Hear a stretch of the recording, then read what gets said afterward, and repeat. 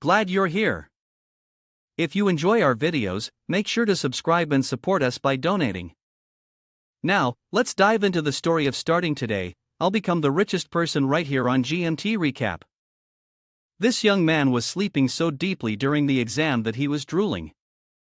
Upon seeing this, the invigilator angrily walked over and slammed the desk. Lin Tian, are you still sleeping? Do you want to be expelled? Why haven't you done any of the questions? Lin Tian groggily woke up. Aren't there still 10 minutes left? Still 10 minutes left? The lecturer's voice sharpened with sarcasm, and then he started scolding loudly. What do you think you can accomplish in 10 minutes? All the students who have failed their exams are the most useless ones among all the students. They don't study hard and don't have any financial support for the school. You all are just a bunch of good-for-nothings. What is this I can finish in 10 minutes? Are the answers outside the window? After hearing this, Lin Tian chuckled. What if I told you that the answers really are outside the window? As soon as Lin Tian finished speaking, the sound of the wind suddenly grew louder outside the window. A helicopter flew past majestically and then stopped right in front of the window where Lin Tian was sitting. The most important thing was that the helicopter was pulling a giant banner, and on it were large letters that seemed to be the answers to the exam. Not only the lecturer but also the other students were left dumbfounded by this scene.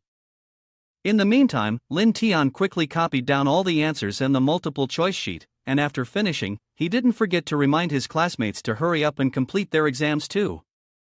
At this moment, everyone suddenly woke up and began to hurriedly copy the answers printed on the banner. Lin Tian stood up, handed in his exam paper, and prepared to leave the classroom. His actions were no different from challenging the invigilator, which made her furious. Everyone stop copying. Anyone caught copying will be considered cheating and will receive a 0. Lin Tian didn't care, and continued walking out, but suddenly, the pilot outside shouted back. Hey, I've followed the instructions. Where's the money? Lin Tian said, oh, then quickly returned to his seat, grabbed the plastic bag he always carried with him, stepped onto the windowsill, gained momentum, and threw the bag toward the plane. It was truly astonishing. This poor student, Lin Tian, had so much money that he could throw it at a dog to kill it, and he had even packed it in a plastic bag. The pilot caught the bag, but a large amount of money was blown away by the strong wind, scattering all over. In the rare spectacle of money falling from the sky, Lin Tian finally walked away for real. Goodbye, teacher, I still need to catch the school bus. If I'm late, I won't get a seat. The lecturer was absolutely furious but couldn't do anything to Lin Tian. She could only watch him leave. After leaving the classroom, Lin Tian stopped for a moment, and in front of him, a simulation window appeared. As expected, this young man, like countless other protagonists, changed his life after accidentally acquiring a system. On the task window, a notification appeared that he had completed the beginner mission. The task content was that, during a retake exam, he had to use any means necessary to spend 150,000 coins in cash. Thus, the shocking scene that just occurred in the fan community happened. The story of how he accidentally obtained a system that allowed him to spend money like water dates back to a week ago. That day, Lin Tian had just received his part-time salary, so he went to the bank to deposit it. However, the money he had earned from working part-time for an entire month was pitifully small, so small that he thought even a thief wouldn't bother to rob it. That's what Lin Tian thought. But unexpectedly, he actually encountered a robbery. A gunshot rang out, shattering the bank's glass doors. The people present at that time, including Lin Tian, had no choice but to obediently sit still, raise their hands over their heads, and submit to the robbers' forceful commands. Lin Tian didn't have much money, so he was feeling pretty bold. He glanced around and, taking advantage of the robbers' lack of attention, stuffed the only 200 coins he had left into the pocket at the back of his pants. However, his actions weren't fast enough, and he still ended up in the sights of one of the robbers. The cold barrel of the gun was pointed directly at Lin Tian's head, making him feel so tense that it was almost hard to breathe. What did you just do? Lin Tian was scared out of his wits, but because he wanted to survive, he still had to act all righteous and argue back, "My ass was itchy, is it not okay to scratch it just now?" He only had those 200 coins left to survive, he couldn't just let them be stolen like that. The robber was infuriated by Lin Tian's attitude just now, and the barrel of the gun was pressed even harder against his head. However, just as the robber was about to take action, a loud scream suddenly rang out, catching everyone's attention. Taking advantage of the fact that the robber was no longer paying attention to him, Lin Tian secretly fled. The scream came from a woman. It turned out that one of the robbers, unable to control himself, saw a beautiful woman and wanted to take advantage of her. Although the woman was in a weak position, she resolutely refused to compromise, and so a tense tug-of-war began between the two, creating chaos in the bank. "Chen Zilin, even if it costs me my life, I won't let a scumbag like you humiliate me," the woman shouted loudly. Lin Tian seized the opportunity, quickly pressed the alarm button, and sneaked out through the door. He had originally planned to escape alone, but when he heard the woman's voice, he realized it was his teacher, Ms. Chen, who taught his class. So, when the robber was about to act again, Lin Tian couldn't hold himself back and stopped. "Let her go," Lin Tian said. "If you want to do something, do it to me." It was hard to say what came over Lin Tian at that moment, but the fact was that he had become the target of the robbers. The boss of the group, the one who had pressed the gun to Lin Tian's head, saw him sneaking out and opening the door, and he was furious. He raised his gun again. "Whatever you have to say it slowly," he shouted. "Shouting and threatening like this isn't good." Lin Tian seemed to have lost all fear, responding defiantly to the robber. He had a strong belief that the robbers, here to steal, would be very reluctant to harm anyone. But life is not as it seems. In response to Lin Tian's words, there was a sharp gunshot. He widened his eyes as the bullet shot towards him. It was 4 p.m., and the bullet pierced through his body. His mind went blank and stunned. He couldn't believe it, nor did he think he would die like this. Even though he was poor, Lin Tian still loved life dearly. At least he still had 200 coins that he had painstakingly saved up, and he hadn't spent them yet, so how could he die peacefully without using them? At that moment, the system appeared and issued the first task for Lin Tian, to spend 1 million coins within 3 minutes. The reward for completing the task was immortality and the ability to control the system that spent money. Lin Tian had thought that the simulation window in front of him was just a hallucination of someone about to die, but then the strange events really began to unfold. Lin Tian opened his eyes again, and in front of him stood the robber, with the muzzle of a gun pointing at his forehead. He glanced at the clock, it was 3:57 p.m. So, he had really gone back 3 minutes in time. That thing just now wasn't an illusion.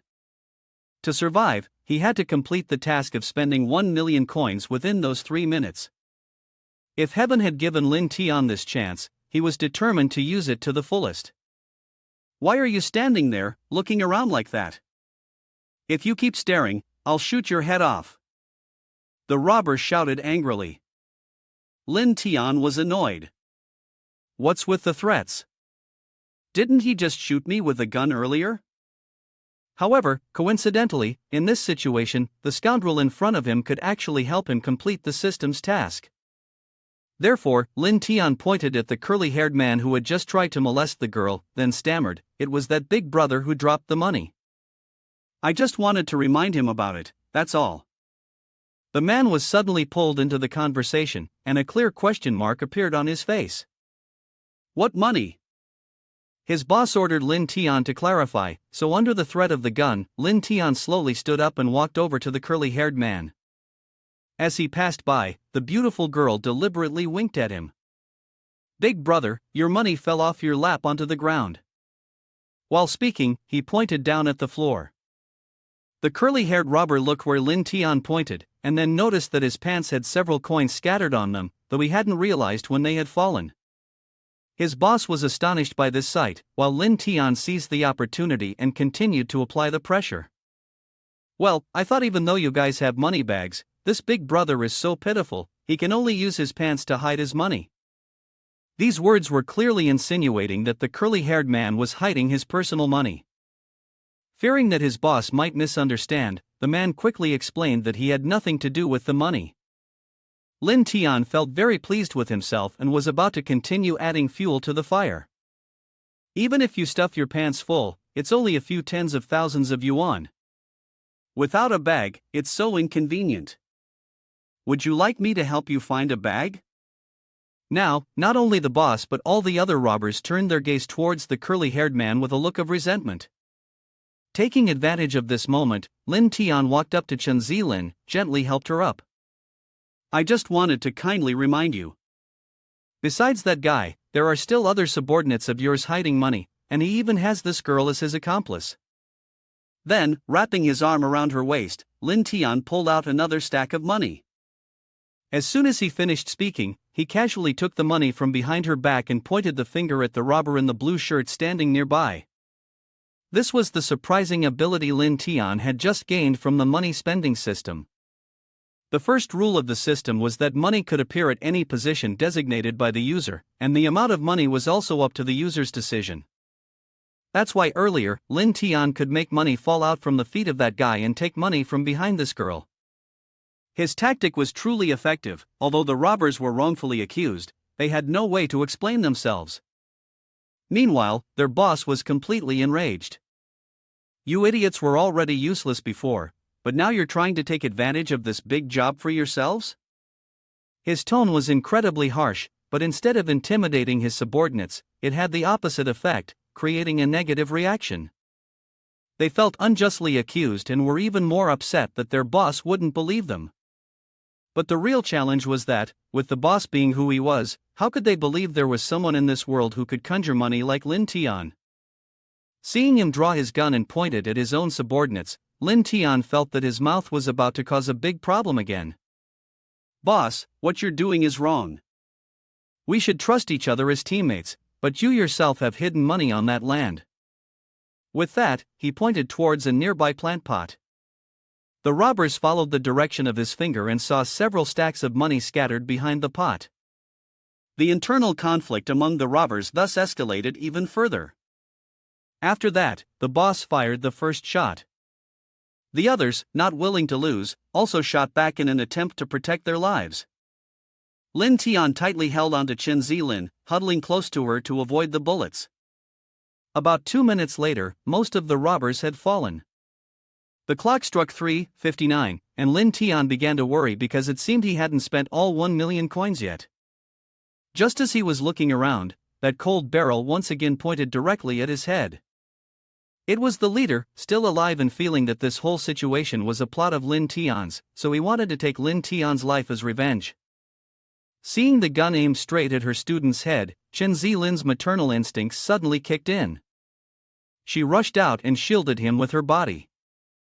Chen Zilin took a deep breath, feeling that her career as a teacher had been worthwhile, and sacrificing herself to shield her student from bullets was something she could consider heroic.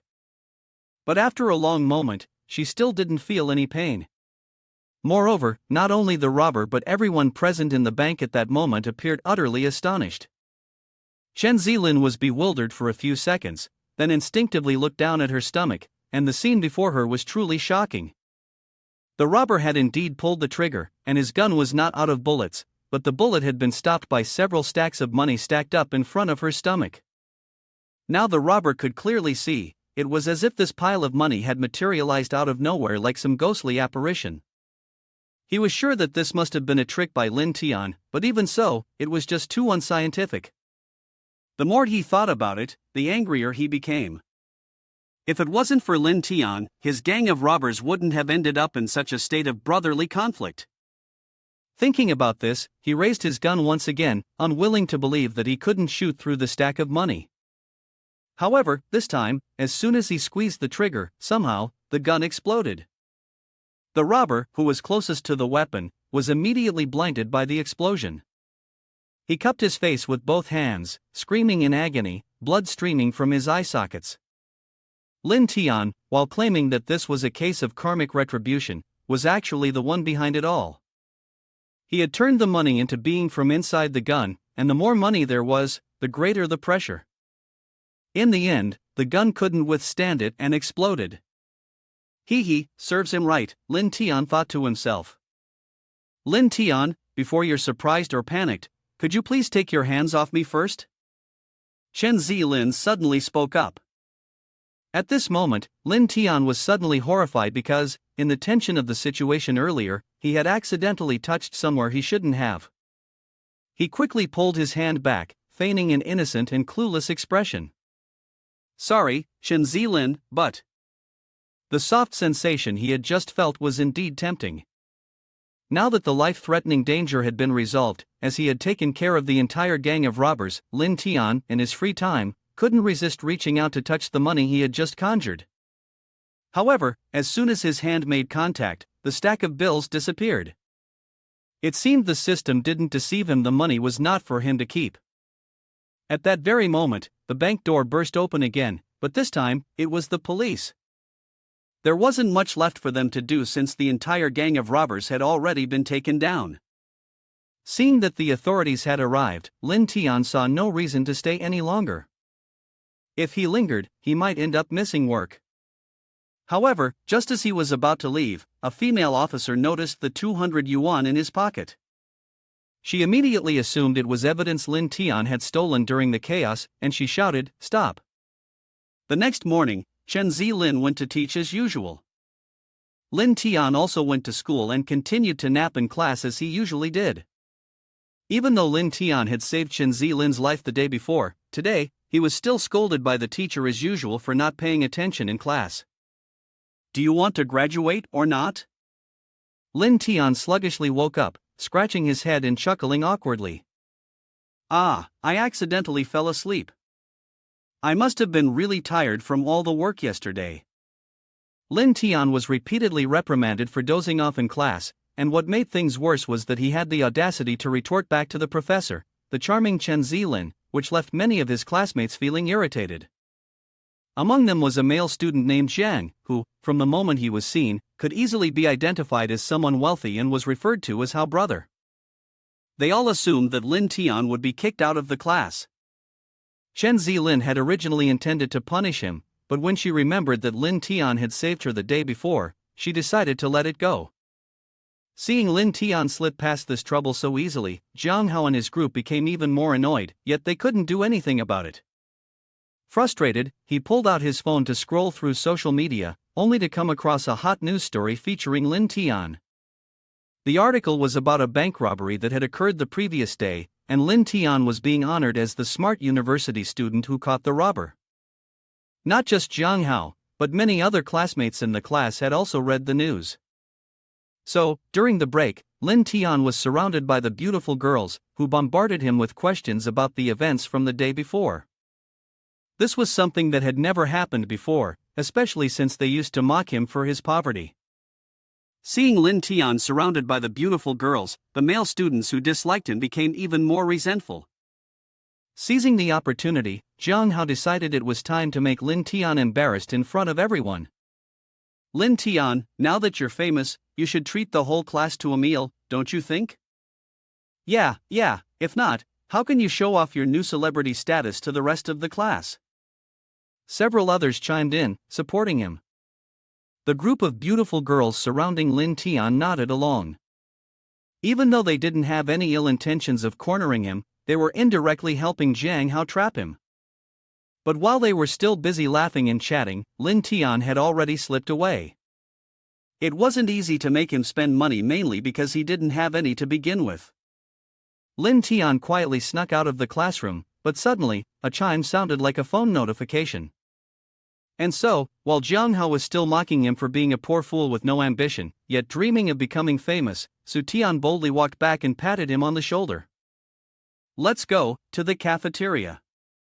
Today, I'm treating the whole class to lunch. What? Cafeteria food?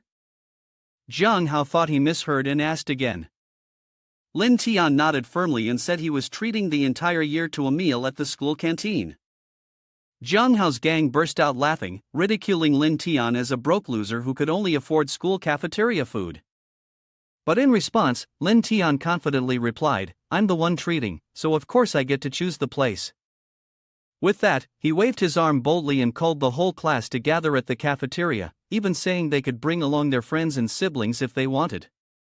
After that news report, Lin Tian had already won over the girls in the class. Now, seeing his generous demeanor, the pretty girls eagerly rallied around him. Cafeteria food isn't bad. I've been wanting to try the stir-fried watermelon rind with mango there for ages. Cafeteria food might not be as good as a restaurant's, but at least it filled them up, they all chimed in.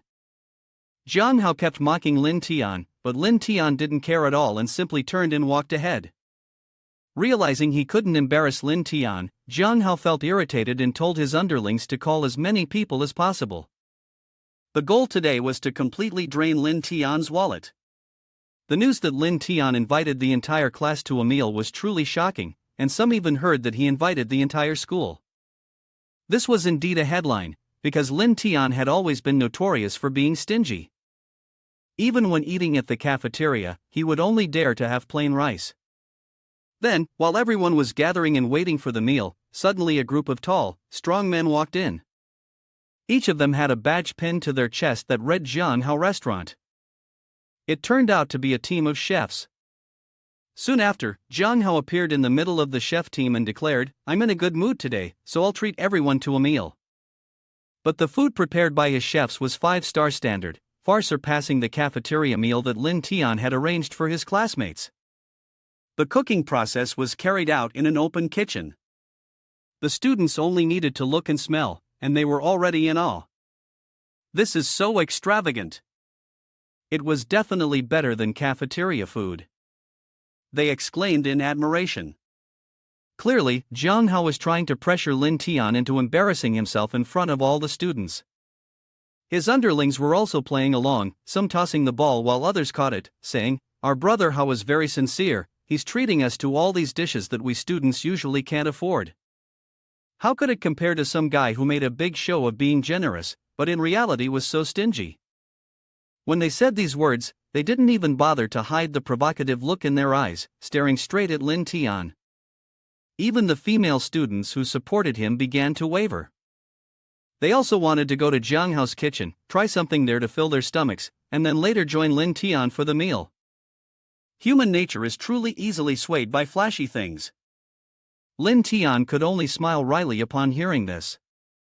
Times like these, spending money isn't easy either. Just at that moment, his phone rang. "Sorry, Lin brother, the wind is really strong today." The voice on the other end was intermittently cut off. After receiving the call, Lin Tian finally breathed a sigh of relief. "Although it's a bit late, it's good that you guys are here." Seeing his expression as he answered the phone, Jiang Hao and the others couldn't help but stare in curiosity. And soon, the answer to their question came when several hot air balloons suddenly appeared in the sky. When the balloons landed, the students could clearly see that they were carrying cabins full of food, accompanied by a few chefs who, at first glance, were clearly very professional. The crowd couldn't stop marveling at the impressive scale of the event. They assumed that Jiang Hao was going all out today, and since he feared that just one food truck wouldn't be enough, he must have asked for more supplies to be brought here. Even Jiang Hao's subordinates thought that this was his doing. Of course, Jiang Hao hadn't done this, but seeing his second-in-command shouting enthusiastically, claiming that Jiang Hao was treating guests today, he just assumed that it was his subordinate's secret work. "Not bad, I'll have to promote him to manager soon," Jiang Hao thought to himself, then casually made his way over to the beautiful blonde who had just jumped out of the hot air balloon. He reached out his hand to greet her, but was coldly brushed off by the beauty. She and the other chefs gave Jiang Hao no face at all and went straight to Lin Tian. "It's been a while, hasn't it? I've already said that money's not an issue, at most I'll pay double," Lin Tian began to grumble. The blonde beauty, who had been utterly cold towards Jiang Hao just a moment ago, now bowed respectfully in front of Lin Tian and apologized for making him wait. She introduced herself as Silly, the butler assigned to him this time. Lin Tian didn't bother with them and just urged them to hurry up and prepare the food. After all, not only his classmates but even he himself was starving. The situation took an unexpected turn. The professional team of chefs, and even the butler, weren't sent by Jiang Hao.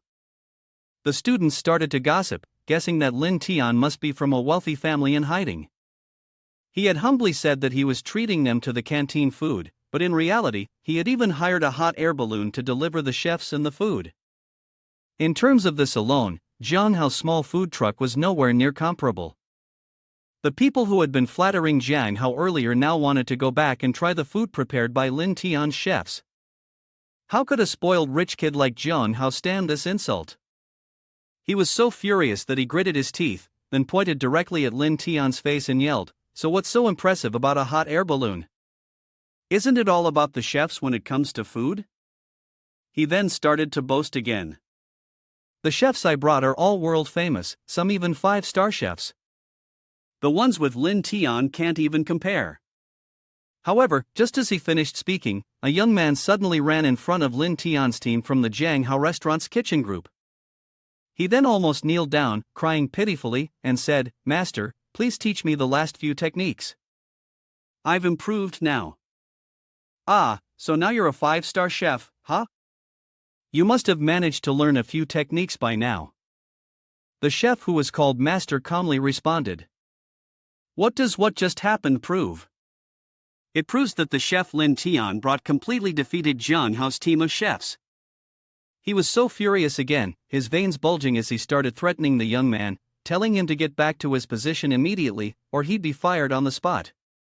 But the young man clung to his master, saying that even if he were fired, it would be fine as long as he could learn from him. The crowd started to stir, eagerly watching the drama, which only made Jiang Hao feel even more embarrassed. Lin Tian, on the other hand, was secretly delighted, but he was just trying to maintain a calm demeanor. "What was that noise? It's too loud, I'm getting a little hungry." Once the young master spoke, the hired staff, like them, dared not make a sound. They immediately got back to their tasks. And so, in this battle, Jiang Hao was utterly defeated. Looking at Lin Tian leisurely sitting with his legs crossed in the dining room, waiting for the dishes to be served, Jiang Hao gritted his teeth in frustration. The first dish brought out was a high-end salad. But even though Lin Tian had money now, he still kept his old habits. He just wanted to eat plain rice. When the salad was placed on the table, Jiang Hao couldn't help but let out a mocking laugh, saying that it was nothing more than some wilted vegetables. However, the female student accompanying Lin Tian, after taking the first bite, couldn't help but display an extremely exaggerated expression. "This salad is so delicious." Lin Tian looked at her, seemingly unfazed, but no matter how good the vegetables were, they were still just vegetables. Curious, he picked up a piece to try. Before the food even reached his mouth, Silly quickly introduced, "This is no ordinary vegetable. Although it looks like a vegetable, it's actually made from mushrooms. The stem of the vegetable is a type of black mushroom that costs 11 million per kilogram. The leaves are made from a very expensive white mushroom, and the veins are made from hasma. Each piece of this vegetable, although small, is worth up to 30,000 coins." Lin Tian put a piece in his mouth, chewed it thoroughly, and then nodded, commenting, "Not bad, definitely better than the cafeteria food." Though his words were a genuine compliment, they struck a serious blow to the two chefs. They are world-class chefs, and they made a piece of vegetable worth 30,000 coins, and you only say it's better than cafeteria food? What was more frustrating was how calm Lin Tian appeared. His demeanor led the classmates to speculate that Lin Tian must indeed be a rich young master, accustomed to luxurious delicacies, which was why he preferred the cafeteria food over this. Soon enough, all the dishes were served. Everyone had their portion. First came a soup made using a special technique to blanch the vegetable. Then there was a stir-fry made from rare white asparagus and mangalica pork. After that, a tomato scrambled egg dish was served with rice, but it was actually made with a special variety of honey tomatoes and basa fish belly meat. These dishes, at first glance, seemed ordinary, like canteen food, but anyone who tried them had to admit they were incredibly delicious, even better than some of the dishes at Jiang Hao's place. A few people couldn't help but exclaim after finishing their meal, "I think the title of young master Jiang Hao is just a joke. He's not nearly as impressive as Lin Tian." Exactly, Lin Tian is the real rich young master. Every word felt like an arrow piercing into Jiang Hao's pride, leaving him severely hurt. Could it be that Lin Tian is really hiding his wealth? Am I really going to lose like this? He muttered to himself. After the meal, Silly even specially served Lin Tian a type of water sourced from a snow mountain spring, then handed him a card, saying it was the leftover money from the meal and they wanted to return it. But when Lin Tian heard this, his response was extremely sharp. He slammed his hand on the table, stood up abruptly. Return it? I've never asked for my money back. Don't return it, just consider it a tip. Lin Tian had never had money before, but after getting used to this money spending system, he had learned a bit of the flair of the rich. His reaction left his classmates stunned. But the real reason Lin Tian reacted so strongly was that if Silly insisted on returning the money, his task would never be completed. After finishing this money spending task, Lin Tian received a reward in the form of an enhanced lottery machine. Before he could even finish reading the notification, the enhancement lottery process had already begun. Lin Tian only hoped it wouldn't automatically enhance useless parts like the appendix. But fortunately, the organ that was enhanced was his eyes. After the lottery process was over, Lin Tian was extremely excited to discover that he had the ability to see through things. Whether it was Silly or any of the other girls standing in front of him, they now looked as if they were wearing bikinis. Being able to enjoy a poolside view right in the school cafeteria like this, Lin Tian almost couldn't stop himself from laughing, grinning from ear to ear. The system really didn't treat him badly. Living like this was something he wouldn't regret in his lifetime. At the same time, the female police officer who had been present at the scene of the bank robbery yesterday had arrived at Lin Tian's school. Although the case was already closed, she still felt that something was off, so she decided to come here to meet him. Once at the school, the officer saw a group of male students, each of whom had tied a plastic bag around their waistbands. This eccentric style seemed familiar to her, so she called them over. Wait a minute, you guys. Officer. No, I mean, miss. Is there something wrong? Being a woman, she was sensitive about her age. This officer had just graduated and, upon hearing the students, who were only a few years younger than her, call her miss, she immediately puffed up with indignation. Miss? Miss, my foot. I'm Zhou Weiwei, at least you should call me sister. Putting that aside, Zhou Weiwei asked them about the strange fashion trend of the plastic bags tied around their pants. One of the students quickly responded that this trend was very popular in their school, led by young Master Lin. Today, young Master Lin treated them to a meal, one that they would never forget. Zhou Weiwei pondered. Though both had the surname Lin, the title young Master Lin seemed to suggest he came from a wealthy or influential family, so she couldn't possibly connect him to Lin Tian. That was until she saw Lin Tian in the middle of the schoolyard, surrounded by a group of girls, yet his expression was completely indifferent. The reason Lin Tian appeared so indifferent to the beautiful girls was that the system had just sent him a new notification. He had completed 3 tasks, the bank robbery, treating them to a meal, and cheating in an exam. Afterward, the system suddenly announced that his study phase was over. It was now time for him to select a new task. There were various levels of difficulty with rewards ranging from low to high. However, of course, if he failed the task, there would be penalties, and the higher the difficulty, the harsher the punishment. Lin Tian was now troubled, trying to weigh the difficulty of the task. The girls surrounding him were like little spider demons, relentlessly clinging to him. Some were even bold enough to openly flirt. Young Master Lin, tonight, I'll be the only one in my dorm room. Zhou Weiwei felt a shiver run through her. Could young Master Lin and Lin Tian be the same person? This was impossible. According to her investigation, Lin Tian was extremely poor, working part-time while attending school. Moreover, the way he looked, nothing about him resembled someone with wealth. A thought flashed through Zhou Weiwei's mind: could Lin Tian have gotten rich after the bank robbery? This hypothesis only strengthened her suspicion that he was connected to the gang of robbers she had encountered. Therefore, Zhou Weiwei immediately chased after him, requesting that Lin Tian accompany her to the station for cooperation. At that moment, he was still focused on selecting the difficulty level of the mission, so he didn't realize that Zhou Weiwei was calling out to him. Originally, not knowing what the penalty for failure would be, Lin Tian had planned to choose the easiest difficulty. But just then, Zhou Weiwei suddenly grabbed him, causing Lin Tian to accidentally select a higher difficulty. Great, this is bad, he sighed deeply. Yeah, you're really in trouble now. I need you to come with me to the station, Zhou Weiwei said. Only then did Lin Tian notice that Zhou Weiwei was standing right in front of him. However, he didn't have time to go with her because, right after selecting the difficulty, the system immediately issued the mission.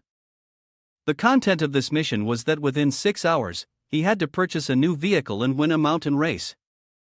The reward was a high-end spinner, and the penalty for failure was that Lin Tian would lose his ability to speak. This punishment was indeed very severe. Lin Tian thought over and over again, and he still felt that he absolutely could not lose his ability to speak. It was now 2 p.m., so he had to buy the car before 8 p.m. With that thought, Lin Tian became incredibly excited. That much time should be enough, and now no one could stop him from spending money. However, while still running, Lin Tian suddenly felt as if his body had become weightless, as if he were flying. When he regained his composure, he found himself flat on his back on the ground, with Zhou Weiwei having tackled him. But it seemed that this officer, being newly graduated, wasn't very professional yet.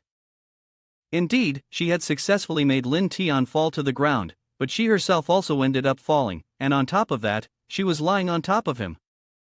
Lin Tian felt a sharp pain all over his body and for the moment could not think about the task of buying the car. Meanwhile, Zhou Weiwei quickly got up, adjusted her clothes, and took out handcuffs to firmly secure Lin Tian's hands. She declared, "You are temporarily under arrest for the crimes of hooliganism, assaulting a police officer, and disturbing public security." This police officer might not be very reasonable, but she held authority. Lin Tian knew there was no way to argue, so he had no choice but to obediently follow Zhou Weiwei to the station. At the police station, Zhou Weiwei seriously pressed him for information. However, no matter how she asked, Lin Tian only responded that she was misunderstanding the situation. Zhou Weiwei was extremely stubborn, she only wanted to hear the answer she desired, so she was willing to stay in the interrogation room with Lin Tian all day. "Zhou sister, could you let me go? Otherwise, my mouth will really end up getting sewn shut." Lin Tian honestly pleaded, but Zhou Weiwei of course refused. It wasn't until she received a phone call from her superior, informing her that Lin Tian had someone who came to bail him out, and that he could be released. The person who came to bail him out was Silly, who held the dual roles of lawyer and butler. Despite Zhou Weiwei's frustration, she had no way of keeping Lin Tian at the station any longer. After being released, Lin Tian immediately ran as fast as he could to the nearby shopping mall. But by now, it was already 6 p.m., and all the car dealerships had closed for the day. Lin Tian was in utter despair. Was he really supposed to just wait until 8 o'clock to face the punishment of becoming mute? It was because of this that, in a daze while crossing the street, he almost got hit by a bus. The driver abruptly stopped, opened the door, and began loudly cursing. "You almost got hit. Are you trying to die?" Lin Tian froze for a few seconds, then broke into a bright smile and gave the driver a thumbs up. "Thank you, driver." After saying that, he quickly ran off, leaving the driver utterly puzzled. That's right, Lin Tian has figured out a way to solve his transportation problem. He stood proudly, slapping his hand on the large vehicle behind him, and said with pride, "From now on, I have my own bus. No more squeezing onto public buses. From this point on, call me Lin Tian, Su Tian." Su Tian smiled happily, reading the message displayed on his phone. The first phase of the task was completed. In an instant, his expression turned blank. The second phase of the task was to use the bus he just bought at Luojia Mountain to race and win, with the start time set for exactly 12:00. Su Tian was stunned, his face changing color. He was about to race with a bus? This was going to be a disaster. He hugged his head with both hands and screamed, "I don't even have a driver's license." A girl approached from behind Su Tian, crying as she spoke, "I have 2 eyes." Su Tian, with his eyes sparkling, turned around and looked at her as if he had found a savior. He sobbed, his hands grasping at Silly's legs. "You're here. Help me." Her eyes narrowed, looking uncomfortable. "This, young Master Su, don't take advantage of the opportunity to hug me." His foot stepped onto a step. Su Tian turned his head, the piece of paper stuffed into his nose as a result of mistakenly stepping on it. He spoke seriously, "It's getting late, no more small talk, let's get going." The road was filled with cars, and someone from below raised their voice, "I just fixed my car yesterday, with nitrous for acceleration, today I won't let you beat me." Jiang Hao crossed his arms, leaning against the car, sneering, "Your broken down car can't even be worthy of sniffing the exhaust from mine." One person, unable to hold back, provocatively spoke up, "Isn't this our Jiang Hao, young Master Jiang? I heard a few days ago you invited someone out for a meal, but they didn't accept." Jiang Hao gritted his teeth in anger, grabbing the man's collar, "You." Shui Chang, one hand on her hip, her face hidden under a mask, ordered, "Everyone, shut up." The crowd immediately fell silent. She was the racing goddess, driving the pure white face Shui, a legendary figure. In the face of her beauty, even Jiang Hao was momentarily mesmerized. Shui Qing gently moved onto the road, saying, "Stop with the nonsense." Then, with her luxury car, she coldly stated, "Let's race." Jiang Hao smirked, contemplating.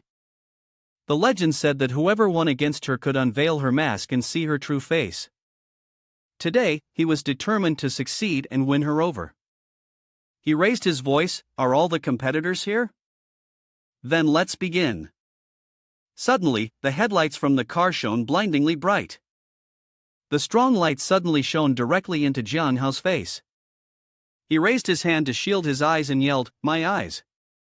From his new bus, Su Tian leaned out and waved, "And there's me, save a spot for me." The sight of several luxury cars parked next to an old bus was somewhat indescribable.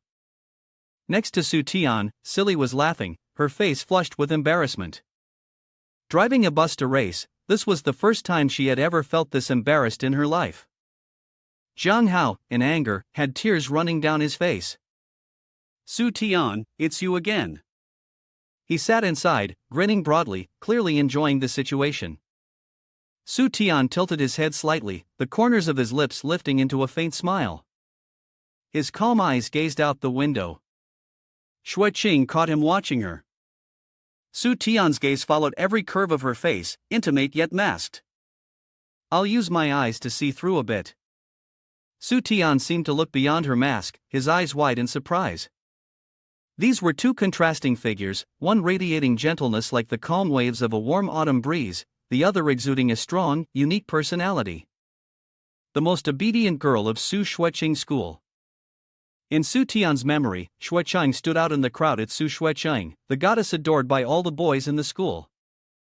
She possessed an alluring figure, a privileged family background, outstanding looks, and a striking physique.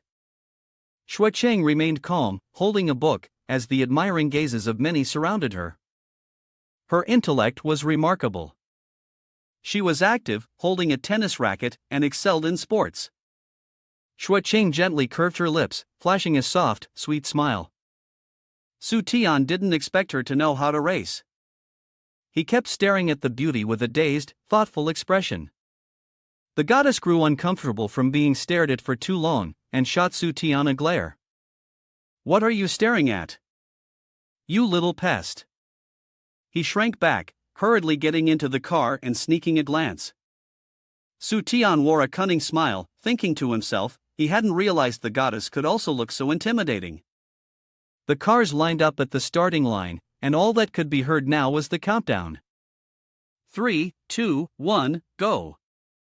A series of cars shot off the line at high speeds, their drivers steady and composed. But Su Tian's bus seemed to stand out among the crowd. Jiang Hao gritted his teeth, throwing a glare at him. Su Tian casually placed his hand behind his head, sitting comfortably and observing. One hand poked out from the window, as if to taunt. "Su Tian, this time I'll crush you underfoot." At this moment, his car was level with Su Shuiqing's race car, both of them still waiting to start. Su Tian leaned out of the car to look at the beautiful woman, wondering why she hadn't moved yet. Shuichang lay back elegantly, her eyes closed. I've made arrangements with the referee. I'll start 5 minutes later, or else they'll say I'm bullying you. Su Tian responded absently. Then I'll wait with you. She sat up and looked over at him. Hey, the entry fee was 500,000. You're just going to lose like this? He propped his chin up with one hand and glanced away, his thoughts distant. 50,000 for a bit of effort, let's keep it modest. Su Tian sighed and thought, after all, this money came from the system. I can't spend it recklessly. He raised the pink pig-shaped watch in his hand, hesitating as he confidently said something, then added, 500,000 isn't cabbage, who wins or loses is still unknown. Shuicheng responded, the bus hasn't been repaired yet, do you really think you'll win? Su Tian gave a bold smile, his hand placed on his chest. I have my tricks, Su Tian, I'm not someone who goes down easy. She frowned, feeling tense as she thought to herself, Su Tian, could it be the person who recently appeared at school? Her hand moved, and her foot pressed the gas pedal. I, on the contrary, want to see how you'll win. Su Shuicheng's racing car sped off. Su Tian pointed eagerly and spoke, the plan begins. He took out his phone from a compartment. The first step was also the most important one. Suddenly, the sound of a landline phone ringing loudly from the other side echoed, and a hand reached to pick up the receiver. Hello. The phone was pressed to his ear, and the corner of his mouth slowly curled into a satisfied smile, a gleam of amusement in his eyes. He thought to himself, good, the plan is about to succeed. Su Tian took a deep breath, then suddenly shouted loudly, police, there are people gathering for a street race at Luojia Mountain. On Jiang Hao's side, he skillfully made a sharp turn, creating the sound of friction between the road and the tires. Looking in the rearview mirror, no one was tailing him. Jiang Hao held the steering wheel confidently, smiling smugly. Where has Su Tian been thrown to? Got it, his face darkened, and his eyes glinted with a cold, furious light. Once I win the race, I'll definitely teach that brat a lesson. The car suddenly swerved, its wheels going out of control. Jiang Hao became frantic, gripping the steering wheel tightly in an attempt to regain control. Ahead of him, sharp spikes loomed, ready to puncture the tires. He yelled out, damn it, who's the blind idiot trying to sabotage me? The police officers, who had been called by Su Tian, were flashing their lights everywhere, as though searching for something. Wei Wei sternly pointed her finger and declared, sabotage. You've committed public endangerment, altered the vehicle's structure, and engaged in illegal gambling. I'm taking you into custody right now. Jiang Hao leaned back in his seat. Just when he was enjoying a thrilling race, the police suddenly grabbed him by the neck. Wei Wei's eyes shifted toward the other cars. Her brows furrowed, wondering who had called the police so eagerly. When they met again in the future, she'd have to thank them. Su Tian's bus was still moving leisurely and steadily.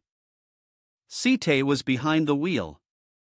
Young master, there's a relatively hidden road we can take to bypass this. Should we go that way? Su Tian lazily placed his hand behind his head to rest. I've already reported to the police to block off the nearest route. The others will take the longer paths. That gives us the chance to win. She was astonished. You mean, we're going straight through the BOT station? He yawned widely. You'll see when we get there. At this moment, while Jiang Hao's group was being scolded by Wei for their illegal actions, Su Tian's car was nearing her. Unexpectedly, she was bumped in the back, the car screeching loudly, and the fabric of her dress tore, creating a distinct sound. Wei Wei's face turned bright red, and she covered the tear in the fabric on her backside with both hands. Who is that? He casually opened the car window, looking on with a teasing expression. Isn't that Zhou Wei Wei? She was furious, yet her cheeks remained flushed. Su Tian, you're also in the race, aren't you? He smirked slightly, his gaze carrying a hint of mockery. What race? Zhou Wei Wei? Who would drive a bus to a race? Are you really that dumb? Su Tian flashed a brilliant smile and held up a ticket. I'm just taking the last bus home. Miss Wei, could you please clear the way? Wei Wei placed her hand on her chin, pondering for a moment. True, how could a bus possibly race? And just like that, she was successfully tricked as the bus sped off. Wei Wei suddenly stopped, her eyes wide open as if a flash of realization struck her. Wait a minute, there's no bus route to Luojia Mountain. She was furious upon realizing she had been deceived, watching the bus zoom away, and shouted loudly. Hold on, you need to pay for my dress. Silly, who was driving, kept his eyes focused on the road. Young master, we're in the lead now, the next stage is just ahead. Suddenly, the other race cars caught up, overtaking them in unison. Shui Chang surged ahead, glancing back. Why is Su Tian in the lead? A sudden realization dawned on her.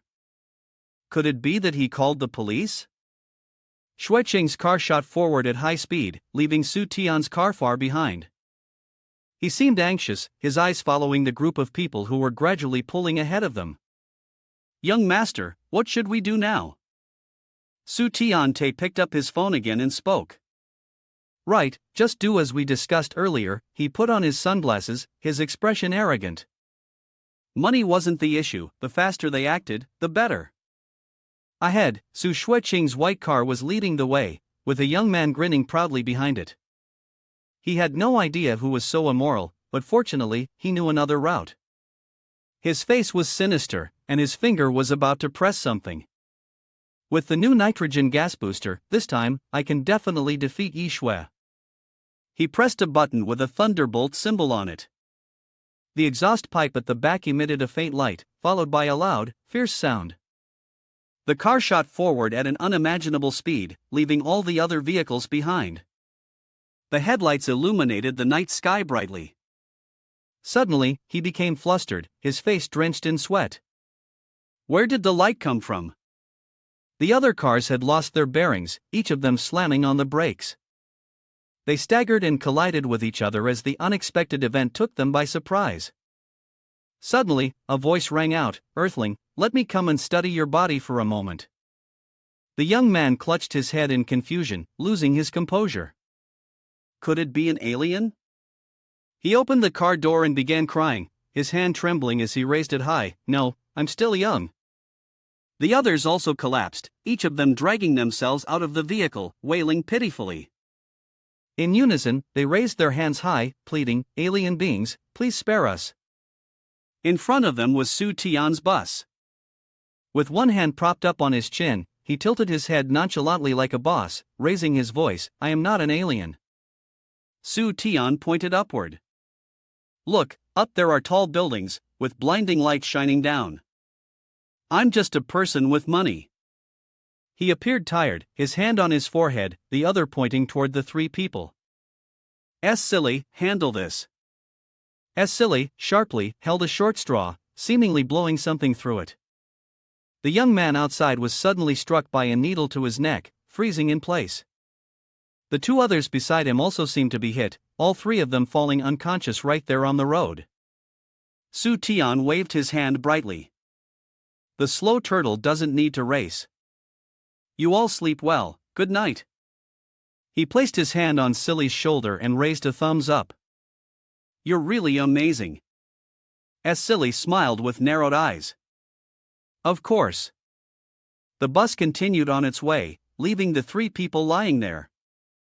At the spot where Su Shuiqing's car was parked, she silently observed the situation for a moment. Shuiqing wore dark glasses, looking mysterious. As expected, Su Tian had a backup plan. She pressed the red button in the car, clearly intending to accelerate ahead of schedule. The rear frame of the car lifted up, and without hesitation, Shuiqing floored the gas pedal, releasing nitrogen to boost acceleration. The tires gripped the road tightly, sparking as it sped away, seemingly infused with immense power. Su Tian, you won't be able to beat me.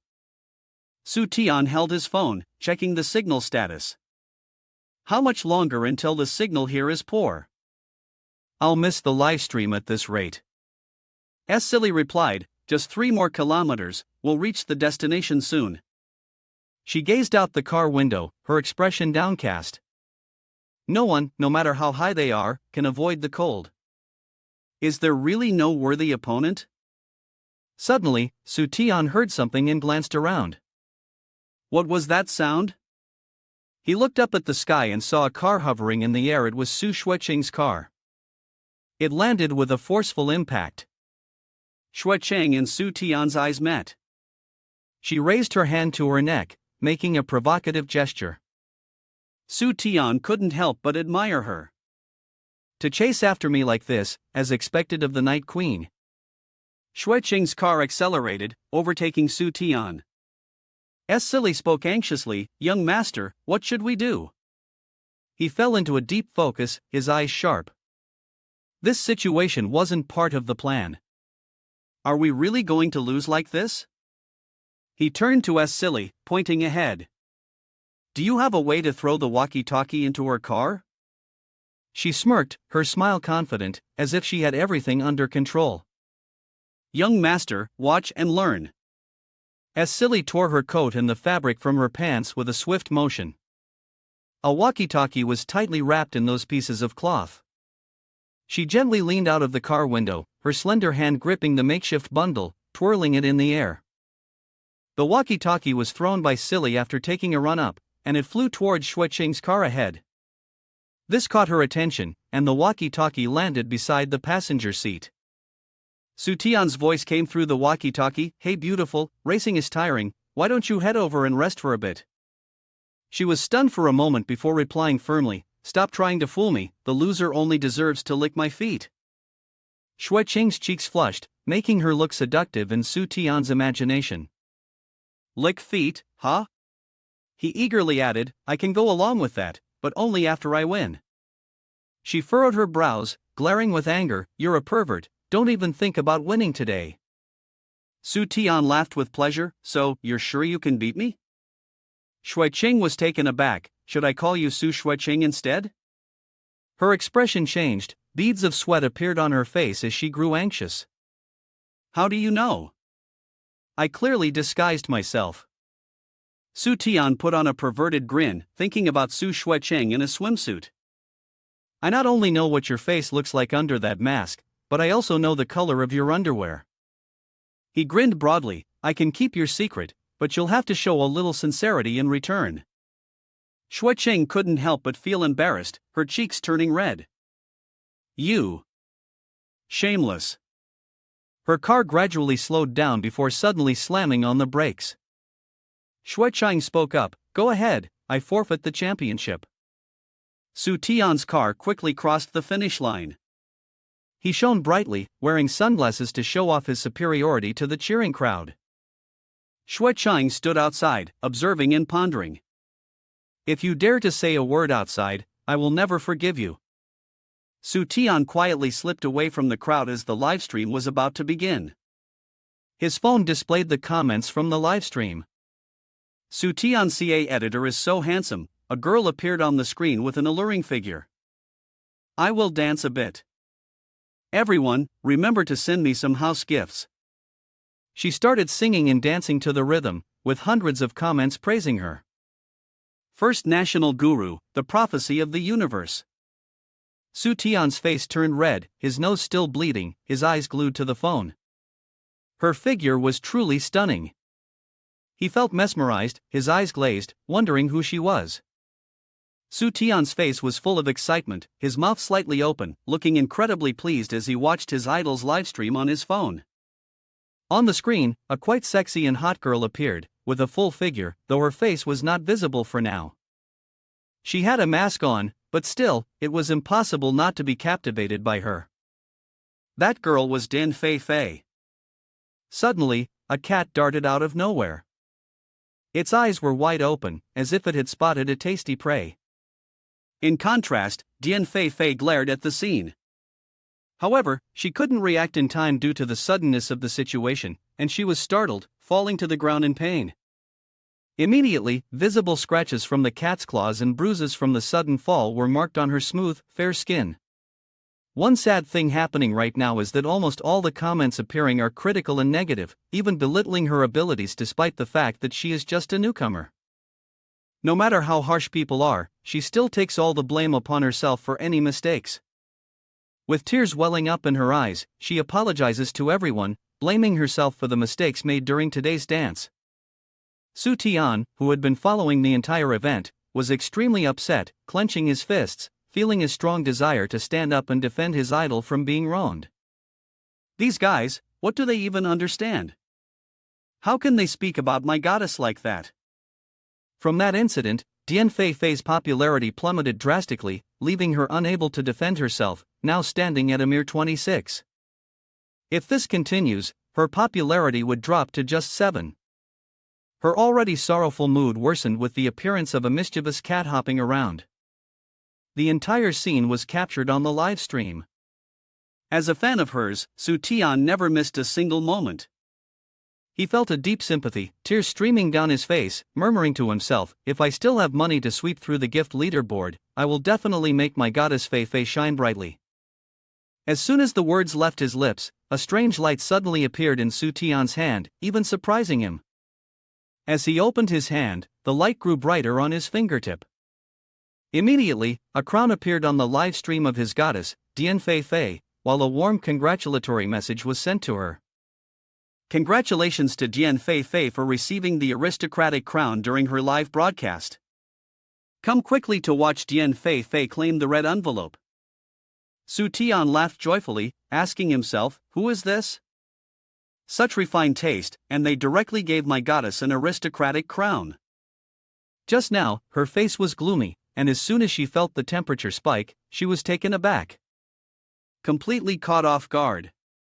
The current temperature was 2.6 million, but it didn't stop there, the number continued to rise over time.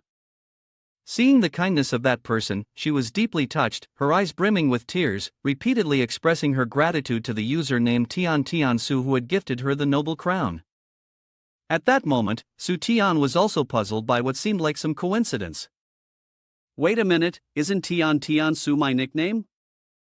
Not long after having this question, a notification appeared on his phone screen. Curious, Su Tian tapped on it and read each message carefully. Congratulations to the user Tian Su for becoming the Dian Fei Fei Noble Crown holder. Your red envelope gift has been sent successfully, please continue supporting your favorite livestream. Afterward, the screen displayed a ranking list, probably for today's viewers. The person ranked first was none other than the one with the nickname Tian Su, who had not only watched for a long time but most likely made a huge donation. He sighed, covering his face, "This taste is extraordinary, handsome, rich, and it's me." Su Tian furrowed his brows, surprised. After thinking it through, it didn't seem too unreasonable. Right, I haven't checked the rewards for the car race yet. To be sure about the matter, Su Tian immediately checked the system's information. This reward. Could it be the gift-making machine? Scrolling to the bottom, he found the phrase Golden Finger Reward. It seemed like this was exactly what he had been looking for right now. Golden Finger Reward is a gift that you are granted, limited to one-time use, virtual currency, with no quantity limit, and can be freely used on any website. Su Tian seemed rather indifferent to this reward. He expressed his dissatisfaction openly, simply pointing at the screen, carefully reading every word, then sighing. Limited quantity, I feel like I'm at a big disadvantage. By the early morning the next day, light streamed into the school building where Su Tian studied. He walked into the classroom, yawning. Suddenly, Su Tian snapped awake when he saw a girl with long, slender legs and a wound covered with a bandage. Perhaps it was because he felt the coincidence, as his idol had also had a similar injury in that same spot the day before. Su Tian reflected on it and immediately thought about the issue. Could it be Dian Fei Fei, the goddess? He kept staring at her without taking his eyes off for a moment. Then, the girl turned toward him and smiled brightly. Su Tian's assumption seemed to be wrong. He was surprised to find that the person was actually Su Xuechang. Su Tian sighed in extreme disappointment, shaking his head unhappily. He showed a blunt attitude without hesitation, feeling it was a waste of time to be happy for a moment, as her figure and shape were completely unsuitable. However, Xuecheng still smiled warmly and gently. She shyly responded, "So Donshue, you finally came. You've kept me waiting for so long." Su Tian dismissed her coldly, even brushing it off as if no one had hired her to do such pointless things. Waiting for me to do what? Aren't we strangers? Xuecheng displayed an expression full of innocence. How could you say such a thing? However, despite the words, in her heart, Xuecheng showed no respect, and her expression immediately changed 180 degrees.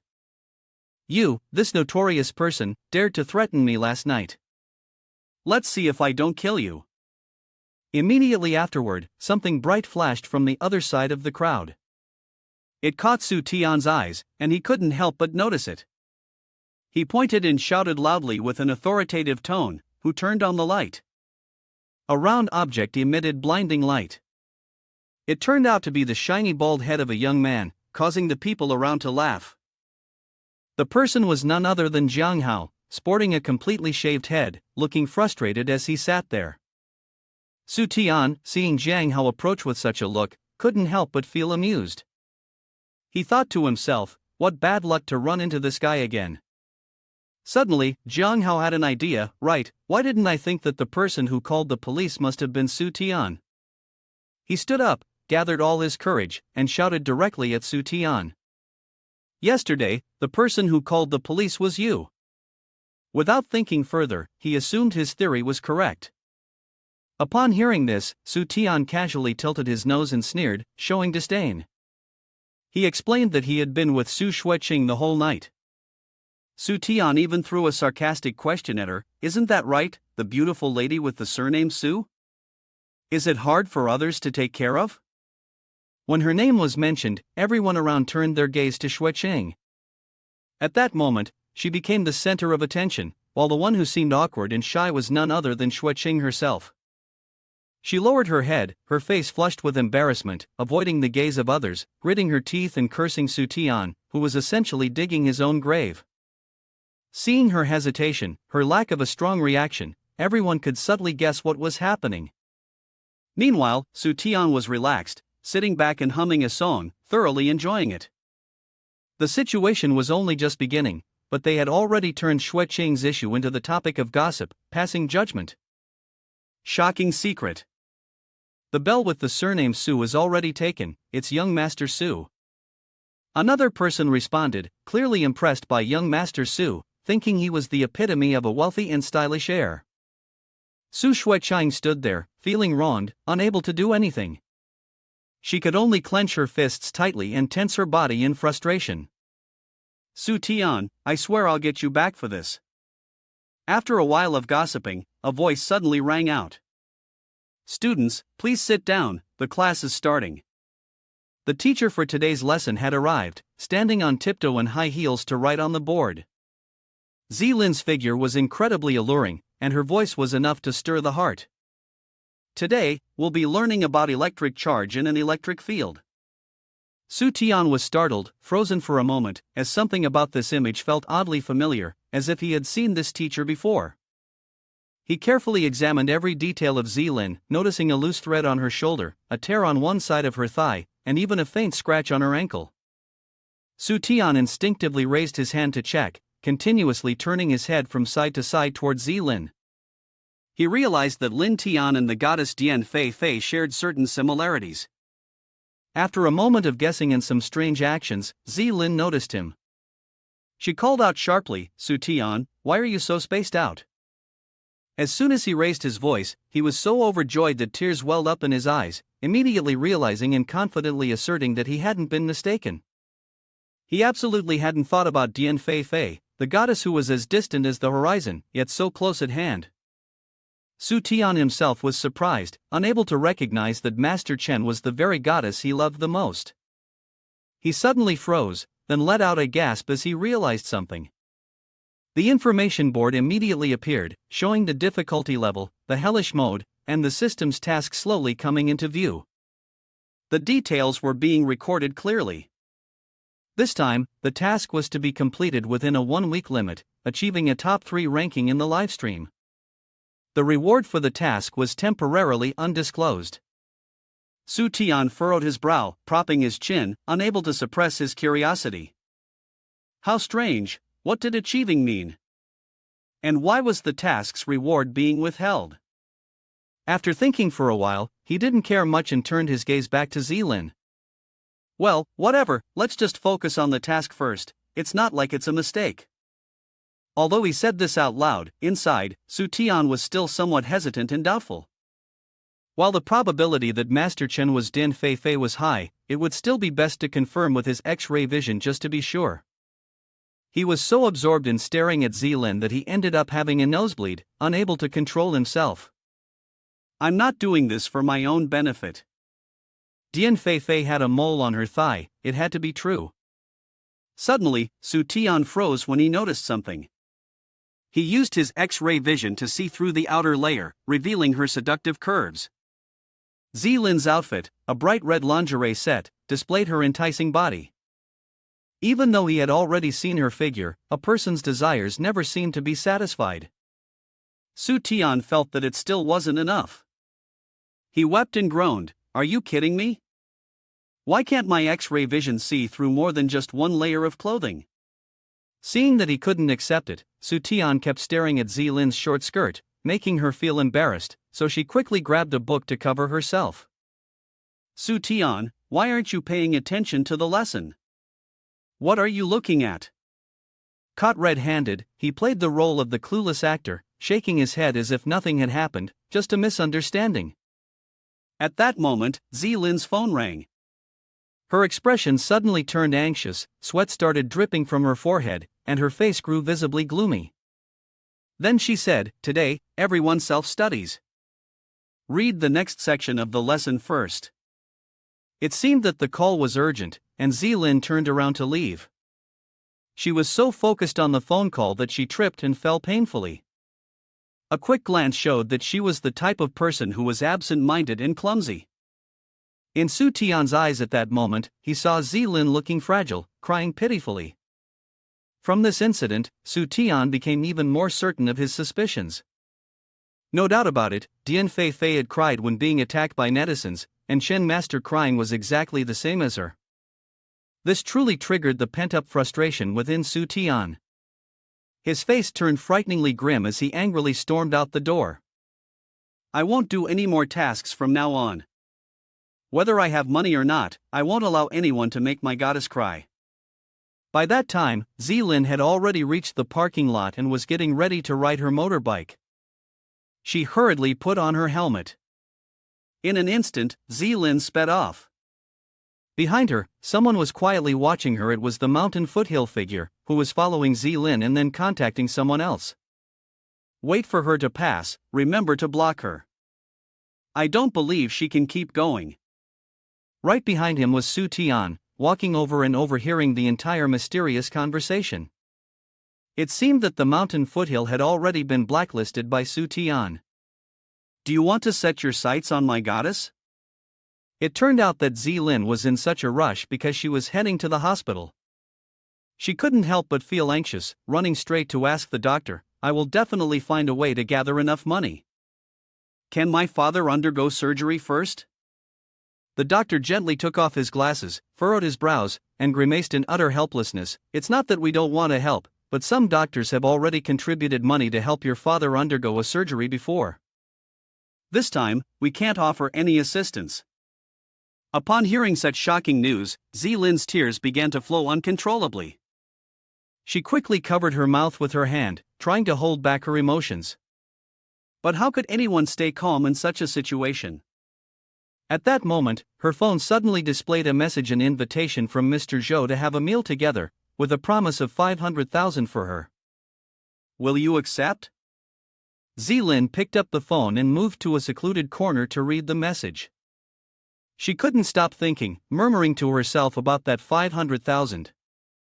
As Zilin was leaving the hospital, she spotted the mountain foothill man and his lackeys.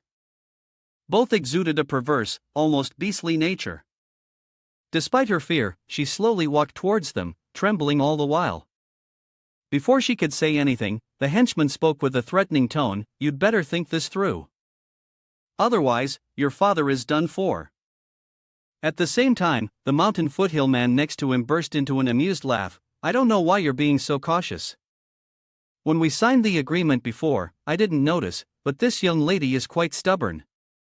He stepped closer, lifting Zilin's chin to get a closer look at her delicate face. A beautiful figure like hers was truly a pity.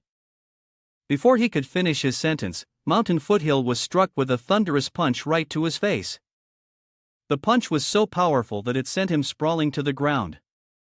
Zilin looked at the person who had rushed in to save her, somewhat surprised. Su Tian had played the hero, arriving just in time to showcase his strength and teach the villains a lesson. He immediately grabbed Zilin's hand, holding it tightly, and boldly declared, "Listen carefully, you all, this is my woman." Zilin looked at Su Tian with a grateful expression and gently spoke his name in a calm and measured tone. The disciple, who hadn't been hit, stood there bravely, shouting and glaring. He pointed at the two of them and yelled, "So what? She has a contract with our company." The man's face twisted into a malicious grin as he continued, "Whoever thinks she's yours clearly doesn't know. You should be aware that the penalty for breaching the contract is." Before he could finish his sentence, Su Tian struck him with another slap, aiming to disfigure his face. Hitting such a vile, nasty, and despicable person like him made Su Tian feel like his hand wasn't entirely clean. He casually wiped his hands and then said to the two men, "If you don't know, then stop talking nonsense." Mountain Foothill lay on the ground for a long while before slowly starting to stir. However, his whole body was still trembling, clearly not fully recovered. Before he could get up, in an instant, both of his front teeth suddenly fell out with a loud crack. Despite the injury, Mountain Foothill, ever the arrogant fool, was still as cocky as ever. He pulled a hidden knife from his sleeve and ordered, "Kill him." His accomplice, hearing the command, immediately got to his feet, unsheathing his knife decisively. Both of their faces exuded an expression of hatred. Dong Tan shouted threateningly, "Can a human fist compare to a knife?" However, for Su Tian, the more they threatened him, the more ridiculous it felt. He pointed directly at them and mocked, "It seems like you still don't understand the situation, and you haven't even looked behind you to see who's there." Seeing Su Tian speak so seriously, they were frightened and took it as the truth. They immediately turned around, scanning their surroundings, heightening their vigilance, thinking that there might really be an ambush. But in reality, there was nothing unusual. At this moment, when they unknowingly returned to their original state, it was also the moment when Su Tian and Zilin had disappeared. It turned out that Su Tian had seized the opportunity to carry Zilin and escape from those two. They silently watched as the two of them left, unable to catch up, only able to shout in frustration, "You dared to trick us!" Su Tian carried Zilin all the way to the bus he had parked earlier.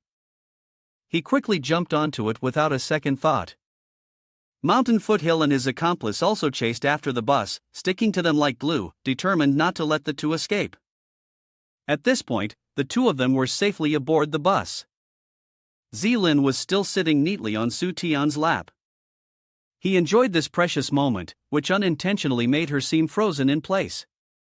Then, Su Tian leisurely whistled and said, "It seems like you don't know whose bus this is." Mountain Foothill, seeing the smug look on Su Tian's face, became enraged. "You tricked us once, and now you want to trick us again? Do you really think this bus is yours?" At this very moment, the sound of rapid footsteps approached, and it was none other than Silly. She lifted her knee and slammed it straight into the face of the detestable Mountain Foothill man, causing blood to spurt from his mouth. Next, her companion received a kick from her as well.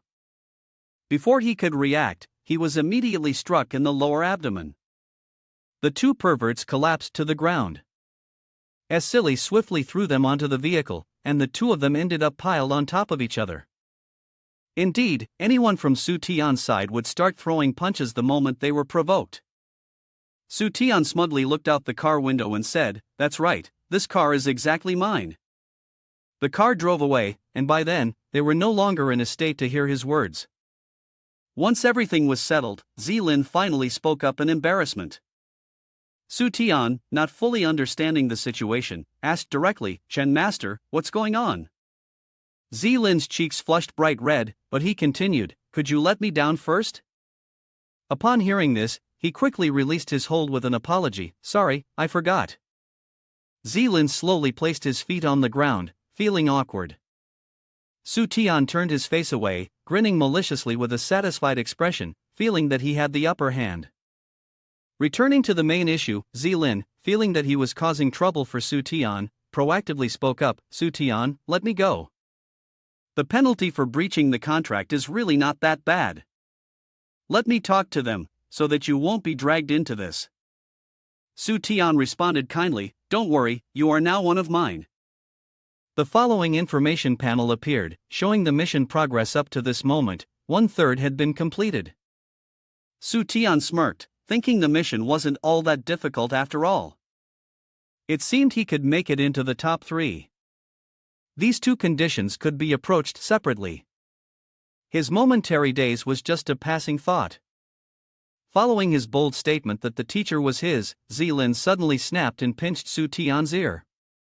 "Don't talk nonsense. How could I possibly be yours?" Su Tian naturally rested his head against her ample chest, starting to wriggle around playfully. "Not now, but it won't be long." Zilin quickly covered herself with her hand, blushing and speaking seriously, "Su Tian, I'm warning you, I'm your teacher." Seeing this, Su Tian used it as a cue to change the subject. He scratched his head and chuckled lightly, "This is your stop." He helped Zilin off the car and said goodbye, telling her he'd see her tomorrow. The whole thing happened so fast that Zilin hadn't quite recovered. She watched the vehicle slowly drive away, secretly thinking to herself, "Could Su Tian actually like me?" It felt like a sudden strike of love's thunderbolt hit her heart, but they were teacher and student. A moment later, the scene shifted to a corner of an industrial complex. Su Tian's bus had just arrived, and he immediately asked with a serious face, "We're here?" As Silly responded with a suggestion, "We've arrived, young master.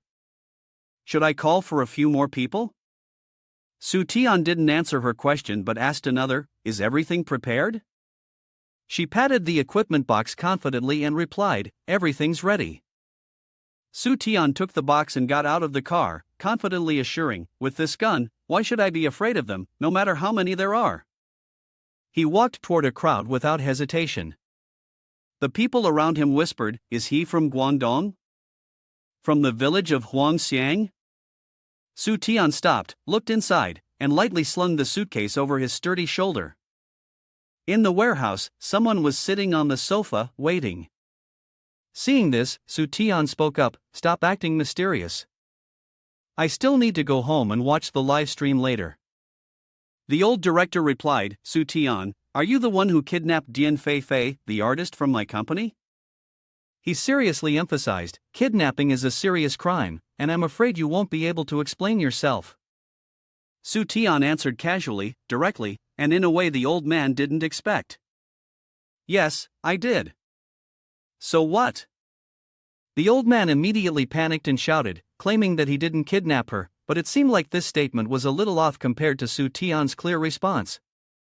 Su Tian didn't laugh but sensed something was off, and it took the old man a moment to snap back to his senses. "You're admitting it now? This doesn't follow the script." Su Tian slipped his hand into his coat and smiled. The director's bodyguards quickly surrounded him, protecting their boss, standing still and obediently. He had a gun. Su Tian then pulled out a Peppa Pig keychain, and they all froze when they realized their actions had been meaningless. He then calmly unlocked the suitcase, and the box immediately popped open, revealing the handle of a gun. Without taking a good look, they once again shouted, "This is bad, this time it's really a gun. Boss, be careful." The careless guards were immediately struck by a punch. Silly swiftly took down the whole group with rapid strikes before they could even react. They hadn't even regained control of their gaze before they were sent flying in all directions, each one in a different way. Seeing this, Su Tian seized the opportunity, stomping hard on the floor to propel himself into action. Su Tian's shout echoed with immense power, aimed at my woman, clueless about his own limits. "Focus on the target, aim at the director, and accept the consequences," he declared. The most tense moment was approaching, and Su Tian's finger was already hovering over the trigger, ready to strike. Standing confidently on the director's desk, he even boldly shouted, "Take the shot." The others tried desperately from a distance to stop him, but it was futile. They were extremely worried about their leader. The old director sobbed endlessly, wondering to himself, why is this guy even more impolite than me? He's already prepared to pull the trigger. In fear, he shut his eyes tightly, raising his hand to shield himself with the shiny golden ring, not daring to look. After a while, there was no sudden issue. Seeing this, the director opened his eyes wide in surprise and discovered something even more astonishing. Before him, bills were fluttering down, scattered like rain. Was the heavens full of money? It turned out that Su Tian treated money like paper, shooting it freely. From the toy gun in his hand, Su Tian still supplied them with plenty of money. However, inside, Su Tian was visibly annoyed. Mr. Jiang spread his arms wide and told the old director not to dream anymore. "I'm your god. All the bullets in here are the contract payments from Dian Fei Fei." At this moment, Su Tian took out the phone, which already had Zilin's picture open. He made a clarification that, starting today, she no longer belonged to your economic company. Although he had received a sum of money, neither too much nor too little, it seemed that the old man's greed was insatiable, and he was still not satisfied, hesitating and wavering. Su Tian was not very happy. He threw the gun aside and made a decision without any buts or hesitations. He had memorized the intentions of these materialistic people. Your butt is just an excuse to complain about the money being too little. Su Tian opened his suitcase and took out 2 more money guns. If one isn't enough, then 2. And so, a barrage of bills was shot straight into the old man's face, relentless and fast-paced, leaving no room to breathe. At this point, it seemed that the director still felt something was missing. Without needing the old man to speak, Su Tian made another decision on his own. Since he already had a lot of money in the suitcase, he threw the 2 money guns he was holding behind him, continuing to take out more guns to supply the man. If 2 aren't enough, then 3. In this world of greed, there is no trouble anymore. What could be more blissful? They all cheered for Su Tian, lifting him up to the skies. He was generous, tossing money without hesitation, throwing it freely and without a second thought. It wasn't until things reached this point that the old director finally agreed to give the contract with Zilin, who was also his goddess, Dian Fei Fei. They certainly knew how to extort money. Su Tian quickly grabbed the contract and turned to leave. Before disappearing from sight, he still didn't forget to remind them one last time, "Dian Fei Fei is my woman. If I say she's mine, then she's mine." Once everything was settled, Su Tian returned to the car and sat beside Silly. He held the piece of paper tightly in his hand, his eyes never leaving it. C hesitated for a long time before daring to ask, "Although this isn't something I should be asking, but for your teacher, is it really worth spending that much money?" Su Tian not only quickly responded that it was worth it, of course it was worth it, but he also decisively ripped up that vile contract without the slightest hesitation. With a fierce expression on his face, Su Tian continued, "But how could I let anyone bully Ms. Chen?" At the same time, the old director was left stunned, his mouth agape, furious and bewildered. He hadn't expected that the money he received was counterfeit, all of it fake. His 2 subordinates continued to sift through the bills, hoping to find a real one. They later reported back, "There are 3 genuine bills here, totaling 250 yuan, equivalent to the 2 words fool." This was Su Tian's subtle implication, though the old director didn't understand it. He hastily ordered his men to beat the subordinates until they were pinned to the wall. "You dare to insult me?" At that moment, a gun was pressed directly against the back of the director's head, and a command was issued to stay still. This time, it's a real gun. The cunning director, realizing the danger, cast a fearful glance behind him. To his surprise, he was as scared as a rabbit and immediately dropped to his knees, his forehead nearly touching the ground, crying out, "Mr. Tao, I'm sorry." Before this pitiful man could offer any excuses, the mysterious figure known as Mr. Tao raised his foot and kicked the director squarely in the face. One person is in pain, while another is laughing. She thought it would be better to die than to apologize. At the same time, in the teacher's office, teacher Zilin opened a box with an overwhelming sense of confusion. I haven't bought anything recently, she wondered. There's even a note on the box left by Su Tian. If you're satisfied, please leave a 5-star review. She opened it, and inside was nothing but shredded paper. To an outsider, it would seem meaningless, but for Zilin, it was entirely different. She was stunned, unable to speak as her mouth trembled. Zilin realized that the papers inside were from a contract she had signed before, and now that they were shredded, it meant the contract was void. She gently picked up each piece and examined it, feeling a sense of joy inside. But that wasn't all. Amid the mess of shredded paper, there was a letter. She cautiously reached for it. The paper contained the following message: Su Tian's artist management company, contract, seeking signature. These were items waiting for Zilin's decision. There was no mistaking it. This was Su Tian's contract. With all these unexpected events happening to her, Zilin couldn't help but feel curious. A few days ago, Tian Su had helped her sweep through VIP members of the 24K gold super luxury airplane. Not far from her, someone was secretly watching Zilin.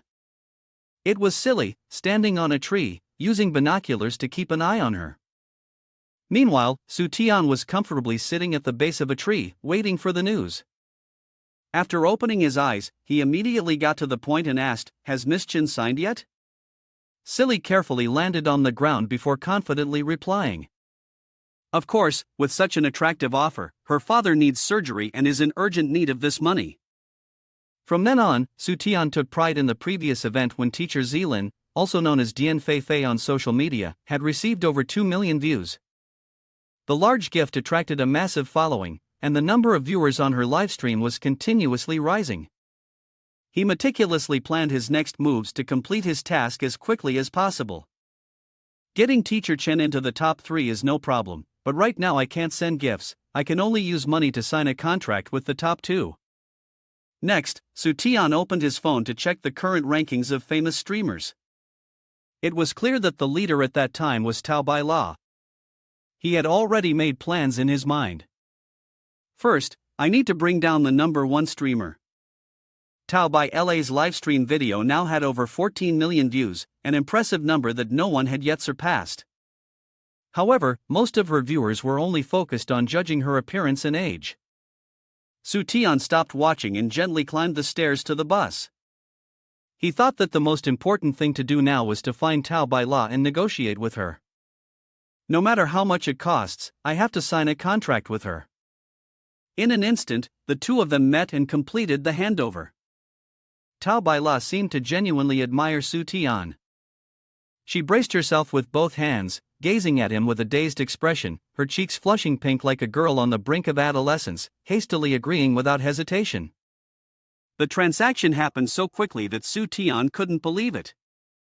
Didn't she haggle? She was the number 1 streamer, after all. Baila stepped closer and wrapped her arms around his, her voice dripping with honeyed flattery, almost unimaginable in its sweetness. I can tell you're a good person, you wouldn't deceive me. However, the proximity made him somewhat uncomfortable, so he tried to withdraw his hand. Su Tian scratched his head, embarrassed, offering a soft compliment to Baila. She had a bright future ahead, and although her actions were a bit too quick, he had no suspicion whatsoever. On the contrary, he felt a rush of excitement, as if victory were within arm's reach, just a step away from tears. But Su Tian didn't realize that Tao Baila had been scheming all along. On the surface, she smiled and chatted like an angel, but deep down, she was a demon. Su Tian, by doing this, you're inviting the wolf into your home to watch how you'll die at my hands. With that thought, Baila raised her glass to toast him. Brother, I drink to you. Su Tian, still unsuspecting, cheerfully took the glass and downed it, determined to drink until he was drunk. At this moment, Baila glanced over her shoulder and exchanged a look with her subordinate, Molly, who was behind her, signaling him to take action. The man furrowed his brows as he caught the unspoken message from his young mistress's gaze. As Molly calmly boarded the bus, Silly spotted him. In truth, this was part of Su Tian's plan, not a lapse in his guard. Every move, every gesture, was within his control. Mao Li looked around before reaching into his sleeve, intending to pull something out. But at that moment, a small needle flew out of nowhere and pierced his neck. Silly appeared instantly, preventing Mao Li from completing his task. I had already seen through his actions. To harm the master, he first had to get past me. Mao Li casually pulled out the needle and stood up as if nothing had happened. Silly stared in shock. You. The anesthetic had no effect on you? He straightened his clothes and smiled lightly, explaining, the anesthetic? I've been immune to it for a long time. Looks like you don't know who I am. To show off his strength, Mao Li roared, unleashing his internal energy, causing his clothes to rip apart. At the same time, he introduced himself, I am the fifth great wolf, Mao Li. Although I'm a bit older than the young men out there, my body is still quite robust. Let me show you the unique martial art of our school. Silly swung her fist, fast but not fast enough. Mao Li dodged effortlessly. It seemed that Silly would need to focus more on this fight. What kind of technique is this? Her next strike not only missed the target but was also caught by Mao Li's firm grip on her wrist. He softly spoke, it has a rather strange name. This is called the swinging dance. She quickly tried to pull her hand back, but suddenly, Silly's head started spinning, and her eyes wouldn't open. Despite this, her hand still clenched tight, unwilling to give up. Silly gritted her teeth and shouted the name of her technique, unorthodox path, behold my strength. This technique unleashed a series of rapid punches, as though there were dozens of arms appearing simultaneously. But for Mao Li, he believed that Silly couldn't keep up with the rhythm of his movements, so he easily dodged all of her attacks. Taking advantage of her momentary lapse in concentration, he struck her on the neck, causing Silly to faint in a daze, collapsing onto the chair. In this brief moment, Mao Li quickly snapped a picture with the beautiful woman, clearly enjoying the moment. Meanwhile, Su Tian and Bai La were toasting each other enthusiastically. From a direct perspective, it was Su Tian who was getting drunk. The one who remained completely sober was Bai La. She smiled at him, thinking to herself that this was definitely a trap. Under the table, when she lifted her skirt, she found a small secret pouch hidden there. Unable to hold on for another second, he drank until he passed out, slumping onto the table, his hand no longer able to steady the glass. Bai La, seeing this, knew that victory was truly in her hands. She stepped onto the dining table, arms crossed, and loudly declared, "Did you really think I would sign a contract with you?" To celebrate her complete triumph, Bai La rewarded herself with a full glass of wine, taking a deep gulp. "Once you're drunk, I'll tear up the contract and throw you onto a bus, where the arranged evidence awaits." She tilted her head back, laughing loudly, showing both rows of her teeth, "Go to jail and drink with your fellow inmates." But the situation didn't end there. Just when it seemed that the outcome had been clearly decided, no, at the moment Bai La was the most triumphant, Su Tian stirred and softly said, "I don't think I like drinking either." Bai La was stunned, unable to comprehend as she saw that he was still perfectly fine. She was left speechless. "How could you?" Su Tian felt embarrassed, with a guilty expression on his face, and somewhat shyly spoke from the bottom of his heart. Earlier, when he entered the door, he had used his X-ray glasses to take a good look at Bai La. He immediately started throwing words to put her down. "Do you think you hid the powder well? I noticed it the moment I looked." After this incident, Su Tian thought that indeed, he could spot it right away. It seemed that from now on, he had to develop the habit of using X-ray glasses to look at beautiful women. Still, Bai La was unconvinced. "Sooner or later, you'll die by my hands." Su Tian stood up, slammed his palm onto the table with a thud. "You'd better worry about yourself first. Don't you know who ended up drinking your powder?" Bai La sat for a moment, staring at her glass of wine, when doubt began to creep into her mind. She started feeling uncomfortable, sweat pouring down her face and body, cursing under her breath, "You despicable man, you're a bad person." Her body grew weak, drained like a wilted noodle due to the effects of the drug. In this situation, Su Tian didn't dare to stay any longer. "I still have things to do." However, his face revealed a sinister expression as he shamelessly licked his lips. Bai La, feeling immensely uncomfortable, curled up, not daring to move, constantly blaming Su Tian. "You can't do this, it's illegal." But to him, it wasn't as simple as she said. "Huh? Illegal? How is this illegal?" Su Tian walked over to the dining table, took out a bag and carelessly tossed Bai La to the side, ignoring her. At the same time, he poured the leftover food into the bag. Su Tian gave Bai La a lesson. "This is a traditional virtue of our people. How could it be illegal?" The thoughts of the two people were completely opposite. The person from the countryside was none other than Bai La, who puffed her chest when she misunderstood his intentions. Su Tian carefully tied up each bag of delicious food. Even though he had already taken quite a few mouthfuls, he still angrily said, "You, inviting someone to eat and not showing any sincerity, I haven't even eaten much yet." At this moment, Bai La screamed because things weren't going the way she expected. A beautiful girl like me standing in front of him, unable to resist, and he was thinking about leftover food. Someone like Su Tian seemed to be indifferent to this type of woman, because in his heart, he already had Zilin. Su Tian scratched his head, asking back innocently, "Then what? Are you more important than eating?" The more Bai La heard him, the more she couldn't control her frustration. It was so infuriating. She kicked the table hard, causing a plate of food at the edge to fall and shatter into pieces. Witnessing this scene, Su Tian's face darkened, his eyes filled with murderous intent, making her tremble in fear. He then grabbed Bai La's hand, leaving her confused. Su Tian placed Bai La horizontally over his lap as if he were scolding a child. He raised his hand slightly, intending to teach her a lesson, and then slapped her buttocks with a loud, clear sound. In this position, combined with the medication taking effect, Bai La couldn't move. She cried out loudly, "You're so hateful, and you're taking advantage of this situation." Su Tian took a little more time to lecture her, for wasting food, for breaking the plate. Bai La, in pain and holding back her anger, said, "Su Tian, my father has never hit me." She thought that saying that would change the situation, but no, those words only made Su Tian more interested. "If your father doesn't hit you, I will," he said cruelly, striking her again and again. Su Tian happily walked away with 2 bags of leftovers, one filled with large crabs and shrimp, the other with expensive bottles of wine. In the room, only Bai La remained, in pain. She clung to a chair and cried pitifully. Just as Su Tian reached the door, Maoli returned.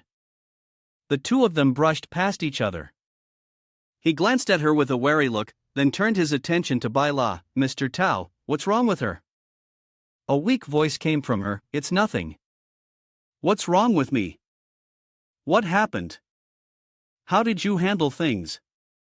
Maoli replied confidently, "It's done." He nodded. Su Tian's group is about to meet their misfortune. In fact, Silly hadn't fainted from the beginning, she was just following the plan. Just as she was most focused on driving, Su Tian stole a glance at her. He had never really looked closely before, but Silly was quite a beauty. Suddenly, the police sirens blared as they blocked Su Tian's bus. Other vehicles closed in, and the situation seemed quite serious. Officer Yuan walked up and shouted, "Su Tian, following a tip-off from a concerned citizen, we suspect you have embezzled a large sum of money." Su Tian, confused, asked, "What embezzled money?" Silly, from behind, gently tugged at his sleeve. Without knowing her thoughts, she pulled out a gun and handed it to Su Tian. He took it in a daze, raising it up and looking at it with a puzzled expression. The officer outside smirked slightly. "It's time." Then, he seized the opportunity to shout, "The suspect is armed." All the team members immediately aimed their guns at him, ready to shoot. Each weapon was directed at a single target: Su Tian. Seeing Su Tian at a disadvantage, Officer Yuan instantly gave a smug order for his subordinates to open fire.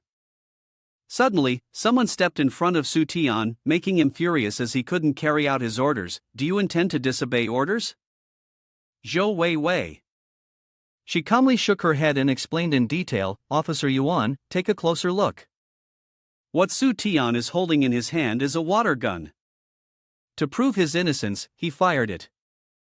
Indeed, water sprayed out, confirming it's just a water gun. No matter what he does, it seems that this officer still wants to frame Su Tian. Therefore, he must be viewed as resisting the police and a dangerous suspect. At this point, Zhou Weiwei did not want to act prematurely without clear evidence. All the routes around here have been sealed off, he can't escape. There's no need to shoot him. Officer Yuan fumed, unwilling to accept it. Zhou Weiwei, I remember you investigated him before, right? You clearly have a grudge against him, yet you still help him. Have you lost your mind? Weiwei loudly reaffirmed, I have no personal vendetta against him, I only believe in justice. I will never let the bad guys go, and I will never wrongly accuse an innocent person. Su Tian was deeply moved upon hearing this and rushed over from behind, hugging her tightly like a child seeking comfort. Aunt Zhou, Sister Zhou, Officer Zhou. I'm so touched, I'm a good person. Men and women should not have physical contact. Weiwei, being quite sensitive to such gestures, suggested that he refrain from such behavior, clarifying that Su Tian was only under suspicion and there was no need to resort to shooting. No matter how much Weiwei tried to persuade him, it was like water off a duck's back to Officer Yuan. He violently shoved Weiwei aside. Weiwei fell flat on his face, feeling utterly humiliated as he had to witness such childish behavior from this fat man. Su Tian could no longer stand by and watch passively. His anger boiled over, his blood surged, and his voice came out like a heavy warning, Officer, you're going too far. The man not only showed no concern but also laughed mockingly, as if he were thoroughly enjoying the situation. Are you still in the mood to defend others? Do you think anyone will support you once she's gone? Su Tian smiled lightly, Officer Yuan, you shouldn't speak too soon. At this moment, Su Tian glanced toward a corner and issued a command with 2 words, come out. Curious, the man looked over. Something shot out from the dark alley. It was the flycam flying toward them. Officer Yuan's face turned pale as he saw it. He grabbed the flycam with one hand and violently threw it to the ground, smashing it to pieces without mercy. The force of the impact was so strong that it unintentionally revealed half of his bald head. But now, his focus was entirely on the flycam, wondering what Su Tian could possibly do next. Regardless of the situation, Su Tian remained calm and composed in handling it. Do you know that Tao Baila, the #1 internet celebrity, and Dian Fei, the #2, are both artists under my management? Officer Yuan, frustrated by Su Tian's constant taunts, hastily grabbed the gun from the officer beside him and charged forward. Su Tian, you think you're so impressive just because you have money. So what? Does money make you untouchable? Su Tian helplessly scratched his head and sighed. It seemed he really was a fool. Do you know what forwarding is? At this point, the wig on the mad officer's head no longer had the strength to stay in place. He pointed the gun directly at Su Tian and loudly asked, if you have money, you can do whatever you want, right? Su Tian, far from being afraid, even touched the gun and remarked, this gun looks so realistic. Suddenly, a crowd rushed over and spoke up. Earlier, Dian Fei mentioned that they were filming here, and we could come and watch, so I immediately came. As expected, there are a lot of people, making the atmosphere much livelier. They surrounded the old police officer Yuan, making him frown. This police uniform looks so real. I saw it in Tao by LA's livestream, and I didn't realize filming could be so authentic. Su Tian tilted his head, smiled apologetically, almost as if mocking the old officer. You dare claim that money means you can do anything, huh? After a while, Baila seemed to recover. She rubbed her head and said, the effect of the drug has finally worn off. That's Su Tian. Then, Baila turned to Maoli, who was standing behind her, and asked, is everything arranged? I bet Su Tian can't laugh now, can he? The old man, with a sinister expression, replied confidently, with my help, it's definitely not a problem. Baila was pleased with Maoli's answer, then reached behind her to grab her phone and call Su Tian to show him the consequences of provoking her. For some unknown reason, her face suddenly darkened, and she said in surprise, my phone. Why is my phone now a pink toy phone with a Peppa Pig design? Baila became enraged. She screamed, he switched my phone. Her scream shook the entire house. On Su Tian's side, there were as many as 3 phones streaming live.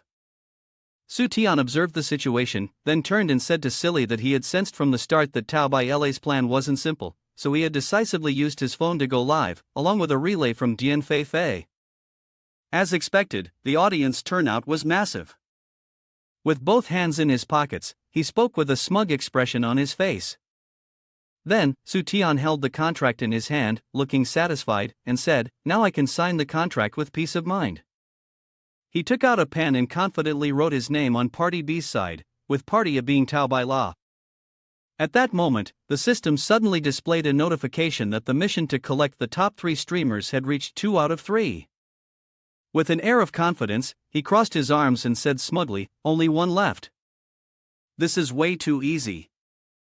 Next, Su Tian stood in front of the screen and smiled brightly, speaking clearly, "Everyone enjoying this thrilling outdoor livestream? Remember, I'm Tian Su from the Salted Fish livestream. Follow, like, save the video tomorrow, we're doing a prize draw." The viewer count on his livestream suddenly soared, reaching an astonishing 15 million views. The chat was buzzing with excitement about Su Tian. This Tian Su was the one who topped the gift board the other day, everyone come watch. The gifts he gave to Dian Fei Fei were actually really nice, genuine, not flashy. Reading those comments, Su Tian's nose puffed up even more. Stroking his chin proudly, he said, "That's right, I included myself in the collection. Just need a few more views." Suddenly, a gunshot rang out thunderously from somewhere, and everyone screamed and scattered in panic. It was Officer Yuan again. He looked at Su Tian and said, "All right, I won't shoot you, but now we want to search your car." Su Tian wasn't afraid of this statement, on the contrary, his face showed a look of joy as he was thinking about something. It was a good opportunity to put on a show. Then, he suddenly said in a flustered tone, "Officer, please don't search it like you're watching a livestream." After that, Officer Yuan leaned into Su Tian's ear and said arrogantly, "You've offended Tao Bai La. You can wait for bad luck to come." He then walked inside, grabbed the phone from the shelf, and decisively threw it to the ground, frowning as he ordered, "Everyone, get in the car and search." As soon as he finished speaking, all the officers jumped into Su Tian's car to search. But instead of showing fear, Su Tian patted Officer Yuan on the shoulder and said, "Thank you." The officer was puzzled, thinking, why did this kid change his attitude so quickly? Then, Officer Yuan arrogantly said, "So, what? Are you begging now?" "I'll tell you, it's too late." But Su Tian looked guilty, saying, "Officer, smashing the live stream phone will only make more people want to know what happened." He turned his back to the people present, speaking directly to Officer Yuan with a confident demeanor. "Right now, everyone here is helping me livestream." The officer's face showed fear, but he tried to maintain his composure, saying, "So what? You're about to be arrested." As soon as he finished speaking, one of the officers poked his head out to report, "Boss, there's a suspicious suitcase inside, it looks exactly like the one that was stolen." Officer Yuan grinned and ordered to open it. Then, he flashed a sinister smile, thinking to himself, "My people put that in there. Can you escape now?" After opening the box, a blinding light emitted from inside. What mysterious object was in there that even the police officers were stunned and confused? Officer Yuan, the villainous one, also furrowed his brow, glaring as he awaited what would happen next. Outside, he still had no idea what had occurred. Inside, still boastful, the police officer said, "Su Tian, the irrefutable evidence, what else do you have to say?" At this point, Su Tian appeared remorseful, saying, "I regret it. I shouldn't have loved studying so much." Upon hearing Su Tian's words, Officer Yuan looked in confusion towards the box the other officer was holding. Inside, there were just 2 books, both of which had been sprayed with glue. The atmosphere grew tense as they exchanged awkward glances. Then, he angrily shouted, "What is this? Where's the bribe money?" Su Tian, raising his hand and scratching his head, appeared innocent. "Bribe money? What bribe money? In response, Officer Yuan, now furious, said, "You clearly hid the bribe money in the car, I just found it." At this moment, Su Tian's face turned serious, with a hint of danger, as he looked at him and said, "I think he just received his orders from you to frame me." Upon hearing this, Officer Yuan lost control of his emotions. He drew his gun, pointing it at Su Tian's head, and warned, "Slandering the People's Police is a serious crime." Su Tian, standing tall, placed his hand over the barrel of the gun and confidently said, "I also warn you, put the gun down. If not, it won't just be about going to prison." Officer Yuan confidently replied, "Let me ask you, who can stop me now?" But Su Tian smirked maliciously and said, "It wasn't possible before, but now it is." He directed his gaze towards the silhouette gradually approaching, and his voice began to stutter. The person Su Tian was waiting for, the one who would come to his rescue, was none other than Director Zhou. Upon hearing the threatening words from Officer Yuan, he spoke up, "I wonder if I can stop you." At this moment, Officer Yuan's face was filled with regret and frustration. "Oh, so you're Director Zhou of the Discipline Inspection Bureau?" After saying this, he immediately fell to his knees. Director Zhou, with his badge shining brightly, stood tall and said, "Earlier, we received an internal report. After investigating, we found that you have committed numerous violations of the rules, Wei Wei. We will continue our investigation and proceed with legal judgment. As for your criminal actions, we will not let you go." At this point, Officer Yuan seemed to be in a truly pathetic position. As he was being escorted away, he called out, "I really don't know where the bribe money is. It was still in the suitcase earlier." Director Zhou looked towards Su Tian, who was surrounded by people, and spoke to Wei Wei, "Was it him who asked you to report to the Discipline Inspection Bureau earlier?" Wei Wei glanced in that direction and affirmed, "Yes." Upon hearing this, he continued, "Although he's not very proper, your boyfriend does seem to have some enthusiasm. His mind isn't bad, and he remains very calm in his actions." Hearing this, Wei Wei felt as if her heart had been pierced. She screamed, "What boyfriend? He's not my boyfriend, he's a suspect in my case." Then, Director Zhou turned around, placed a hand on Wei Wei's shoulder, and said, "Forget it, if you like him, that's fine. I'm going back to the organization for the investigation. Remember, don't speak carelessly outside." Wei Wei watched her father's back and puffed out her cheeks. Truly, he was a father who meddled too much. Meanwhile, Su Tian was feeling pleased with himself, satisfied with what he had done. Sure enough, the system could make money appear, and it could also make money disappear. This sum was just right to boost his follower count on Dian Fei Fei. The famous livestream ranking has appeared, and Tao Bai Lai is still in the lead. Next are Dian Fei Fei and Tian Su, who have just climbed to the ranks. Seeing his name on the ranking, placed in the top 3, Su Tian contentedly spoke with a satisfied tone. Mission accomplished. Then, his face lit up with excitement as his eyes gleamed at the system's display. It's here, it's here. I wonder what the reward will be. Could it be the plus version of the transparent body scanner? The system's interface appeared, gradually loading the information. The reward for this mission was to activate the main storyline quest, or open a personal vault. He puzzled over the system's display. Main storyline quest? And there's even a vault included. After a moment of hesitation, Su Tian decided to choose the first reward, activating the main storyline quest. The scene shifted to a tall building in the city during the morning. An unknown figure was on the phone, mentioning that he suddenly felt a sense of danger. He gave a mysterious smile as if awaiting something. Perhaps this will be interesting. After Su Tian made his selection, the system displayed the main storyline quest, All Beginnings Are Difficult. The mission's content was to establish a company, expand the workforce, find an office location, and complete a deal.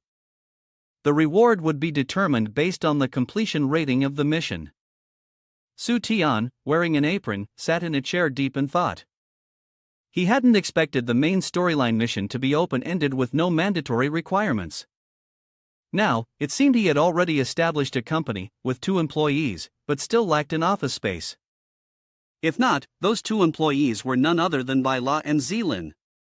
He thought for a moment, then burst into a wide grin, confidently assuring himself that he would soon become rich. In the middle of his excitement, someone slammed a soft drink bottle down on the table with force. It seemed like Su Tian had been lost in his own thoughts for a while, and he had inadvertently kept the customer waiting so long that the customer was on the verge of tears. The customer had to speak up and beg. "Please, can you settle the bill?" Then, the two exchanged awkward glances. He scratched his head and said, Sorry, I got distracted." Su Tian felt a pang of frustration in his heart. After doing so many tasks, why did he still have to work as a laborer to earn his living expenses? He felt a little unfair towards himself. At that moment, someone walked in, accidentally slipping on the floor, and a loud scream rang out. A clumsy girl dropped all the water onto the floor, spilling it all over herself, and even ended up falling and hurting herself. The convenience store owner, hearing the disturbance from inside, came to check and saw this scene. He immediately yelled angrily, "Xian Duo Duo!" Then, pointing at the girl named Duo Duo, he shouted, "Why are you causing trouble again? You never do anything without making others worry." She looked terrified, trembling as she said, "Boss, I'm sorry." Hearing Duo Duo's apology, he glared at her with a dangerous expression, leaning his face close to hers and said, "Well, what do you think should be done now?" She awkwardly responded, "I'm sorry, boss, I will compensate for the damage." Then, she bowed her head and pleaded, "Please, don't fire me." The convenience store owner, with a sinister look on his face, coldly deducted half of Duo Duo's monthly salary and sneered. He even planned to make things worse. "Come to my office later. I have a few things to discuss with you." Su Tian witnessed the whole situation, his face showing confusion as he looked at the store owner. Seeing this, he shouted, "Su Tian, what are you staring at? If you keep looking, I'll deduct your salary." Then he quickly went into the room next door, slamming the door behind him in anger. Duo Duo approached Su Tian and apologetically said, "Xiao Tian, I'm sorry, I got you scolded too." But he wasn't angry. Instead, he patted her head and smiled, it's fine. Who told us we're the two poorest people in school? We just help each other out." Hearing this, Duo Duo cheerfully looked at Su Tian with sparkling eyes, wanting to invite him. "I was going to go to the boss's office earlier. After work, let's go grab a bite. I still have a half-price discount coupon." Su Tian's face turned slightly red as he sighed. The angel Chen Duo Duo was truly an angel. The sleazy shop owner was still peeking out, watching their conversation. His smile was no different from a scoundrel's. Duo Duo entered the room with a scared expression, pleading, "Boss, what's going on? Please don't fire me. I'll be more careful in my work." The shop owner looked at her with a lecherous gaze, speaking in a suggestive tone, "Well, that depends on whether you understand things or not." Xian Duo Duo was frightened. Her eyes widened in shock, but she couldn't do anything to a man like him. Then, suddenly, a snap of fingers echoed. Out of nowhere, a cash register appeared, floating in the air. It quickly fell, landing right on the shop owner's head and crushing him. He screamed in pain, furious, "Su Tian, do you want to get fired?" It turned out to be Su Tian. He appeared like a hero, decisively saying, "Fire me then, go ahead." The shop owner arrogantly pointed at Su Tian and shouted, "You're fired, get out of here." Su Tian, stunned, pointed at himself, "Me? I think you've made a mistake." He gently declared, "The one who's been fired is you. Now, this place belongs to me." Upon hearing this, he was stunned. "Are you trying to say you bought this place? How is that possible?" Su Tian took Duo Duo's hand and pointed at the man, saying, "If you don't believe it, go ahead and make a call to check." The shop owner called and asked, his tone extremely respectful. "Yes, shareholder?" "Yes, that's fine, no problem." Su Tian didn't care much as Chen Duo had already left by then. After sending Duo out, Su Tian turned back and asked, "So, what else do you have to say?" His face turned as black as the bottom of a pot from embarrassment. Without saying a word, he threw his watch at Su Tian. Su Tian calmly dodged it. Enraged, the man shouted, "Trying to fool me? I just asked the shareholder, and the shop hasn't been transferred." Now, it was Su Tian's turn to be in a difficult position, and he suddenly became confused. Then he chuckled, "When did I say you should ask the shareholder?" The man angrily retorted, "Don't play dumb with me. If not the shareholder, then who else would you ask?" Su Tian then handed him a piece of paper. "Call this number." The man threatened as he picked up his phone to make the call. "If you don't give me a satisfactory answer today, I'll take you to the police." Behind him, Su Tian relaxed and smiled, waiting for the drama to unfold. The shop owner arrogantly made the call. "Hello, good day." In the background, Su Tian was lifting his phone. He placed it to his ear and smiled smugly. Su Tian then calmly answered the call, "Hello, sir, this is Su Tian."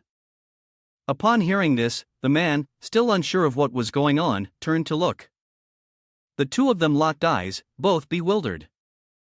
Then he angrily grabbed the chair and lifted it up. "Do you want to mess with me again?" The shop owner raised the chair, intending to hit Su Tian. "Let's see if I can beat you to death." Suddenly, he froze as he realized something. The weapon he had intended to strike with had completely vanished, even a part of his hair had fallen off. At that moment, Su Tian smirked and said, "That's right, I didn't buy this shop. But behind you right now is an excavator, and the wall of the house has been torn down. This is land clearance, don't you think?" Su Tian exaggeratedly declared once more, "But I have bought this land." He lightly jumped up, wearing authentic Lao sandals.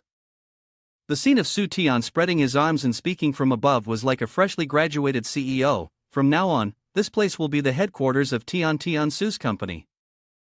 We need an excavator to take you up onto the roof of the bus with ultimate swag." Su Tian nonchalantly laid back on a reclining chair, holding a bottle of Coca-Cola with immense satisfaction.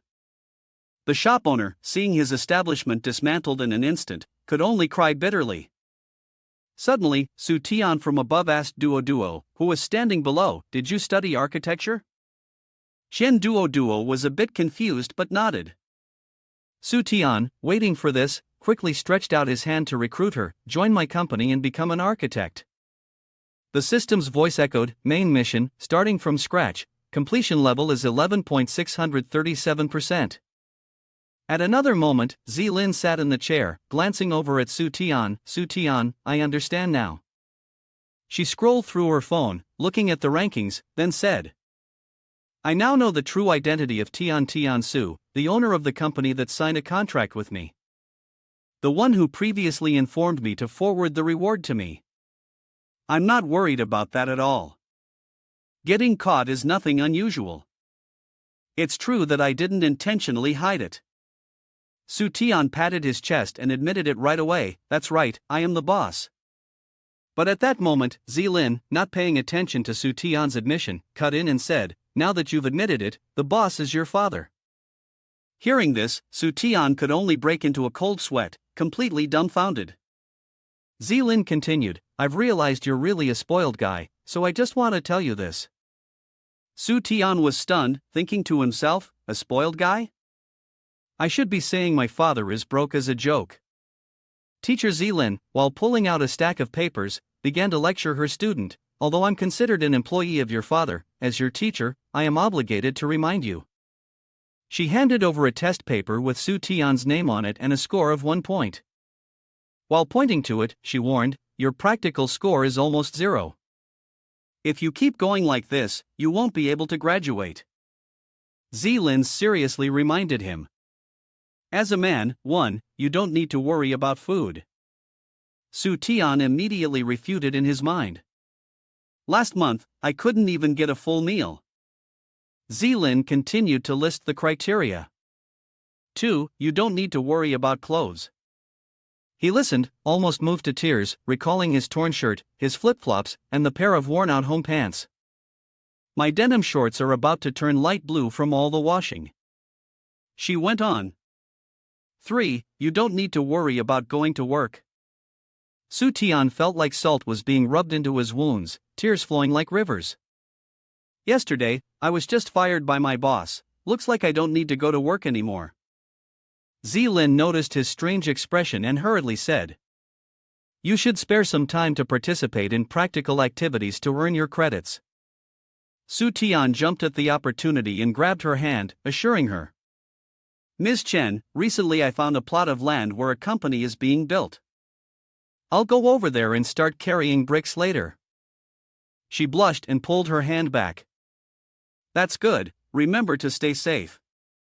After that, Su Tian said goodbye to Chen Zilin outside the door. "Goodbye, I'm off to work." She watched him leave, still reminding him, "Remember, make sure to practice hard, or you won't be able to graduate." Su Tian quickly disappeared from sight. The conversation between him and Zilin was overheard by a familiar figure.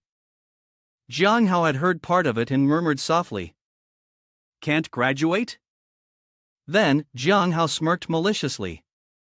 "You won't get any credits." Su Tian, who had thought he was mature, turned out to still be like a chick calling for its mother. He immediately called his father, saying that he was running low on money lately. After a brief conversation, on the other end of the call, Jiang Hao's father, Chairman Jiang Dehao, reluctantly hung up. A voice nearby echoed, "Your son needs money, you can't refuse." He forced a smile, trying to salvage the situation. "I'll give him money, it's no big deal, there's no shortage of funds." The man then asked, "But I heard that Mr. John's assets have been frozen recently, where will you get the money for your son?" Dahao was hit where it hurt, sweating, and immediately denied it. "Who told you that?" The man in front of him calmly stated the truth, stirring up the pain. "Also, your wife secretly divorced you and took all your working capital." Dahao's personal life was laid bare, and he was enraged. "Are you secretly investigating me?" The elegant young man casually handed over his business card, saying, "Once you see things clearly, accept my offer, or else." He dropped the business card on the floor, threatening, "If anything happens to your restaurant, don't blame me." It wasn't clear if Dehao was more scared or angry, but he trembled as he picked up the business card. It turns out the name of that man was Defin Ban. Su Tian wiped the sweat from his forehead, looking extremely satisfied. Carrying the bricks really was an effective way to relax. Duo approached, announcing that it was time for the meal. As he queued, he was eagerly hoping there would be chicken legs in the serving today. However, when it was his turn, Duo handed him the meal with a hesitant expression, "Your meal." Su Tian responded, still very at ease, "Don't be so polite, we're all family here." Yet, when he took the meal box, something felt off. It turned out that someone had already snatched it away, glaring at him. "What are you looking at? Waiting in line? If you don't want trouble, you'd better listen to me." Duo, frightened, wanted to explain, but the man was domineering, teasing, "I've never seen you around, how about hanging out with me?" Su Tian was genuinely infuriated by this inconsiderate man. Just then, a hand suddenly rested on his shoulder, and a young man whispered in his ear, "Let it go, you can't mess with him." Su Tian was very curious about this person's identity. The other only subtly hinted that the man was connected to the underworld and shouldn't be provoked. Suddenly, the man advanced, causing both of them to jump, muttering something, "Watch out, I'll take care of both of you." As soon as he finished speaking, the man was shocked by something on his phone. Though he had to leave in a hurry, he still didn't forget to threaten, "I'll deal with you both when I get back." While Su Tian shot him a disdainful glance, the person next to him was terrified. Realizing that Su Tian had some intentions, he quickly advised, "Don't go, you'll lose money if anyone notices." However, Su Tian immediately asserted his dominance, and only then did the man realize the trouble he had gotten himself into. "I am the boss here." After noticing that the man was following him, he was soon surrounded by a number of suspicious thoughts. After walking for a while, the man came across someone hidden in a corner. Is there something you need today?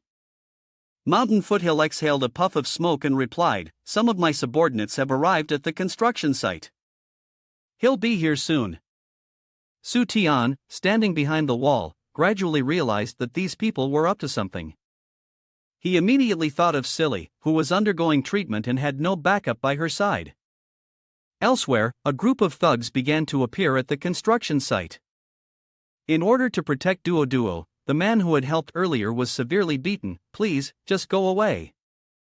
Despite his pleas, they showed no mercy and continued to strike, mocking him as they did. Look at this idiot who won't fight back, and he's still talking about how we'd end up crippled if he hit us. Is he lying? Then, one of them found a metal rod from somewhere. I wonder if this will hurt if I hit with it. The man's face suddenly changed, and Duo was in shock. Then, a loud crash echoed from inside the construction site, followed by the sight of a yellow bus crashing through the fence and appearing in front of them. Su Tian sat in the bus, sneering at the thug. I wonder if being hit by a car would hurt. The thug, almost hit by the bus, was terrified and fell to the ground. Su Tian stepped up to him and asked, did you start this trouble? He stammered a reply, so what? Do you even know who my boss is? You just pick up your stuff, and I don't need to know. Then, someone from behind the bus spoke up, since when has anyone stopped respecting Mountain Foothill? After speaking, the person gradually revealed himself. Mountain Foothill looked at Su Tian's group with disdain. However, as soon as their eyes met, both fell silent. Then, it was he who smiled and spoke first. It's been a while, so you wanted to bully me? He suddenly shuddered. Why is it you? Su Tian calmly pointed his tool forward. Is it because you are arrogant, or is it that I can no longer hold back? The man became extremely angry and shouted, who do you think you are to act so arrogantly in front of me, Mountain Foothill? Su Tian smiled, but the implication in his words was chilling. It seemed that he had been rolling with Mountain Foothill for quite a while. The other person, completely unaware, proudly responded, of course, who around here doesn't fear me? As soon as he finished speaking, that foolish head was struck with great force, a clear punishment. Being humiliated for the first time, the man angrily shouted, who dares to mess with me? However, as soon as his brain recognized who it was, his anger immediately extinguished. Behind him, an elderly woman with a cane stood. So, a burly man like him knelt down because his mother had pinched his ear as punishment. She struck his back with her cane and scolded, you little brat, are you implying I want to die? Having a son like you is such a disgrace. Who doesn't fear you? Well, your mother, me, certainly doesn't. Tears and snot streaming down his face, he whimpered, Mom, I was wrong. After settling the family matter, she walked over to Su Tian. Thank you for coming to my aid. If not for you, my son would have gone even further astray. Su Tian, with the dignity of a sage, responded, making people happy is my favorite pastime. After the mother and son left, he said it was Mountain Foothill's turn. The man hesitated and explained that he was entrusted by someone else, then promised to leave immediately. But Su Tian stopped him and said, now, I need you to do something for me. Tell me the information about the client. The face of Mountain Foothill looked somewhat awkward, because after all, the underworld had its own rules. Immediately, a bag full of banknotes was handed over. The underworld rules still made Mountain Foothill feel a bit uneasy, as it seemed to be not very proper. Then, something even larger than the previous item was presented for the second time, and the underworld rules immediately collapsed. Mountain Foothill then directly named Zhang Hao, and even cursed a few times. Su Tian was very pleased with this cooperative attitude. After all, the underworld was a service industry. Then he spoke again, recently, I'm preparing to do something big. After that, Mountain Foothill was given some very terrifying information. Elsewhere, for some unknown reason, Ayla kept opposing it, saying absolutely not. However, Su Tian responded unhappily, how can you disobey the boss? She questioned him, feeling deeply wronged, asking why he had asked her to do that. He calmly explained that the client just wanted to have some fun, and her task was to entertain them. Bai La still held firm to her stance. Absolutely not, I didn't expect you to be the kind of person. Su Tian simply stood up and left, mentioning one thing: breach of contract penalty. The smile on his face deepened. That's a lot of money. Bai La blushed, took off her shoes, and cursed him as a scoundrel. The shoe never had the chance to hit him because the door blocked it, and she only heard the reminder to show up on time tomorrow. At this point, she had no choice but to give instructions to Maoli. He then received the order to have someone help with it. Naturally, Maoli strongly opposed it. It's not possible. Bai La, extremely worried, explained, only he can help us, because he is the only one who is not swayed by wealth. Maoli knelt down, asking her to carefully consider, for once a favor is asked, it would create a debt for life. However, Bai La angrily shouted, since when did you have the right to speak to me like that? Give him an hour, bring that person here immediately. The time we set has arrived at the nearby beverage shop. Fun Ban spoke with incredible politeness. Bai La had admired him for a long time. She hesitated before replying. His name suddenly rang out like thunder in her ears. Fun Ban, very modestly, explained that it was because everyone had shown respect. After a while, she finally mustered the courage to speak. The reason I arranged this meeting today is mainly because Fun Ban mysteriously said that he would try to guess, so please don't say anything. His eyes, however, lit up with a spark of interest. Let me see what secret is hidden in your heart. That strange gaze made Bai La feel as if someone had truly discovered the black hole within her soul. When she was young, she had gone through a very serious accident. The people around her were like shadows, constantly gossiping behind her back, and there were even some thugs, smug and proud, who blocked her way. The little girl, on her own, had taken them all down with just a brick. Then, at some point, her life slowly became unlike that of a normal person. Fun Ban had seen everything and directly exposed it, an orphan wandering the streets, then rising to dominate the underworld. Your secret is very interesting. Bai La felt a slight pang of guilt as those secret things were now clearly understood. He didn't respond, but only emphasized, you owe me a favor.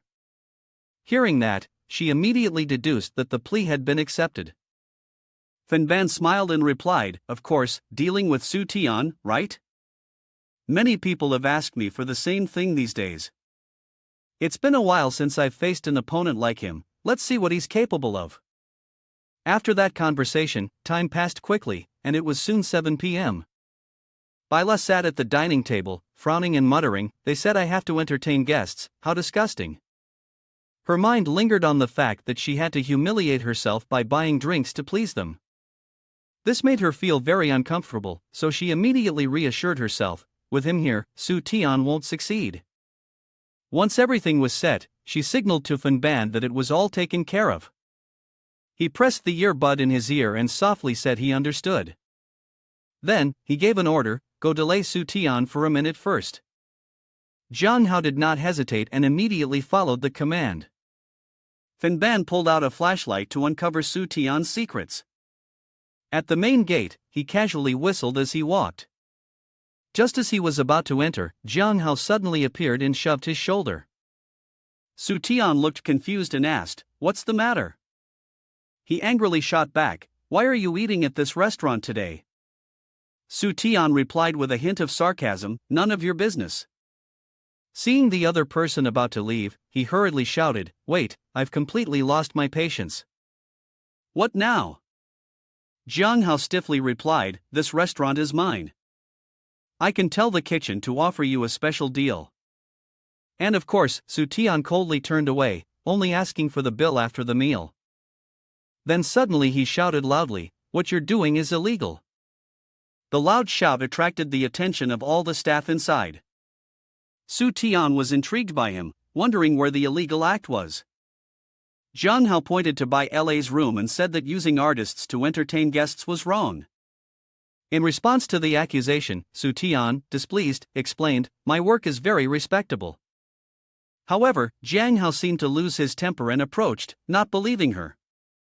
You clearly told me your plan.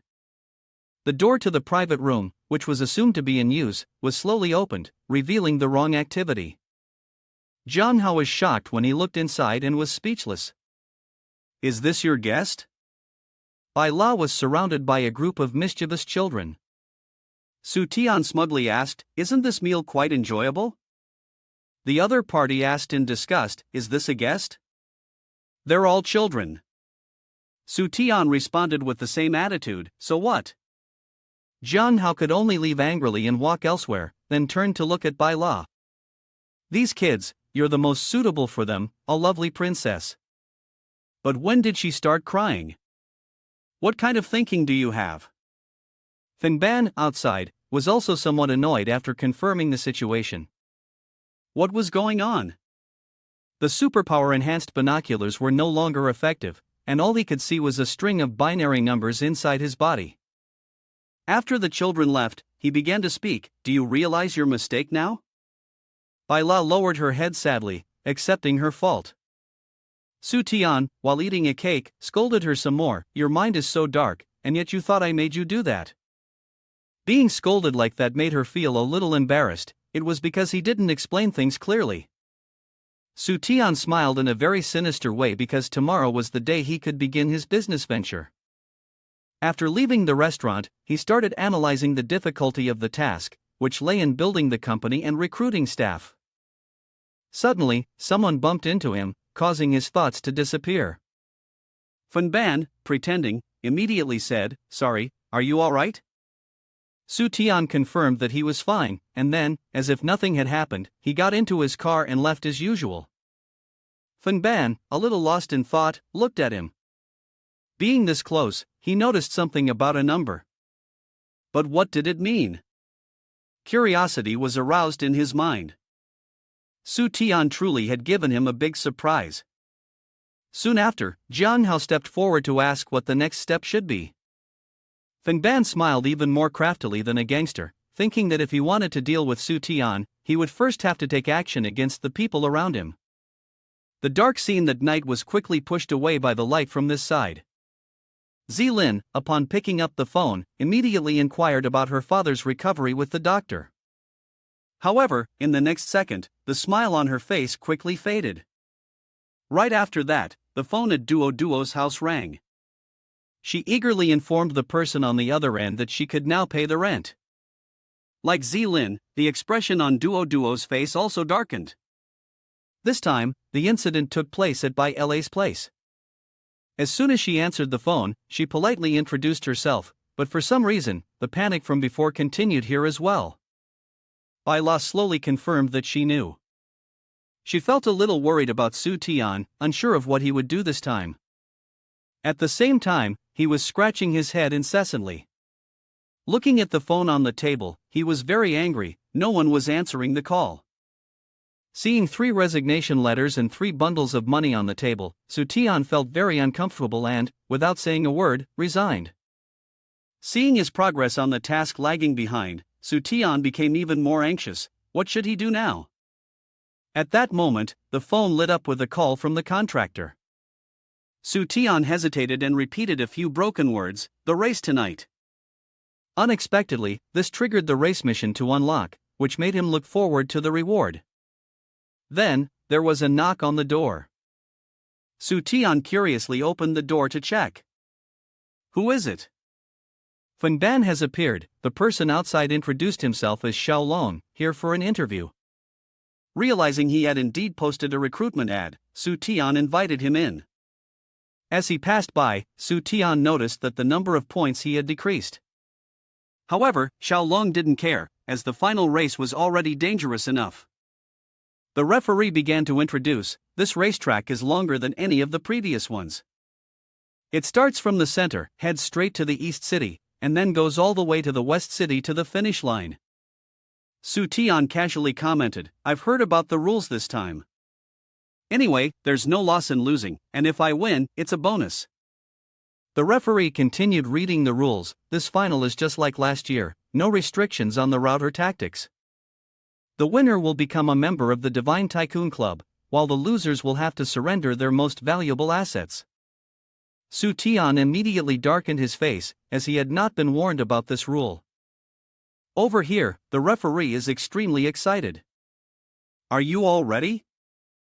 Su Tian also encouraged the driver, I'm relying on you.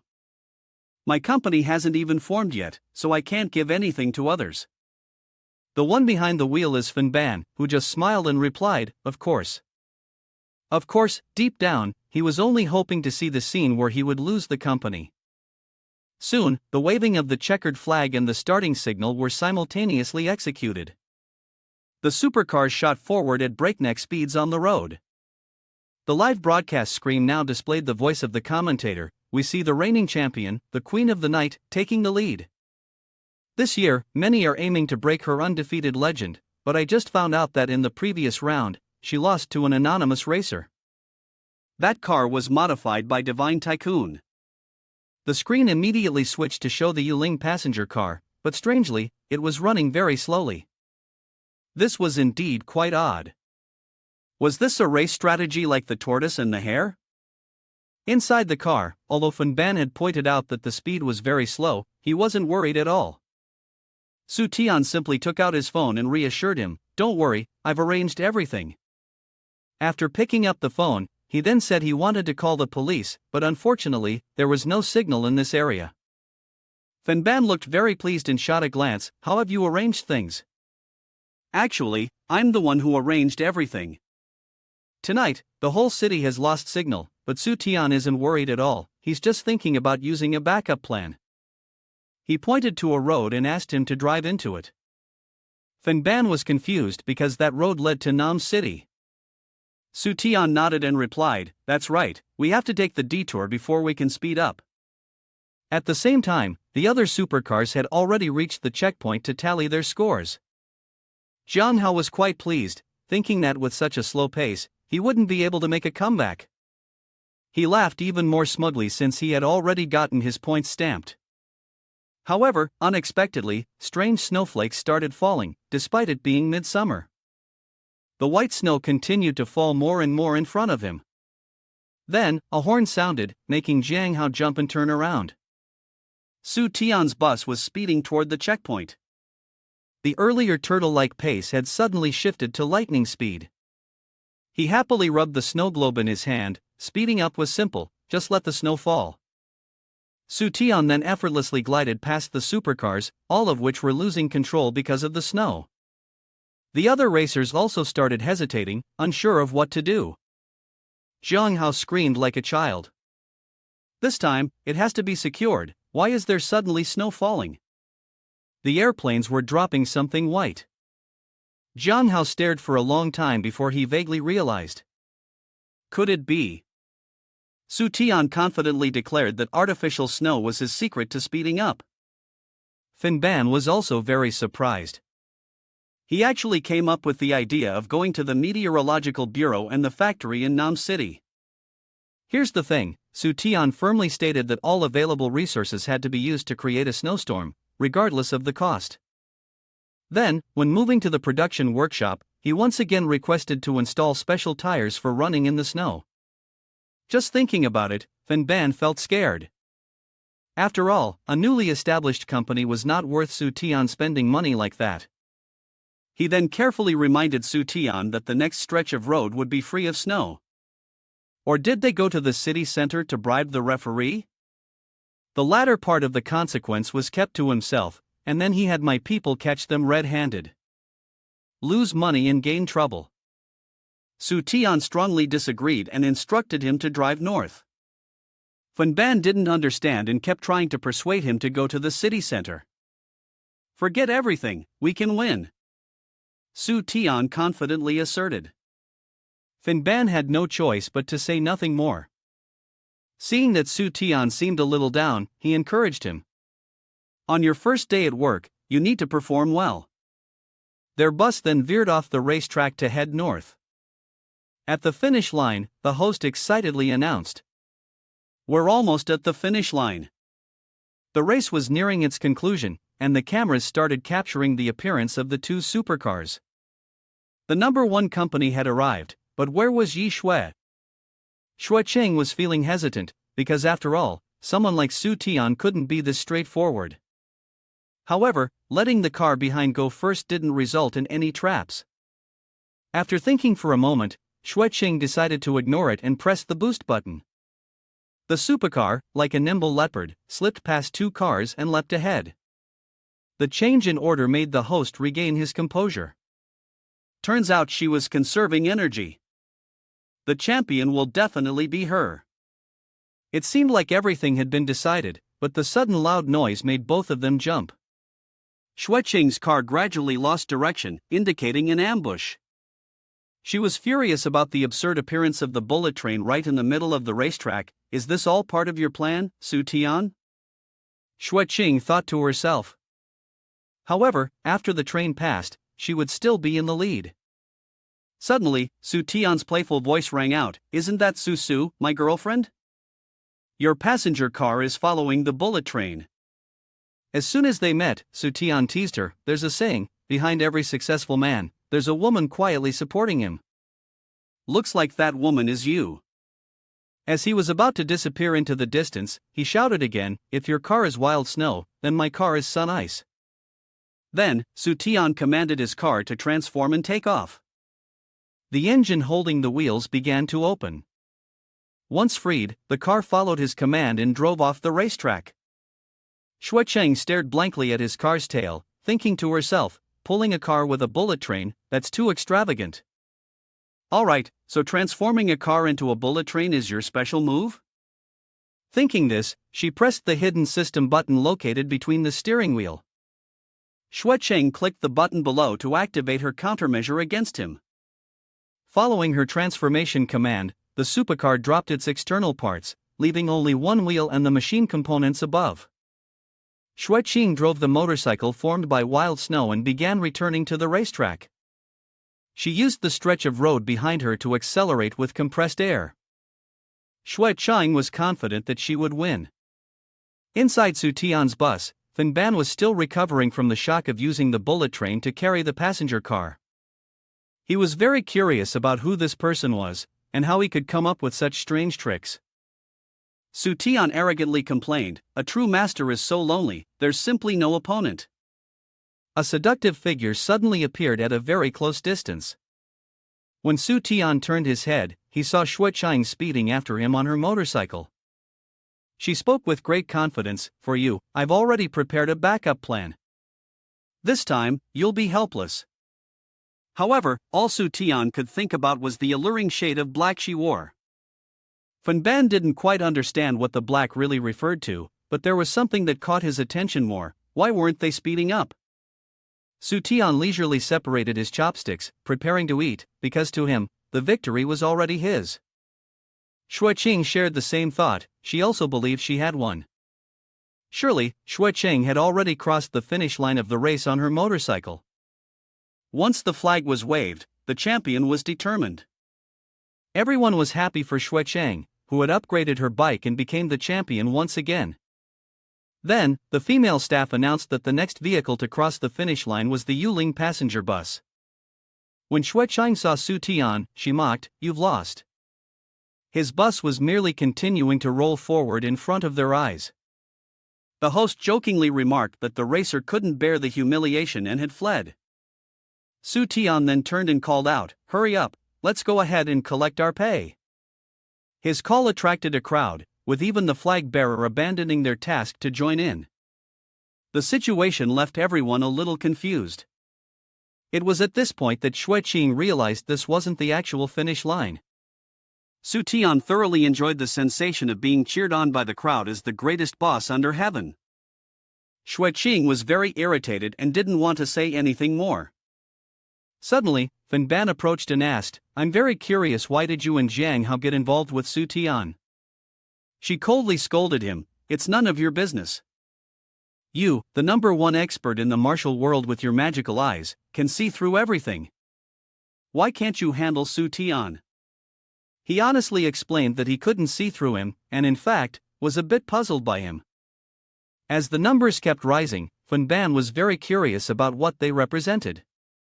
At that moment, Su Tian walked over to compliment him. He wanted to add a chicken leg to Ban's lunchbox.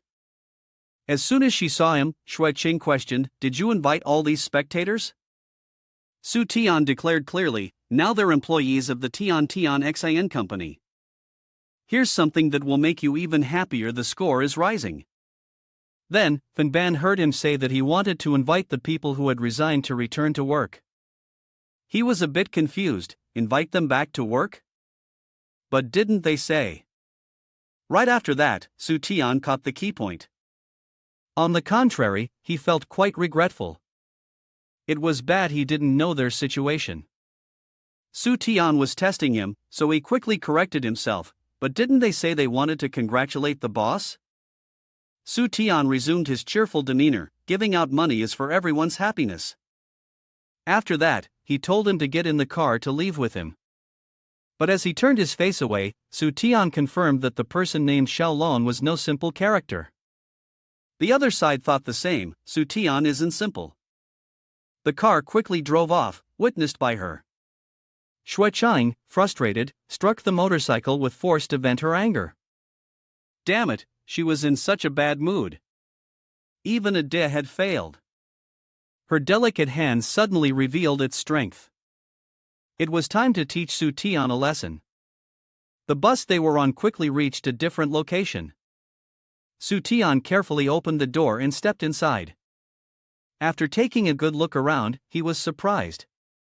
Bai La was trying to explain that she was no longer involved with the underworld. Vai also seriously explained that this time, all the evidence pointed to her, so she couldn't escape. Seeing the tense atmosphere, he asked, "What's going on?" Vai, surprisingly, turned her suspicion towards him.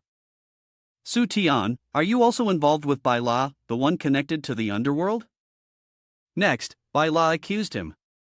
She firmly believed that he was framing her. In that situation, Su Tian was still in the mood for joking. Is this the legendary Azura battlefield? As soon as Su Tian sat down, someone arrived. Silly, you finally came. Looks like everything is unfolding as I predicted. Bai La awkwardly apologized for having distanced herself from her. Silly, being very generous, explained that she hadn't taken it to heart and was now focused on being Su Tian's personal assistant. He happily put his arm around her and said they should go together to deal with the fleeing criminals. As they walked out the door, La suddenly thought that Su Tian must have had some suspicions about the cockfighting channel. However, he acted this way because he had a premonition that something would happen, so he took precautions by having someone follow their movements. Silly also spoke up, saying that she had discovered several people concealing their identities who had just used public transportation. After continuing the surveillance, they found something suspicious. For example, Li Sanheng, an investor and one of the shareholders of the cockfighting channel, is also a criminal who has gone into hiding. Su Tian carefully asked, "Have you investigated him thoroughly?" The other person immediately nodded and replied, "He will be playing an online game tonight." Upon hearing about the game, it seemed that Su Tian was somewhat interested. His foot also pressed down with force against the ground. When it came to playing games, wasn't it all about virtual money? That was his area of expertise. Then the group began to get on the vehicle. Just as Finban was about to follow, he was stopped. Su Tian casually made an excuse, "We're just going to play games, so there's no need to follow." But Finban insisted on explaining, "I can drive." Su Tian reassured him, pointing towards Silly and saying, "Go rest." The other man still tried to persuade him, "I can help. Whatever the boss says, I'll do it." In his mind, he likely had malicious intentions, perhaps wanting to sabotage something. Su Tian didn't respond immediately but carefully examined him from top to bottom. Finally, he simply instructed, "Prepare some foot wash and close the car door." The car then rolled away, leaving Finban behind. Inside the vehicle, Bai La was also deep in thought as she looked out the window. She decided to inform Su Tian about Finban's true background. Upon hearing this, he immediately speculated, "So you mean Finban is involved with the cockfighting channel?" Bai La replied seriously, "It's very likely." What was unexpected, though, was that Su Tian burst into laughter, because he had already anticipated this. She hesitantly asked again, "Then why did you still?" Su Tian confidently assured her, "Finban won't pull any tricks while he's with me." The scene then shifted to a room entirely tiled with yellow bricks. The skilled fingers began to work on the keyboard. San Hung, after finishing off the 23rd chicken, shouted as though he were invincible. He was certain that no one would dare challenge him again. However, suddenly, a challenge notification popped up, making him reconsider and feel like a fool. Su Tian's low-level character then appeared on the screen.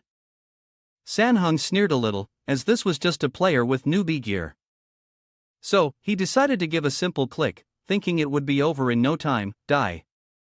At that moment, the in-game character raised its sword in unison. San Hung laughed loudly, confident that the victory would be too easy. Fighting a VIP player like me, I can already see how this ends. But then, he suddenly fell silent, his face blank. Su Tian's character had gently stepped on him. Su Tian wasn't humble at all and demanded a one-on-one duel with him. This was the first time San Hung had encountered such a situation, and he was in complete panic. In his anger, he began smashing the keyboard and shouting, "How is this possible? My top-tier golden equipment couldn't defeat someone who isn't even wearing any gear? How can someone without gear kill a person wearing divine equipment? How is this even possible?" Su Tian continued to shake her hips. "Which eye of yours saw that I'm not wearing anything? Can you even afford my equipment?" Looking at the little bird protecting her, San Hung had a sudden realization. He immediately recognized it as a top-tier invisible armor, with its rarity being almost non-existent. Then came the late realization that he was not the number one VIP, but the second.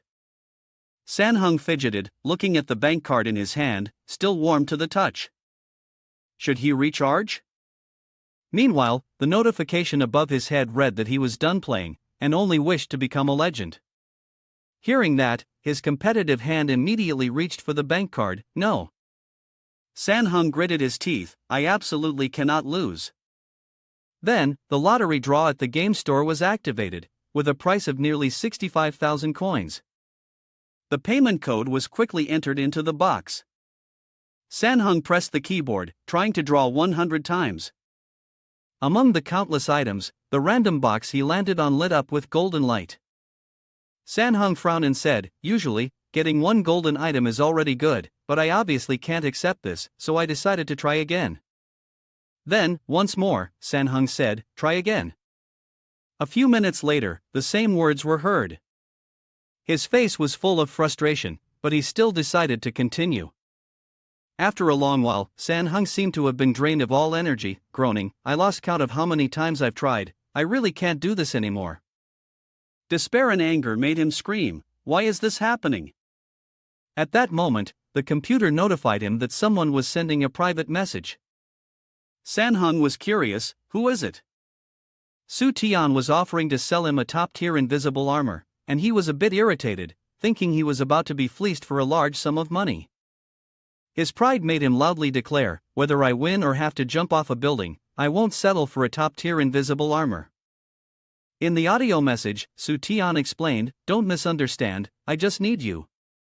Upon hearing this, San Hung waved off the offer and suddenly felt very satisfied.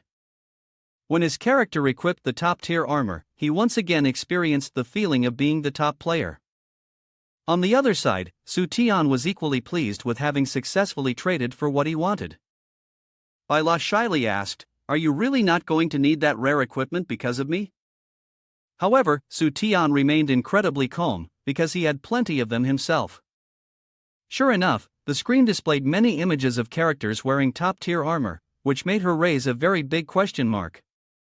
Su Tian quickly explained that he had bought out the game company.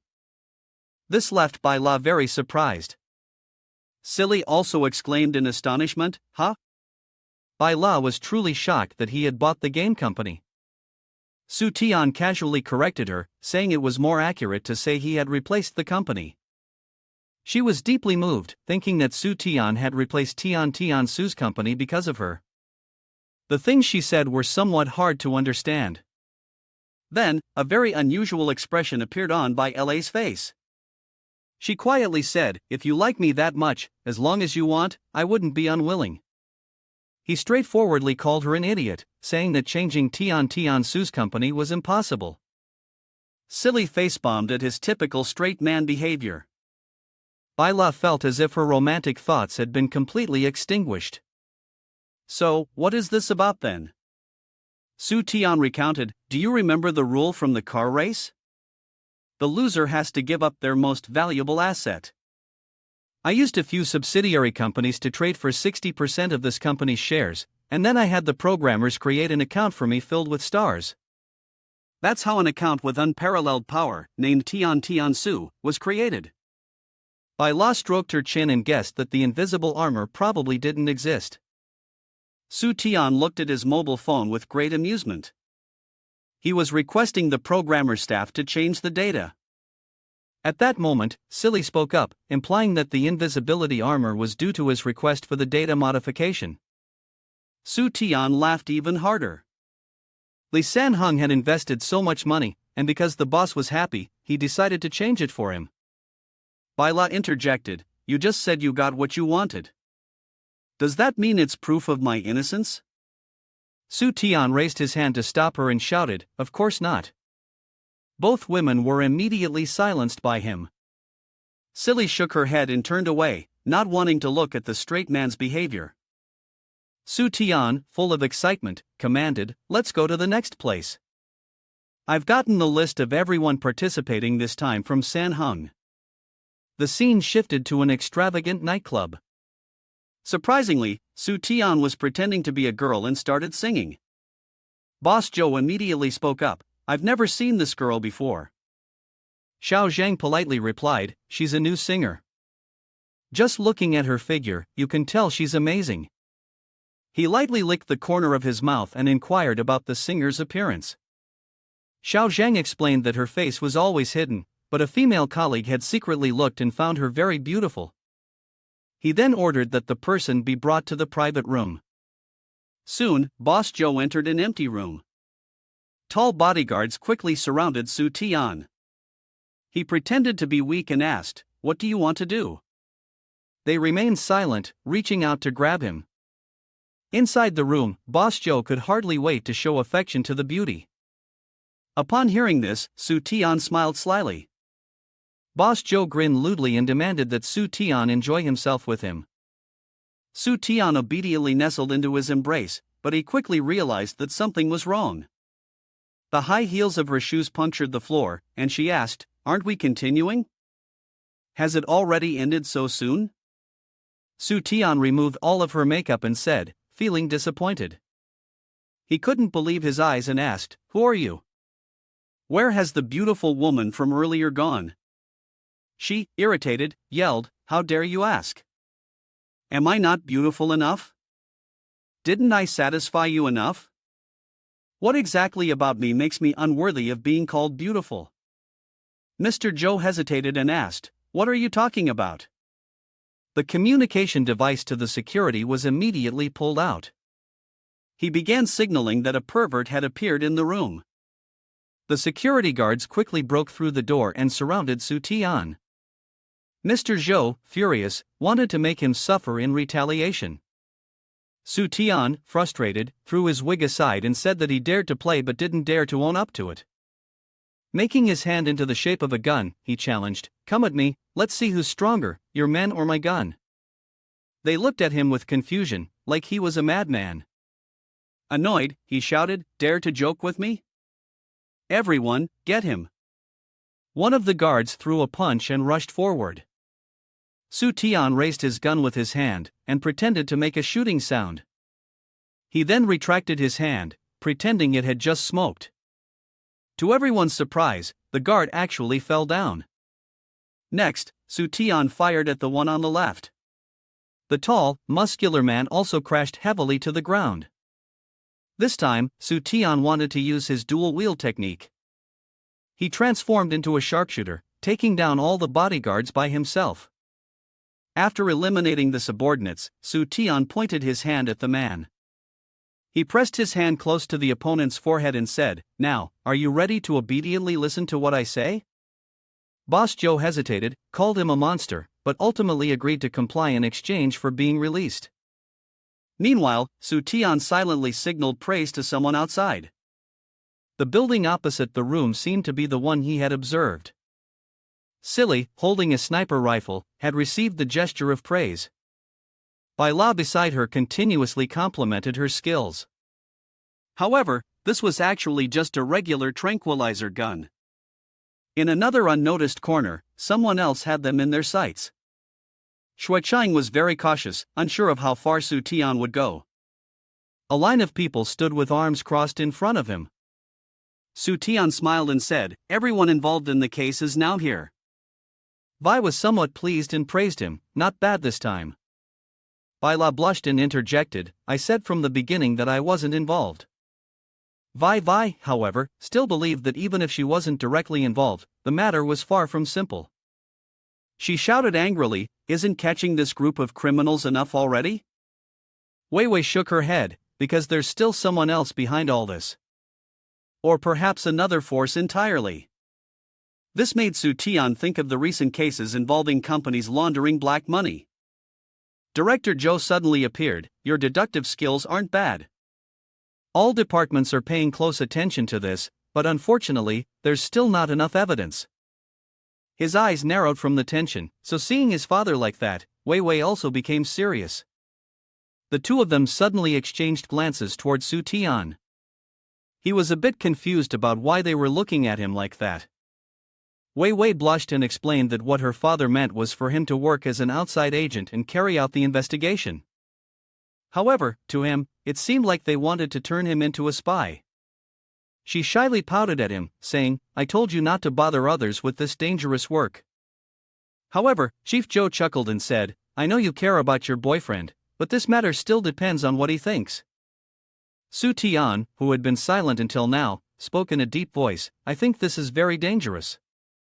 He sighed, understanding Su Tian's position.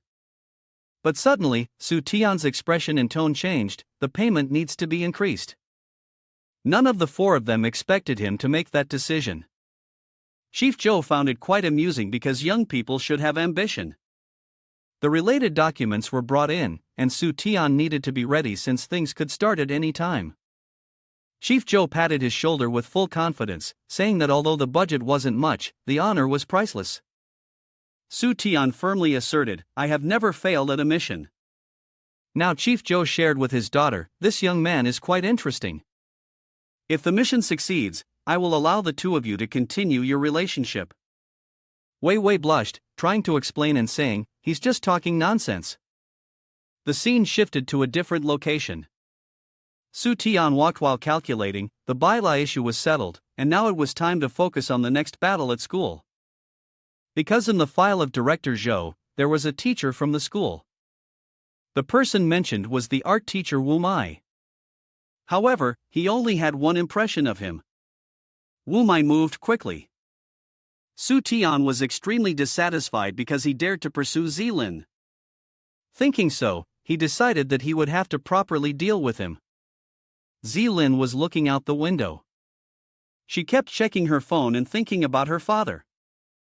A phone call had come in that day. The doctor nervously reported that her father was recovering fairly well, but he had disappeared from the hospital. The shocking news left Zilin in disbelief. After all, during this recovery period, her father still couldn't walk. The doctor bluntly said that they suspected someone had taken him away. Zilin panicked, "I will come immediately." Standing before the empty hospital bed, she anxiously asked the police officer, "Is there any clue?" The officer shook his head, only knowing that a group of people in black clothes had come at night to abduct him. As for the purpose, did she have any enemies? Zilin honestly replied, "There have been conflicts before, but not to the extent of kidnapping." At that moment, her phone vibrated. The message in her phone was full of threats. "Your father is in our hands. Do not contact the police." Seeing her unusual expression, the police officer asked with concern. However, Zilin chose to say that there was nothing wrong. She made an excuse that a student needed her, so she had to leave. Reflecting on that, Zilin was sure they must be enemies of the Su Tian family business. Her personal information had been reviewed multiple times. Should she warn him? But her father was still in their hands. Suddenly, a mysterious hand reached out from the shadows. Zilin, losing control, trembled from fear. When she recognized the identity of the person, she was utterly shocked. Master Wu Mai. He smiled and asked her to go on a date with him. Of course, Zilin refused. She explained that she already had a boyfriend. He gritted his teeth. Despite thinking for so long, she still chose to reject him. Zilin could only helplessly apologize to him. Wu Mai's face darkened, and he warned her, "Don't be ungrateful. I know about the live stream you secretly broadcasted." She felt guilty, fumbling with a few unclear words. Taking advantage of the moment, he insulted her. "In my opinion, you like being caught by men." As he got closer, Zilin cautiously asked, "What do you want to do?" Wu Mai smirked and said, "The body of a hot streamer must be scorching." He laughed with satisfaction before lunging at Zilin. "You're mine now." Facing such a frightening person, she could only scream loudly. In that moment, two hands had touched her shoulders. Zilin felt it and immediately became desperate because she had been touched. However, Wu Mai was still some distance away from her, while Su Tian was incredibly seductive, lifting Zilin's chin. He was toying with her. "How could it count if I touched you? This is just a gesture of concern from the boss." Seeing him appear suddenly, Zilin softly exclaimed, "How are you here?" Wu Mai was also very surprised. As they were on the 7th floor, how could he appear from the window? In truth, both of them were standing on the platform of a truck. Suddenly, he very affectionately embraced her. "Isn't buying a crane enough to get to the 7th floor?"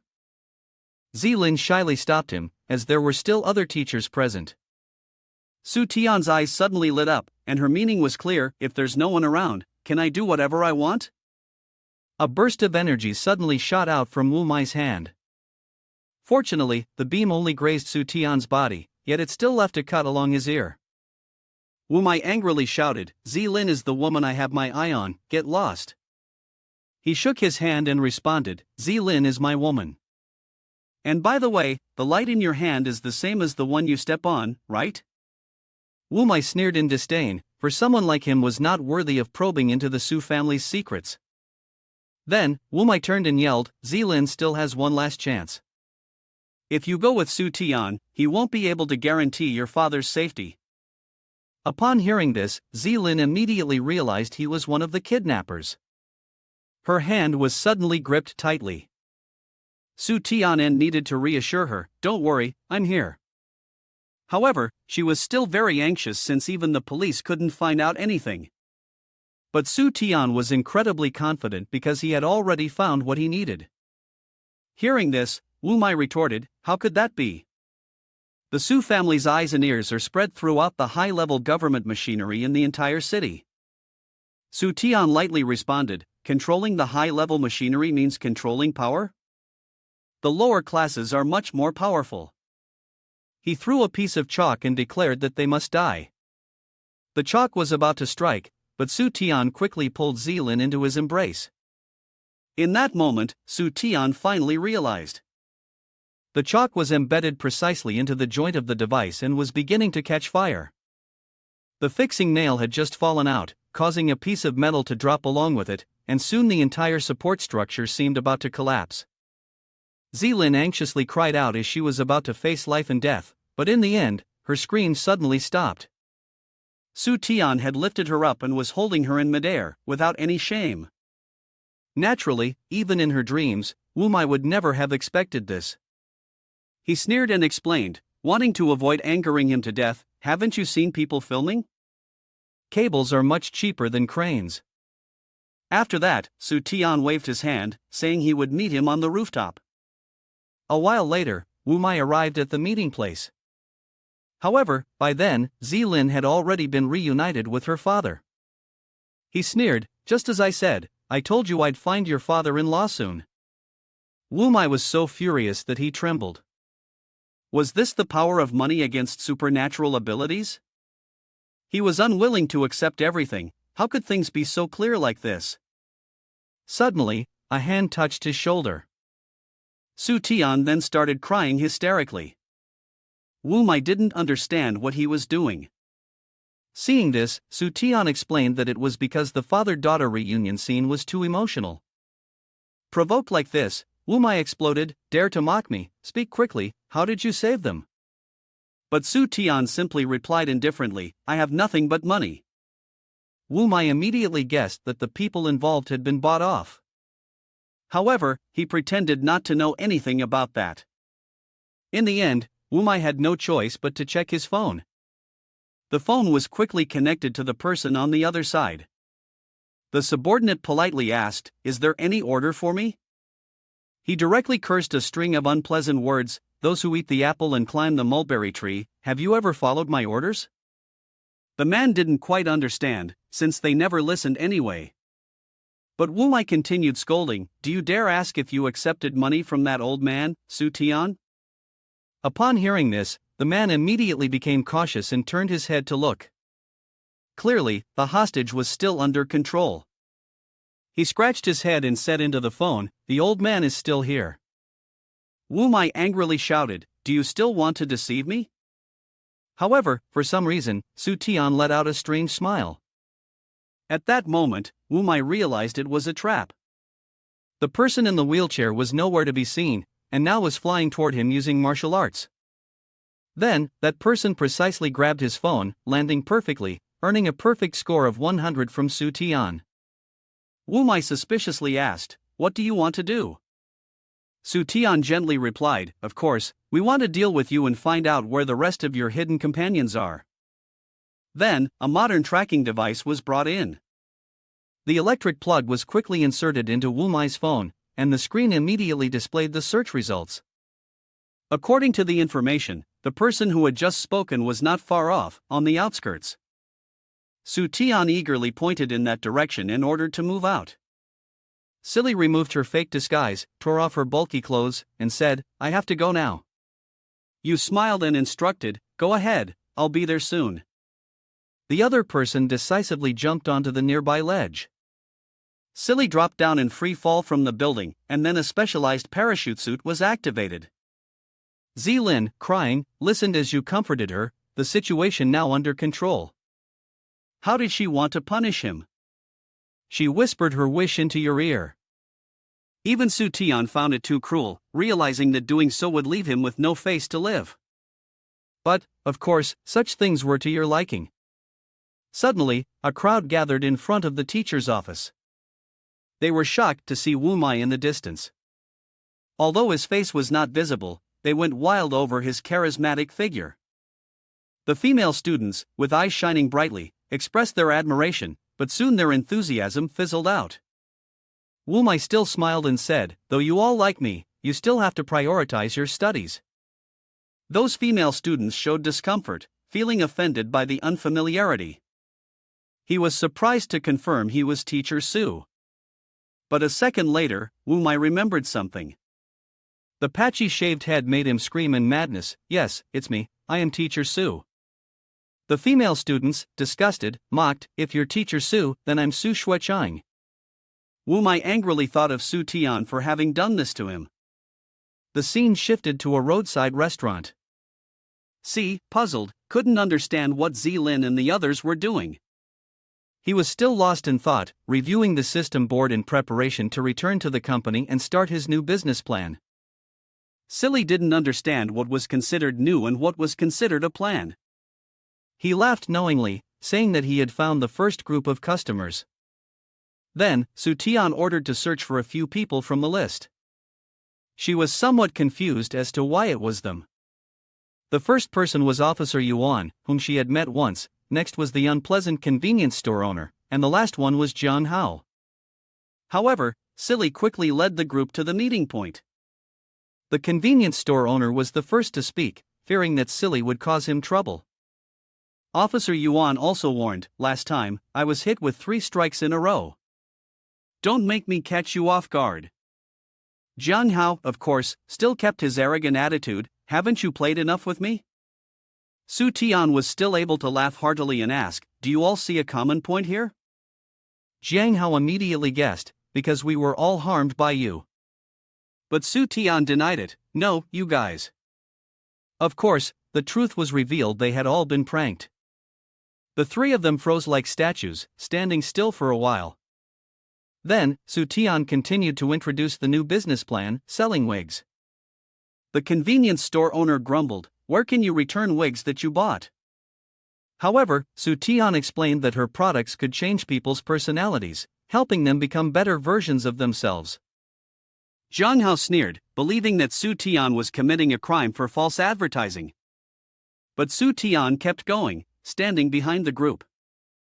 They curiously turned to look in the direction Su Tian was pointing. Even Zhang Hao wanted to try his luck this time. Su Tian believed that Silly's change was due to the wig.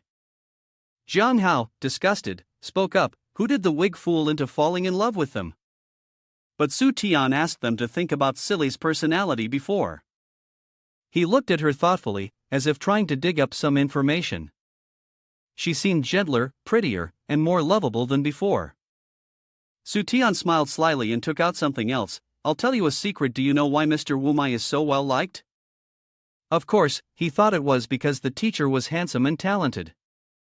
He pulled out his phone and showed pictures after investigating Wu Mai. When Mr. Su Wu Mai was young, he had a shaved head, no one liked him. Then he bought a wig from me, and everyone started loving him. Today, I took it back, and no one loves him anymore. Zhang Hao couldn't believe it. That was Wu Mai? Su Tian tried to convince him, "Without the wig, you wouldn't even recognize him." He nervously rubbed his head. "Could it really be that the reason I'm not loved is because of my shaved head?" Su Tian continued to shake him. "Without a wig, no one loves Mr. Wu Mai, but with one, people do." He shook his head, still not believing that Wu Mai had bought a wig from Su Tian. Su Tian went on, claiming he had proof, but secretly found it hilarious that Zhang Hao believed Wu Mai wore a wig. "Look, today when I collected money for the wig, Mr. Wu even wanted to put it on credit." In the video clip, there's a scene where Wu Mai screams, "Su Tian, my hair." After that, he continues with the advertisement, "Even my teacher, who doesn't spare a penny, wants to buy it." A good product like this should be shared with everyone. Zhang Hao thinks for a moment, still feeling something's off, but at that moment, he hands a wig to the other person. "What are you hesitating for? Go ahead, give it a smell."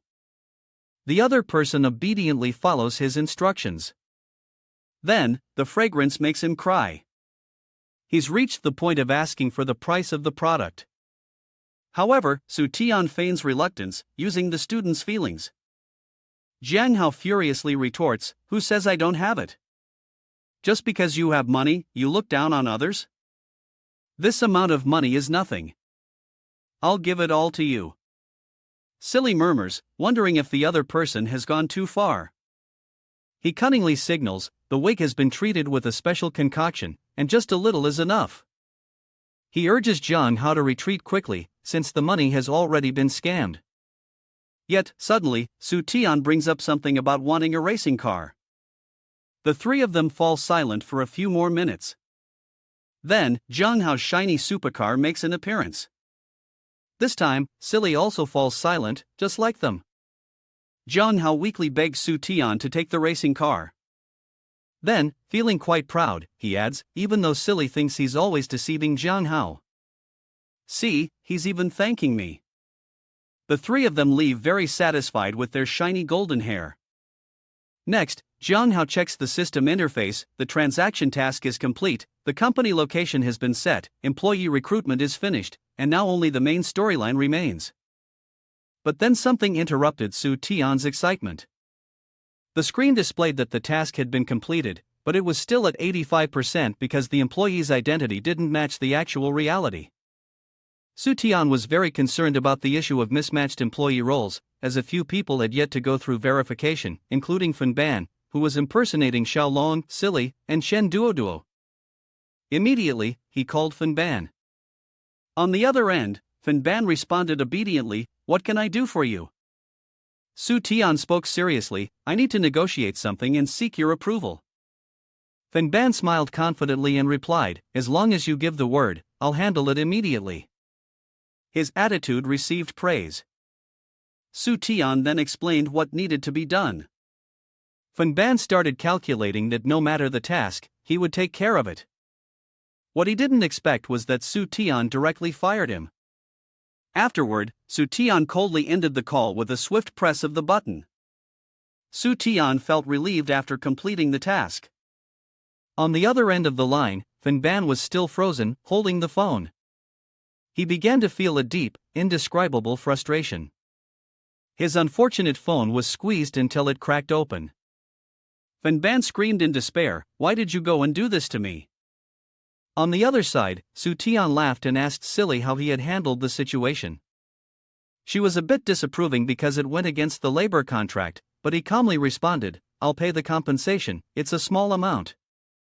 She felt powerless in the face of Su Tian's incredibly relaxed attitude when, suddenly, his hand slid around her waist. Su Tian sweetly spoke, "There's one more thing I need you to do. You actually went ahead and declared Silly's dismissal. Of course, you never thought you'd get involved in this." Su Tian explained in a deep voice, "Before you even showed up, I already knew you weren't silly. Even though you follow orders, you've always doubted my methods. On the other hand, CC trusts me completely. Secondly, she doesn't like physical contact, while you've always endured it. And lastly, do you really want me to say it?" The other person scoffed and replied, "I know that the last thing can't be hidden from you. My skills and abilities are indeed superior to C's." But it seems Su Tian didn't expect the answer to be like this. The other person, too, seemed confused that he hadn't realized it. Su Tian immediately returned to his cool, aloof demeanor. "I was actually going to say that your chest is 2 cm smaller than hers. That's why your image has been associated with not being a good person." Su Tian awkwardly rubbed his head, his gaze exceptional but helpless. However, he quickly shifted to the main topic, as it seemed she didn't have any ill intentions. "But where on earth was Silly?" The other person replied coldly, "You don't need to know. Just keep being the rich fool you are." Seeing the person about to disappear, Su Tian quickly held them back. "Wait, Silly, where is my darling? Such a good labor cost is no longer available." But anyway, after driving out the two imposters, Su Tian turned to accept his reward. But the situation still didn't feel right, so he began to suspect that there was something wrong with Duo. Su Tian thought for a long time. As far as studies went, Duo had no issues. In terms of physical activities, there were no flaws either. Her eating habits seemed fine, and there were no problems when going home with her. He had observed her carefully, but she still didn't seem like someone with a special identity, so he assumed it was a system error. After that, Su Tian decided to head to the company to discuss strategies with the team. Soon, he arrived at his destination. However, Su Tian was a bit cautious, as every time he came, someone would try to form an alliance with him. The door opened once it recognized someone. 2 rows of beautiful female employees greeted him in unison, "Hello, Mr. Su." But in Su Tian's mind, he was thinking about all the different types of lingerie. Moreover, there were so many outstanding designs. The thought of indulging his eyes in this place put him in a great mood. Suddenly, Su Tian realized he had seen the little bear girl many times before. He was quite surprised to see that Duo was here. The reason was simple: she was the most active worker in the company, always arriving early in the morning. That introduction made him suspicious, since he had been keeping an eye on her for nearly an entire day. Su Tian carefully scrutinized her to see if anyone was impersonating her. Then, he suddenly complimented her, Duo, you did really well in this morning's swimming lesson." She quickly replied, "You've got it wrong, there was no snow falling this morning." Outside, Su Tian apologized to her, but inside, he had already made up his mind to continue asking. "This morning, I said I wanted to invite you to eat some snow mushroom flowers. Let's go." But she smiled and replied that the dish was actually stir-fried bitter melon with pickled vegetables. Su Tian didn't expect her to know that so well. At that moment, Duo spoke again, "There's also a wig contract that needs to be signed, hurry up and sign it." Su Tian subtly praised and encouraged her to keep going, but in his heart, he had finally come to a realization. Based on his speculations, there were 2 Duos in this world. When he heard that, the person opposite him suddenly slammed their hand on the table. Zilin didn't understand what was happening. Why were there two duos? He said darkly, let them explain it themselves. Zilin hesitated. Would she really tell the truth?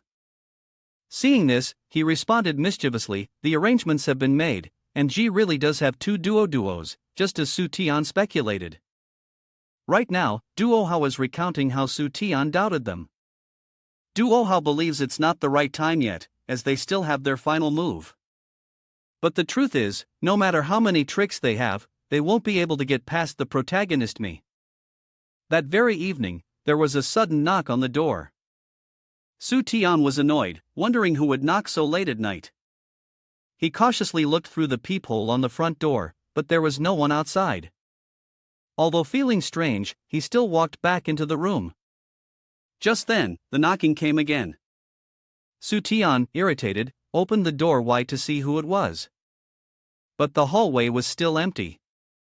Then, suddenly, from nowhere, the figure of someone with very long hair appeared, a terrifying ghostly figure whispering in grievance as it floated towards him. As soon as Su Tian saw its face, he screamed loudly. Then, it flew behind his back again and started crying out for justice. That sensation made him feel a sudden chill of fear. Su Tian's eyes widened once more. But there was no one around, so he chalked it all up to a hallucination. The next day, Su Tian, still half asleep, was sitting in class when a hand suddenly touched him. Duo Mei asked with concern, what's wrong? Didn't sleep well? He honestly recounted the strange events of the previous night. She immediately concluded that Su Tian had likely encountered a ghost. According to her, in the early stages of a ghost encounter, people often experience cognitive disturbances and begin to see strange things such as mistaking someone's identity or seeing two identical people. She kept chatting with him, hoping to fool him with her ruse. Su Tian then shook his head and asked directly, what's the relationship between you and her? Duo Mei was instantly flustered and fell silent on the spot. His expression darkened into a smile, one more bizarre than any ghost. I saw it already. She and that girl were both wearing cat print lingerie when they were in disguise. Duo Mei lost control and shouted, what did you say? He went on to expose everything. The ghost costume was torn, and the wig was crooked. I saw it all. She bit her lip tightly, having believed the disguise to be flawless. Deep down, Su Tian was thrilled that he had seen through their trick. He then tried to persuade her, I know you have your doubts, but you can trust me. Duo Mei had no choice but to threaten him, you'd better stay away from this secret, or everyone connected to you will die. However, someone like Su Tian particularly enjoys playing the game of provocation. After class, he returned to the company's headquarters. Su Tian silently concluded that knowing a secret meant certain death. He intently watched the two people who were about to leave, then smirked and said, Chen family, it's not that I can't clarify things. Upon hearing this, Duo Mei and Duo Hao immediately froze. Duo Hao raised his voice and questioned, why do you know about the Chen family? At that moment, the glass of water was refilled. Su Tian casually ordered, come here, let's talk while drinking Coca-Cola. The Chen family is the most dependent family on the Li family, and the Li family is one of the four great families of Xinzhou. Although they rank third, their cultural strength is the strongest. Nowadays, all the masters in music, chess, calligraphy, and painting are connected to them. If I am not mistaken, your Chen family is the one that sends talented musicians to the Li family. Duo Mei hesitated and said, how could we, being this poor, have such a noble background? Su Tian subtly replied, look at your hands, perhaps you're not a fraud. She was surprised because it seemed that he had indeed looked at their hands, but she wasn't sure which part. He quickly explained, the calluses on your hand clearly indicate a humble background. Su Tian reached out and took Duo Mei's left hand, while his other hand held Duo Hao's right hand. He continued his reasoning, both of your hands are very soft, and the key is that they seem alive. In a family that raises silkworms, only two types of people have hands like these, a homebody or a musician. Duo Hao immediately shook his head and questioned again, even if you guessed correctly, so what? The Chen family is very powerful. Su Tian stroked his chin in deep thought, unable to understand why the two of them had left such a powerful place and come here alone. Both of them answered in unison, because of our father. He spoke strongly. Stop dreaming of bringing my daughter to the Li family as a servant. Then he began to run away from the crowd. The truth was that the number of people chasing them only grew. After that, he placed the two children into the car. The last words they heard were words of encouragement, live on. Then, he stood alone, wanting to fight against the entire crowd. By this point, we had to fight off a dozen people. Duo Mei and Duo Hao, heartbroken, called out, "Dad, why don't you need us anymore?" Duo Mei, deeply moved, continued, "As I grew up, I came to realize that it was only because you wanted us to be free that you made such sacrifices." Su Tian, tears streaming down his face, also admired the great father. Duo Hao gritted his teeth and said, "We cannot disappoint Dad. We must live well and distance ourselves from the Chen family." He immediately brought up the issue of revenge. She quickly opposed it, because if the Chen family found out about them, it would be very hard to survive. But Su Tian asked again the same question, "Don't you want to take revenge?" Both of them shook their heads in silence, for the truth was, it was just too difficult. Then, Su Tian suddenly appeared, like a truth, "I always find a way to overcome any difficulty. If there's no difficulty, I'll create one and then overcome it. I'll help you take revenge." Both of them anxiously looked at the challenge letter. Su Tian spoke powerfully, "I can fight alone. I, Su Tian, simply follow orders to act." Very soon, the Chen family's music training school was revealed. Xiaoli nervously announced that something was happening, but Pinru remained incredibly relaxed, even thinking that the other party had come just to drink tea. He immediately reported that someone was causing a disturbance, yet Pinru still insisted on finishing her tea before addressing the issue. In the grand hall, the two sides were at odds. Su Tian demanded that someone call the principal. Xiaoli angrily replied, "If you want to meet him, you'll have to step over my body first. I'm just a world-class trumpet player, come challenge me." Upon hearing that the contest would be decided through a trumpet competition, Su Tian called for a man named Ma Zi to step forward. Hao brother enthusiastically responded, "I'm here." However, upon seeing him, Xiaoli looked down with some disdain, "Someone like him is going to compete with me?" Su Tian was not pleased, thinking that musical performance wasn't based on looks. Xiaoli, realizing this, stopped arguing and immediately began. As he played, his elegant demeanor seemed to make the flowers bloom. The female audience immediately began to cry, not only moved by the music but also by Xiaoli's appearance. Su Tian had to admit that it was a masterpiece full of emotion. Xiaoli immediately became very smug. "My flute is one of the champions among wind instruments, and with my talent, who could possibly defeat me?" Hearing this, the boy calmly responded, "Isn't the contest about who can touch the heart? Ma Zi, step up." The audience quickly endured a heavy torment. Xiaoli was also stunned by the resonance of that sound. It was something deeply entrenched in the vocal cords, the mournful scream of the sona horn. Su Tian began to explain, "This is not tears, this is the purest form of a wound. In the Xinzhou continent, the horn of sona is used in all grand ceremonies."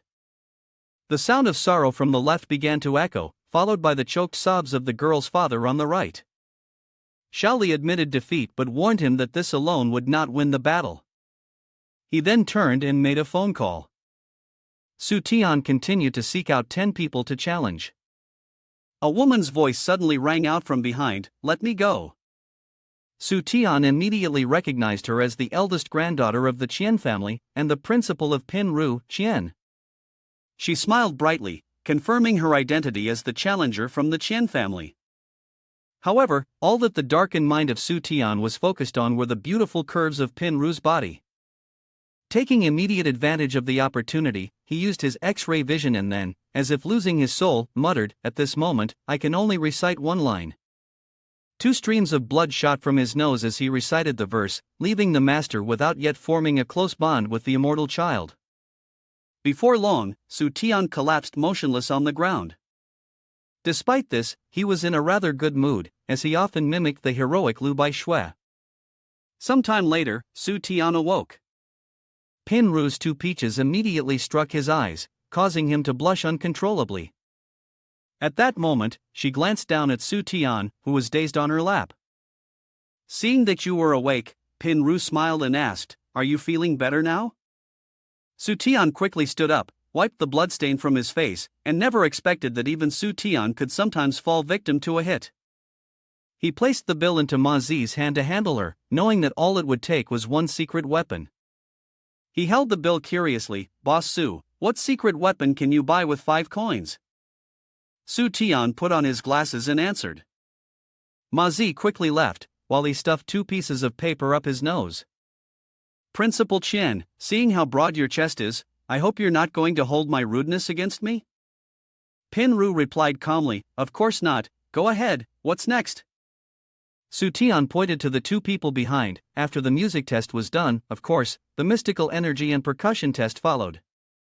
Upon hearing this, she showed a look of disdain and rejected the idea. Confident of victory, he grinned broadly. "Are you admitting defeat?"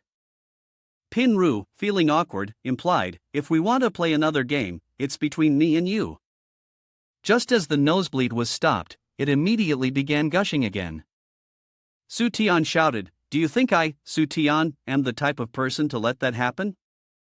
Seeing this, she was very surprised. Suddenly, Su Tian moved closer, and Pinru asked, "So, how do you want to play?" She couldn't help but laugh at how he spun around 360 degrees. "Younger brother Su Tian, I'm starting to like you more and more." Then, Pinru gently rubbed Su Tian's cheek. "One day's preparation time, I'll perform with one instrument, you perform with a legitimate one, and we'll decide the winner." Pinru leaned close to his ear and whispered, "Let's make a bet. The loser must follow the winner's arrangement." Su Tian agreed, confidently flashing a victorious smile. Suddenly, her full, red lips immediately pressed against his. When Su Tian became aware of what had just happened, her face turned as red as a tomato. Playfully, she placed her hand on her lips and winked. "This is our promised kiss." Su Tian, feigning regret, exclaimed, "Why don't you kiss me for a few more minutes?" Pinru, as beautiful as a flower, turned her head and glanced back. "Younger brother Su Tian, are you looking forward to my performance?" Suddenly, someone behind him spoke up, "Boss Su, Principal Chen is the female demon of music. Whenever she makes a move, she takes lives, it's a legend. No one knows what instrument she plays."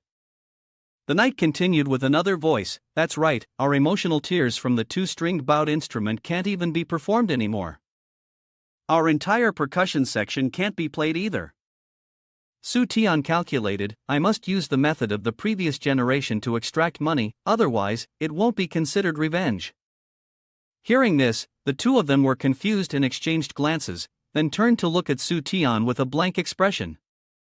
Chen Duo didn't know what instrument she played, and before long, a whole day had passed like the wind.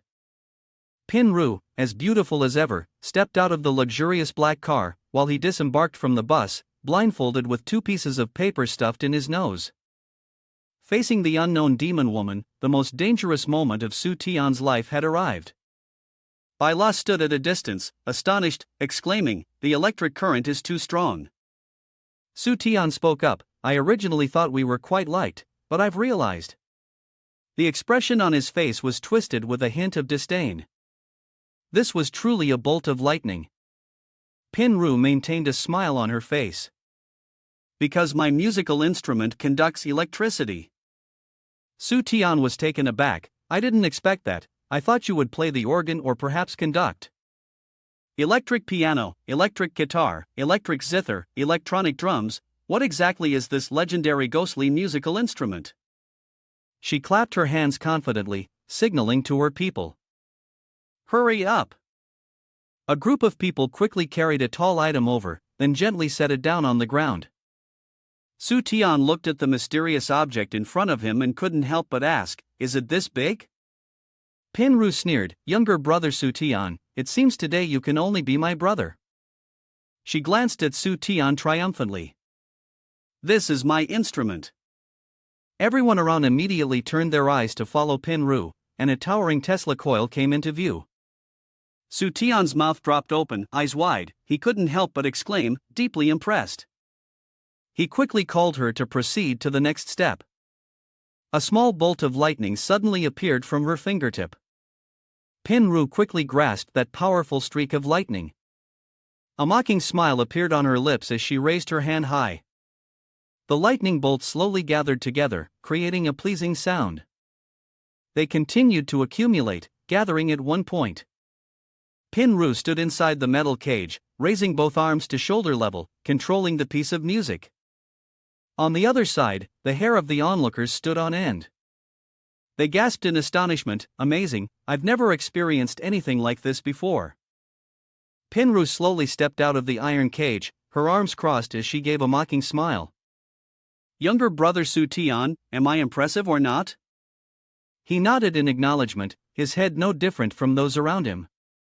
After hearing his affirmation, Pin-Ru was satisfied. I thought you were pretending not to notice. Su Tian analyzed, firstly, it's very professional, the true electronic sound, the first time I've heard it. Secondly, with just a small electric cage, you were still able to calmly direct, something I couldn't do. Thirdly, your beauty in the music brought out your natural talent. I like it. She patted his head. Then I think I've won this competition. Su Tian brother, everything will go according to my arrangements, okay? He immediately stood up and took out his phone. I haven't conceded yet, the competition has just started. The people around them exclaimed, is there anything better than this performance? Don't just talk, perform it. Su Tian put the phone to his ear and told the person on the other side to start immediately. He quickly climbed to the top of the tower, under the confused gazes of those around him. Su Tian landed with the legendary pair of slippers. He proudly declared, the performance just now has made me more certain of the true essence of music. Su Tian pointed down, and the crowd screamed in shock. I must use Chen Duo's method to offer a piece of music to the Chen family. With arms crossed, looking displeased, she asked again, the essence of music is shock? Suddenly, a piercing sound rang straight into everyone's ears. Hearing that sound, she couldn't help but feel frustrated and shouted loudly, what is that sound? Everyone there was stunned by the terrifying noise. The guards quickly gathered around, shielding Pin-Ru. Principal Chen, hurry and run. It seems like there's an earthquake over there. Su Tian stood firm on top of the counter and retorted, it's not an earthquake. Without hesitation, he smugly asserted that the sounds were his music. Su Tian pointed into the distance for everyone to look. Before their eyes, the tower was shaking violently, and then he pointed to another direction, where a large stadium was also trembling. Pin-Ru, bewildered, quickly asked, what's going on here? He sneered, that's right, I don't appreciate music well, the rhythm is average, and I haven't studied music theory. Su Tian grinned smugly, rubbing his fingertips together before saying, but I have money. Mr. Jiang spread his arms between two shaking buildings, this building is my instrument. As the performance came to an end, Su Tian slowly descended, calling out loudly, Shen Duo, come out here. A significant sound echoed as his feet touched the ground. Su Tian threw an arm around the Duo sisters and said, it's really a pity that Chen Duo studied architecture. I calculated the vibration ratio of each floor and the sound they could create. Then, he used a high-end vibration machine to adjust the sound frequency. People listened to music to appreciate it, to master the instrument. He flashed a sinister smile and continued, as for me, I make the instrument master the people. Su Tian raised the arms of the two sisters and listened to the music within the instrument. Perhaps no one in this world had ever done this before. After indulging in self-love, he curiously asked, Principal Chen, how do you feel right now? A strange, indescribable wave of air swept over Su Tian, making him shiver. He quickly turned around to check, only to see Pin-Ru in tears. Her tears flowed, her sweat drenched her body, her joy was overflowing, yet her heart was filled with pain. Su Tian patted her head, puzzled by the emotions of a girl, and asked, are you heartbroken? Because you've lost? She exclaimed, "Of course I've lost, but after listening to your music, I don't know how to face music anymore." Pinru immediately leaned toward Su Tian. "You have to take responsibility for me." Bai La, watching them from behind, puffed her cheeks in anger. This woman. Su Tian glanced at her, blushing with a sense of triumph in his heart, and then continued, "Then let me set a condition." He pointed at the Duo sisters. "I need them to return the money, to receive the honor they truly deserve." Pinru, still crying, immediately agreed. "I promise you that." Then, she smiled warmly, "But I also have a condition." A sudden chill rushed through Su Tian, turning his face pale. Immediately, his eyes sank into darkness. Now, Su Tian had fainted in the arms of the bodyguard. Pinru calculated that she would know how to arrange things for them to return the money. After a while, Su Tian slowly woke up. He immediately sprang up, exclaiming, "Damn it, I've fallen for Principal Qian's trap." Suddenly, Pinru's arm reached out from somewhere and rested on Su Tian's shoulder. "How annoying, you clearly called me baby last night."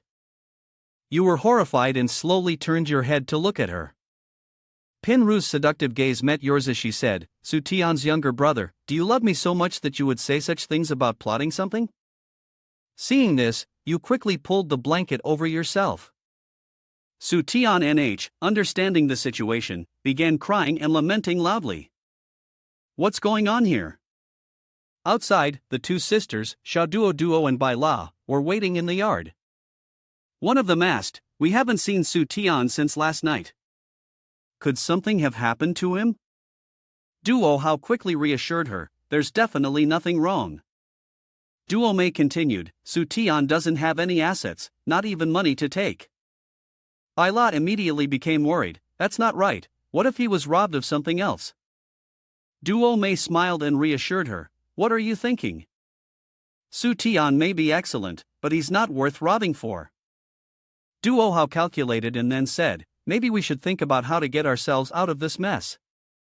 At that moment, Pinru slowly walked over. "Don't misunderstand, we're not holding anyone here." Bai La hurried over to ask, "Then let me go, I need to find Su Tian." Seeing this, Pinru didn't stop her, calmly stepping aside to let her pass. Suddenly, Bai La's head hit something in front of her.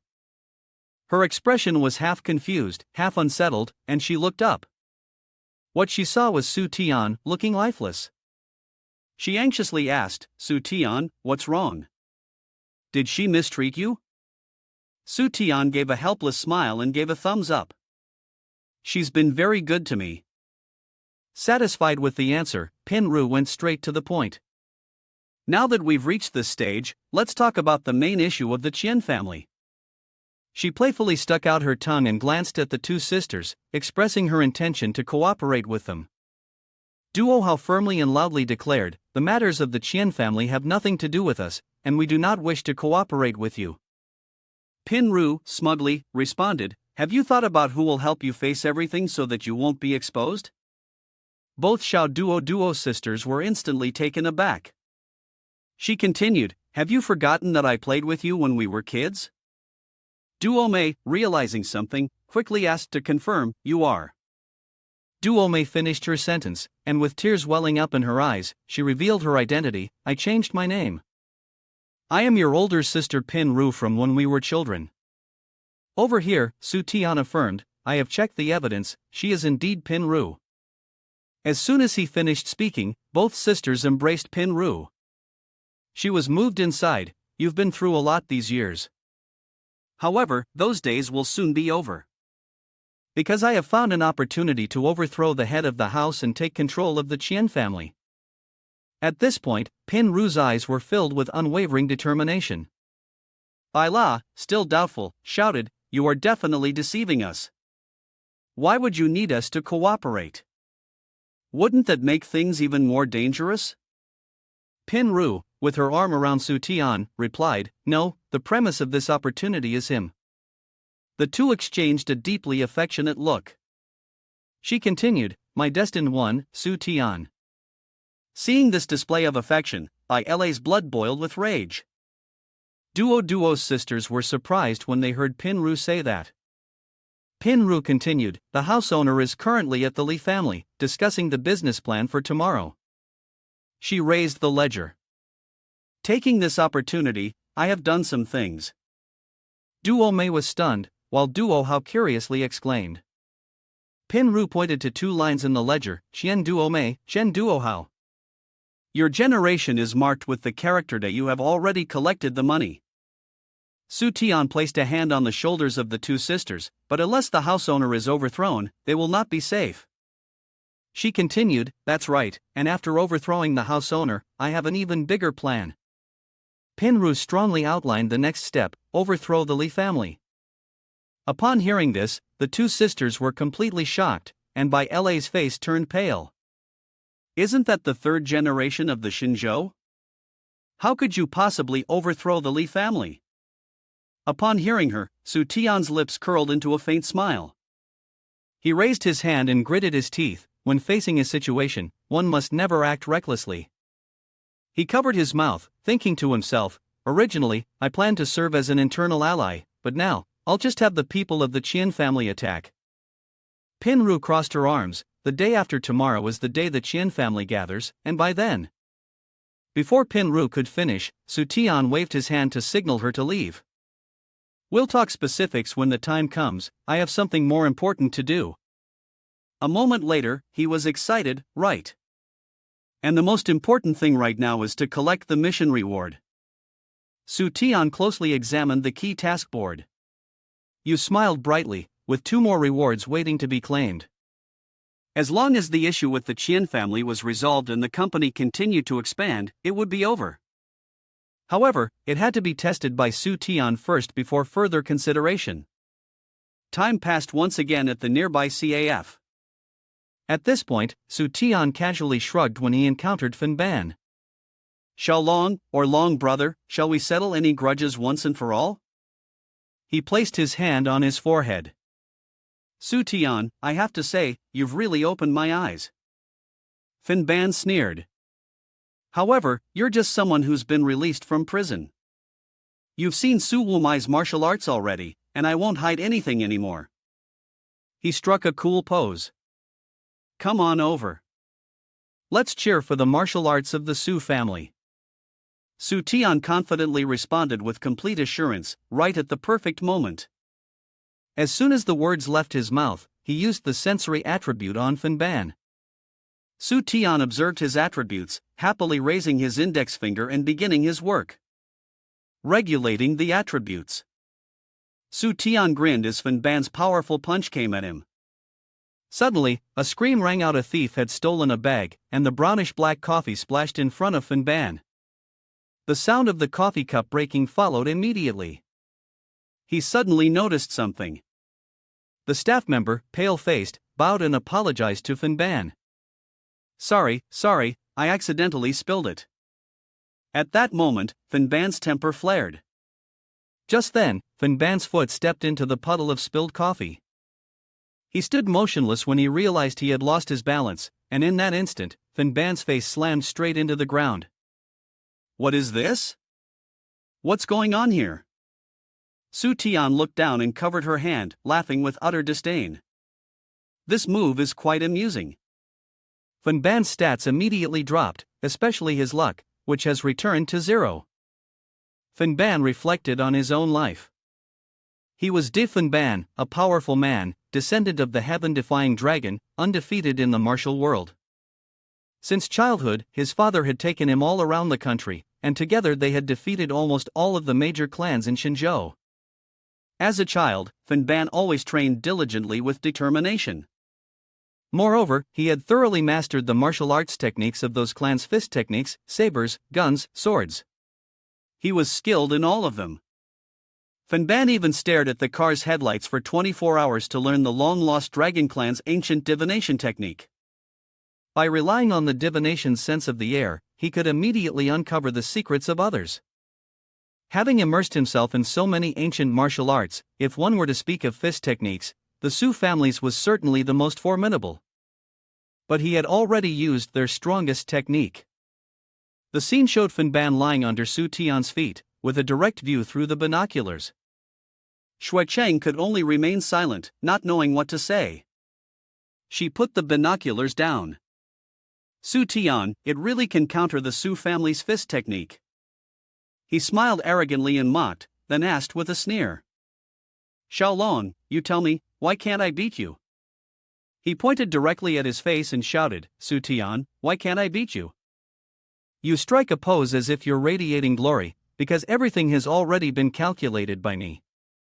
Fan Ban slowly stood up, a powerful aura swirling around him. Well, let me show you a bit of the strongest Qigong in ancient martial arts. He tensed his body, his hair standing up like Son Goku's, and shouted, Super Dragon Martial Arts, Heavenly Dragon Qi Gathering. The binoculars in Cheng's hands immediately emitted smoke, and she exclaimed, such powerful Qigong, it's revealing its true power. Su Tian's eyes widened in disbelief, his mouth agape, is it possible to do this? The attributes have all changed. The attributes of Fan Ban appeared in his eyes, all satisfactory. After a brief glance, Fan Ban suddenly appeared in front of Su Tian, his fiery fist swinging toward him as he shouted, lie down. Su Tian watched in confusion, unsure of how to react, and could only stand still, bracing himself. Fan Ban's hand swung directly at his chest, creating a loud explosion. A puff of smoke immediately appeared as Su Tian fell. Fan Ban smirked, you should be happy. This is the martial art passed down by my ancestors. You're the first person in 50 years who has forced me to use this technique. Su Tian wiped his face and sat up, praising him, truly powerful. Fan Ban couldn't believe his eyes, stunned and stammering. Though Su Tian's face was now covered in grime, he exuded a cool aura and pointed at him, your energy is exhausted, now it's my turn. Without missing a beat, Su Tian quickly opened his mouth to gather qi. His entire body emitted a brilliant glow. He grinned triumphantly, his hair standing up just like Fan Ban's earlier. I still feel great. He gaped in disbelief, asking, how do you know the martial arts of my family? Su Tian squinted and asked, don't you know my nickname? He covered his face with his hand, imagining himself as Kakashi, the senior ninja, Su Tian. As soon as the words left his mouth, Su Tian immediately swung a punch at Fan Ban, who collapsed to the ground before the strike. Fan Ban stood up, shaking with fear.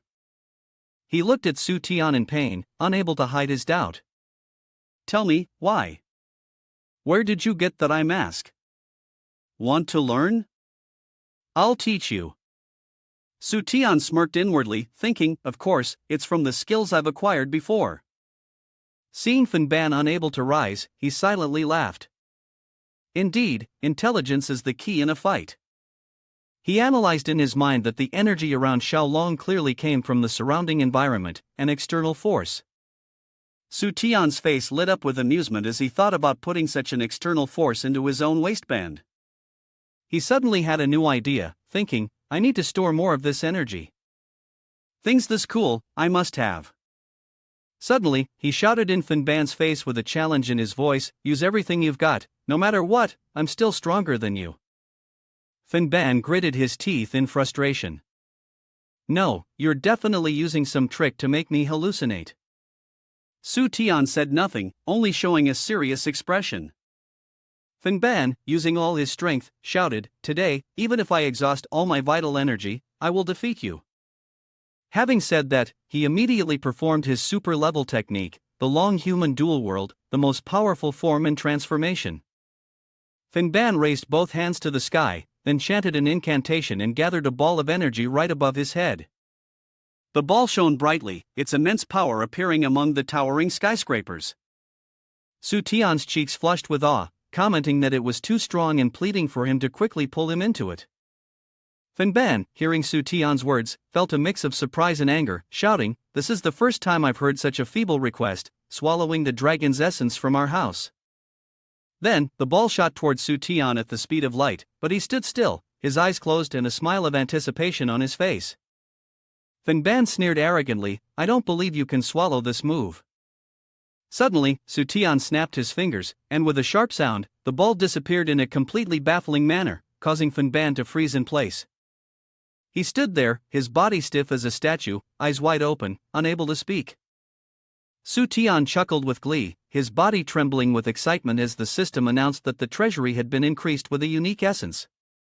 He turned around and walked away, casually waving his hand while calling out, "The outcome is clear. When you've gathered enough essence, come find me." Then, he walked out with a satisfied expression on his face. As for Fanban, he hated that he couldn't immediately send Su Tian to the altar, watching the unripe bananas while screaming his name in a fit of rage. The system suddenly appeared, startling Su Tian, who wondered if there was a new mission. Indeed, the system had presented a new task. Without giving it much thought, he agreed to take it on right away. The system then displayed another notification, which made Su Tian feel a bit confused after reading it, and he exclaimed, "How am I supposed to know how to practice the unique skill?" At that moment, his phone in his pocket suddenly vibrated with an incoming call. Su Tian had barely picked up the phone and said, "Hello," when Duo Hao's frantic voice shouted from the other end, "Bad news, the boss of the Su Qian family has discovered Pin Ru's actions and has taken her away." Su Tian quickly tried to calm her down and asked with concern, "Is her sister okay? Is she hurt?" Duo Hao, with tears streaming down her face, reassured him that they were fine. Duo Mei, who was sitting next to her, couldn't hold back her tears either, sobbing and blaming herself for Pin Ru secretly leaving behind the family tree and getting caught on her way back. Su Tian, enraged, instructed them, "Run. I'll deal with them." As soon as he hung up the phone, Su Tian froze for 2 seconds when a beggar appeared at his feet. He crouched down and began outlining his plan. "First, we need to find Pin Ru." Su Tian pulled a wad of cash from his pocket and said, "This time, there's no help, only the trump card." He placed the money in the beggar's bowl and added, "Everyone, join forces. I've already made arrangements." As soon as he finished speaking, the beggar's eyes shone like the full moon. He smiled and confirmed that he accepted the mission. Suddenly, he jumped up, decisively tossed his heavy staff aside, and shouted to his subordinates, "Got it? We're working for Su Brother now." On another street, a beggar with tattered clothes was holding a bowl, looking at passers-by with a pitiful gaze. A dirty hand slapped his shoulder, startling the beggar, who glanced down. The other person sat down and whispered something into the beggar's ear. The beggar glared ahead menacingly, confirming that he understood. At this moment, at a street corner, a group of beggars gathered together. They were holding a picture of Pin Ru. They discussed it with very serious expressions. After a while of studying the locations in the city, they all said they understood. At some construction site, a luxury car suddenly appeared. It turned out that it was the car of the people who had kidnapped Pin Ru. They blindfolded her and tightly bound her hands, then pushed her into a room. Not far away, a pair of eyes was watching every move of the kidnappers. It was another beggar. After comparing, he concluded that the girl in question was the one in the photo. Amid the fragrant smoke, a chicken was roasting over the blazing fire. It was the manager. He gritted his teeth, pulled out a golden brown chicken wing, and thoughtfully handed it to Su Tian, inviting him to enjoy it while it was still hot. Su Tian chewed the chicken eagerly while complimenting the manager's increasingly improved cooking skills. The manager laughed heartily and said it was all thanks to the secret recipe that Su Tian had taught him years ago. The phone suddenly rang, interrupting their conversation. Without any wasted motion, the manager pulled up his shirt. Surprisingly, he had hidden a landline phone right at his waist. The manager quickly answered the phone with a deep, heavy tone, "Hello, are you daring enough to release it quickly?" A satisfied smile appeared on the manager's face as he heard the voice on the other end announcing that they had found the person. The manager eagerly turned to Su Tian and said, "They found the girl at a construction site. The secret location of the Chen family is probably there." Su Tian immediately stood up upon hearing this, not forgetting to praise them and instructing them to proceed according to the plan. Glancing up, with a piece of chicken still in his mouth, he said, "Let them see the power of our beggar sect." The manager mimicked the gesture, but perhaps because his piece of chicken was too large, he couldn't speak clearly, and his words were muffled. It was late at night, and 2 men were standing guard outside the room at the construction site. One of them, a beggar, pretended to be drunk with a half-drunk bottle of liquor in his hand, humming a love song. One of the guards, visibly annoyed, shouted at the beggar to leave. The beggar froze, staring at him.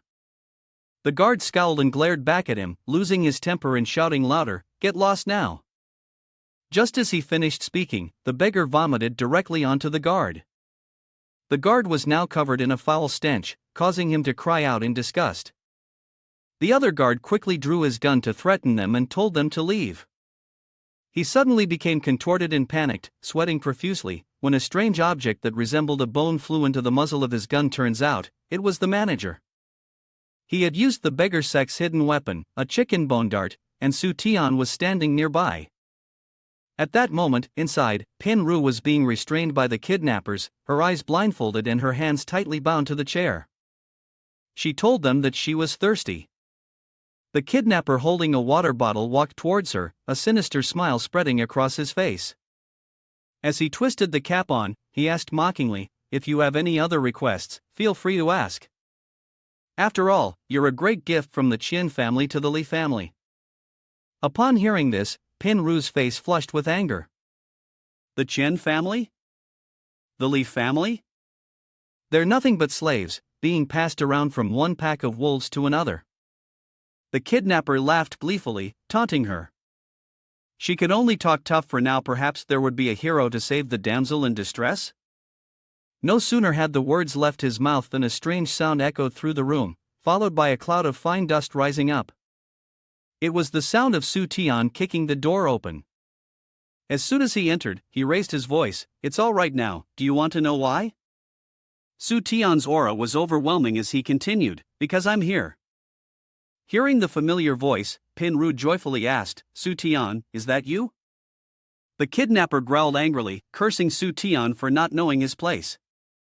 A group of people quickly moved out, and the kidnapper wore a smug expression, as if he had 100% confidence in his victory. He ordered his men to deal with Su Tian and manage the situation. But Su Tian wasn't one to back down. He quickly executed a move, sending bone fragments flying, which struck the group of kidnappers one by one, causing them to fall to the ground in a miserable heap. Su Tian mocked them for a few moments before eagerly calling his own team into action. He shouted a command, "Take all the clothes and dresses. Bring them to everyone's storage." The kidnapper's whole body was enveloped in a stream of golden light, his fists clenched tightly as he threatened boldly, ready to test the might of Kim Jongjua. Surprisingly, Su Tian seemed to take pleasure in this transformation and mentioned that once they returned, he would try to mimic it. The kidnapper swung his fist and lunged quickly toward him. Su Tian remained still, casually countering the attack with a swift punch. The kidnapper, trembling in pain, cried out, "What's going on? My strength shouldn't be this weak." Su Tian explained, "You've changed your attribute, and right now, you're no different from an old rooster." The kidnapper struggled to regain his composure, shouting orders for his subordinates to quickly report back. A shadow swiftly passed behind him. Su Tian raised his hand and shouted, "Trying to run? Let me show you how I'll adjust your attributes." He froze for a moment and asked, when nothing seemed to happen, why there was no response. Su Tian couldn't detect the intelligence, strength, appearance, energy, or luck of the person. He was puzzled, as logically, anyone should have attributes that could be assessed. He immediately turned around and asked the other person what was happening. Quickly, he activated his X-ray vision technique, but once again, the system remained silent, leaving Su Tian unable to believe his own eyes. Suddenly, a strand of light blonde hair fell into his hand. Su Tian quickly processed the situation and silently speculated that the person was silly. He froze for 5 seconds, his expression turning dazed. Just as Su Tian had guessed, Silly removed his mask and shouted, "Su Tian, I'm done being human." Su Tian carefully read the instructions for adjusting the attribute regulation and became confident. Based on the previous situation, the system couldn't be wrong. He pondered and analyzed. The third law of attribute science: the total number of real attribute adjustments cannot be changed. The second law of attribute science: in the absence of external forces, the number of real attributes maintains a static state. The first law of attribute science, attribute testing is only for humans. After a round of analysis, he still had doubts. In the case of a twin pre-transformation that had been used once, Silly could not be used. Su Tian worriedly wondered if it was because Silly was no longer human, but an illusion? While thinking, the manager suddenly tapped him on the shoulder. Su brother, how should we deal with these people? Su Tian turned around in surprise. He smiled mischievously and teased. You guys can do whatever you want, of course, or just leave their underwear for them. Society is civilized nowadays. At this moment, Pin Ru had also been untied. She rushed over and hugged him. How did you find me so quickly, you little devil?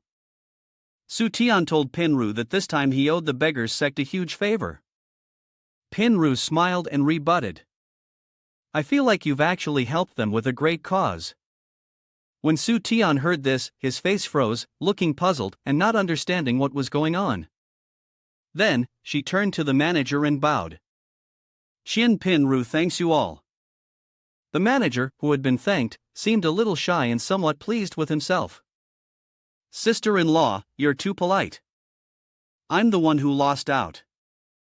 Let me treat you to some chicken wings another day. Suddenly, she became serious. This time, robbing money is just like the plan of the Li family. Your gang must have known about it. The manager squinted his eyes, frowning in caution. What are you talking about, sister-in-law? Su Tian, who was behind, witnessed the conversation with a confused look, not understanding what was going on. Pin Ru explained. While the manager remained silent, Su Tian was extremely surprised. He still didn't understand what was happening and kept asking questions. Suddenly, the manager laughed, mocking, and said, It's just small-time business. Pin Ru acted as if she already knew everything and didn't need to be modest. If you don't come, I will still greet you. Before she could finish speaking, the manager turned around and left. Nice to meet you. I'm tired now, I'll go first. Pin Ru suddenly shouted loudly, Don't you really want to take revenge? The head of the Li family, Master Tai, still refused to admit it, his face cold as he denied, Sister-in-law, you're overthinking. Pin Ru was angry. 10 years ago, did the Li family cut off your legs and kick you out? Don't you want to take back what's yours? At this point, Su Tian finally understood something. Old Li, it turns out you were once a big shot of the 6th generation? The manager lost his patience and angrily shouted, Enough, I've told you, I have nothing to do with the Li family. Pin Ru's face was filled with disappointment. I understand now. Every family has someone to be sacrificed, huh? He was so filled with resentment that he clenched his fists, saying, What use is that? If I could overthrow the Li family, I would have done it already.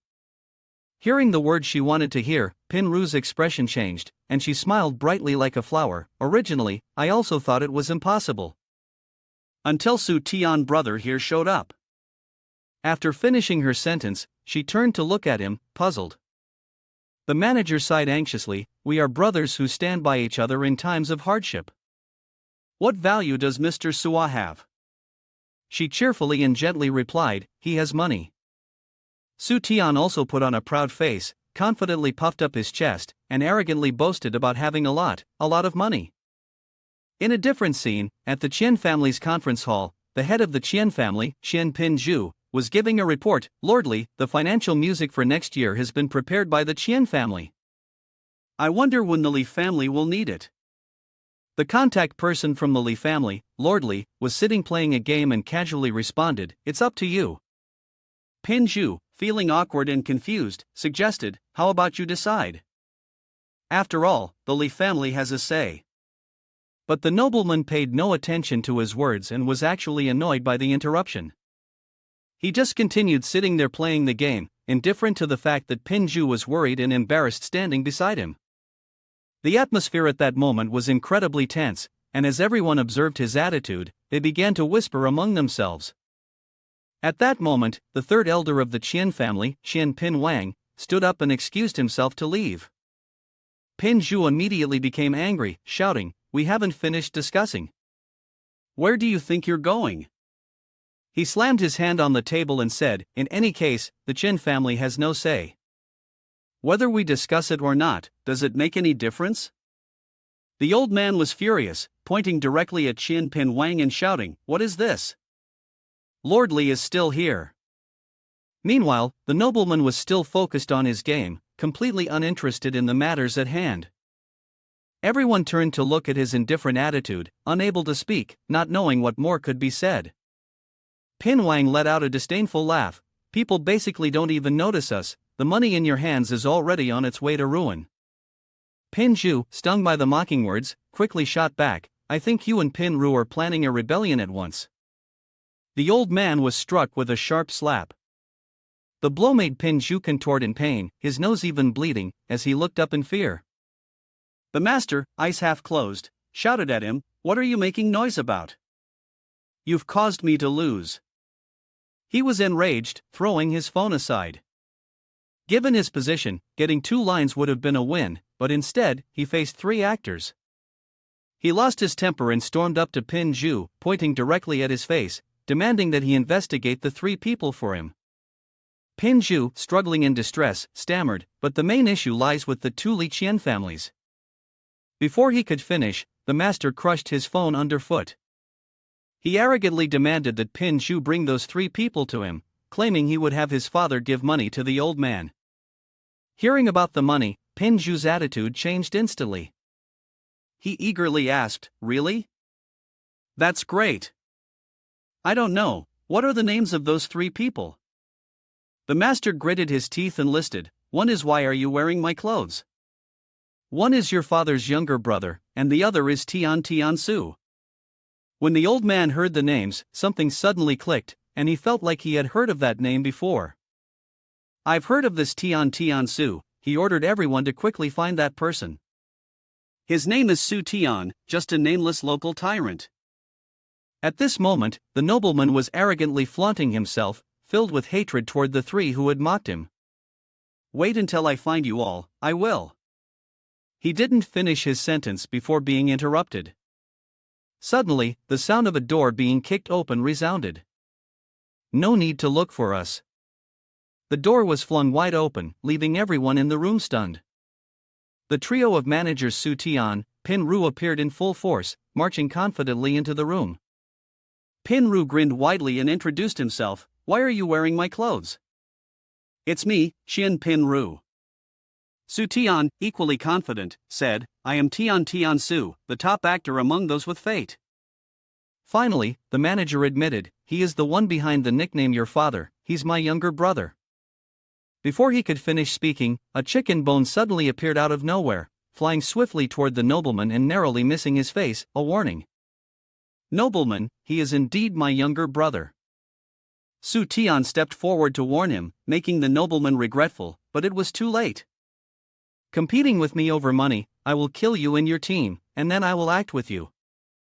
The nobleman was terrified, and as Su Tian stepped closer, he kept retreating. When his back hit the wall and there was no more room to retreat, Su Tian pressed down hard on him with his hand.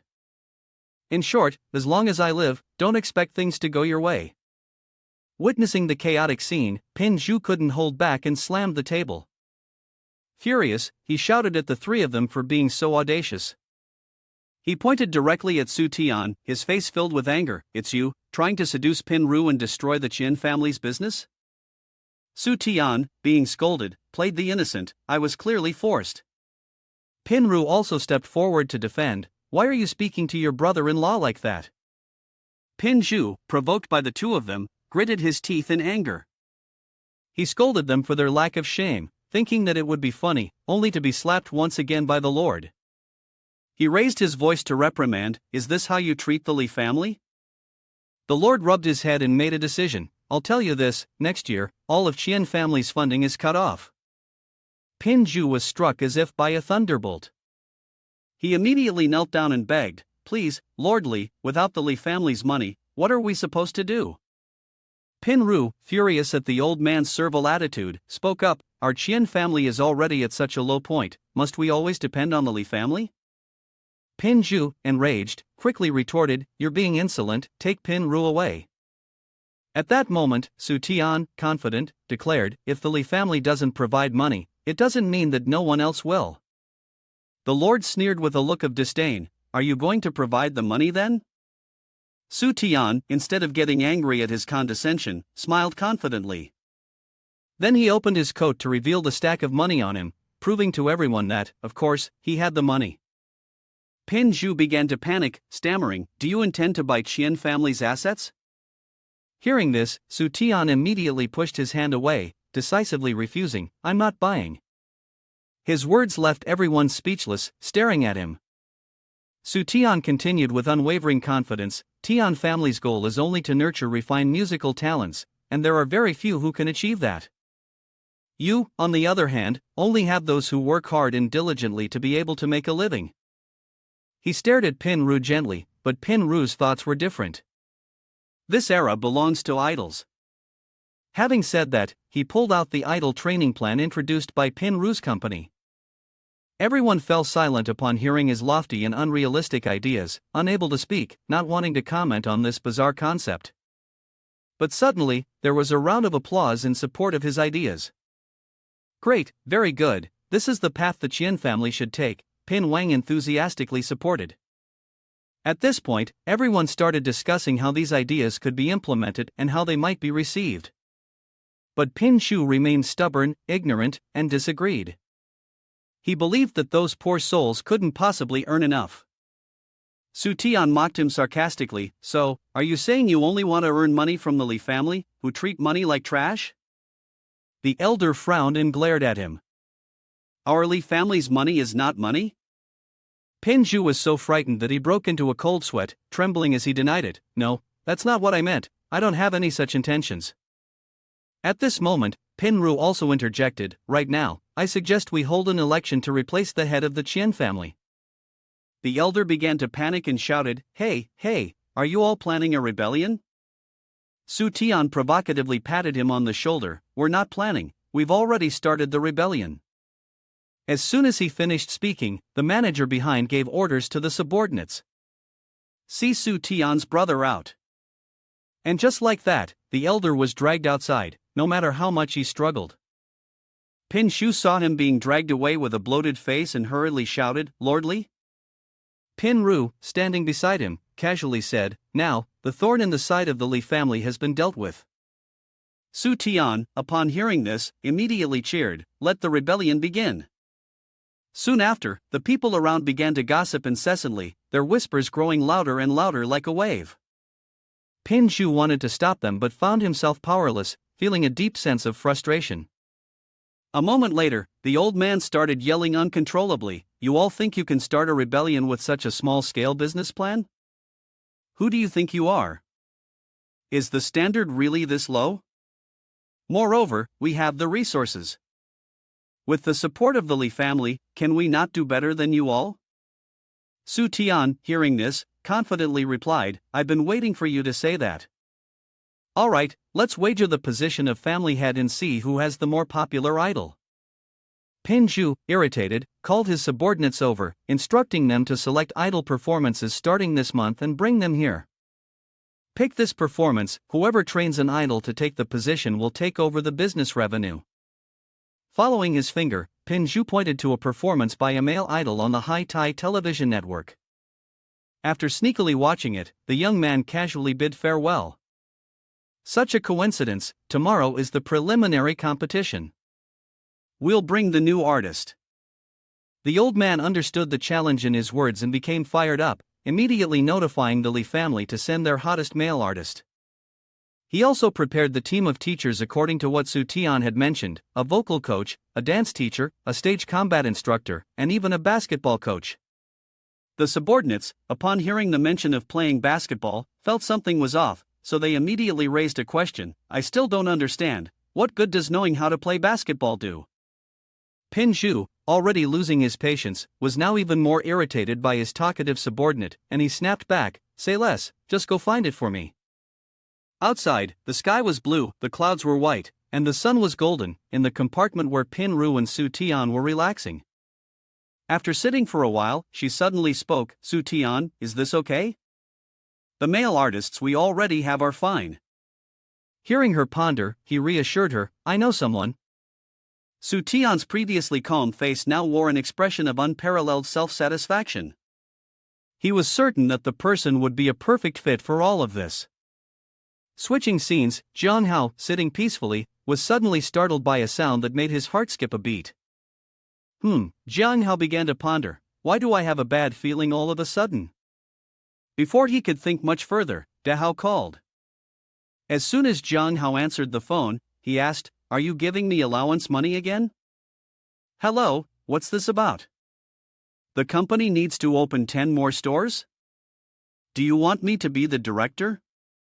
Of course, I can do it, but how do we suddenly have so much money? Da Hao happily replied, because someone invested in us, we just signed the contract, and everything from before has already been taken care of. Not long after, he successfully convinced his son. After notifying that person, Da Hao casually poured a drink for them. Immediately after, he raised the cup to their mouth and sweet-talked, so, can we proceed to the next step? Su Tian sat cross-legged on the sofa, arrogantly responding, Of course, the company can use this money for now. I don't care how you do business, whether you lose everything is fine. Su Tian paused for a moment before continuing, and I will help you keep an eye on Jiang Hao.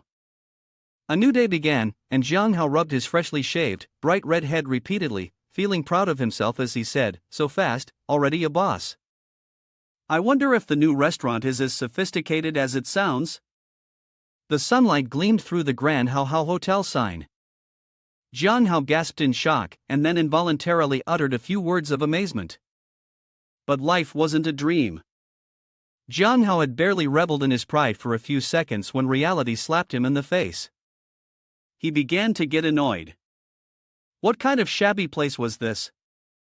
Jiang Hao realized there was nothing he could do, so he decided to turn back and ask his father to find him another spot. Just as he was about to make a U-turn, a sweet voice from a girl asked him. Jiang Hao answered instinctively and then turned in surprise to look. The moment he saw Bai La, he couldn't help but think, who is she? She's so beautiful. She, as if unaware of the heart-shaped look Jiang Hao was sending her, asked, Excuse me, are you the owner of Hao Hao Hotel? Jiang Hao shyly scratched his head and hesitated before replying, Well, you could say that. Upon hearing this, she exclaimed, Oh really? I've heard that Hao Hao's dishes, especially at Jiang Hao's restaurant, are famous, but I've never had the chance to try them. Now I can finally eat at Hao Hao's restaurant, right? Bai La paused for a moment, then tilted her head slightly to look at Hao Hao's diner, but it's still not open yet? Maybe I was too eager? Jiang Hao, as if struck by the thunderbolt of love, invited her in, entranced, It'll open soon. Come on in and eat. After the two stepped into the diner, Jiang Hao stood in front of the empty kitchen counter, confused and questioning himself, So what am I supposed to do now? Bai La began urging impatiently, Excuse me, how much longer do we have to wait? I still have to go to school in a bit. Hearing that, Jiang Hao responded immediately, It'll be ready right away, just a moment. A moment later, he gripped the handle tightly, flipping food in his hand with fierce determination. Jiang Hao spoke with resolute conviction, I've watched it enough times. This time, I'll just give it a try, no matter what. But before he could even get started, Bai La's shriek echoed through the place. Hearing it, Jiang Hao instantly dashed outside, grabbing the spatula along the way to use as a weapon. Who's there? Surrounding her now were only burly men, each twice the size of a normal person.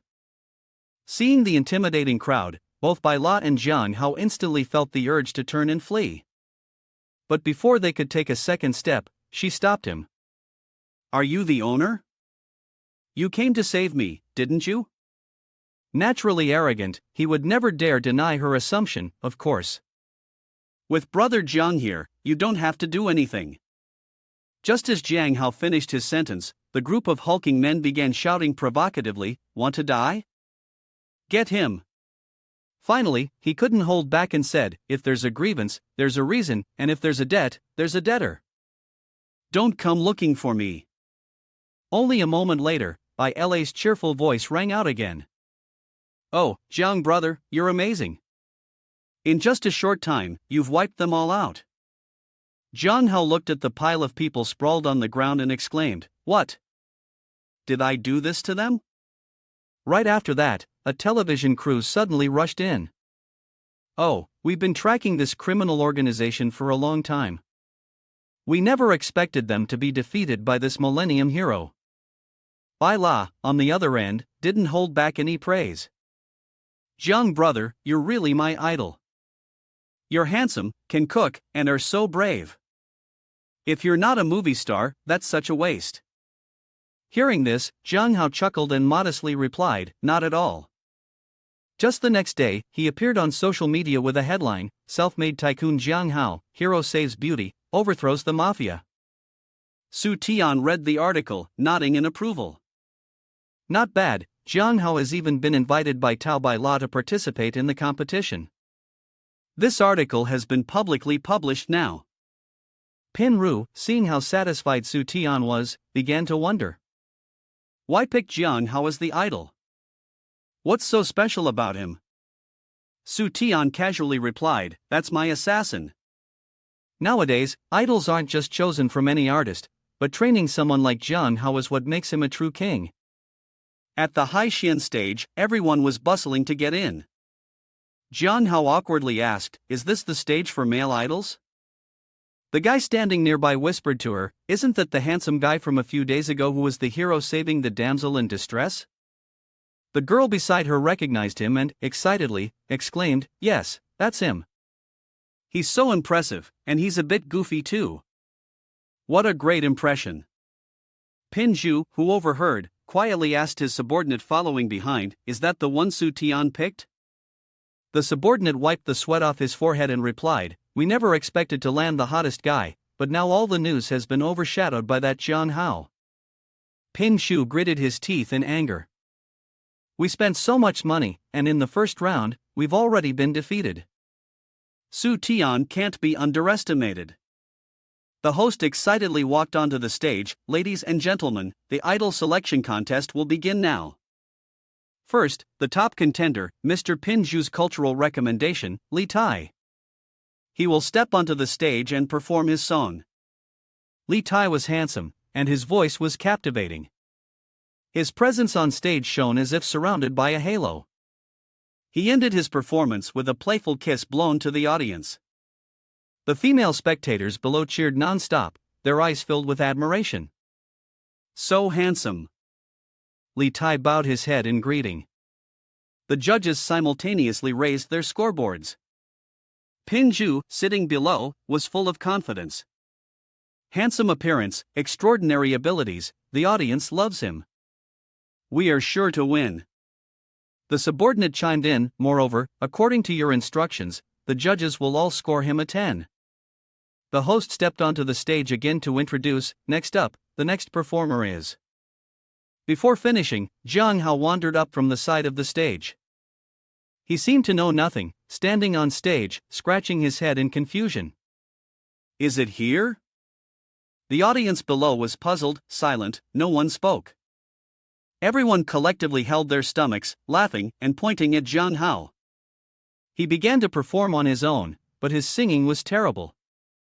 Jiang Hao performed his dance again, but his legs got tangled, causing him to fall flat on his back right on stage.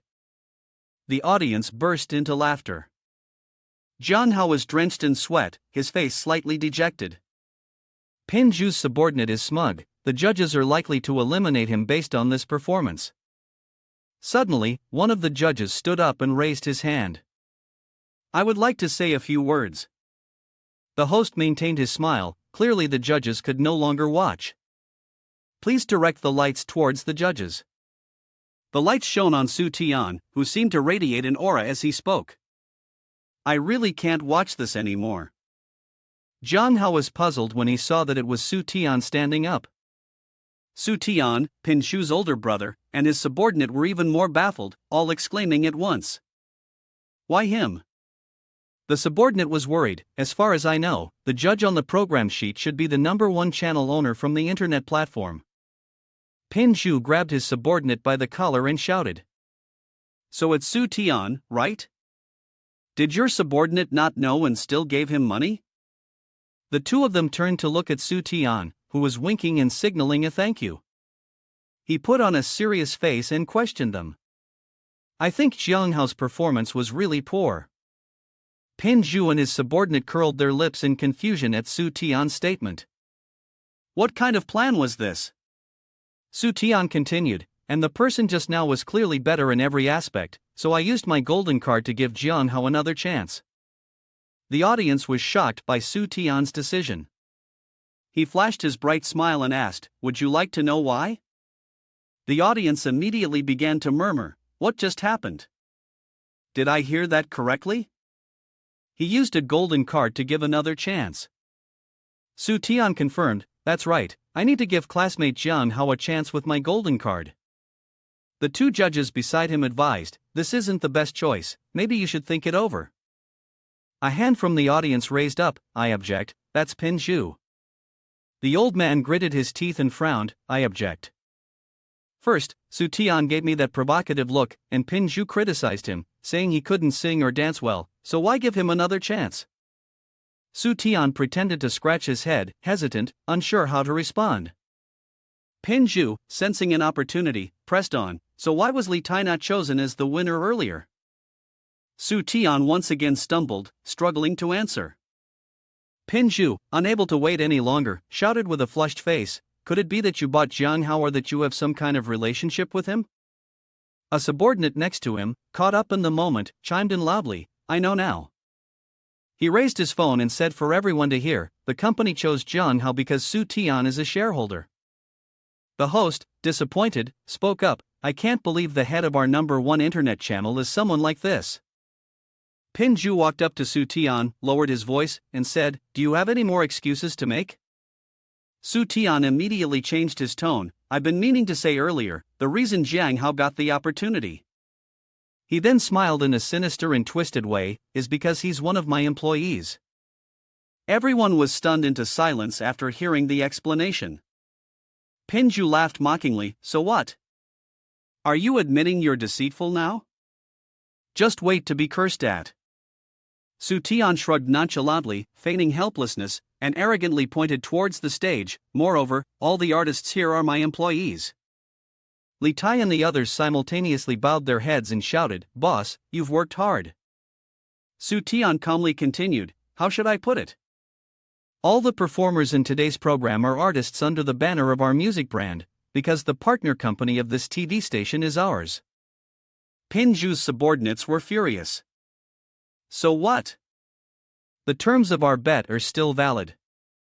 Hurry up, we still have the right to veto, directly eliminating Jiang Hao for us." The other two judges agreed and raised their X signs. The subordinate burst out laughing, 2 against 1, Jiang Hao was eliminated. Su Tian sighed, "What can I say? It's good that you won't admit defeat, but have you really won?" Su Tian pointed his thumb behind his back. Pin Zhu was caught off guard, his brows furrowed. The subordinate was just as sweaty as him, because Pin Zhu seemed to have handed Li Tai a contract. Without hesitation, Li Tai signed it. Su Tian smiled contentedly, "Thank you for bringing such a talented person here. He's mine now." According to the rules, you have no contestant in the competition, so the bet is mine. Pin Zhu's subordinate was startled, immediately accusing that the event was rigged. Su Tian raised 2 flags with a sinister smile, "That's right, and it's the trump card too." Pin Zhu's face darkened, laughing through his anger. "You're quite good." Su Tian mocked him, "I suppose the position of the moneymaster should be handed over now, right?" The subordinate then reached out to demand the money from the breach of contract. Su Tian obediently handed over a thick envelope. "Take it." The subordinate received it, opened it to check, and angrily threw it to the ground. "This isn't the money I gave to the judges yesterday. No wonder I'm so pissed off." Su Tian smirked and said, "Using your feelings from yesterday to compensate for the harm you caused today, doesn't this feel particularly special?" Pin Zhu couldn't take it anymore and yelled loudly, "Enough." Su Tian feigned weakness, "You're yelling at me? My father has never yelled at me like that." Pin Shu calmed down a little, still feeling like he could make a scene. If you have no regard for the reputation of our family, don't blame me for being impolite. Then Pin Shu took out his phone and made a call with a proud expression. Lordly, I'm begging you. He confidently shouted, let me show you how the truly wealthy play the game.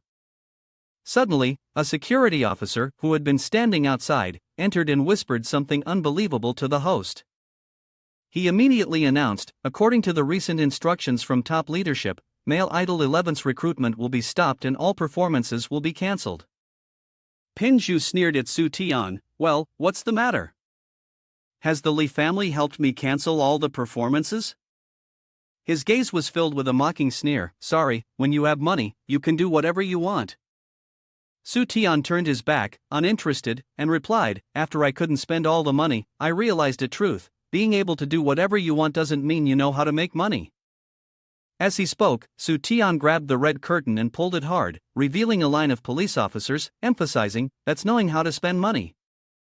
The first person to appear was Wei Wei with her father. Su Tian eagerly gestured for them to come in.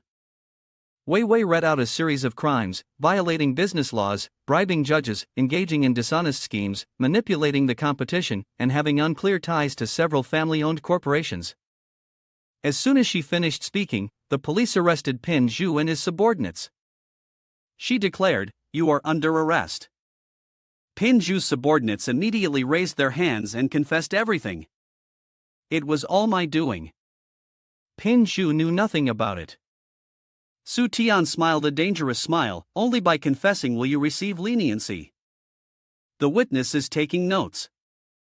Actually, I secretly signed a contract with Li Tai a few days ago. What just happened was just a little bonus for him. Pin Zhu shook his head, realizing, actually, from the very beginning, we were being manipulated by you. Don't think any TV station will cooperate with you in the future. Jiang Hao, following Su Tian, timidly asked, Brother Su, is this all my fault? Su Tian patted his chest confidently, don't worry, no matter what happens, I will support my friends. Besides, this is just about news and advertising, the publicity effect is no less than that of any show. If we couldn't get a media partner, we could just buy one. Su Tian said to himself, full of satisfaction, trying to act cool, isn't it just about spending money? Su Tian's face turned grim, unable to accept, muttering, no, this can't be like this. Seeing this, Ayla anxiously asked, what's wrong with Su Tian? At this moment, Su Tian kept pacing back and forth, lost in thought, wanting to fight someone.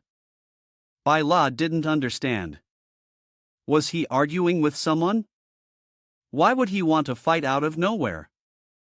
Su Tian abruptly turned around and replied seriously, because I must use righteous authority to defeat the evil.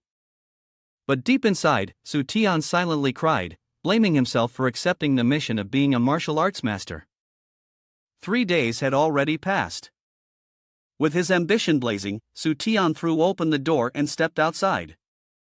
He was determined to find an opponent and then kill him. At the hospital, Fan Ban was lying on the bed, angrily cursing Su Tian. As soon as he finished, Su Tian appeared outside the window, showing his face like he was asking for a fight. Fan Ban was startled, threw off the blanket, and cursed at Su Tian, are you crazy? At that moment, downstairs at the hospital, 2 young men were fighting over a girl, arguing fiercely. Suddenly, Su Tian appeared, having watched them for who knows how long, and asked gloomily, hey, stop arguing. Aren't you going to fight or what? The 2 men, in unison, cursed, what's it to you? Su Tian wasn't angry. Instead, he patted his chest and schemed, if you're both so angry, then come fight me. The 2 men were so scared they ran away from the crazy guy. Su Tian chased after them, shouting, don't run. I'll let you have 3 moves, who would want that? A while later, Su Tian appeared at the square, mingling among the women doing aerobics. He shouted loudly, calling on the aunties to fight him. When he met some kids, he also coaxed them, fight me, and I'll give you candy, but no one paid attention. Su Tian snorted coldly and sat down. Was this the loneliness of a martial arts master? Suddenly, the sound of a gunshot rang in his ear. Su Tian was startled, his guard immediately up. he glanced to the side. Xiong-chi, furiously slamming his fist on the table, seemed as if he had been harboring hatred for a long time. He gritted his teeth and called out Su Tian's name. Su Tian. Su Tian didn't feel any animosity, and, still confused, asked him who he was. Don't you remember me? Xiong-chi snapped, his anger flaring. Seeing that Su Tian had no recollection, Xiong-chi's fury erupted. He aimed the gun at Su Tian. You don't forget that quickly, do you? Su Tian stared at him for a moment, feeling as though he had encountered this situation before. Xiong-chi immediately clarified his confusion. Your brother was taken because of you. At these words, Su Tian lowered his head in thought. He gave the impression that he understood. But when he raised his head again, Su Tian flashed a friendly smile and asked, Who exactly is Xiong-chi? Xiong-chi yelled angrily at him, My brother is the one who robbed the bank. Look at the news, you put him in prison. It was then that Su Tian remembered, adorably explaining, Your brother always wore a mask, so I didn't recognize his face. Hearing this, Xiong-chi was at a loss for words. He didn't know how to react. Other than aiming the gun at Su Tian, he didn't want to waste time with words anymore. He acted swiftly. A golden bullet was fired, hurtling straight towards Su Tian. Xiong-chi thought he was about to die and laughed triumphantly, thinking that picking a fight with Xiong family's 7 freaks would lead to such an end. But then, he suddenly stopped smiling at the scene before him. Su Tian didn't dodge the bullet. He smiled contentedly, satisfied that he had finally found someone who could give him a good fight. Since Xiong-chi had volunteered, Su Tian was more than happy to take him on. Su Tian flashed a super handsome smile and caught the bullets. Xiong-chi witnessed this scene and found it so scientifically impossible that he nearly dropped his gun. He then let out a sinister laugh, thinking to himself, with martial arts skills like these, even if my brother loses, it won't be in vain. But Xiong-chi didn't believe Su Tian could handle 2 guns at once. He drew his gun and asked, Ready? Su Tian respected his opponent and raised his hand in a defensive stance. In an instant, Xiong-chi fired 4 shots, the bullets seemingly having a consciousness of their own, spinning and attacking automatically. This image was clear in Su Tian's eyes. He grinned with excitement, thinking, now this is a real challenge. Then, Su Tian raised his hand and snapped his fingers. One by one, the bullets fell to the ground.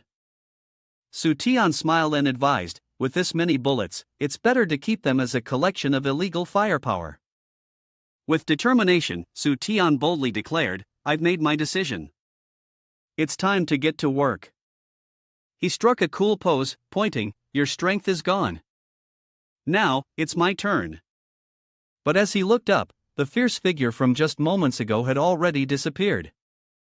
At that moment, Xiong-chi was riding a motorcycle, speeding away in panic. He was terrified, thinking to himself, catching bullets with bare hands, is he even human? Luckily, he was fast, or he would have been double killed along with the boss. Suddenly, Su Tian's voice echoed, the way you're fleeing has a certain elegance, just like mine. The motorcycle was speeding at high velocity, yet for some reason, Su Tian was running parallel to it. Xiong-chi stammered in fear. It turned out that Su Tian was using a martial technique beneath his feet. Su Clan's Windfire Wheel. Su Tian thanked Xiong-chi for his contribution, as it had sparked his inspiration and helped him create a few new tricks. A bullet from earlier, fired by Xiong-chi, appeared in his hand. He used the Su Clan's Chaotic Sand Stance, a martial arts technique, to shoot at the motorcycle's wheel. The wheel quickly exploded with a loud bang, and Xiong-chi was thrown off the bike, his face confused and dazed. He fell to the ground, terrified, staring at Su Tian in front of him. Su Tian then performed another ultimate move, the Su Clan Solar Fist. A brilliant light, as bright as the sun, flashed in the heart of the city. Xiong-chi cried out in pain, clutching his eyes in discomfort, my eyes. Suddenly, Su Tian felt embarrassed and thought to himself, I don't know how to do the homework, and copying the notes is not that simple. What if I just use the moves from cartoons? He grabbed the pair of flip-flops under his feet and created a new move, Su Jiang Yueya, the Heavenly Grace. Next, Su Tian unleashed a series of punches forward, calling them the Su Clan's Elephant Skin Arm Cannon, followed by many other martial arts moves such as Su Clan's Transforming Launch, Su Clan's Tactical Rear Reception, and Su Clan's Mixed Ngolo Throw. In the face of these relentless attacks, Xiongqi was battered and bruised, screaming for mercy, and eventually accepted defeat. At this moment, Su Tian, exhausted from posing after his barrage of moves, suddenly heard a ting sound in his ear. The mission notification system indicated that Su Tian had completed the task, along with hidden rewards, including copper and silver rewards. Looking at the amount of rewards, Su Tian reflected, the more moves I use, the more rewards I get. The golden rewards above could be platinum, gems, or stars. With that enticing goal in mind, Su Tian's will ignited. He needed to find someone to test it further. Su Tian turned to Xiongqi and asked, "You mentioned the Xiong family's 7 freaks. There must be many others like you, right?" At the peak of a towering mountain, at the foot of the mountain lay the settlement of the Xiong family mountain stronghold. Bai La and Su Tian came here thinking they were going on a vacation. She couldn't understand who would give such an awful name to the Xiong family's 7 freaks. Su Tian stepped forward, opened the door, and said, "Today, we're going to raid the bandits' hideout, and catch them all in one go." Bai La confidently replied, "I'm familiar with these gangsters." But as soon as they opened the gate, 2 machetes appeared in front of them. 2 bandits emerged and pointed at them, asking about the mushroom, "Where is it?" Su Tian didn't understand what the guy was asking about, so he stammered, "There's a mushroom, I can't give it to you." However, the bandit didn't listen. He immediately drew his sword, causing Su Tian to panic and grab his hair, wondering why they were already attacking. He pretended to be scared and ran behind Bai La. She quickly spoke up, "Wait." Bai La whispered to him, "This is slang that means who is it, where are they, just let me handle it." At that moment, Su Tian realized and was impressed by how capable she was. Bai La immediately said something strange, "If you want, come, if you want milk, go to your mom's, remembering your wife at home, your son's big brother is here," which meant finding a comrade. The 2 bandits exchanged a glance and nodded, recognizing her as one of their own. The older bandit immediately struck a pose, responding in slang, "Dare to make the ancestors angry." Bai La replied, "Demon subduing pagoda," the meaning inside, "If it's like that, just call me to die falling from the mountain and drowning in the river." The other bandit raised his hand in a cross, judging her to be from a non-orthodox faction. Bai La presented a bandit certification card, with an address listed as Rice, and a solid basis, implying that she was the legitimate one, the old-timer. Su Tian sweat profusely beside her, pretending to understand, and went along with it. The other man continued to question her in suspicion, "Who did you worship as your teacher when you were young?" Bai La calmly responded in the bandit language, "My identity is not ordinary, I cannot speak of it." He continued to probe suspiciously, "Bai La has a backstory. An old-timer?" Bai La raised her suitcase and shouted loudly, making it clear she wasn't lying. Unexpectedly, Xiong Er appeared behind them and spoke, "What's going on today? It's so lively." He friendly introduced himself, "Hello, I'm the 2nd member of the Xiong family, you can call me Xiong Er." Su Tian, understanding the words, responded, "I'm the eldest of the Su family, you can call me Su Tian." Bai La also introduced herself beside him. At that moment, Xiong Er suddenly asked, "Who told you guys to come here?" However, Su Tian didn't understand, so he smiled and pretended, "The weather is nice today, no worries." Bai La immediately whispered to remind him, "That's slang." She instantly changed her expression and smiled politely. Xiong Er laughed and replied, "It's Xiong Qigong who told us to come meet you." Su Tian quickly raised his suitcase, "This voucher was just seized by the Su family, we brought it to present to you." Xiong Er smiled kindly and invited them up the mountain. On the way up, Su Tian couldn't help but ask Bai La curiously, "Where did you learn that slang?" Bai La whispered softly. Upon hearing subsidiary route of Majestic Lake Mountain, he covered his mouth and laughed. At this moment, they were unaware that Xiong Er had his back turned to the 2 of them, wearing a fierce grin. Throughout the conversation, Su Tian's face displayed a sense of resolve. He spoke up to confirm, "That's right, we wish to join you." In contrast to the seriousness of the other two, Xiong Er maintained a relaxed attitude. He nodded in agreement. Upon hearing Xiong Er's response, Su Tian's expression stiffened. He put on a look of astonishment at his quick decision. "You're accepting people so casually?" Xiong Er chuckled softly.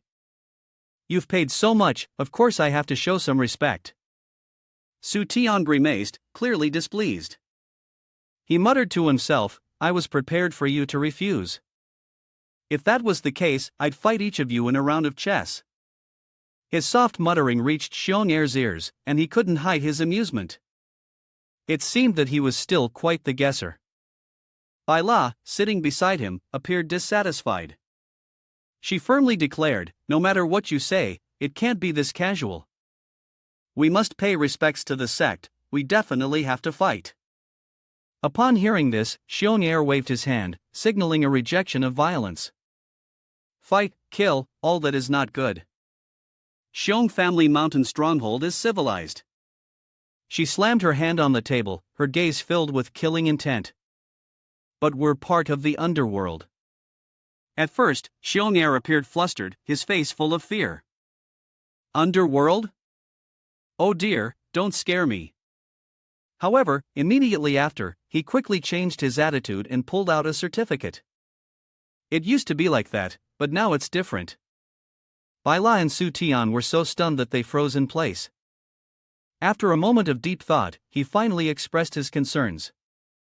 However, before Xiong Qigong could finish his sentence, Xiong Er boldly interrupted, jumping straight into Su Tian's conversation. He smiled smugly, "Are you talking about that fool? He and Mr. Lu severed their ties long ago." Su Tian was taken aback by Xiong Er's bold assertion. "Then how come this money just disappeared so quickly? He locked his suitcase so fast." The air around Xiong Er carried a mysterious aura, arousing curiosity. "Hearing isn't as good as seeing, follow me." The two were led to a secret hideout. Su Tian nervously scanned his surroundings.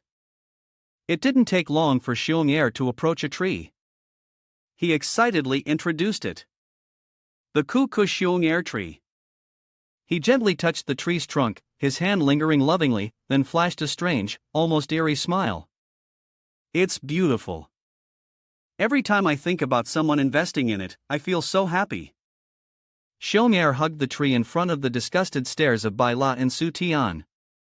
After a moment, he suddenly pulled out a contract and smiled warmly. "Better late than never, sign here." He took the file from Xiong Er's hand, his expression filled with suspicion. "Are you in such a hurry?" Xiong Er continued, "To be honest, if it weren't for you, we'd have been bought out long ago." With a doubtful look, Su Tian asked, "Really, this much money just to buy a desolate Kuko park?" "That rich guy must have too much free time." Xiong Er chuckled and gently shook his head. "Although it's remote, our Kuku is a premium product on the market." Without hesitation, Xiong Er revealed the group's secret. They didn't want to buy it to develop Kuku Xiong, but to destroy it. After that, he concluded, that's how their raw materials can dominate the market. After talking for a while, Xiong Er turned to hug the tree trunk and burst into tears. "I didn't want the beautiful Kuku to fade away." Bai La couldn't hide the disgust he felt toward his actions. "I was terrified by his perverted appearance." He didn't want to see Xiong Er like that either, so he agreed to his condition. "All right, seeing how obsessed you are with Kuko, I'll agree." Su Tian confidently declared, "Change the target, strike back at the company trying to buy your Kuku." "What's their name?" Xiong Er thought for a moment, then gave a vague answer. "Seems like it's Xiao Xiao Su Food Limited Liability Company." Later, Su Tian held a piece of paper with a tense and thoughtful expression.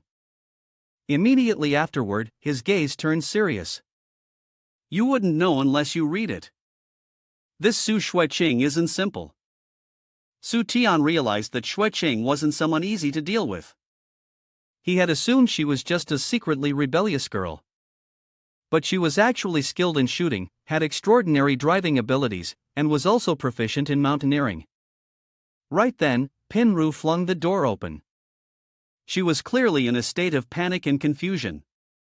In contrast to Pinru's anxious expression, he smiled calmly. The acquisition of Xiao Xiaosu's subsidiary failed, didn't it? She was also surprised by Su Tian's nonchalant attitude. The acquisition did go through, but Su Tian just kept asking excitedly, "Do we need to raise the price?" "No problem, buy it." Pinru shook her head in denial, simultaneously letting out a tired sigh. "We didn't have any hesitation, we made the purchase, but an unexpected issue has come up." Immediately, she took out a stack of papers. The people from the Su family in that company had already quit.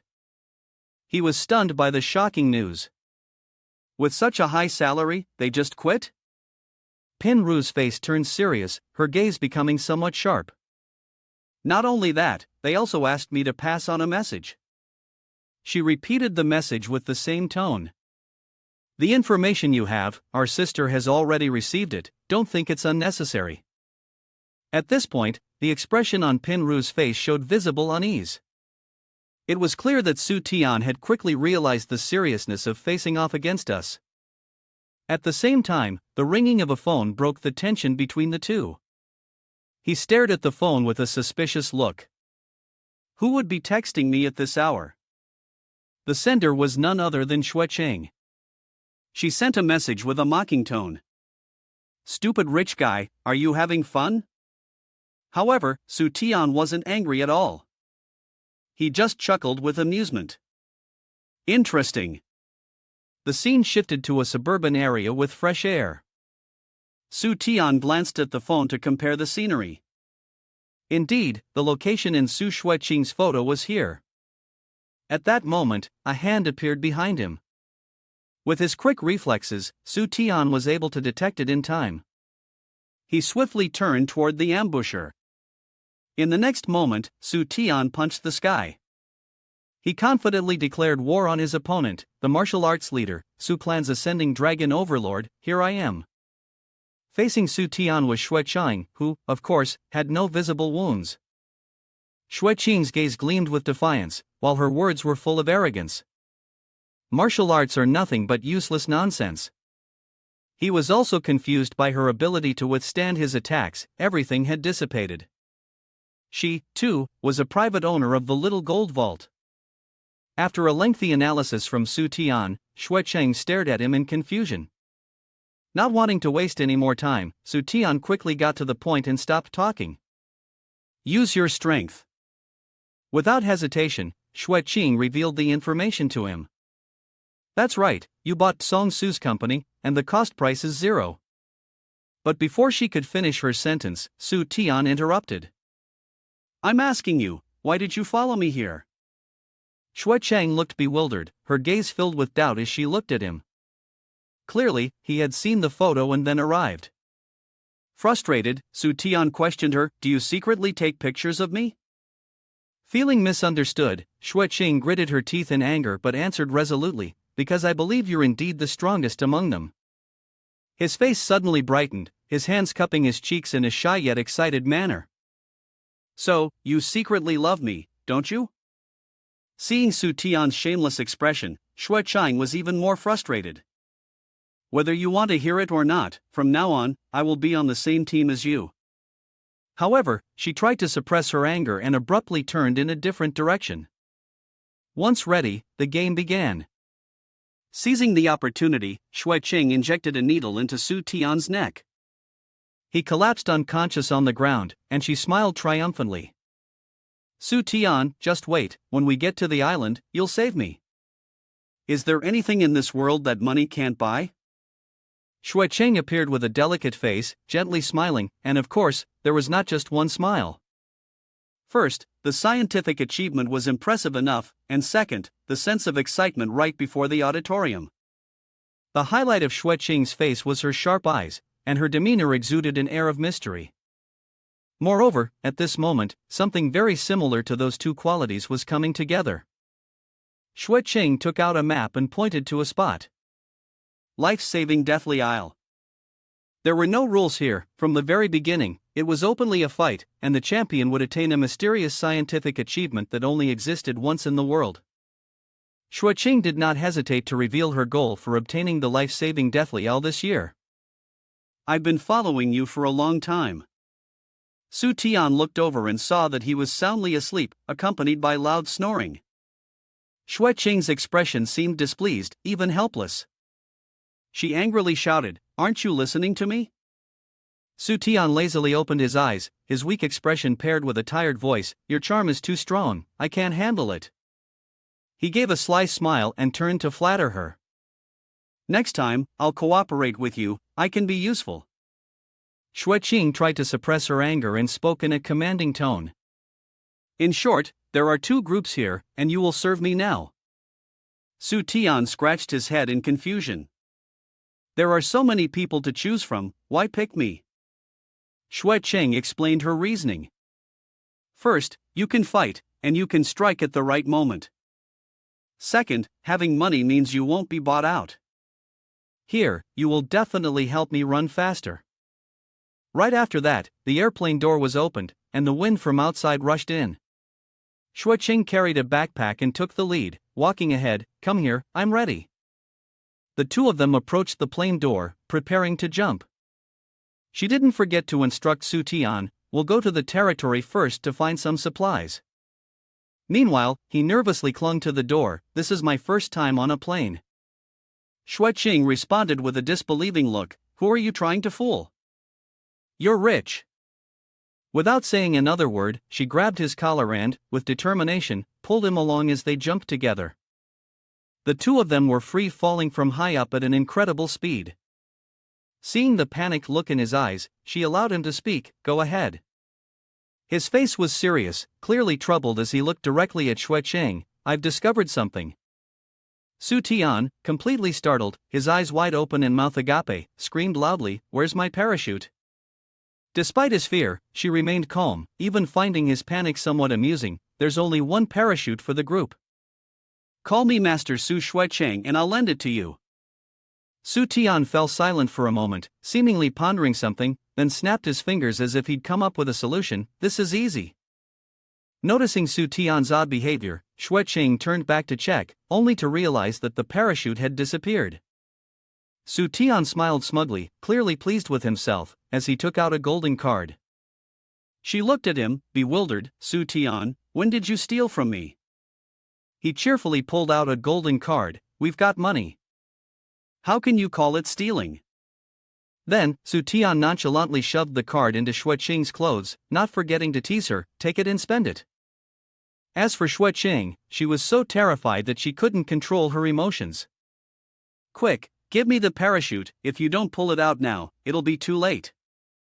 In a life-and-death situation, he still enjoyed calling out confidently.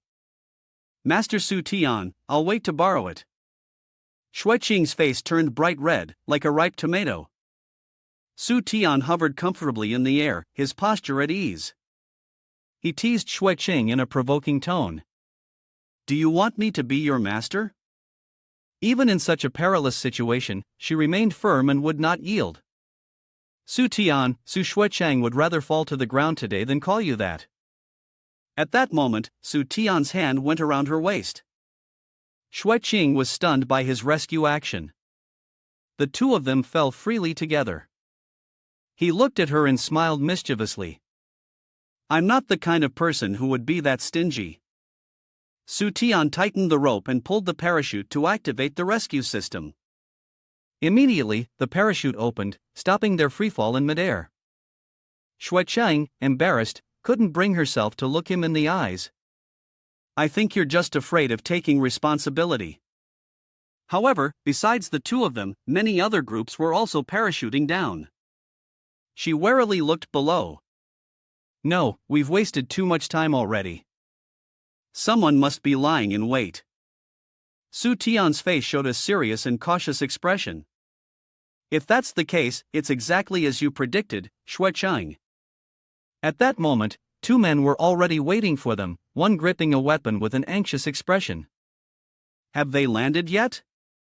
The man with the crossbow called out. "Look, they've landed."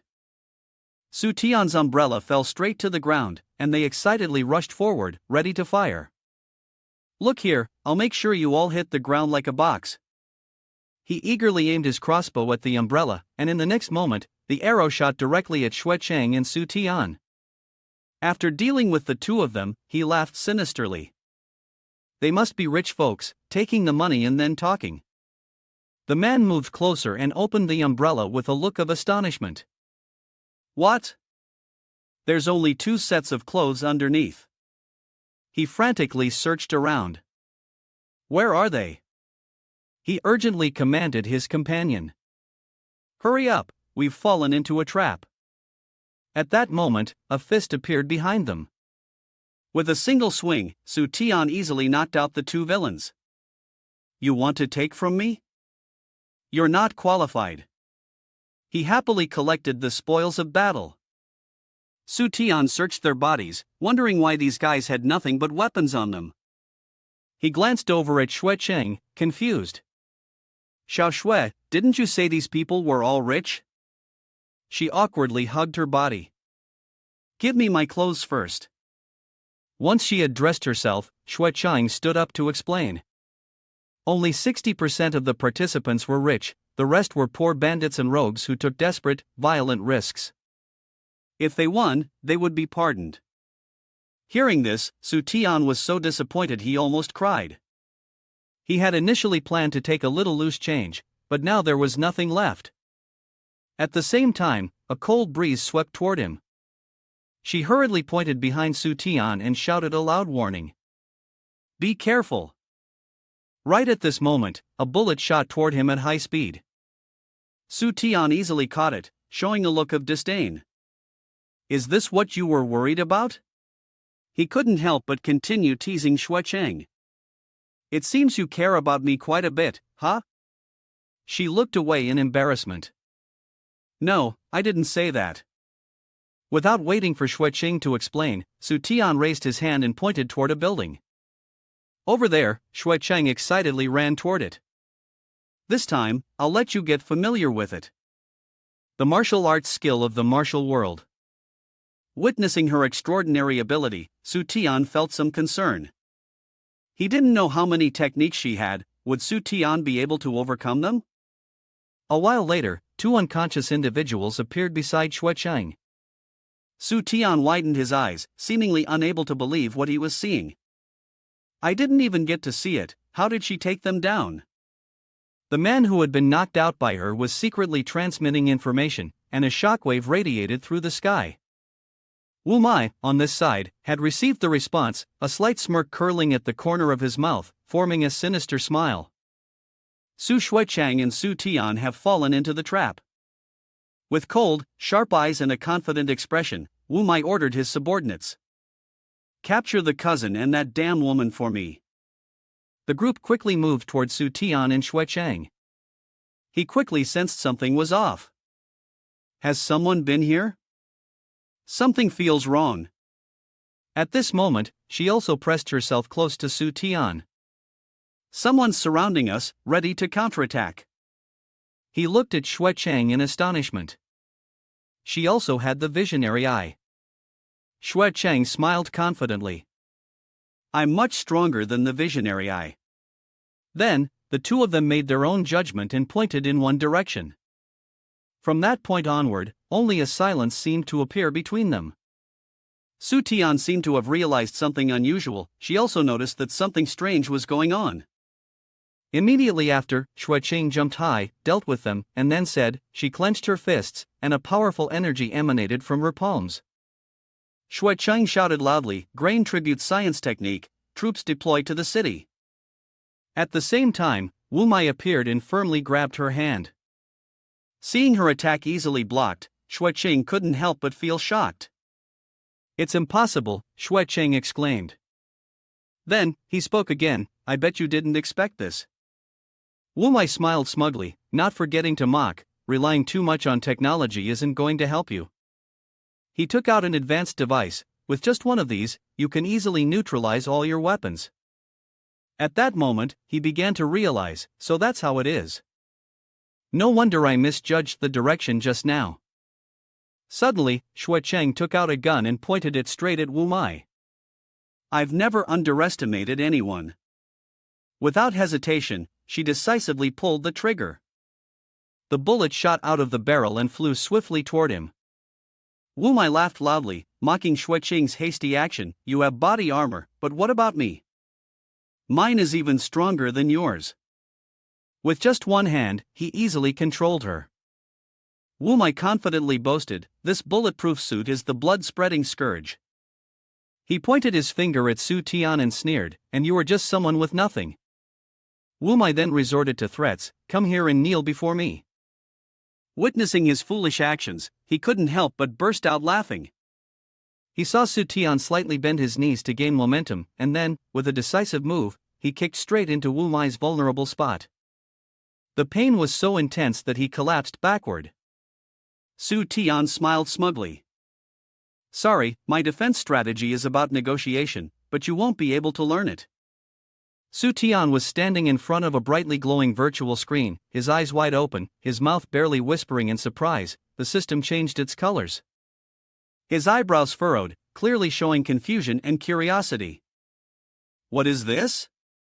He had received an urgent, forced mission to become the champion of the survival competition in order to level up the system. The enticing rewards included unlocking the next key mission, a choice mission, and various side missions. Su Tian's face clearly displayed bewilderment and hesitation. Could it be that after all this time, what I've been using isn't even the basic system? But then, a peculiar glimmer appeared in his eyes, and a thought suddenly crossed his mind. Could it be that they're going to give me more money? In that instant, a hand urgently grabbed Su Tian's, pulling him away in haste. It was Shui Cheng. She anxiously urged him. Run fast, there's no time left. Su Tian still didn't fully understand what was happening, there was no more time to figure it out. On the green island, a mysterious energy circle enveloped the area. Shui Cheng hurriedly explained. A fog that poisons the nerves will be released from the island, and after a while, it will shrink us down. She said seriously, her voice tinged with worry, we can't stay in one place for too long. Clearly, the current situation left him confused and unsure of how to react. Where are we supposed to run? Shui Cheng pointed up to the sky, we'll follow the direction of that plane. At the same time, the sound of crates in the airplane's cargo hold began to fall one by one. Su Tian's face was full of excitement. He couldn't hide his enthusiasm. I get it now.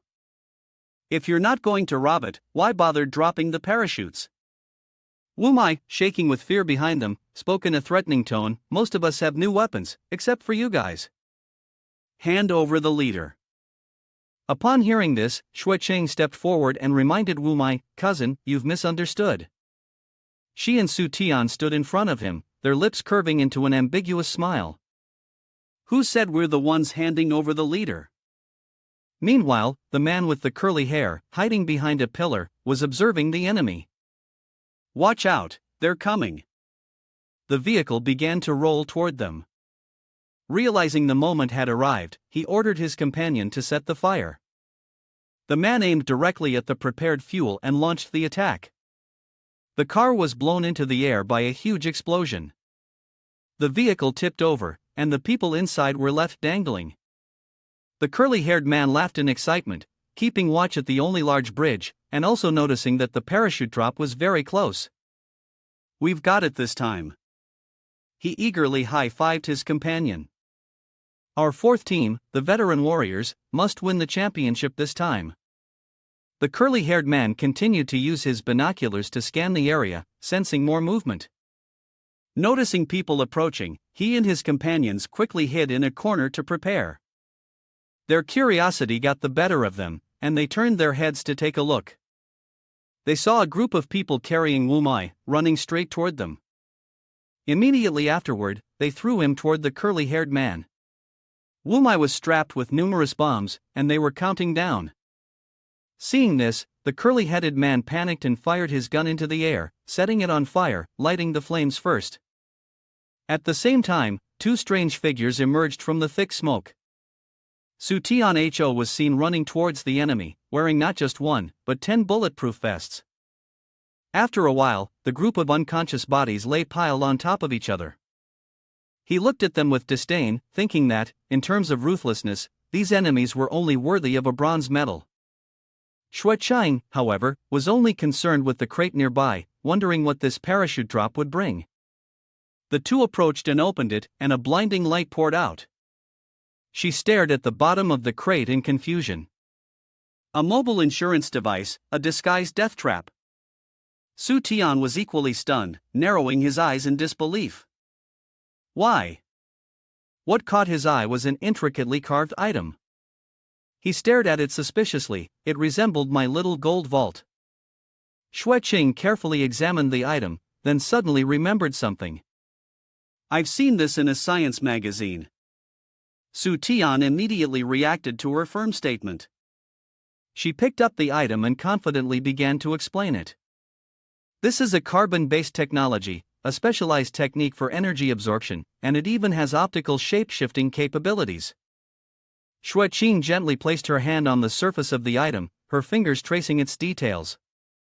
As long as it wasn't something too complicated, it could fit into my little gold vault, hidden away with great care. Su Tian focused on his thoughts, aligning them with her deductions. In other words, this was a lower version of the little gold vault. At the same time, Xueqing declared firmly, whoever sees it first gets it, and I take this one. She stared into Su Tian's eyes and then flashed a smirk. In short, I have it, you don't. That's how it is. Seeing this, he helplessly complied. At this moment, Su Tian still had some doubts. I want to know who came up with this. His gaze became serious and contemplative. Su Tian silently asked himself, could it be that someone has secretly spread something from my system outside? In the sky, powerful military planes flew in formation. Xueqing quickly sensed something was off.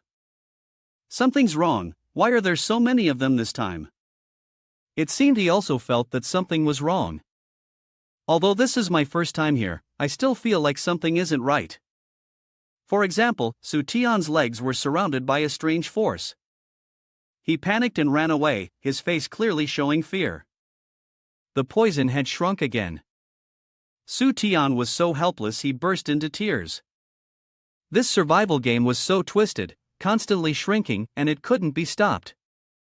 Xueqing ran after him, confused. Wasn't it like this before?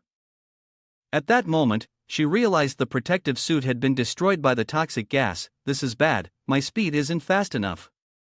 Suddenly, Su Tian hugged Xueqing's waist. She screamed in panic, what are you doing? He didn't hesitate and immediately picked Xueqing up, smiling deviously as he carried her, flying faster and higher. Su Tian winked slightly. Confident, he showed off his skills. How about it? Traditional martial arts still work, right? Xueqing tilted her head to the side, her cold gaze meeting his as she replied, you can see for yourself. Su Tian, bewildered, looked in the direction she pointed to, and a wave of energy enveloped his rear.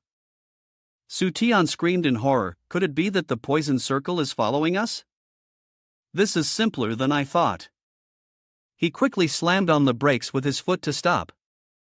By inertia, Xueqing was thrown out of Su Tian's arms, and behind him was a thick cloud of poisonous gas, accompanied by lightning. Su Tian's anger flared, veins bulging, as if someone was deliberately toying with him. At that moment, a pair of pale hands clapped together. The camera zoomed in on a face with cold, piercing eyes staring directly at them. It was Bo Si, hiding behind a rock, constantly applauding Su Tian. Impressive. Soon after, Bo Si appeared in front of them, his voice laced with innuendo, as expected of Su Tian, you figured it out so quickly. Seeing Bo Si, Xueqing was surprised. His brother. She slowly walked toward the two of them, wearing a malicious smile. That's right, it's me. You're the only one who still doesn't understand what's going on. Who is he, exactly? She glared at Bo Si in anger, then revealed his identity. He's Zhao Bo Si, the arms dealer who participated in the competition for us. She struggled to suppress her fury, then questioned him, "So you've always been preparing against me?" Bo Si walked straight past Shui Chang, clearly uninterested in her. He instead moved closer to Su Tian, his expression amused. "It has nothing to do with you. I'm here for this man." Seeing Bo Si searching for him, he appeared quite confused. Not wanting to waste time, he turned to Su Tian and immediately questioned, "Recently, a lot of money has been stolen from my account. It was taken to the bank, used to hire a chef, given as rewards for the anchors, used for bribery, spent on buying real estate companies, and used for many meaningless things." Bo Si pointed directly at Su Tian's face, emphasizing clearly, "Su Tian, you are the one who stole it." He clenched his teeth, looking angry. Where did the money in the system come from? Could it be that from start to finish, this person is the one who did it all? Zhao Bo Si came from one of the most famous scientific research families in Xinzhou. His ancestor was the first scholar during the Qing dynasty, his grandfather was also a scholar, and his father was an intellectual. Zhao Bo Si was a fourth-generation scientist, often referred to in the martial world as Asian student Bo Si. He entered university at 13, became a PhD at 15, and by the age of 22, he had already become a professor. Many of Bo Si's scientific inventions brought him an endless source of wealth. No one knew exactly how much wealth Bo Si had. At this moment, Shui Chang had long stopped trusting him. "Su Tian, if you really did steal his money, you should return it to him immediately." He shamelessly retorted, "What? I took it, so what? After spending all the money, do you expect me to throw it up again?" At Su Tian's casual admission, Bo Si was quite amused. "You admit it so frankly, it's really surprising."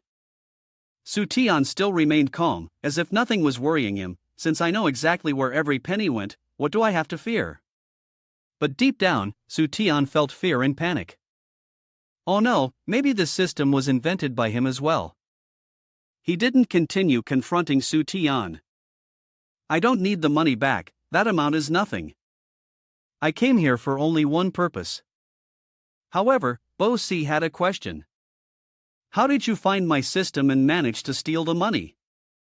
Through his question, Su Tian quickly realized one thing: it seemed Bo Si didn't know about his system. He then slowly approached, trying to stir Bo Si's curiosity. "That's a secret. If you want to know." Hearing this, Bo Si's expression changed, and his eyes became sharp. "I understand now. To defeat me in computing, in invention, in all learning materials, you have to defeat me in everything." Su Tian hurriedly explained, "What I meant to say is, if you want to know, just give me the money." However, Bo Si didn't believe his words. "Do you think I'll believe your lies? You're not like those people from the Su family who open their eyes for money." Shui Qing suddenly became the topic of their conversation. She quickly tried to avoid it. "Am I here just to be a target?" On his right hand, Bo Si wore a watch. He activated something and then began to laugh with excitement. His gaze was filled with a sinister and unpredictable malice. "I blocked my account, so money won't affect us anymore. Su Tian, let's settle this with proper knowledge." Su Tian's eyes narrowed slightly, showing a mix of contemplation and caution. Su Tian carefully analyzed the situation, and it seemed that the money the system had provided earlier was all from Bo Si. At the same time, the system encountered an error. He was furious and vented his frustration on it. "This damn system, it gives all the details and yet points to just one person?" Without hesitation, Su Tian rushed toward Bo Si. "Take a punch from me first." Meanwhile, Bo Si, with a calm expression, smiled slyly. "You are very decisive, but your punch can never land on Bo Si." He mocked, but was too naive. Suddenly, Bo Si's body dissolved into nothingness. He didn't forget to leave a message. "I'll be waiting for you in the finals. You can play with my guys first." As soon as Bo Si left, a group of people rushed in, aiming their guns at Su Tian and Shui Chang. She bravely wanted to strike first, but I intervened to help. "You go behind." When Shui Chang turned around, he had already disappeared. At that moment, Su Tian hurriedly fled. She looked at him, confused. Su Tian had never seen him rush toward the toxic zone like that before. He embraced his fear and rushed through the poison mist. Witnessing this scene, Xueqing's eyes widened in astonishment. Here was Su Tian standing still in the thick toxic fog, yet unharmed. He observed for a moment before reaching a conclusion. This is the poison zone, just like Bo Si, it's all just an illusion. Su Tian thought carefully. If he wasn't wrong, the increase in the number of rounds was arranged by Bo Si.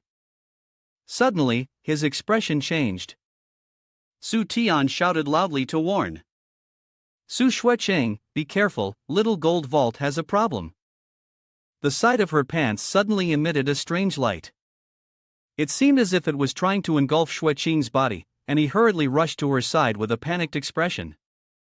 Su Tian's face was smeared with dust, along with several scratches. He shouted angrily, Zhao Bo Si, how dare you? Su Tian painfully held Xueqing in his arms, her body covered with numerous injuries. He gritted his teeth in fury and said, is defeating me that important? You even laid your hands on her, throwing fire bullets. Su Tian gently laid Xueqing down on the ground. Even in the game, he found a human meat test item, forcing Su Xueqing to die. His gaze shone with determination, and a thick killing intent emanated around him. The final round is the final round. Su Xueqing, I will avenge you. With a fierce desire for revenge, he decisively ran through the fire. A close-up of Su Tian's face revealed an expression of extreme hatred. He drove his motorcycle forward, with sparks constantly flying from the back of the bike. A moment later, Su Tian reached Basi's hideout. He stood at the center, shouting non-stop, Zhao Bo Si, come out and face your death. Hearing Su Tian's call, he casually stepped out. In stark contrast to Su Tian's anger, Basi remained calm. Don't rush, wait for everyone to arrive before we begin. Su Tian interrupted him, no need. It's just me left. A few minutes ago, you used money to bribe Basi's subordinates. I bought this car. Then, Su Tian resorted to intimidation, aiming a gun at the group of people. Hurry and take the money, you scumbags. Finally, he eagerly stood at the center, saying, I'll pay the money, you all leave. Back to the present, Su Tian appeared pleased with himself. Do you think that because my account is frozen, I have no money? My company always helps me make money. He expected Bo Si to be angry, but instead, Bo Si mocked him. To be honest, anyone can have some money if that's all the skill you have. With that, Bo Si glared at him and decisively declared war. You will never defeat me. Before the battle began, Su Tian still had one question. Do you really care about winning or losing? If you defeat me, what will you gain? Bo Si shouted crazily, I don't just have to defeat you, I'll take down your subordinates, your family, your friends, your classmates, your teachers, I won't spare anyone. Upon hearing this, Su Tian clenched his fist and walked toward Bo Si. Bo Si quickly assumed a fighting stance. Finally, ready to strike? Suddenly, Su Tian raised both hands in surrender, then I won't fight anymore. Bo Si was stunned by Su Tian's sudden move, unable to believe his eyes. You're actually giving up like this? Do you think I'll let you live after this? To provoke Su Tian's fighting spirit, Bo Si didn't hesitate to taunt him. And then there was Su Xueqing, who had always said she would take revenge for her. Now, Su Tian looked up at him and smiled enigmatically. The vengeance of Su Xueqing. Of course, it will be avenged by Su Xueqing herself. Bo Si was confused by Su Tian's cryptic words, just as Xueqing suddenly appeared from above, coldly glaring at him. Bo Si, go die. Bo Si lost his composure in an instant, unable to believe it. Su Xueqing was already killed by me. What are you going to do now? At this moment, she slammed the claws straight into his head. Bo Si collapsed, unconscious, and only then did she have the time to examine him. Su Tian, I really want to know when you became such a renowned doctor. I actually feel better than when I first arrived here. He only forced a smile, secretly thinking it was a disadvantage for the system. But a few minutes earlier, a message appeared on the game screen notifying that the system had finished charging and could become stronger. The more it charged, the stronger it would get, confirming the purchase of life recovery tokens. It listed Tansu's assets, including the company, hair salon, educational building, shares in farms, shares in other properties, corporate partnership shares, and his personal treasury, with a total value of over 13.5 million. After that, the system decided to mortgage Su Tian's assets and replace them with 1.9 million. He pressed his lips together, looking heartbroken. All the assets also meant, I'm officially bankrupt now. Then, Su Tian tried to comfort himself. Well, it's fine. If I'm not rich, I won't buy anything. It's just money, right? It's not important. He turned to tease Xuechang. I think you're the one who made me bankrupt. She was so angry that her cheeks flushed bright red. Xuechang seemed like she wanted to charge at Su Tian to bite him. He quickly changed the subject. How about this? We haven't won yet. At this point, Bo Si had gotten up, his body twitching like a zombie. Su Tian carefully observed Bo Si, because this Zhao Bo Si was just a researcher working on weapon inventions. One side of his face had a metallic coating, and Bo Si's eyes glowed red. Su Tian looked at him warily. You've reached your conclusion. Su Tian easily read his movements. Bo Si, I know you won't reveal yourself, so you'll control the robot remotely to fight. Bo Si chuckled with delight, I know too. Given your observational skills and ability to act, you must have figured it out. Caught off guard by the unexpected praise, he felt a little embarrassed. I only used a bit of the X-ray vision. Immediately after, he changed his tone. But even if you guessed it, so what? Bo Si clenched his fist, which was notably made of iron. He furiously punched the tree beside him. Try to tame me, both with money and advanced technology. Witnessing Bo Si's reckless behavior, Su Tian looked on with disdain. It seemed he still didn't understand how to spend money the right way. Do you want me to teach you? He, being a man of great pride, of course, refused. I have billions to my name, and you think I need you to teach me how to spend money? Ridiculous. He then waved his hand provocatively at Bo Si, but the latter had already lost. Su Tian then made an ambiguous statement. He looked up at the sky, and Bo Si was momentarily stunned, feeling mocked. Enraged, Bo Si lunged at him, trying to act mysterious. Suddenly, Su Tian pointed upwards and shouted, right now. As soon as the words left his mouth, Bo Si's body froze, unable to move. Remember earlier, you gave Xuechang a gold card. I only have one card left, and I need her to buy something for me. She quickly dialed a number. What? Not enough money, it can only buy a minute. Su Tian, sitting beside her, gave a subtle signal. If you buy it within 30 minutes, I'll extend the time. At that moment, thousands of miles away from Earth, a massive satellite appeared. He eagerly boasted, the robot controlled by the satellite program definitely has a signal, so we buy it to have full access for 1 minute. At this moment, Bo Si was still struggling to move towards Su Tian. He was grinding his teeth in anger. You think so? Then Su Tian will continue to provoke Bo Si. Spending money is a sophisticated science and technology, or should I use money to take your life instead? This move is called severing the cord. Immediately afterward, one of his eyes suddenly exploded, accompanied by white smoke. Bo Si's body tumbled down into the abyss. Seeing this, he couldn't help but feel a sense of smugness. 1 minute was more than enough. On the other hand, Bo Si's true self slammed the table in anger. Su Tian, who was sitting behind the screen, silently observed every action of his. Then, Bo Si smiled cunningly, interesting, looks like you are Zhao Bo Si's lifelong enemy. Back to Su Tian, he stood bewildered in front of the chest. Is this the reward? In contrast to earlier, Xuechang calmly handed it over to Su Tian. It seems my luck isn't great this time, you can take the reward. Next time, I will win properly. Su Tian anxiously opened the chest, while she curiously glanced inside. The item resembled a storage device. Su Tian looked at it with suspicion, but isn't the core function about upgrading the system?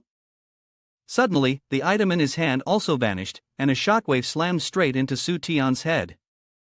Immediately afterward, he fainted and collapsed onto the ground. Shuocheng anxiously shook Su Tian. Su Tian, what's wrong with you? The scene shifted to another space. He stood still, observing his surroundings. This was the system space. The system signaled a successful upgrade, and Su Tian was left in confusion. The primary level system was in its trial phase and had been evaluated as Grade A. The project being implemented involved using thousands of dollars to lend assets to everyone, and it was currently in the process of being deployed. At this moment, everything rewound to the time when Shuoqing was injured. Su Tian anxiously hugged her tightly. The hero commanding voice ordered, "System auto upgrade, the system will save her no matter what it takes." It continued announcing the addition of the turnover and required Su Tian to change his personal asset configuration. He cried out in despair, "They won't even give me 100 yuan." The system then began to announce several basic pieces of information and presented 5 fields of business for Su Tian to choose from. Seeing this, his eyes lit up. The concept of profit and loss conversion meant that both making money and losing money for the system could be converted into one another. The system announced that the settings were successful. At the same time, Xiao Tian's figure appeared beside Su Tian. She smiled gently while reminding him, "The next mission won't be as simple as this, boss."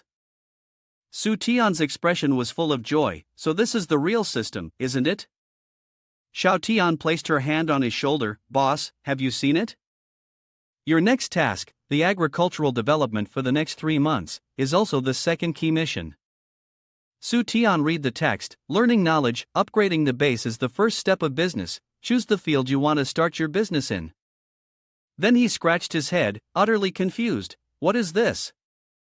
She explained, in simple terms, "You need to choose a project to start a business in." A system board appeared. Xiao Tian continued, "After that, the initial capital is 500,000, and by the 3rd month, a summary will be made. The return on investment must reach 100/1 to become personal property. If there is a loss, based on a 1/10 ratio, the individual will receive compensation." Su Tian placed her hand on her chin. "Ha! Earn 100 coins, I get 1 coin, lose 100 coins, I owe 1,000 coins. After understanding her point, he began to get excited. "Doesn't that mean you're pushing me to bankruptcy?" Xiao Tian also had to admit that Su Tian wasn't wrong. He suggested giving everything to his parents. She smiled and snapped her fingers. "Naive, look behind you, boss." Su Tian stared blankly at the stack of papers behind her. He picked up one of the papers and read the title on it, "Business Rules Explanation by Hang." $1,000. Xiao Tian hugged Su Tian tightly. This was the entire system's restricted section. All assets could only be spent on the most suitable activities. He pointed to the system board. "The system assets only have 500,000. I used to have so much money, where did it all go?" She explained. "To prevent others from discovering it, everything has been locked. It can only be unlocked and redistributed once the summary is completed." Su Tian put her hands on her hips and sighed. "But what about my pocket money? Not even a cent?" Xiao Tian took a stack of money out and handed it to him. This was the dream he had when he obtained the system. He gave him 200 coins. Perhaps because she hadn't rested, she felt drowsy. Xiao Tian introduced herself and then hurried off elsewhere. At this moment, Su Tian could only cry out, "I lost everything. Maybe I shouldn't have upgraded the system. Can I go back to a lower level?" Suddenly, he realized something was off. Su Tian remembered she still had a company, but when she arrived at the company, she was stunned by the scene before her. Su Tian looked around but couldn't find his office anywhere. Frustrated, he shouted loudly, "Where is my company?" Duo Mei reported, "Yesterday, the company was forcibly acquired. I heard it was by a company named Bo Si." I immediately searched for information about our company on my phone, but found nothing. Bai La began to lose his composure. "Don't stop me. I have to find that guy." He reported all of us. At that moment, Su Tian suddenly realized why he had been so angry. An idea struck him. I can totally use the system's money to start a new company, and then make that Bo Si guy lose money. If 500,000 is all lost, after the calculation, it would be 5 million. That guy is my lucky star. Although I had a company before, I didn't have many personal assets. Su Tian began calling for the people around him to pay attention to him. He spoke up, "Our Tiansu company is wrong. The new company, Tiansu, needs to adjust its key business. Though the old company is gone, the assets we had before are still usable." Su Tian tapped on the system's cultural feature, supporting the celebrities who lost money, and opening a company that would lose even more money. Su Tian suggested that everyone organize a confident performer competition. Zilin and Bai La were both stunned after hearing his statement. Duo Mei and Duo Hao were no better. He gave a sinister smile. In other words, it was essentially a bizarre performer competition. Su Tian secretly checked the information about Pinru. The Tiansu assets had essentially been forcibly taken back by Bo Si, with only the cultural aspect still having some money to work with. He thought about Xiong Er, who was holding a pile of chocolate. Food with chocolate, Xiong Er. Su Tian pictured a scene of children surrounding Bai La for education, with an old teacher taking care of them. It seemed like he was calculating something.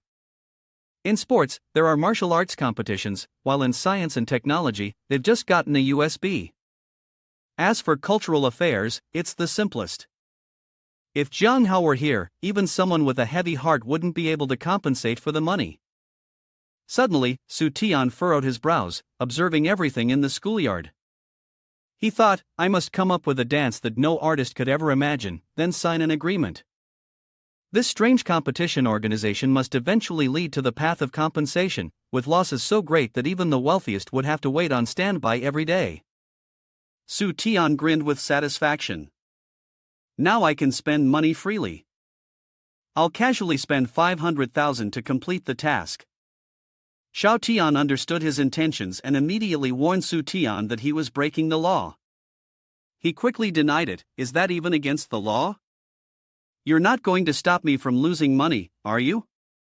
She explained, all activities must stay within the realm of business, and the organization must follow a set process.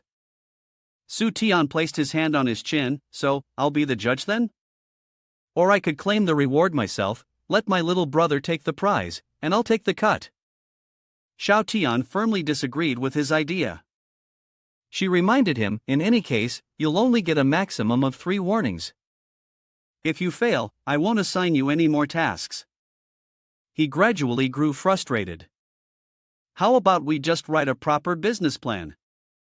Back in the classroom, Su Tian placed a stack of papers titled Strange Efficiency Competition Plan on the desk. Duo Mei was confused, not understanding what he was planning. He explained, this is the plan for the Strange Efficiency Competition. She wondered what competition Su Tian was talking about. Su Tian smiled excitedly, discovering unique classmates in the competition for the role of actor, then signed contracts with them. His eyes clearly showed a greed for money, then he trained them into eccentric artists. To ensure that the company suffered great losses when the final accounts were made. Su Tian cheerfully shouted, don't worry about the other stuff, you go ahead and contact the venue on campus. The more indifferent you are, the more money we'll spend. I want Duo Mei to pick out a peculiar, colorless person. The sunlight gently streamed through the layers of glass in each classroom building, and a boy with a rather unremarkable appearance was standing there. Yet, Su Tian eagerly invited him to join. This competition is organized by me. This boy was not much better off, even below average, but he still held his nose to avoid smelling his own body odor, and continued to enthusiastically extend his invitation. A girl with her hair down, looking no different from a character in a horror movie, caught Su Tian's attention, and he immediately went over to persuade her to join the competition. He kept going around, inviting classmates from the schoolyard to participate in the competition he was organizing. After a while, Su Tian was sweating profusely, having selected the participants, and now all that was left was to wait for the competition to begin. Suddenly, he sneezed, though he wasn't sick. Su Tian quickly wiped his nose and wondered, why did I sneeze? Is someone saying I have an unparalleled face? He didn't realize that there was a camera behind him, with Bo Si sitting, observing from behind the projection screen. Su Tian had already started acting like this. After a while of observation, he began to notice the poster that you were holding in your hand. Bo Si read the text on it, a strange competition, knowing you can't face me head-on, so you want to use the dark arts to steal back the cultural profession? He immediately made a phone call, demanding that they organize a talent contest for the company. Bo Si's face clearly showed his determination. According to the rules, the winner would immediately sign a contract to make a movie and release an album. He began to threaten, do it immediately, or I'll fire you after you waste 1 million. It seemed that this time Bo Si wanted Su Tian to compensate completely. He continued to observe every move Su Tian made. Through the camera screen, the crowd in front of the building was bustling, so much so that even Su Tian had to admit that there were indeed many people here. However, he felt a bit disappointed. The people chosen by their faces and styles were not extraordinary at all.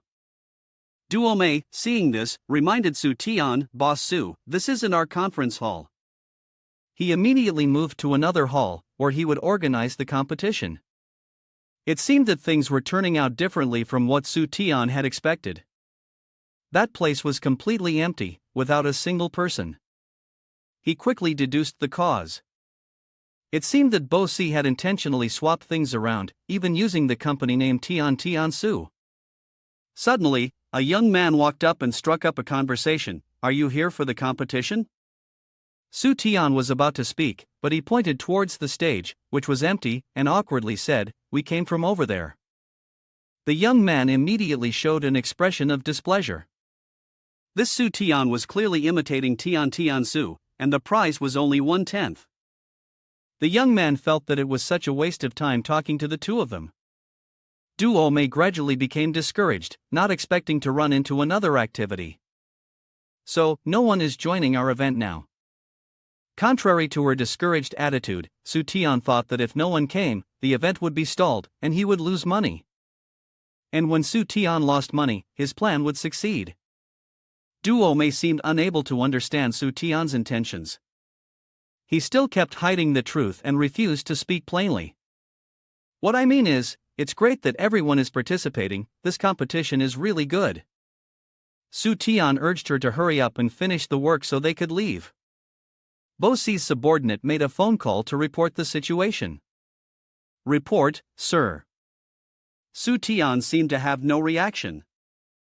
Upon realizing that he wasn't reacting, his subordinate immediately speculated that Su Tian might have a backup. Although the situation was unexpected, Bo Si still instructed his subordinate to continue organizing the competition. His subordinate continued to observe every movement of Su Tian. He looked at his watch. Then, let me handle you once. The people invited must have arrived by now. The girls with bright faces and a unique aura stepped forward. Not only did they have beautiful figures, but their long legs were striking as well. Bo Si's subordinate quickly noticed these girls. They were the professional models, far surpassing the students, and they would surely win the championship. He quickly seized the opportunity and invited them to participate in the competition. However, these girls ignored him, leaving Bo Si's subordinate feeling bewildered. At that moment, Su Tian, who had been dozing off, was awakened by Shui Chang. Su Tian groggily opened his eyes, not understanding what was going on. It turned out she had brought her close friends to cheer for him. Su Tian immediately felt displeased. Was it not enough to let me stay silent and take a loss? Seeing the plan fail, Bo Si's subordinate came over to find fault. So you were waiting for me here? You've stolen my clients. In response to his questioning, Su Tian didn't know what else to say. Shui Cheng pointed towards the girls standing on the other side. Aren't those your clients, the models? It seemed that, having been cornered, Bo Si's subordinate began to speak thoughtlessly. Quick, let those people go to the competition. They walked towards where she was standing, to his surprise. It seemed they all wanted to side with Shui Cheng, as they all went over to chat with her friends. Bo Si's subordinate couldn't understand why they were treating him this way. Shui Cheng smiled and replied, with money, beauty, and connections, the daughters of rich families are like a sweet treat in the eyes of the models. She happily winked, feeling proud. It seemed that at least more than 20 people had already signed up. Su Tian initially didn't need Shui Cheng's help, so he felt uneasy about her actions. He, too, was no better off after Shui Cheng disrupted his plan. A young man quickly noticed the presence of Nai Fei, and his friend became excited. My computer has all her realistic depictions, and this is the first time I've met the real person. The young man ran over to register for a photo with her, and his friend followed closely behind. The crowd registering on the other side saw this and also ran over to sign up for Su Tian's competition. In an instant, the area suddenly became unusually empty. He felt helpless. With so many participants, there would definitely be more businesses coming to cooperate. The subordinates of Bo Si continued to herd the chickens. The price for the strange competition was very small, so they advised everyone to participate in the talent show instead. Su Tian also agreed and encouraged everyone, join the talent competition. He seemed to not understand what exactly his intentions were. It appeared that Bo Si's subordinates thought Su Tian was mocking them, so they scolded him. Seeing that temptation didn't work, Bo Si's subordinates declared, all students who sign up for the talent competition will receive a cash reward of 50 coins. Upon hearing this, everyone there was eager to register for the talent competition. This gave Su Tian an audacious idea. He announced, register for the strange competition. Each person must pay a registration fee of 100 coins. One young man, feeling unjust, believed Su Tian was trying to make money off them. He pointed to Bo Si's subordinate and said harshly, if you don't want to, go sign up over there. Thinking no one would register now, Su Tian secretly rejoiced. However, to his surprise, some people still wanted to sign up. The young men all gathered around Nai Fei to take pictures with her. Shui Cheng held up a poster with the title sign up for the strange competition for a chance to take a photo with a celebrity, determined to help Su Tian in return for his kindness. The expression on his face clearly showed his displeasure. Left with no choice, Su Tian could only scold her, you're exploiting them. She asked if the models had agreed. Nai Fei and another model walked over to embrace him, confirming that they had agreed. But in their hearts, they only wanted to flatter Shui Cheng because she was a second-generation rich. A friend hurriedly registered to take a photo with the model. Another guy thought spending 100 coins just for a single photo wasn't worth it. He then suggested registering for the talent contest first to earn 50 coins, and then using another 50 coins for the photo. Got it? Upon hearing this, he immediately ran over to register. Bo Si's subordinate was so angry that he was shaking, suddenly becoming weak, crying like a child. They're bullying me. Su Tian's face turned pale when she saw this scene. After a while, the sky began to darken. Duo packed up his things, noticing that over 2,000 people had already registered today.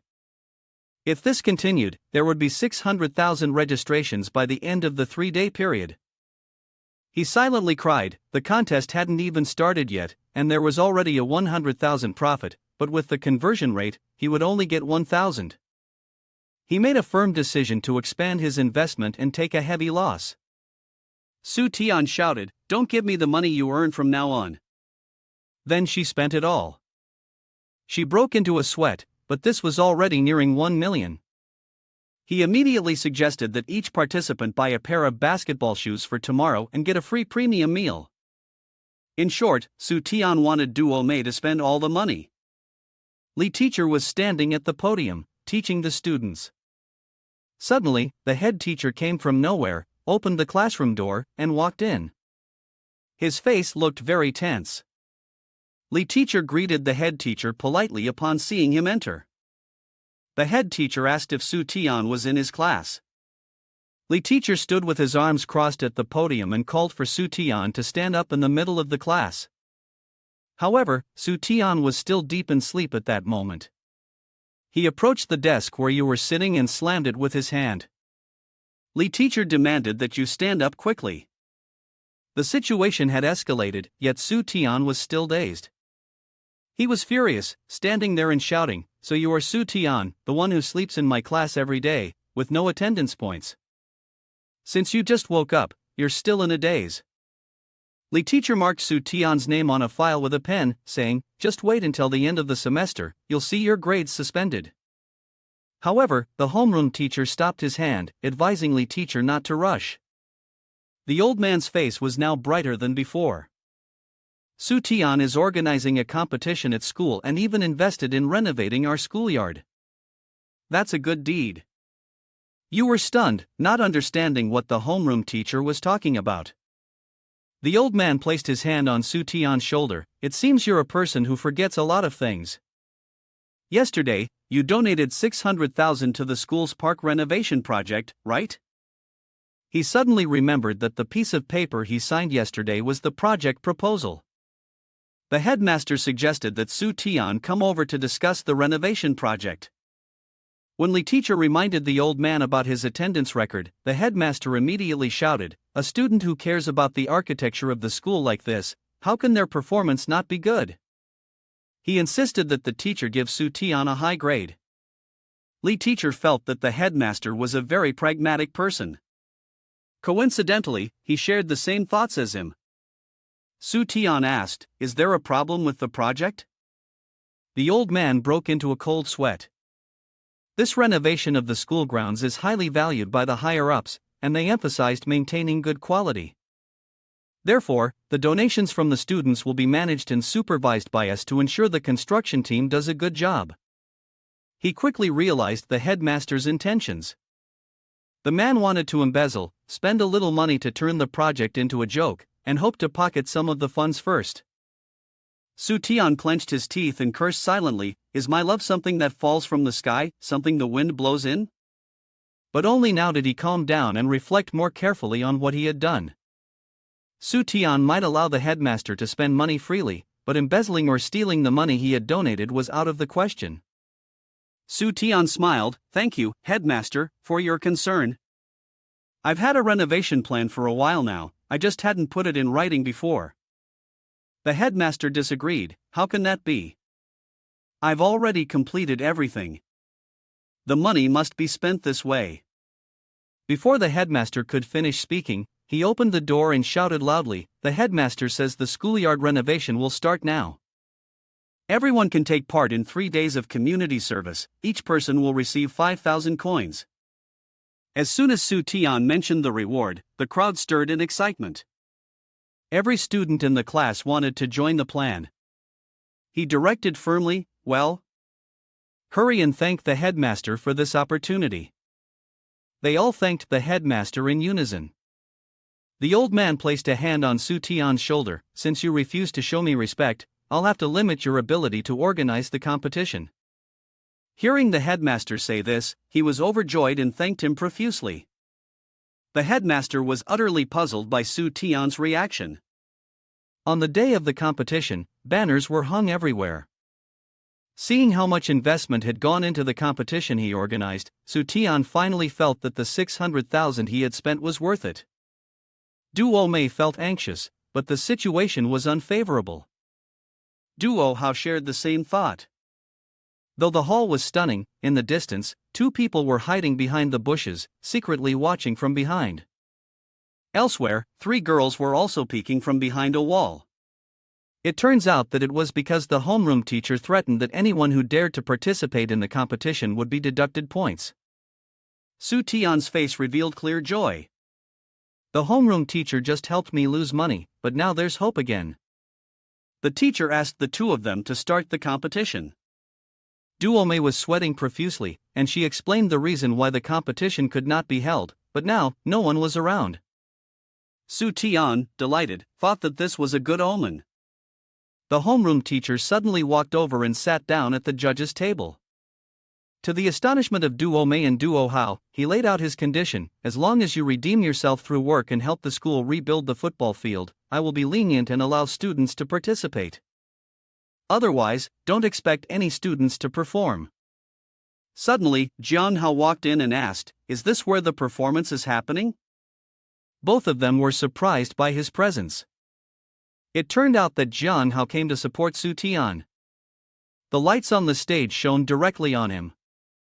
Jiang Hao began to showcase his singing talent. Not only that, but his feet also swayed to the rhythm of the song. The crowd below looked up at the stage, shouting Jiang Hao's name. Su Tian felt a pang of regret in his heart, and his face turned quite unpleasant. After the performance, he wiped the sweat from his forehead with his hand. Really, poor boss Su. I've found my life's goal to become an all-around idol. The homeroom teacher threatened that anyone participating in the competition would be deducted points. Jiang Hao, however, not only was not afraid but also smiled brightly and replied, "I've already deferred all my subjects, so there are no points to be deducted." Hearing this, the two were left speechless. Suddenly, a hand rested on Jiang Hao's shoulder. The subordinates of Bo Si became infuriated. "He is an artist of Tian Su's company. You are doing this, have you thought through the consequences?" The female fans, seeing their idol being threatened, turned to look at him with cold, sharp gazes. He explained, "Let's say I broke my promise, but I can't go against the one who helped me. I just want to follow Boss Su." Su Tian thought for a moment. Jiang Hao is quite popular right now. If he follows me, he'll make a lot of money. In that case, I'll be the one to suffer. Suddenly, he said that he couldn't sign a contract with him, which surprised Su Tian because Jiang Hao had been beating around the bush without getting to the point. Even though he had been beaten up badly, Bo Si's subordinate was still talking about a 2 million yuan compensation. If Su Tian dared to sign a contract with him, the money would come from his pocket. It turned out that he didn't want him to suffer losses, which is why he was reluctant to sign the contract. As the two sides began to argue fiercely, Su Tian slammed his hand on the table. He shouted loudly, calling for everyone present to be silent. Su Tian yelled, "A talent like this and only 2 million yuan? At least 4 million or more. Quickly prepare the contract." His actions were so baffling that Jiang Hao thought Su Tian was confused about the amount of money. Su Tian placed a finger on his lips, signaling for him to be quiet. "I don't need you to feel anything, I only need to feel it myself." The female fans around them began to ship the two of them together. He was secretly pleased. 10 million yuan was like a piece of cake falling from the sky. How much would this summary result in a loss? Suddenly, Su Tian sensed something was off. He turned around and saw that Bai La Zilin and Wei had somehow arrived without him noticing. Su Tian began to feel anxious, his face turning grim. "This is bad, someone wants to harm me, I need to check the money." They all looked at Su Tian with amused expressions. The head teacher shot him a glance. Was he the one he had come to seek out? "Teacher Chen is also here?" Bo Si's subordinates gritted their teeth, and Bai La also fled from Tian Su's delusional company. Trapped in such an ironic situation, Su Tian could only cry out in distress. "I'm no longer from a rich family, why do I still have so many friends like this?" The head teacher suddenly glanced at Bo Si's subordinates. He turned to look at him, their eyes locking. Bo Si's subordinate made a suggestion: "If I invest in the school, would the head teacher agree?" The head teacher immediately agreed, promising to cancel Su Tian's competition. Then he turned to threaten, "Teacher Chen, if you continue to cause trouble with the students like this, be careful, you might get fired." He also shifted to threaten Bai La, warning her not to side with him. "Bai La, aren't you afraid of being banned?" Wei, instead of being afraid, asked them if they were sure. When the head teacher confirmed he was certain, the principal suddenly appeared. To the head teacher's shock, he lowered his head and greeted him with a fearful expression. The principal shook Su Tian's hand, saying, "Truly impressive for someone so young." If it weren't for the Department of Education, I almost would have missed such a wonderful event. He was extremely surprised to learn that the Department of Education was actually concerned about his competition.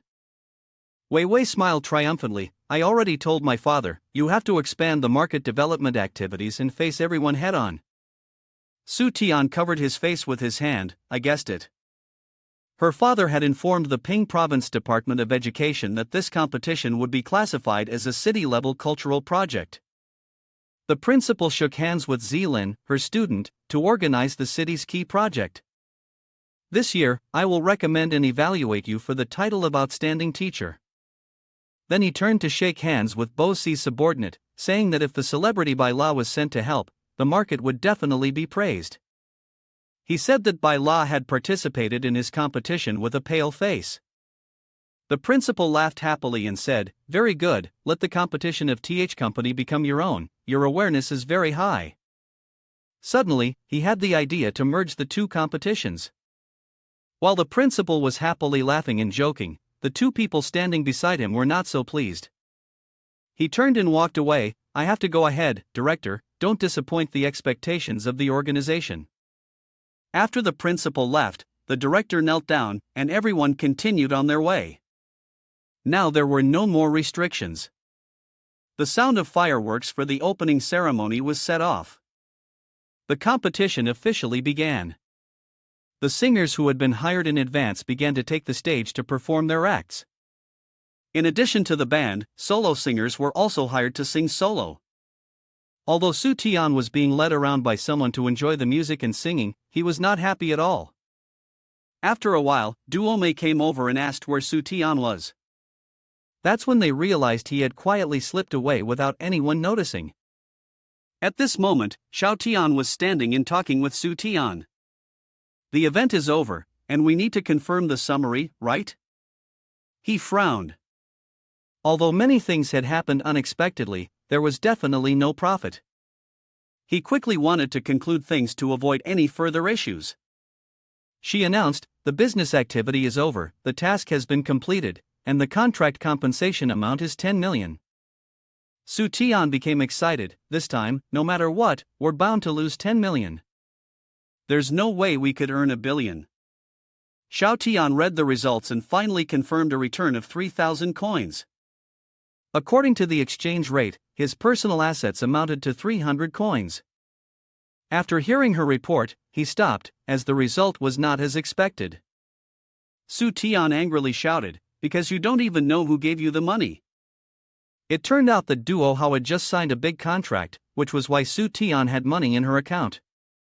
Not long ago, at the headquarters of the sports shoe market agency Mike, an employee reported, "Boss, we just received an unusual order." The boss asked, "How is the order unusual?" The employee took out a long stack of receipts. Thousands of pairs of shoes, all the latest models. He wondered, what kind of event is that university holding? The employee gathered that they were hosting a talent competition.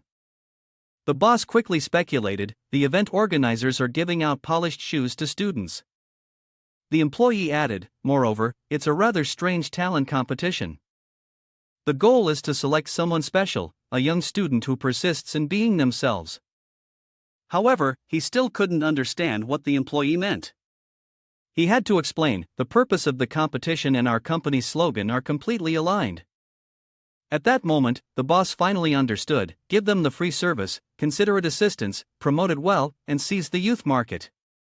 The employee immediately carried out his task.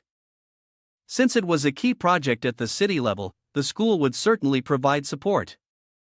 When he heard the term city-level key project, he stood up. The boss then pulled out a stack of sponsorship contracts, not only offering the service for free but also transferring 20 million yuan to them. When they went out to discuss business over a meal, Su Tian wasn't happy at all. The atmosphere around them became unusually quiet. Perhaps the boss had noticed this, so he spoke up, "Welcome, Boss Su. Indeed, it's the spirit of youthful entrepreneurship. I toast to you." Su Tian gulped down an entire bottle of wine. "If it weren't for you donating 20 million yuan, I would have." The boss replied, "Don't be polite." Boss Su, even without that 2 million, you could still organize a successful event. Though on the surface, Gu appeared pleased, Su Tian secretly cursed, without your 2 million, I would have already become a millionaire. However, he suddenly realized this could also be a great opportunity. Su Tian remembered what Xiao Tian had said, in the second round, you can choose a different type of activity. The startup capital is 3 million, and the profit-loss conversion rate remains unchanged. After completing 3 rounds, the selection will be counted. He made a suggestion, Tansu Company would like to invest 3 million in the sports industry. I wonder if you might be interested? The boss thought for a moment. A university student can organize a key project at the city level? If he doesn't have someone backing him up, I don't believe it. Let's see what connections he has behind the scenes that allow him to make such a fortune. Su Tian also had his own thoughts. Let me take your product and turn it into a pair of shoes that can't be sold, then we'll see what I can make of it. So, the two of them happily decided to collaborate. He quickly went to meet with Duo Mei to discuss, and next, Tansu Company would cooperate with Mai to research and develop the shoes. This was the draft. As she read the information on the draft, she found it hard to understand. Are you sure we have to make this kind of shoe? Su Tian confirmed, that's right. We're going to create a global project sports flip-flops for basketball. He pointed at the draft showing the flip-flop sole with a black layer, equipped with a shock-absorbing feature, designed to enhance its sports functionality. The base of the sole was made of cowhide, and the top was covered with a layer of black glass. The flip-flop straps were tightened, and the heel was fitted with 2 fallen angel wings, creating a distinct difference from the angel wings on the market, adding a unique personality. Then Su Tian shouted an astronomical price, the market price is 1,888 coins per pair, and there will be absolutely no discounts. Duo Mei didn't dare to criticize openly, so she tactfully said, I don't really see how sports flip-flops for basketball make sense. He asked, are you saying that spending money to research and develop this is completely a waste? Upon hearing Su Tian say that, she had no choice but to remain silent. He smiled, the joy of wealthy people like us lies in being humble like this and boring. After some time, the sandals were finally successfully crafted. Bo Si held a magnifying glass to examine every detail of the sandals designed by Su Tian. He observed it, having obtained the new product from Su Tian through internal channels, without wanting to say a word. Bo Si suddenly became angry, striking the sandals with his hand. Perhaps the design was too ugly, so he thought there was some hidden meaning behind it. Just then, Lao Gong entered to clean up. She quickly noticed the sandals thrown into the trash. Lao Gong went over and rummaged through the trash bin. Why throw such a new pair of sandals like this? So she decided to take them back for her beloved daughter. In the professor's office, Zilin reminded Su Tian that he was at the bottom of the class. He seemed indifferent to studying, so he was unaware of the deadline. She anxiously pointed out that his extracurricular course grade was insufficient, and if he didn't submit his report by tomorrow, he would fail. Su Tian was extremely confused. That's not right. I interned at Tansu's company before, wasn't that enough? Zilin pulled out a piece of paper, with a stamp of ink that had been crossed out. She reminded him, you missed it. The atmosphere around them suddenly became eerily quiet. He started to lose his composure, unable to control his actions, and shouted, the Tansu company's stamp has been invalidated. Su Tian rushed to embrace her, promising that he would take up a job. Embarrassed, Zilin turned her face away. She even reminded him, be careful not to let others see. Upon hearing Zilin's words, Su Tian immediately stood up, go somewhere else. Wait until you finish work, then we can continue. She hadn't finished speaking when he had already run off, leaving Zilin with the feeling of being disrespected. At this moment, Su Tian was at his workplace, standing alongside his colleagues, greeting customers. His boss felt guilty, thinking it wasn't entirely appropriate for him to be working here. He smiled, it's fine. I also want to push the sales of these basketball flip-flops. I'll keep an eye on things myself. Su Tian smirked to himself, thinking that the flip-flops would definitely not sell. Suddenly, Yang Xuecheng walked into the store, asking to buy 10 pairs of basketball flip-flops. Su Tian felt a bit displeased upon seeing Xuecheng here. She then explained, "Such a huge favor, I need to seize the opportunity to repay you. Hurry and process the payment." Su Tian tried to stop Xuecheng from buying the flip-flops, but she refused to relent, persistently asking, "Why can't I give you money?" He lied about not letting Xuecheng buy them because she was too beautiful, and the flip-flops didn't suit her. She thought Su Tian was just teasing her and smiled coyly. Xuecheng tossed her bank card to the cashier. "How many pairs do you have in the store?" "I'll take them all." Suddenly, the store manager reported that the sale couldn't go through. Su Tian thought that someone was on his side and couldn't hide his joy. But he took out the inventory report. Just now, all the new shoes in the city had been sold out. Both of them were left puzzled. After hearing the store manager's words, Su Tian, in complete surprise, asked again, "They're all sold out? Not even one pair left?" The staff member smiled cheerfully and replied, "Mr. Su, I'm as happy as you are." Upon hearing this, Su Tian began to cry, saying, "I'm so happy I'm crying. Who did this? Take me to find him." Without another word, Su Tian immediately pulled the staff member along. At that moment, Xuecheng appeared out of nowhere to stop the two of them, saying, "No need to search anymore. There was a search earlier that has gone viral on social media. You should take a look yourself." Hearing this, Su Tian immediately leaned in to glance at the phone screen that was being held out in front of him. Half an hour earlier, a woman stood silently in front of the door to a shabby apartment. A cute little girl ran toward her, shouting, "Mom's back, I was really good today." The woman smiled brightly and patted the little girl's head, saying, "I know my precious is the best. Look, I brought you a gift." Saying this, the woman took out a gift from her bag and held it up. The little girl was overjoyed, exclaiming, "Are these angel shoes?" The little girl happily put on the shoes and skipped down the street, singing joyfully, "These shoes are really great, even more comfortable than my mom's sneakers." Suddenly, the little girl noticed something, and her small feet stopped in the middle of the street. She bent down and said to the beggar in front of her, "Don't you have any shoes? You can take mine." The video on the phone had just finished playing when Xuecheng immediately explained, and this scene was later recorded by the press. After an investigation, it was revealed that the girl in the video, who then became famous, quickly gained attention, with everyone wanting to buy a pair of shoes to gift her. These shoes were called angel shoes, and some even believed that the girl had designed them herself. Su Tian, upon hearing this, started crying. How could I possibly blame such a sweet, kind-hearted girl for making money for me? But how did the shoes end up in the hands of the cleaning staff? Meanwhile, Bo Si, over there, sneezed and wondered to himself, "Why do I always feel like someone is teasing me?" Su Tian then began to research the shoes, including the materials and promotional methods for the store and retail outlets. The production cost was around 1,500 coins, totaling 3 million coins, and the plan was to limit production to 2,000 pairs, with a profit of 338 coins per pair, making nearly 800,000 coins. This is insane, making 800,000 by losing 800 coins. Why should I even do this? Xuecheng patted his shoulder to calm him down.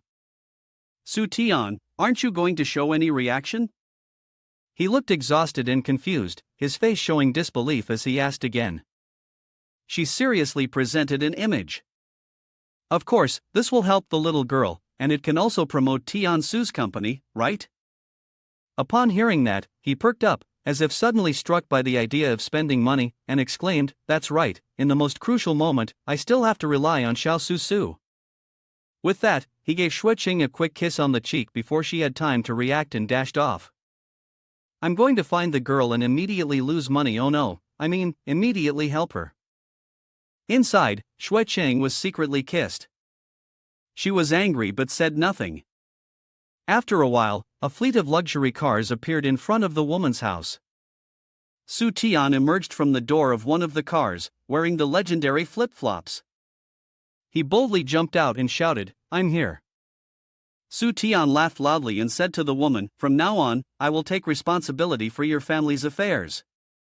She seemed embarrassed and responded, "We need to interact more before we can talk about marriage. Suddenly like this, I don't feel ready." He scratched his head awkwardly. "What I meant was, the Su Tian company will help you and your daughter with living expenses and tuition fees." The people around them were incredibly envious. So, their family is probably out of poverty now. I wonder when we will be able to do the same. Hearing this, Su Tian turned around and declared, "Everyone, don't worry. From now on, every month I will give you all money. A lot of money.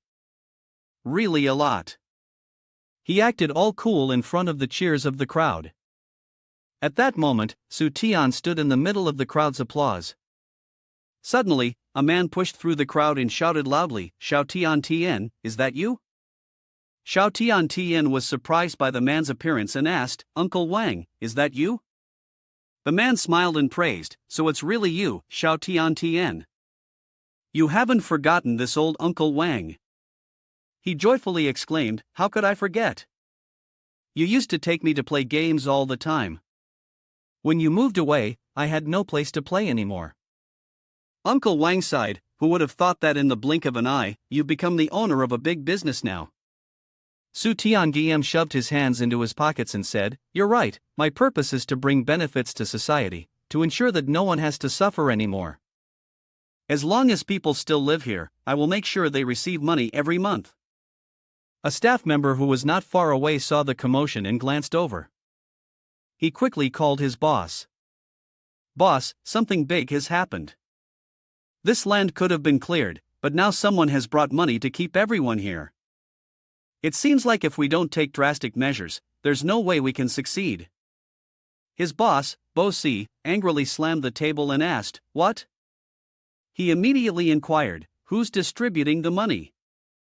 Who is stopping me from entering the real estate business?" Upon hearing the answer, he furiously slammed the phone down. "It's Su Tian again. Why is it always him?" Xiao Bo Si tried to convince himself to stay calm, knowing that he had to consider the implications behind this. He first ruled out the possibility that a smart person like Su Tian would choose to be a failure. It can't be wrong. There are only two options left. The first possibility was that Su Tian had already anticipated Bo Si's plan. He held his head, deep in thought, considering that the school cameras were monitoring him. Since he wasn't directly confronting Bo Si, he ruled out that option. After a while, Bo Si reached a conclusion. "I see now. There's only one possibility left. There's a mole in my company." He then grabbed his walkie-talkie and began to take action. "Attention all staff, everyone is to be locked down. If you want to blame someone, blame Su Tian." After that, he hugged a stack of bank cards. "Su Tian, stop trying to hinder my plan. It's just about spending a little more money, isn't it?" Su Tian, lost in thought, suddenly sneezed. The staff member from earlier quickly ran over to hand him the phone. "Mr. Su, our boss wants to speak with you." He took the phone, held it to his ear, and casually asked the person on the other end, "May I ask who this is?" Bo Si angrily shouted, "Are you trying to interfere with my real estate deal? You will have to pay the price." The staff member snatched the phone back and quickly left. Su Tian was still confused, wondering who exactly was that speaking. Suddenly, his phone buzzed. It was a call from his father. As soon as he picked up, his father spoke loudly, "Hello, son, great news. We need to move. A 50M place, 20,000 per square meter, we've got $1 million already." Su Tian, after hearing this, felt somewhat helpless and didn't respond. His father continued to boast happily, "From now on, we'll be millionaires." He placed his hand on his forehead, tired, and thought, "Great, now I'm worried. I didn't tell them about the source of my money before because I didn't want to make them anxious or suspicious." Then, he remembered the anonymous call. Could it have been about the move? Thinking this, Su Tian asked, "Dad, have you signed the contract yet?" His father proudly replied, "Of course, I've signed it. I heard the money will be transferred immediately. Su Tian gritted his teeth in frustration. This is bad, I've fallen for it, I've been tricked. The scene switches to Su Tian's house. He hurriedly opens the door and calls out loudly for his father. His father, happily packing things up, turns around to see him. Xiao Tian, you're back just in time, come help me pack the luggage. Su Tian looks uncomfortable, forcing a smile as he asks again, trying to be sure. Father, what's going on here? Father Su Tian laughs loudly. Our family suddenly has so much money, of course we're going on a trip. Su Tian immediately stops him, as the money hasn't actually arrived yet. His father continues laughing, pointing to the contract in his hand. It'll come sooner or later. I heard they're coming to collect the house in a week. Su Tian sighs and thinks to himself. Poor dad, a lifetime of hard work, and now he's been tricked out of a house. His father pats his shoulder reassuringly, his heart light and happy. Xiao Tian, after all these years of hardship, it's finally getting better now. He slaps his chest proudly and declares. The 100,000 from your parents is all for you. If you need money, just tell us. Su Tian feels uneasy and can't bring himself to meet his father's eyes. He reflects and suddenly feels a pang of sadness. At this moment, the notification sound for a new message rings. Father Su Tian quickly pushes him out. Go outside quickly, your mother is about to come home, don't disturb our time together. Su Tian is taken aback and wonders to himself, not expecting to witness his parents being so affectionate with each other. He strolls along the road, smiling to himself. Let them go on their trip. I'll use my own money to buy a house for them. The monitoring staff reports to Bo Si, informing him about the situation. Su Tian seems unfazed. Upon hearing this, Bo Si is astonished and asks. What? You're not angry? Why not? We clearly warned him. He already bought the house, and yet you still acted so recklessly. Why hasn't he responded? This is the kind of thing that no smart, wealthy person can tolerate. Does he think I'm deceiving him? Su Tian is so intelligent, there's no way he could have misunderstood, right? At that moment, Su Tian was sitting on a park bench and called out, Xiao Tian, come out, it's urgent. She appeared as summoned, a bit dissatisfied as she said, this is the first time my master calls me out in person, but Xiao Tian still likes it. Her demeanor instantly shifted to cheerful obedience. Su Tian asked seriously, if we total it up now, how much money do I have? She blinked playfully, this time I'll tell you, but don't expect exceptions next time. Xiao Tian then held up 3 fingers to signal the result, 300 coins. He curled his lip in dissatisfaction, 300 coins again? Didn't I just spend a fortune and end up at a loss? She awkwardly recalculated, assistance for the poor is counted per instance, so it can't be included in a single cycle. Su Tian impatiently ordered, settle the account already, only then can I afford to buy a new house. 300 coin notes immediately appeared in his hand. At that moment, the system voice rang out, system summary, profit of 30,000 coins this time, mission completed, system upgrading assets to 6.66 million coins. Xiao Tian then spoke up, Master, I'm just being considerate, but I must remind you buying a house for your parents still counts as part of your personal assets. Su Tian cheerfully dismissed it, who said I have to spend my own money to buy a house for my parents? Hearing that, Xiao Tian frowned in confusion and asked again. But just as he spoke, Su Tian explained, I'm asking you, providing employee benefits, does that count as using the system's affection? She nodded in confirmation. He continued, for clothing and transportation, the company provides subsidies, right? Xiao Tian asked again, what does master mean by that? Su Tian affirmed that housing is a fundamental need in the survival of employees. Then he came to a conclusion, I'm not buying a house for my parents. I'm buying a house for my employees. I declare that I'm hiring my parents as my employees. I've fully understood the system's logic down to every strand of hair. No sooner said than done, Su Tian arrived at the real estate agency shortly after. He confidently pushed open the door, his feet clad in his signature flip-flops stepping firmly inside. The real estate agent, seeing a customer, hurried out to greet him warmly and asked whether Su Tian was looking to rent or buy a house. But after asking, the agent gave Su Tian a once-over from head to toe and began sizing him up. Humph. With those slightly thick eyebrows, the agent looked him over from his sloppy outfit to the flip-flops and even his habit of scratching his foot and concluded, this guy is dirt poor. At that moment, Su Tian scratched his head and replied, I want to rent. If it feels good to live in, then I'll buy. Of course, the real reason was that the system wouldn't allow a purchase this time, but renting was well within budget. Although he was clearly dissatisfied with this broke-looking customer, the real estate agent remained highly professional, first inviting Su Tian to take a seat. The employee immediately sensed the fake demeanor of Su Tian.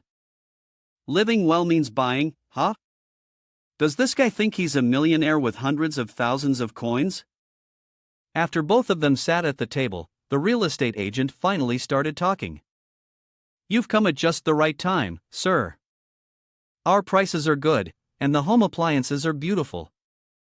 You'll definitely be satisfied. However, after hearing this sales pitch, Su Tian reacted very strongly. What?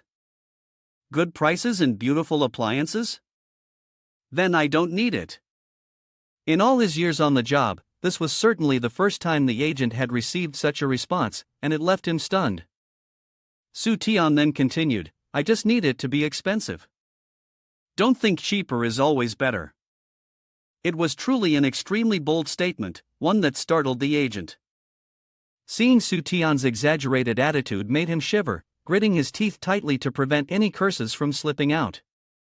I've met many pretenders, but none are as good at pretending as this one. The students these days are just so degenerate. Determined to correct this arrogant tone, the agent decided to step up his game and, with an air of seriousness, said, Sir, you see, if you want expensive, the only option left is a small house near the university. It's 8,000 coins per month. Upon hearing this, Su Tian was quite intrigued by the location. Near the university? Isn't that very convenient? As soon as he heard that, the real estate agent's mind began to imagine dark scenarios. Convenient? This kid must want to rent a place next to the university to live a carefree life with his girlfriend every day. Su Tian quickly became eager to see what the house looked like, with the thought that he might decide to put down a deposit right away. Hearing this, the real estate agent broke into a smile that almost reached his ears and said, You're in such a hurry, young man? Su Tian, unaware of the agent's strange thoughts, innocently thought of his parents and replied straightforwardly, Yes, they are so affectionate with each other, I can't bear to leave them without a place to stay. And that answer sent the real estate agent's imagination running wild, even more so in his surprise. Aren't they renting for themselves? Su Tian answered vaguely, Of course, we'll live together. Oh my, it seemed that Su Tian had truly left the agent pale-faced, as he was now imagining an unprecedented, open, and bold scenario. Sweating profusely, he decided it was better not to ask any more questions and simply provided Su Tian with some information. This was the company's official image, and if it was suitable, he was welcome to place a deposit. As Su Tian considered and reviewed the details, the agent silently mocked himself, thinking, Houses like these are usually so expensive, I wonder if the client will pass on it. Meanwhile, Su Tian looked at the house's structural layout and seemed satisfied. Very good, it's as big as the house we're living in. But with a single room costing 8,000, renting 25 rooms for the workers would result in a loss of 200,000 a month. Truly a genius. Su Tian, feeling immensely proud, didn't say anything more. He simply took out his card and exclaimed, Swipe the card. The broker's face changed dramatically, not only unhappy but also extremely confused. Huh? Why did he actually place the bet? Didn't he plan to find an excuse and run away? He thought to himself. But anyway, it's not something he should be concerned about. Just a moment later, the broker regained his composure. Well, with money, he could buy a feast, so he snatched the card and swiped it. Although inside, he still secretly criticized how chaotic the young people's lives were nowadays. Suddenly, Su Tian raised his hand to stop him right before the card swiped. It was like proof of this self-betting. The broker was feeling triumphant. Surely, he's regretting it now. Yet, after Su Tian scratched his head awkwardly, he continued, I forgot, I need 25 rooms. The broker was left speechless, burying his pride deep in the mud. The scene in his mind at that moment had gone far beyond, imagining the possibility of Su Tian actually having 25 girlfriends. He really was a fierce man. The scene shifted to some time later, when Xiao Tian was coquettishly asking Su Tian, Master, I've chosen the school. Su Tian's expression seemed less than thrilled. He sighed, unsure of which one to pick.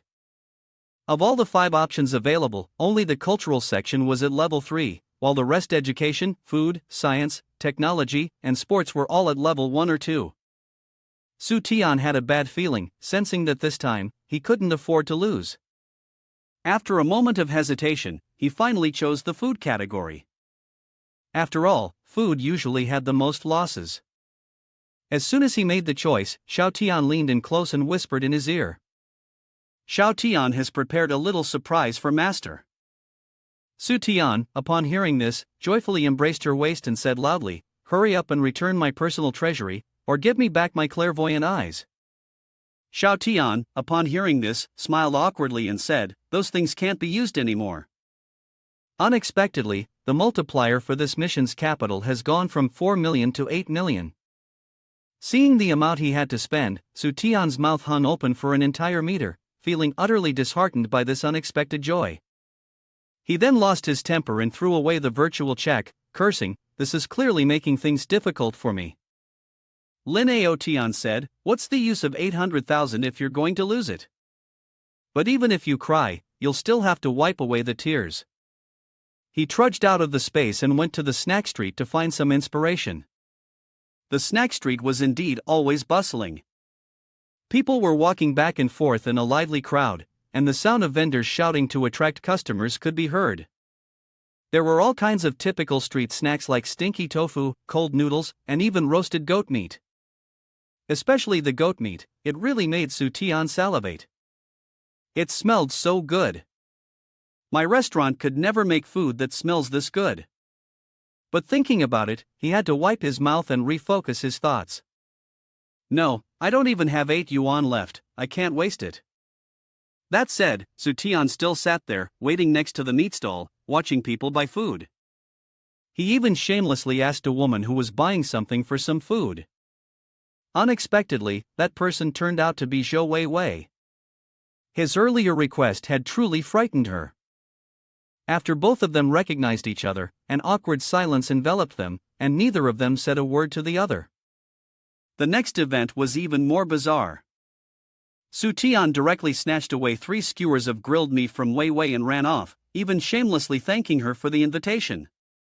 Caught off guard by the sudden action, Wei Wei stood frozen for a few seconds. But as soon as she regained her composure, a surge of anger rose within her, and she hurriedly chased after Su Tian. He stopped and teased Wei Wei, saying, I've bled for the country, I deserve this, but that doesn't mean you can steal from me. I bled too, Wei Wei replied angrily, trying to grab the skewers back, but was unsuccessful. Suddenly, the skewers of meat were flung into the air, slipped off their sticks, and gently fell to the ground. No one bothered to take them anymore. They both stood, staring at the pieces of meat rolling on the ground. Wei Wei, feeling frustrated, crossed her arms and demanded that Su Tian compensate her for the skewers. Su Tian pretended to cry, lamenting about his miserable life. 800 yuan? That's not even enough for tuition. Wait a minute, he suddenly had an idea, and then grabbed Wei Wei's chin, speaking confidently, I'll compensate you, but only on one condition. He turned to Hao Shang and loudly declared, so everyone could hear, because she's sponsoring the entire food street. Wei Wei, confused, asked, Are you saying you're inviting me? Su Tian shook his head in disbelief, rebutting, Don't even think that the company is inviting you. Taking advantage of the moment, he showed her the temporary contract he had prepared. Then, in a swift manner, Su Tian laid out a perfect money-spending plan. Right now, I need you to test out the food in the school's food street. You'll eat, and I'll follow you. After a while, both of them sat sluggishly on a bench in the park, sighing with their stomachs bloated from overeating. It wasn't until then that Wei Wei finally asked, "By the way, you mentioned you had to work with food and open a shop here, right? What are you selling?"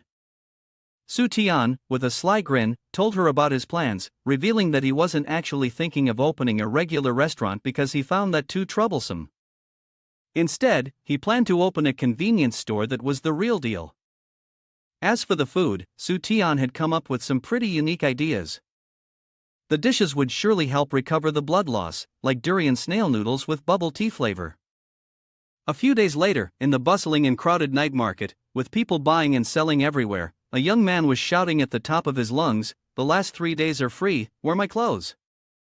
You'll be the most standout person in the whole city." Of course, this advertising method proved to be completely ineffective, and he was even mocked by the blind fortune teller at the booth next door. "You've been shouting that slogan for 5 days now. Do you think time will stop for you?" A nearby Peppa Pig tattoo booth, self-assured, bragged as well.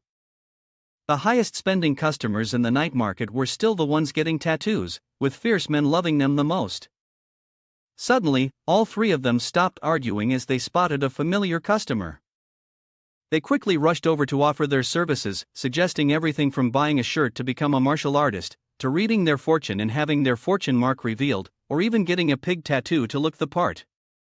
Fortunately, the customer immediately plugged their nose and ran away, as a terrible stench suddenly filled the air, coming from somewhere. All three of them, who were trying to sell their goods, were extremely angry when their efforts were interrupted in such a manner. Their eyes, bloodshot with fury, searched for the saboteur. They shouted loudly, "I want to settle scores with that rotten he who brings bad luck." But as they turned around, they were confronted by an enormous bus, looking like one of the latest models designed for transporting large quantities of goods. From the bus, Su Tian proudly held the steering wheel and introduced, "The convenience store model in Night City is officially launched."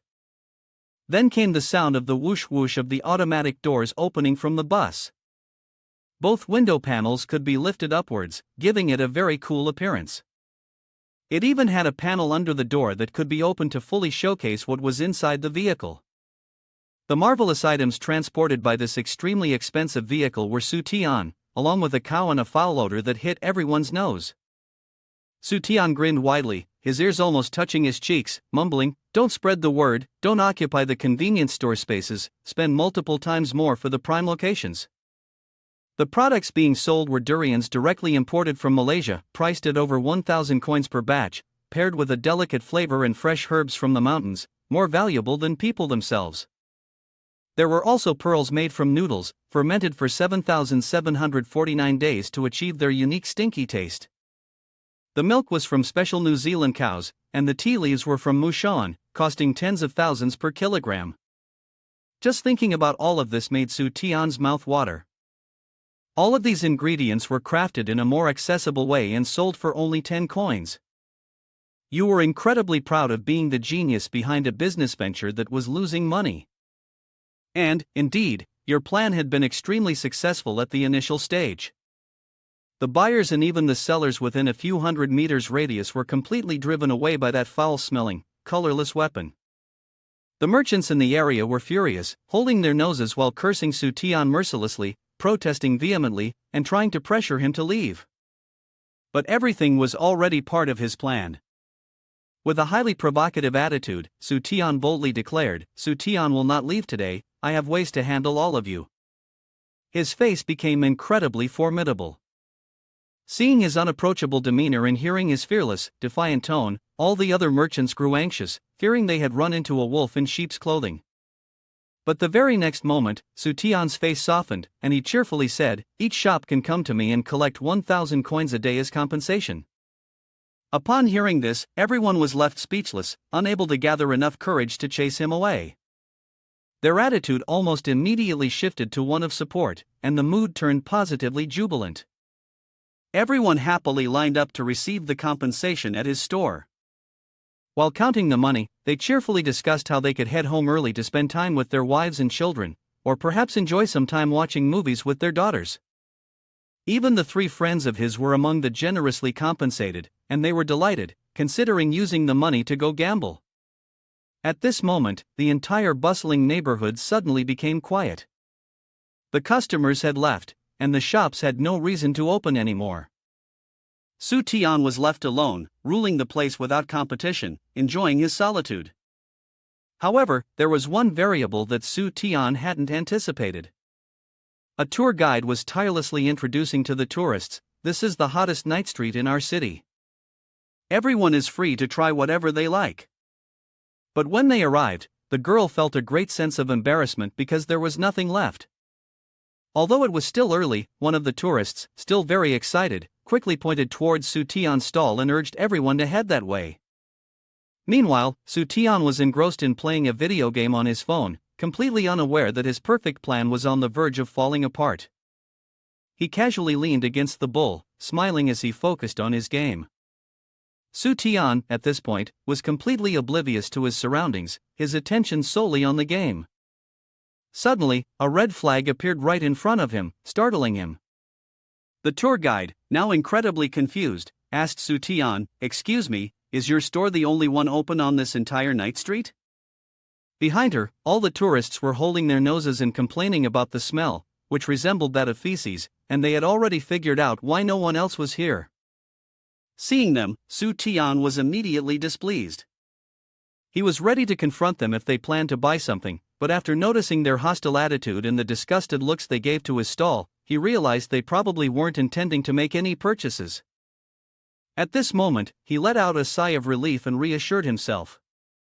Surely, this time, he wouldn't get stabbed in the back. But immediately afterward, his illusion was shattered when he heard someone sweetly ordering something. "Boss, I'll have 20 servings of stinky milk tea." Su Tian's entire body immediately shook with fear. He turned around to look at the bold customer and began to doubt the meaning of life. It turned out to be an acquaintance. Vi was with her colleague and told him about the complaints they had received from the local residents. They were upset about the smell of the stinky milk tea. One of the police officers standing behind her also added, "Sister Joe made a bet with us that the only person capable of doing such a strange thing would be you, Su Tian. But we didn't believe her." After hearing the brief explanation, Su Tian understood the situation. It was because of a bet that he had to drink 20 cups of stinky milk tea. He sighed and thought, well, might as well gift it. However, the police officer responded cheerfully, "It's not 20 servings, it's 20 servings per person. We lost to 20 people." Upon hearing this, Su Tian's face turned pale, and he muttered to himself, calculating, 20 people times 20 servings, each serving 10 coins, that's a total of 4,000 coins. Well, at least it's not too much. Wei Wei, upon hearing this, didn't quite understand and tried to comfort him, "We've only spent 4,000 coins. Of course, you've made quite a bit yourself." Her words only confused Su Tian even more, leaving him utterly bewildered. A little earlier, at a high-level leadership conference, Director Zhou had been present, reading a report about Su Tian's business venture to the entire meeting room. This time, it came from Malaysia and the impoverished mountainous regions. These were 3 parts of an investigation into small business types in the city. Another silver-haired official adopted an extremely serious attitude, nodding thoughtfully as he claimed to have discovered the underlying meaning behind the purchase of durian. He pointed at the screen behind him and introduced to everyone, "The one who bought this large batch is the young entrepreneur, Su Tian." Upon hearing this, almost everyone else began to discuss it, showering Su Tian with compliments. They praised his youth and talent, calling him a business prodigy who started from scratch, unlike the second-generation wealthy. The official continued, "He's also quite impressive, choosing to run the business independently." As soon as these words were spoken, Director Zhou wholeheartedly agreed, even going as far as to heap praise. Every time, he doesn't deliberately advertise, yet his work always receives great attention. Hard work sharpens the sword, and because the silver-haired official is further supporting him, I believe we must give our support as well. He stroked his chin, hesitating for a moment as they began to speculate on grander, more noble ideas, such as Su Tian's actions being meant to reveal their true nature. The idea of using durian as a primary business venture is a strategy to promote their efforts in import-export services. As for the herbs, they are a specialty from the poor, underdeveloped regions, showing the great benefits they bring to local farmers. The pungency, then, is the result of many years of small businesses in the community, directly supporting local commerce. The silver-haired official became even more excited upon hearing this. He declared loudly, Su Tian's way of thinking, his rising fame, is entirely about promoting their city. And with great momentum. That fiery passion had driven the entire senior council to unanimously approve the proposal for Cho Jie for Su Tian. The news was immediately spread to Su Tian by Wei Wei. With a pale face, Su Tian didn't understand anything. Wei Wei, seeing his reaction, covered her mouth and chuckled, explaining in detail, it's from the higher-ups. They learned that you wanted to capitalize on Yi Cheng's fame, turning it into a platform for Yishi's empty market today. In reality, 3 images have been promoted: an agricultural export-import city, a refined rural low-income household model, and a small urban commercial district. Therefore, the leaders want you to be more open-minded, using the Cho Jie brand to attract the attention of the younger generation, and tap into the soft power of our city. Wei Wei handed Su Tian a file about the Cho Jie strategy. Su Tian was still unable to close his mouth after hearing the lofty propaganda that had come from nowhere for his decaying cargo trucks, receiving the strategy in a daze. He stared at it with vacant eyes, unable to speak as he read the information in the file. The city will support you with 20 million for this business project. He was so overwhelmed that he couldn't even hold anything in his hands. He looked up to the sky and wailed, asking loudly, why is losing money so hard? Banners, firecrackers, and wine flowed in celebration. Everyone enthusiastically welcomed the grand opening of the Cho Jie project. As the visitors stepped through the gates, they were immediately taken aback by the enthusiastic greeting from 2 handsome young men. Jiang Hao and Su Tian were enthusiastically welcoming everyone to Cho Jie and presenting a special gift. It was a gas mask along with a warning, please maintain a polite distance from customers carrying durians. As they watched their customers walk in one by one, Su Tian smugly praised himself for the high-end scale of their setup, adding a few additional support items at the back. Who would have thought? I've finally managed to make a loss in business. Inside the area around the stalls, many tourists were visiting, all wearing masks due to the overwhelmingly foul odor. Among the crowd of people taking selfies and showing off on social media, Bo Si was standing off to one side, gagging. He was pinching his nose and berating himself. It was a huge mistake to sneak into one of Su Tian's places, every one of them is bound to be strange. On the other side, some customers were standing around, looking disappointed. They grumbled among themselves, unable to find any durians at Cho Jie, even going so far as to take off their gas masks to curse and spread nonsense. Suddenly, a young man approached, patted the shoulders of 2 people, and said with a grin, hey guys, it's not that there are no durians here, it's that there are too many of them. Then, all 3 turned around to look, their eyes wide open in shock. What they thought was a tree behind them turned out to be durians, a towering pile of durians stacked high like an old mountain. One person looked at the pile of durians, unable to believe it. Impossible. A durian cost several dozen coins, this must have cost a fortune. The person earlier was still scolding the organizers for being deceitful, scratching his head in confusion, wondering, why can't we smell anything? The answer to that question was simple, all 3 of their noses were ruined by the strong odor of durian from the mountain. On the other side, the leaders were observing and feeling extremely satisfied. The elderly official kept nodding approvingly, saying, very impressive. This celebration has quite an impressive atmosphere. The bald man, hearing this, suddenly had an idea, how about we let Su Tian organize the student sports event in 2 months? At this point, Bo Si had become more cautious. He found a mask and put it on, eavesdropping on the others' conversation. So that's it.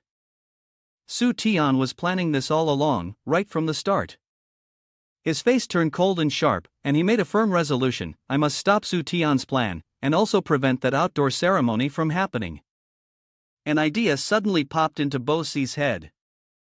He smirked with delight, then quickly moved to a corner to make a phone call. Hello, is this the Meteorological Bureau? Send someone to make it rain for me, as soon as possible. I'll pay whatever it takes, work on it all day. Bo Si was confident that with this plan, he would ruin Su Tian's event directly, as no guest would want to attend in the pouring rain. After giving the order, he hung up, unable to hide his satisfaction. This is genius, no one will ever figure it out. On the other end of the line, the man at the Meteorological Bureau, after receiving the call, sighed, another call buying a rainstorm. At least it's not like the last time Su Tian claimed he wanted to buy snow. He sat there, picking his nose and pondering, is it that the younger generation nowadays is being forced by others to spend money, or something like that? Back to the scene with the three young men searching for durian, they were thoroughly enjoying the mountain of durians they had found. One of them had eaten so much that his stomach was completely full, and he lay there groaning in discomfort from being too full. The other one, however, was still munching away because, after all, it was free food. Who wouldn't take advantage of it? As soon as he heard that, the already full guy suddenly had an epiphany. He jumped up, full of energy. That's right, the more we eat, the greater the loss for the owner. Su Tian stood on the side, watching it all with great amusement. Now, that's what I call a good tourist. Quickly, help me rack up a little more loss. After that, he loudly ordered for 3 more trucks of durians to be delivered, making sure the kids wouldn't go hungry. As soon as he finished speaking, he felt a drop of water fall from the sky right onto his forehead. Then a few more drops followed. He immediately felt uneasy. It was raining. His face darkened, filled with worry, as the most costly activity still hadn't even begun yet. With a deeply distressed expression, Su Tian sighed and muttered, if it rains, we're definitely in trouble. But if it doesn't, then the loss will be even bigger. Bo Si, who was hiding in a corner and could see everything through the screen, couldn't help but feel very pleased with himself and let out a relaxed laugh. Su Tian, even you have moments like this. Suddenly, Su Tian took out his phone and called someone. Bo Si immediately frowned with worry when he saw it, but he did not act hastily and instead waited to see who Su Tian could get to help. On the other side, Su Tian was loudly ordering, bring me several rounds of bullets to disperse the clouds, money is not an issue. The person on the other end of the phone was none other than the old man from the meteorological office, his face twisted in confusion as he didn't know how to respond. After a while, he stammered, but when I just fired a few rounds, it started to rain. Hearing this, Su Tian was momentarily stunned, as he couldn't understand why someone would do that. He began to suspect that perhaps there was another loyal aide by his side helping him lose more money. Thinking this, Su Tian felt both pleased and amused, praising the person a few times, but realizing that their help was still not quite hitting the mark. After a long silence with no response from Su Tian, the person from the meteorological office asked anxiously, so, what's the plan now? Should we shoot at the clouds or not? But Su Tian, our genius, had an even better and bolder idea. Bo Si, sitting at a table with a small umbrella, was observing the sky. Seeing the dark clouds swirling around, he was quite satisfied, calculating that the next step would probably involve lightning or something. However, suddenly, a pure white snowflake landed on his mask, giving him a fright.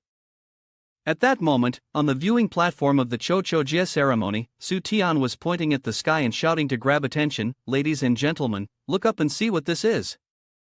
All the spectators gasped in awe at this unusual weather phenomenon. It was snowing in June. Su Tian, with a cunning expression, asked them, do you know what this means? Meanwhile, in his heart, he was extremely excited and smug about the plan of the classic snowfall, feeling that the money spent was absolutely worth it. Then came an entirely unrelated self-scripted performance. Su Tian cried like Romeo searching for Juliet, kneeling and asking the heavens why these rotten foods had to suffer such injustice. He wept as if in deep emotional pain, claiming that the food was delicious, but it was rejected by everyone because it was spoiled. After that, his face brightened again, using this as a reason to introduce a spectacular performance, in order to promote his hidden rotten food. Su Tian began to pose like a hero saving the world, shouting a command, Su Tian, and suddenly, a pair of giant legs wearing Su Tian brand flip-flops appeared on stage, startling everyone. The image of the gigantic Su Tian, towering several meters above the archway, was extremely eye-catching, standing tall on one side. The figure's shoulder bore a shield made of durian rind, and the armor was crafted from a patchwork of rotten tofu. In the other hand, he held a bundle of aromatic herbs as a whip. The quality of the image was so perfect that even the leg hairs looked like the original. Su Tian was incredibly proud of it and asked everyone if it wasn't truly beautiful. Everyone stared in disbelief, unable to trust both their eyes and ears. The only thing toxic about the Cho Cho Jie festival was not just the smell, but it thoroughly eliminated the human senses through both sight and sound. And yet, the officials seemed quite pleased. One even praised the unexpected emotional impact of it all. Bosi stood below, witnessing the situation, and was rendered speechless by Su Tian's improvisation, not only swift but somewhat nonsensical. He adjusted his glasses, analyzing the images of Su Tian on the podium while gritting his teeth. He had clearly recognized that they were merely three-dimensional images gathered together. Su Tian himself admitted that the surprise came from the invisible projector array with three massive functional characteristics. First, it was beautiful, second, it was expensive, and third, it was extremely expensive. Indeed, he had used the system to fund this losing venture. As soon as Bo Si looked at it, he immediately identified it as the invisible projector. He felt triumphant and began to use his skills. His hands swiftly moved across the virtual screen to control something. In just a moment, one of the projectors hovering in midair suddenly displayed an odd phenomenon. It directly flew toward Bo Si, who was filled with pride. Grabbing one of the projectors, his face turned vicious as he said, Su Tian, you probably don't know. I am the one who created the BOS4 invisible projector. By taking advantage of the backdoor I left in the system from the start, a virus could infiltrate. And it was this intervention that caused your grand images to start malfunctioning. Its actions abruptly halted, and gradually, its face started to distort, with some areas caving in and the images becoming uneven. Seeing this, Su Tian panicked as the malfunction became apparent. Immediately, a series of projectors no longer remained in a straight line but began flying wildly in the air. Bo Si found Su Tian's panic even more amusing, as he wanted to see what the boy would do to salvage the situation. Seeing everything flying around in chaos, Su Tian felt anxious. Why was the invisible machine so chaotic now? How could he catch it in this mess? But when the crowd below heard what he said, they misunderstood and started questioning. Catch it? What does that mean? Could it be that catching the invisible machine is the new giveaway activity? Of course, these words went straight into Su Tian's ears. What a brilliant idea! He immediately shouted loudly in full agreement, even using the microphone to make his voice clearer. This is the welfare time for this performance. Raise your hands to catch the invisible machine. If you catch one, take it with you, no limit on the number.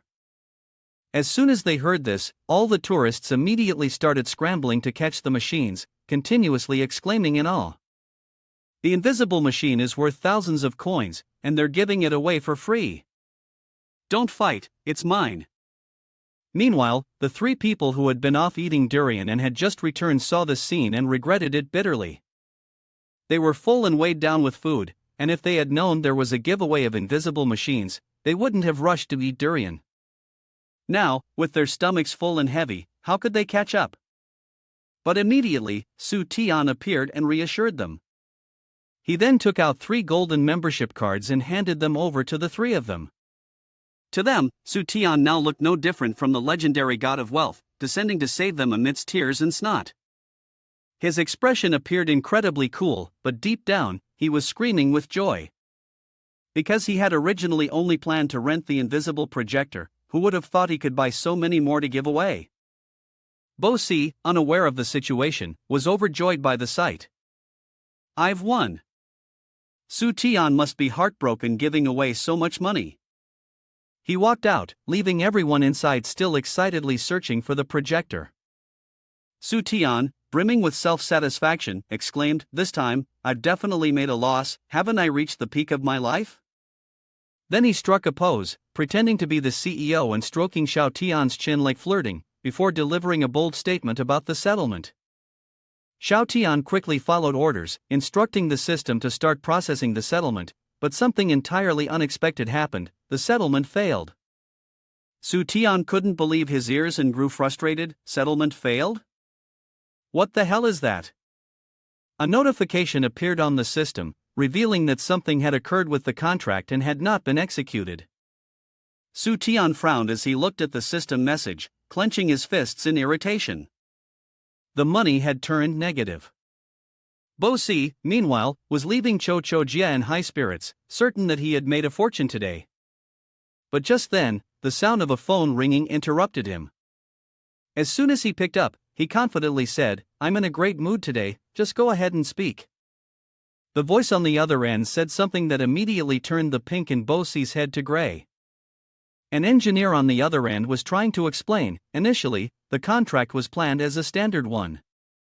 You had stated that the invisible projector would absolutely not malfunction, and now, irony of ironies, the clause 571 comes back to haunt you.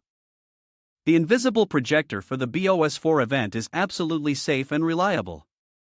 If there's a malfunction, we'll compensate the tenant with 50 million. On the other side, Bo Si was crying, and over here, Su Tian was also crying because of the 50 million, wondering how to possibly lose that much money. So, he decided to call the company he was renting from and outright reject them. However, Bo Si on the other end of the line was angry for some reason and began to question him furiously. No need? Why not? Do you mean to say you want me to owe you a favor? He shouted loudly into the phone. Su Tian was taken aback, not expecting him to think that far, but he didn't feel inconvenienced, so he calmly reiterated, "I just don't need to give you the money." Bo Si grew even angrier, grinding his teeth as he spun his own interpretation. Are you telling me that you don't care about money? Seeing that the other side was pushing him, Su Tian decided to overdo it, adopting a righteous tone. The thing I hate most in this life is money. These words only made Bo Si even angrier. He slammed his hand on the table, stood up, and yelled into the phone. Are you saying my status is lower than yours? Are you saying I only care about making money? But immediately after, he sarcastically added, I get it now. Isn't it the case that you have a status that's even higher than money? Su Tian quickly agreed, happily responding, as long as it's not money. But this move by Su Tian was a bad one. Bo Si was too unpredictable, and now he was roaring, declaring, then I'll transfer my company to you. Su Tian's ears were buzzing, and he didn't understand what Bo Si was saying anymore, while Xiao Tian on this side was happily smiling and congratulating Su Tian. He saw her attitude and immediately became defensive, like a hedgehog. Why was she congratulating him? Was someone giving him money? Xiao Tian then informed him that he had just received the position of chairman of the board for BOS4 company, which meant his technological status had just risen. Su Tian was completely frustrated. He couldn't understand why it was so hard for others to make 500, yet for him, 500 was as easy as a game. Then, it suddenly occurred to him, and he quickly asked Xiao Tian, so, you're not counting the company's profits towards me, right? Xiao Tian gently replied, no, it has to be the money you invest in the company, and only then can you earn profits or interest. Hearing this answer, Su Tian felt a huge sense of relief. He thought that at least the heavens weren't completely shutting him down, and this situation actually sparked a new idea in him. He began to calculate that if he allowed Cho Jie to operate independently and let someone else manage it, then had BOS4 compensate the new company, Cho Jie, for 50 million, he would officially report a loss of 50 million, which would directly boost his personal assets by 5 billion. That was a perfect plan for him. The person he turned to in order to entrust this loss-making business task was teacher Chen. Zilin was startled when she heard that Su Tian was planning to give her a company. Su Tian sincerely invited her, yes, this is a small token of my appreciation. But Zilin was very confused. She was worried that without any experience, if she were to run the business, it might end up losing money. Both of them were engrossed in conversation, unaware of someone eavesdropping from a distance. Su Tian responded to her concern with a half-smiling expression of his own. If it's a loss, wouldn't that be even better? But how could an ordinary person understand Su Tian's intentions? Thus, Zilin resolutely refused. Her father also rushed out from behind, acting sternly and shouting, "We're not married yet, you can't accept the company." However, such an out-of-context remark put everyone in a rather awkward situation. Su Tian scratched his head and asked him, "What do you mean by saying marriage?" Zilin knew her father wasn't good with words, so she quickly pulled Su Tian aside and whispered to him. The sight of the two of them talking closely like that made the other parent tense up. After some explanation, Su Tian finally understood what had just happened. What her father meant was that he thought Su Tian was her boyfriend, and since they weren't married yet, he couldn't gift her something of value. Once she understood, she didn't warn Zilin in advance. Su Tian boldly grabbed her teacher's hand and decided to make a bold move. "Uncle, that's not right. My father and teacher Chen Zilin are already engaged." Su Tian pulled Zilin into her embrace, proudly declaring, "That's right. Not only is he my boyfriend, but he is also my fiancé, teacher Chen." Hearing this, Zilin couldn't help but look up at him in surprise. Then, feeling embarrassed, he covered his face with his hand and shyly asked, "Su Tian, what are you saying?" He maintained a firm expression, but there were tears welling up at the corners of his eyes, silently thinking, "To cover that loss, I'll be righteous enough to sacrifice everything." Her father was displeased and began firing questions rapidly. "Fiancé or not, has he proposed? Does he have a ring? Does he have a house and car yet?" Seeing the tense expression on his face, Zilin quickly intervened to defuse the situation. "Dad, actually, I..." Before she could finish, Su Tian raised his voice confidently and said, "Yes, in fact, we truly love each other." Zilin's father frowned in dissatisfaction and countered, "But I oppose." He immediately began flaunting his assets. "Don't worry, my family owns 20 houses." The father was still not satisfied, his face contorted in displeasure, and he groaned. Su Tian continued to display more of his possessions. "I also have a car worth 20 million. Zilin's father placed a hand on his chest, feeling exhausted, trembling. Is this how young people brag nowadays? He continued to make promises.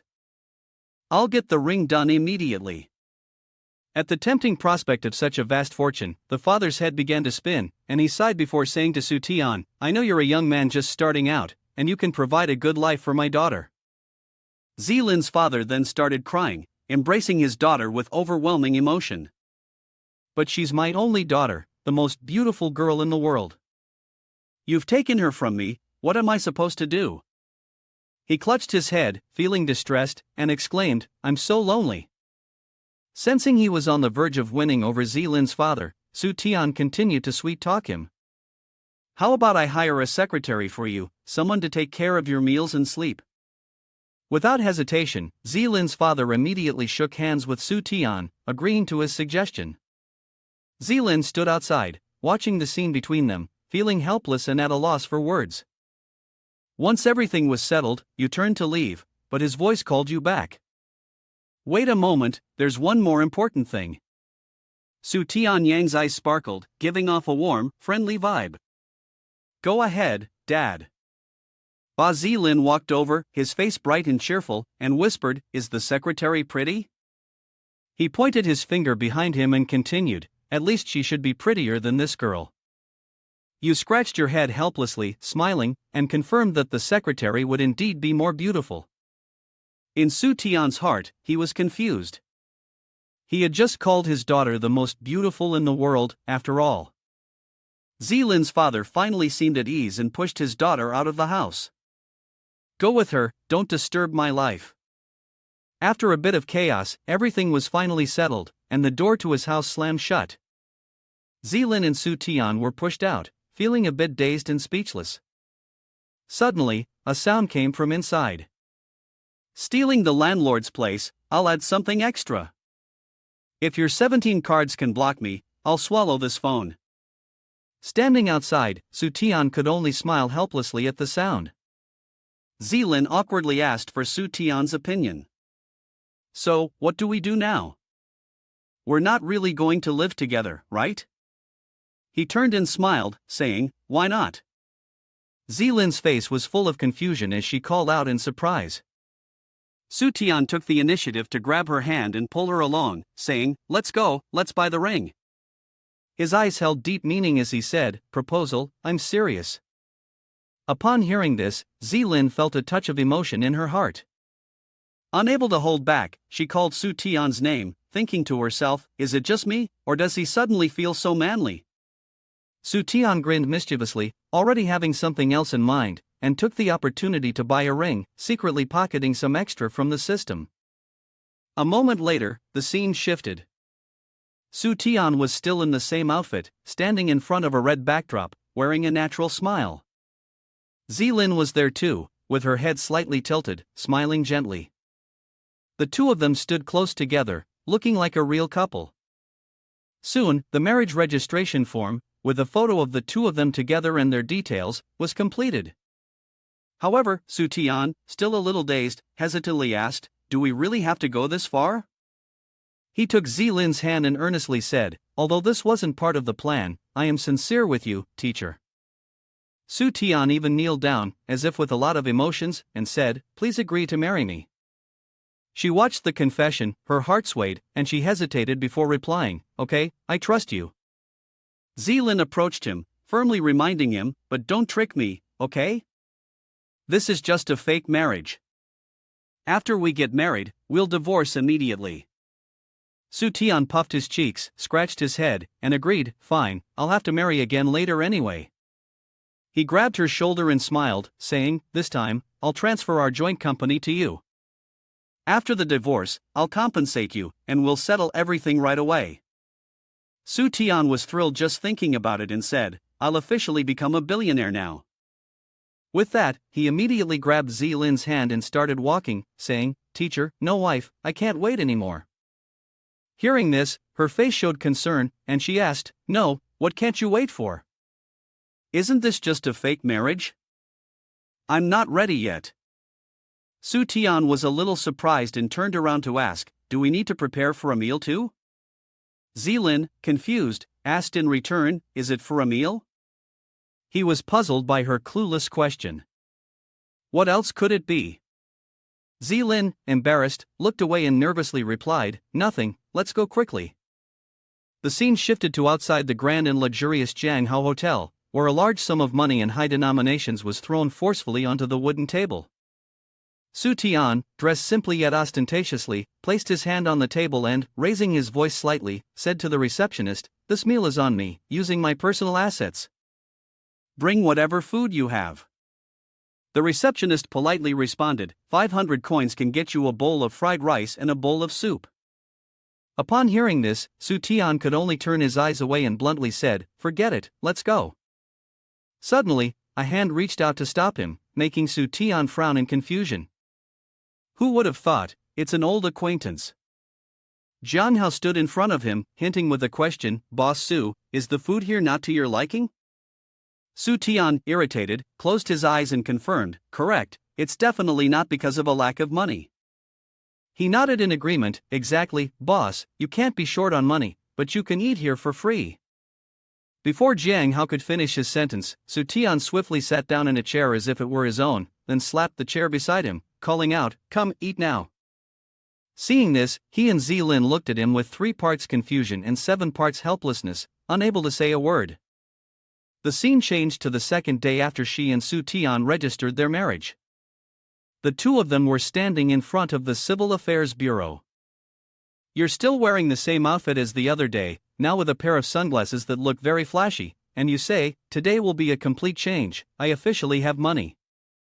2 marriage certificates are slammed down on the table with a firm voice ringing out, "Divorce." Su Tian sat next to Zilin, impatiently speaking to the clerk, "We're here for a divorce." But the clerk unexpectedly pushed the 2 certificates back and said, "Go home." The words hit Su Tian like a bolt of lightning. He was stunned and confused, calling out. The clerk pointed to a notice on the wall and explained, "Starting this month, we are implementing a separation period. Go home. You need to be separated for 3 months first." Su Tian froze, disappointment in his voice as he said, 3 months? "Then this time won't work, I can't change the way I make money now. Cut to a scene after the event at the Civil Affairs Bureau. Su Tian seemed depressed, lying on the bed, crying silently, muttering to himself. He was as bashful as a young girl, dabbing his tears with a handkerchief, speaking to himself. I realized that this time it was all because of chain reactions that I managed to make money. I've been wronged. Su Tian picked up his phone, crying silently. Now, only a victory can soothe the wound in my heart. He suddenly sat up, furrowed his brows, stared at the screen intently, and shouted loudly, "Hurry and come help." After playing for a while, Su Tian's face scrunched up, grumbling, "Why do they always block the way and demand money from me?" After playing for a little longer, he nodded with familiarity and remembered how to play the game. Su Tian mischievously chuckled to himself and muttered, "I'm the one who's playing." A moment later, he set his phone down, resting his chin on his hand, and said, "This is so boring. Maybe I should find a team to play with." Suddenly, an idea struck him. Su Tian's eyes widened as he said, "Wait, why didn't I think of playing with a team before? It's a game where you spend money, and even if it goes poorly, there won't be a chain reaction." Then, without hesitation, he lay down and said he was going to sleep. In his dream, he saw himself losing billions and murmured something about it. The scene shifted to an internet CAF with a logo of a fierce black dragon. Su Tian stood at the door, hand on his waist, looking up and saying contentedly, "I picked the team leader, the legendary dropout Xiong Miaojun." Xiong Miaojun's real name was Xiong Miaojun. He'd spent entire nights at the internet CAF, and had been the school's top truant throughout the semester. Apart from going to the bathroom, he hadn't left his seat in the CAF for the entire term. After a while, Su Tian walked into the CAF and called out to someone sitting intently in front of the screen, "Are you Miaojun?" The other's hand was still on the mouse, quickly moving and clicking non-stop. Miaojun was typing with one hand while clicking the mouse with the other, muttering absent-mindedly, "Not now, wait a bit."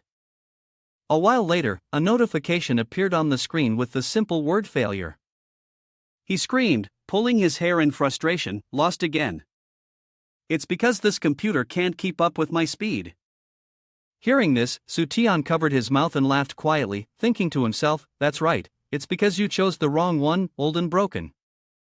Miaojun turned around to look at him and got straight to the point, asking, "What do you need from me?" Su Tian handed over a stack of papers with the bold logo, asking to join the Tian Su team. He took the contract and stared at it with a deep, perplexed look in his eyes. Tian Su, is this a team for elimination? Xianji nodded and smiled, thinking to himself, no wonder he's the team leader, his thinking is clear and his vigilance is high. Looks like I'll have to rely on him to cover the costs. Su Tian then took out a pen and said, "That's right, I can offer you money, a lot of money." Miaojun helplessly said, "But after this semester, I'll drop out and go back to my hometown to work on the farm." He handed over another document, continuing to persuade him. "I've arranged for someone to come and make up for your exams, I guarantee you'll pass." Miaojun returned to the table, eating noodles while glancing over and responding, "The problem is, I haven't even paid my tuition fees, it's all gone into paying for internet." Su Tian refused to let go of this golden opportunity. "Isn't that just money? I'll take care of it for you." Faced with such temptation and determination, Miaojun closed his eyes, frowning while chewing his food, deep in thought, but not saying a word. Su Tian observed his attitude and silently thought, still not biting the hook. Right, he just said that his computer couldn't keep up with his speed.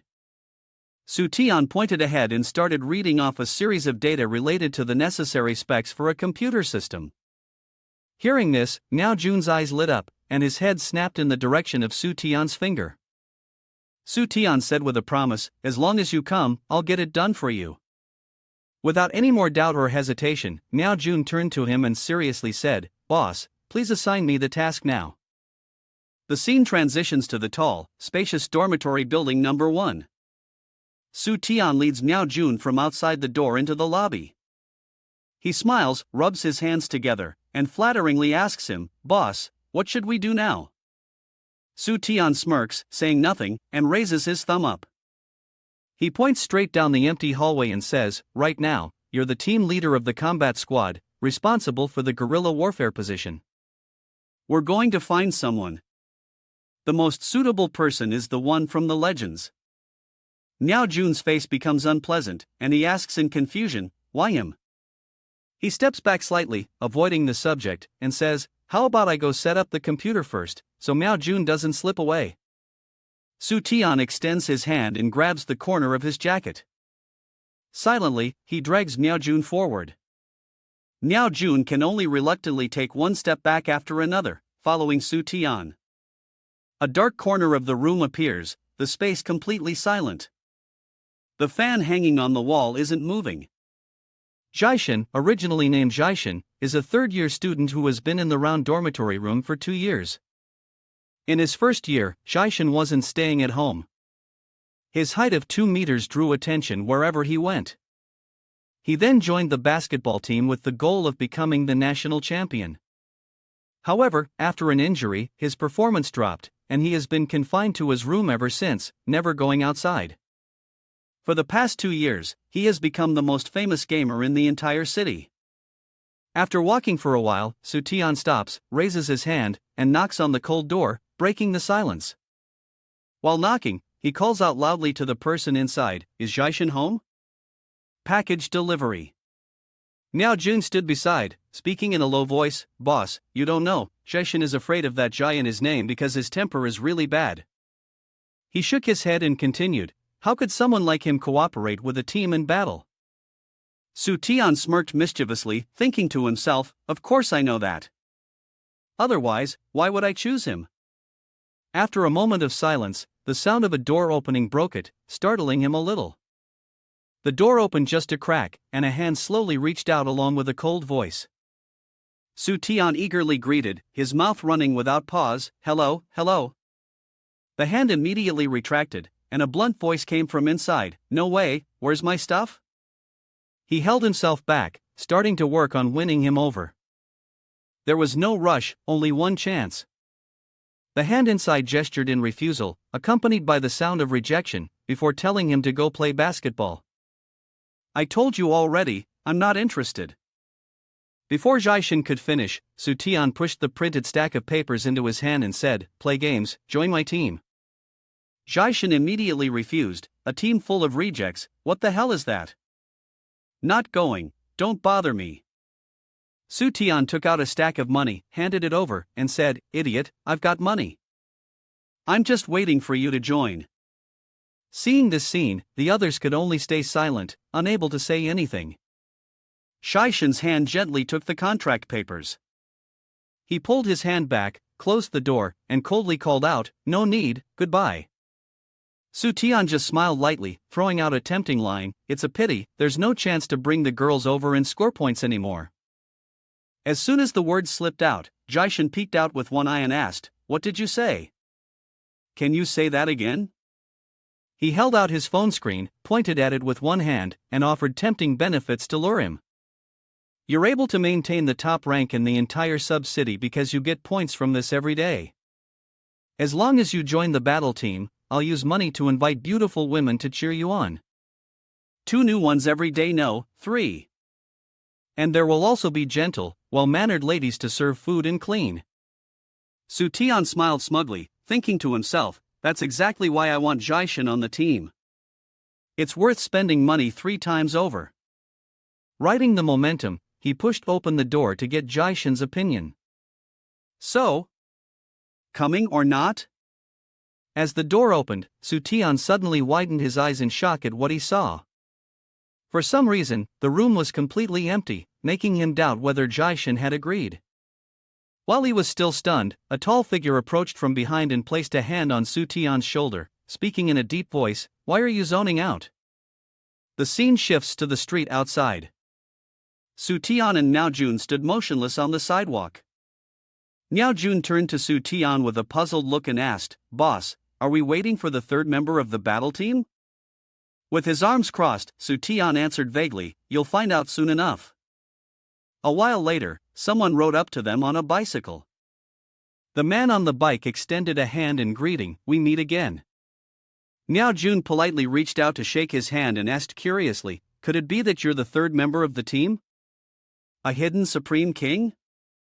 He looked at him, confused and puzzled. What's royal about it? I'm just from the middle class. Both of them didn't understand, turning to look at Su Tian, hoping for an explanation. He cracked a slight smile, pointing his thumb behind him, and explained. We're here today to choose a training ground for the team. Miao Jun followed the direction of Su Tian's hand, hesitating before speaking. But I heard this place is the most expensive area in the city. He laughed carelessly and replied. Of course, if it's not expensive, what's the point?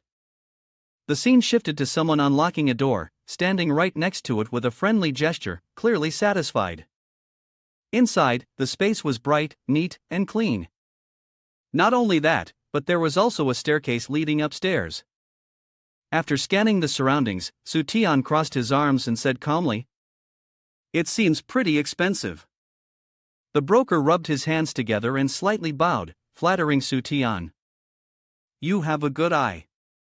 This place is absolutely perfect for a two-person space.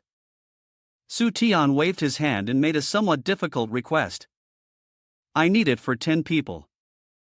The man was stunned by his suggestion. Isn't that a bit much? Su Tian scratched his head, genuinely confused. Isn't that allowed? The way rich people play is so different from us. The man sighed, apologizing, and explained that this was a high-end apartment, not suitable for so many people. Then he pointed in another direction, suggesting, How about I take you to the area next door? It's not as good as this place, but it's still quite nice. The man continued to make his offer. I'll give you a 20% discount, would that be acceptable? Su Tian was stunned upon hearing this, and exclaimed loudly, What? A discount? Then, Su Tian pulled Miao Jun along, striding away, repeatedly saying, No need. He just stood there like a fool, watching them leave. He cried out in helplessness, extending his hand to stop them. Did I say something wrong? The world of the rich is so hard to understand. Outside a large shopping center, a bustling area full of people, Miao Jun stood behind Su Tian, scratching his head and saying, Boss, we can just hang around anywhere. While eating ice cream, Su Tian frowned and said to Miao Jun, How embarrassing. Now that I represent TT, how can I just go anywhere? Miao Jun furrowed his brow with concern, but right now, I don't have anywhere else to go. Su Tian looked up at the sky and responded firmly, I've found a place, we'll stay here. Miao Jun was confused. Boss, what's going on? Su Tian pointed upwards and said, Look, I've found a place for us to train. Su Tian was pointing towards a huge cinema in front of them. Miao Jun frowned, looking up at the cinema's name with curiosity. Then, he turned to Su Tian, looking mysterious, and asked, Have you ever played video games on a movie screen? Upon hearing the size of the screen, Miao Jun was stunned, his pupils widening, as the scene shifted to a large room with a wide screen and rows of chairs filling up one corner. Su Tian confidently extended his hand and said, I'll book this room. How about renting it by the month? The staff member hesitated, looking uncomfortable, and said, Our cinema rooms can't be rented out just like that. Su Tian stubbornly extended his hand, trying to negotiate, offering to pay 3 times the regular rental fee. The staff member shook his head, firmly saying, It's not just to make money, more importantly, it's to elevate the influence of the Film Institute. We can't rent it out. Su Tian smiled slightly, full of confidence in his heart as he said, I have another proposal. The staff member and Miao Jun looked at the back of Su Tian as he walked forward, their minds full of question marks. Su Tian stood in front of someone, gesturing with his hands and body as if expressing something. After a while, a silver-haired man appeared. The man greeted Su Tian warmly, shaking his hand. When he turned back, Su Tian raised his hand, signaling that something was definitely going to happen. Both Miao Jun and the staff member were even more confused, tilting their heads and frowning as they looked at him. Su Tian pointed his thumb backward and said, The big dining hall in that restaurant has agreed to rent it out. The upper floor of the upper floor, the 3rd floor, I'll rent that too. He raised his hand dramatically, speaking loudly, Give me a complete set, the most luxurious kind, I need to play on the computer. The staff member cast a glance of hesitation and turned his gaze away, remaining silent. Seeing Su Tian's exaggerated behavior, Miao Jun helplessly furrowed his brows and turned his gaze away without saying a word. Su Tian gestured towards the gaming chairs and told the staff member, "We don't need that many chairs for the team members, 5 will be enough." The figures behind were business analysis data. The staff member expressed his concerns, but had the dining hall really agreed to transfer the lease? They were also doing well in business. Su Tian glanced over and said, "No, you misunderstood. All their chefs and servers will remain as they are, still preparing meals and serving." He extended his hand toward Miao Jun and said, "It's just that, in the future, they'll only be serving the team." Su Tian raised a hand to cover his mouth, smiling somewhat shyly, and said, "Indeed, the whole service is perfect." Hearing that, he furrowed his brow and replied, "Normally, we are still at school, right? This place is quite far." He then thought about the route and murmured, "Just keep it in the memory of the staff, and then buy another shift vehicle dedicated to picking up and dropping off staff." As he spoke in his mind, Su Tian envisioned 2 large buses. He put on a greedy expression and said, "The technology, the cost, you guys are in charge." His aura radiated with confidence, imagining his future full of love, and it had to be good, it had to be expensive. The staff member was stunned by Su Tian's generosity. "So handsome, does your team still lack logistics?" Hearing that sound, his ears twitched, and his mouth let out a sound. Su Tian tightly gripped his shoulders and said, "Once you've made up your mind, you're the coach. Your salary is up to you, go ahead and be bold." Miao Jun looked at him with a doubtful expression. "Is the boss laundering money?" Cut to Su Tian's room, where he was feeling uncomfortable and couldn't sleep, muttering to himself, "Spending money is exhausting, it's really tiring. Who's going to spend it for me?" Suddenly, the door to Su Tian's room was forcefully flung open from the outside with a loud bang. Bai La burst in unexpectedly, calling out his name loudly. Su Tian, like a bashful girl, pulled the blanket up, sitting up in a panic, awkwardly calling her name. Bai La called out, "I heard you're gathering a team but still short on people. I've brought 2 of my friends with me to make a proposal. How about the 3 of us join?" Cut to Bai La's computer desk, where she was rapidly pressing keys, muttering along with the game. Bai La's hands moved swiftly, continuously pressing the keyboard without stopping, her jaw working as she played. After a while, the screen displayed the words "You have died" along with a countdown timer. She shuddered, puffed her cheeks, tears welling up in her eyes, gazing sadly at the screen. The comments from viewers quickly flooded the screen, all offering comforting words to Bai La. Cut to Su Tian, who smugly said, with her level, she can't even join the TTL team and still thinks she can talk.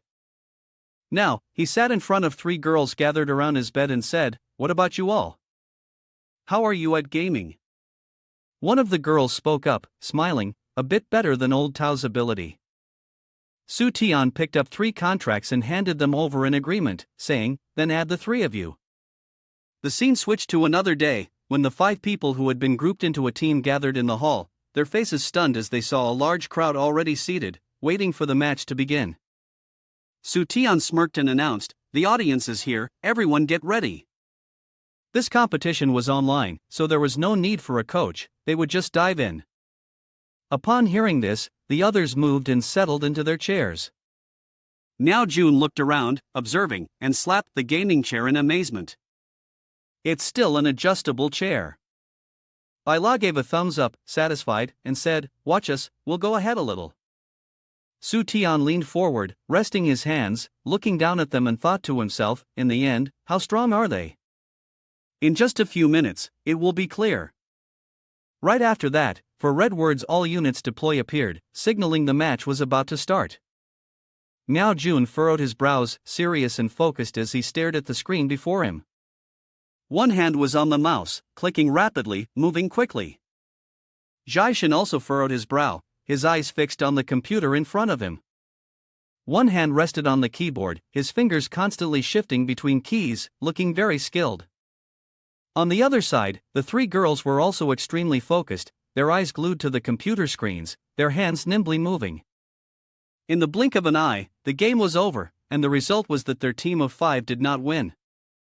Su Tian looked at the clock and exclaimed, beyond imagination, it's only been 10 minutes and we've already lost. Losing right at the start, the entire team fell into silence. But he remained optimistic and reassured them, everyone performed well, how do you all feel? In response to Su Tian's question, Jaishin, who was usually reserved, found himself speechless, while Baila puffed out her cheeks and said, I gave them the first round, the next one is definitely ours. She clenched her fist determinedly, we need to take this more seriously. Miao Jun rested his chin on his hand and remarked, it's not my problem, it's the computers. He tapped the CPU and continued, looks like the coordination is still off, I'm just making do with it. Su Tian, overjoyed, cheered, that's the spirit of my team, you'll all level up for sure. After this match, I'll award everyone with tier medals. Anyway, keep up the good work and don't get discouraged, just be yourselves.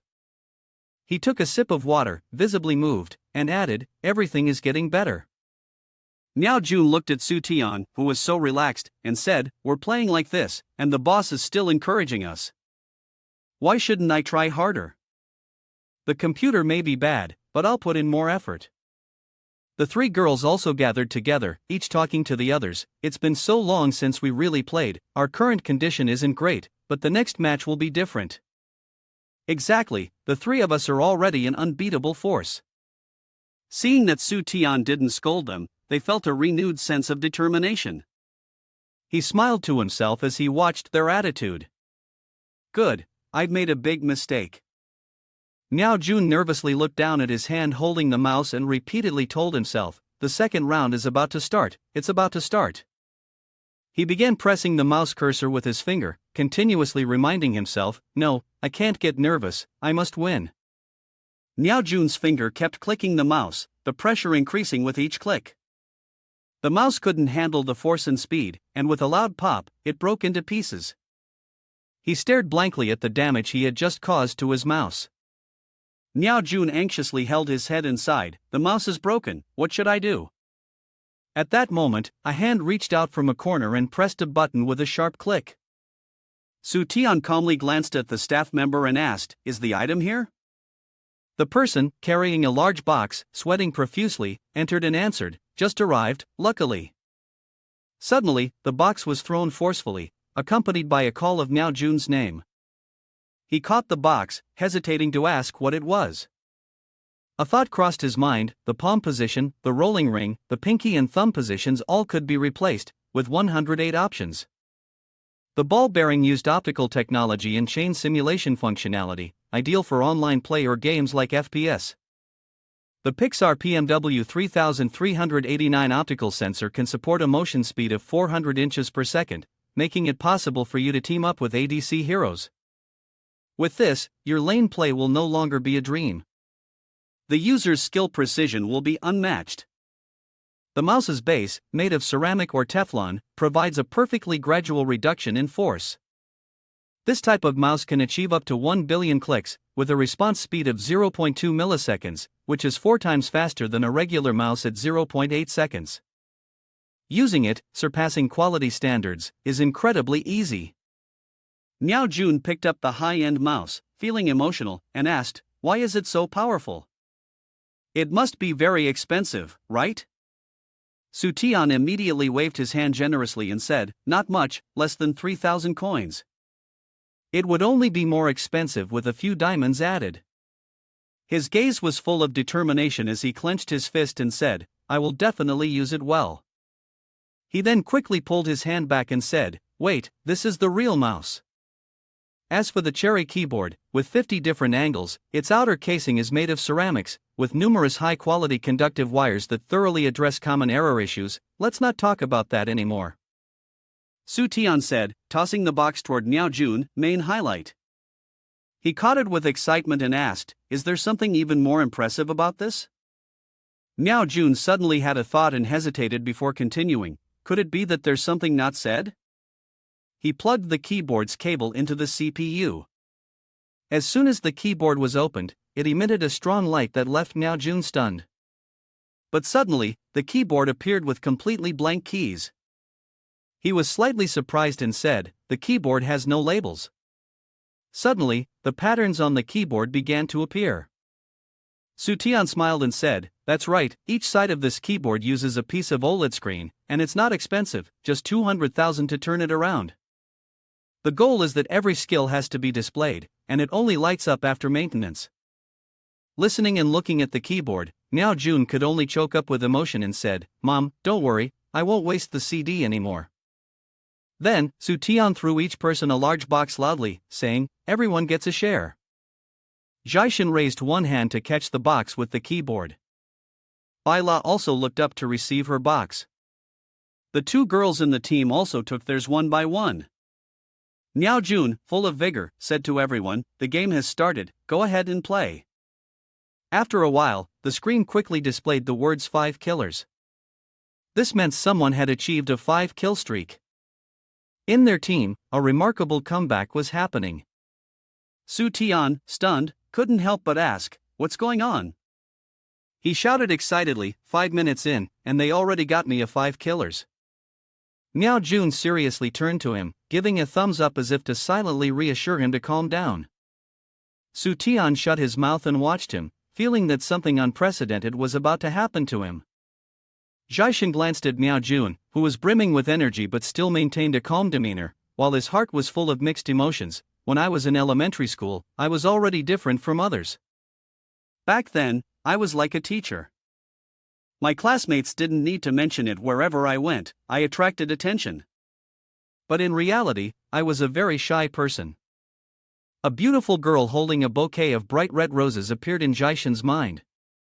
He continued thinking to himself, "In middle school, someone gave flowers to confess. Then I ran away again. In high school, I progressed even faster, but I only had one dream, which was to have a normal conversation with the girls. So, I joined the most attention-grabbing sport among females, but unexpectedly, I only attracted boys. Finally, I made it to a university with many female students, successfully joining the basketball team, and every match became a chance for me to shine. During one match, a girl stood on the stands cheering loudly. 'Jaishin, go for it.' This made him pause for a moment, almost instinctively. Jaishin continued his thoughts, 'Because I was nervous, I lost my footing. The only way I knew to attract women vanished. However, I discovered Princess Tao Bai La for the first time. When I was at my lowest point, she helped me. Her beauty, her gentleness, her agility, all captivated me. It was also Tao Bai La who introduced me to this game. I absolutely cannot let Tao Bai La lose face. Boss Su surely knows that Tao Bai La and I share a close relationship, which is why he invited her. Because of this trust and sincerity, I absolutely cannot let him down.' Thinking of this, Jaishin's heart burned with passion, and his spirit soared. His mouth couldn't stop shouting. Su Tian, sitting outside, observed the situation and felt a bit uneasy. He looked at the screen showing the word pentakill and was momentarily stunned, exclaiming loudly, 'What's going on?' Xiong Miao Jun, who was playing today, made too many mistakes. Su Tian turned his head, but his face still showed a clear expression of surprise. 'It's not Xiong Miao Jun, it's Jaishin. You're attacking Jaishin.' He bit into his shirt as he cried out, 'Why is everyone so excited about me? Now, only Lao Tao's group of 3 can save me.' Feeling someone's gaze on him, Bai La leaned her head towards Su Tian. Seeing his desperate, pleading expression, she understood and said, 'Su Tian, I know you have high expectations for my performance.' Bai La fixed her gaze on the computer screen and firmly muttered to herself, 'I will try harder.' Memories of Bai La flooded back, and she quietly said to herself, 'Back then, I was a rebellious young girl, to the point where if it wasn't something bad, I wouldn't do it.' Even a child's lollipop couldn't escape its fate of being snatched by Bai La, who would gloat and say to the child, 'Your candy was taken by me, Tao Bai La.' The scene shifted to when she appeared in front of a game store, and her words resurfaced. It wasn't until one day that her fate changed. There was a gaming competition at that time, with a 500 yuan prize. Bai La exclaimed in surprise, 'Playing video games can even win money.' She decided to try her hand at it. Bai La recalled and said, 'That was the first time I played video games.' Her hand rested on the mouse, moving without any unnecessary motions, her finger tapping rapidly on the mouse. Her other hand skillfully flew across the keyboard, pressing key after key with ease. A few words appeared on screen. Although I lost, I was very happy. I began to enjoy playing games, and I wanted to become a gaming queen. At that time, the game store owner presented a meager note of money, urging her to take the reward. Baile's face was full of happiness. This is the first time I haven't stolen or robbed, and earned money through my own labor. From that moment, she made a firm decision. Chow Chow, will no longer be a bad person. I must be upright and righteous, earning money with my own effort. I must be like Su Tian now, standing on my own 2 feet. She started live streaming, playing games while broadcasting. I'm very skilled, I always get MVP. However, during the live stream, the number of viewers was small, and the comments were harsh. I'm so frustrated. Even if you don't want me to try hard, I'll just play carelessly then. Then, the livestream views suddenly skyrocketed, multiplying by thousands. Baila furrowed her brows in confusion, wondering, if I play badly, why are so many people watching? The views continued to increase rapidly, multiplying by 60,000, and the screen was filled with viewer comments, most of them saying, she's so cute and charming. Baila was a bit dazed, widening her eyes, reading each comment. Realizing what was happening, she switched to a more adorable appearance. She continued live streaming until the number of viewers reached 200,000. Baila maintained a cute demeanor, from her gestures and actions to her words. Thank you everyone for the rockets, trains, and subways. Love you all. Her heartfelt words gradually resonated. I forgot about my own dreams. And it continued like this until Su Tian appeared. He trusted me, gave me confidence, and also gave me the opportunity to pursue my dreams. Returning to reality, Baila was frantically moving her hands, pressing keys and clicking the mouse, her mouth shouting as if about to explode. The large screen displayed the stats, and she had achieved 5 killers. The current score of the game was 15-0. Su Tian, stunned, spat out all the water in his mouth, a bewildered and skeptical smile spreading across his face. Enraged, he threw the water bottle to the floor and yelled repeatedly, the 6th strongest is Tao Baila. Tao Baila, with her big eyes and thick eyebrows, she's also a traitor. Then, he calmed himself, raised his phone, and called, hello, is this the organization? I'm reporting that the enemy team is using water to ruin the match. Su Tian switched back to an angry expression, urgently saying, don't hang up, I'm serious. Baila glanced at him hurriedly making the call and silently laughed. Su Tian was probably calling someone to talk about her gaming skills. She had already finished handling her part. She turned to give a thumbs up to her 2 friends and said, keep it up, rely on you guys, the strongest sisters in history. Su Tian pounded his chest, tears of pain falling as he said, I'm so stupid. I thought Tao Baila was just a noob during the livestream. I didn't know she was this good when it wasn't a livestream. Suddenly, the sound of the machine went off twice, signaling that 5 kills had been achieved. He looked up, confused, and questioned himself, 5 killers? I'm starting to think I'm hallucinating. The 2 girls happily raised their thumbs in excitement, each reporting that they had achieved 5 killers. Miao Jun stared in astonishment.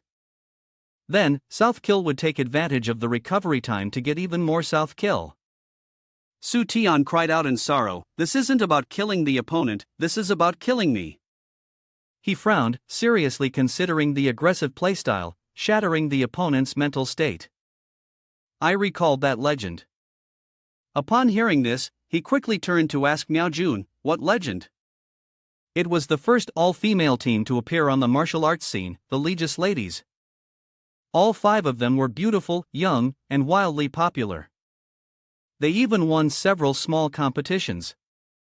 A wealthy man had been watching their stunning looks, even wanting to take all 5 of them, but the women rejected him outright. He angrily watched their backs and gritted his teeth, saying, dare to reject me, you will regret it. Later, he formed his own team to defeat the 5 women of Richest. At that time, Richest continued to achieve 5 kills, infuriating him to the extreme. The man in the shadows continued to gather people to attack, beginning to fight back against the 5 girls. The crowd that had gathered grew more and more furious. 3 of the Legis girls were defeated and returned home, no longer continuing. Back to the present, looking at the 2 girls happily high-fiving each other, Miao Jun could vaguely guess they might be the remaining 2 members of the legendary Legis. After hearing the story, Su Tian sighed, this person is really detestable. Keyboard heroes are also detestable, and the angry mob is detestable too. Well, never mind, at least they fulfilled their dream, and that's what matters. Then he ran to the door and called back inside, start the match quickly before time runs out, or you'll regret it. Suddenly, a joyful shout of victory rang out, startling Su Tian slightly. He paused, eyes wide open. When he turned around, he saw Miao Jun watching the screen with excitement.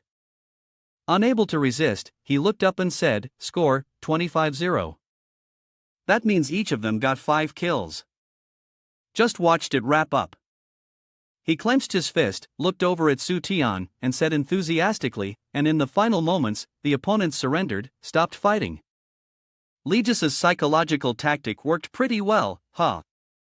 Out of nowhere, Ayla rushed over, threw her arms around him, and cried out joyfully, calling Su Tian's name. Her voice trembled with emotion as she added, thank you for giving me the chance to fulfill my dream. All 5 people whom he had gone around gathering now stood together in one place, each expressing their gratitude to him.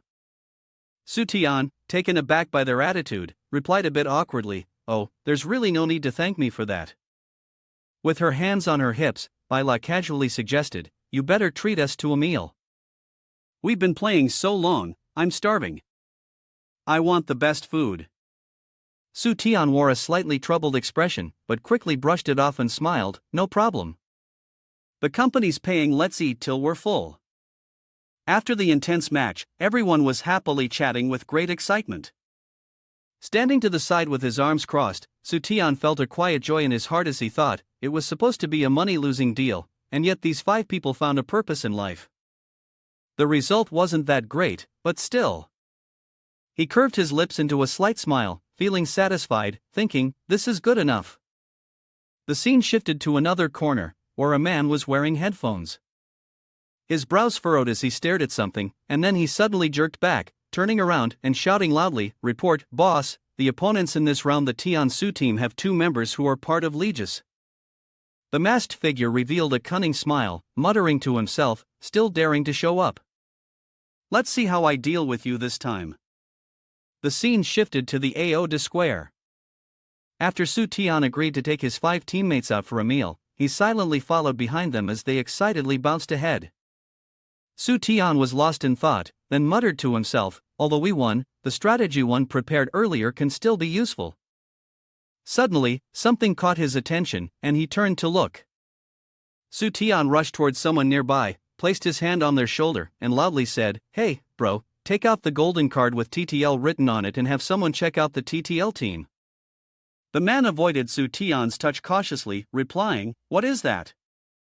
I don't make cards, I have no money. Su Tian boldly placed his hand on the man's shoulder, hurriedly saying, you don't have money, I do. Su Tian pulled out the card in front of him, tempting, I have a whole lot of money. The man swatted his hand away, irritated, are you crazy? Go away, I don't make cards. Unable to convince him, Su Tian clapped his hands and loudly shouted, where are they? Suddenly, a group of tall, muscular individuals appeared from nowhere, shouting loudly with strength and authority. The person, seeing himself surrounded by 5 large men, was a bit stunned. He stammered, trying to threaten them, you can't do this, this is forced purchasing. Su Tian stepped forward, placing a card into his hand and said, this is not forced, it's just a gift. Ayla, having been confused by his actions until now, poked her head out and asked, Su Tian, what are you doing? He placed his hands on his hips and replied, still thinking ahead for our team. As soon as he finished speaking, Su Tian pulled out a bundle of gold cards that were stuck together.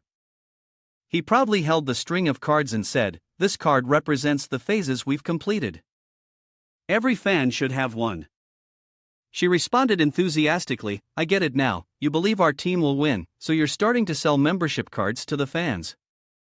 Su Tian frowned and scowled, why would you think I treat our beloved fans like that? With a burst of energy, he raised the card high and loudly declared, as long as you join the TTL reinforcement team, you'll receive this card. Not only is it free, but I'll also give you money." The person frowned, incredulous. Give money? Is scam artistry this sophisticated now? Sutian raised his index finger, speaking loudly as if boasting. With a TTL black card, every victory lets you go to AO to Square and spend 666 yuan. Whether you want to buy jewelry to make yourself a jewelry magnate or just have fun with any game, as long as you have this black card, it's all possible. Because there is no such thing as something so good in this world, that person still maintained their point of view. Ta Wang Changzhe did not believe in such goodness. He was a part of the merchant group, and from the first floor down, no one could use such a deceptive card. Suddenly, after a while, he was sitting and eating a delicious plate of meat while praising it, no longer showing any signs of suspicion. Shuangzhe picked up his golden card and said, "I have never thought that I would be forced to spend money like this, it feels so refreshing." On the other side, Su Tian was handing out cards to everyone, looking up at the sky with a sigh, then murmured, "Being forced to spend money isn't really refreshing. Who can come and share with me the agony of having to spend money?" Miao Jun saw him throwing money around and turned to ask, "Bai La, what does it mean when Tian is spending money like this?" She didn't understand either, so she could only laugh awkwardly and respond, "Who knows, I'm already used to it." In this place, where everyone seemed familiar, suddenly people with shady behavior appeared.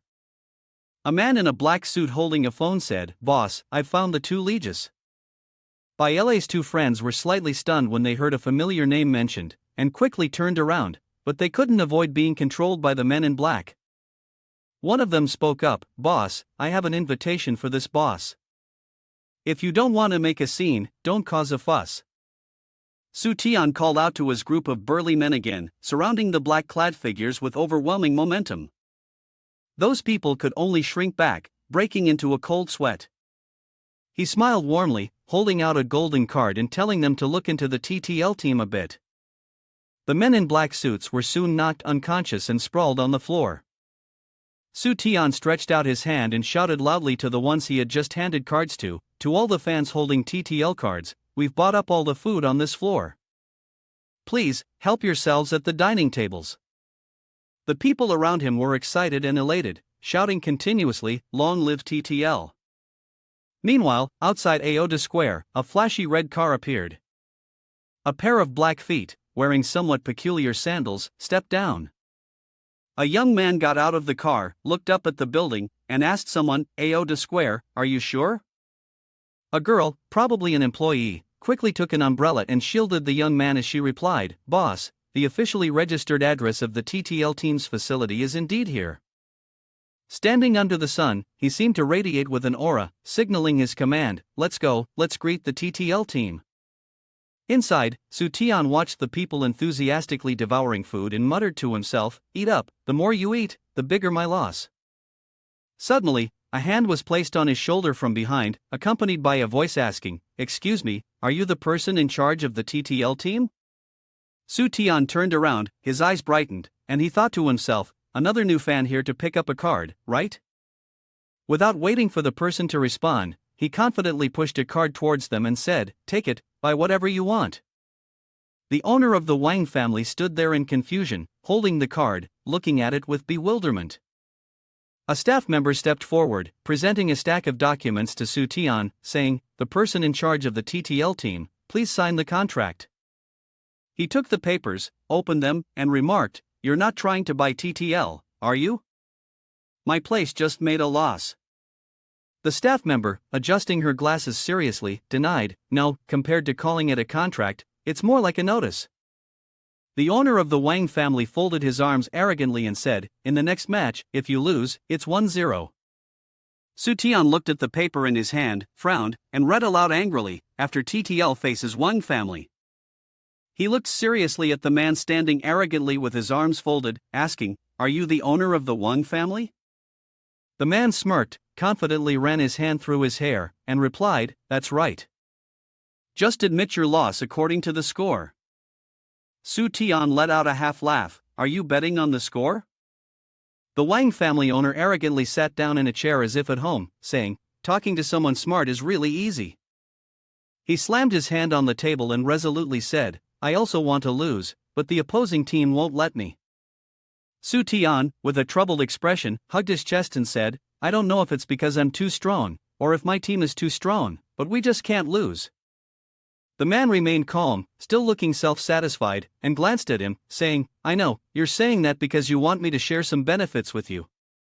This is the investigation we conducted on your company. Your company has been continuously profitable, which shows you have a good eye for investments, and you know how to make money. So why not join us? Su Tian suddenly jumped up, saying, What are you saying? Why are you scolding someone? The boss of the Wang family team, completely puzzled about what had triggered his outburst, pointed at himself and asked, What have I scolded you for? Su Tian made a face as if he were pouting to his lover and replied, You just know how to make money, and your whole family knows how to make money. He felt quite embarrassed and could only smirk before muttering, It seems you don't want to drink the wine I've invited you to, you want to drink the punishment wine instead. I could make your team lose all its reputation immediately, and you wouldn't even recognize yourself anymore. He gave the boss of the Wang family a sparkling look, half skeptical, half curious, and asked, Really? Su Tian reached out and grabbed his hand, laughing, Well, in that case, the bankruptcy papers will have to be handed over to the boss. The Wang family team boss fell silent, looking at him with an expression of confusion. This young man is too crazy. The Wang family boss smirked, his attitude full of intimidation, and said, Let me put it this way. The Wang family team is mine, and the team you just beat belongs to me too. He clasped his hands together proudly, grinning. I have this much money, what do you have? Even the pair of shoes I'm wearing right now are the most popular basketball shoes. Su Tian pondered for a moment, his face clearly showing envy. No way, can someone really like those shoes? It's impossible, right? The Wang family boss kicked his foot up onto the chair, showing off, You've never seen them, right? People from the countryside think that just because you have money, you wouldn't know where to buy them. Su Tian crossed his arms, sighed, furrowed his brows, and said, Well, good thing I didn't continue, or I would have suddenly made money again. Seeing his attitude, it seemed like he had taken the bait. He invited, Partner with me, and you'll experience the joy of having money. What do you have to compete with me? Su Tian thoughtfully stroked his chin and said, My team is better than yours. If not, you wouldn't be so scared that you'd come here to bribe me. The owner of the Wang family boasted about his wealth, My luxury sports car needs no introduction, right? The interior is encrusted with diamonds. And you? You have money, but all you have are people you've gathered together, while my team is better than yours. The owner of the Wang family smirked in disdain and continued to show off, I own a beautiful island, where I can do whatever I want. Su Tian closed his eyes briefly, then stiffly said, My team is better than yours. His voice had a hint of mockery as he spoke, Every year I throw a party by the beach, with countless beautiful women. And you? He kept a calm attitude, but his voice was tinged with suppressed anger as he replied, My team is better than yours. The owner of the Wang family, irritated, yelled, Enough already, is there an end to this? Are you incapable of playing? The corner of Su Tian's mouth twisted into a grin, as though it might tear his face, and he emphasized, My team is better than yours. He acted all tough, stepping forward and saying, If that's the case, don't blame me for being ruthless. The owner of the Wang family, standing in front of the 5 people, invited loudly, Come join my team, and I'll arrange computers for you, even bribing you with 3,000 coins for the keyboard. Now Jun, with his arrogant eyes still rolling, snorted and said, 3,000 coins? Who do you think you're kidding? He turned back to invite the 3 girls again, Join my team, I'll make you famous, use your aura to become one of the top 10 most beloved idols online. Tao Baila frowned again, feeling insulted. Top 10? I'm regularly top 1. Do you even hear what I'm saying? He thought they were just bragging and mocked them. Your TTL team, you guys lie without even blinking, aren't you afraid of being laughed at for saying things like that? An employee leaned closer to his boss and whispered, Boss, everything they said is true. Hearing those words like a thunderclap to the ears, he was struck dumb, his face frozen. Boss Wang family, ashamed into anger, turned around and shouted, "Why didn't you say so earlier?" He bowed deeply and answered, "I did mention it before, but you didn't listen." "Sorry."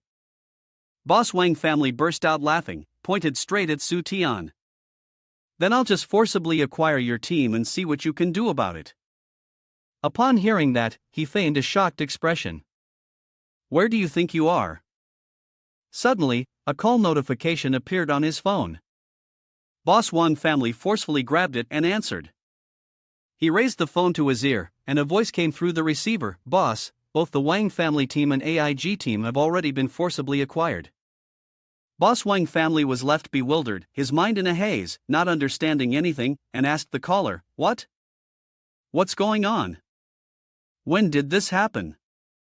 Su Tian was now satisfied, chuckling with delight. "Let's consider having the Wang family and AIG practice with TTL. I wonder if two people practicing together with everyone will be enough." He moved closer to the person who was staring blankly and cheerfully said, "By the way, do you have any other teams? I'll buy one along with it. My team is better than yours." Someone spoke up to advise Su Tian, "Leave some dignity for others." The morning welcomed a new day with a clear sky and sparkling rays of sunlight.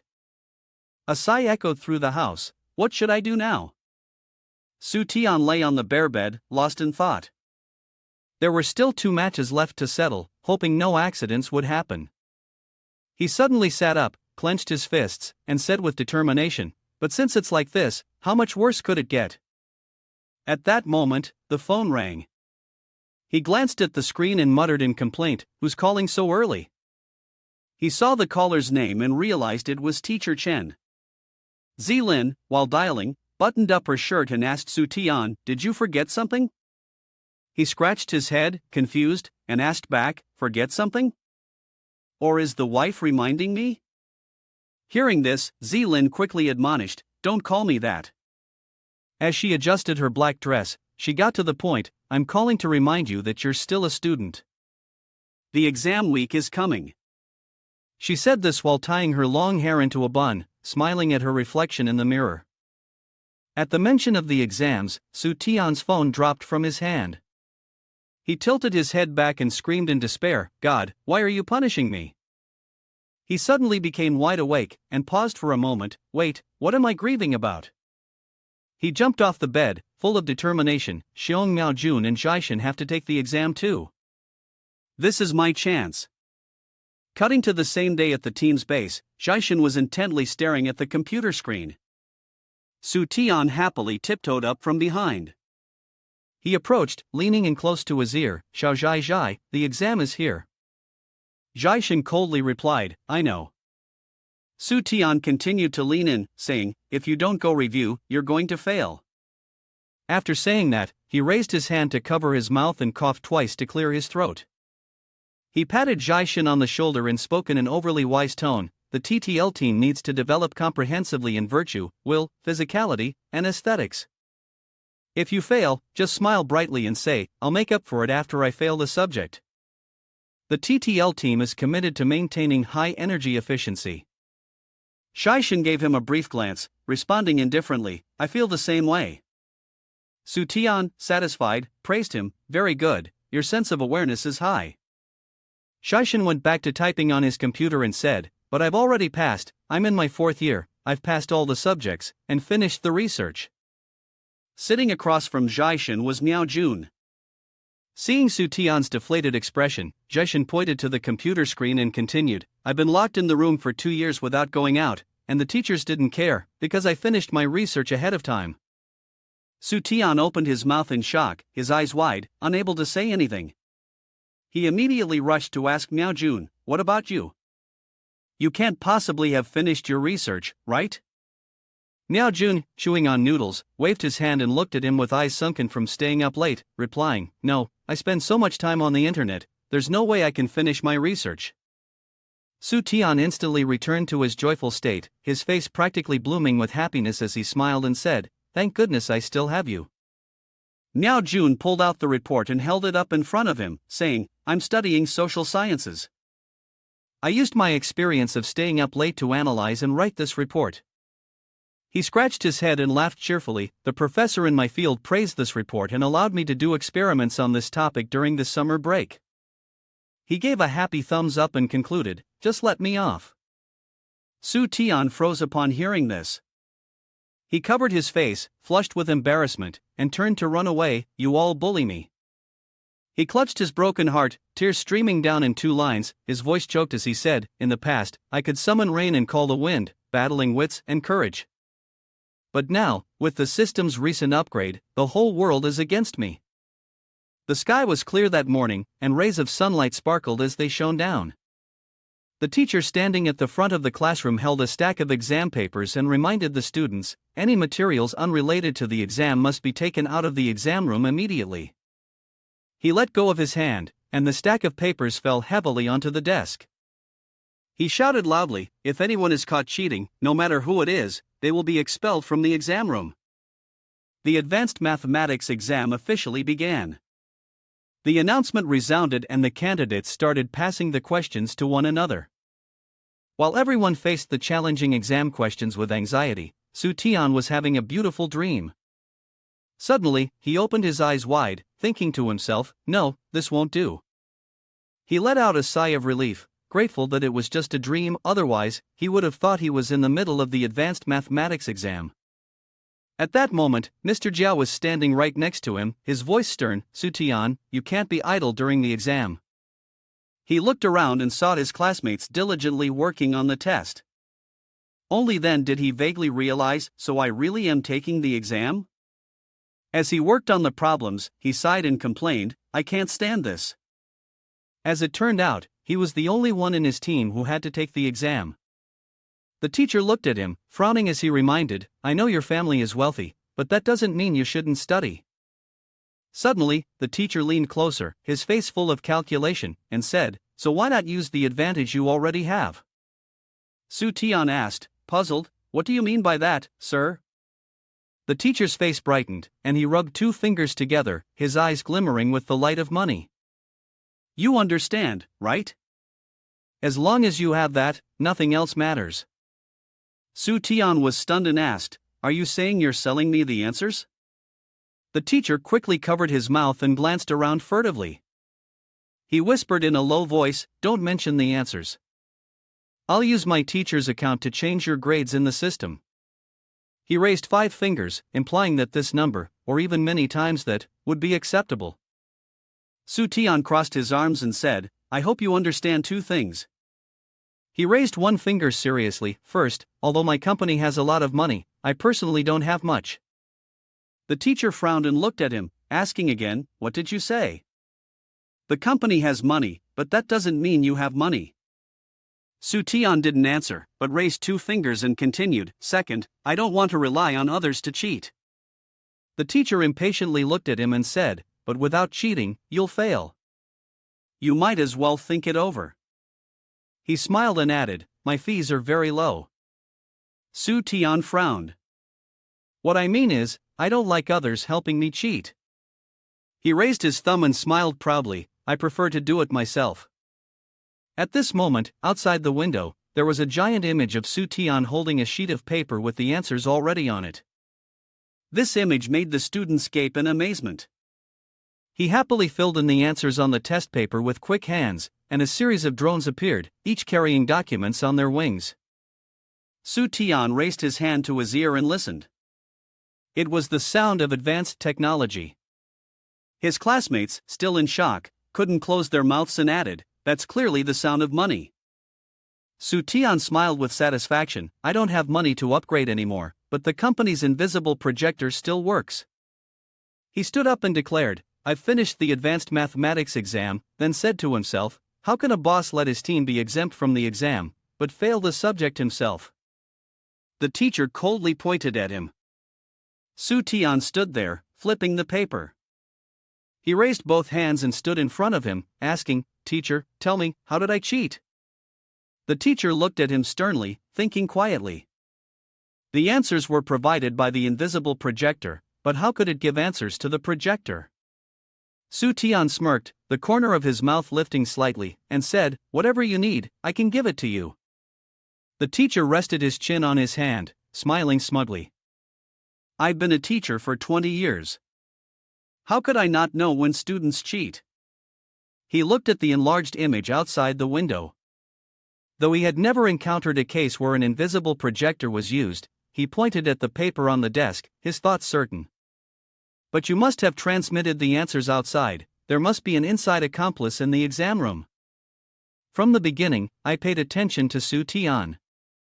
It definitely wasn't him who transmitted the answers.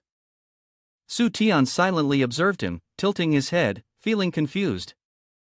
The teacher suddenly raised his voice, asking the students in the room, "Who among you secretly used your phones to send the answers outside?"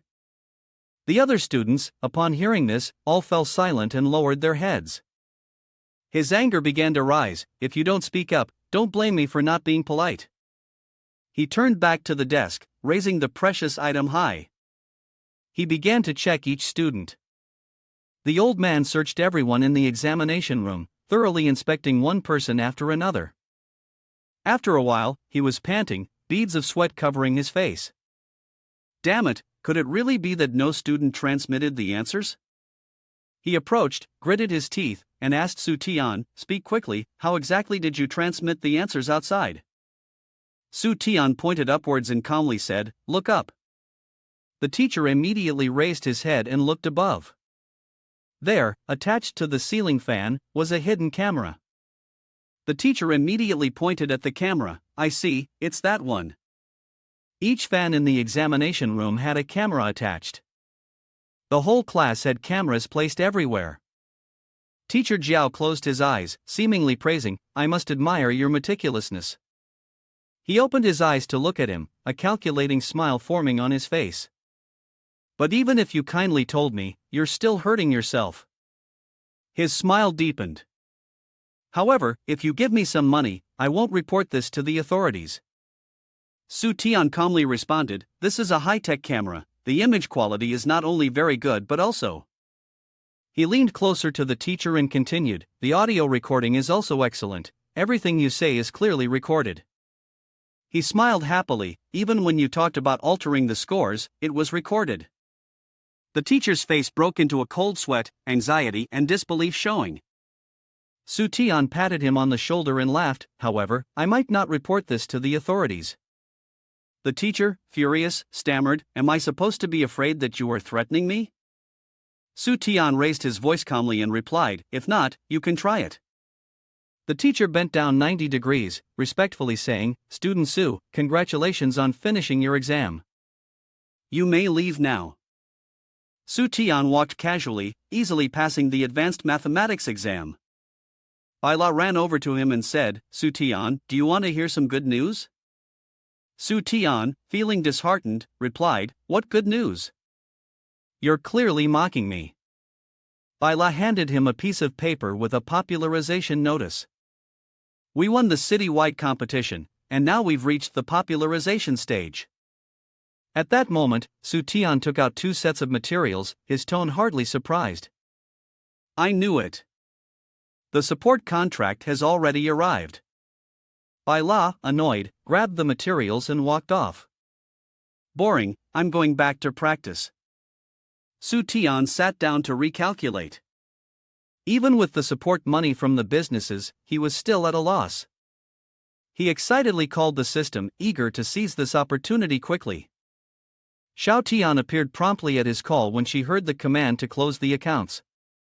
After appearing, Xiao Tian quickly proceeded with the calculations and then said to Su Tian, "The quarterly accounting is complete.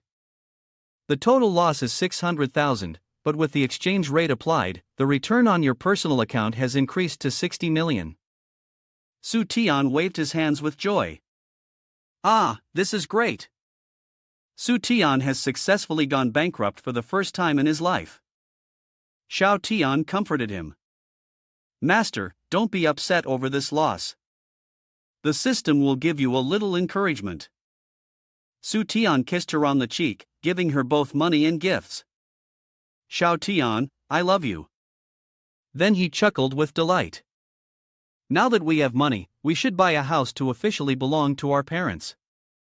On a desolate island, the scene shifted to a mountain, where Su Tian was walking ahead, leading his parents, while they followed behind, enjoying each other's company. His father suddenly asked, "Son, why do you want to climb the mountain all of a sudden? We haven't done anything wrong to you." Su Tian turned around and signaled for him to be quiet. "My company just earned a huge sum of money. I'm taking you both to buy a house." Su Tian opened his heart. "The 60 million I have, could it possibly have come from the wind?" Xiao Tian, sitting on his shoulder, said, "It seems like it." Su Tian immediately refuted, "That's nonsense, it's 60 billion. Every penny, every dime, I earned it through hard work and losses. You don't understand the pain of having to spend money." Su Tian's mother turned to his father and said, "Dear, do you think Tian and I has earned so much money that he's become a bit slow in the head?" His father sighed thoughtfully, "We've made it tough for him. If it doesn't work out now, I can replace him as the chairman of the board." His mother, helpless, said, "You two, what kind of people are you? Both of you think you're the best in the world." Su Tian's father patted his shoulder and asked, "Xiao Tian, what kind of house are you buying for us? Why is it so remote and desolate?" Su Tian explained, "Yes, it's very desolate, but it's very convenient. Didn't you want a low price with simple amenities?" He heard that and immediately laughed, replying, "We only need the room, we'll design the layout ourselves." Su Tian pointed in a direction to where he had chosen. His parents were stunned when they looked in the direction he pointed to. In front of them were mountain ranges, weaving through, with a lake in the middle. Su Tian proudly explained, "I've bought both the mountain and the lake, only 50 million. Then he turned to his parents and said, "How do you want to build the house? It's up to you." Su Tian continued proudly, 50 million got me this piece of land." Upon hearing this, his parents stood still, looking at each other in shock before rushing to hit him. His father spoke up, scolding, "Do you even know how to think, you rich kid?" Su Tian covered his head, "Why are both of you suddenly hitting me?" His father continued scolding, 50 million? With that amount, I could smash all the lenses on a camera. His mother added, 50 million? I could hit the direct opponent for the next life with that. Su Tian tried to salvage the situation. "This place has mountains and rivers, it's just a 10-minute drive away, very convenient and cheap." His father was still not done, continuing to scold, "Even if the scenery is beautiful and vast, where are we going to build the house? Am I supposed to use magic to make it appear?" Su Tian patted his father's shoulder to comfort him, "Don't worry, Dad. I've set aside 10 million for you both to build the house." This time, his parents exchanged glances again, their expressions even more unpleasant than before. Soon after, they asked him to leave. "Is this what you call buying a house? This is just throwing money out the window. Your parents need something both cheap and good." The scene shifted to Su Tian sitting on a bench in the park, drinking a bottle of Coca-Cola. With a lot of money, it was still the best 3 yuan Coca-Cola. He sighed after finishing his drink. At that moment, Xiao Tian appeared beside him. "If the master's personal matters are settled, then I can now present the master with a special reward." Su Tian quickly asked with an eager expression, "What's the special reward? Are you finally handing me money directly?" Xiao Tian explained, "This is a mechanism for the master when he first suffers a loss, to prevent the master from getting discouraged and to keep trying." Su Tian grinned slyly, "Of course I need to keep trying, keep losing money." He then eagerly activated this mechanism, possessed by the European emperor. "Quickly start the programming for me." Xiao Tian responded and revealed an amused expression. A spinning wheel appeared quickly in front of them. The wheel slowly stopped on a slot. "Knowledge is power." Xiao Tian's spirits lifted as well. "Congratulations, master. You've won the cheerleading prize. Knowledge is power." Su Tian immediately asked, "Does this mean you want to give me a system lesson?" Xiao Tian began listing a variety of subjects such as advanced mathematics, English, science, engineering, and psychology. She smiled and said, "Please choose a subject, master." Su Tian immediately replied, "It has to be English, no need to think further. And this one seems well positioned as well." Xiao Tian gently said to him, "Congratulations, master. The English learning gift will be delivered right away." Su Tian pondered. After learning English, he could bring his failed career to the world stage, and perhaps even find the long-lost information about Silly. The scene shifted to the next morning in the bedroom. When Su Tian woke up, he squinted and saw a figure before him. Right in front of him was Xiao Ka, holding her face. She greeted him good morning in English.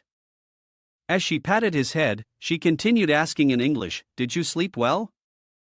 Su Tian was confused. This English learning gift was truly unexpected.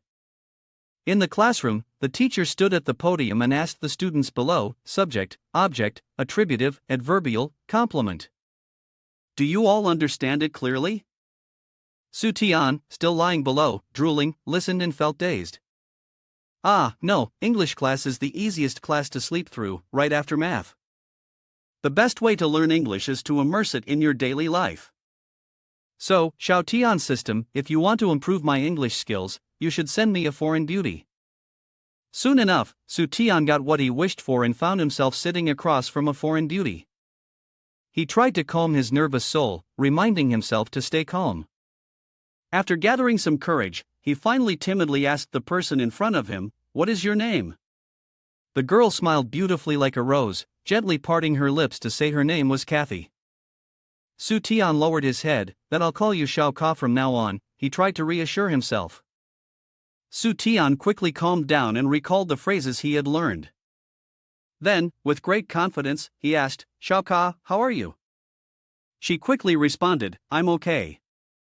Su Tian widened his eyes. Is the system tricking me? It's clearly supposed to be "I'm fine, thank you." He turned around. This is clearly a fake foreigner. I need to get Xiao Tian to return the goods. Su Tian stood up, got off the bed, and opened the door, ready to step outside. Suddenly, he froze in place upon seeing the scene before him. Everyone was gathered in front of his room, wishing him a happy birthday. Zilin was even holding a cake in his hands. Su Tian scratched his head, confused. Has my birthday really arrived? Baila quickly explained, "To surprise you, we've been standing here for half an hour." Suddenly, she paused, and mechanically asked Su Tian, "Su Tian, would you care to explain something to us?" Su Tian suddenly remembered Xiao Ka and broke into a cold sweat. Meanwhile, Xiao Ka, behind him, cheerfully greeted everyone in a foreign language. Duo Mei and Duo Hao quickly covered their eyes, both saying in unison, "We didn't see anything." Vi and Bai La were extremely surprised. "Su Tian, did you bring a woman home?" Vi cried silently, "And it's not even me again." Pinru gently patted his shoulder. "Sure Didi, your taste is quite unique." Su Tian cried uncontrollably, "It's not that I don't have it, please stop saying such things." Zilin, feeling down, said, "Su Tian, I wish you happiness," and he cried even harder. "Miss Chen, please don't be like this." Suddenly, Su Tian's phone rang. Baila, seeing this, pouted and said, "The phone's ringing, hurry and answer it, maybe it's that fox spirit calling." Su Tian, exasperated, was speechless. Then, his eyes widened as he realized the caller was Silly. He immediately thought she was being followed. Without hesitation, he grabbed a jacket and rushed out quickly. "Everyone, continue on, I'll treat you to dinner tomorrow." The others were extremely uncomfortable, feeling resentful, thinking, "Are we not as good as her?" The author has something to say. Choosing one or choosing all, this is also a dilemma. The scene shifted back to a month ago. Su Tian and Xiao Tian, one standing and the other sitting, stared at each other without saying a word. Their eyes locked, as though each was ready to confront the other. Su Tian slammed the table. "The company must pay for this money." Xiao Tian refused to back down. "Your business with Silly is your personal matter, you can't use the company's assets for it." Su Tian quickly countered, "She is still officially my assistant. Her disappearance must be paid for by the company." Xiao Tian was eventually forced to compromise, but it was agreed that the costs would not be counted as part of the company's profits or losses. Su Tian demanded, "I only need 100 million. Xiao Tian was infuriated. Spending 100 million to find one person, I think you want to create someone instead. Su Tian ignored her and made a phone call to someone.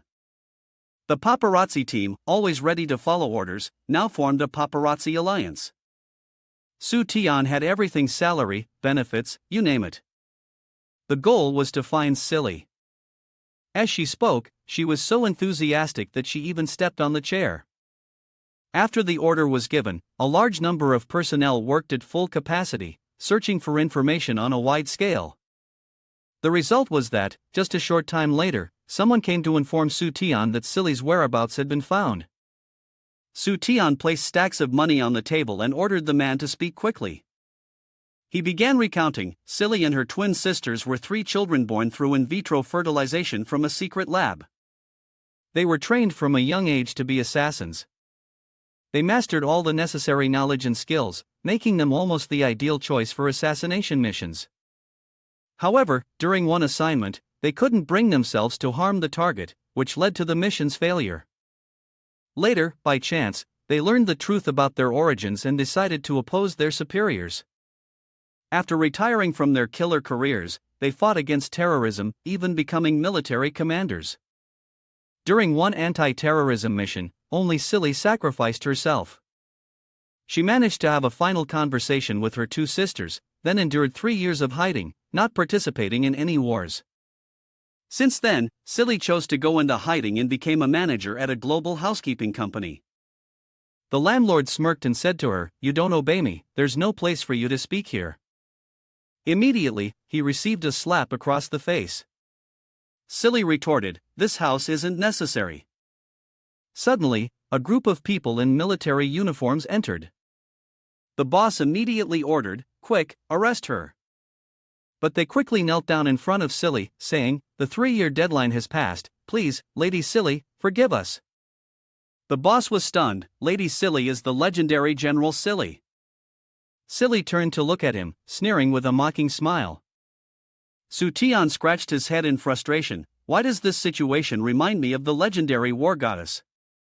Even novels or satirical paintings wouldn't dare depict this. Papera, clutching a bag of money, said to Su Tian, "If there were any satirical paintings about this, it would be true." Su Tian waved his hand, "Investigate thoroughly and report back to me with any news." 2 weeks passed. On a bus, Su Tian stood proudly at the entrance. "Silly, it's time to take you home." The scene shifted to Su Tian driving, his face contorted in frustration upon hearing something. "What's so expensive? I didn't expect international flight tickets to be this costly." He turned to Xiao Tian, pleading, "Isn't there any way to pay for the travel expenses in advance?" Xiao Tian firmly replied, "No, the travel expenses must have a receipt to be reimbursed, but meal expenses can be paid daily." Su Tian glanced at his phone, thought for a moment, then said, "So, as long as I can join someone on the same international flight, it should work." Summer break is coming up, and there will be many international exchange programs in the city's schools. While watching, he accidentally stumbled upon something related to the International Football Exchange Project for university students across the city, preparing for the 2090 World Cup. Su Tian, with a sly expression, quickly picked up the phone and called the university president directly. "President, I have a small request." The scene shifted to a football field, where a match was underway. The cheers from the stands echoed non-stop. The score between the university team and the sports academy team was currently 0-3, and the situation was leaning in favor of the sports academy. A student was dribbling the ball on the field. Suddenly, he froze in fear when he saw the situation ahead. A tall, muscular opponent from the opposing team was approaching, grinning at him. "I'll slip the ball past him and steal it." The ball was now in his possession, and the student collapsed onto the field. In the end, the student was carried off on a stretcher to the medical room, still foaming at the mouth. A student, covered in injuries, ran up to the coach, furious, "This is outrageous. I've been injured in 3 places already, and there's no one left to replace me." The coach was also helpless. The sports academy team could defeat them just with their physical strength. He sighed and said, "We're definitely going to lose. It seems we won't have a chance for the international exchange this year." Suddenly, a deep voice rang out, "How can that be? If we lose, then who will I go on the plane with? Su Tian appeared, wearing the university team's jersey. Let me lead you all to victory. One match is no problem. A moment later, on the field, the students from the sports academy looked at the person in front of them as if he were an alien. Who is this? One of them interrupted. Could it be another poor devil wanting to go abroad? They stood towering like giants before Su Tian. Little junior, just give up already. He smirked, unfazed by being looked down upon, not bothered by the disdain, and led his teammates to sprint across the field, charging ahead together. But suddenly, Su Tian realized that two of his teammates were actually blocking him. Each of them was trying to trip him up, one foot against his, deliberately hindering his movement. Then, one of them twisted his ankle to the left, and the other couldn't avoid twisting his right ankle. They both fell to the ground, wailing in pain. Damn it, what's going on? Why are Su Tian's shoes so stiff? Su Tian awkwardly explained, I couldn't afford to buy football shoes, so I went to the construction site at night to find a pair of safety shoes with steel plates, then just modified my flip-flops. After explaining, his expression darkened as he turned to the two. On the contrary, what's the meaning of you stealing the ball from me? The two immediately bowed down, kneeling in apology. It was the people on the other side who pressured us. If we didn't do it, they'd teach us a lesson. Su Tian didn't have time to deal with them anymore, ignoring them as he called out, watch my special move.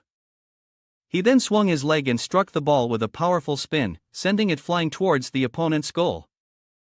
The ball shot rapidly through the air, spinning gracefully before the astonished eyes of the other players. It sailed past the goal in complete silence, evading the goalkeeper. Everyone around couldn't help but feel helpless in the face of the scene. He winked and patted his head. It seemed that playing football was not simple at all.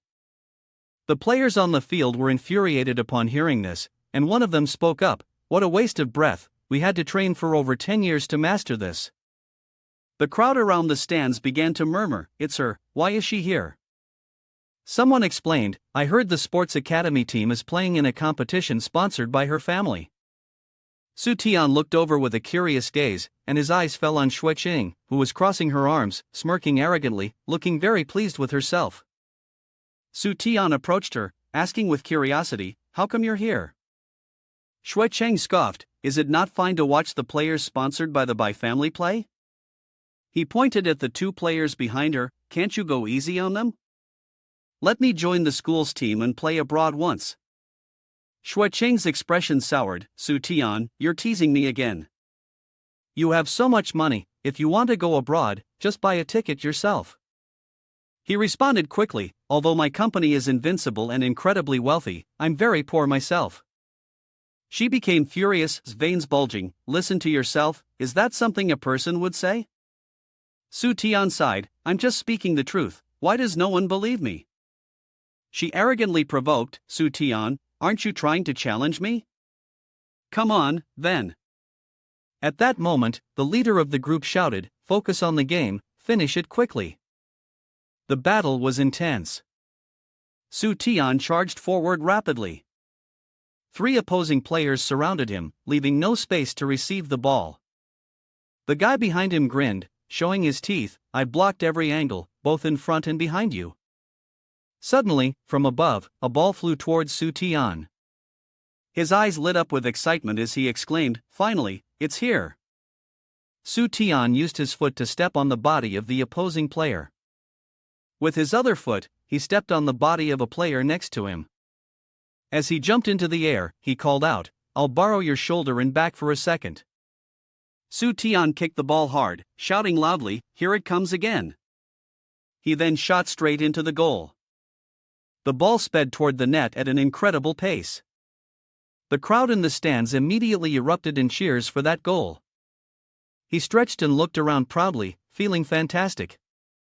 The players below were baffled as they stared at him. Is this Su Tian? Can he fly? Shui Qing suddenly exclaimed, you idiots, it's the water spray trucks that pushed him up. Only then did they realize there were several water spray trucks around the field. As they saw them spraying water to lift him up, the crowd in the stands shouted in unison, water spray trucks? What the heck is that? The opposing players stood there confused, not understanding why there were water spray trucks here. Su Tian landed, droplets of water sparkling around him, and said, "I really admire myself." The score of the game had shifted for the first time since Su Tian's appearance. Shui Cheng looked at him with a dissatisfied expression. "Su Tian, do you have so much money that you don't know what to do with it?" The players on your team all exclaimed in unison, "What's the point of spending so much money on a water-spraying vehicle? Are you crazy?" Su Tian immersed himself in the utterly ineffective water droplets and said, "It's not my personal money being spent." Without hesitation, he covered his mouth with his hand to hide a smile, using the company's funds instead. Looking back at the earlier time, Su Tian sat at the desk with a determined look and said to Xiao Tian, "I need to rent a water-spraying vehicle. One with extremely powerful nozzles, the kind that can spray water high enough to lift people into the air." He chuckled casually while snapping his fingers. "A very, very expensive one, a few hundred will do." Xiao Tian helplessly placed a hand on his forehead. "You don't really think my funds can be spent so recklessly, do you?" Su Tian immediately snapped, "Who said I'm wasting it? I'm doing it for the company's business." Xiao Tian was confused. What kind of company business involves spraying water? Su Tian picked up the notebook from the desk. "Look, aren't we in charge of the national sports event?" Su Tian pointed to the stadium below the grass field over there that needs to be watered. "How else would they run the event?" He then pointed to the center area. "The flowers and plants over there need watering too. What if the leaders are embarrassed? What are we supposed to do? And there are farms on the outskirts that need maintenance. If not, they'll go to waste. What will we do if people don't have milk to drink?" Xiao Tian flusteredly told Su Tian to stop. "Why does it keep getting more and more distant?" In the end, she sighed resignedly, raised both hands. "Is it enough if I just agree?" At that moment, the alluring image of Xiao Tian appeared in Su Tian's mind. He was content, thinking how satisfying it was to pluck Xiao Tian's feathers.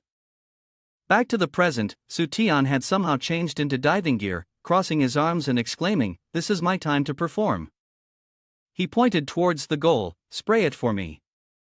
The powerful stream of water immediately shot towards the designated target. The ball, spinning with the current, crashed into the net along with an opposing player. The score was gradually being closed by the flow of water. That stream of water pierced both allies and opponents, bringing the score to 43. A teammate of Su Tian's, helpless, spoke out, "Why even my own teammate is spraying? Do I have no face?" Without any concern, he proudly declared, "The score is ahead, the free flight is here." Su Tian looked at Shui Cheng, who was trembling with anger, and mocked, "Little girl, is your boyfriend really that great?" Shui Cheng struggled to cover her shirt, her face flushed. "Su Tian, sooner or later, I will deal with you." The opposing player was furious after being tricked by him. Seeing this, Su Tian's teammates immediately offered to cooperate in order to restore honor for the beauty, Shui Cheng. After the match ended, he swaggered down the street. The opposing player quickly spoke to the young man, "You hold him back, I will immediately go and teach him a lesson." The other one responded, "Agreed, I've never liked him anyway." Suddenly, the faces of the players on his team turned pale, and one of them exclaimed, "Hey, that's strange. He's pointing at his forehead, why is there a small red dot on his head?" At that moment, Su Tian turned around and looked at the bush they were hiding behind. "Watching me, I forgot to mention this to you all. The city leaders, in order to ensure the smooth running of the sports conference, have deployed elite police from the military police to protect me." It was then that they realized the police were right behind them. He grinned smugly and then threw out a few sarcastic remarks. Before long, it was already 10 o'clock, but Su Tian was still diligently sitting at his desk. By 12 o'clock, he was still at his desk, making an absolute fool of himself. An hour later, Su Tian slammed the desk and shouted angrily, "I can't take it anymore, I just can't figure out how to hold one hand up and the other holding paper. What project should I do to lose money?" He frowned, thinking that he should embody the spirit of a student during their break. Su Tian reached for his phone with a bright smile before playing on it for a bit. Without hesitation, he clicked on an app on the screen. Work should be combined with rest. The phone screen then displayed Zlin's live broadcast room. Su Tian lost all sense of propriety and began drooling over the phone in his hand. Chen, teacher of mine, my beloved wife. At that moment, a shadow of a gray cat swiftly passed by. It jumped onto Zlin, surprising her. Zlin smiled kindly at the gray cat. Meanwhile, Su Tian bit the sleeve of his shirt with a look of pure hatred on his face. Damn it, that cat. But his expression immediately turned 360 degrees as he looked at the screen with sparkling eyes. Truly admirable. In the comments section at that moment, everyone reacted the same way as Su Tian. Zlin gently stroked the cat. Don't be fooled by how cute it looks, actually owning a cat is very troublesome. She remembered the time when Zlin would get angry and lash out whenever their words didn't match. Zlin found feeding the cat exhausting because it was such a picky eater. The cat would also shed fur everywhere, making her struggle to clean the house. Zlin lifted the cat in front of the screen, but I truly still like cats the most. Su Tian gazed at her with an enchanting look. Chen, teacher, and the cat are both so adorable. He clapped his hands and dreamily envisioned a rosy future. In the future, I will definitely raise a cat with Chen, teacher. Su Tian suddenly exclaimed, wait a minute, isn't that right? The cat is lazy and eats a lot, so it really needs someone to serve it. He quickly drew a cat's face on the paper. New project, raise a cat. In an instant, the sunlight shone down on Su Tian's company building. Everyone was left stunned after hearing Su Tian's project idea. Duomei looked at him with a confused expression and asked, raise a cat? But in contrast to her, Bai La was full of excitement.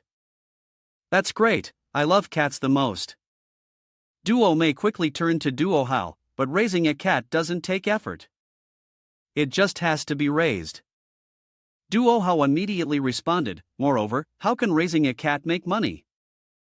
Su Tian smiled confidently, you don't understand this, just follow my instructions and everything will be fine. Immediately, everyone started recruiting staff, cleaners, playmates, groomers, feeders, and maid staff. I had to make it work. Every cat had to be equipped with a team of 10 people. Each member of the team would receive the highest benefits from the company, including accommodation, utilities, food, clothing, and transportation. At that moment, Tong Xian was chasing after Xiao Tian, shouting as she ran, you are really scary. Su Tian grinned wickedly, chasing her without stopping. Xiao Tian, come here so I can pluck a little bit of your wool. A while later, in the room where both studying and work were done, as Su Tian approached Mr. Li, he suddenly spoke, I'm sleeping, who's disturbing me? Mr. Li opened his eyes, saw him, and beamed with joy. Isn't this little Su Tian? He stood up and pulled him inside. What brings you here? Come, pick a few positions. We have so many tasks right now that no one is doing them. Su Tian hesitated a little, smiling awkwardly while rubbing his hair, feeling embarrassed. He explained that he was here to spend money and bankrupt the company. Hearing this, Mr. Li immediately took out a thermometer to measure Su Tian's temperature. Are you sick? Suddenly, a loud door slam echoed. The principal walked in, and Su Tian's innocent heart made him a good example for the students. Seeing him enter made Mr. Li uneasy. Principal, why are you here? The principal placed a hand on Su Tian's shoulder. Student Su Tian just contacted me, expressing a desire to collaborate with the school on social welfare projects. Mr. Li, full of curiosity, asked, what? Social welfare projects? Why would you come to the work-study office for that? Su Tian grinned, baring her teeth, and placed a hand on Mr. Li's shoulder. I didn't come to the work-study office. I came to find the old man from that day. He pointed at himself in confusion. Me? A gatekeeper like me, what could I possibly do? Seeing Mr. Li so puzzled, Su Tian quickly scooped up the cat in her arms and replied with a warm smile, raise cats. His expression grew even more bewildered. The principal cheerfully chimed in, that's right, the welfare project is about raising cats. Su Tian exclaimed again, "I've never met anyone who can raise cats as well as you do." As soon as the words left her mouth, Su Tian thought to herself, when it comes to raising cats, who spends more money than he does? Mr. Lee held out his palm, but raising cats, first, is very expensive, and second, if there are too many cats, I'll be very busy. Seeing his concern, Su Tian continued, in short, you'll be the general supervisor. I'll find staff to scoop the poop for you. A while later, Su Tian saw a young man feeding a cat on the street and called out, "Target number 1, student luring in stray cats." He approached him, "Hey, classmate, come scoop cat poop for me." The young man looked at Su Tian with a bewildered expression as he cleaned up the mess for him. "Are you out of your mind?" He grinned brightly, gently rubbing the tips of his fingers to coax him. "You'll make a lot of money from this." He looked at Su Tian with disdain. "You fool, is this some new scam technique? Have you ever met a scammer carrying something like this?" Su Tian opened his backpack, revealing it was full of money. "I feel that cleaning up after animals for financial freedom isn't such a bad thing. Plus, this is just a signing fee, there will be annual bonuses later." The young man suddenly spun around 360 degrees and grabbed the money bag. "I think you're absolutely right." He eagerly grabbed Su Tian's hand. "With that much money, don't even talk about cleaning up after animals, I'd even eat it." The young man quickly grabbed Su Tian's wrist and dragged him into the restroom. "I'll eat as much as you give me, hurry up and relieve yourself." Su Tian was confused, not understanding what he was talking about. Only when his brain caught up did he quickly shout out, "Relieve yourself? Are you crazy? I said cat, clean the cat's mess for me." The young man's face instantly turned awkward upon hearing this. He thought to himself, cleaning up after cats and paying that much money, is this person so rich he's lost his mind?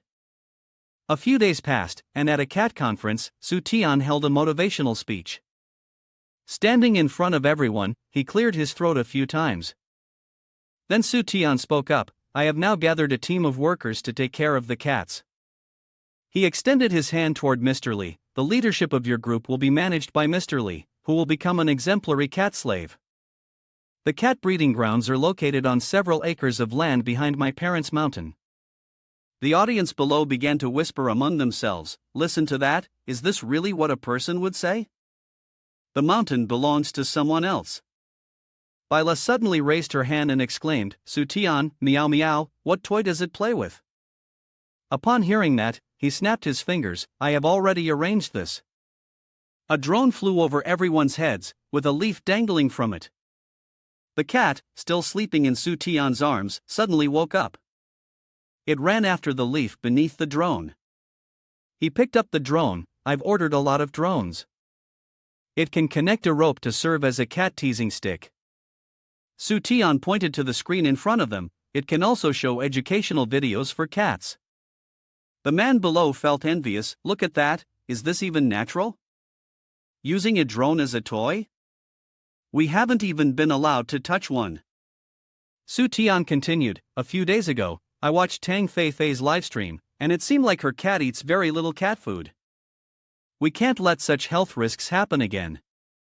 Suddenly, a doctor walked up while Su Tian was speaking. "That's why I invited the chief veterinarian from the German Veterinary Institute, the most respected in the country, to become our expert veterinarian for the cat group." The people below looked at him with helpless gazes. Is it really that extravagant? Then, 2 chefs appeared out of nowhere behind Su Tian, and they even invited 3 professional chefs to prepare food for the cats. The food was also fresh, transported from all over the world every day. The man muttered, "This is so unfair." The girl next to him added, "Humans are no match for cats." Suddenly, Mr. Lee raised his hand to speak. "I have a small question." Su Tian placed her hand on her chest. "What more do we need to spend on?" "Su Tian, isn't my company covering everything?" Mr. Lee, while rubbing his head, asked, "You're talking about raising cats, so where are the cats?" As soon as he finished, Su Tian's face showed a look of surprise. The man below mocked, "No way, is it possible that someone opened a cat-raising company and there are no cats?" Su Tian awkwardly smiled, clapping her hands together, exclaiming, "Ladies and gentlemen, please excuse me, I was in such a hurry and panic, thinking about how much money we had to spend, but how can we complete this without any cats? A moment later, Su Tian picked up her phone and called the duo de sisters. Quick, send everyone to the animal rescue shelter and buy all the cats there for me. Duo Mei was confused. Can't we just directly adopt from the shelter? Duo Hao followed up. That's right, why waste money like that? He angrily exclaimed, how is this called wasting money? Others have worked hard to rescue and raise them, so how can we just take them without caring? Being a decent person will be rewarded, this is the business goal of Su Tian. Duo Mei forced a smile, how embarrassing, so that's how it is, it seems I was too naive. Duo Hao also added, so embarrassing, boss Su Tian is an extremely good person, we shouldn't think nonsense. Su Tian shyly covered his face with his hand, how embarrassing, for spending my own money, I don't even need to care about my own honor. The kittens all looked at Su Tian with cute eyes, and he was also moved by their gaze, continuously praising how adorable the kittens were. Then, the moment Tian was struck by a curse, my worry about not having money and nowhere to spend it has been relieved by my sister. Mr. Li also hugged a kitten, this place is wonderful, I am willing to devote my entire life to being the master of cats. Baila gently stroked the kitten with a satisfied expression, after having a cat, I don't want to appear anymore. Zilin liked this so much that she no longer wanted to go to class to teach. Suddenly, Su Tian came up with a new idea. Both of them couldn't understand what he was thinking. Su Tian's face revealed a cunning expression, give every person in the company a cat, and each day, they must spend 2 hours playing with the cat at work. Rescuing stray cats will also reduce the costs of attracting cats, and it can increase the enthusiasm of the employees in their work. Suddenly, a voice echoed from outside, let me in. I spend money for Su Tian's company, I have to go in. He immediately stepped forward to open the door of the company. Su Tian seemed confused, not understanding what was going on. It turned out that the one causing the commotion was Yu Chu. He had knelt down, crying, I lost my job, my wife ran away, the only thing that can save me now is attracting cats. He wondered why Yu Chu knew they had cats there. Yu Chu explained, because every day, I only watch movies and chat online, so nothing happening in the city can escape my attention.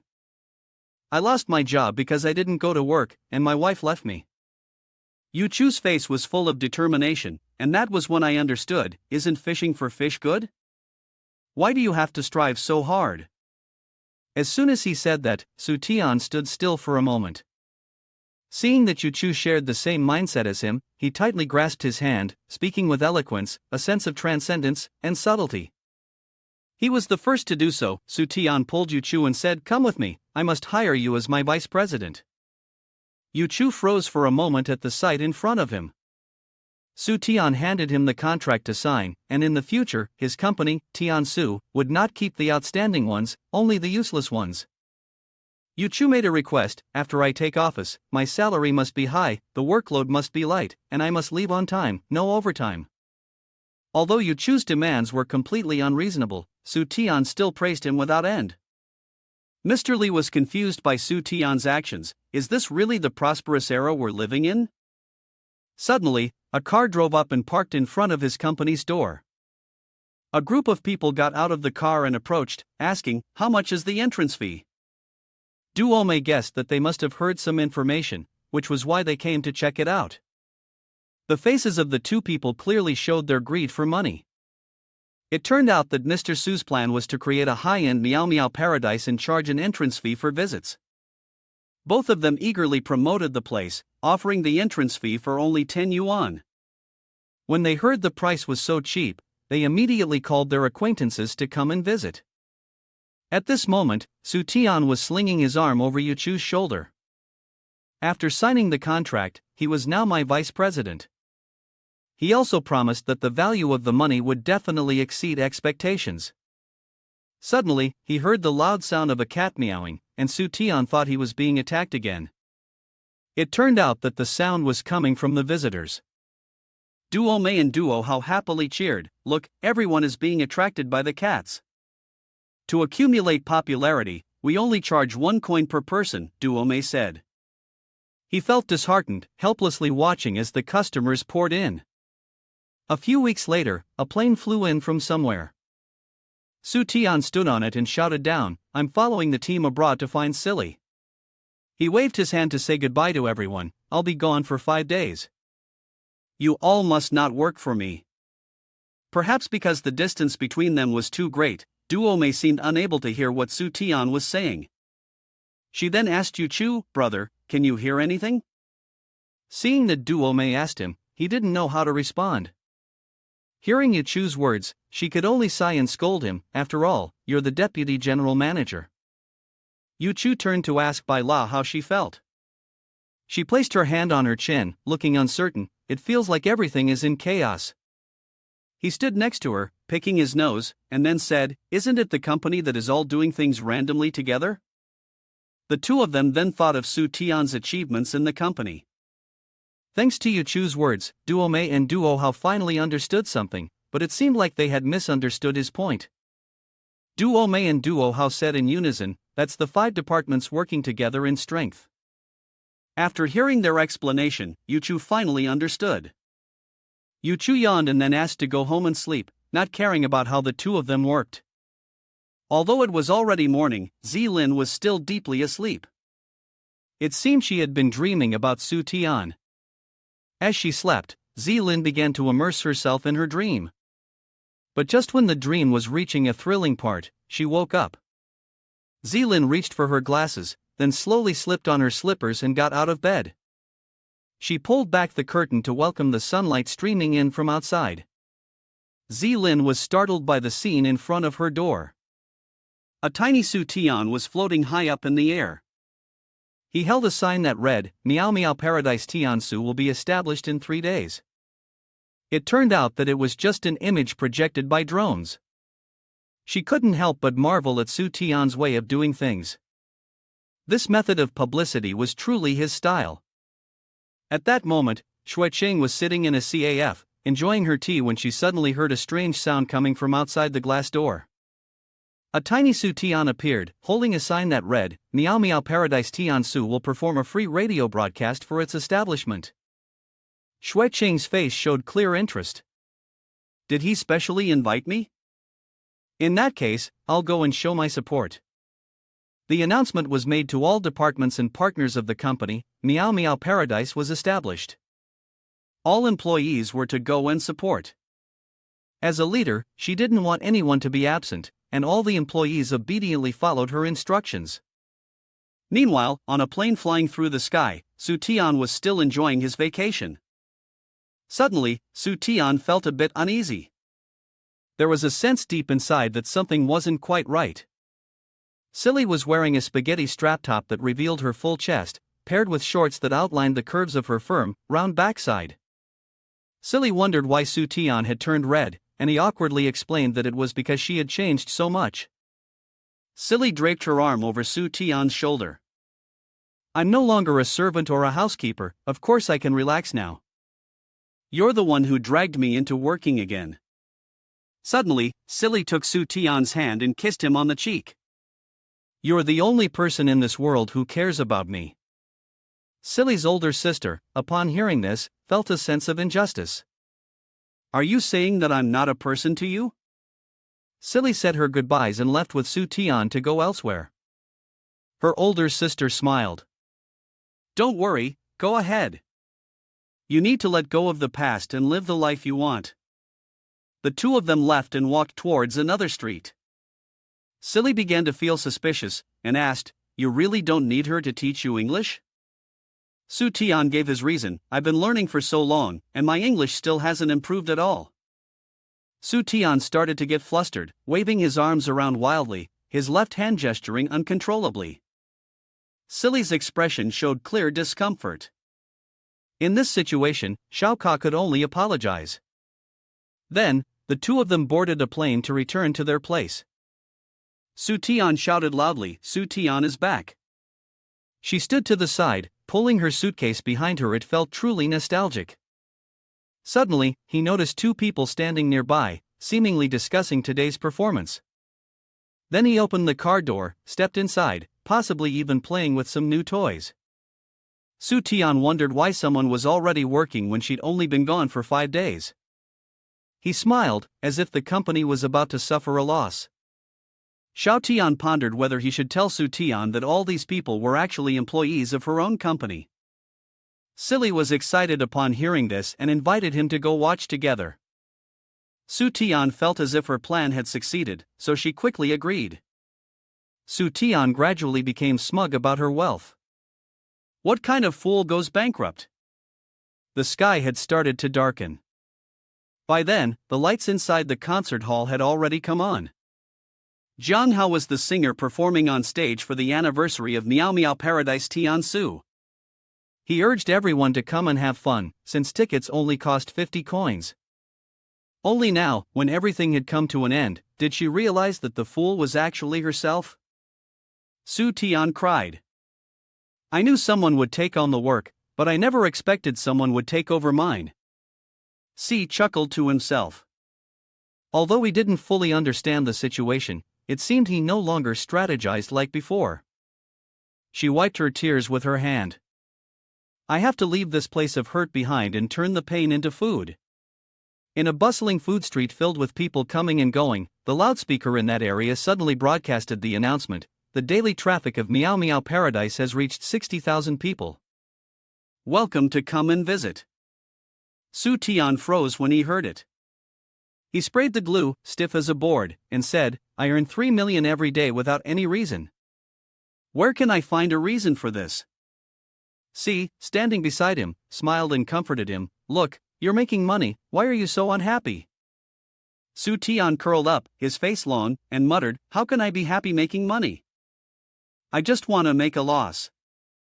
A female voice suggested, Boss Su has so much money, why not give it all to me? He turned in surprise, looking for the source of the voice. The person who spoke was Xue Chang. She was happily wearing a pair of cat ears on her head, her hand resting on her cheek. Su Tian raised an eyebrow in surprise. Su, even you are here to attract cats? She smiled as she petted the cat in her arms and replied, I like cats. Is that so wrong?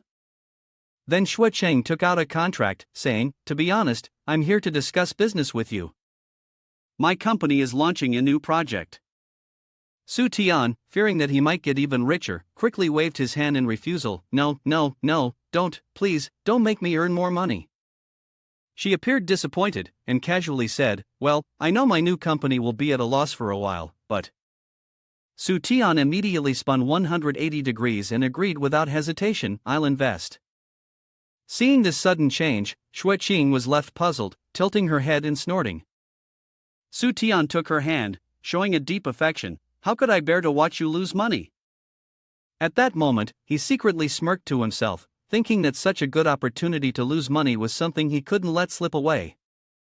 Xue Qing, seeing this, felt disgusted and waved her hand to remind him, stop bragging, it's nauseating. Su Tian suddenly remembered the main issue and asked her, I almost forgot, what's your new company about? Xue Qing proudly replied, of course, it's an animation company. She grabbed his hand and suggested, how about we discuss the movie content now? The two of them sat down together at the CAF. Xue Qing sipped her drink and sighed, there are many reasons I invited you to invest. The most important one is because I want you to be the main character, depending on whether you agree or not.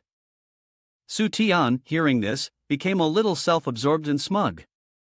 It seemed she needed a handsome and serious leading actor. Xue Cheng quickly waved her hand to deny it, explaining, no, what I mean is I want the main character to have a neoclassical style. Upon hearing this, Su Tian's face froze, unsure of what to say.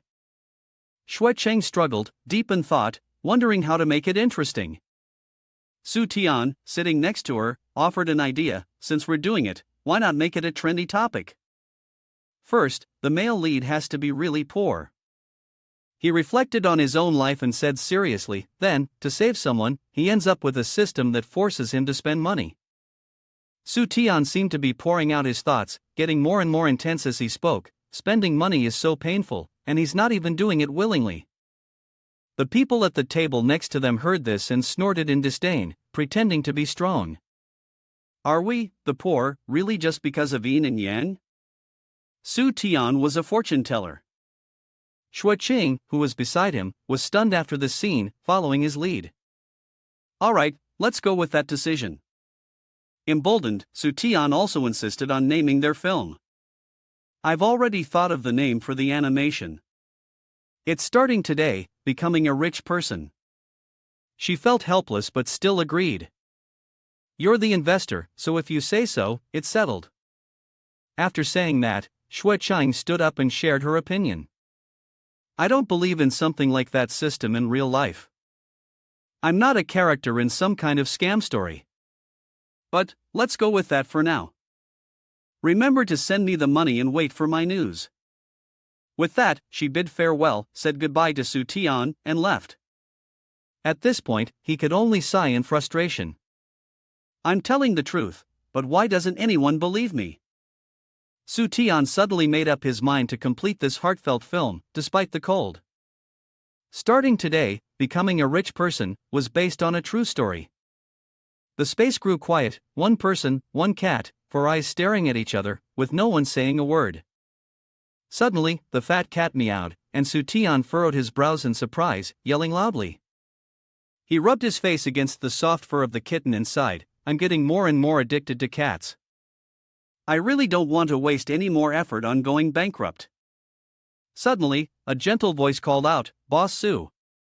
Su Tian looked up to see Duo Mei in an incredibly alluring suit, announcing, Meow Meow Paradise has good news. Su Tian, still confused, asked, Who are you? Duo Hao appeared behind her and began their slogan with deep affection. We are here. How wonderful is money, how good is money? Su Tian was puzzled and thoughtful. You girls didn't used to look like this, did you? I thought you felt a little awkward, so you changed. What I mean is, you haven't matured this much. Duo Hao immediately responded, Isn't this what you wanted us to wear? Su Tian vaguely recalled, Did I? The past resurfaced in his mind. He had been teaching them how to spend money, and they had even gone to order a work suit. The more they ordered, the more they had to order silk clothes, silk stockings, high heels. They bought a full set. Duo Hao, with a satisfied expression, answered lightly, Next time, I'll budget more and buy a set of lingerie that fits my body. Upon hearing this, Su Tian suddenly understood the truth. It was like this. In the past, they always wore clothes that didn't suit their bodies, hiding their true potential. Duo Mei and Duo Hao both sighed about the quality of the silk stockings, but they still weren't quite used to wearing them. Su Tian on the other side couldn't stop praising, Very good, very good. Beauty is meant to be appreciated. Duo Mei shifted the topic, Alright, let's get back to the main issue. This is the quotation for the naming rights of Meow Meow Paradise Tiansu. He looked at the ledger, furrowing his brow, his face turning pale. A name costs several million? Are these companies out of their minds?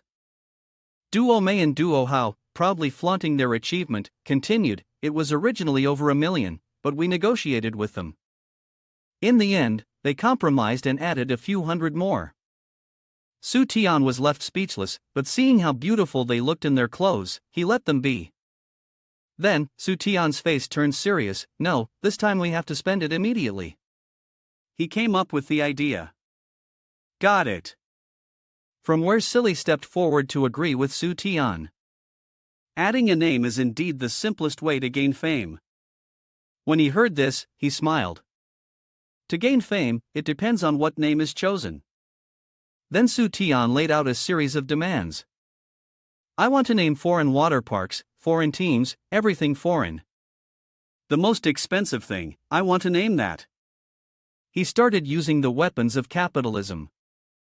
For example, in the next round of competition, Nation H, change my name to Tiansu Circle of Competition. The more he spoke, the more passionate he became. There's also the improvement of team members' physiques, health checks, exercise, and diet, all arranged by me. Expanding the scale of the 16-team tournament is nothing. Arranging 1,042 sub-teams for me to compete during free time is still not enough to keep me busy. I'll invite the most expensive singers to perform alternately, and they'll perform 1,800 rounds. And finally, Su Tian revealed his trump card. The money-burning animation project is ready, plus the enormous naming fee.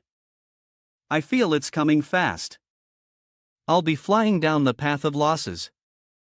In Nation H, a group of popular female idols were finishing their performance. Hey! Please come support us again next time. Someone above looked down and gave the order. Take those 3 people there. The 3 girls then stood awkwardly in front of this person. The guy arrogantly ordered.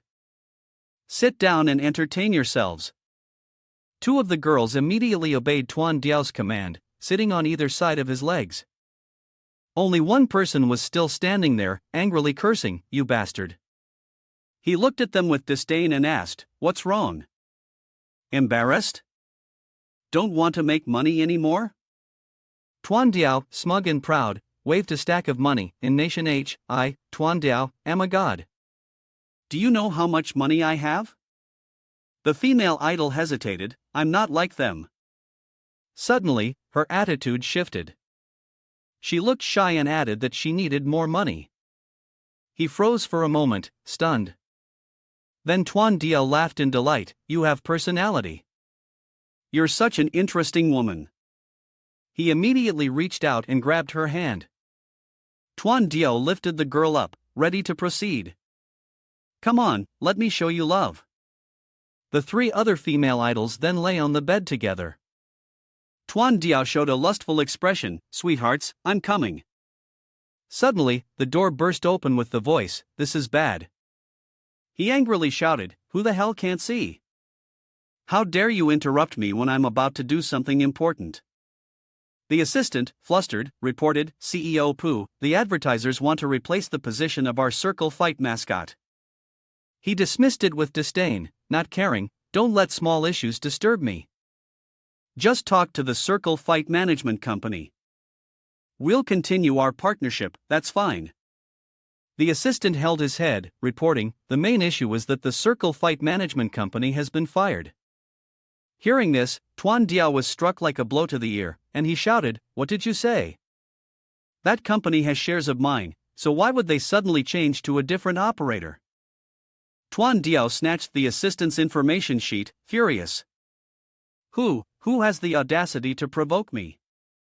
The report displayed Su Tian's face with an indifferent expression. He grabbed the assistant's shirt, poor guy, and ordered, "Find me the people from that company." The assistant, terrified, said, "They are already downstairs." Hearing this, Tuan Diao steamed with rage, ignoring the confused beauty, and the scene shifted to an extravagant place, where a chandelier with gleaming golden lights hung. She was draped in a magnificent dress, gently swirling a glass of red wine, her beauty exuding an intoxicating charm. Calmly, she raised her glass and took a deep sip. Tuan Diao approached from behind, his face fake with a smile. "Excuse me, are you the legendary representative of Tansu Company?" He proudly waved a stack of VIP cards. "I won't waste time, become my woman."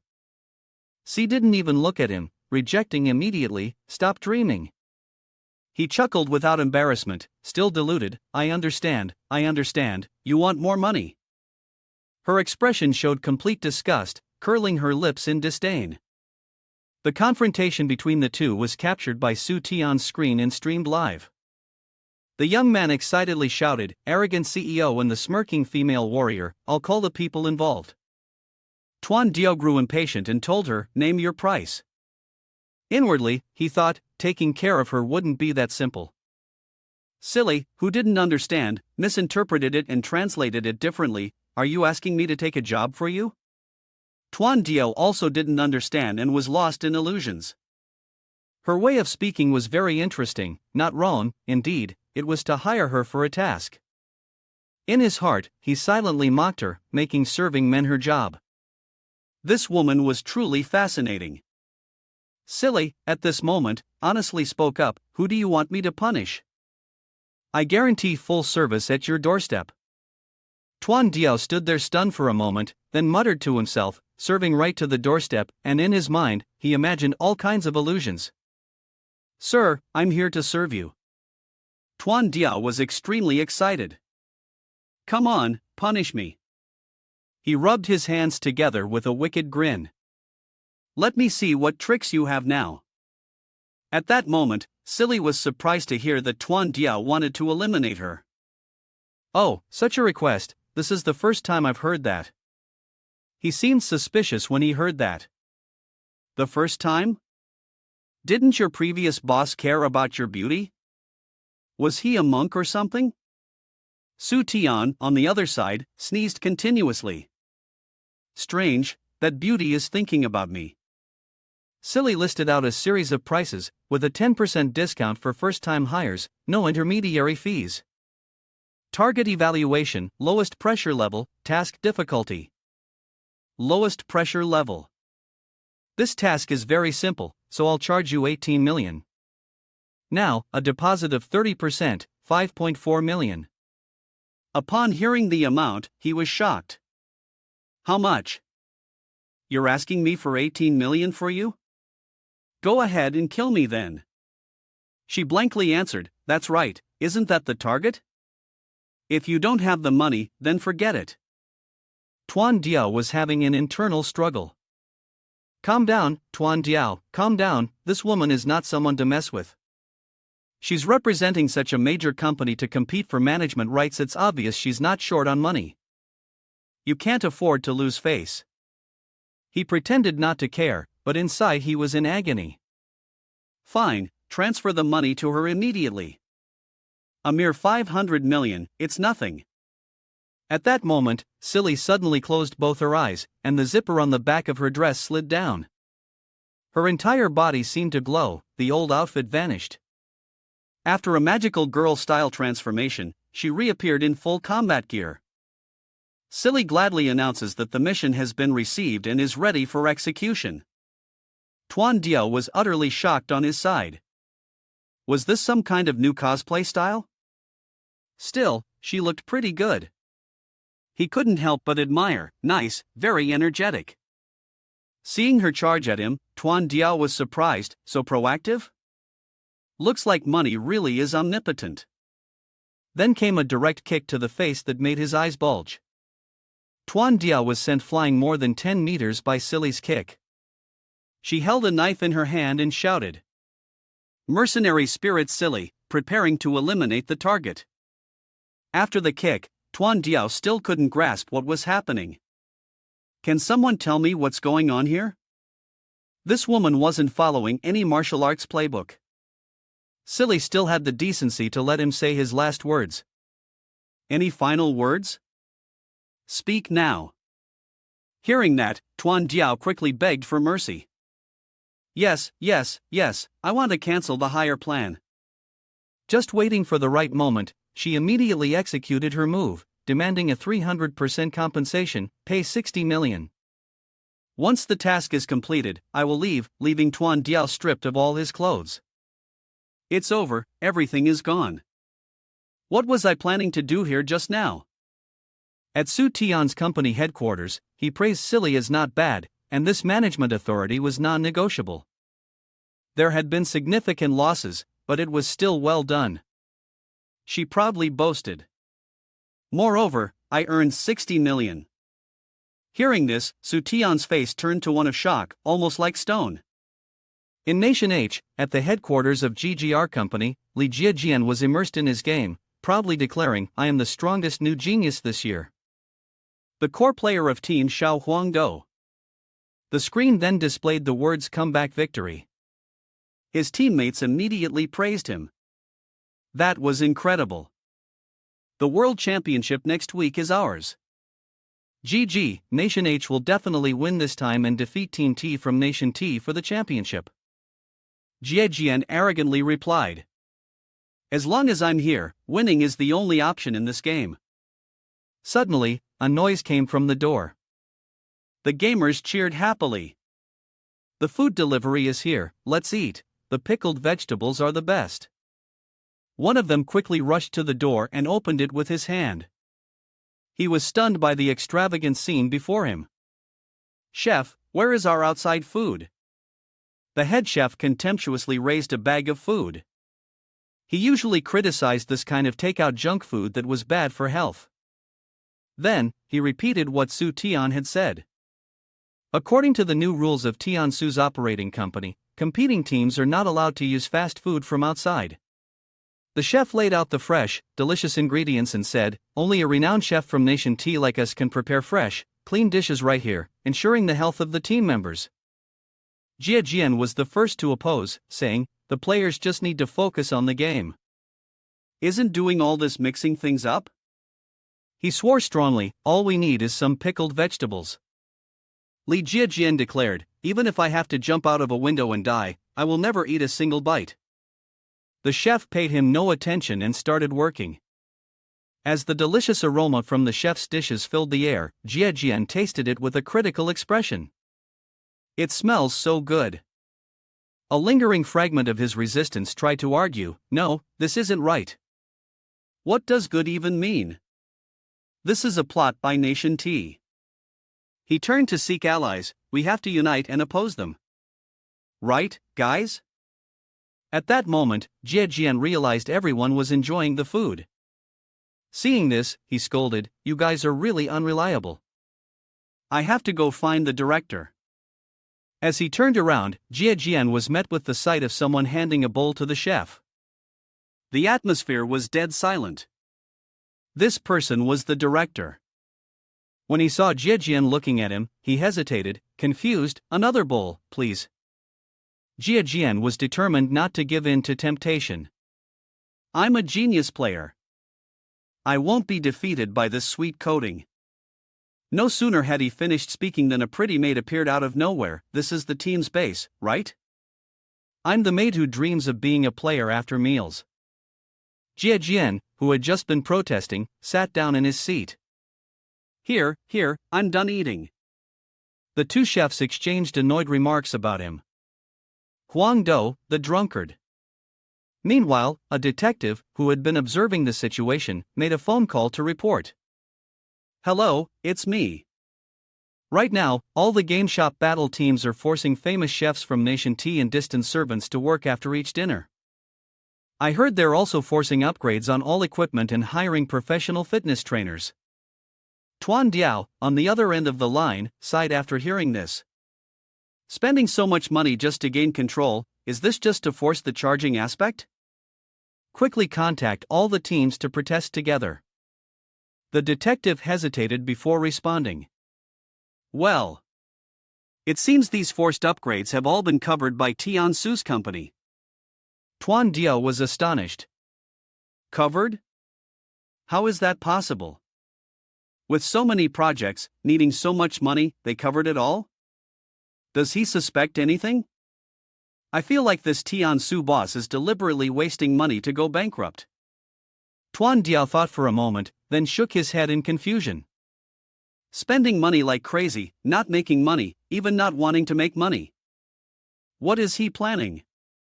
Is he stupid, or am I stupid? Over at Su Tian's side, he was in great spirits. Very good, losing so much money, I will immediately become the richest. Suddenly, Duo Mei rushed in, flustered, to report to him. Su Tian, it's not good. Looking at his phone, his expression turned serious. After tapping on the notification, Su Tian's phone suddenly displayed an article stating that Tiansu's company was sponsoring the Nation H tournament, with all the benefits unrelated to the domestic scene. Su Tian patted his chest and breathed a sigh of relief. All right, luckily it's not about making money. Suddenly, he remembered something and turned to ask Duo Mei, wasn't the welfare sponsorship upgrade announced last week? Why are we only hearing about this now? Duo Mei replied with a worried expression, there's a group of people focused on posting the welfare treatment of the Nation H tournament on the forum. The domestic fans are starting to get upset. A young man with a confused look, picking his nose, wrote a comment, trembling with anger, when will the domestic teams ever stand up? We can't even compare to how they treat their players. Even dogs have managed to climb onto the forum and type their thoughts, helping Nation H, not our country. Tiansu is a dog company. At the same time, an elderly man wearing glasses and a bald head also posted a message expressing his discontent. Tiansu company just doesn't think our country is better than foreign ones. Go to hell. Su Tian frowned as he read these comments, his mind working furiously. The timing and the smooth flow of these posts, spaced just a few days apart, made it clear that someone was pulling the strings behind the scenes. He suddenly shouted, see? This is it. A young man with blonde hair, using the nickname Liang Xin, commented that Game 34 would unconditionally support large domestic clubs with the same treatment as Nation H tournaments.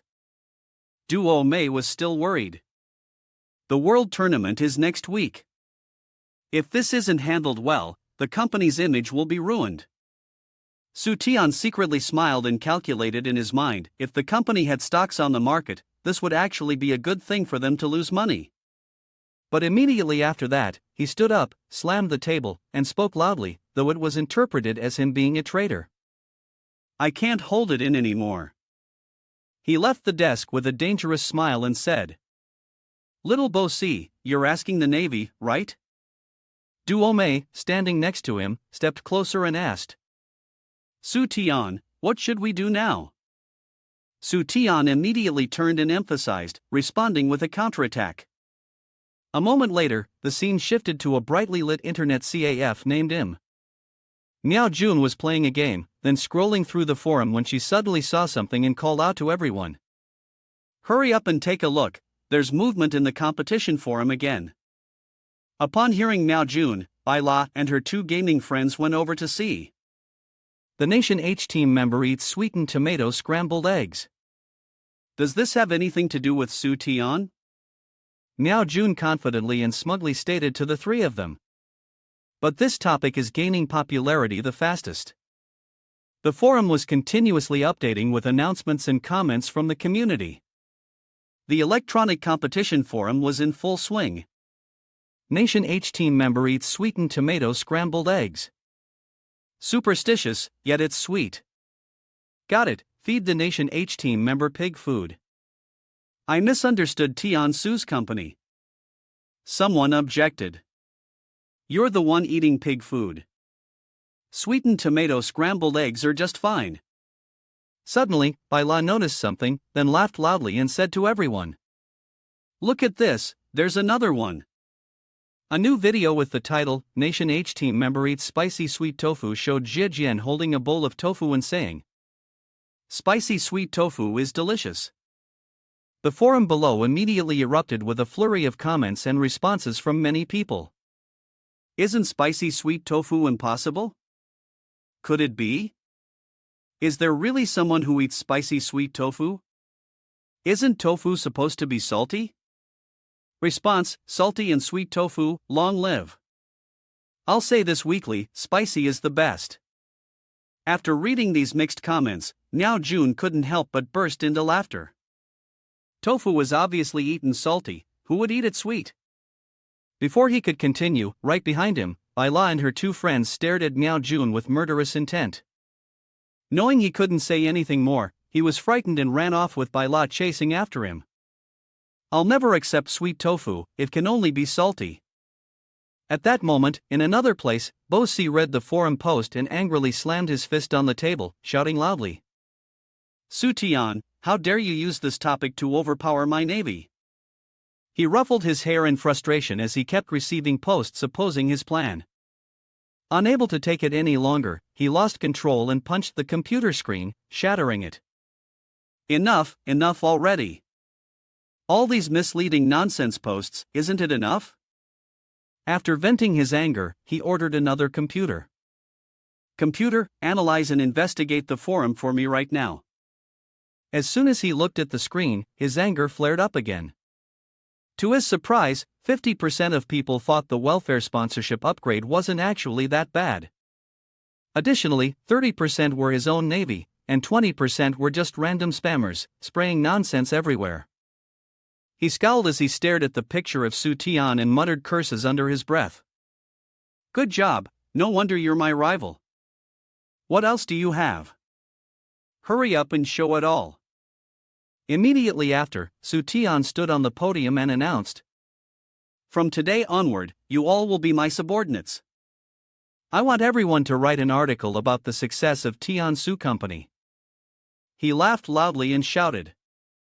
110,000, enough to manage a large amount. The scene shifted to a week later, during the World Tournament. The host appeared in the middle of the stage and loudly announced, Let's give a warm welcome to the team from Nation H, the GGR team. They have player Li Jiajian, the director known as the most talented rookie of the year. After hearing the host's introduction, the audience in the stands erupted in cheers, supporting the team members. The atmosphere became even more energetic with female fans waving banners of their idol, cheering loudly. Li Jiajian, you're so handsome, Li Jiajian, keep it up, Li Jiajian, the genius young man. At that moment, the first player to step onto the field, with his handsome face and charming aura, immediately captivated the female fans. As he fully emerged, he revealed himself to be a short, chubby young man in the team's uniform. He walked confidently while waving and thanking the audience below. The surrounding spectators were stunned, standing motionless for 5 seconds as they tried to process what they were seeing. Suddenly, everyone started thrashing around in anger when they realized their idol didn't look anything like he did online. Who are you? The host, standing on the stage, tried to calm everyone down and declared. Let's see if Li Jiajian's strength has increased as much as his weight. Let's head into the match right now. A male spectator from the audience below commented, their appearance isn't impressive, which shows the advancement of technology. They'll definitely win in 20 minutes. After a while, the players from both teams arrived and began to sit at their respective tables. The host shouted loudly, the match begins. As soon as it started, the players began their actions. The left hand clicked the mouse non-stop, while the right hand rapidly executed key presses, making the atmosphere of the match intense. After a period of play, the first round, full of tension, finally came to an end. 20 minutes later, during the 2020 World Circle Tournament, the score between the two teams, GGR and LRJ, was 0-1. After a period of restlessness, the entire arena and stage went silent as the result was displayed on the screen. Jiajian, unable to hold his anger, erupted, I want to eat the maid. I want the rain to stop. Someone, quickly, find someone to come here. Seeing this, a teammate beside him reminded and reassured him, Li Jiajian, hang in there, just 20 more minutes. After this match, we can rest. A moment later, the host announced, continue the match. The players from the team named Fat competed under immense pressure, doing their best. But after the second round of intense play, the match came to an end. 20 minutes later, the score between the two teams, GGR and LRJ, was 0-2. Seeing the result displayed on the big screen, Jiajian's team was completely defeated and immediately left the arena. A few hours later, another program discussed the event, today's match is over. The first round of the World Tournament turned out to be full of unexpected events. The H Nation team got knocked out, and right after leaving, they went to find food and play with the maid. The female host then said, this reminds me of the recent online battle over eating habits. It seems like the competing teams are being influenced by the operators. The commentator responded to her statement while holding some kind of card in his hand. I feel that this might not be a coincidence, the main reason behind this is exactly this. After a period of investigation and information gathering, he said, according to my investigation, the TTL battle team and Tansu operator share the same owner, meaning that they're essentially the same. The commentators sitting next to him also chimed in with a direct analysis, with an owner like this on the 10th floor, do they really expect us to believe that they're personally investing money to improve the welfare of the Nation H team? It's really just a sweet scam leading to trouble.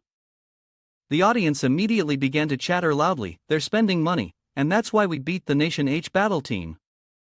Suddenly, someone in the audience stood up, raised their hand, and shouted, Tansu Company, the light of the nation. Following that, everyone in the studio stood up together and cheered, Tansu, Frostproof Frontliner Company. The female host, seeing the crowd's enthusiasm, also encouraged everyone to stand up. The situation is just as we suspected, having such a heroic national enterprise is our blessing. Immediately, the host stood up and joined in the cheer. Products from Tansu Company, go buy them now, don't let your friends' money be wasted. Don't let the good people suffer. Everyone, buy them now. At that moment, Su Tian was still deep in sleep, unaware of what was happening. Suddenly, you wake up unconsciously. What's going on? You suddenly wake up from sleep. Su Tian quickly turns over to go back to sleep. No, I need to sleep more, I was just dreaming about losing money. As soon as he finished speaking, his phone suddenly lit up with a notification. Su Tian, we're going to get rich. The phone displayed the notification: Frostproof Frontliner, a national ethnic model, Tian Su's company is a role model in the gaming world. After reading the line from the article, Su Tian fell silent for a moment, then couldn't hold back his frustration and immediately lost his temper. What is this now? Without hesitation, Su Tian immediately began to prepare, grabbed his glasses, and told himself that he would go check on the company's situation. At this moment, there were a lot of people gathering around the company, eagerly filming and taking pictures. He put on a mask and glasses, sneaked through the crowd, and observed from a distance. The situation was not looking good, all fans. Reporters from various television stations had also arrived to conduct interviews. Excuse me, did Tiansu's company prepare thoroughly for acquiring the rights to operate Hanfu, or was it an unexpected idea? Duo Mei and Duo Hao stood in front of the camera, hesitating to answer the reporter's question. At first, Boss Su said that acquiring the rights to operate Hanfu would be a huge threat to us, even offering such great benefits to the team. We all opposed it back then. The reporter gave high praise to Su Tian. It seems that it's still Su Tian. Boss Su's calculations are much deeper than we thought, far beyond us. Duo Mei and Duo Hao, on the other hand, could only feel envious of what Su Tian had achieved. That's right, Boss Su often does things in a reverse way in business, but always ends up succeeding. The crowd gathered around, and upon hearing the reporter's words, they couldn't help but discuss and praise. A business genius, this person is truly impressive. I've decided to worship Su Tian for life, I'm now a hardcore fan of him. Su Tian stood behind, hearing everything, nodding vigorously. That's right, that's exactly right. But then, he suddenly lost his temper again. That's wrong. If something were right, it would be strange. Who wants to succeed? I just want to lose money. He hurriedly ran out of the scene, while the crowd, wiping away tears of frustration, muttered as they ran. How unlucky. I still have to watch my team. The scene then shifted to a large studio building, the estimated studio size. Su Tian casually walked in, with Xiao Sai shoving his hands in his pockets. As they walked, a hand suddenly blocked their way. A security guard stopped Su Tian and sternly asked, "Hello, please show your TTL black card." Su Tian, bewildered, asked the security guard, "Do you need a card to enter? Why wasn't I told about this?" The security guard responded seriously. Today, a large number of fans suddenly showed up.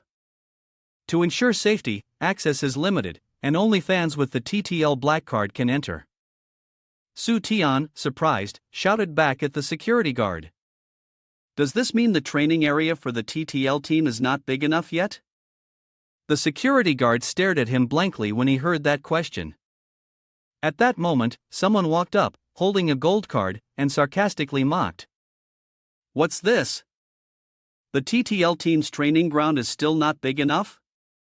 Are you looking down on Tian Su's company, or are you disrespecting my boss, Su Tian? Another man wearing a brown jacket also approached Su Tian.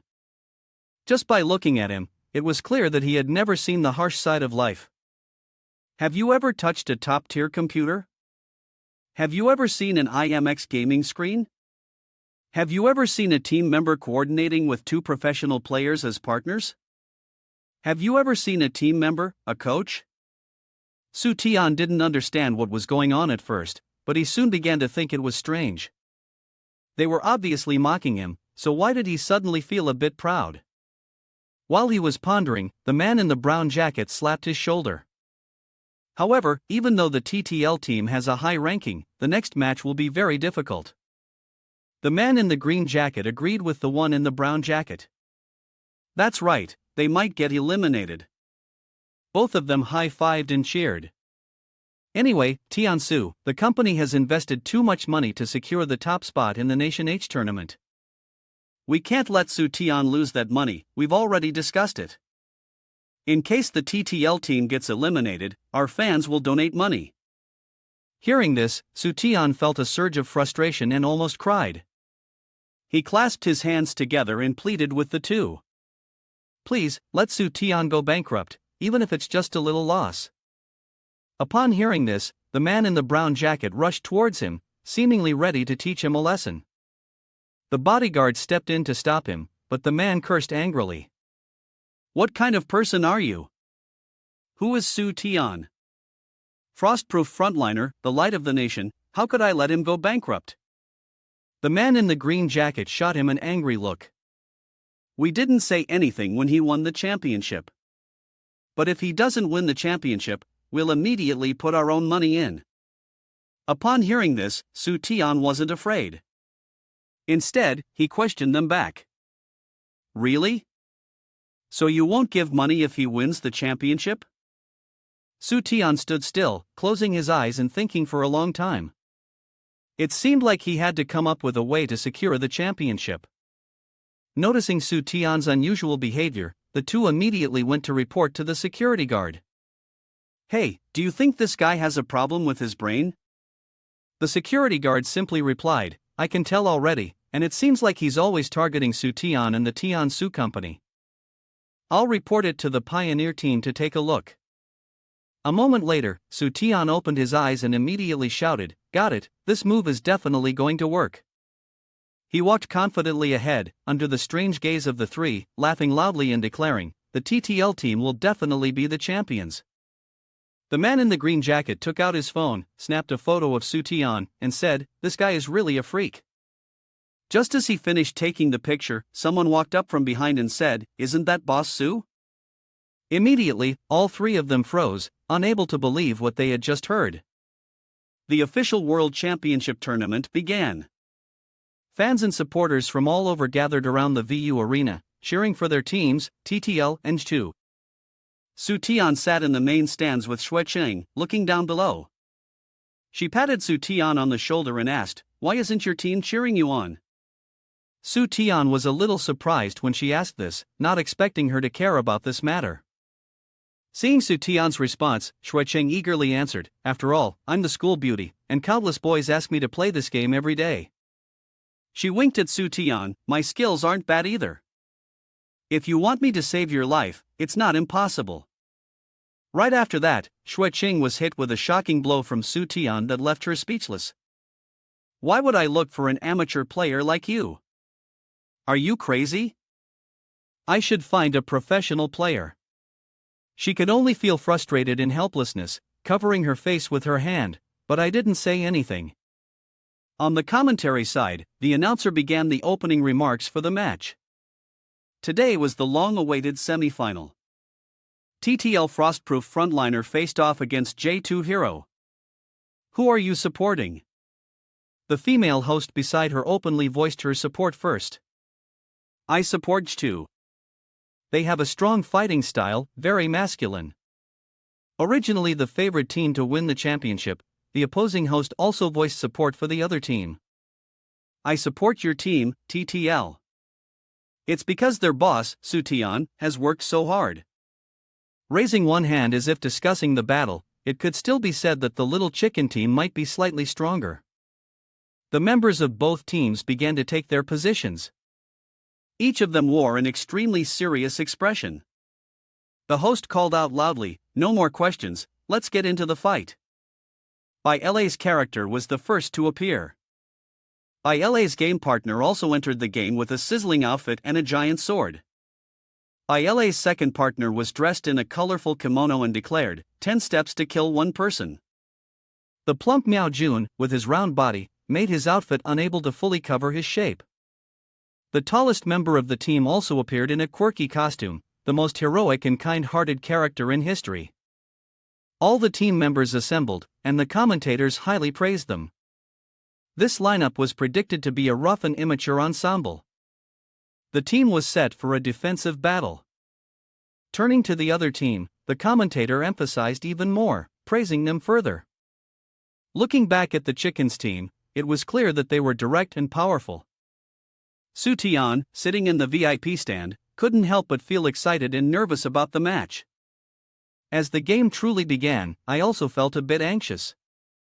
As the game kicked off, the screen focused on the blue gem at the center of the map. The enemy team was starting to gather, aiming to hunt down by LA's team. The game had begun, and they appeared. The Chicken's Level 1 strategy. The leader of the enemy team spoke to the two subordinates, saying, "Let's make this level 1 count and take advantage of the situation." Immediately after, Miao Jun's figure appeared, striking a provocative pose in front of the enemy team. Seeing this, the enemy leader didn't hesitate and immediately ordered an attack, seizing the opportunity. The enemy team charged forward with the speed of light, full of energy. Just as the kill was about to happen, the leader of the enemy team couldn't find Miao Jun anywhere. Miao Jun had vanished, leaving him confused as he turned to his teammates and asked, "Where is he? Is this a projection?" Then, Miao Jun reappeared with that same provocative stance, now behind them. The enemy team shouted, "He's back!" The entire enemy team swung their swords and rushed forward once more. They thought they would finally land a hit, but Miao Jun transformed and disappeared again. The leader of the enemy team started to worry. Something's wrong, how can he project images like this? He began warning his teammates. This isn't right, something big is happening. On the commentary side, the commentators were also bewildered by Miao Jun's team strategy. At that moment, I didn't even know how to explain what was happening. Looking at the game screen, the three commentators could only describe how the grassy fields in the game map were becoming more crowded. Su Tian sat in the VIP stands, observing the team's tactics, feeling a sense of satisfaction as everything seemed to be going well. Suddenly, the game screen froze, and the match entered a temporary pause. One of the opposing team's players stood up and shouted, "Cheating! They are cheating!" The commentators were equally confused about the situation, urging the players to stay calm and stabilize. The staff were verifying the situation. Just as the argument was about to escalate, Miao Jun confidently stood up and asserted, "I am not cheating." Shui Qing saw the situation and immediately understood. Su Tian is behind this, she thought. It was you, wasn't it? Why go this far? Without hesitation, Su Tian presented his evidence. Look, this is from a week ago. Didn't the game release a small announcement? Shui Qing, puzzled, picked up her phone to read, "Planting trees to create forests, green action. Pioneer actively supports the National Environmental Protection Policy, promoting new green activities." After reading it, she was slightly confused and asked Su Tian, "Isn't this just a regular environmental protection activity?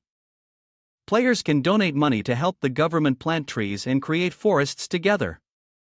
Suddenly, she realized something from the news she had just read. Wait, could it be that the tree planting activity isn't about real-world trees? Su Tian then pointed out the issue and explained, "For just 10,000 yuan, a blade of grass in the game will turn into a small tree in real life. You can use that much money, win the game, and still help protect the environment." Su Tian, I'm really such a good person. In his mind, he pictured himself throwing money around without a second thought. Have you seen it, Shui Cheng? The hesitant voice of the persuader asked again, but doesn't this count as cheating, going too far? Su Tian, wearing a blue hat, blue shirt, and blue pants, with a blue pioneer's ribbon, explained, changing the map can't be considered cheating. Changing the map is the work of environmental protectors, can that really be called cheating? The game screen displayed several new areas of grass and trees, proving what he had said. Furthermore, most of the new grass species were quite important, and he continued, according to the statistics, team battles usually occur in group matches. Right now, I've donated money to a vast grassland. Upon hearing this, Shui Qing could only comfort herself and ask, I come from a big family, yet I never imagined playing like this. She smiled sympathetically and asked, but won't people have objections to this? Su Tian confidently affirmed and declared, not only do they have no objections, but they also thank me. After a brief pause, the commentator spoke up to resolve the issue. He had just been in contact with the staff, and the map was entirely in accordance with the rules. Moreover, the website's management and the public account had been active a week ago. He raised the rule board in front of everyone and shouted emphatically, not only that, but here we also have a thank you letter from the government of Gaoyuan City.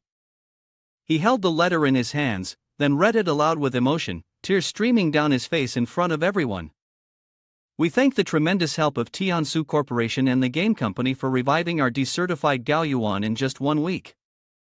Modifying the map during significant events like the global finals will let the whole world know about our country's determination to protect the environment. The commentator sitting next to him, after hearing the content of the letter, was deeply moved. My homeland is in the northwest. Thank you, Tian Su Company, thank you, Su Tian. You are like my reborn parents. After hearing him speak, Su Tian couldn't help but shudder and replied, I don't have such a bad child like you. The enemy team's players, upon hearing such information, were stunned. Immediately afterward, the team's coach began to scold all the members. How did you each donate? The map has been changed for a week, and none of you have been practicing? The captain of the opposing team hesitated, unsure how to respond, and finally said, Come to think of it, this is a bit strange. He recalled the time he spent streaming games, and the live broadcast for today ended here. Wait until J2 wins the World Championship. You'll all be fans of the champions. Suddenly, he read a comment from someone in the chat box. DD Su, don't go, give me 2 helicopters. With a serious face, he replied to the viewer's comment, Mighty One, please stop. I'll stream a bit more. After saying that, he suddenly paused, reading the message, Take me out for 2 days. 20 UFOs to sweep. Without waiting for a response from anyone, he said directly to the live screen, Alright, I'll take Grandpa Divine Tycoon out, even if I haven't practiced much for a few days, I can still sweep away the TTL team's water chemistry battle. At that moment, he sighed in deep disappointment. His teammates also admitted, We've all encountered this electronic field. Then, the whole team burst into tears in front of the coach, thinking it over, realizing that for the sake of the gift, everyone carried it for a day or two, and completely hadn't practiced. Hearing his team's crushing defeat, the coach was furious. He lost control, slammed his headset onto the ground, and shouted loudly, DD Su, I think DD Su is the one. Isn't this clearly Tian Su's number? Immediately, the security personnel stepped in to drag him out. The coach screamed in despair, It's over, all of it. And so, following that, the TTL team led with the first point. Seizing the opportunity as the opposing team had lost their fighting spirit, Miao Jun's team continued to score the next point, bringing the score to 2-0. After the final round, Miao Jun's TTL team finished the game with an absolute score of 3-0. The male commentator immediately stood up and declared to the audience, There's no doubt now, the TTL team plays with the style of Black Horse, defeating Team J2 and advancing to the next round. The female commentator interrupted, however, we should be concerned that the next match will definitely train harder than J2, and there will be no mistakes, no small changes on the map. Shui Cheng, seeing Su Tian's victory, praised him wholeheartedly, Su Tian, there's nothing more to say, you are a business genius. Luckily, we are friends, not rivals. Su Tian stood up and seriously declared, anyone who tries to stop me from going bankrupt is my opponent. Shui Cheng kept urging him, pulling Su Tian by the hand to somewhere, Stop talking nonsense, the match is over, let's go discuss the important matter. Su Tian blushed, looking embarrassed, and asked her, what do you mean by that? Immediately, Su Tian thought of that scene, and he hesitated before replying, It's not a good time to discuss it now. Thinking of the scene where Wei Wei and Bai Lao looked at him with sharp eyes, he was terrified and immediately declined. Su Tian, am I really someone like that? Shui Cheng took a contract out of her bag and scolded him loudly. Shui Cheng, clearly, you invested in my animation, yet you couldn't even care a little bit about it? He froze for a few seconds in shock, then asked. Su Tian, Shui Cheng, so this is what it is. Su Tian, don't overthink it, I'll start the project right away. I've already prepared everything, let's begin production immediately. The first step is to confirm the staff. The two of them immediately went to the nearby Starbucks. Shui Cheng handed Su Tian a list of potential candidates and introduced them. Shui Cheng, first, the director. I think this person is quite good. His animations, both domestic and international, have won several major awards. However, Su Tian disagreed and waved his hand to refuse. Su Tian, no, this won't do. Let me recommend someone. He then showed a photo of a young man wearing glasses that he had chosen. It was him. When Xue Cheng saw the photo, she was stunned. Xue Cheng, who is he? Su Tian explained, a classmate from high school, nicknamed Buer. He recalled, I used to see his animated drawings. Su Tian remembered Buer's notebooks, each one filled with illustrations. Though just a high school student, his notebooks for literature, math, English, physics, Chinese culture, and even the general knowledge of youth were filled with countless animated drawings in every corner. Xue Cheng, hearing this, was shocked and stared at him in disbelief. Xue Cheng, are you serious? Su Tian took out 2 gold bank cards and said, I'll add some money. Xue Cheng, excited upon seeing the money, picked up another candidate and introduced, I told you so. Next, let's choose a character designer. I recommend him, he's worked in Hollywood. Su Tian continued to dismiss those candidates, then took out a photo of someone else and said, no need for more discussion, I recommend the person who sat behind me in high school, nicknamed Xiaogu, a top-tier artist in the world. He recalled how, back in school, he used to look at Xiao Ji's paintings. His character designs were truly unlike anything seen before. Looking at the parody drawings Xiaogu made in the pages of textbooks, he said that despite being just a high school student, Xiaogu had completed countless designs in every subject: literature, mathematics, English, physics, literary style, youth culture, and every corner of the books. Xue Cheng, a bit annoyed that Su Tian was ignoring her chosen candidates, muttered about the old rule: more money. Su Tian didn't say much. He took out 3 bank cards and said, well, for the screenwriter, I'll directly recommend my classmate who sat in front of me, Zhao Dianba. Every time he was late and didn't hand in his homework, he'd come up with countless heart-shocking stories. Once, he came late and asked the teacher for permission, saying he was abducted by aliens. Su Tian spoke with emotion about his classmate, Zhao Dianba. Although the teacher didn't believe him, the story itself was fascinating. The classmates all liked it, and it was likely to resonate with the audience's psychology. Xue Cheng, seeing this, couldn't help but sigh in frustration, I feel like this company will be destroyed. She looked at Su Tian, who was overjoyed, and warned him, forget it, you can say whatever you want with the money you're investing. The first batch is just to test things out. Su Tian was so moved that he almost cried, exclaiming, it's better now, it feels better now. The scene shifted to a construction site where a worker was carrying a toolbox somewhere. When he reached the shade of a tree, he set down the box and took a break, feeling unbearably hot. Suddenly, someone approached from behind and patted him on the shoulder, saying, long time no see, Buer. Su Tian was delighted to meet his old schoolmate again. How have you been lately? Upon seeing his old deskmate, Buer forgot about the scorching heat and joyfully greeted him. Su Tian, it's been years. What brings you here to find me? Su Tian took out his phone, showed it to him, and said, I saw your latest status update and noticed you were at the construction site moving bricks. At that moment, he silently rejoiced. Carrying bricks at a construction site was clearly a promising job, perfect for someone like him, who had failed as an animation director. Su Tian didn't beat around the bush and went straight to the point. I have a project I want to give you. Hearing about the project, Buer responded, a project? Do I have a project now? Su Tian leaned in and whispered into Buer's ear, I want to hire you as the animation director for my project.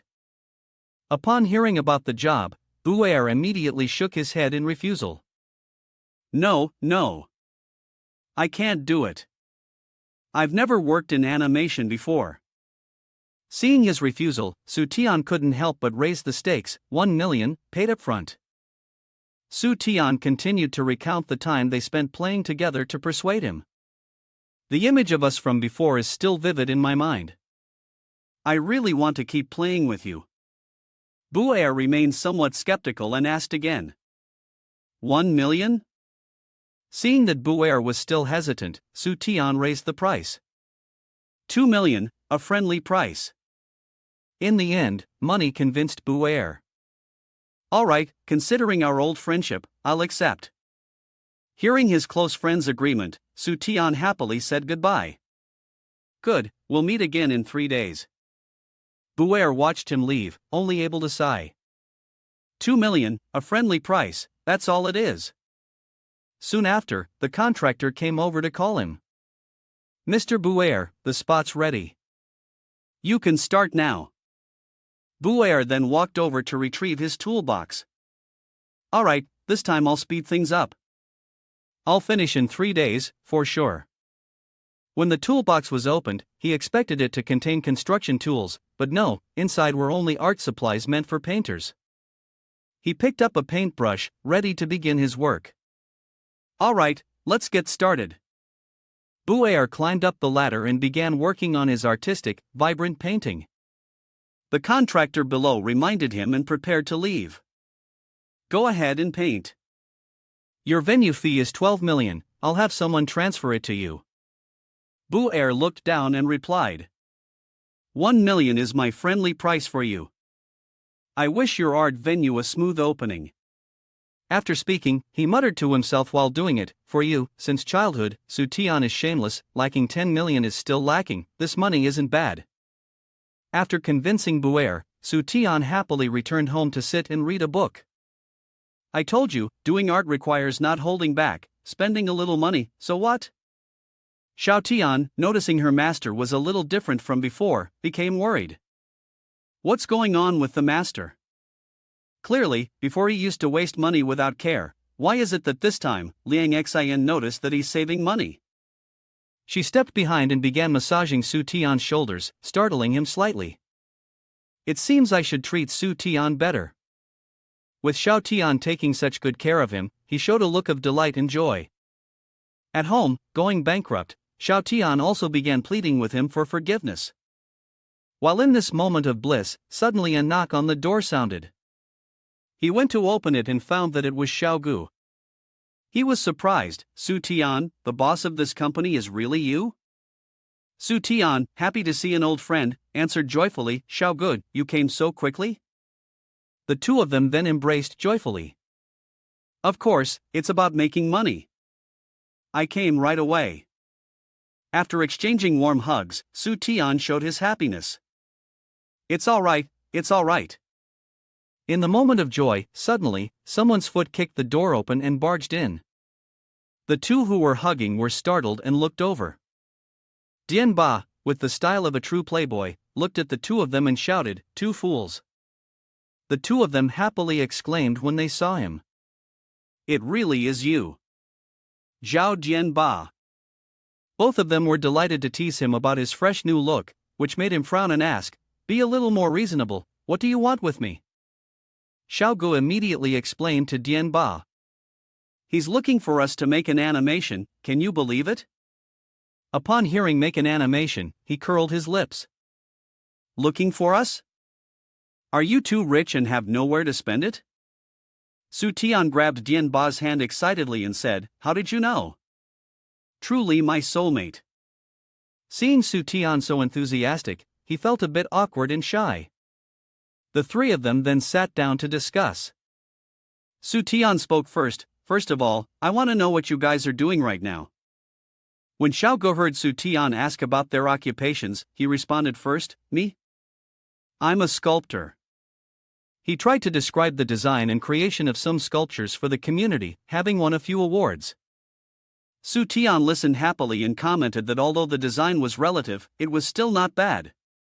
Xiao Gu, hearing the compliment, responded a bit shyly, Well, my fees might be a bit expensive. Su Tian didn't hesitate and boldly replied, Expensive is better, expensive is great. For this animation, I'll pay you 100,000 for one character design, then 200,000 for each revision, 400,000 for the next, and 800,000 if more revisions are needed. You get the idea.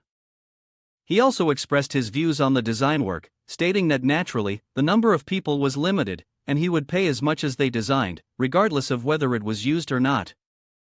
Xiao Gu, a bit confused, asked back, Are you side A? Are you pretending to be side A?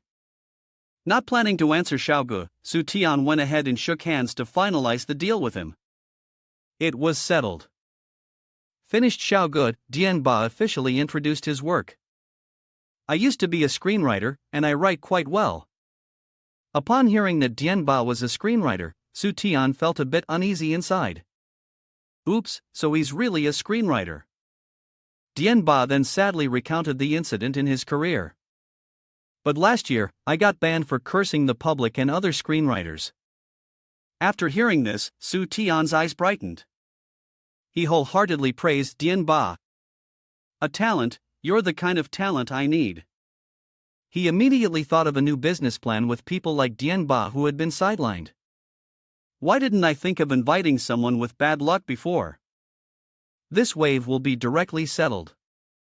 After the negotiation, Su Tian immediately raised his hand and quoted a price. Based on what you said, I'll offer 100 coins. Dianba looked disappointed, seemingly dissatisfied with the low fee. Looking at the 100 coins was honestly a bit low, but I had no choice.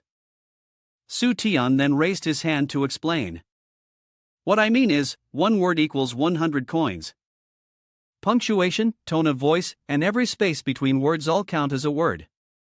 He pointed at Dianba and declared the contract, stating that even his self-chosen nickname would count as a word. Su Tian then handed the contract to Dianba to sign. Zhao Dianba, sign here. Dianba suddenly reached out and shook his head to decline. He said, No, I'm no longer called Zhao Dianba. He let out a long sigh, as if he had shaken off something that had been bothering him. How long has it been? Dianba read out a long scroll and declared it was his name. In the spacious hall of Tansu Company, Su Tian sat on the CEO's podium, with hundreds of people below. He rested his chin on his hand, his face serious. Today, everyone had gathered to discuss the company's new project. Xueqing sat below her, raising his hand with a troubled expression. For Tiansu's company meeting, it seems inappropriate for me to participate. Su Tian chuckled awkwardly and held up the poster for the animation project, explaining. The conference is focused on the project about the wealthiest person in the animation industry. Su Tian's statement stunned Xueqing, but the animation hadn't even been produced yet. Su Tian put on a confident pose.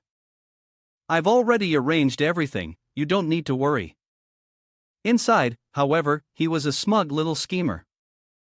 That's right, this way, we can lose even more money. Next, Su Tian took out a model of himself standing in front of a huge pile of money, holding a VIP gold card. First, the character. My character absolutely has to be made. Let's start with 7 colors forming a rainbow, and there are also the limits of black and white, unlimited colors, and a limited number of versions. Xueqing looked at the model in Su Tian's hand and couldn't help but exclaim. Who would buy this? It's bound to cause seizures. Then, Su Tian revealed his second trick. Next, the core of the wealthiest person is money, so we must pay for the characters one by one. Even the pricing will be one by one. Xueqing was taken aback. Wait, you mean to use 100 real coins to buy one character clearly priced at 100 coins? Su Tian didn't find his plan odd at all and even praised Xueqing. See, Xueqing truly comes from Jiashi Commercial Group, he saw through it at a glance. Then, he raised his hand high to encourage the morale. Does anyone have any suggestions? Quickly raise your hand and get to work. Just do your part, don't let our company lose face. Having grasped the situation of the poor employees below, Su Tian came up with a brilliant plan, raising a check with a description stating a reward of 100,000 coins for the workers. As long as they had any ideas, they would receive 100,000 coins. This method was indeed effective. Within a minute, dozens of employees stood up at once, all chanting in unison. Long live the boss, long live the boss. Among the employees of Tiansu's company, there was a shady figure who secretly sneaked out. He stood right outside the meeting room and took out his phone to call his boss. Boss, Su Xueqing has found an investor for an animation project. they're already starting to research and develop around this project. On the other end of the line, the boss stood in front of a large glass window, gazing into the distance. It seems Su Xuecheng has already caught wind of something. Preparing to switch careers from food, huh? He laughed loudly. Not bad, shows some awareness. Let's help the Su family by getting netizens to hype up their animation to make it popular. The employee on the other end of the line was confused. But the animation hasn't even started yet. Hearing this, the boss was stunned. They haven't started the animation yet, and they're already researching around it? After saying that, both the boss and the employee felt puzzled by Su Tian's strange plan. At noon, at the Su family's villa, Xuecheng sluggishly lay down on the bed inside. I'm exhausted. The maid entered, bringing some snacks. Young mistress, what's making you so tired? Xuecheng smiled wearily and waved her hand. Don't mention it, after holding the party for a day, Su Tian had already run off early. It's truly exhausting. Suddenly, she fell into deep thought. By the way, recently the sweet pastries from the Su family have also been squeezed out by competitors in the same industry. I can only think of trying my hand at a different profession for a change. The maid tilted her head and offered a suggestion. Why not turn to the veteran to break into a different field, using their advantages to step out into the world? That way, both the master and the young master could benefit from it, and the elder could also make money. Xuecheng responded, where would I find such a boss? Who has the time and energy to invest in every single industry? Wouldn't that be a recipe for failure? However, a flash of inspiration suddenly crossed Xuecheng's mind. Wait, there really is such a person. The image of Su Tian appeared in her mind, confidently tossing money around like it was garbage, which made her feel amused. It looks like I'll have to team up with Su Tian to make some money. Su Tian's phone rang precisely at noon. He picked it up with a sense of resignation. Hello, what are you investing in this time? At a Starbucks CAF, Xuecheng sat with a slice of cake and a cup of coffee, still asking him to invest. I want to use the investment from both you and Su to start a new company. Su Tian yawned loudly, irritated, and asked, isn't your family one of the top 10 enterprises in the city? How come you're still short of money from me for business? In his mind, he was already scheming. What if I make money? Who will reimburse me if things go wrong? Am I supposed to pay for it? Xuecheng was startled when Su Tian asked that question, as if her sore spot had been touched. Speaking out about it made her feel ashamed. This new company was highly likely to suffer losses, and who would have guessed that Xuecheng's sore spot would actually be the gold mine for Su Tian? Hearing about the potential losses, Su Tian suddenly perked up. She said, this is what woke me up. Xuecheng was astonished when she heard this. What? You're the CEO of a company, and yet you're still sleeping at this hour? No sooner had she finished speaking than Su Tian appeared right in front of her, wearing stylish sunglasses. Who said that? I've been up for a long time. As soon as I heard, I knew we had to cooperate. Su Tian took off his glasses and asked Xuecheng, so tell me, how exactly will this investment lead to losses? Su Tian's bizarre way of thinking caused others to gossip. Does this person's brain have some issues? Why would someone invest money only to suffer losses? The girl beside them immediately retorted, that's not right. Some people with a lot of money enjoy bankrupting themselves for fun. Only Xuecheng felt embarrassed on behalf of the fool, Su Tian. After a moment of regaining her composure, Xuecheng began to explain, alright, this needs to be traced back a few months. My father, Su Tian, said it was starting now. The Su family officially entered the e-commerce business, while also expanding its product line, starting from breakfast pastries and advancing into pre-cooked foods. The core staff of the Su family company was full of enthusiasm, collectively shouting, yes. Among them, there was a spy sent by a rival company, who secretly reported the news from a secluded spot. That's right, Su Tian has made his move. The reconnaissance team is ready. Regarding the livestream product introduction by Su family, someone introduced, "Ladies and gentlemen, that's right, today I'm presenting to you a type of breakfast, a modern twist on Laogan Su from Nation Tea, buy it." Immediately, thousands of negative comments flooded in. "This is disgusting, it's so hard to eat, I had one bite last time and ended up in the hospital getting my stomach pumped for 3 days, don't buy it." Laogan Su became nauseating, and soon the company's revenue drastically dropped. Jin Tian sat in his office, frowning as he looked at the sales report. 10 units sold. Our daily average sales in the market and supermarkets are over 1,000 units. He slammed the table and stood up, demanding more advertising and marketing investment. Shuiqing sighed in frustration. Then the netizens started claiming that we were deceiving customers, suing consumers, and the Navy Brigade attacked us fiercely. She shrugged in exasperation. The brand's image, once the oldest, could not be restored at that moment, and all they could do was silently retreat.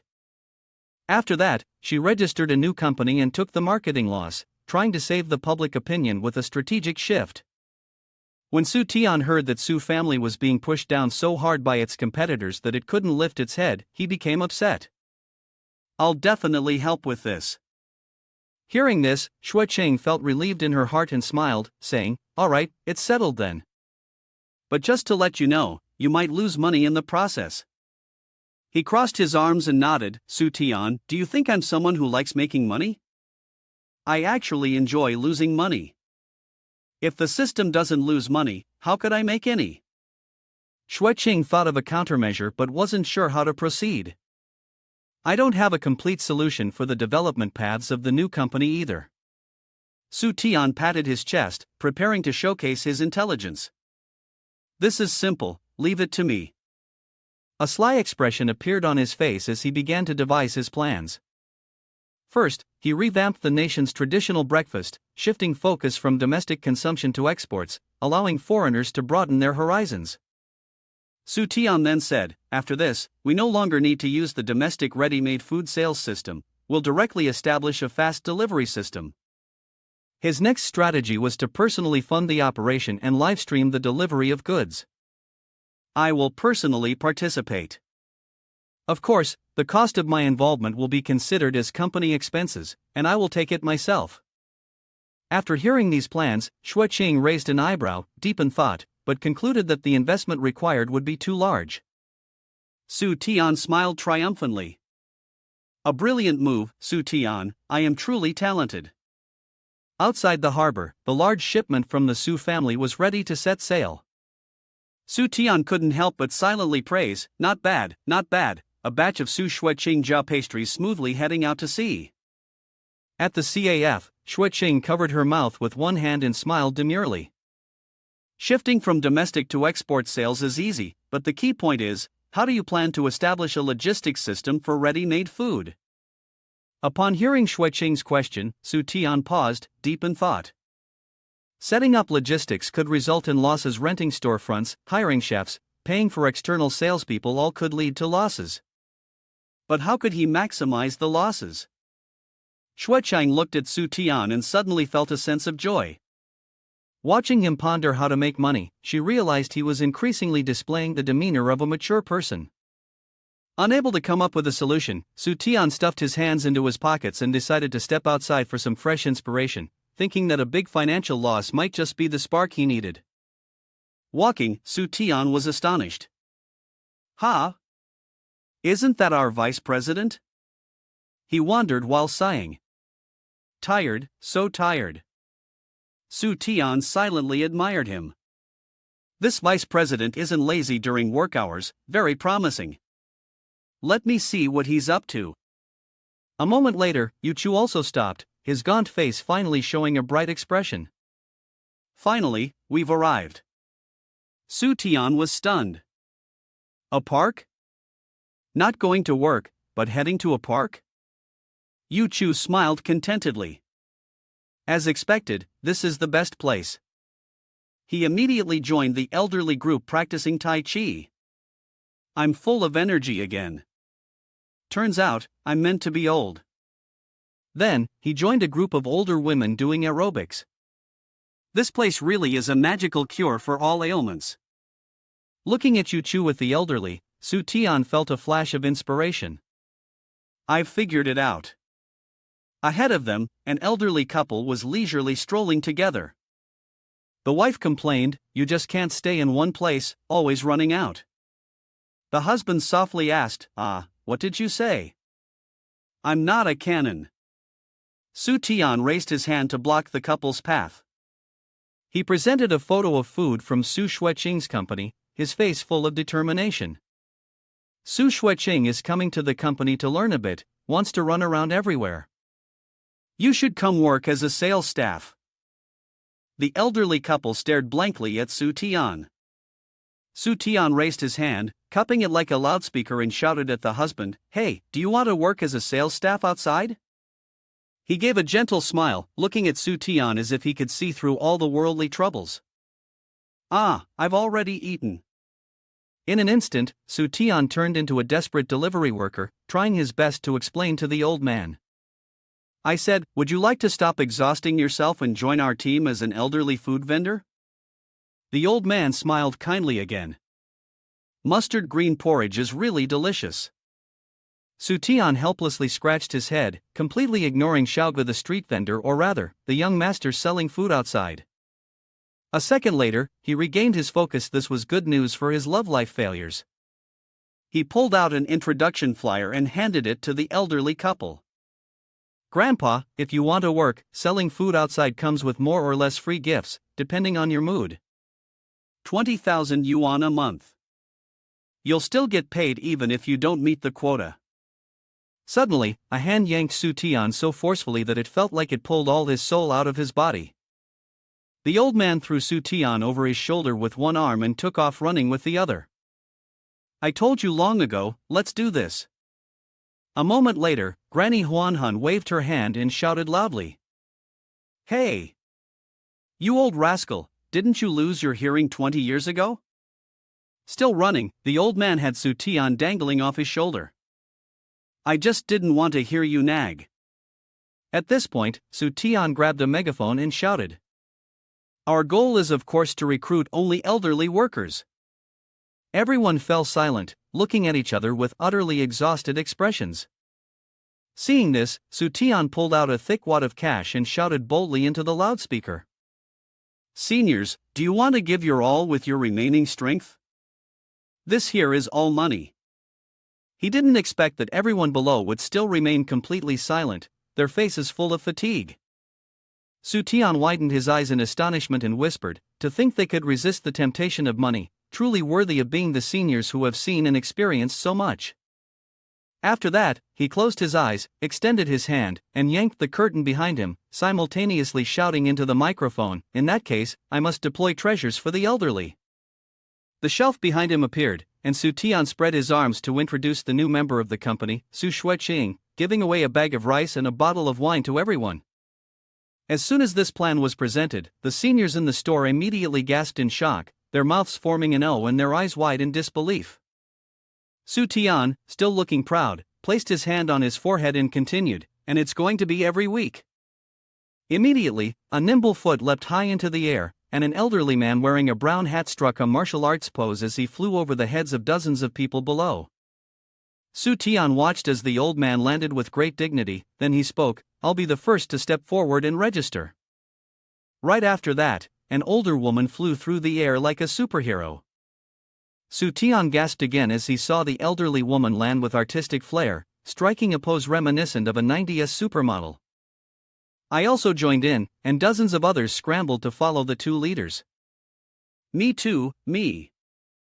I was the first to come." Su Tian put on a pair of glasses, looking scholarly and dignified. He pointed outside the window with one hand and smiled brightly, saying, "Don't rush, everyone, look outside."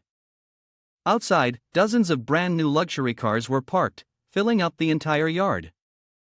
Su Tian, full of confidence, added, "Each delivery person is assigned 2 cars and 1 driver to ensure the safety and smoothness of the receiving and transport process." Su Xueqing frowned and muttered to herself, "So this is what they call food delivery? Every delivery person must have a driver, isn't this just for old men and women to sit in cars and go out every day?" Su Tian crossed his arms over his chest, gazing out the window with a hopeful expression about the future ahead. The wave in his mind could be summed up in one word: stability. The scene shifted to an apartment, where a guy in a blue shirt was sitting cross-legged, relaxing while scrolling through his phone. There was a knock at the door. He lazily got up, rubbing his stomach, his face twisted in annoyance. "Hello, finally, the delivery guy's here," he grumbled as he opened the door. "Why's the delivery so late today?" "Be careful, I might file a complaint." The person standing at his door holding the package was his grandmother, disguised as a delivery worker. "Huh? What did you say?" Upon seeing the delivery, his face turned pale. "Grandma? Why are you here?" She boldly walked into the house, much to his shock, and placed the package outside. "I did the delivery, so hand the order over to me." After finishing her sentence, she glared at him with a serious face. "Have you been playing games lately?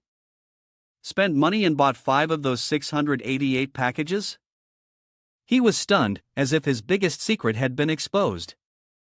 But his grandmother took out a stick, spun it forcefully, and started chasing him. Suddenly, a notification popped up showing a new comment.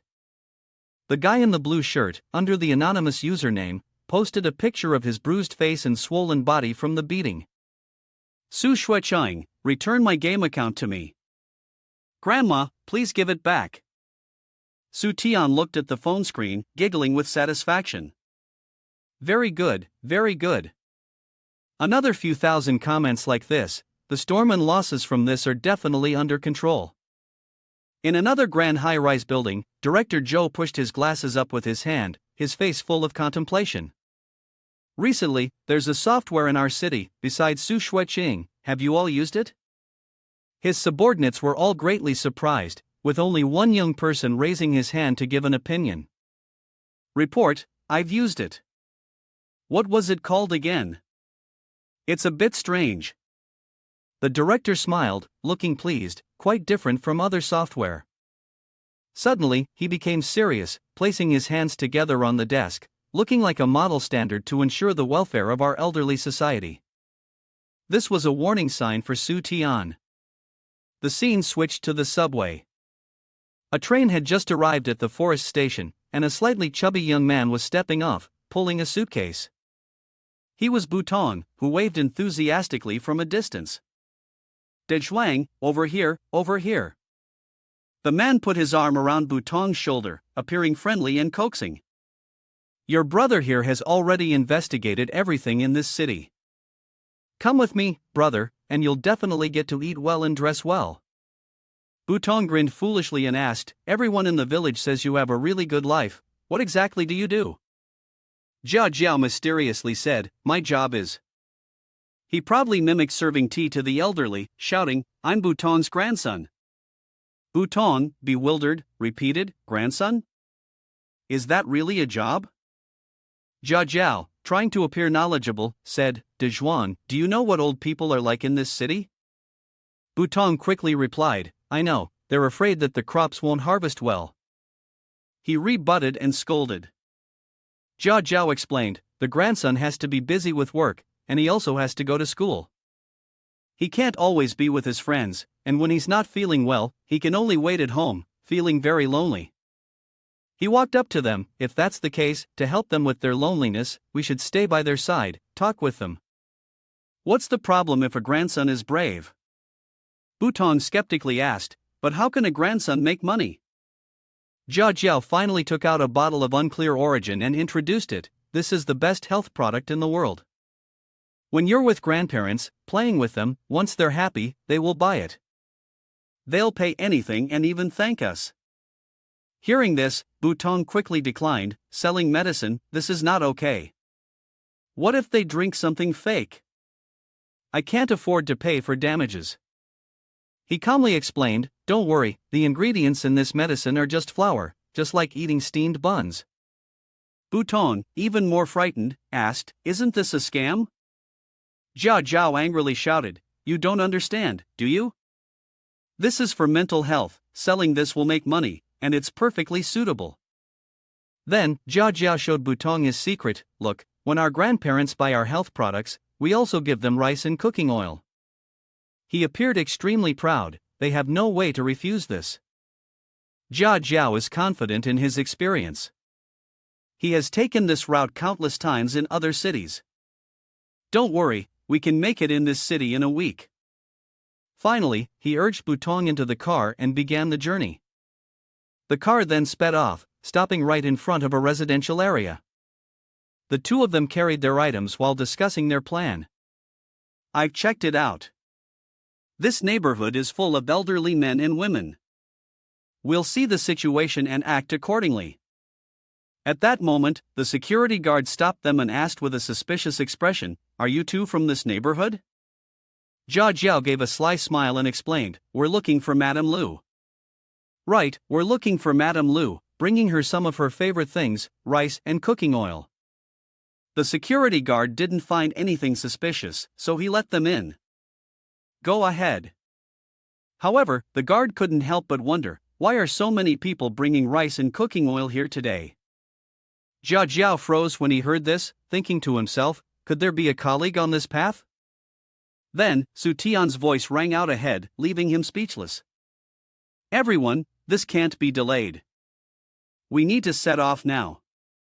He reminded them, "Seniors, don't rush, each of you has been assigned a driver, and the rice and oil will be delivered to you soon."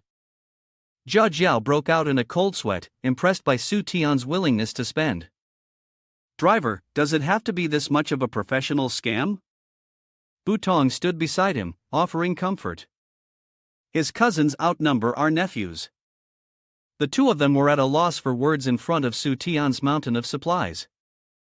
Jia Jiao's face was determined, looks like we've run into a senior in the nephew's circle. He thought to himself, with such a big investment, it seems like they want to clean out everything. Jia Jiao called Su Tian back, "Hey, wait a minute, you're looking confused. What's wrong? Who are you?" The man put on a flattering expression and began to imagine. "I'm your colleague," he said smugly, thinking that since he had figured him out, he was naturally entitled to share in the benefits. Jia Jiao confidently coaxed him, "Brother, how can you do business without bringing me along?"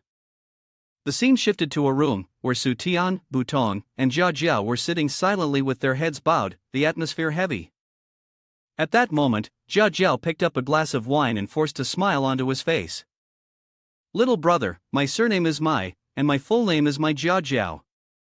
Butong then picked up a bottle of wine. "Both my brother and I are from the Mai family. My name is Mai Butong." Su Tian also raised his glass for a toast, wondering what Jia Jiao meant when he said he was a colleague earlier. Jia Jiao's face darkened as he thought to himself, "Here it comes, this is the membership test, they're probing to see if I'm discreet enough, while also checking my reaction skills." He put on a cute act, winking and forming a heart with his hands. "What I mean is, being a nephew isn't enough, you have to care for the elderly, accompany them, and help solve their troubles." Su Tian ignored Jia Jiao's awkward appearance, his face looking satisfied. "So, you have a section for elderly care?" Su Tian's words had hit the mark with him that was only natural. "Say what you will, but when it comes to making the elderly happy, I'm a true professional." Su Tian, satisfied, pulled out a golden VIP bank card and handed it to him with great excitement. "That's great then, I'm hiring you. Now I can finally spend money as extravagantly as I want." Faced with Su Tian's kindness and generosity, Jia Jiao was filled with anxiety. It's here, the second test." He raised his hand to block Su Tian's VIP card and spoke firmly, "Don't insult me with money. Loving and caring for the elderly is something I genuinely enjoy." After hearing that, Su Tian scratched his head awkwardly. "That's fine, I'll just lose a bit of money, that's all." In contrast to Su Tian, the two brothers expressed their determination. "We just want to help you complete your plan of caring for the elderly that you haven't finished." But as soon as they turned away, they revealed a cunning expression, then looked for an opportunity to kick him out. These old chive bunches are as good as harvested. Watching my brothers' backs as they walked away, Su Tian felt a bit uncertain. No, what if they actually end up helping me make money? I need to assign someone to follow them. Silly then started monitoring Jia Jiao's care for the elderly. One moment he was massaging the feet of one old lady, the next he was carrying another one on his back to deliver packages. On another day, he was out doing health exercises with a group of seniors, waving his arms and legs. Realizing Silly was following him like a shadow, Jia Jiao shouted angrily, "You don't trust me at all, do you? Always sending someone to keep an eye on me. This kind of coworker is way too obvious." Seeing this, Butong was angry on behalf of his brother, sinisterly holding a bottle of unknown medicine. "Boss has worked so hard, I must help boss solve his troubles." Scene transition, Su Shuiqing's shop. The elderly people had arrived early. Vi led the police team, holding a certificate of appreciation, and went to the door of Su Shuijia. How can he win awards for everything he does? It quickly becomes an honor for the city. The other officers following by also happily praised Su Tian. "My grandmother, since becoming a part of Su Shuijia, has made many friends, and her face beams with joy every day." "That's right. My grandfather used to be tricked by those selling fake health products and oil, but since Su Tian came along, those scammers disappeared." As soon as she finished speaking, Butong appeared in front of them, holding the bottle of unknown medicine, offering it. "Grandma, look, this health product is really good for you. It's like eating steamed buns, very beneficial." Vi and the police team were frozen in place. Butong, confused, turned to look at them. He then asked the police team with a face that was 3 parts enthusiasm and 7 parts ignorance, "Would you all like to buy some too? My brother still has a lot." Immediately, the handcuffs were professionally placed on Butong's wrists while he still held the bottle of medicine. Just like that, Butong was escorted into the police car by the officers, his face still full of bewilderment, not understanding what was happening. Wei Wei stood and watched as the police car slowly rolled away, speechless at the situation that had just unfolded. In another place, Jia Jiao was arrogantly waving his hands and gesturing wildly at Su Tian. Jia Jiao said, "Su Tian, let me speak frankly with you. 80% of your elderly resources have already been taken by me." He no longer bothered to hide his smug, petty face from Su Tian.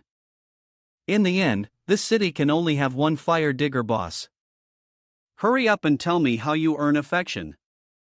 After saying this, Jia Jiao pulled out his phone and dialed 110. "I'm not signing a contract with you. I'm calling the police, and the only one who will be arrested is you." Su Tian frowned, confused about what he was talking about. "Earn affection? Why are you slandering someone's reputation without any basis?" And then he pointed behind them and said, "What are you calling the police for?" "No need, they're already here." Caught by the police and having their mugshots taken, Jia Jiao, looking gaunt, muttered, "It's over, it's really over." They kept shouting in frustration as they were taken away by the police. "I'm innocent, I'm clean." On the other side, Su Tian was deep in thought, resting his chin on his hand. So those were the 2 fire diggers. I almost got scammed. Wei Wei looked at Su Tian with a bright, admiring gaze. "Su Tian, was scamming those fire diggers part of your plan?" Su Tian was completely puzzled when he heard that. Just a second after understanding what Wei Wei meant, he snorted, his face filled with self-satisfaction. "Of course, my dear, I am always prepared." Wei Wei crossed her arms, satisfied. "You've been putting together this plan alone, you must be tired. You should get some rest." Su Tian, moved, said to her from behind, "Finally, someone understands the misery of my emotional exhaustion."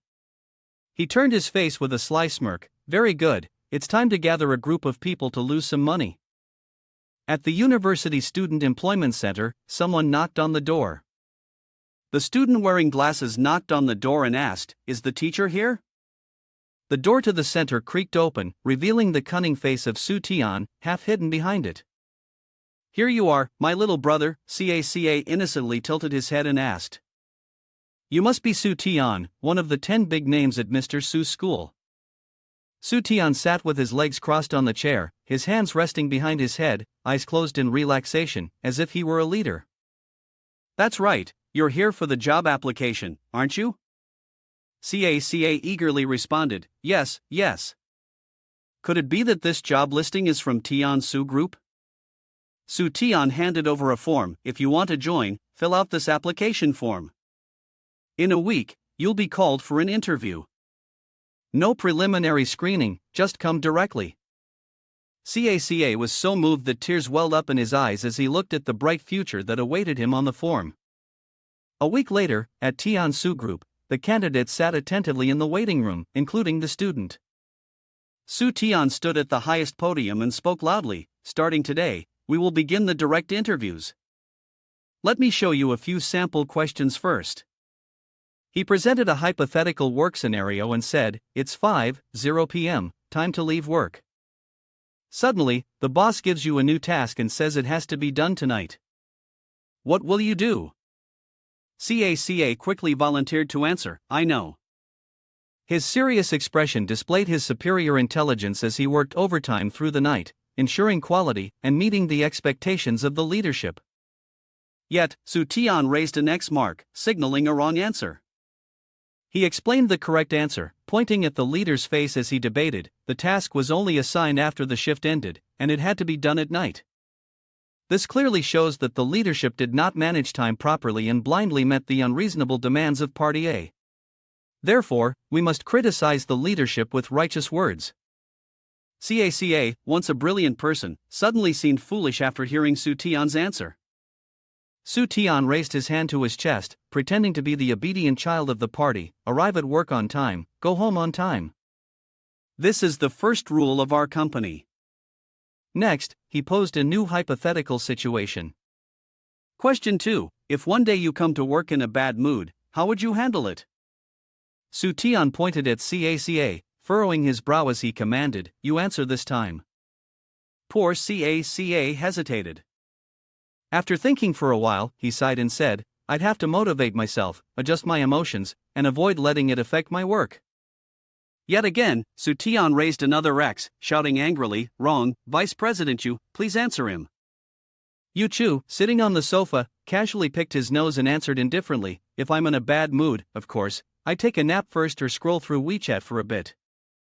Su Tian was pleased with this answer, loudly proclaiming with pride, if you're in a good mood, work. If you're in a bad mood, take a day off.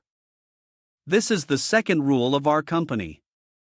After finishing his words, Su Tian raised his hand to CACA's head as if he were enlightening a new, unseasoned soul. Have you come to your senses? However, no light of realization shone through CACA's heart. He tilted his head back and cried out to the sky. What kind of company is this, really? It can't be a multi-level marketing scheme, can it? CACA raised his hand, his face filled with confusion as he asked Su Tian. Su Tian's company is well known, but what exactly is its business? This question made Su Tian fall silent for a few seconds, then he praised CACA. That's a good question. A variety of businesses flashed through his mind: food, gaming teams, wigs, idols, and he paused to think. Actually, he wasn't sure himself. Feeling stuck, he passed the tough question back to CACA. What do you think? CACA scratched his head. It seems like the company does everything, there doesn't seem to be anything it doesn't do. Suddenly, he seemed to have a realization and shouted out. The business model of Su Tian's company is investment. Su Tian slapped his hand down, thinking that CACA's idea was brilliant. That's right, wasting money is nothing but investment, right? Su Tian's eyes lit up as if he had found a hidden talent. Then, may I ask this wise man, how should I invest to make losses, and still make money? CACA wrote the word economic on the board and began to explain to Su Tian. My major is economics, and to make money, of course, you need to choose investments that have potential and, based on that, invest wisely to gain profits. Su Tian gripped CACA's shoulder, his eyes bright, and said. Great, next, the company will develop a hopeful investment project, and you'll be by my side to intern. As soon as Su Tian finished speaking, all the candidates stared blankly, confused, and asked. What is a hopeful investment? Su Tian put on a dangerous expression, the secrets of the heavens cannot be revealed. In a few days, everyone will know. A few days later, in Su Tian's office, only Caca was buried in the laptop, while Su Tian sat with his head down, deep in thought. Suddenly, Caca lifted her head and looked at Su Tian with a smug expression. Mr. Su, I'm all set. Su Tian gave a thumbs up and invited the person who initiated the first project onto the stage. Immediately, a young man with colorful hair appeared. My project is particularly fitting for the theme of hope. He pulled out a box covered with a blue cloth. This is my project. He stared wide-eyed and shouted loudly. It carries the hope of progress and mutual understanding of humanity. With that, he yanked the blue cloth away, revealing a corner of a yellow-colored object. Both Su Tian and Caca were shocked by the strange yellow object. In his hands, he held a yellow public phone booth model. Caca leaned in closer to the model and curiously asked, "What is this?" Hearing Caca's on-point question, he raised a hand to his hair and answered flamboyantly, "This is a public phone station. Inside the public phone booth, there's a slot for a QR code. You just need to scan the code with your mobile phone, and you can use this public phone. It's not only classic in style but also in line with the trends of the community economy." Caca pointed out the absurdity of this public phone booth idea, asking why anyone would need to scan a code when mobile phones already had the ability to make calls. After hearing this, he seemed to realize the flaw in his product, standing there speechless. Then, he opened the front door and, intending to leave, poked his head back in to say one last cool line, "Bye." Seeing him preparing to leave, Su Tian quickly stopped him. "Master, please wait." Su Tian rushed over, holding his hand earnestly with both of hers to initiate a century-long partnership. "I will invest in your project." Caca, seeing this, made a distorted face as she looked at the yellow phone booth model in her hand. "Ha? This can also be invested in?" Su Tian generously spoke about the investment plan, turning a public phone booth into your own public phone castle, not just investing but making a huge investment. Every 100 meters, we must set up a public phone station, using the best materials, and make sure it's renovated beautifully, magnificently. After hearing Su Tian's plan, Caca shuddered, goosebumps rising. Really? Is there really someone with that much money? Is this the world of the rich? Su Tian laughed arrogantly, placing a hand on the confused Caca's shoulder. Our company, Tiansu, wants to invest in projects with such potential. Have you learned it? Elsewhere, outside Tiansu's company, the guy who came up with the phone booth idea was putting his hands in his pockets, looking at Tiansu's company with a very puzzled expression. An outstanding investor like Su Tian, why would he randomly spend money on this project? He stroked his chin, deep in thought. Wait, there's definitely a deeper meaning to this, judging by the projects Tiansu has invested in before. In a blink, he made a dangerous expression, as if he had figured it out. Mr. Chen, I understand now, I get it. Ha? Why did I say again? Meanwhile, on the other side, a hot girl was walking under the 40-degree sun, her red hair flying in the wind. She held her collar in her hand, fanning it towards her face, trying to create some breeze. She arrived at the public telephone castle owned by Tiansu Company, walking while complaining, "It's so hot, so hot." She entered the telephone castle, fanning herself with her hand while sticking out her tongue and lamenting, "If only there were an electric fan." Suddenly, inside the telephone castle, electric currents lit up, forming a square mesh that resonated with the Tiansu telephone. Starting up, the girl opened her mouth in shock, her face expressing astonishment as though she had encountered a ghost. She saw part of the telephone station open up, transforming into a comfortable sofa for customers. The girl was amazed, thinking to herself, the telephone station, which no one uses, can actually change shape? Then, a cool breeze blew in, making her hurriedly pull her clothes down to avoid exposing herself, as the breeze felt cold. She was overjoyed, like a curious child before a new toy. This telephone station seemed different from others. The screen of the telephone station lit up, and around the screen were many cute teddy bears. Welcome to the Tiansu Resonance telephone station. Then, the screen displayed a chibi drawing of Su Tian, pointing at a QR code. If you want to learn more about the Resonance telephone station, please scan the code. The beautiful girl smiled, her eyes squinting with joy at the cuteness and customer care of Tiansu's Resonance telephone company. Modern businesses really love to play advertising tricks. A second later, the smile disappeared from her face, replaced by a look of shock.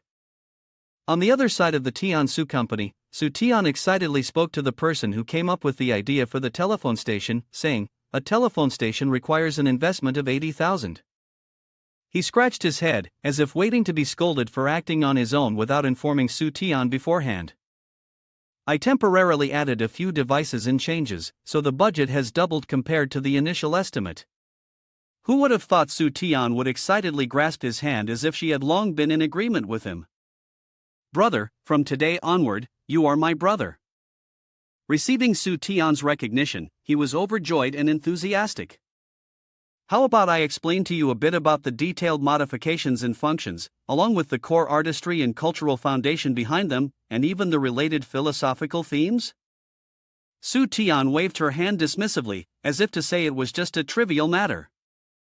No need, these profound things you can just understand them yourself." Meanwhile, he was secretly calculating the way to lose the most money. This wave has at least 3 scattered telephone stations. He must become the richest man by losing money. A hot girl sat in the waiting room of the telephone station, enjoying the refreshing breeze. It felt so comfortable. Suddenly, a rough hand was placed on her shoulder. "Beautiful, did you place the order?" She turned her head with delight and said, "That was quick." Madame Xianhua, dressed in Su Shuejia's delivery uniform, handed over the food package. Her delivery for Su Shuejia had arrived. The girl took the milk tea from her, took a sip, and felt as if she were floating up to heaven. The lady sat beside her and gently said, "Young people these days are really fortunate. Back in the day, we wouldn't have been able to enjoy this." She handed the phone containing the information to Xianhua to have a look, conveniently introducing a bit about Su Tian's telephone station. Thanks to the QR code provided by this station, one could even link up with Su Shuejia for takeaway delivery within 10 minutes. Truly convenient. Seeing the girl's blissful expression, the lady also wanted to share a few words. "Ever since I became a super courier for Su Shuejia, I've made so many elderly friends and even had a few old men pursuing me too." Then, Yuchu was seen, gaunt like a ghost, passing by them. "I'm so tired, working as a laborer is exhausting," he said. Suddenly, he clutched his chest, his whole body trembling, his breath quickening. "It hurts, working as a laborer hurts," he gasped. He collapsed to the ground, no longer moving. The girl was horrified. "Someone's collapsed. What happened? What should I do?" Suddenly, a figure as fast as a superhero in a delivery uniform from Su Shuiqing rushed past her. "Don't panic," Madame Xianhua said. "Press the emergency button on the phone station. The Resonance phone station will solve all your difficulties." Unexpectedly, the Tiansu company's phone station was not only grand but also equipped with a function to save people in emergencies. The system was capable of recognizing the problem you were facing and quickly providing the optimal solution. "Idiot, try the automatic defibrillator to prepare for resuscitation," Madame Xianhua commanded. She took the automatic defibrillator from the system, her face gentle and kind, like an angel. "I am a superhero of Su Shuejia, helping the citizens of this city is my duty," she said. Madame Xianhua put on a mask and protective glasses, holding the defibrillator, her expression serious as if preparing for something that required extreme caution. Next, she applied the defibrillator to Yuchu's chest under the watchful eyes of the young woman. Yuchu's body jerked once, then fell back as though his soul had just wandered away. A current flowed through the defibrillator, Yuchu's body convulsed from the shock, and he finally regained consciousness, his eyes slowly opening. Live, being a worker," he said weakly. The girl placed her hand on her chest, breathing a sigh of relief. "He's saved." Madame Xianhua clasped her hands behind her back, gazing into the distance at the city. Today was truly a meaningful day. Seeing her about to leave, the girl quickly called out to her, "Madam, I still don't know your name." Madame Xianhua turned around, and behind her appeared a halo of light, as if a living Buddha had manifested. I am Li Xianhua, and I do good deeds without leaving behind my name. Looking at Madame Xianhua, the girl felt a sharp pain in her heart, tears streaming down her face. On such a hot day, with her age so advanced, working hard for a few coins delivering food to save someone, it was truly moving. Madame Xianhua wore a cool pair of sunglasses, got into a luxurious blue sports car, and turned back to wave at the young girl. It was indeed an expensive sports car, and as soon as she got in, the car swiftly sped away, disappearing in an instant. Yu Chu and the beautiful girl watched the car's silhouette in the distance, feeling a sense of sorrow. Was it really fair to drive a sports car? Both of them cried tears that seemed endless, unable to stop lamenting their misfortune. The girl suddenly remembered something very important, quickly turning to look for Xianhua. But she had long disappeared, and she had forgotten to take a photo. With a sigh, the girl could only take another photo as a substitute. Well, she might as well promote this phone for now. At Tansu Corporation, Su Tian sat in the executive chair, leaning back and sleeping, drooling, snoring loudly like a cow bellowing. Caca looked at Su Tian's peaceful sleeping posture, lowered her head, and thought, I still can't figure out how this project is supposed to make money after all these days. Secretary Duo Mei opened the door and entered, holding a huge stack of documents. Report, Mr. Su. The investment project seems to be making progress. Su Tian did not bother to open her eyes, still yawning widely. The younger apprentice is in charge. Caca took the pile of documents from Duo Mei's hands, unable to believe what he was reading. This is not scientifically accurate. Duo Mei smiled charmingly. It's very scientific, because this is Su Tian's boss doing it, not taking the usual path. Furthermore, the photo of the beautiful girl taken at the phone booth station was of her. Yu Chu in the phone booth with the phrase the beautiful woman and the worker form a bond. Madame Mei was the phone booth with an incredibly powerful impact. Duo Mei continued her report. These documents were for businesses that valued the commercial potential of the phone booth boss and were preparing for advertisements. Then, she took out a stack of glaringly yellow business cards. These cards were from professional directors who valued the influence of the phone booth station and were preparing to join. Next was a thick stack of letters for Su Tian to read. These letters were expressions of thanks for how the phone booth had helped save people and provided relaxation. Caca's face lit up as he finally understood the truth. It turned out that the phone booth was not just an investment project, but also a public welfare career. However, what puzzled Caca was that, despite the enthusiastic support of the masses, it seemed the phone booth wasn't making a profit, and it appeared that it still couldn't break even. Duo Mei's eyes, behind her large, stylish glasses, shone like car headlights. No, we've already made money. She took out her phone and pointed to the mobile data section for Caca to see. Have you heard of 5G networks? Caca was also puzzled. I think my classmate uses it. Duo Mei smiled, squinting her eyes, and held up a model of the phone booth to show Caca. With our phone booth, this problem won't exist anymore. Then she explained, each phone station has a small-sized 5G base station. The government has come forward to cooperate, paying for the right to use our phone stations. Caca widened his eyes in surprise, staring at Su Tian. That's impressive. Was this part of your plan, too? Mr. Su only saw Su Tian lying on the chair, hands on his stomach, snoring peacefully, his face looking as innocent as a child in deep sleep. When Duo Mei and Caca were in the CEO's office, Su Tian was still sound asleep on the chair, his hands resting on his stomach, drooling slightly from the side of his mouth. He and Duo Mei quietly closed the office door, not wanting to disturb Su Tian's precious sleep. Caca raised both hands as if praying for divine protection. Mr. Su must be asleep now because he exhausted himself before, working so hard to make money for the company. Duo Mei fully agreed with what was just said, imagining how handsome and charismatic Su Tian must look. That's right, that's right. If it weren't for Mr. Su, the company would have gone bankrupt a long time ago. Suddenly, someone stomped heavily on the floor, shouting, Su Tian, I want to see Su Tian. Air Zhang, with an angry and irritated expression, as if ready to fight, stormed forward. I want to see Su Tian. Behind him, someone was chasing and shouting loudly, "Don't run, the registration process must be followed, you can't cause chaos." He didn't pay any attention to Su Tian, directly punching the door open. The three of them were startled. The staff member screamed, "This is bad, quickly get security for Mr. Su."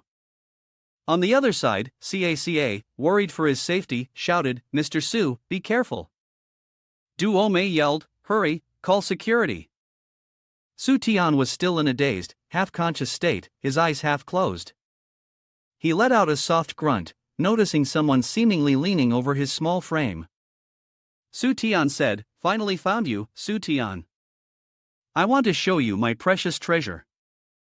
The three people outside looked increasingly worried, their faces turning purple with fear. They were afraid something might happen to him. The strange presence had appeared. Inside the CEO's office, Su Tian seemed still half asleep, unaware of the impending danger. What was going on? The little one hadn't lost yet, but his life was no longer his own. Then, he held up a cylindrical, yellow object, laughing loudly while calling his name, "Su Tian, you're speechless, aren't you?" Air Zhang bowed at a 90-degree angle, his demeanor respectful. With both hands, he offered a rolled-up red scroll to Su Tian. "Please accept this from me."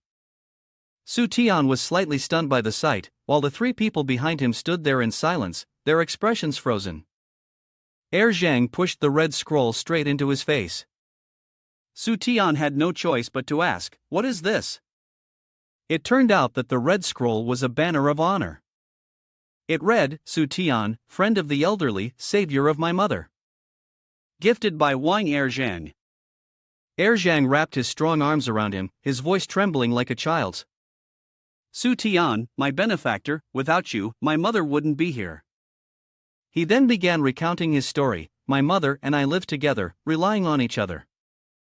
Every day, I would go out to work, always worried about her." In Air Zhang's mind, he envisioned a life filled with happiness. He continued, his voice breaking, "When my mother fell ill, I couldn't be with her 24/7. She was afraid of burdening me, so she never went out. What will come, will come." According to Air Zhang, the difficulties hit at this moment. "My mother saw the recruitment flyer for Su Shuiqing. His mother went outside thanks to that recruitment information." Air Zhang choked up. "Finally, with the help of the company and the delivery company, my mother had the opportunity to go out for a walk every day and even earn money. The crucial point of the story has arrived." His voice became more and more emotional. "That day, my mother did not go to work on time, and the driver noticed something unusual. Together with the police, they came to my house and discovered that my mother had fallen ill." Finally, Air Zhang's voice calmed down a bit because, thanks to the timely intervention, my mother was no longer in danger. He placed both hands on Su Tian's shoulders, squeezing tightly, tears and snot mixing, feeling deeply grateful. "Su Tian, you are truly my mother's savior, you are the boss of Wang Erzhan for life." Su Tian seemed somewhat doubtful and asked him back, "Is this really related to me? Perhaps you've forgotten something from the past." Su Tian raised his hand to his chin, thinking deeply for a moment. After considering it carefully, it seemed there really was something. "You still care about Air Zhang's mother. Your mother's illness has completely been cured." His face softened, and his voice became gentler. "That's right, although the treatment used up all the savings, her condition has completely improved." However, Su Tian did not want it to be that way. Since he now had money, Su Tian was willing to step in and help Air Zhang. He called out loudly to assert his authority, "How can it be like this? Quick, where are the people? Pay for all his medical expenses." This left Air Zhang frozen in place. Air Zhang knelt down and hugged his legs, sobbing, "Benefactor, it can't be like this. Wang Air Zhang, I am incapable, this kindness is too great, I can't repay it." Su Tian happily said, "Air Zhang, why don't you join the company?" With the treatment of a deputy director, the smile on his face was extremely comfortable. Zhang's face was covered with tears and snot, growing more and more, shouting loudly at Su Tian, No, I really am useless. He smiled gently, like a benevolent father giving blessings to his poor child. Uselessness can be learned, but your filial piety, others can't learn. In his heart, he jumped for joy with an indescribable happiness. Not capable? Isn't that an essential part of your plan? Su Tian, I want to lose money. Just as Su Tian was happily dancing around, a knock on the door interrupted. Is Su Tian here? The name Zhou Wei flashed through his mind, realizing it was her who had come to deliver a message. Does this brave man also give out reward flags? She raised a red banner similar to the one Zhang had earlier. However, this one looked more elegant. I'm here to present the government's merit flag, and of course, there's also a government cooperation contract. As soon as Wei Wei finished speaking, Su Tian's entire body froze, his face stiffened as if coated with glue. Government contract. Wei Wei, unconcerned by Su Tian's petrified expression, cheerfully said goodbye. I have to go on a mission now. You can take a look at the cooperation contract with the government. The higher-up's intention was to negotiate a good price. He wore a frustrated expression, holding the merit flag in one hand and the cooperation contract in the other. Negotiate a good price? Can I negotiate to have him pay me instead? Su Tian's face trembled slightly, his expression darkening a little, and his mood suddenly shifted, his attitude changing. He threw everything in his hands aside, chuckling softly, intending to make it impossible for Su Tian to earn any money. Luckily, he still had something in hand and suddenly thought of a safe solution. Su Tian proudly pulled out a golden card with a red cross emblem, his face full of smugness, trying to appear cool. Surprised, aren't you? All senior delivery personnel are provided with hospital consumer cards. If health insurance doesn't cover it, Su Tian will. CACA was also quite surprised by this card. What? The hospital also has consumer cards? Aren't those only available in stores and markets? He didn't know. He didn't know when Su Tian had started wearing those sunglasses, looking the part of a tycoon. Ordinary people wouldn't have such a thing, but who am I, Su Tian? I offer a 20% discount, buying a card worth 120 coins for just 100 coins. After hearing this, CACA's face showed 3 parts fear, 7 parts shock. He looked at Su Tian sitting back on the sofa, exuding an air of superiority, looking like a high official. Was this how the rich spent their money? Then, he loudly puffed his chest and tried to show off to CACA. Let's get a few hundred of these cards first. He tried to stop Su Tian, but it was too late. A few tears welled up at the corner of his eyes, his voice slightly trembling. Mr. Su is so concerned about the health of the elderly. I hope he can make a lot of money. The two of them headed to the hospital. The hospital looked grand and clean. The consumer cards were stacked in a pile, one by one. Su Tian sat with his legs crossed, feeling completely satisfied. Very good. These cards could burn through 2 months' worth of love. CACA could only stand there, mouth agape, helpless and useless, staring at the towering pile of cards. Zhang picked up a large burlap sack, wanting to help a little. Then I'll sell my strength to move these. He raised his hand, panicking, to stop Zhang. No need, from now on, follow my instructions and don't look for work to do on your own. CACA, holding a whiteboard pen, seriously wrote and took notes as if it were true. So that's how it is. I've learned it now, professionals do professional work, don't cross the line. Is this the secret to Su Tian's success? At that moment, the sound of an ambulance siren blared, and the emergency lights flashed non-stop. Emergency for the injured. Clear the way, clear the way. Su Tian and he also stopped their work, stunned for a moment. Outside, a patient was being brought in. This patient's face was as withered as a dried corpse, with his mouth wide open and eyes sunken in, looking extremely terrifying. Both of them were completely shocked, to the point where he was so frightened that he jumped into Zhang's arms, lifting him in a princess carry and screamed loudly. Everyone around them was gossiping as they passed by. What's going on? That looks so scary. Could it be a zombie? Is the world about to end? Fortunately, 2 police officers came in and explained the situation, reassuring everyone. Everyone, this isn't an apocalyptic zombie situation, there are no zombies here.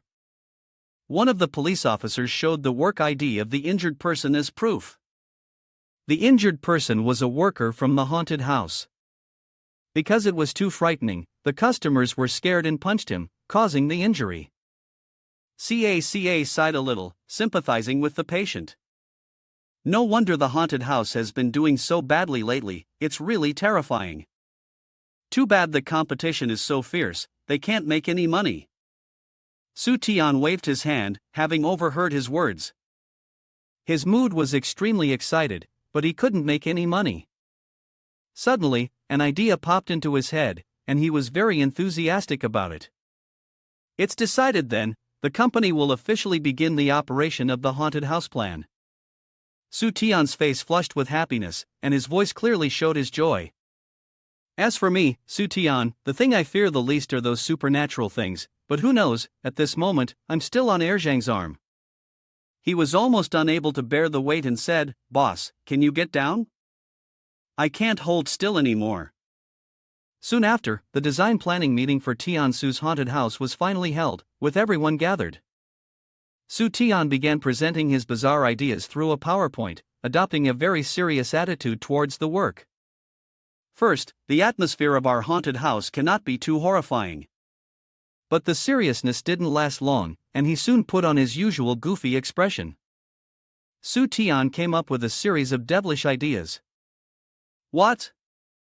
Zombies, legends, we don't need any of that. Let's let the light of righteousness shine upon the earth. Suddenly, Su Tian's expression changed again, becoming unusually stern. He raised his finger to illustrate his point. Since there is the light of righteousness, the haunted house can't be dark. The design should be set in a workplace, a school, a bus station, or any public place, bright and clean. Then, Su Tian gave his subordinates some bizarre requirements. If anyone has any decoding projects or passes through codes, cancel them all for me. He was filled with joy inside, thinking his plan was perfect. No horrifying atmosphere, no special features in the venue, no interesting decoding tasks. He had perfectly avoided the 3 most exciting aspects of a haunted house.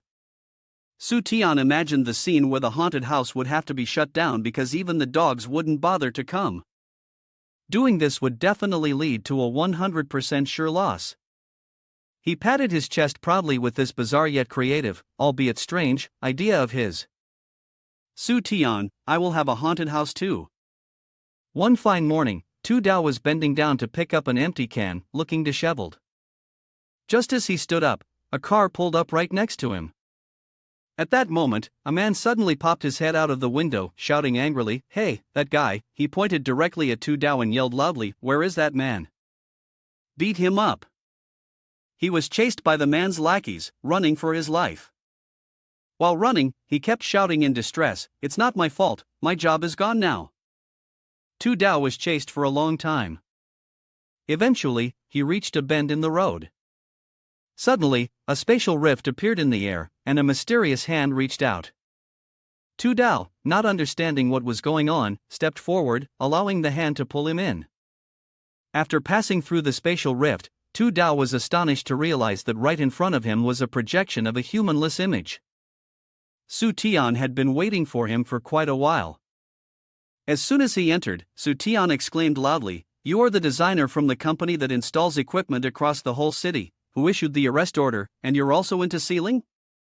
Tu Dao seemed to panic, sweating profusely, and denied it. Don't come near me, I've never harmed anyone." However, Su Tian's face immediately brightened. He took out a stack of papers and smiled, "I'm here to invite you to appear." Faced with this unexpected proposal, he felt a bit flustered. "Am I coming out of retirement?" "But Su Tianihan quickly interrupted him, "Stop denying it. You were known as the new star of house design in Nation T a few years ago, Tu Dao." He continued, "And it's also known that the house you designed collapsed in less than a month due to a lack of materials."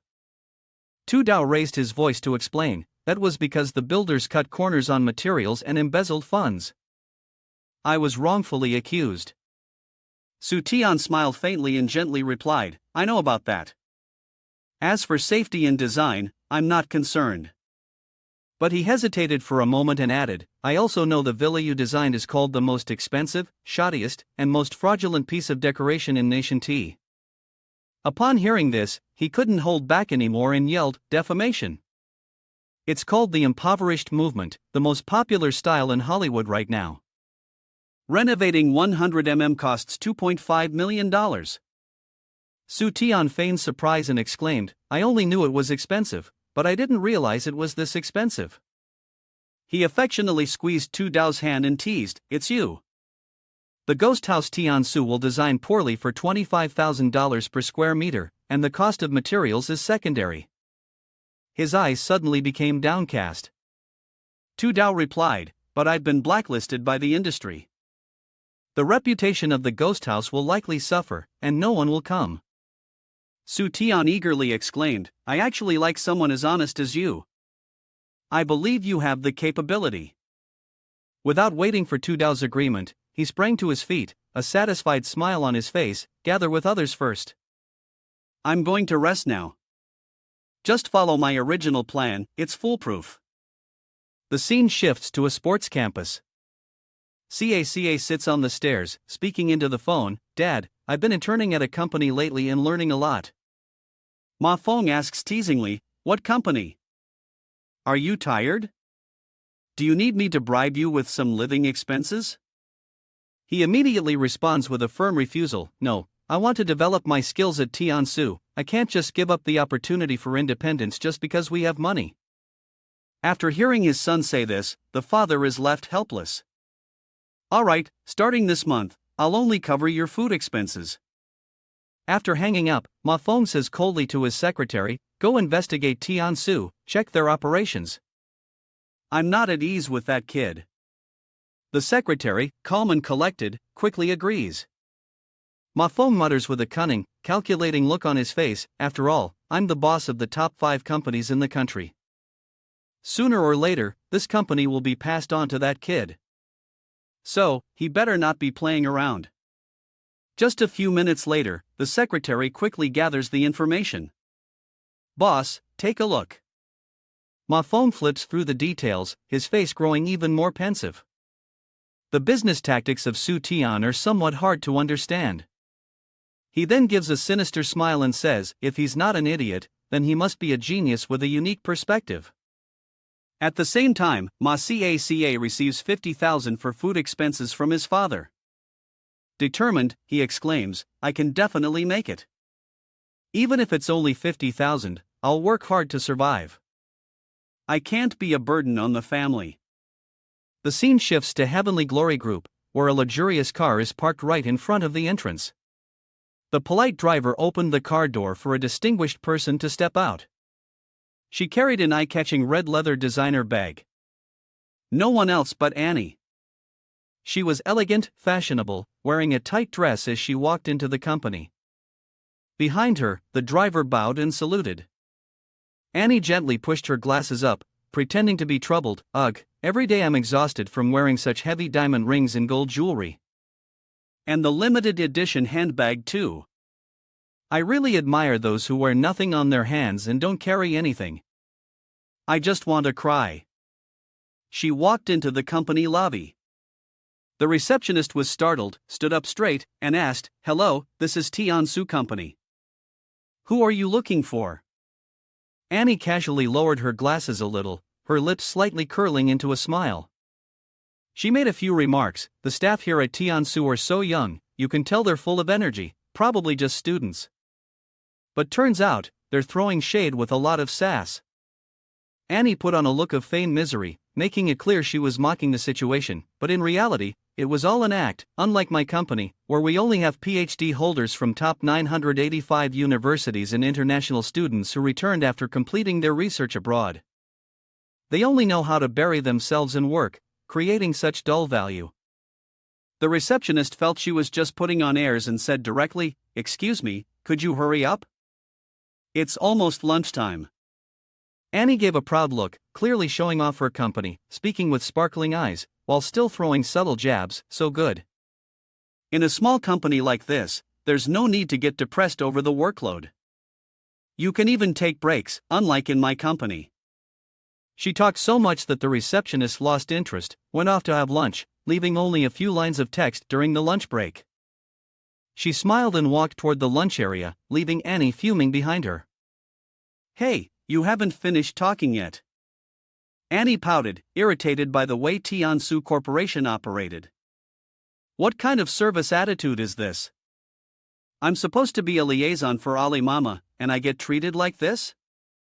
Then, Annie flipped her attitude as quickly as flipping a pancake. She walked leisurely, happily down the path she had imagined to be paved with roses. The Tansu company wasn't bad after all. With such free-spirited employees, there surely wasn't much business to handle, and they didn't make much money. It seemed the people who were close to the company were happier than those of us looking from afar. Annie walked out of the company and, in a sleigh manner, told the driver, "If it's lunchtime, then take me to the most luxurious restaurant here. I'll settle for a simple meal." The driver, with a twisted face, probably thought Annie was crazy. The driver took her to Jianghao Hotel, an establishment built in a neoclassical style. Annie kept her attitude, walking into the hotel as if she were the epitome of luxury, elegance, and allure. She spoke words that sounded like compliments but, upon closer listening, were anything but. "Jianghao Hotel, I've heard it's just a 5-star hotel, but I don't really like the food from large hotels. I prefer the spicy street food from my memories, even though I've never actually tried it." With a sense of regret, she was lost in her daydreams when suddenly, from behind, Su Tian appeared, filled with questions in her mind. Who is this person? Annie didn't pay much attention to the man behind her, pushing the hotel door open and walking inside. No more sentimentality, let's just eat. Once inside, she stood still, frozen in place. The entire room was filled with employees from the Tansu Corporation. The waiter saw her and immediately approached, smiling as she informed her, "Hello, beautiful. The hotel is temporarily full, but you can wait in the waiting area." Annie, arms crossed, angrily scolded the waitress, "Isn't this supposed to be an expensive 5-star hotel? How is it already full at lunchtime?" The waitress calmly explained to her, "The hotel's lunch hours are fully booked for now, and we must prioritize serving the staff from Tansu Corporation." Annie still clung to her delusions about Tansu, even thinking she must have misheard such a ridiculous story. "Wait, staff, don't talk nonsense. Can that small company Tansu really handle something like this?" At the dining table, the receptionist, who had her mouth full of food and greasy, was about to stuff another piece of meat into her mouth when she saw her. "Are you the woman from earlier?" Annie asked, her face expressionless, spraying hairspray into her rigid hair. The woman had no choice but to turn away, irritated, and said, "Fine, then I'll just book a room to rest for a while, and come back to work in the afternoon." The waiter also regretfully told Annie, "Miss, all the rooms at the hotel are booked, the Tansu company took them all. Where will the staff sleep?" Su Tian, who was behind the woman, whispered something to Annie. In reality, if she wanted to eat, she could head to the kitchen and they'd put a chair for her. "I only have this little bit of privilege," said the hotel owner Zhang Hao. "I'm quite familiar with him." These words made her so angry that she almost shook with rage, barely restraining herself from punching him. Tian gritted her teeth and shot Su Tian a glare. "Who are you?" Caca suddenly appeared from nowhere, grabbing a large leg of meat and blocking his way, her mouth chewing loudly, still covered in meat crumbs. "This is the boss of our Tansu company." Her pupils shrank in surprise. "Isn't this Ma Caca, the son of Ma Feng, the boss of Ali Mama?" "I heard a few days ago, Ma Feng sent Annie to do some work at Tansu. Ma Feng's assistant gave her instructions for this trip." She carefully surveyed Tansu company and boss Su Tian, while casually observing the situation with young master Ma Caca. She followed the orders and instructions given to her. Back to the present, this time, it was not her showing off but rather Su Tian, who was pretending to be distressed. Every day, I get meals in a room at a 5-star hotel, and Jiang Hao even gives me a discount. I'm so frustrated. The money I have, I can never spend it all. I'm so miserable. Who will come help me? Annie respectfully clasped her hands and bowed her head in apology. I originally thought you were a top-tier intellectual, but it turns out I've met a true master here. My apologies, my apologies. Meanwhile, he secretly wore a very satisfied smile. On a pleasant morning in the land of fragrance, Su Tian and Ma Caca seemed to be basking in the sun, discussing important matters with a girl. Annie took a deep, refreshing breath and spoke with a hint of regret. The scenery here is so beautiful. It's a pity I messed up my hair, which was styled by one of Asia's top hairstylists just the day before. Before she could finish her sentence, Su Tian interrupted her with a comb in his hand. It's no big deal, just fix it a little. What's there to regret? Annie just grabbed the comb while looking at him with a disdainful gaze. Damn it, she had forgotten that Su Tian was the mastermind behind this entire plan. Su Tian glanced at the business card she had just handed over, then frowned and said, "Your name is Nyo Annie Ali Mama. What do you want with Tian Su Company?" First of all, I don't engage in money-making schemes. Annie, a bit confused, corrected her address. Just call me Annie, but you stubbornly insist on calling me Xiaonyo. It's really frustrating. The main reason I'm here is to discuss the potential cooperation between Ali Mama and Tian Su Company. I'm curious what your thoughts are on this. Su Tian was mentally shaken after hearing this, with 1,000 questions running through his mind. Cooperation with Ali Mama? A money-making warning? What makes me worthy of being noticed by Ali Mama? But without thinking too long, Su Tian firmly rejected her offer. It seemed like Nyo Annie was a little deaf to the situation. She took out a stack of documents and, with a satisfied expression, said, "This is great. Opportunities like this are truly rare. Let's discuss the cooperation project, shall we?" Just a few seconds later, she finally understood the issue. What did you say? Su Tian, as calm as a Buddha, responded with certainty, "I refuse. I've said it before, I don't get involved in making money." Upon hearing this, Annie was at a loss for words and could only feel a kind of speechless frustration. "No, Annie, I've lived 30 years of my life, and this is the first time I've encountered such a pure and incorruptible person. I was wrong. Even my strength is less than 1% of Su Tian's, and even Caca was moved to tears by his words. Truly, Mr. Su, you are not blinded by vanity, and you have such magnificent presence." Annie picked up her glass of wine, swirled it a few times, then said, "I was rude, I'll take my leave now." At that moment, Xiao Tian suddenly emerged from Su Tian's hat and instructed, "You must decline the business project that's beneficial to the company, or else your personal assets will be deducted." "Deduct everything." He wiped the sweat from his brow and nodded. "All right, that's fine. Wait for Annie to leave first." Su Tian suddenly slammed the table and said loudly, "Ma, take out some paper and a pen." Caca nodded without needing to ask any questions. "Yes." Annie had only taken a few steps when Su Tian fumbled with something on paper and then shouted, "Wait."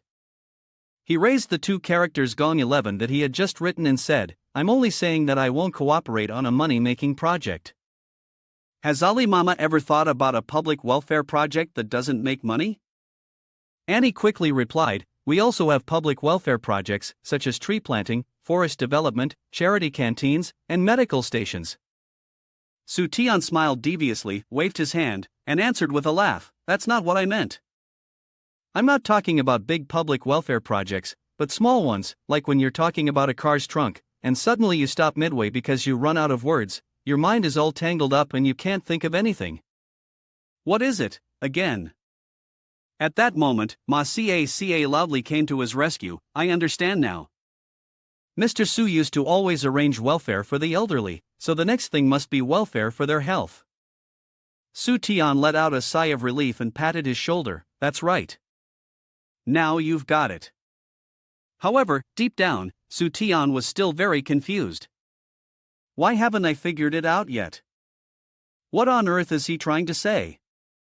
CACA calmly explained, I see many elderly people exercising, but the number of people who exercise is indeed limited, and so is their joy. Therefore, commercial organizations need to intervene to organize martial arts tournaments for the elderly, enrich their exercise methods, and offer prizes, so that seniors will be more motivated to exercise. This is a form of health welfare. Su Tian, having understood, immediately clapped in praise, so that's how it is?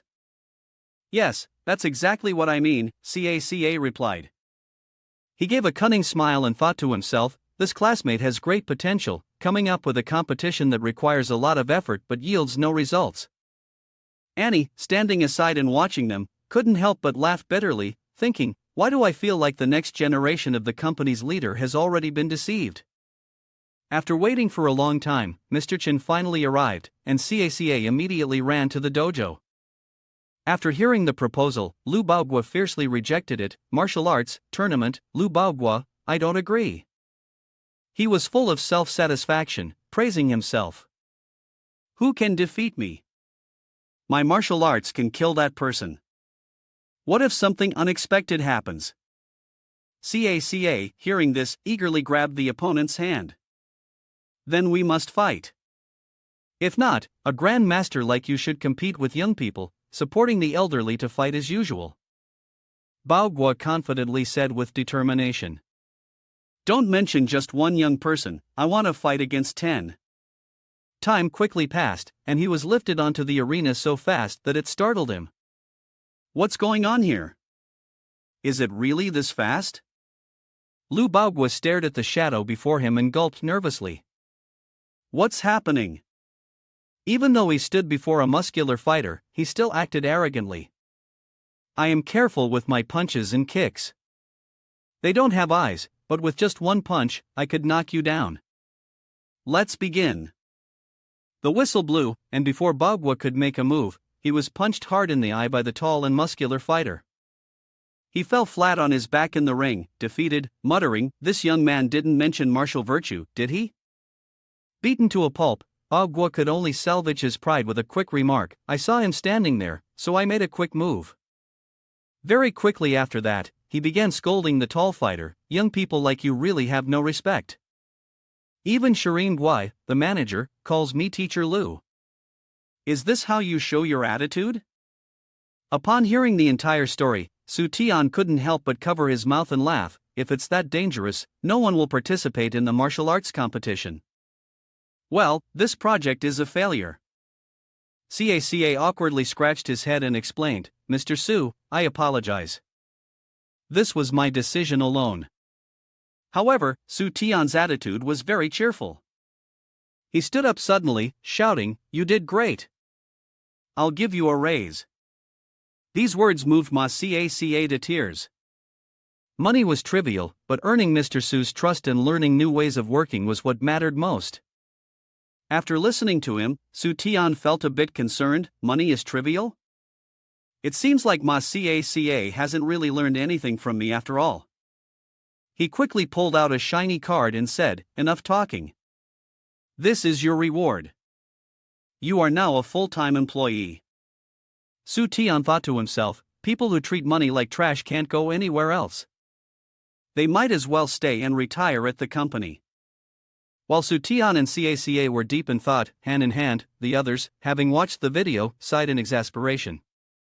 Watching, I don't understand, truly I don't understand. Are these two people's levels really so high? Duo Mei suddenly flung open the door and entered, speaking loudly, Mr. Su, there's new news. The registration site for the martial arts convention is already full. We need to find a larger venue. Su Tian was struck speechless upon hearing this news. What? Caca, clever as always, quickly understood the situation. So that's how it is. I get it now. Previously, everyone thought Master Lu Baogua was incredibly powerful, so no one dared to sign up. But now they've realized that the so-called master is just a paper tiger. Not only are they unafraid of injury, but they even want to challenge Master Lu. After explaining, he grabbed Su Tian's hand and said in admiration, "So it turns out this has all been part of Mr. Su's plan from the start, which is why you didn't stop me from inviting Master Lu to the convention." Su Tian hurriedly shook his head. "No, I didn't. I don't have any plans. Stop talking nonsense." Annie furrowed her brows. There was something different about him.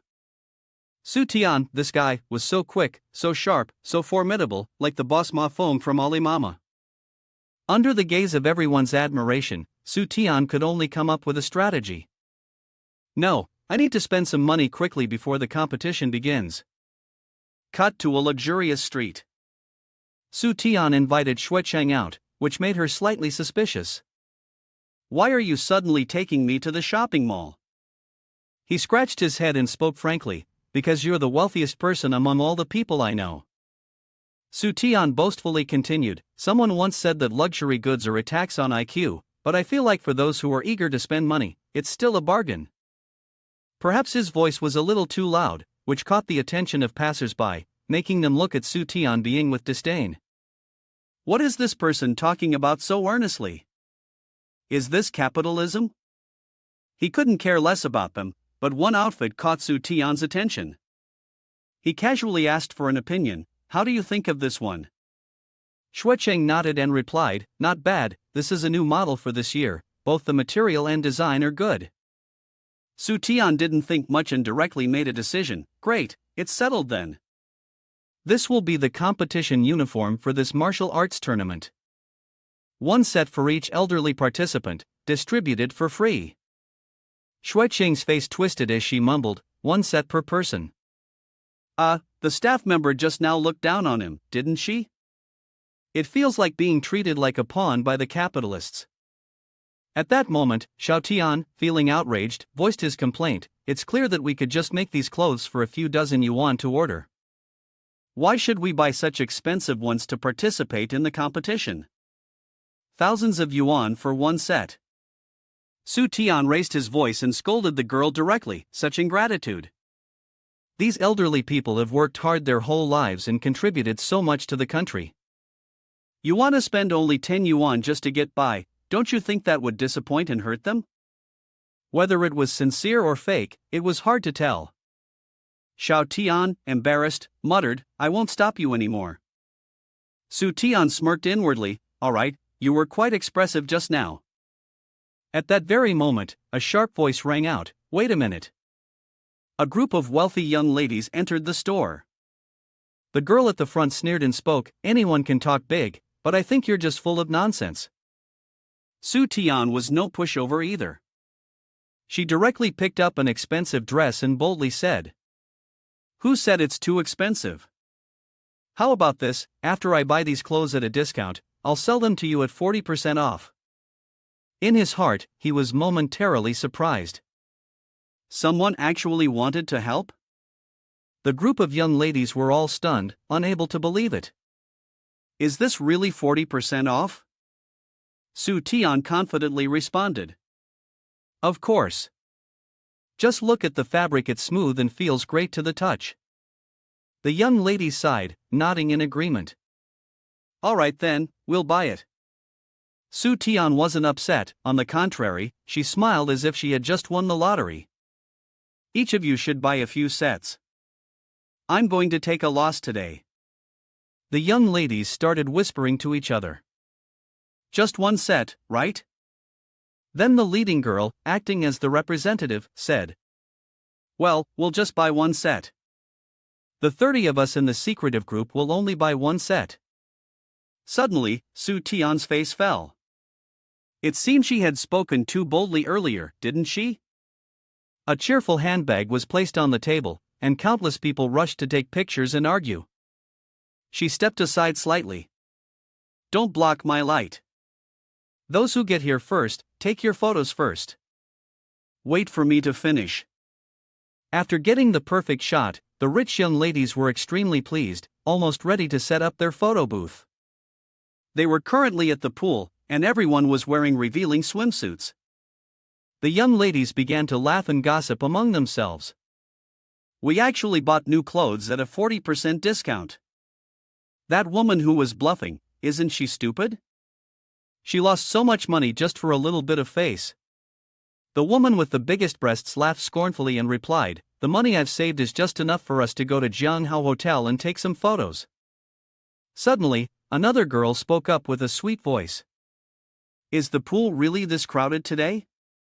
Nyo Annie is decked out in designer items, from sunglasses and rings to her swimsuit. The woman with the huge chest couldn't help but widen her eyes in surprise. This was truly a lady, and everything about her was branded. Without hesitation, she walked over to approach Tian and I. "Sister, hello. Are you here to swim?" Tian and I comfortably sat down on a lounge chair to sunbathe and confidently replied, "Yes, I came here to relax a bit before my project. Sometimes, I really don't want to spend so much money. It's exhausting." The young lady swallowed and asked, "I wonder what kind of project it is. Is it something that makes you work so hard, sister?" Tian and I thought of Su Tian in her heart but kept her face calm.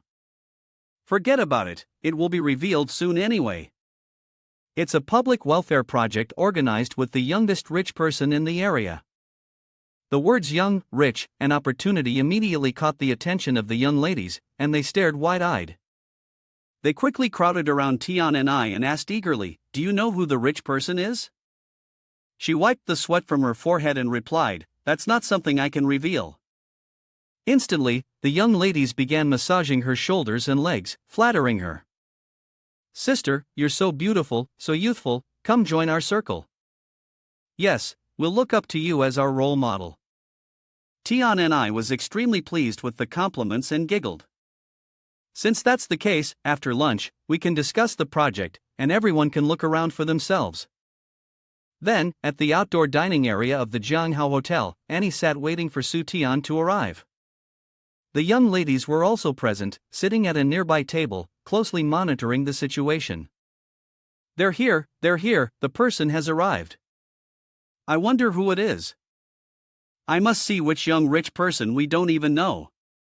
Su Tian had also arrived, and he and Annie began chatting animatedly.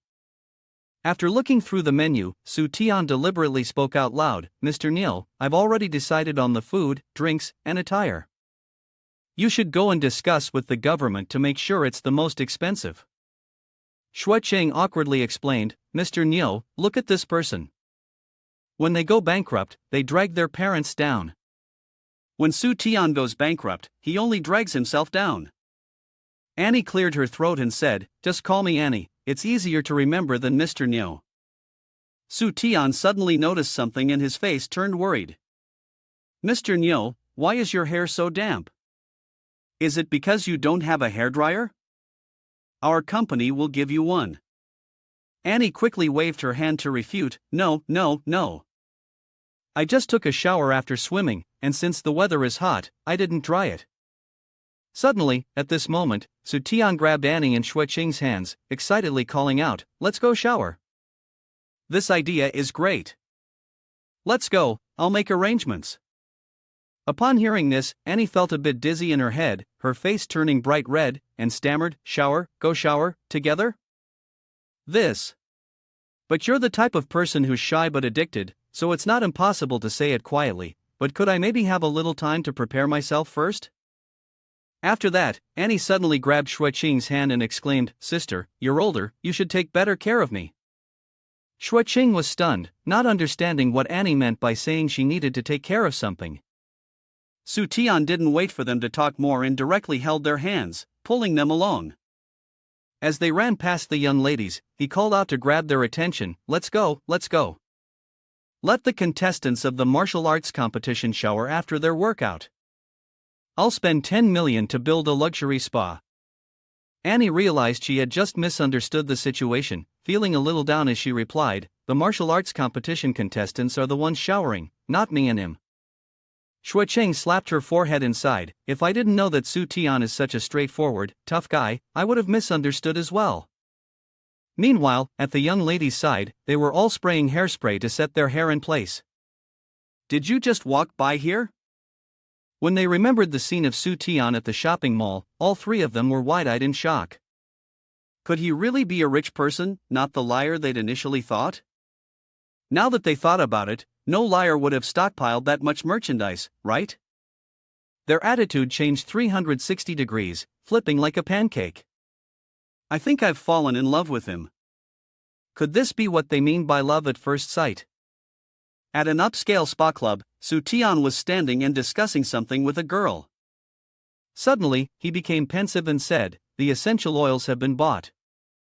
And then? Immediately, the girl replied, "Then we can just hire people for training." Su Tian looked confused and continued asking, "Where do I go to hire these people?" Suddenly, he remembered and turned back to the group of 3 girls behind him, raising his voice. "Didn't you just say you wanted to join the martial arts tournament? It's you girls." Not long before, Su Tian had been leisurely strolling down the hallway. At that moment, one of the girls from their group came up and called out to him. He politely turned around and asked what was going on. At that point, the girl approached, clung to Su Tian's arm, and coquettishly said, "Handsome, do you remember us? We were just shopping around the luxury store with you earlier." However, she received a brutally blunt reply, "Who can remember you girls? All I care about is spending money." Immediately, the other girls joyfully chimed in. One of them exclaimed, "Youth and money, all we like is spending money, that's my taste." With that, they surrounded Su Tian. Shui Qing, seeing how unpleasant the situation was, got angry and shouted, "What's wrong with these girls?" At that moment, Su Tian quickly broke free from the girls and shouted, "A bunch of rats eating fruit, don't bother me while I'm spending money." One girl then whispered in his ear, "We also want to go to the dance competition, can we go with you?" Although many people tried to get his attention, he didn't care at all and quickly jumped into his car, leaving the girl dumbfounded. Without saying another word, Su Tian sped off. Shui Qing, left behind, was furious and yelled, "Hey, Su! You left me behind." Back in the present, Su Tian smiled and suggested they work as magicians. As soon as he finished speaking, the girls immediately frowned, shaking their heads in rejection. Seeing this, Su Tian did not say anything further but simply took out his phone. He made a call and instructed, "How's ma caca? Notify them about the recruitment. Hire 20 people, 1-week work period, 20,000 yuan per day, accommodation and meals provided, training included."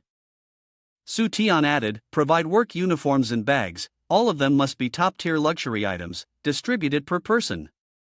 Before he could finish all the instructions, suddenly his phone was snatched away. It turned out the girls had grabbed it and were stomping on it together. One of them, looking quite confident, spoke up, "Isn't it just a mage? We can do it." Another girl chimed in, "We've known since we were little that working is the most glorious thing." In contrast to them, Su Tian was lamenting the untimely loss of his phone. Seeing him cry like that, one of the girls said, "Mr. Su, you're joking again. You're so rich, you can get any phone you want." He ignored her and asked Xiao Tian about buying a new phone, but she did not approve of the expense. Seeing him cry loudly, she snapped, "You have to earn money for me first, then I can approve the payment." The next day, the girls went to work at another place, but they kept complaining and just wanted to find a handsome guy. Suddenly, one of them realized something, her face went blank, and she raised her voice, "Wait, we might have misunderstood." Looking at what was before them, they shouted, "Isn't this old martial arts master Su Tian crazy?" In Hall 1, on a square grid arena resembling a chessboard, 2 elderly men stood in martial arts stances that looked very impressive. One, although elderly, still had a strong and robust physique. "I, Jiao Wukong, will become the king of the martial way." After saying that, the old man lifted his leg, and with both hands cupped together, emitted a blinding light. "King of 8 fart energy technique, huh?" The opponent was dazzled by the burst of light and actually fell out of the arena, clutching his head and groaning in pain. "Cheating! Report to the referee, he's cheating." It turned out the light from Wukong's hands came from a car headlight. "Can't beat my Wongbat Kiba, and now you're slandering me." Because of the rule violation, the old man was dragged out of the fight by security, but he continued to shout loudly, "Appeal, appeal. I didn't break the rules, a flashlight doesn't count as a weapon." Switching scenes to Hall 2, this time there were two even older men than the previous ones. Both were hunched over, their small figures resembling two pieces of paper fluttering in the cold autumn wind. The two men slowly moved towards each other. One step for you, one step for me, the rhythm is incredibly steady. An hour had passed, but they were still some distance apart. Each step they took felt like torture. Despite their trembling efforts, they still couldn't close the gap. The referee looked at his watch, then at the scene before him, and sighed in disappointment. It had been half an hour, and neither of them had even managed to walk a meter. The referee immediately addressed the issue by calling two security officers to lift the two elderly men and carry them together to the finish line. It was only when the two old men were just a step apart that they left the arena. The elderly man in white lightly pushed his opponent. To his surprise, the elderly man in blue weakly fell off the field. His fighting strength was now zero. Fortunately, there was a security officer waiting behind. He reached out and safely supported the old man. The two security officers, one lifting the old man's legs and the other supporting his arms, carried the defeated man off the field to the sound of triumphant whistles from the victorious party. A group of beautiful girls with hourglass figures stood by, bored. I didn't quite understand this competition. The image of Su Tian throwing money around kept coming to mind, and I couldn't help but sigh at how he could throw money away on such a ridiculous contest.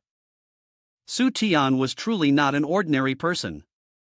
The security officer pushed the elderly man, who was now in a wheelchair, in front of the girl. He's not injured, just let his eyes rest a bit. The girl sat down, massaging his feet, thinking to herself, this is so troublesome. Suddenly, the elderly man smiled kindly and called her, little one. She looked up in surprise, not understanding why his voice felt so affectionate. It turned out that he was gently rubbing her messy hair, windblown by the autumn breeze. Are you doing well? Your grandparents are doing fine, don't worry. Would you like some candy? The girl turned her face away, her shoulders trembling with emotion. He extended his hand, holding several pieces of candy. Don't tell Grandma. I kept this for you. When you were little, you loved these candies the most.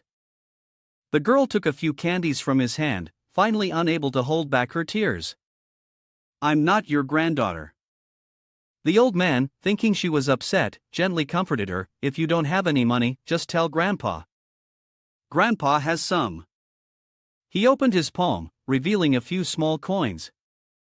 Take them. The girl couldn't hold back anymore and burst into sobs. Grandpa, Grandpa, I miss you so much. Countless images flooded her mind, diamond rings, designer handbags, red high heels. And finally, the last image that surfaced was the back of the grandfather she had always loved and missed. With teary eyes, she murmured, Grandpa, what am I even doing? All these years, what have I really been chasing? She threw away the red high heels and the designer bag, then ran off. I have to find Su Tian. I want to do something meaningful for society like him, without caring about money. At Tansu Corporation, Su Tian was sitting in his office when his face turned pale with shock. What is it this time? Dozens of beautiful girls had come to his office, clasping their hands in gratitude. Mr. Su, thank you. Outside Tansu Corporation, a swarm of reporters had gathered. Ladies and gentlemen, this is CCIV reporting live from the scene. A handsome reporter frowned as he delivered his report. As you can see, what looked like a childish martial arts event has stirred up a huge social commotion. Another reporter was broadcasting, the purpose of this martial arts tournament for the elderly is to foster martial friendships, promote exchange, and provide a platform for the elderly to stay healthy and express themselves. Right after that, a few elderly men came over to chat with her. She approached one of them for an interview and asked, Are you here in the city to participate in the senior martial arts competition? Which country are you from? He eagerly replied, I'm from Nation A. The martial arts competition is really great. An elderly man beside him also shouted, People from Nation F like it too. The reporter happily responded, It seems that the event organized by Tian Su's company is not only domestic but has expanded internationally. There are even elderly people from foreign countries coming to participate. As soon as she finished speaking, the other elderly man excitedly pointed behind him, saying, "It's not just us."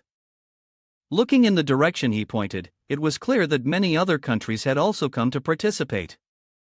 Su Tian, from the top of a tall building, looked down and excitedly shouted, "With so many elderly people from abroad, doesn't this mean we can make even more money?" At that moment, Caca suddenly burst in with a happy expression, bringing good news. Su Tian, hearing this, asked joyfully, "Is there so much good news today?"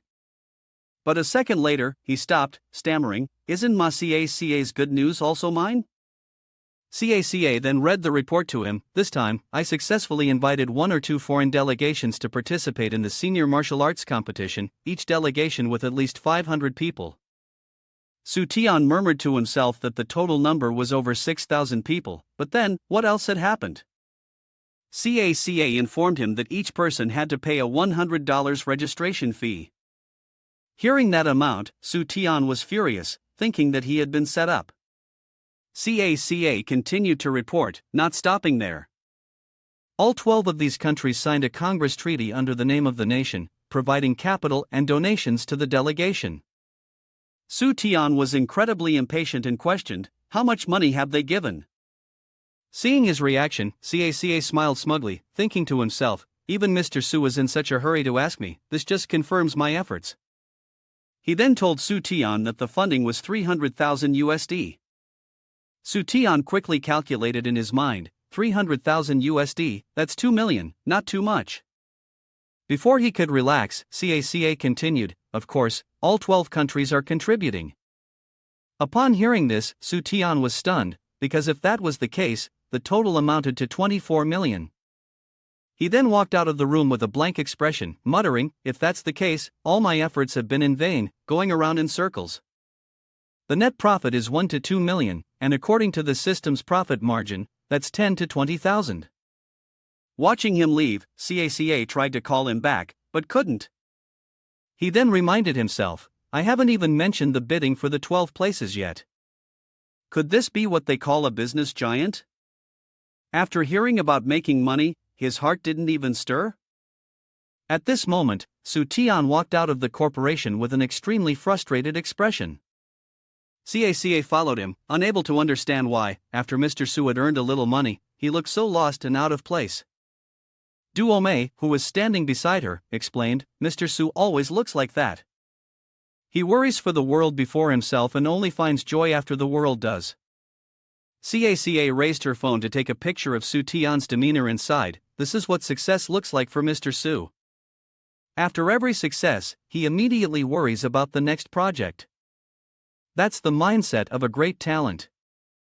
Duomei couldn't stop praising him. After succeeding, he realizes that he has far surpassed his competitors. This is the loneliness of a master. Duo Hao also chimed in with admiration. Watching Su Tian's solitary figure from behind, she explained what it meant to be strategic, and what it meant that those in high positions often experience loneliness. In the end, through the mouths of the three of them, Su Tian's pitiful appearance became a symbol of the loneliness of a master.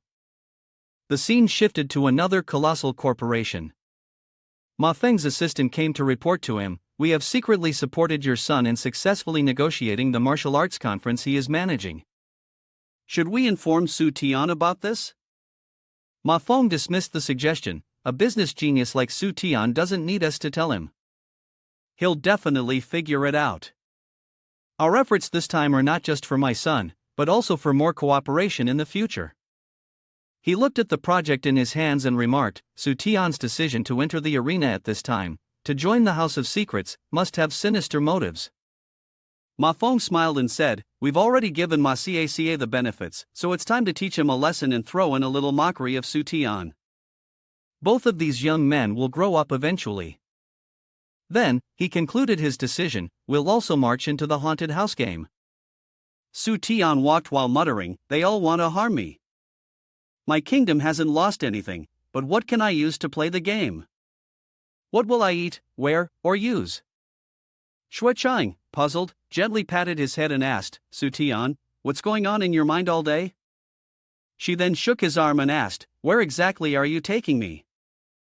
Su Tian said nothing, just continued walking, and after a while, he mysteriously spoke, "It's right here." Su Tian confidently introduced, "This is the project I have high hopes for. It's the haunted house."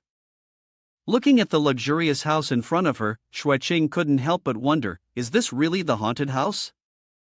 It doesn't look anything like it from the outside. Su Tian confidently replied, "You'll know once you go in. It's completely different inside." After hearing this, Xueqing couldn't help but display a bewildered expression at Su Tian's strange response.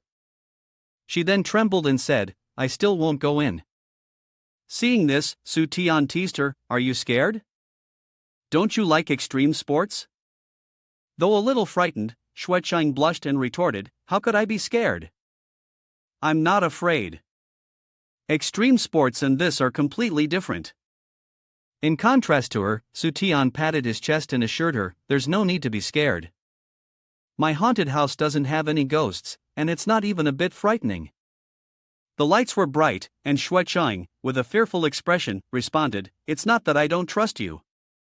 At that moment, the staff came to report to Su Tian, "We've just finished installing the equipment, and NBC hasn't received any training. We don't know if it's effective or if we should try again next time." Upon hearing this, he frowned. "Training for what? Just natural acting will do. In the future, hire NBC without training." Tu Dao also came to report. "Let me introduce something to you. This time, I'm using a new type of material," but Su Tian rejected it outright. It was as if she was hearing a ghost story and screamed loudly, telling me just to let her play around. "Next time, when customers come, don't say anything, just let them play, and that's it." Then, he took Xueqing and went straight inside. Although she had not yet agreed to enter, the two of them rushed directly into the haunted house. Xueqing still didn't know what was going to happen inside, so she quickly covered her eyes with her hand. It seemed like a terrifying scene, but in front of them was just an ordinary classroom. This surprised Xueqing, and she asked, "Could it be one of those escape the pursuit scenarios?" At that moment, a student in the class turned around and glanced at the two of them with a rather eerie expression. After watching horror movies for over 180 minutes in a day, Xueqing guessed, could this classmate be a monster? However, the student showed an innocent expression and asked, "Why are you two so late?" Su Tian seemed amused and walked over to ask the student if there was a script for this scenario. Just then, the teacher arrived and shouted loudly, "Why are you too late?" Saying that, she quickly rushed toward the two of them. Xueqing squeezed her eyes shut in panic and exclaimed, "Could she be a cannibal teacher?" However, the teacher just came over, patted her head, and kindly asked, "Why aren't you wearing the school uniform? Did you forget to bring it?" In the confusion of Su Tian and Xueqing, she pulled the two of them to change into the school uniforms. Soon after, both of them were wearing the ghost house uniforms. The sailor outfit made Xueqing very excited, and she couldn't help but praise how beautiful it was. As for Su Tian, standing beside her, he was sulking. This disguise felt so awkward, it would be better to just remove it. But at that moment, the teacher came over, presenting the uniform to Xueqing and said, "This uniform costs 5,000 coins, so you must really treasure it." Upon hearing this, Su Tian immediately felt happy. Since it was so expensive, he decided to keep the project. In the observation room, Tu Dao, with a wicked smile, said that the scary part was about to begin. A little while later, Su Tian and Xueqing sat down at their desks in the classroom. Su Tian held a book, mumbling to himself. This situation reminded him of his high school days. Who would pay money to experience this feeling of guilt? He glanced at Xueqing and smiled smugly. Xueqing, on the other hand, was lost in thought. Indeed, there was nothing fun about this. She was sure she was going to lose out this time. Contrary to Su Tian's thoughts, Xueqing was actually thoroughly enjoying this feeling, because this was the life she had always dreamed of. She had been bothered by other boys in the past, so she had never experienced such a peaceful campus life. On the other hand, Su Tian whispered to himself in joy, "Good thing I secretly brought my phone into play. I'm so smart." But as he looked at the phone screen, he noticed a figure at the classroom door. Seeing this, Su Tian instinctively turned around to look towards the door. Immediately, his face became extremely panicked. A familiar sight, the class teacher was staring intently at him. At this moment, Su Tian froze, speechless. After a moment, he realized he had been using his phone during class. Not long after, the class teacher rushed over to him like a gust of wind. In a gentle voice, she said, "Su Tian, hand over your phone." He trembled, trying to explain with a stammer. However, the teacher's voice grew colder than ever. "The self-study period is for you to study on your own, not to play with your phone as if I don't know. I just choose not to say anything.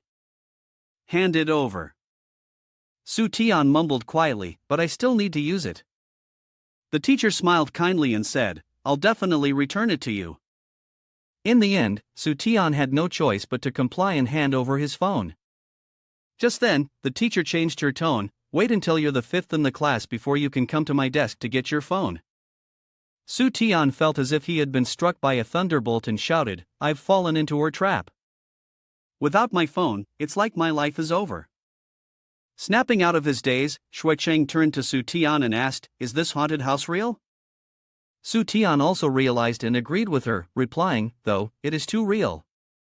After a while, Su Tian couldn't help but shiver as it reminded him of his high school teachers. A moment later, Su Tian spoke seriously, "There's no way anyone could like a teacher who is this realistic."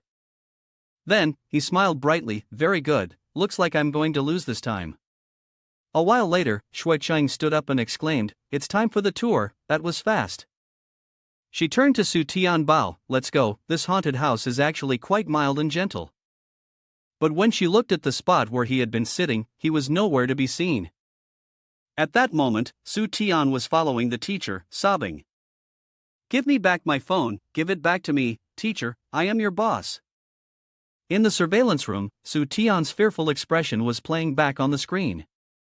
Tu Dao excitedly exclaimed, "Mr. Su's reaction just now was indeed one of fear, but he didn't use anything strange or terrifying to cause the fear." The colleague beside him also agreed and continuously praised Su Tian's idea. But another person scratched his head and said, "I don't remember Mr. Su ever saying that." Tu Dao then laughed and said, "Can't you see that Mr. Su always has some other ulterior motive behind his actions?" The colleague who understood the hint smiled and agreed, "A lot of things, in fact, he only says half of it, the rest we have to figure out on our own." The three of them then looked towards Su Tian on the surveillance screen and spoke in unison. "Mr. Su, you're truly impressive, we will definitely make money because of him." Su Tian and Cheng came out of the haunted house, arms crossed, and praised them. Not bad, you all have a high level of awareness, keep up the good work." Tu Dao smiled kindly and said, "Actually, I've already completed all the setups and decorations." This made him pleasantly surprised. He was both excited and thrilled, patting his chest and telling Su Tian, "If we finish a day earlier, we can start business a day earlier. I can't wait anymore." Yet, you cried uncontrollably in your mind. Su Tian raised his head proudly and told him, "This is the only way. Hurry up and take me on a tour, at least it can eliminate some potential dangers." Cheng was still intrigued by that secret room, gracefully speaking to him, "I'll go to the secret room on the campus again, this time with a different outfit." As soon as Su Tian entered the control room, he was surprised and couldn't help but exclaim. He leaned over to him and said, "Just now, I thought I had returned to the company."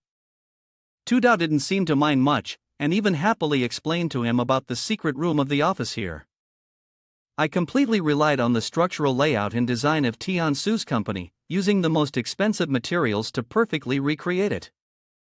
Su Tian slightly frowned, feeling that he wanted to just spend that money away. He evaluated and criticized him, unable to decide whether Tu Dao was truly loyal or a traitor. Although his work was positively worth criticizing, his extravagant spending was something worth rewarding. He probably wouldn't even make a good tyrant. Suddenly, a deep voice behind him startled Su Tian. "What are you two doing here instead of working?" Bawen scolded him sharply, his tone extremely aggressive. "Have you finished your KPIs for this month? Where's last month's report? Is this your break time?" I think you guys don't want to work anymore. Get me someone to report. My company, Zhu Baowen, doesn't need useless employees like you. Su Tian hugged himself, his body trembling violently, sweat dripping down his face and forehead. Is this really the state of the company outside? It's terrifying. If I leave, I'll probably barely survive a week. Yet, Tu Dao patted his shoulder, praising his big, chubby frame. Very good, very energetic. He briefly introduced Baowen's background. This Mr. Zhu Baowen is an actor I invited from the Gao market to play the role of Sima Wan, the position of the elder CEO. Tu Dao also introduced Su Tian in return. This is Su Tian, the owner of the haunted house. We are also the owners of Tian Su Company. Upon hearing that, he was momentarily stunned, his voice trembling slightly. Why didn't you inform me about this beforehand? Baowen immediately blushed, awkwardly rubbing his hands like a shy young girl. Hello, Mr. Su. I apologize for not informing you earlier. Su Tian sat down, extremely satisfied, grinning happily at the person he had just recruited, thinking to himself, Baowen is perfect for the job at the haunted house that Su Tian had just come up with. This kind of secret room, whoever enters is a fool. Not only will they be scolded, but they'll also experience the hardships of an animal once again. Who would waste money on something like this? But then, Su Tian's gaze suddenly froze, revealing a murderous intent. Wait a minute. Su Tian stood up abruptly, looking at the chair, and spoke loudly, this chair is problematic. Tu Dao, not understanding why Su Tian had such an attitude, scratched his head and said, problematic? This is an ergonomic chair, it costs 2,000. Su Tian frowned, pouted, and shook his head, signaling that it wasn't what he meant. He clenched his fist and shouted loudly, demanding to switch to another brand of chairs. The issue is that there are 2,000 of them. Change all the chairs to Herman Miller for me. Now that's what I call real ergonomics in practice. The senior executives are all sitting here. Tu Dao felt that this was unreasonable and refused. But this brand is too expensive. What if the customer damages them? He was worried about what might happen. Su Tian crossed his arms and puffed out his chest, immediately disagreeing. Those chairs don't cost you much at all, they're not expensive, they're not worth much money. Hearing this from Tu Dao, which perfectly aligned with his own thoughts, he happily said, Isn't it better if they break? Then we can just buy new ones. Both of them fell silent, speechless before Su Tian's opinion. Baowen whispered into his ear, even covering his mouth with his hand to make sure Tu Dao couldn't hear. Sir, young master, how much is this chair really worth? Tu Dao helplessly mentioned a hefty sum, a 5-figure price, 17,000 RMB each. Baowen was stunned, his heart sinking, unable to believe what he had just heard. Such a waste of money, who's behind that expensive bottom? The two of them watched helplessly as Su Tian gleefully made a phone call to the chair company. Is this Herman Miller's sales department? I'd like to order about 200 chairs. Hello, hello. On the other end of the line, the phone was abruptly hung up. He angrily stamped his feet, waved his hands, and muttered harshly. Why did this person hang up? And say I'm scamming him, teasing him. Su Tian stepped out of the secret room and ran towards the stairs, eager to buy a chair. If worst comes to worst, I'll buy it offline and act immediately. Baowen anxiously asked him, what should we do now? Tu Dao was equally at a loss, deeply worried. Mr. Su still hadn't tested the real scenario of the secret room in the office, so who would try it now? Suddenly, a heavy footstep hurriedly approached. It was none other than CACA. He gasped and asked the two, Senior, may I ask if there are any instructions? CACA scratched his head in confusion.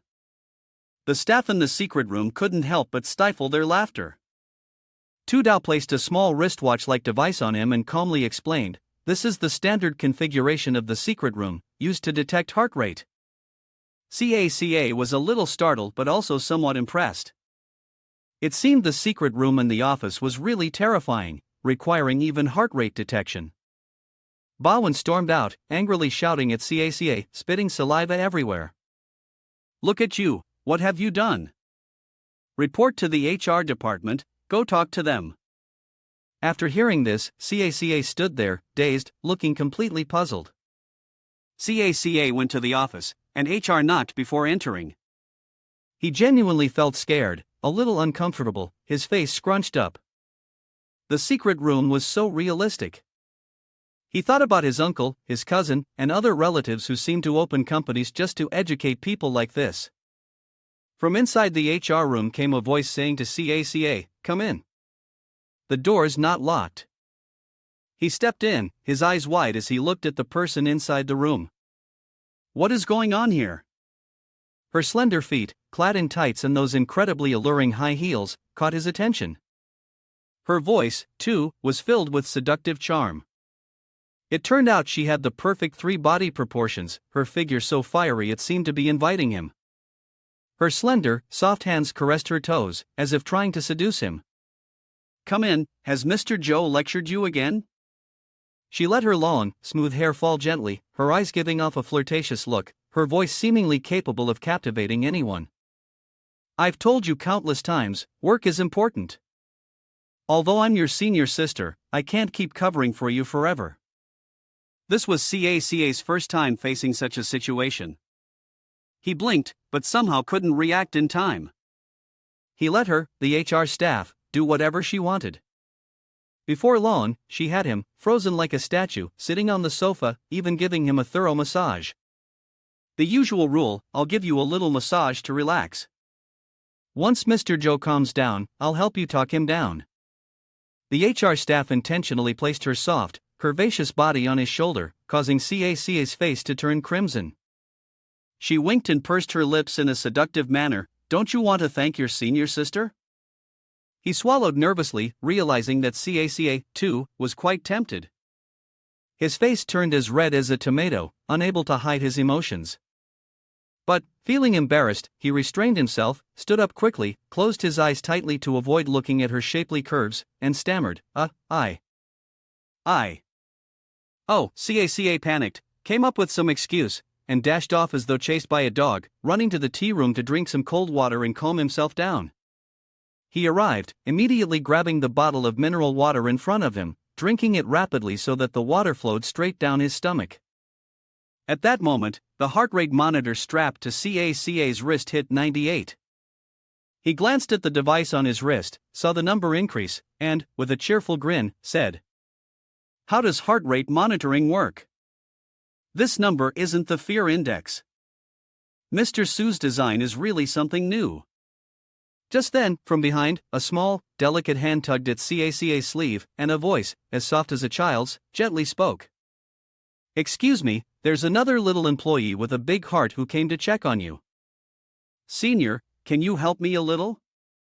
She pouted as though on the verge of tears, handing CACA a stack of documents, wanting him to assist her. "Even though you helped me out yesterday, I still don't understand this." The employee's face flushed slightly as she spoke, her voice almost a whimper, with tears brimming in the corners of her eyes. "I'm really so dumb. I don't even deserve to be in the company."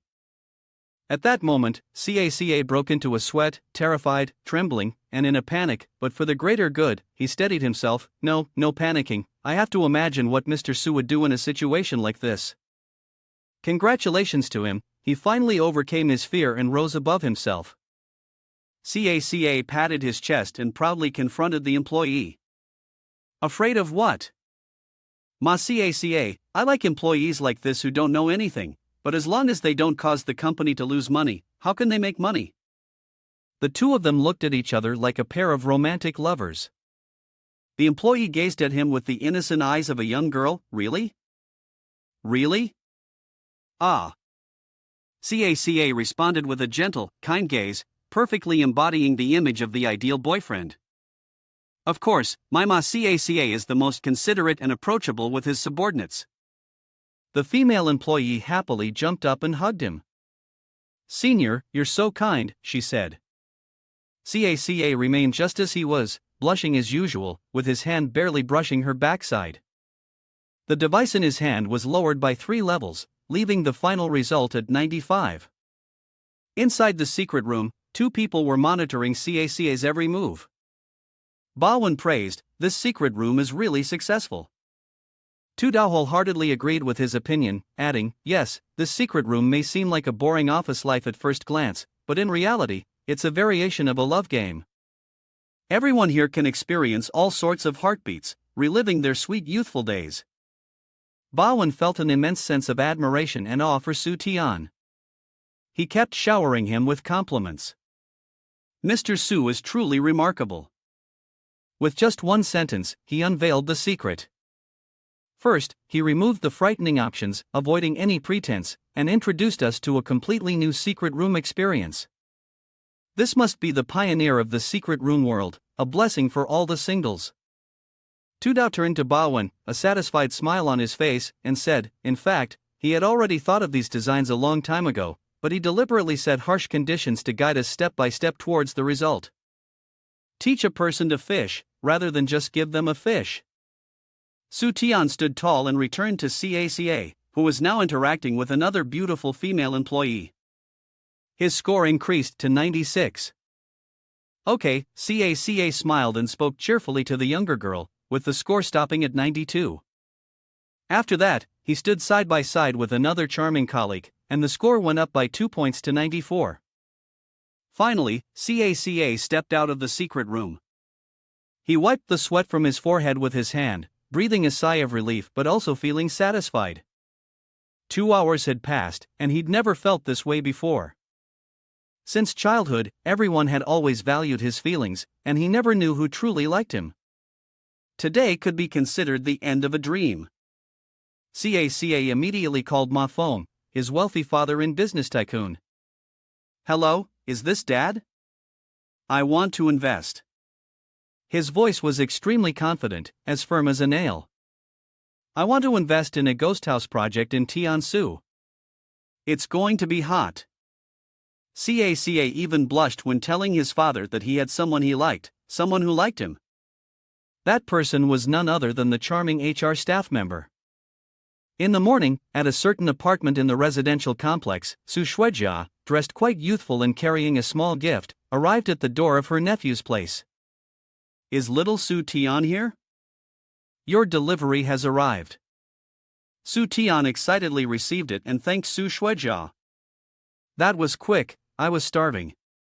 Before leaving, she teased, "I drove here, how could it not be quick?"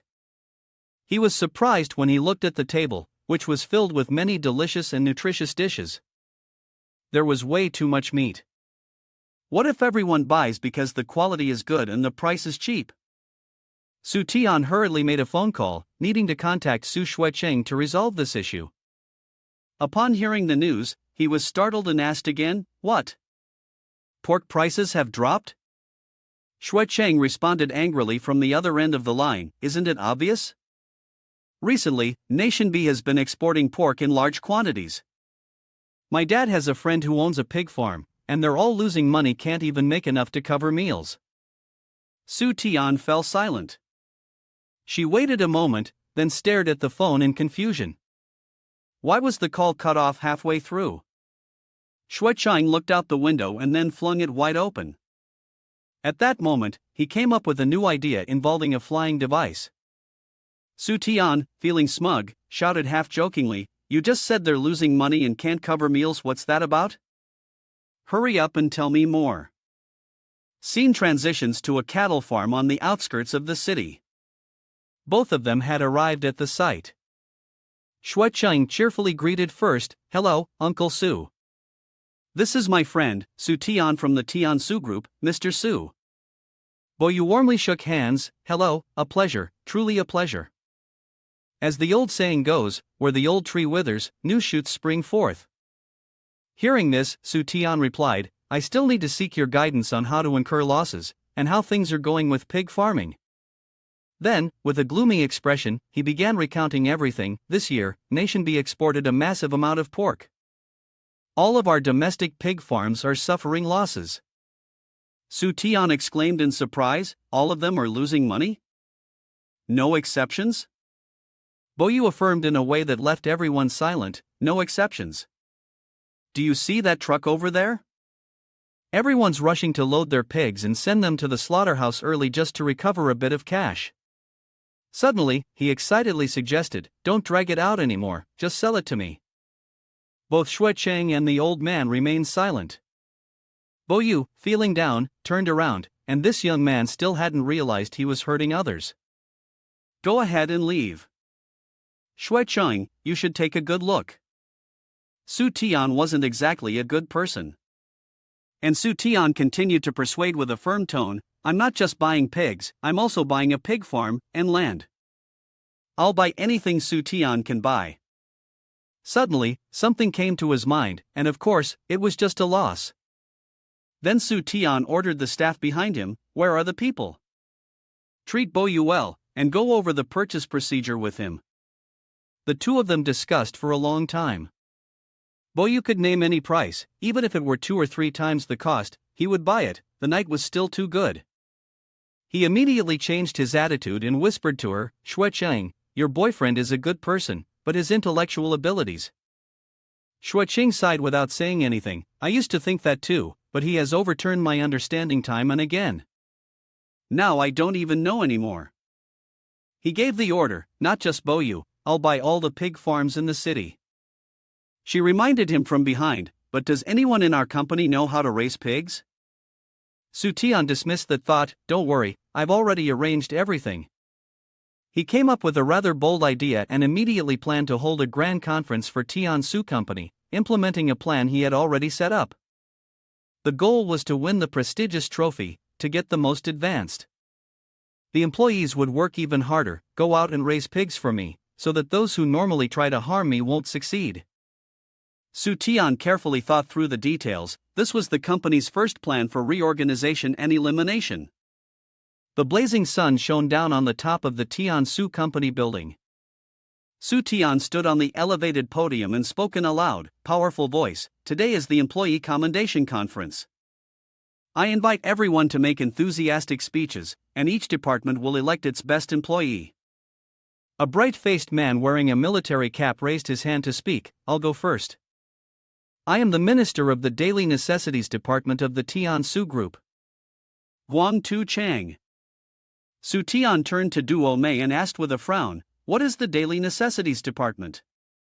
How come I don't know my company has such a department?"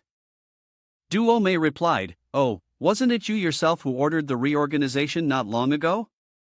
Reflecting on the time Duo Mei mentioned, it was a beautiful day with clear skies and sunshine. Su Tian sat in the company office, his expression fierce, fully focused on playing a game.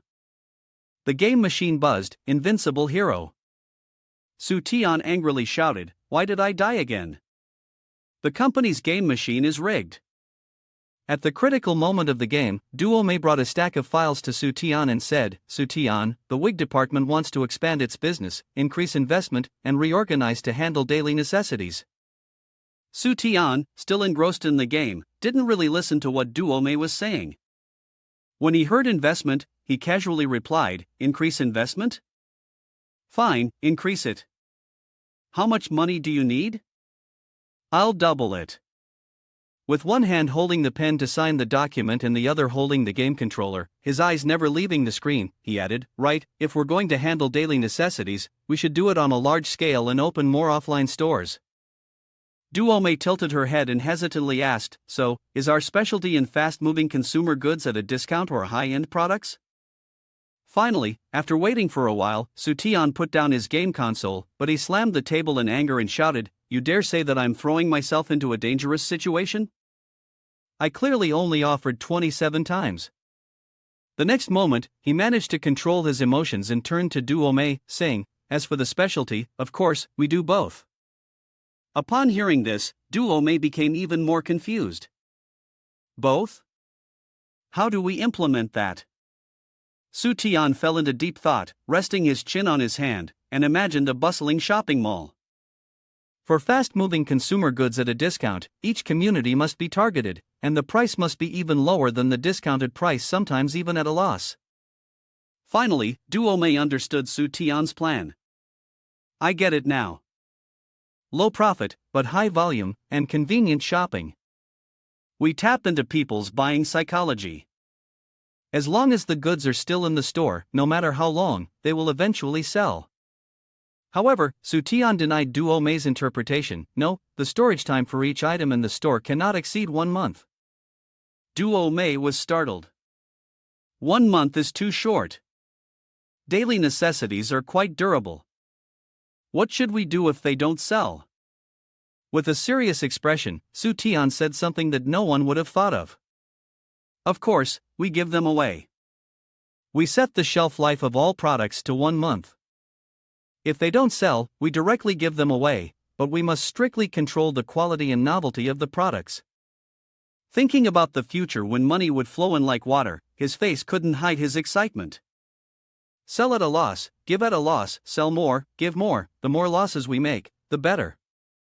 Good, very good. Duo Mei asked again, curiously, does the highest level still require using money to invite a designer? Soo-Tian placed a hand on her shoulder and proudly said, the fact that you're thinking of using money to hire someone shows that you've already moved past the apprenticeship phase. A $100,000 briefcase appeared in Duo Mei's mind. So, how should one handle high-end daily necessities? Soo-Tian smiled and replied, actually, high-end items are usually the simplest ones. But another thought crossed her mind, when unsure, use gold, gold should be used for everything. She then thought of a high-end store and happily said, the price must definitely be high, and the product should be simple enough. 1 function per item is enough. In her heart, she was already feeling quite pleased. This item could only be bought by those who lack taste. It's bound to fail, bound to fail. Duo Mei didn't understand what Soo-Tian was saying, but with her years of experience, she decided to just follow along. I understand now. Soo-Tian continued to focus on the game console. As for the other matters, she'd handle them herself. The game got her excited. I'm resurrected now, let's go and dominate the battlefield. Back to reality, during the company's award ceremony at Tiansu. Soo-Tian rubbed her chin, looking at Duo Mei, and said, strange, I just remembered. Duo Mei was stunned by her carelessness. How are the 2 daily necessities projects progressing? Tu Chang proudly patted his chest. Our lower tier stores have been spread throughout the city. This is Bright Future Essentials, which means a bright future tomorrow creativity, innovation, with guaranteed essential goods stores. Soo-Tian's face darkened as if he had just heard some extremely bad news. With such performance, doesn't that mean no money is being made? Don't scare me like this. Tu Chang looked at Soo-Tian with a bit of confusion. Sorry, Mr. Su, we're still in the loss phase for now, but don't worry, we... When Soo-Tian heard the words loss phase, he became even more delighted, cheering. Good, excellent. Your year-end bonus will be doubled immediately. Duo Mei chuckled when she saw Soo-Tian acting like this. Soo-Tian, are you trying to encourage him? Actually, there was no need, because Tu Chang had a remote control in hand and pressed a button. The large screen immediately displayed a large line of text that made Soo-Tian's heart skip a beat. Our high-end store is already making a profit. Tu Chang continued to explain seriously. Following Mr. Su's guidance, we've created a minimalist, luxurious Japanese-style brand.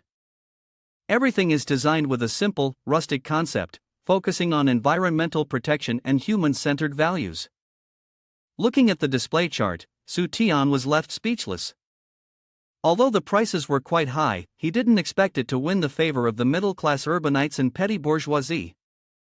After research, we found that every middle-class household owns at least 2 of our high-end daily products. Hearing this, Soo-Tian was instantly furious.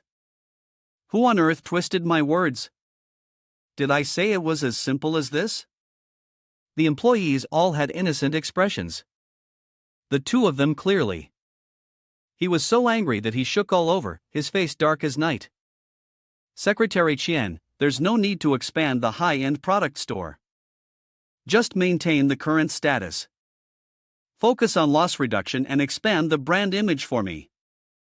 Duo Mei was confused, but the stores in the city were already basically saturated. Su Tian's face gradually turned sinister. Then open one overseas for me. None of you can stop me from losing money. Tu Chang waited for instructions from Su Tian regarding Mr. Su's upcoming project. What are the plans for the next phase? Although the department is still in a loss-making state, I've prepared to make the daily necessities department shine, create a frenzy, and turn the losses into gains. After Tu Chang finished speaking, Su Tian felt a deep sense of discomfort and replied, I see that your department has chosen you as their best, which is why your eyes are shining like a little puppy waiting for its master to reward it with a tasty bone. Is that okay? Or should we expand the department? But Su Tian didn't choose either of the two options Tu Chang suggested. Instead, he exploded in anger, leave the daily necessities department. It seemed like he didn't hear Su Tian's words and was visibly happy. Then what does it mean? I was just doing a small task. A second later, Tu Chang realized something was off. Huh? What do you mean? Su Tian patted Tu Chang's shoulder and handed him the contract termination fee, ignoring the tears welling up in his eyes. This is the contract termination fee, take it. He cried out loud, hugging Su Tian's leg tightly, refusing to let go. Did I do something wrong? It's just that the store's price cuts caused a loss. It's not like you're going to fire me over it. Duomei, who was behind, also felt that Su Tian's approach was problematic, so she leaned over and whispered into his ear, this might not be the best way. After all, Guang Tu Chang had been incredibly devoted to the company. Faced with the confusion of everyone around him, Su Tian simply smiled brightly and handed over another piece of paper. Why are you all in such a rush? This is your new contract, please take it. He pointed proudly to the sky and spoke in a commanding tone before the dozens of employees. From today onwards, Wang Tu Chang will be the head of our new department. This department will be the company's key project for the next 3 years. Su Tian's words made people think of simple, honest folk. This project would truly integrate into the daily lives of the people. In the future, everyone would be grateful to him. Tu Chang, startled by the sudden announcement, grabbed Su Tian's hand tightly, his voice filled with gratitude. So that's how it is. I am so honored. Not sure what the department was, but he was wearing a pink pig costume, with an extremely cute expression, a pig farm worker Su Tian. Su Tian's words turned everyone present into silly pig-headed people. Tu Chang could only laugh, truly, this would indeed infiltrate the lives of the people. Su Tian covered his mouth and chuckled, this was the first head to be eliminated today. He then enthusiastically moved on to the next department. Next department, report now. A head of red hair fluttered towards Su Tian. Tian brother, it's my turn. Zhang Hao, handsome as ever, lit up the entire conference room. Tian brother, I represent the entertainment department to give a summary report. Seeing Zhang Hao, Su Tian felt a headache coming on. I know you have a high popularity, so my expectations for you are not that high. Just don't make too much profit, that's all. Su Tian didn't expect him to sigh even more dramatically than he did. Well, Tian brother, our department is in the red. Hearing the words loss, Su Tian seemed to grasp a lifeline, grabbing Zhang Hao and shaking him so hard that his soul almost left his body. What did you say? Loss? How could there be a loss? Hurry up and explain what happened. Zhang Hao, confused, scratched his head. That day, I saw a movie script for an audition, and I actually got selected. And then, right after that, disaster struck Zhang Hao. Before filming even started, the production team suddenly announced that I didn't need to go anymore. Su Tian was overjoyed but couldn't bring himself to say it out loud, only daring to think it silently. Zhang Hao is indeed naive, he's been set up to be played with. Zhang Hao, still innocent, continued explaining, I didn't know what had happened, so I went to the set to find out. It turns out there was no investment in this project. The production team ran out of money and disbanded, and then they transferred the scene to Su Tian's office. That day, I came to your office looking for you because I needed money to invest in the production. I truly believe this is a good script. At this point, Su Tian also recalled the events of that day. I remember now, you came to me needing money. I gave it to you immediately, without asking any questions. I even thought you needed it to respond to your fans. Su Tian put on a serious face and said to Jiang Hao, "Don't worry about the money lost. You need to bravely pursue your dreams," but inside, he was already setting off fireworks. The script Jiang Hao had targeted, 80% of it was bound to be a bad film. Hearing Su Tian's words, Jiang Hao, as if grabbing onto a life-saving straw, scratched his head and continued, "Actually, I've been hiding another investment project. I also invested in an animated film that I'm doing the voice acting for." Su Tian and Ye Ti shook his head. When did Jiang Hao start following this path? A loyal right-hand man. You can see that whatever Jiang Hao reports has been losing money, so he's practically grinning from ear to ear. No need to be afraid, invest, go ahead and invest, and if you find any projects you're interested in, come to me for funding. Jiang Hao's eyes were red and teary. "Tian brother, you're my benefactor for life." Su Tian was also moved, choking up as he replied, "Hao brother, you're a blessing to me, Su Tian." With that, the two embraced each other in the warm light of their strong brotherly bond. Duo Mei looked at Jiang Hao with respect. "May I ask, what are the 2 projects you've invested in? I'll file them, and later help you keep track." Jiang Hao looked up, remembering himself in an astronaut suit and a Neza outfit riding a fiery wheel, and replied, "Lulu on the moon and Neza the demon child in his current form." He said proudly, "Both are in post-production and will be released soon." Su Tian propped his chin and thought for a moment, feeling that these 2 names sounded a bit off, then began to ponder deeply. He asked himself, "Lulu on the moon? A moon drifting far from home. Is it a story about drifting through the universe? What kind of wandering film is this? Neza the demon child in his current form. Is Neza getting married and having children, or is he rescuing a child on a long, winding slope with 7 twists and turns? It doesn't really sound like a good movie." After speaking, he noticed Jiang Hao looking dejected and placed his hand on his shoulder to comfort him. "Don't stress, if these 2 films flop, we'll keep trying.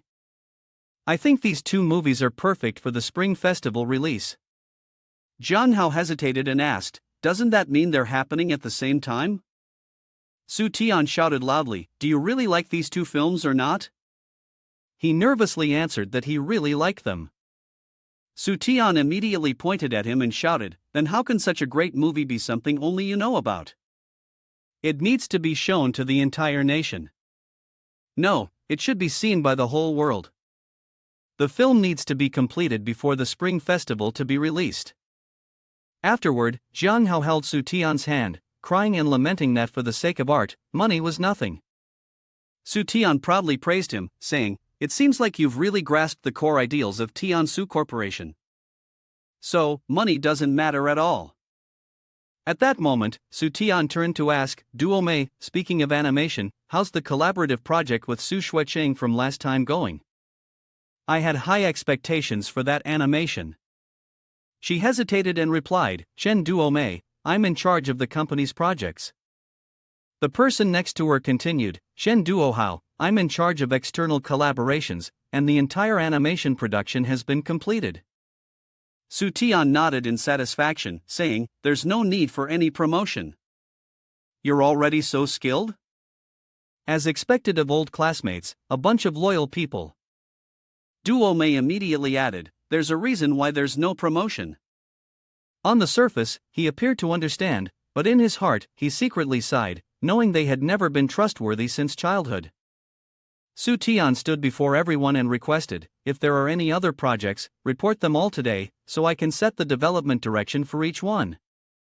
The head of the gaming department introduced himself and then listed the achievements they had attained. The TTL battle team had spent several months working hard and had won many medals in both large and small tournaments. Currently, they had secured numerous sponsorships, with a balanced income and expenditure, and would soon start turning a profit. Su Tian seriously said, "A profit soon? That won't do. We must continue to improve the treatment for the players so that in the future we can handle small tournaments more efficiently. We're not live streaming, just playing in world tournaments. The more coaches we invite, the better, he added, before inviting the next person to speak. The person shyly scratched his head and continued, the project involving the collaboration with Su Xueqing is currently receiving a lot of praise and has gained widespread popularity with the public. It has also been recognized by the higher-ups. The government is even making investments, and we have a completely new future ahead of us. Upon hearing this, Su Tian hesitated and asked, so, what you're saying is that you're still losing money? The young man's face darkened, and he scratched his head, stammering, I guess you could say that. Su Tian raised his hand and shouted, then, the Su Shuijia delivery service should officially become independent from the Su Shuijia Food Company. I'll invest everything to establish Tian Shui Logistic, equip it with a full set of gear, and also increase efforts to recruit seniors and offer more benefits. If we're losing money, at least society is responding well. Next, Zilin smiled brightly and said, my drone project is also somewhat related to the Tiansu Group. It is currently in a profitable state. Su Tian rubbed his hands together as if preparing a plan, then spoke with satisfaction, still, you're the best, my wife. The drone project isn't even included in my accounting system, the more money we make, the better. Baila eagerly raised her hand high, wanting to be the next one. Su Tian irritably asked, didn't the TTL combat team report just now? She was somewhat angry and reproachful, I knew you'd forget.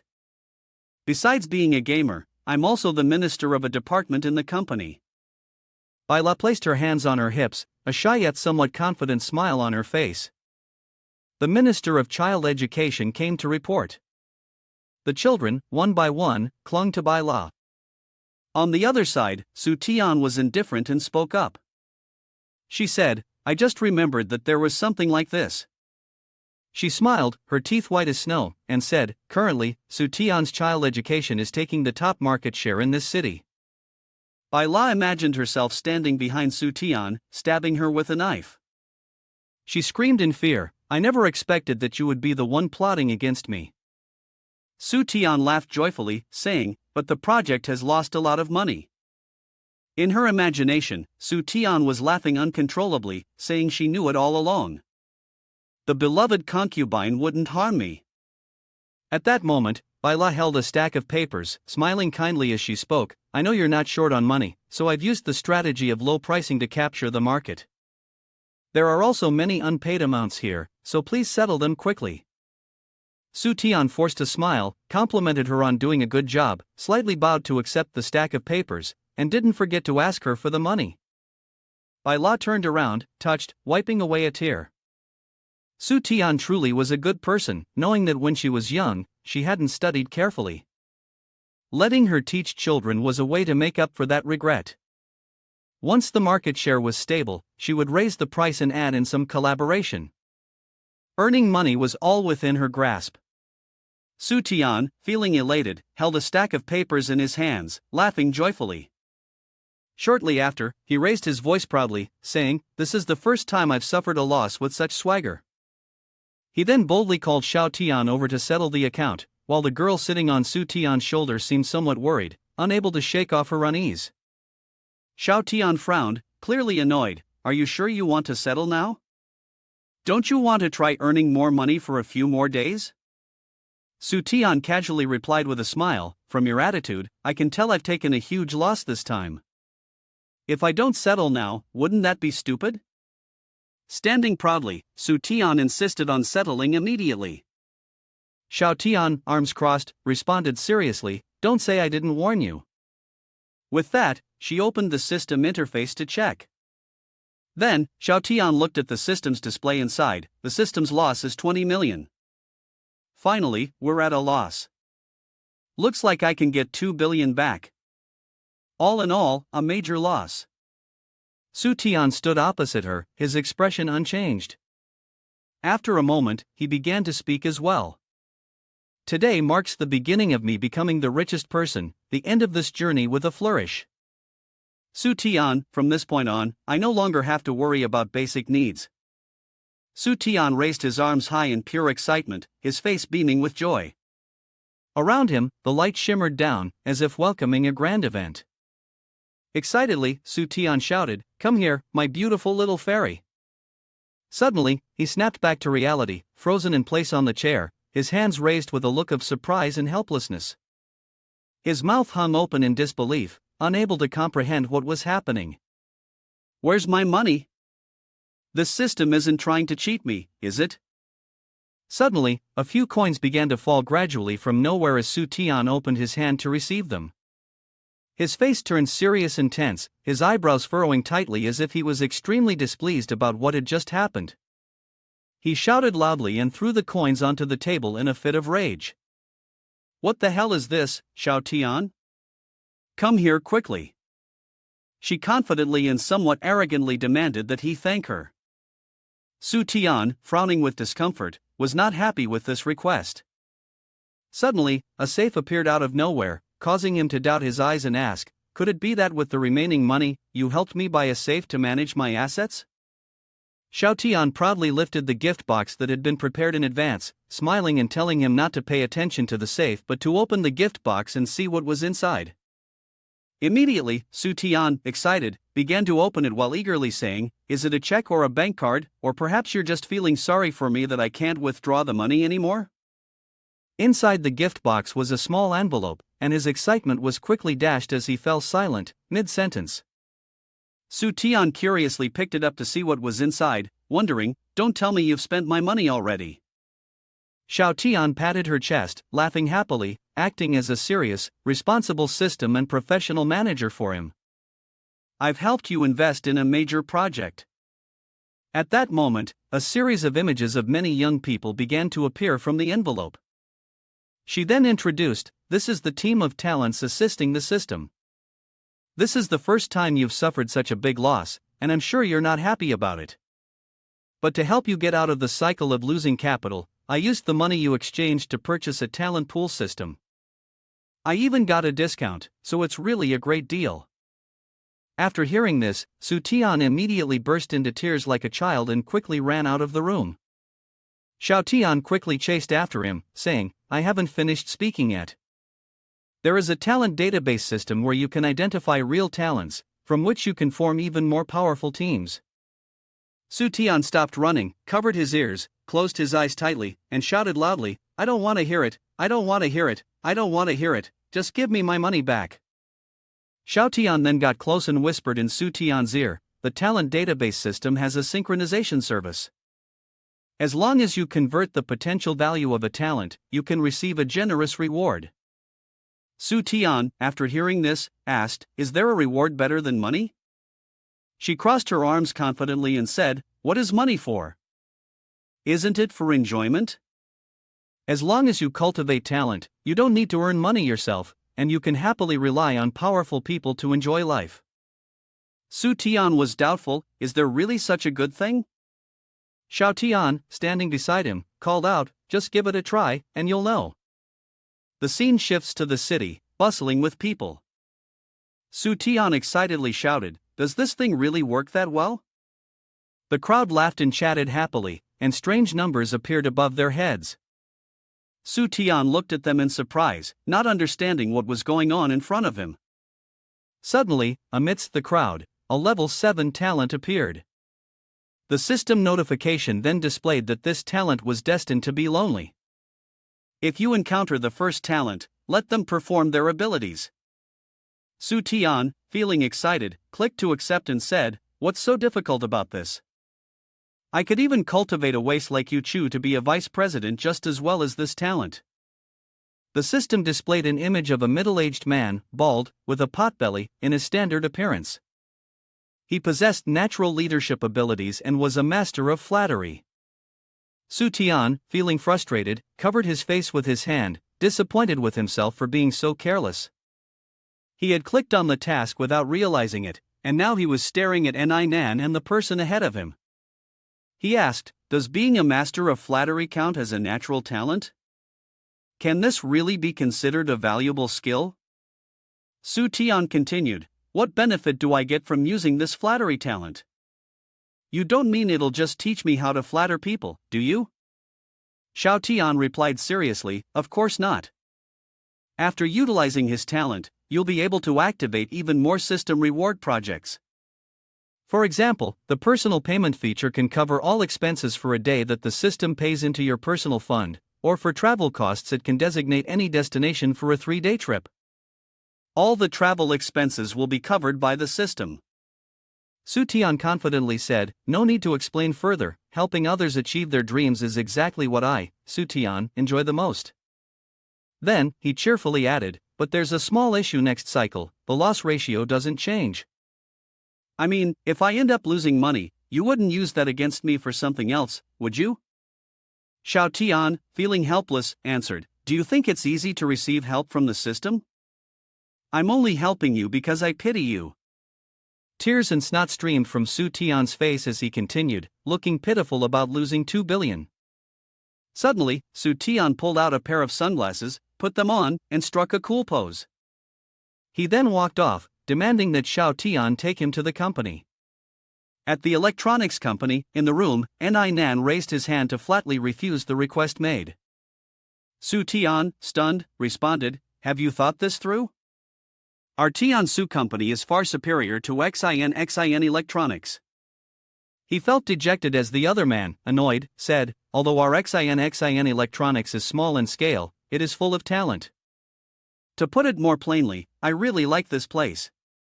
Ninan activated his loyal sycophantic mode and said, especially, our leader always cares for the subordinates in every possible way. Protecting talent like a spring breeze, who wouldn't be moved by their dedication, working day and night for the company? Su Tian was somewhat taken aback and tried to convince Ninan, saying, you should come to my company. We'll pay you 10 times more. But the man refused and pushed him out, confidently saying, don't think you can buy me with money. Our leader is the only one who can lead my heart. After saying that, Ninan slammed the door shut. He stood outside, clearly displeased with the situation, and wondered, isn't the script wrong? Who wouldn't be moved by money? This person seems to have a problem. Suddenly, Su Tian seemed to have an epiphany and realized that a sycophant is useless. Only by fostering long-term relationships here would he be able to thrive. It wasn't that he didn't want to leave, it was that he couldn't. A while later, Su Tian threw open the door and shouted, Su Tian, I'm back. Ninan frowned and scolded, I told you, I'm not leaving. Why are you so stubborn? Is your brain broken or something? While speaking in the middle of a conversation, you slammed the acquisition contract right into his face. Su Tian confidently spoke out loud, I've acquired your company. Ninan stood frozen, unable to believe his eyes. He placed his hand on Su Tian's shoulder, trying to explain the situation to him with flowery words. Not long after, Su Tian covered his ears, burst into tears, and ran away, yelling for Ninan to stop reciting. He stood behind, laughing heartily because Su Tian was scared, but Ninan still hadn't finished speaking. After running outside, Su Tian wiped the sweat from his forehead, exhausted, and spoke, I don't like people like him, who only flatter. Clearly, he can't be involved in the company's existing operations, so I'll have to create a new project for him. He paused and thought, what job could possibly make use of innate flattery skills and still not make any money? Suddenly, Xueqing called non-stop, as if something bad was about to happen. Su Tian immediately answered the phone. He stood still in shock at her words, our animation project has run into a problem. Su Tian was stunned and kept asking, is it because the quality is bad, and we're being scolded? Or is it because people in the industry are displeased and spitting on us? On the other side, Xueqing sighed in exasperation, the early episodes of our animation have aired, and received a lot of praise. But everyone is criticizing us for being too slow. Su Tian could only force a smile, his mind filled with question marks, as if he couldn't understand what was happening. Su Tian frowned, confused, what exactly have these 3 people made in this animation? I have to save myself. What if this animation gets popular and starts making money? What if I hire a team to criticize it a bit? Xiao Tian rushed over, raising the yellow card and shouting, yellow card warning, no defamation of the company's products. He thought for a while and then came up with a new idea. Su Tian eagerly said, "We can also make the most of the views for Nan." Meanwhile, in the director's office, the boss angrily criticized the female employee standing across from him. After being nagged by the boss for a while, she walked out, muttering, "I'm not wrong myself." The female employee, frustrated, sat down, opened a movie app on her computer, and complained, "I'll just work on that section to make those stupid bosses of yours angry." She then typed into the search bar. The female employee found her usual show and exclaimed excitedly, "There's a new episode?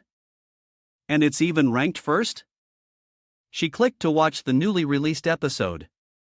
As she watched, she wondered, what kind of animation is this? Then, she scrolled down to check the comments. A user named Zhao Dianba had posted a review, "This one is okay." She skimmed through Nan's comment, saying this was the first time she had watched such an interesting animated series. The author clearly used the corrupt system to critique the consumerism that has become widespread in society, making it both engaging and straightforward, while subtly pointing out the issue of wealth inequality in society. From the perspective of a reporter, one could see that the corrupt system had undergone a development process, transforming from a loss-making system into a money-making one. It was clearly stating, if you have money, you can enjoy life in such a way; if you're poor, you can't transcend your class, which really carried profound meaning. Then came a series of very complimentary comments from Nan. The female employee pointed at the screen and laughed loudly, saying, "This person is really funny, obviously a naval officer, but not as good as he claims." She then began typing on the keyboard as if preparing to write something.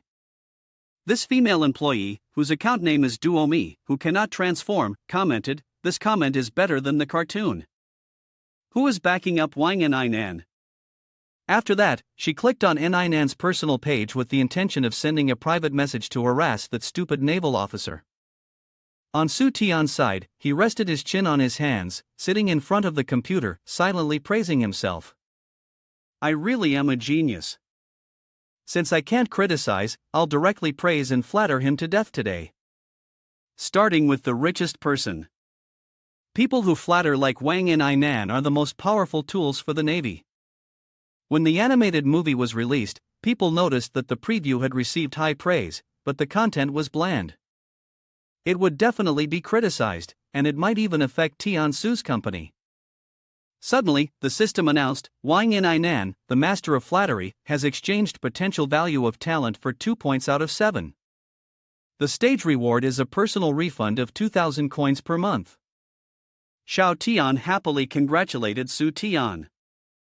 He sat in front of the computer and cried tears of joy, looking at the screen and exclaiming, 2,000 coins for pocket money each month? This is really getting better. Then he raised his chin thoughtfully, but sending out so many invitations only resulted in 2 potential value points. What should I do next to improve this? The system continued, Wang and Nan, the master of flattery, has exchanged potential value of talent for 3 points out of 7. Xiao Tian happily said, it's up by 1 more point. Su Tian, standing next to him, replied, I haven't done anything yet, can I just leave the machine running to rack up points? Suddenly, he rushed over and hugged her, praising her for doing something good, which made her blush. Half an hour ago, in Wang and Nan's private office, he was looking at the computer and saying that the task the new boss had assigned him was to self-promote the company's products, which was too easy. Duomi couldn't hold back and commented, where the hell did you come from? You're as foolish as my boss. He reacted strongly, exclaiming, how can this person speak like that? Watch me fire back at her. Just as he was about to type a response, he suddenly paused. Looking at the screen, he said, this person is clearly one of the richest people's followers. The customer is king, I can't insult her, I should actually praise her. A new notification popped up, showing that he had replied to Wang and Nan one. She looked at the screen and shouted, he replied, is he angry because he was insulted? But then she froze, surprised, why is he replying like this? The exact message read, you've worked hard. Thank you for your message, thank you for your comments and guidance. Your job must be very difficult. If my foolishness can make things a little easier for you, or help you calm down with your boss, then this new position of mine will have been worth it. I hope you know that you are amazing, you're impressive, don't dwell on temporary gains and losses, because you are definitely the winner in life. She was intently reading the message when her boss arrived, startling her. Her face darkened, and she dared not look up. She turned away, tears streaming down her face, and then she cried out like a child. Afterward, she ran outside while crying. Her boss silently watched without saying a word. A while later, the clock struck 5 p.m. Nan raised both hands to the sky, excited that work had ended. He shouted, "It's time to clock out, responding to thousands of private messages has been really tiring. Tomorrow, we'll continue." With that, Nan pushed his chair back and walked away, while the screen still showed a movie. Suddenly, he received a private message. "Thank you for your encouragement. If it weren't for your praise, I would have jumped off by now." Following that, a series of thank you messages flooded in, and some even suggested creating a group dedicated to giving compliments like that. On the other side, Zilin happily winked as she adjusted her screen, preparing to livestream. Her body was alluring, and her stream attracted many viewers and likes. Su Tian watched on the computer, eagerly complimenting Zilin. She was in a good mood when, suddenly, she slipped and fell. The fall left Zilin dazed for a while, and the viewers simultaneously criticized her. Many inappropriate comments flashed by. Su Tian was stunned and shouted loudly, "Are these people blind? How dare they insult my Dian Fei Fei?" Zilin anxiously apologized to everyone, explaining that she hadn't been focused on this performance. She was so upset that tears and snot were streaming down her face. Su Tian still defended her, saying she was amazing. Then, he put the computer aside, picked up his phone, and muttered, "This can't go on. I can't let these trolls keep attacking my Dian Fei Fei. I need to think of a way to deal with this." Su Tian immediately searched for something. He excitedly exclaimed, "I'm a genius, just like in the cartoons. I just need to find a Navy team to praise Dian Fei Fei and that's it." Su Tian's search results displayed the top-selling novel. He looked at the screen, wondering if he could use the company's assets to buy it, then he wouldn't lose money. Su Tian picked up his wallet and shook it, but there was no money left. At that moment, he looked at his wallet and complained, "I just finished the accounting, I basically have no money to buy it. Maybe I should switch to a cheaper group." Su Tian thought about Zilin and clenched his fist, resolutely saying, "I must give her the best, I have to protect her smile." He then clicked to buy the first 5-hour package, the highest level. In the room, only Su Tian sat, tapping on his phone. Next door, Nan was in his office, concentrating on his work. The male staff member, working, suddenly looked up and spoke to him, "There's another task coming in, this time it's the most expensive package." Nan laughed loudly and replied, "I didn't expect that the praise team, which overcame our difficulties, would perform so well. I feel like I'm on a high lately. In the past, I didn't even know I had a talent for praising others." Duohao stepped behind him, recalling that she had once worried that Wang and Nan was just flattering and lacked ability. But now it seemed, Mr. Su indeed had a good eye for people. Suddenly, she wanted Nan to enlarge something on his screen. Duohao pointed at the computer screen, recognizing the customer's name. As she walked, she felt uncomfortable thinking, "This name is so familiar. Isn't this Mr. Su's personal account? I even used this number to help him buy things before." Duohao was surprised as he looked towards the room where Su Tian was sitting and laughing cheerfully. He was typing on his phone while exclaiming excitedly, "This team has some skills, a crafty mindset, and if they know how to talk, they should talk a bit more." She was stunned when she heard those words, as if realizing Su Tian's intention, and then continued, "Mr. Su's idea is to use a strategy to enhance the reputation of Tian Su's company, which essentially means organizing a government mock battle called If You Know How to Talk, Talk a Bit More." She then imagined the domineering CEO look of him. Duohao blushed, making up her mind, Su Tian truly has a far-reaching vision, I should go find some people in charge to discuss this. In the meeting room, everyone was present. Duohao spoke seriously, "I have just learned some important information from Mr. Su about the company's plan. After she finished speaking, no one said anything. Bai La raised her hand to voice her opinion. I roughly know what to do next, but why choose this moment, when a major event that affects the company, to happen? Caca raised her phone and added, it's because of a fake news report from abroad. She stood next to them, worried because Su Tian was very smart but had been caught up in ridiculous rumors from overseas. C also spoke up, saying that she knew about the rumor too, and he smirked, continuing, we'll see how fast the response is. Tu Chang was surprised and pointed to himself as everyone looked at him suspiciously.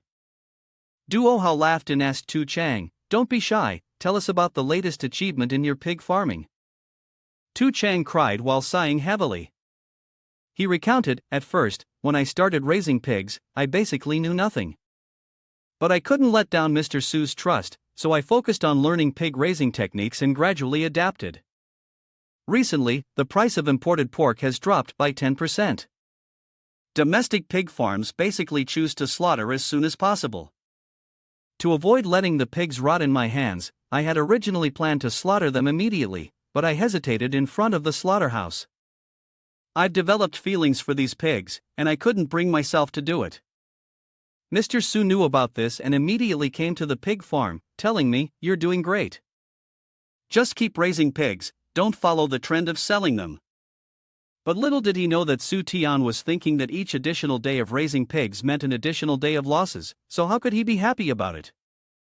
Tu Chang was somewhat hesitant because if continuing to raise pigs led to the company's losses, he would feel very guilty. Bai La, who was standing nearby, didn't understand, because these matters had nothing to do with enhancing the company's reputation. After all, boasting must have a purpose. Silly quickly replied, what are the customers of the company most concerned about? Or, what do ordinary people care about the most? Bai La was still confused. Clothes, housing, transportation, are those the only things? Silly smiled and explained, as for clothing, it's easy to judge whether the quality is good or not. You can tell by touching or looking at it whether the quality and design are good or bad. As for housing, whether a house is good or bad, warm or not, comfortable or not, can also be easily experienced. As for transportation, there's no need to mention it. Whether it's electric or oil-powered, 2 wheels or 4, the root cause can be easily identified. The only thing is that food cannot be immediately judged as good or bad. Food safety is a major issue in society. Bai La has only just realized this, which is why Tiansu Company has received so much praise and a better reputation, making people naturally trust the food safety issues we face. Tu Chang now understands too, realizing that Mr. Su developed the growth plan because I sell large cuts of meat. He's truly been supporting me too much. At this point, Caca added, and the timing has arrived, pointing to his phone, where there was a message. On the phone screen was the latest news update from a country where a pig disease had broken out, making many people feel sympathetic. There were also speculations from some people about whether those evil capitalists had dared to export diseased pork. Everyone was quite shocked. Tu Chang did not expect this to happen. Zilin was also worried that it might have a major impact on them. But Caca and Silly, on the other hand, were smiling. She said, I understand now. I will go investigate. At that moment, in the room, Su Tian was fast asleep on top of a pile of papers. Silly, without hesitation, kicked the door open and called out loudly, Su Tian. Then she grabbed his hand, pulling him along in a half-dazed state to investigate. Su Tian, still groggy, asked, what are you trying to do? A little later, at the factory, the cranes were still working tirelessly. The two of them appeared in an incredibly cool manner, except for the flip-flops the guy was wearing. Suddenly, 2 security guards stood in front of the door, blocking their entry. Silly calmly took out his work ID, stating that he was from the 6th Department of the Quality Supervision Bureau for an inspection. One of the guards questioned, never heard of it, and besides, the timing doesn't seem right. The other guard asked as well, the 6th Department, you say? Silly glared at them, are you teaching me how to do my job? Or would you like me to wait a few more days and check with your superiors? One guard broke into a sweat, too intimidated to argue further, and gestured for them to enter. The other guard smirked, watching Silly's retreating figure. I wish I could be scolded like that, so beautiful. The first guard, irritated by the scolding, turned to snap at the one who had just daydreamed. Once inside, Su Tianyi whispered to Silly, "What exactly are we here for? Why do you have to provoke others and look like a clown?" Silly smiled, "So you can see firsthand my predictions coming true and the huge sum of money you're about to make." Su Tian froze as he realized that he was the one who was the fool. The next day, a headline appeared in the news. Recently, imported pork has been found to have swine fever, and major supermarkets have temporarily removed pork from their shelves. When Su Tian read it, he buried his face in his hands and cried, "CCI, you didn't have to test the measurements yesterday, but why drag me into this torture?" In contrast, Silly grinned, "I just wanted you to experience the thrill of exposing a competitor. You're crying with joy now, aren't you?"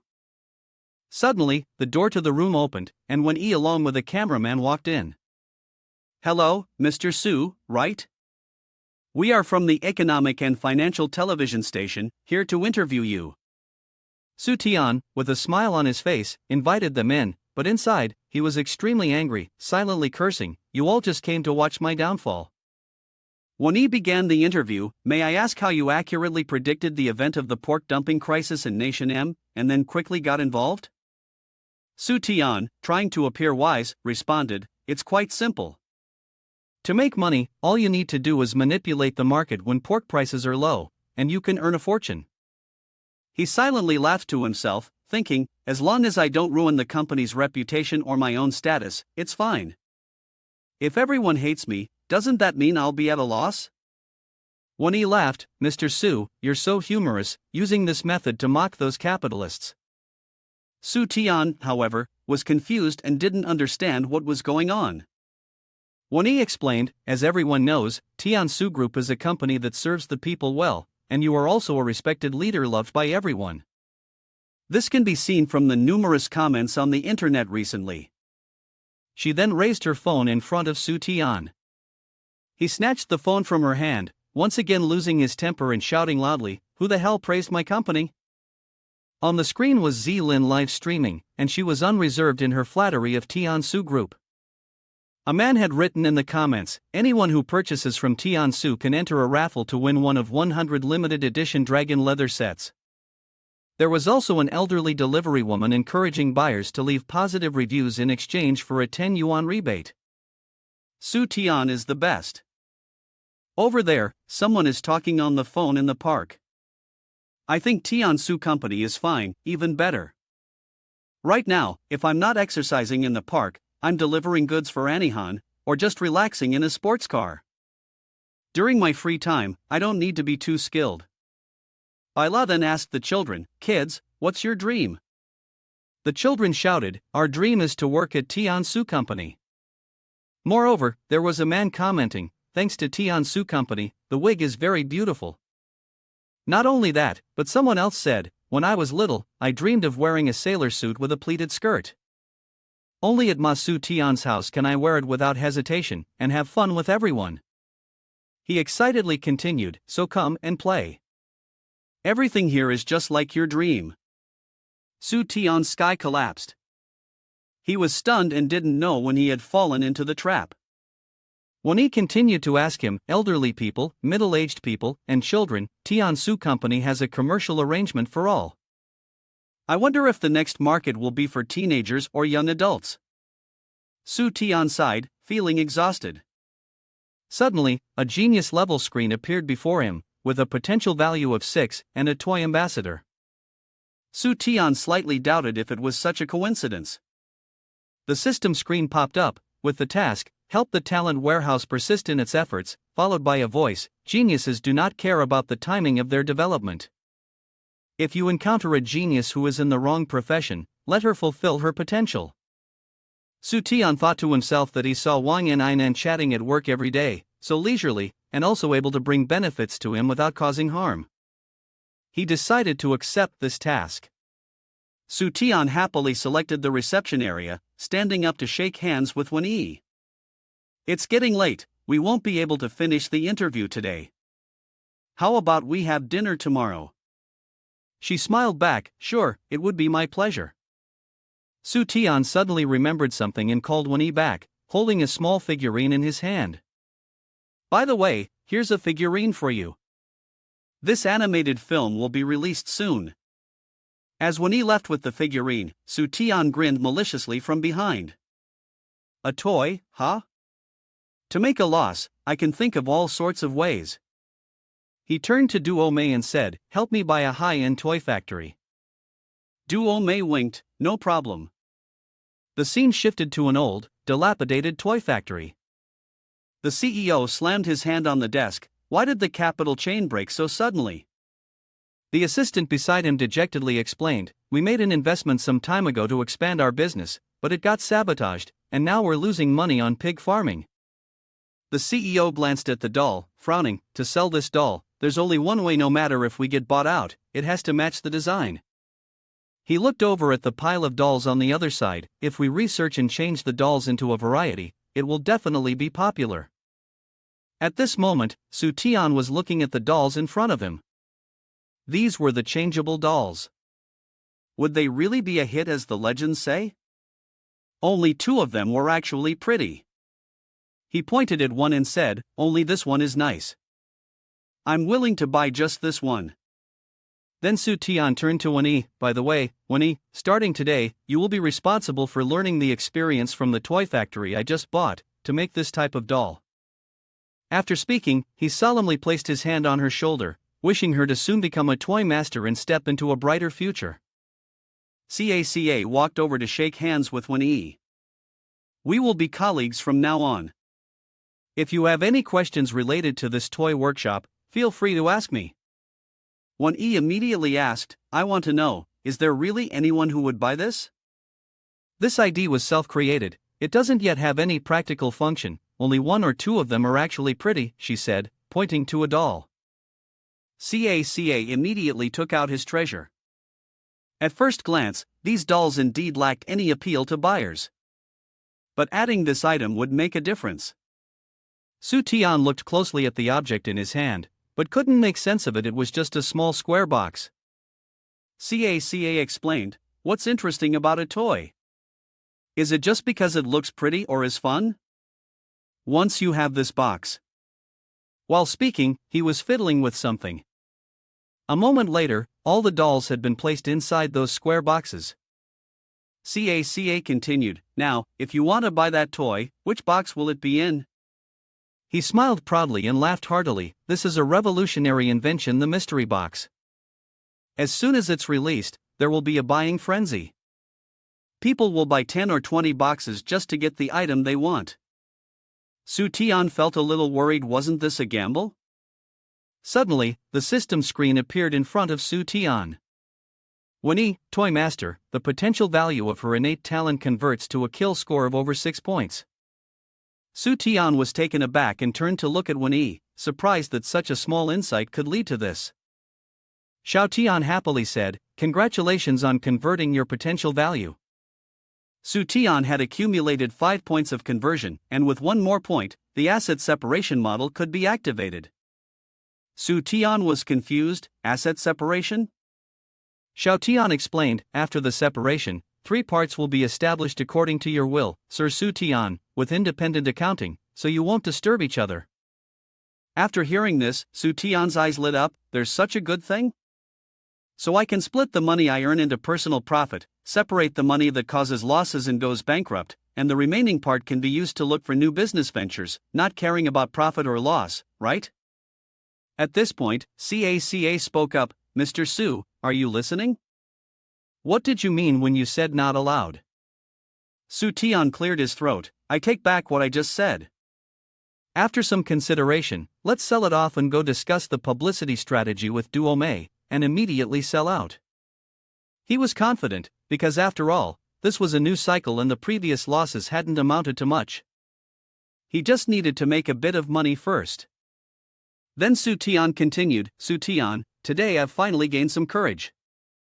I'll start making money in an upright and righteous manner. At this moment, Duo Mei knocked on Su Tian's door. She told him, Mr. Su, just now you mentioned investing in promoting the mystery box and the consumer costs. Before she could finish, Su Tian interrupted, "It's too much, isn't it?" "Don't worry, as long as it works, it's worth the investment even if it's costly." Duo Mei hesitated, "Well, our company doesn't have that much money. The working capital is all ready." Su Tian was stunned, completely caught off guard by the fact that they had run out of money. He turned to glare at Xiao Tian, who also immediately turned her head away. "Don't look at me. I didn't say you should only use your personal treasury to contribute to the talent system. Of course, the company's treasury should contribute a little as well." Su Tian waved his hands. "Is that a little?" "That's a lot of little." He was stunned, then thought for a moment and said, "So now I really have no money at all? Poor and penniless." Su Tian covered her face. "Is there any way for us to get through this tough situation?" Duo Mei also sighed. "Actually, doing nothing is the best option. As long as we wait for the payment from the pork, we'll have money again." He asked again, "What if I urgently need money? Is there any way?" Duo Mei offered several solutions. First, borrow money. Second, sell off small assets. Third, merge the drone company with Tiansu and inject fresh blood into the headquarters. Su Tian shook her head vigorously. "The drone company is my golden egg-laying goose. I can't let it go bankrupt easily, Xiao Tian. And if we sell off small assets, I can't bear to. Who knows how much money they'll actually give me after the asset division." After thinking for a while, he decided that borrowing money might work, but how could he pay back less? Su Tian thought deeply for a moment and suddenly came up with an idea. "I've got it." Then, he proposed a rather questionable suggestion. "Find some illegal loan sharks like that. Then I won't have to pay interest." Duo Mei was left speechless, completely at a loss for words.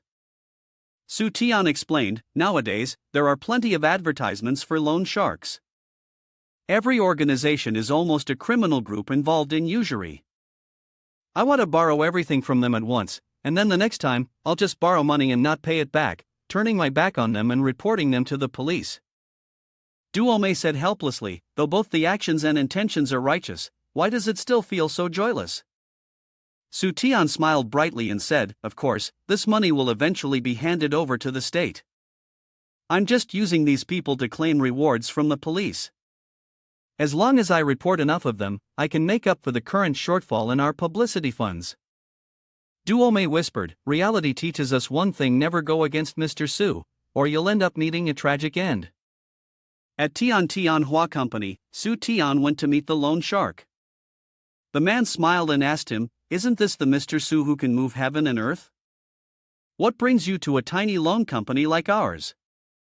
Su Tian sighed and said, "I really am short on cash." The man burst out laughing, "Don't use me for your amusement. You're a big boss, and you're short on money? Are you here to mess with me?" With a grim face, Su Tian pulled out 2 photos. "I hate to admit it, but my subordinates have drained me dry." He then handed the photos over, showing that his team had turned on him and cleaned out all his funds. The man was still a bit skeptical. "Stop trying to shake me. You're the biggest shareholder in the company. Tiansu has such a solid reputation, it's not going to collapse." But then he suddenly noticed someone in the photo. "Wait a second, this guy," he muttered through clenched teeth. "Ma Caca, son of Ma Feng. I get it now, Ma Feng is trying to take over Tiansu trading through Ma Caca." Su Tian continued to persuade him, "I really don't want to hide anything.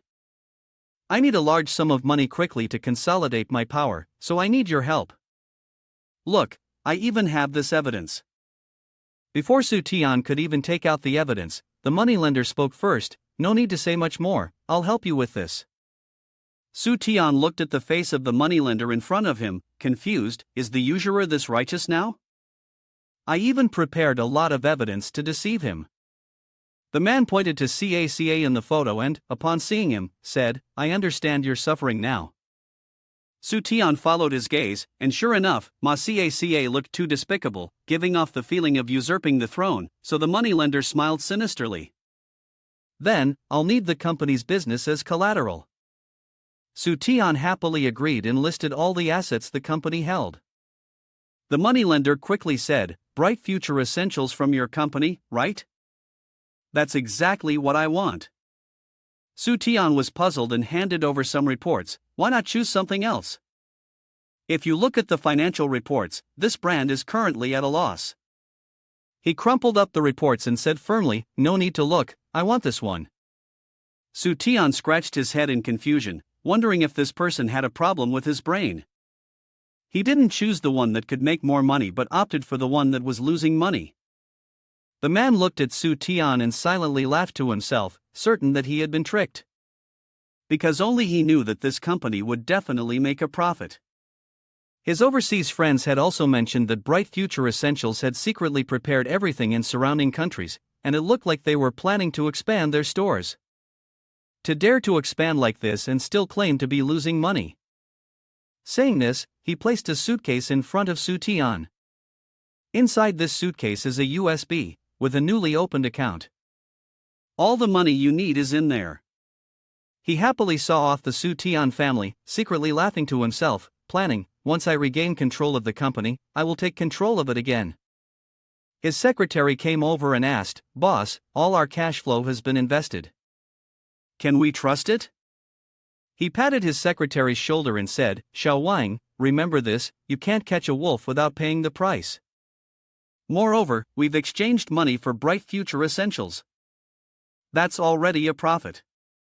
The scene shifted to Su Tian, dressed in full attire, standing and calling someone, "Hawk, Hawk, it's Tian Tian here."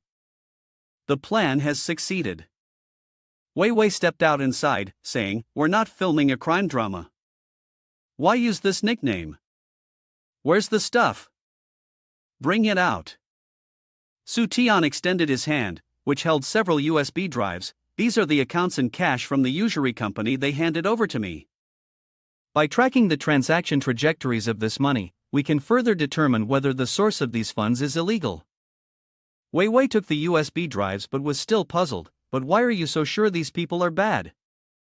What if they don't have any issues? Wouldn't you be giving away a small company for nothing?" Su Tian said with conviction, "Honest and good people will run a serious business like I do. Who would make money by charging high interest?" Sometime later, someone kicked open the door to Su Tian's office. The person appeared furious. It was the loan shark. He was enraged and yelled, "Bring Su Tian out here." Su Tian froze, unsure how the loan shark had ended up here. The loan shark waved a few papers in front of Su Tian and complained bitterly, "How dare you still show your face? What's going on with Bright Future Essentials?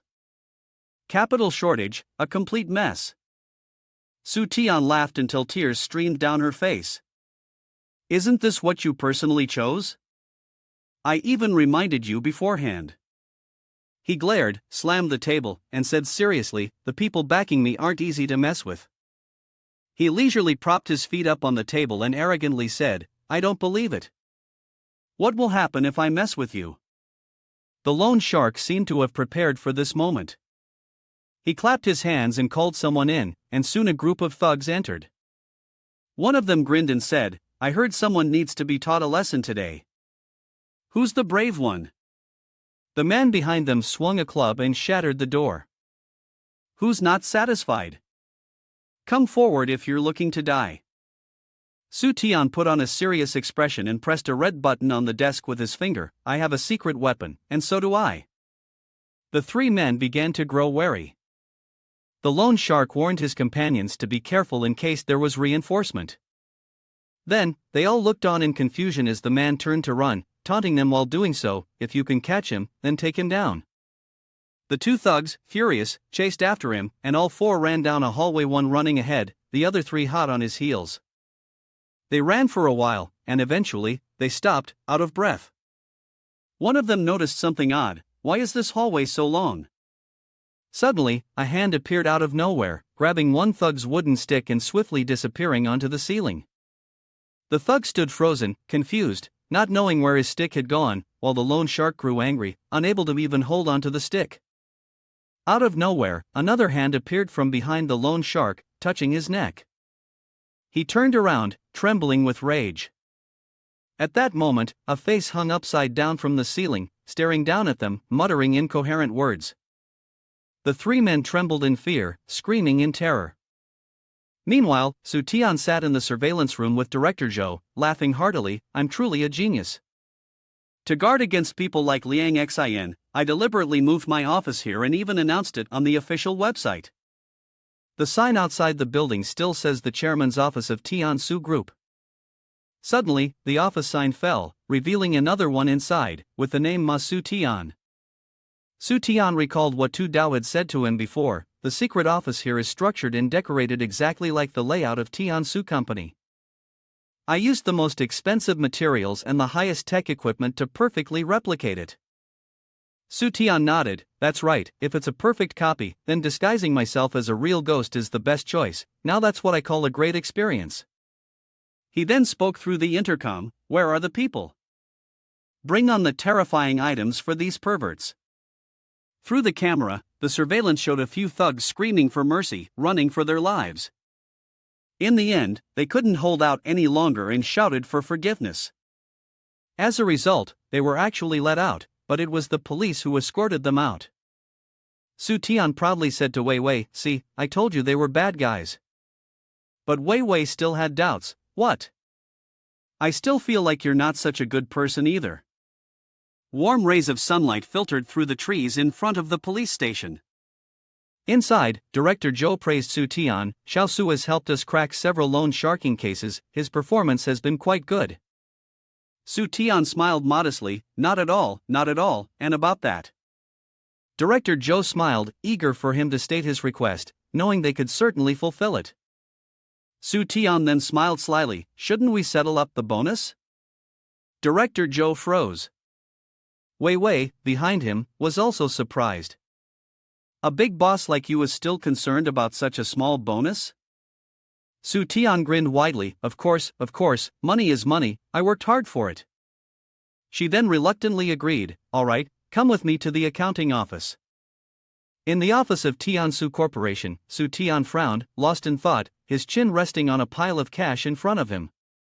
He hadn't expected the bonus for these gang members to only be 200,000, not even enough to fund an event. Su Tian suddenly thought of something. If he was short on money, then he should pluck the feathers of the Bai family craftsman. He dialed a number. Yes, exactly, right now, immediately come to my office." A while later, Jiang Hao entered Su Tian's office. "Mr. Su, did you call me for something?" Su Tian quickly said, "When will your 2 movies be released?" Jiang Hao replied, "I was actually about to talk to you about this. The trailers for both of them have been released. Let me show you." Su Tian took the 2 discs containing the promotional clips and told Jiang Hao, "Go to Wenyi's place and discuss customizing the production of the 2 dolls from the films to make blind boxes." Jiang Hao hesitated. "There's another thing. The post-production money for both films is almost running out." Su Tian thought for a moment. The film was definitely going to lose money, so the more, the better. After the system divides the profits, I will get more. But then he realized that this money wasn't going to fall from the sky. A huge crisis was looming. Just then, Bai La pushed open the door to Su Tian's office and loudly said, "Su Tian, approve my account quickly.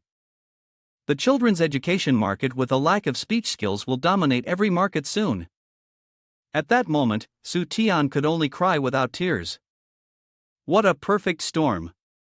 The more I think about it, the angrier I get. When I want to lose money, they won't let me. When I don't have money, they come to me asking for help. This is so frustrating. Then, Su Tian called someone again. "Hello, is this Madam Chen?" "No, I mean, Teacher Chen, right?" Merge the unmanned aircraft company into the Tiansu Group. Xiao Tian suddenly appeared, blushing and panting. I'm here. Su Tian on this side smirked triumphantly, not believing that he couldn't handle her.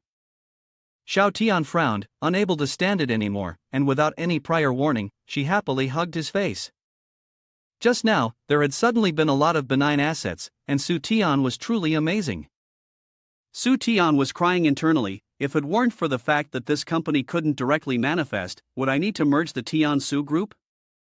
He continued sulking. Well, that's it then, my personal money is gone from now on. But immediately, Su Tian regained her composure. However, now I can invest extravagantly. Just as she was feeling elated, the door suddenly opened. Duo Mei and Duo Hao walked in together. Good news, sister. Just now, Love High Video Network bought the exclusive broadcasting rights to the animated film The Richest Man, with an investment of 2 million here. Nation H and Nation J also bought the exclusive rights, with a total of 7.5 million. Hearing this, Su Tian froze. She glanced at Xiao Tian. Can you return the personal data on your drone to me? Xiao Tian pouted and turned her head away. Don't even think about it. Su Tian turned to ask Duo Mei and Duo Hao, what's going on here? How could this website spend so much money to buy our animation? At the same time, she thought to herself, if only she hadn't forgotten all her personal money just a minute ago. Duo Hao explained, you should ask your 3 classmates about this. Half a day ago, at the Richest Man animation project team, Dianba slammed the table and said, what's the meaning of those websites? I wrote it, but they wouldn't let me post it, didn't want to buy it. With that, he pointed to a piece of paper with a new pen name, as long as the Great Wall of China, that he had come up with himself, looking quite displeased. Xiao Gu turned to say, are you stupid or something? The ending in your new name, isn't it Zhao Dianba? Dianba fell silent, not knowing what to say, and a long silence hung between the 3 of them. Xiao Gu continued, Xiao Gu is getting bored. What should we do if this animation doesn't sell after it's finished? What if that little brat Su Tian finds out? The 3 of them simultaneously imagined the scene of being mocked by Su Tian. You guys are really stupid. You can't even solve this little issue. So, the 3 of them made a resolution, anyone can mock me, but not that little brat Su Tian. We absolutely have to figure out a way to buer in full respect, or we should expand our connections ourselves. A while later, each of them went in different directions to broaden their network. At the mid-level Academy of Fine Arts, warm golden light filled the space. Xiao Gu was standing, leaning against a statue as if waiting for someone. After a while, his teacher came out to greet him happily. What wind blows you here, young man? He shook hands with him. Isn't it just because you miss me? Came back to visit your teacher. Xiao Ji's teacher laughed. I can tell you're clearly worried about this work of yours. Wouldn't it be great if you took my class as a lecturer? You should graduate soon. Suddenly, the surroundings were brightly illuminated.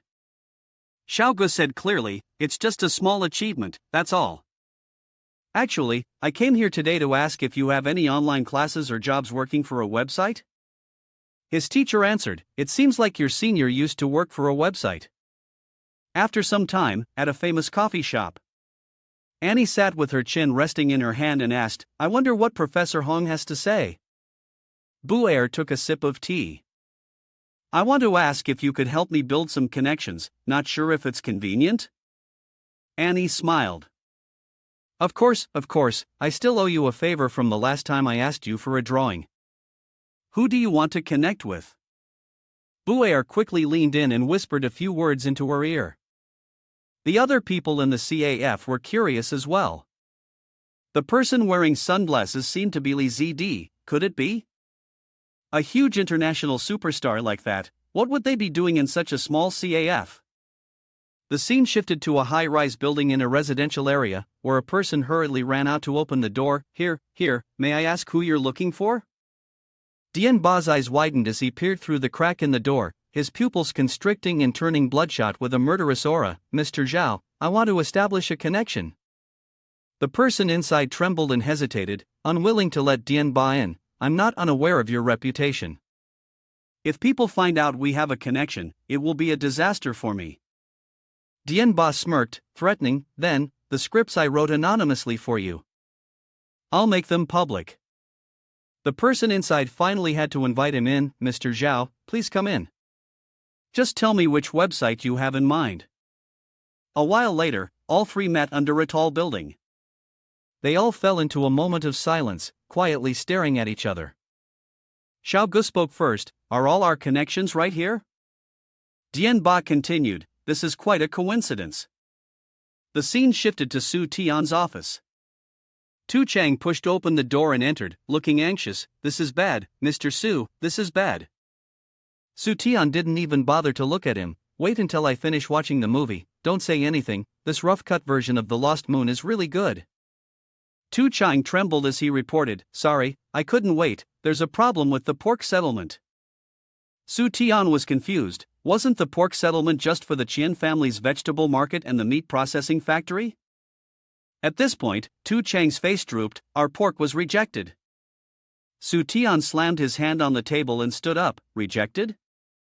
If the capital chain is cut off, there won't be money to push forward with investments in films and preschool education. The Lost Moon, this film clearly has the potential to revitalize the T-Nation film market. How could it fail halfway? Even if we're poor, we can't be poor in education. If we don't supplement the children's education, what are we going to do with all these unreliable institutions teaching nonsense?" After finishing, his face darkened. "Do you think my Tian Su group is easy to bully?" Then Su Tian led Tu Chang. "Let's go investigate and find the mastermind behind this." At a large, clean fresh food market, a meat vendor sighed lightly, his face full of sorrow. Su Tian walked up to greet him. "Master, why is there so little pork at your stall? You haven't restocked?" The vendor replied tiredly, "It's not that I don't want to restock, it's that I don't have the money to buy more." Upon hearing this, Su Tian turned to ask Tu Chang, "Is our pork that expensive?" He replied, "No, it's even cheaper than the usual price before." The vendor explained, "It's not that the restocking price is too high, it's that the buying price from Cloud Supermarket is too low. Last week, some private factories teamed up to open a Cloud Supermarket. They used their funds to subsidize pork vendors and also provided subsidies to Cloud Supermarket to make their pork cheaper. The pork vendors were happy, the buyers were happy, but we were out of luck. I felt that, not long from now, we wouldn't survive anymore because selling goods on the street is even more expensive than at the Cloud Supermarket." Su Tian thought for a moment and said, "This isn't normal. There's a system here that wants to lose money just to have it all to themselves. These capitalists must be subsidizing both the buyers and the sellers to monopolize the market. After the street vendors disappear, they will exploit both the pork sellers and the buyers. How despicable. This model and these brands are exactly the same." People in the food market also sighed. "Don't even talk about pork. Selling vegetables, fruits, or spices, sooner or later, it will all collapse. We can't survive in the city anymore. We'll have to go back to the countryside." Su Tian was furious upon hearing this. Have these capitalists no shame?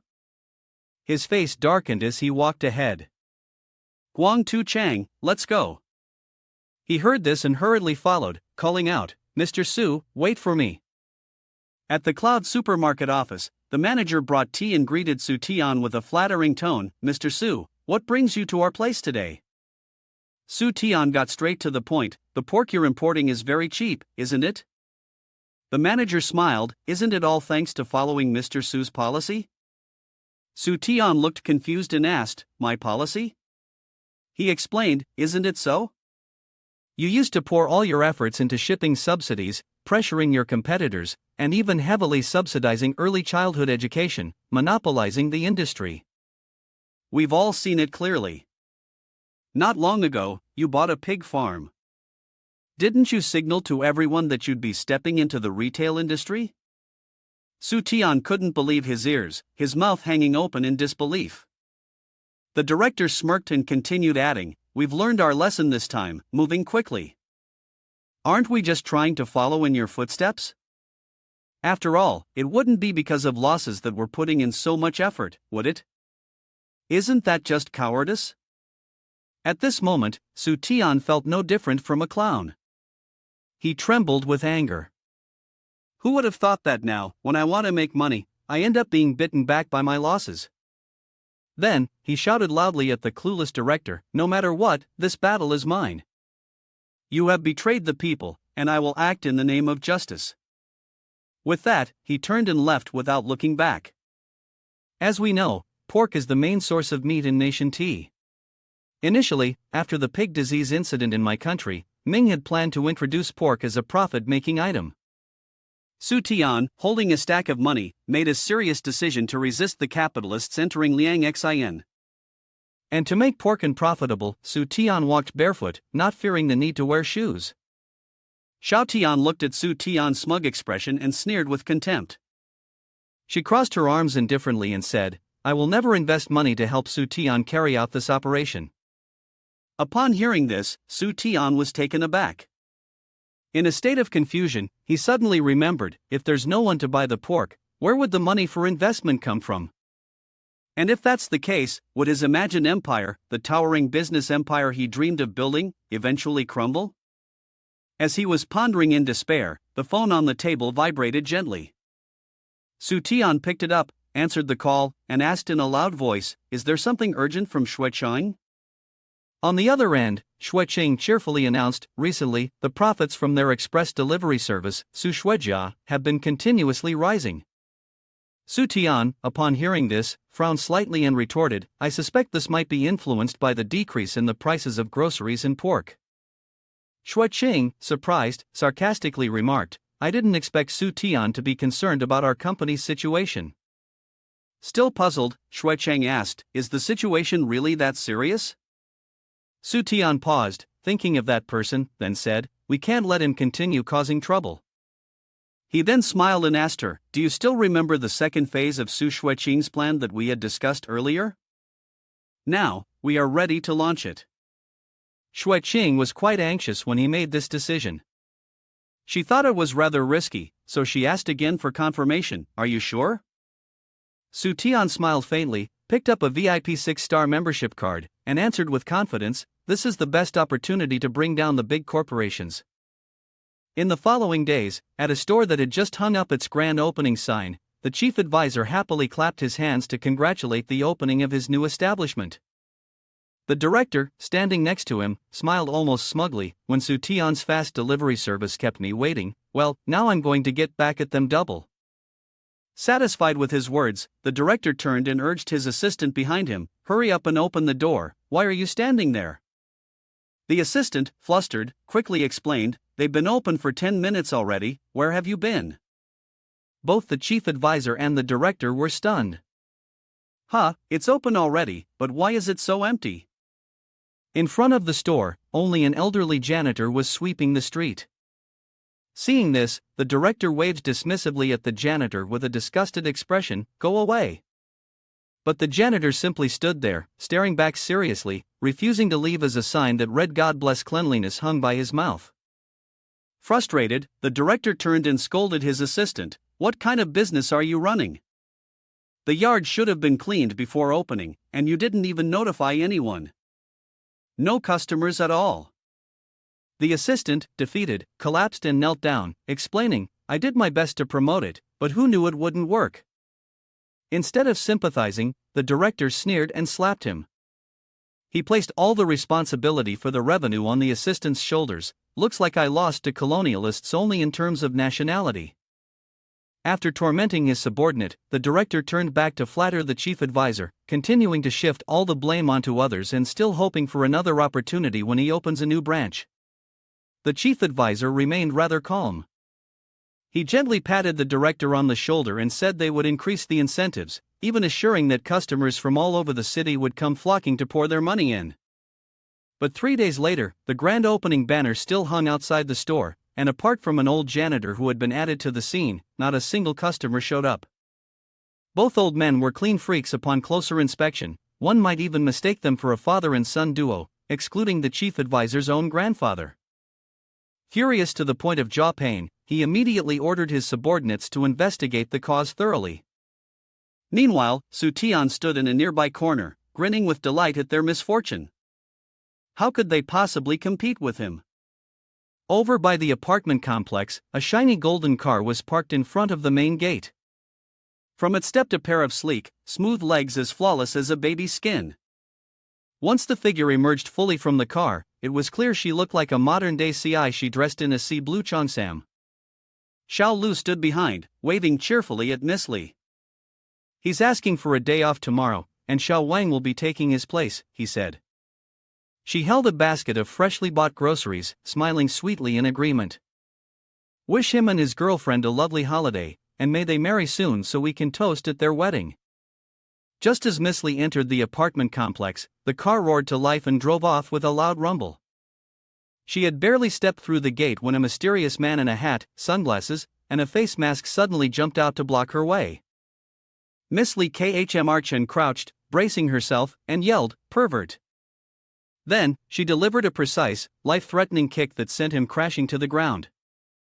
His coveralls loosened, revealing his true identity. He was the manager of the newly opened supermarket nearby. He softly muttered, "Miss Li, if you..." before slowly standing up, dusting himself off, and explaining, "I'm not a bad person." But before he could even recover, Miss Li launched another kick, causing him to panic at the two words "if you." Fortunately, he managed to dodge just in time. The supermarket manager, facing the dangerous heel, could only stammer, "I just wanted to ask if Miss Li is a platinum member of Cloud Supermarket." At this, she relaxed her guard, nodded in acknowledgement, and even praised, "The items from that supermarket are quite cheap." He was even more confused and asked, "Why haven't I seen you there recently?" Miss Li then pulled out her shopping bag and showed him. "Simply because Cloud Supermarket is good, but Su Tian Farm is far better." The manager suddenly remembered the idiot riding a pig, feeling utterly surprised. Miss Li spun around, striking a cool pose, and said, "Over there, everyone is the owner of their own farm, so I guess it's time to say goodbye, kid manager." He stood frozen, coming to the conclusion, perhaps that farm had stolen his supermarket's business. The next day, a tourist car was parked right in front of the apartment complex. The manager, blending in with the group of men and elderly women going to the supermarket, was investigating to see if this supermarket had anything better than his. From the bus, Su Tian leaned out, smiling brightly, holding a loudspeaker to announce that bus number 7 was about to depart for the farm. He even took the time to ask, "Are you all ready?" The group of elderly people, who rarely had the chance to be this happy, were in high spirits and responded cheerfully. Shortly after, everyone boarded the bus and headed toward the farm. The tourist bus rolled gently along the mountainside. After a short while, they had arrived. Su Tian jumped off the bus and spread his arms, announcing, "Welcome to the farm." The elderly men and women stepped off the bus, their faces beaming, quietly marveling at the fresh air.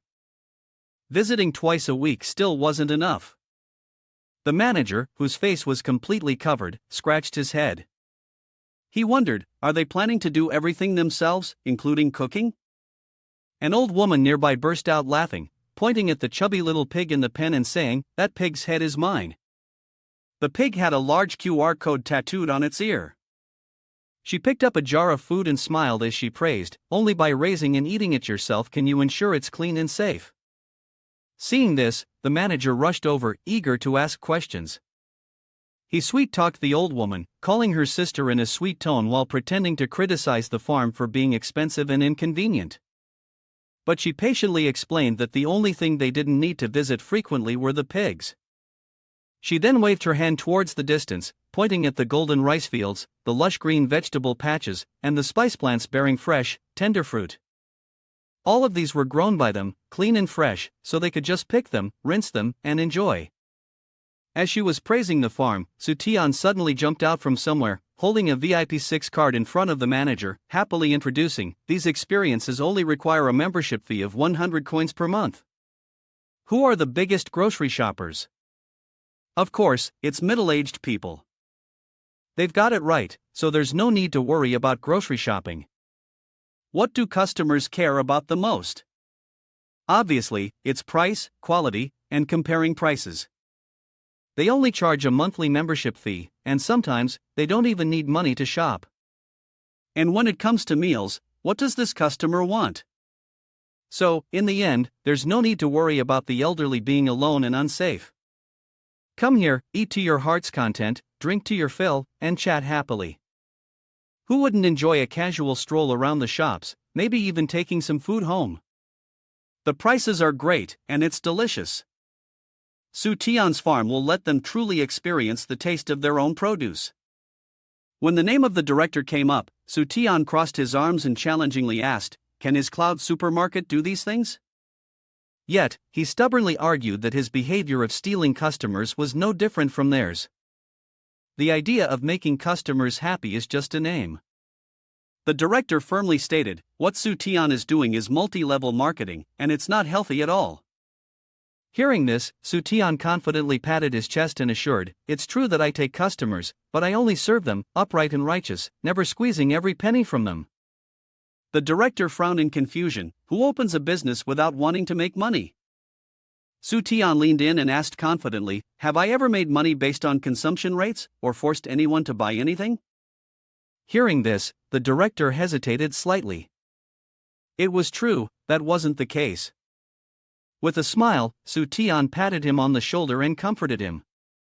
Cloud Supermarket only sells cold numbers, never thinking about the customer's needs. The more Su Tian spoke, the more the director felt small, struck at the core. They had treated customers as mere profit tools, but never considered that their own family could fall into that same business trap.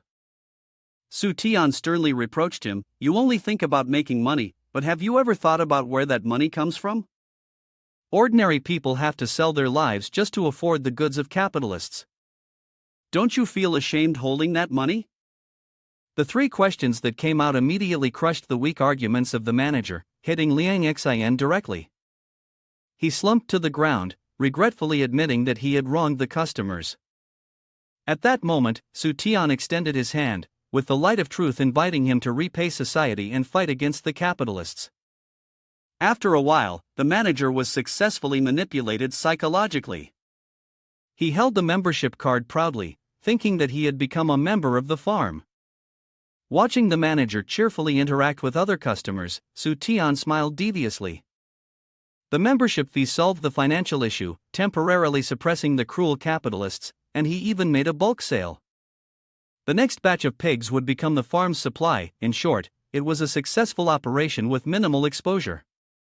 He chuckled softly to himself, feeling like a genius for hitting 5 targets with a single arrow. After resolving the issue, Su Tian eagerly got into the car and told Silly to drive to the esports club. He smugly declared, "If you're going bankrupt, electronics can also make you lose more money. Su Tian will go check if I can spend money there."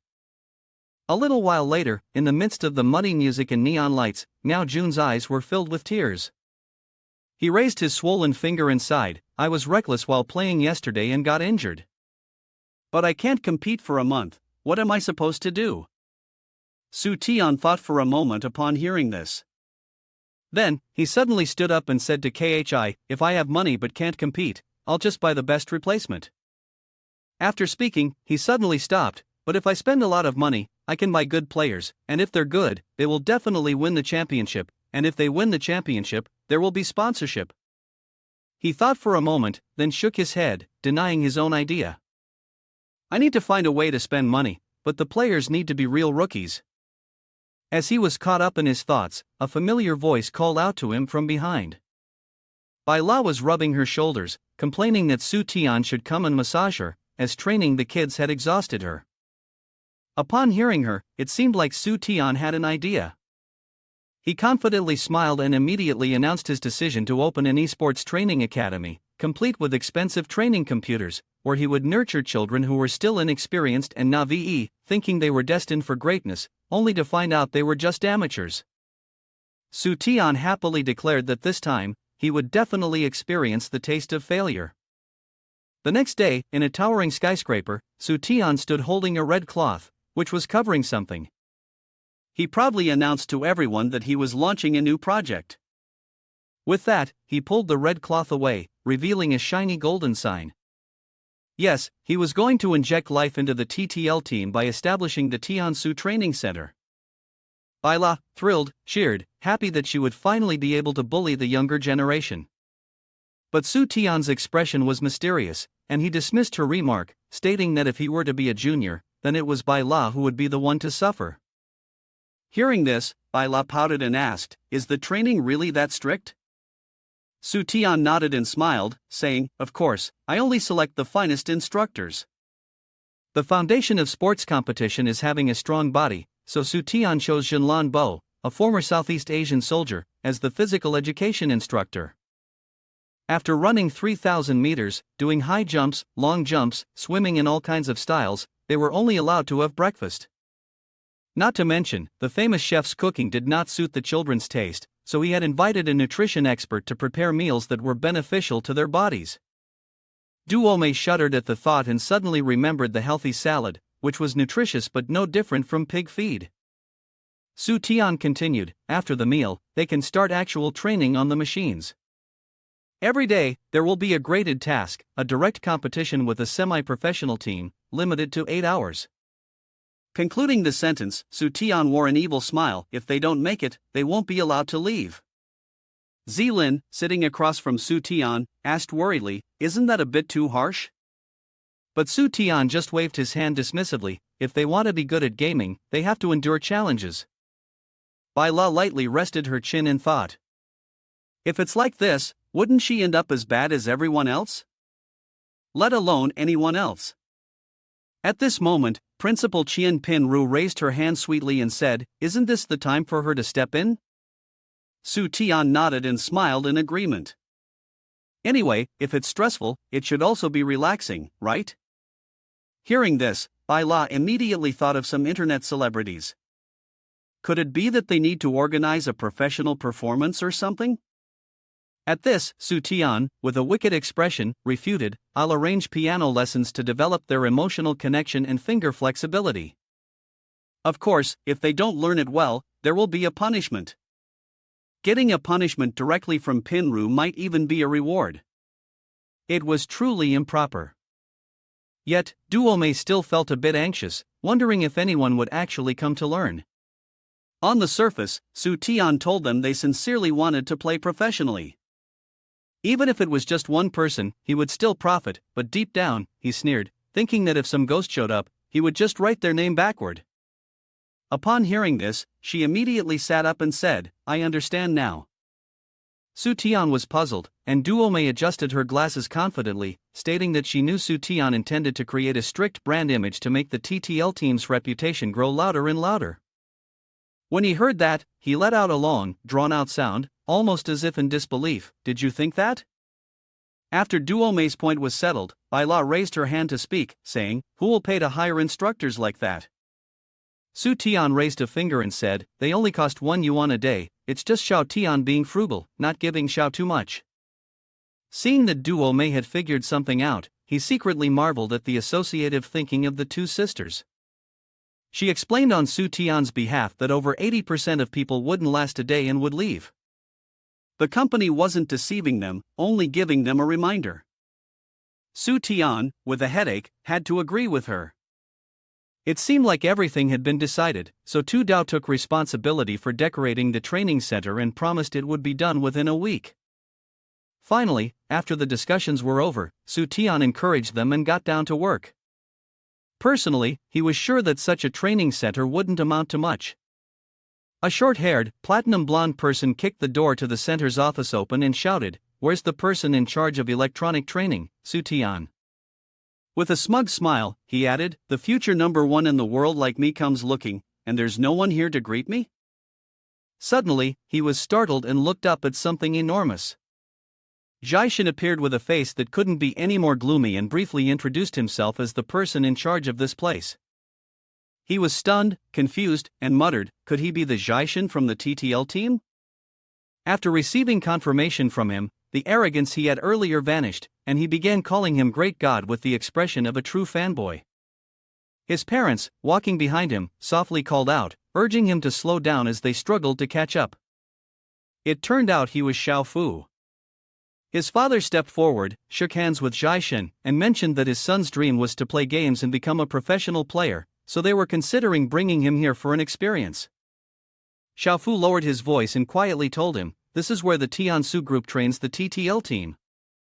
Upon hearing this, they started discussing, considering the big and reliable company.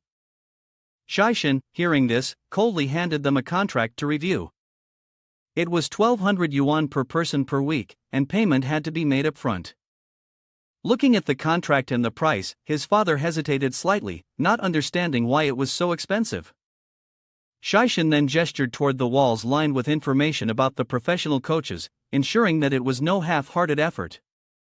Naive and inexperienced, he was convinced that he would become a dominating player in the future.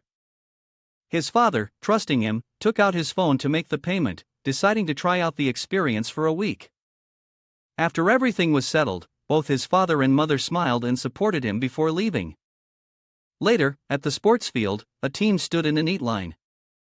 The sunlight was blinding, but they did not falter, their eyes fixed on the person standing on the platform. Su Tian held the microphone, endlessly lecturing on the importance of perseverance and resilience in training professional players. Xiaofu, upon hearing this, let out a faint, mocking laugh. He recalled the times when he would play games and snack, just chilling and having fun. Who wouldn't want to relax? Just as Su Tian finished speaking, a coach, muscular and fit, stepped forward.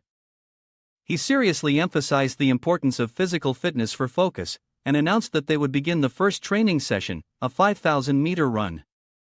Upon hearing this, everyone's face went blank.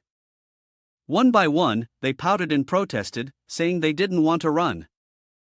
Xiaofu, visibly upset, spoke out, saying they had come for video games, not exercise. As soon as he finished speaking, the others cheered in support. Su Tian, already expecting this, smiled and announced, the top 3 finishers in the 5,000-meter run will get a chance to take pictures with the current top team members and even have a friendly match with them.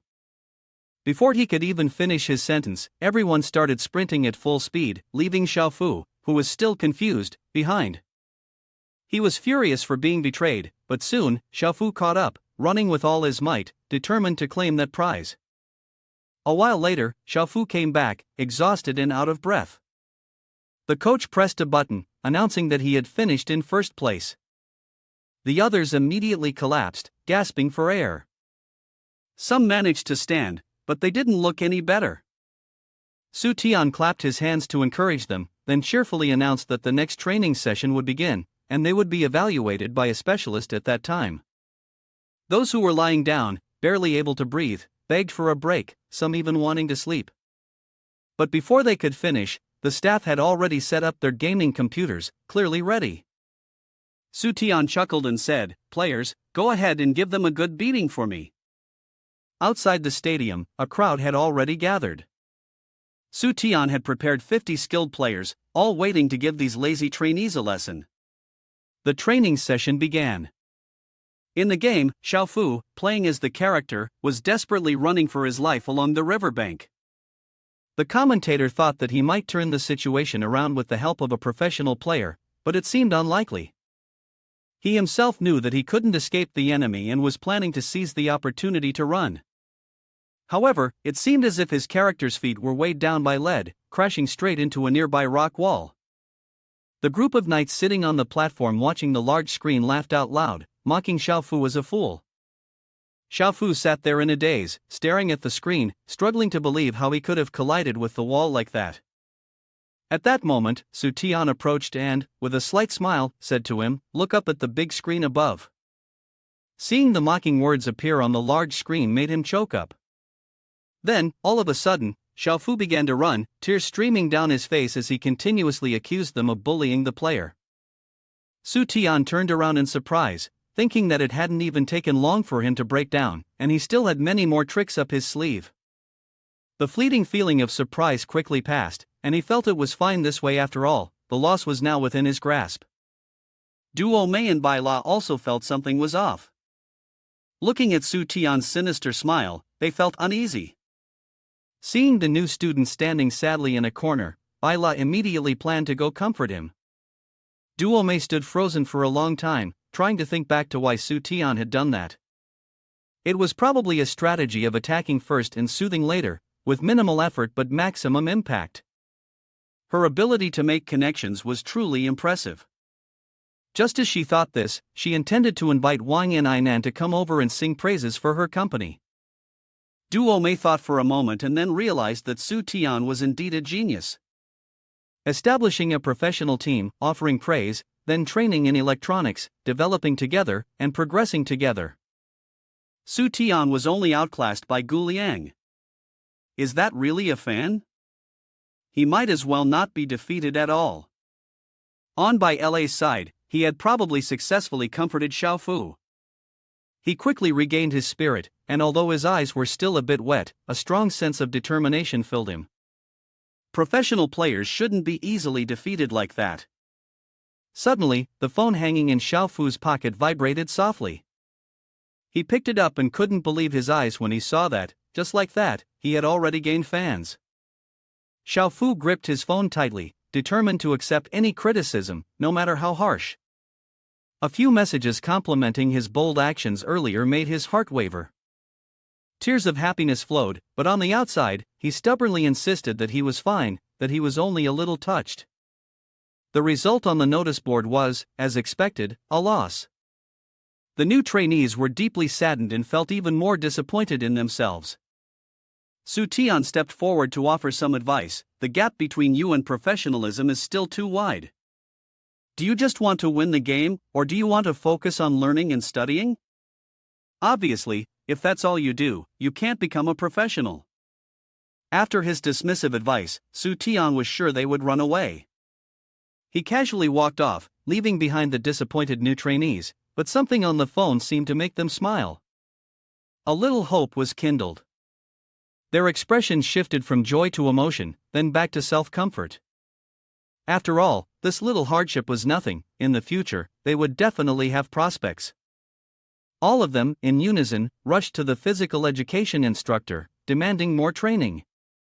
He looked at them with a blank expression, bewildered. You're not giving up even after that intense training? He softly praised Su Tian, noting that within just half an hour, he had managed to lift the spirits of this group of lazy students. Outside the training field gates, Su Tian called Zhaishan, instructing him, expand the number of brutal training locations, and even set limits on the cost and age. The more people who experience it, the better. Duo Mei and Duo Hao, standing behind, listened in confusion, unsure of what he was planning to do. Aben, accompanied by his mother, was out for a walk. She gently asked her son, "What would you like to play, Aben?" The boy, extremely excited, exclaimed, "I want to play this." Following Aben's pointing, his mother saw a poster featuring Su Tian. He was advertising his esports club. Seeing this, Aben's mother sighed and advised her son, "Esports isn't something good." Neighboring Aben dropped out of school because of it, and now he even has thoughts of becoming a professional player. The marketing staff quickly clarified, "Ma'am, there's no need to worry. Actually, our Tansu Corporation also has professional children's education resources. Take a look." He handed her an advertisement, showing Baila playing with other children. Aben's mother became intrigued and exclaimed, "I know Su Tian's children's education program, many of my friends' children study here, and the reputation is quite good." The marketing staff seized the opportunity and quickly pitched, "Right now, you can experience the esports training for free and get a Su Tian black card." With curious eyes from both mother and son, he explained in detail, the Su Tian black card was first introduced by the TTL team's black card. It applies to all sectors within the Tansu Corporation, such as Grace and Clarity, Virtue Within, and Marked Noble Item. Aben's mother excitedly asked again, "Wait, are you talking about the Grace and Clarity, Virtue Within business with affordable prices, where every neighborhood has one?" The staff member nodded firmly at her. "That's correct." She quickly made a decisive decision, no need to say more. Register a 7-year-old. Aben was so happy that her head spun, her arms and legs flailing around in excitement. "That's great, Mom is the best."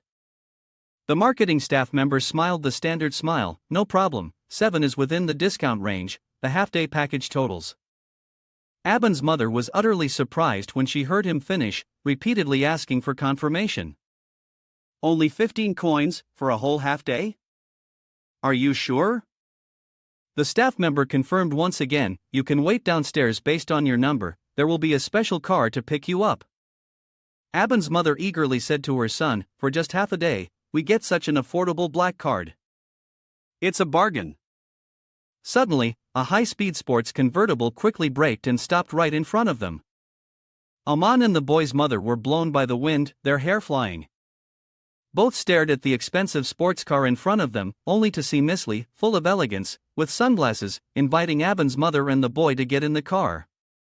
She pointed at herself in disbelief as if she couldn't believe it. Misli calmly confirmed, "Of course, I am the one serving your special ride today." The red sports car sped off quickly, so fast that it kicked up fallen leaves in its wake. Aban cheered loudly, while the boy's mother marveled, "Sweetie, we've never ridden in such a luxurious car before." When they arrived, she looked up at the extravagant and dazzling infrastructure in front of her, unable to help but gasp in surprise and ask, "Is this the training center?" Misli held Aban's hand while guiding his mother. "Of course, when the children are being trained, the parents can rest inside. Our company, Tansu, is focused on a people-oriented approach." Aban's mother immediately waved cheerfully at her son, "Aban, be good, have fun. I'll wait for you to finish and pick you up later." She happily enjoyed the comfortable feeling of soaking in the hot springs. After that, Aban's mother went for beauty treatments, physical therapy, and massages. Next, she was free to eat popcorn and watch movies in the big theater, and needless to say, it was incredibly relaxing. After spending half the day enjoying herself, she stretched with a feeling of vitality. These activities didn't even cost anything. 15 minutes of relaxation is already more than enough.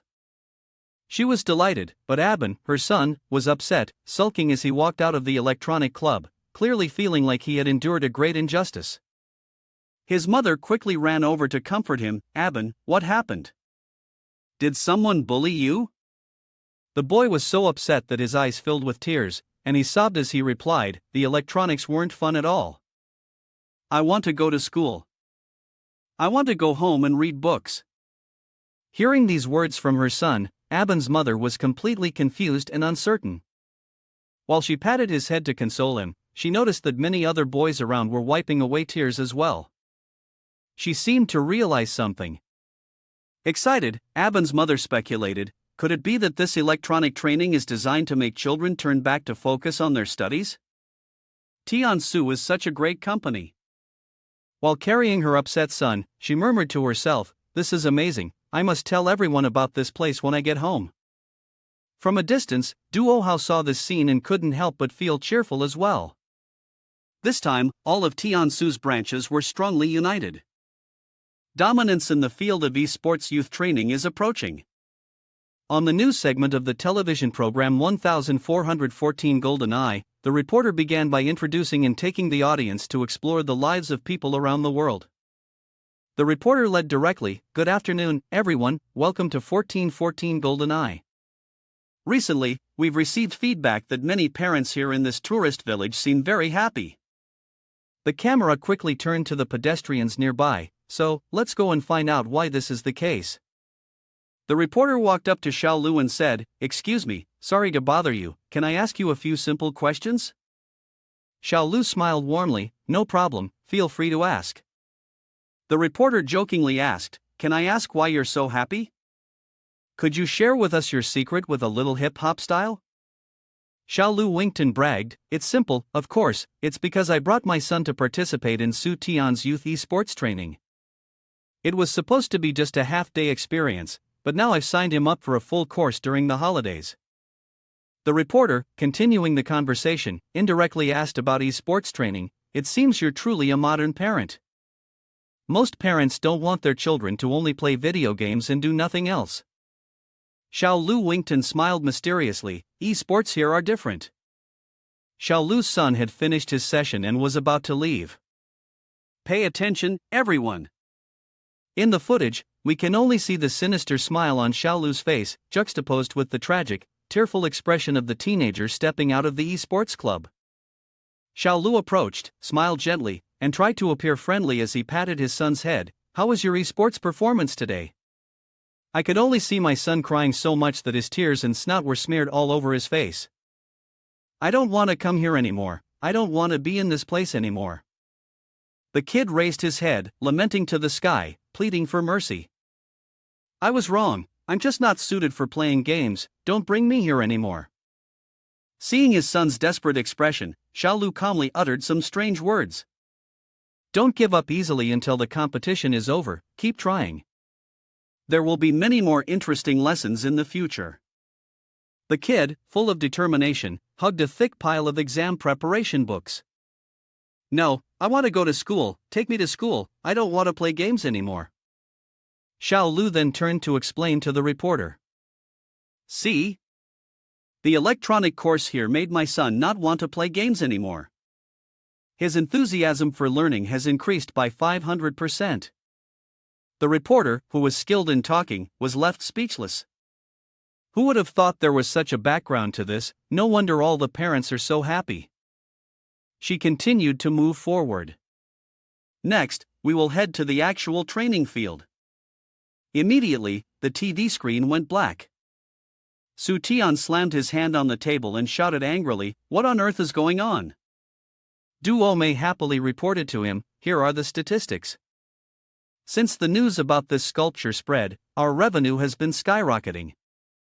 She gave Su Tian a thumbs up, regardless of how he was slumped over, looking upset. Electronic training actually uses a sneaky technique to hit the psychology of the kids, helping them quit internet addiction. It's just that Su Tian has another trick up his sleeve. Luckily, I had already rented an expensive tourist village in advance, just in case of situations like this. Right now, it's only a small loss, we can burn through a bit more money. He made up his mind, let me see if this training center has any other projects that could burn through more money. Let's head to the experience store in the shopping center first. At the shopping center, Su Tian's Youth Electronic Training Experience Store. Witnessing the scene where the boys were being thoroughly beaten in the game, Su Tian felt a sense of triumph and joy. Although it was a bit different from what he had imagined, he grinned wickedly. Seeing the kids fighting in the game, why did it feel so satisfying? Then, Su Tian noticed that the group of young boys had surrounded a teen who was playing video games. At the same time, the system issued a high-level alert. A teen was being surrounded by the kids, and Su Tian felt incredibly pleased. There was a master. He immediately checked the metrics, but then the boy suddenly held his head inside. This screen is messed up. It turned into black and white, much to the disappointment of the other kids. Shaishin, who was standing next to him, was left speechless. Good boy, this is simply because you've died too many times. Upon witnessing this scene, Su Tian immediately fell into a state of deep disappointment. Are you messing with me? But the system continued to measure ZAI's metrics, and a glaring number 9 appeared above his head, signifying a peerless expert. However, ZAI didn't realize he was an expert and foolishly scratched his head and ears. You all are really impressive. Su Tian was frozen for a moment before saying, "This is the real master." The system immediately displayed detailed information about ZAI, showing that his potential value was level 9, a peerless expert. This was enough to demonstrate how strong his innate esports talent was. The system then issued a reminder, stating that anyone who dared to act arrogantly in front of such a peerless expert should be aware that the mission to cultivate an esports talent had already found the right platform to reward the mission. The potential value could be exchanged for a mysterious electronic project fragment. Hearing the announcement, Su Tian was immediately stunned and asked in return, the mysterious game, could it be referring to the ultra-cool money-making project? Without hesitation, he pressed the accept button. If it's something that doesn't require investment but still yields returns, something free is definitely worth it. Then, Su Tian gently invited ZAI. Aren't you going to try playing a couple of rounds? Surprisingly, the boy hurriedly waved his hand and refused. No, I'll just watch. Su Tian was not easily willing to give up. He rubbed his hands together and coaxed, "It's free to try, go ahead and play." At that moment, a loud shout came from a distance. You ZAI, where are you running off to? Get over here right now. Upon hearing that voice, the boy trembled like a leaf in the wind, startled, and hurriedly responded, "Dad."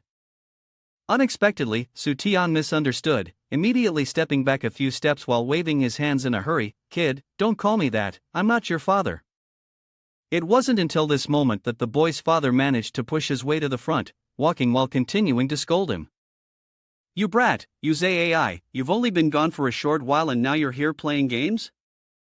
He immediately raised his hand as if to slap the boy, determined to teach him a lesson today, regardless of how terrified AI was. As his hand came closer, AI, trembling in fear, could only cover his head and dodge, not daring to resist. Seeing this, Tian immediately stepped forward to block the father. He grabbed the man's hand and warned, "Hitting someone is illegal, do you understand?" The father, furious, didn't seem to care at all. "I'm disciplining my own son, what business is it of yours to butt in?" Tian replied boldly and uprightly, "I'm protecting my customer, and who are you, a passerby, to speak about it?" Father AI frowned deeply, completely enraged by his son's provocation. "Alright, fine, I won't argue with you." He continued to yell at his son. "You AI, come here, let's go home." The boy didn't dare defy him, though terrified, he slowly walked towards his father. I was wrong. However, Tian remained determined to keep AI, ready to protect the boy. "Did I ever say you could take him away?" He didn't waste words, immediately clapping his hands to signal. "Where are they?" "Protect the guest." In an instant, several muscular bodyguards appeared behind Tian, surrounding him, leaving AI completely stunned. Seeing the bodyguards, strong and intimidating, rolling up their sleeves and walking towards him, Father AI stepped back in fear. "What do you think you're doing?" "I'll call the police." The moment he finished speaking, a phone screen displaying a call app was held out in front of him. Tian, unbothered, smiled brightly, handing the phone to the person who was calling the police. Father AI was so furious that he was trembling. He gritted his teeth as he spoke. "What do you mean by this? Do you really think I won't dare?" Tian responded strongly, his voice rising. "Go ahead, call the police, call them." He pointed directly at Father AI and scolded him. "What kind of man hits a child? You think taking your anger out on the boy proves your strength, but what are you really?" Seeing the anger in his face, Tian firmly pushed the boy down onto the chair to play games.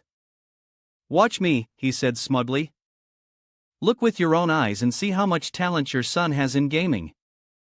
AI's father decisively accepted the challenge. "Fine, let's see. I don't know what kind of skills he has." Since he was young, he couldn't focus, and he couldn't finish anything he started. "If he's really good at gaming, I'll light incense and pray to Buddha." All they could see was the boy's face filled with anxiety, his movements slow and trembling as he turned on the computer. When AI entered the game, he played very seriously, his hands constantly coordinating without a break. But just 15 minutes later, the computer screen displayed a notification, another crushing defeat. AI sobbed, "I lost, didn't kill anyone, died 37 times, help me out." The expression on his father's face seemed to indicate he had already predicted this. He smugly stared at Tian, while Tian remained silent, witnessing AI's disastrous performance. Having bragged earlier, he now had to endure the humiliation 1,000 times worse. Tian could only force a smile, sweat beading on his face. "I'm so sorry." The three of them, Tian and AI's father and son, fell into an awkward silence, the atmosphere so stiff that it was deathly quiet. Tian, nearly losing his mind, suddenly kneeled down, raising both hands to the sky and screaming, "The system tricked me!" He cried, tears and snot streaming down his face, shaking AI's shoulders violently. Wasn't the potential score 9? Isn't he supposed to be a top-tier player? How could he be this bad? AI's father sighed when he saw this reaction, disappointed. "Now you know why my temper is bad, right? He really can't do anything right." He took his son's hand. In fact, he was just a worried parent, concerned for his child. "I am in a hurry because the goods at the snack stall at home have fallen over, and I have to go back and rearrange them. If I'm late, they'll leave," AI sighed and shared with Tian. "You must have noticed that business at the supermarket has been picking up lately. Plus, with the prices of grace and clarity and virtue within going down, for small stalls like ours, it's getting even more stressful." It's really tough. Su Tian knew that he was the root cause of the difficulties for their family, and all he could do was sigh inwardly. It was also about grace and clarity and virtue within. Father and son Zai quickly cleared up the misunderstanding and became harmonious again. Just like before. You're right, I was wrong earlier. I'm sorry, son. I'll definitely pay more attention in the future. I didn't realize how my behavior could affect you, Su Tian said, moved. Alright, although the punishment wasn't right, I was indeed a bit emotional earlier. Let's send both of you back. Back at the small stall at home, both father and son were working hard, trying to tidy up the mess of goods that had fallen over. Zai helped his father, and the boy quickly noticed there was still space. His father trusted him and immediately followed his son's instructions. The box of goods fit perfectly into the space. Wanting to boost his son's confidence, Zai's father took the broom and dustpan and asked, "Where should I put this?" Zai quickly moved some of the boxes to clear a spot for the broom and dustpan. Wait a minute, he said. With just a few basic movements, a small L-shaped empty space was created. Zai proudly showed his father, "Alright, we can put it here." Both father and son worked in perfect coordination, transporting goods together and neatly stacking them into orderly piles. Within a short period, the chaotic mess of goods was arranged neatly, tightly packed, with no empty spaces. While Su Tian was admiring the pile of goods, Zai and his father enjoyed a bottle of cold water on the doorstep after a hard day's work. As if noticing something, he immediately turned around and followed the two of them with his gaze. Wait a moment. Soon after, Su Tian joined them in enjoying the cold water, and the three of them clinked their bottles together. He casually struck up a conversation with Zai's father, someone he had never met before. I have 2 suggestions for you. He cheerfully teased, go ahead. As long as it's not about taking my son. Su Tian got straight to the point, not wasting time. First, I want to buy your stall. Zai's father was completely taken aback, filled with disbelief and suspicion. At this point, Su Tian had no choice but to confess. Actually, grace and clarity, virtue within, is run by me. As soon as Su Tian made this confession, Zai's father immediately raised the broom in his hand and swung it toward him. Sword-shaped demon. Su Tian quickly grabbed the broom with both hands and pleaded earnestly, I never intended to hurt the small vendors like you. Now that I know, I will feel guilty from now on. He was filled with determination to make amends. From now on, grace and clarity, virtue within will only buy, not open new stores. You can rest assured and take the money. Zai's father didn't immediately agree. I need to think about this for a bit. Now, tell me the second suggestion. Su Tian turned to Zai with a smile and clinked their bottles together. The second suggestion is for your grandson. His face was full of calculation as he asked in a probing voice, have you ever heard of puzzle-solving competitions? Upon hearing Su Tian's suggestion, both Zai and his father froze in shock, staring at each other in confusion. In his mind, he recalled the mission announcement from earlier, the objective of cultivating talent in electronic sports along with a massive reward. Su Tian was now even more convinced in his decision, realizing the true meaning of the mission within the system. Electronic sports encompass a variety of games, each with different categories. His task was to find a suitable arena for Zai. He began analyzing the feasibility of this guess. Clearly, when organizing the goods, he had discovered that Zai's strength lay in puzzle solving. Su Tian stood in silhouette, presenting Zai with an optimistic choice, start your career as a competitive electronic puzzle player. But the boy's father, full of helplessness, said, hold on a second, is there an official electronic competition for puzzle solving? At that moment, Su Tian was left dumbfounded by his question. Right, Xiao Tian couldn't help but scold, the master is so foolish. Isn't it simple? She leaned close to Su Tian's ear, whispering and devising plans for him. After hearing Xiao Tian's suggestion, Su Tian's eyes lit up, sparkling with hope. Right, he clenched his fist, showing his firm resolve, no official competitions? Even better. Tian Su Group will organize one ourselves. Zai's father sighed and shook his head again. My son probably won't do well. His generation has never even touched those old puzzle games. Su Tian was full of confidence in his abilities. This doesn't need to be urgent, we just need to make some updates, he said. Seeing the stunned expressions on Zai and his father's faces, he quickly organized everything. Hello, yes, it's me. The location here has been sent, and a game machine should be delivered. A puzzle game will be enough. In just one phone call, a supercar sped straight to the house of Zai and his father, much to their surprise.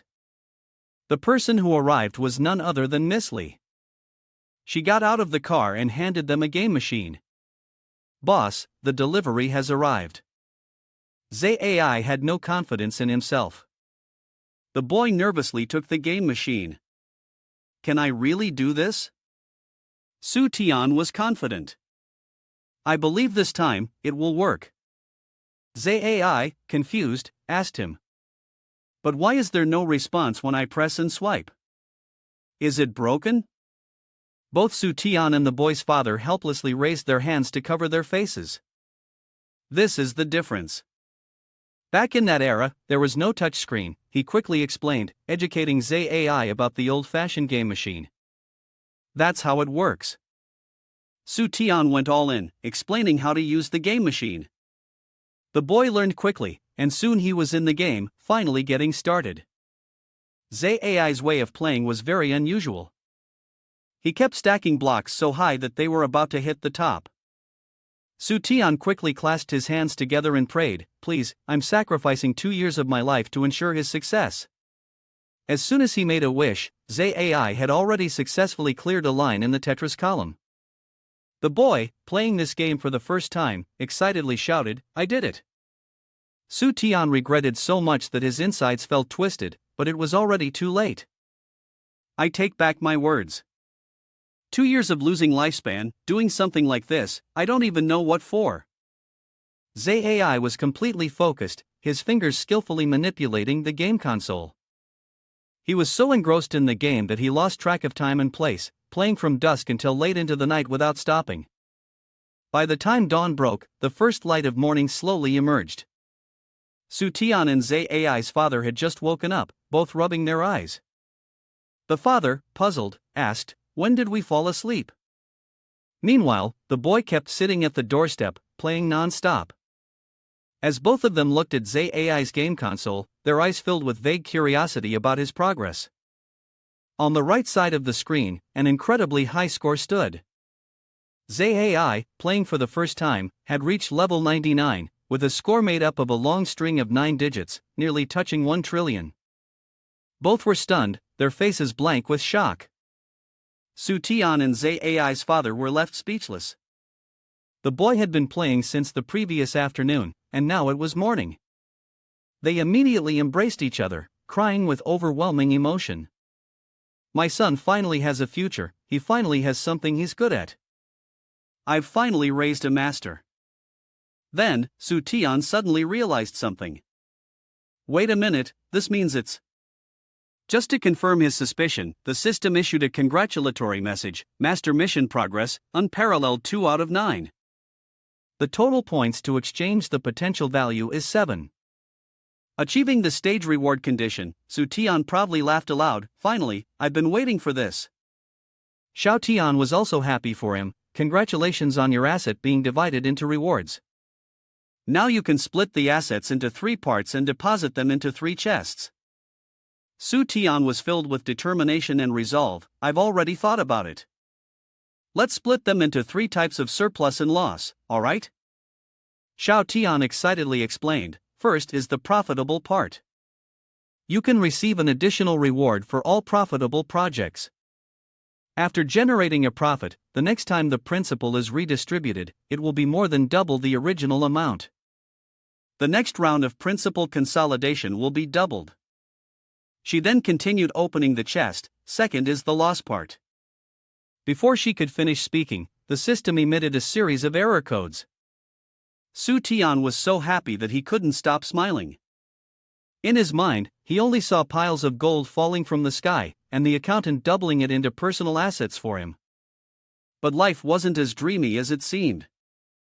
Xiao Tian smiled brightly, but her words were blunt: all losses can incur a 10% loss.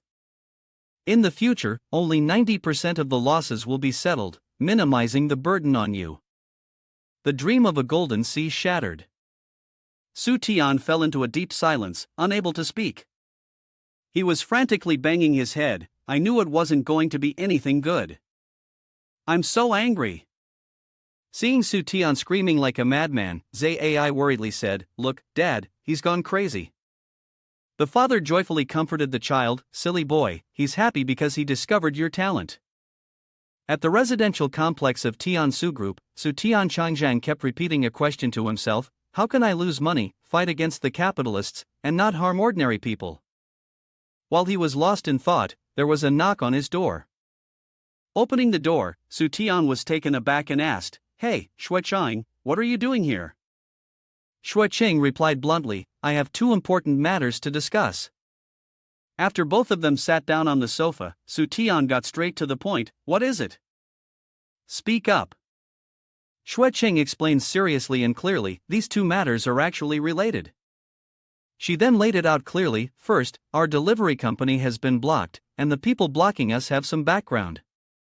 Second, the underground racing event is about to start, and I've secured the rights to organize it. I need your help to come up with ideas." Upon hearing Xuecheng mention these two issues, Su Tian was filled with doubt. Blocked racing. How are these connected? She patiently and carefully explained to him, "Our delivery service has always followed your concept, using luxury cars and race cars. A few days ago, a pregnant woman fell on the street. When the race car delivery vehicle passed by, it immediately stopped. The delivery staff quickly helped the woman and worked together to get her into the car." Then, Xuecheng paused for a moment before continuing, "The car sped wildly through the city, at terrifying speeds, passing who knows how many vehicles. To get to the hospital quickly, the race car took the shortest route, driving through a construction site." Her voice paused, then she emphasized each word: "an underground racing practice track." The scene that day had been spectacular, with the bright red race car weaving in and out of the other vehicles, before the delivery car overtook them all. Xuecheng helplessly raised her hand to cover her face. The delivery driver was a retired soldier who had once driven a tank, so it was perfectly normal for him to outmaneuver the cars. However, the rich second-generation racers were not pleased. At that time, they wanted the company to send someone, insisting on a legitimate race. After explaining this for a while, Su Tian seemed to finally understand. "I get it now." Then, the driver refused to race, stating that underground racing was illegal. Xuecheng pleaded with a touch of humor, "Sir, I am the organizer of this event. I know this is illegal, but we are truly passionate about speed. Both sides of this situation are hard to offend, and we can only rely on your help." She mischievously winked and acted coquettish, her charming appearance enough to make any man swoon. "We're counting on you." Su Tian thought seriously for a moment, weighing the options: no legal violations, the thrill of racing, safety, and maintaining a competitive spirit. In the blink of an eye, he suddenly had an epiphany, finally finding the answer to the question that had been bothering him. It would allow him to make a profit, oppose the capitalists, and not harm innocent people. Confident in his idea, Su Tian snapped his fingers. "I've got it, it's simple." In his mind, Su Tian had already outlined an official announcement regarding racing. If underground racing was illegal, then we just need to organize it legally. Xuecheng shook her head and sighed. "It's not as simple as that. The very nature of this is dangerous. We don't have many resources to organize a proper event, and this isn't something that can be solved just by throwing money at it." Realizing she didn't understand his point, Su Tian interrupted her before she could finish. "Who said a legal event has to be a racing competition? What we need to organize is a toy competition." Xuecheng sulked and pouted, pinching his ear. "Are you treating me as a joke? Tell me, how can racing be turned into a toy competition?" Su Tian kept groaning in pain. "I'm not fishing in troubled waters." He tried to explain to her, unsure if she had ever played with a four-wheeled car. Su Tian recalled that during the previous era of his childhood, they often played this game. He then said decisively, "What we need to organize is a four-wheeled car competition." In an instant, Cheng understood his point. He was suggesting free modifications to the racing cars, calculating the times on a fixed racetrack. Su Tian had clear, legal, and safe judgment, with a competitive sports element. They didn't need the second-generation rich to drive the cars. He explained his idea. Instead, we let experts take over. They just need to pay and place an order. Any part of the car can be modified, showcasing a luxurious personality. The more Su Tian spoke, the more excited he became, fully satisfying their wishes. The racetrack would be completely customizable, buying a famous mountain. Various mountain roads, curves, and city racetracks would all be incorporated, with flag waving, fans, nitrous, and self-selection. It had everything.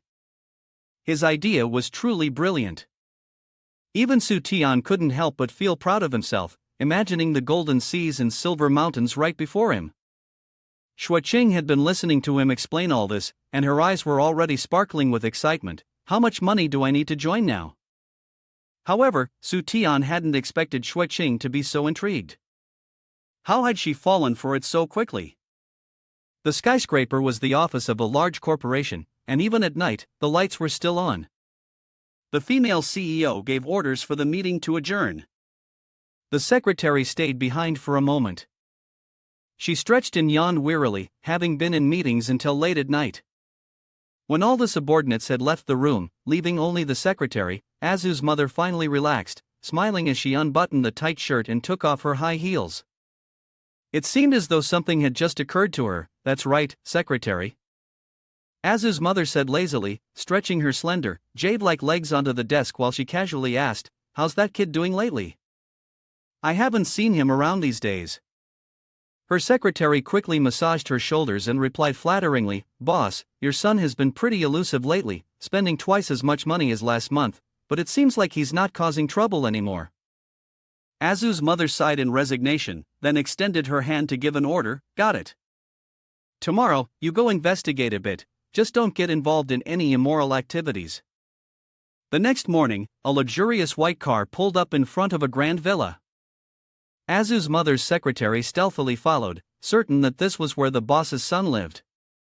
As soon as she spoke, Azu walked out from the large villa.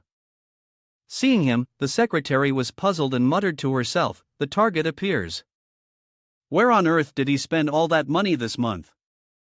She watched as Azu walked up and scanned the code to use a public bicycle, showing no signs of being a rich, spoiled second-generation heir. He leisurely rode the bike like the wind. This would be normal for an average person, but it was unusual for someone like him. The secretary immediately fell into a state of confusion. Am I seeing this right? He used to drive a race car recklessly, but now he's riding a bike for fun. Could he be working on his fitness? But this surprise was quickly followed by another. Azu pedaled straight to a bus stop and then stopped. The secretary, once again trailing behind, fell into a series of self-reflective thoughts.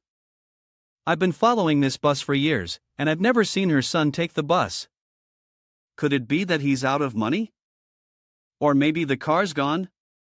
The bus slowly traveled a long distance before reaching the destination. After sitting for such a long time, Azu stretched and moved his muscles. "Finally, we're here. Today, I'm definitely going to bet on the Golden Emperor SSR." The secretary of his mother, trailing behind, immediately darkened her gaze upon hearing this. Betting. He's indeed gotten involved in gambling.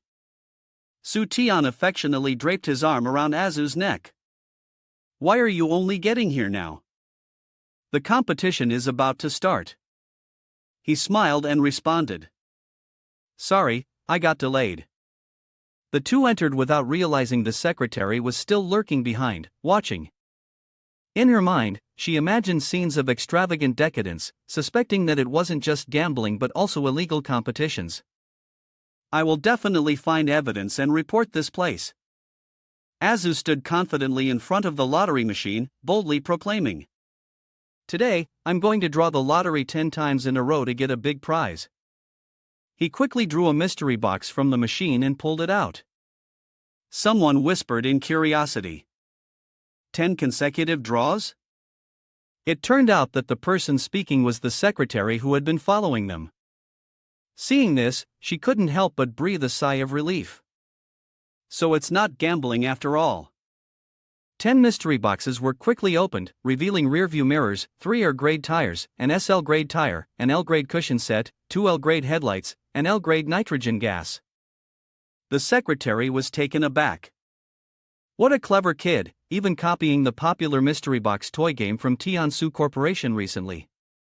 Before the blind box, finally, a brilliant golden light beam radiated out. Azu excitedly shouted, "This halo, no mistake, it's SSR." He was so happy that he almost cried like a child, seemingly unable to believe that the SSR engine was activated. "I've been waiting for this for so long, it's here, my race car will be invincible now." Azu confidently declared with high spirits, "Install the SSR engine for me, the upcoming life or death race will depend on it." The secretary, whose heart had just calmed down, was now in a state of heightened tension. A life or death race? Could it be a life-risking underground race? She silently resolved to stop him. This was too dangerous. She quickly made a decision and rushed forward, shouting, "Stop!" Upon hearing her voice, Azu asked in confusion, "Are you my mother's secretary? Did you come to witness my victory?" She hurriedly tried to persuade him, "Stop, driving is too dangerous." Hearing this, he was even more puzzled. Driving is dangerous? This manual control is very easy to drive, it won't explode, at worst it will just overheat from excessive use. The secretary was even more surprised and asked back, "Manual control?" It was then that she gradually began to understand everything. Could it be that the robot is driving the car?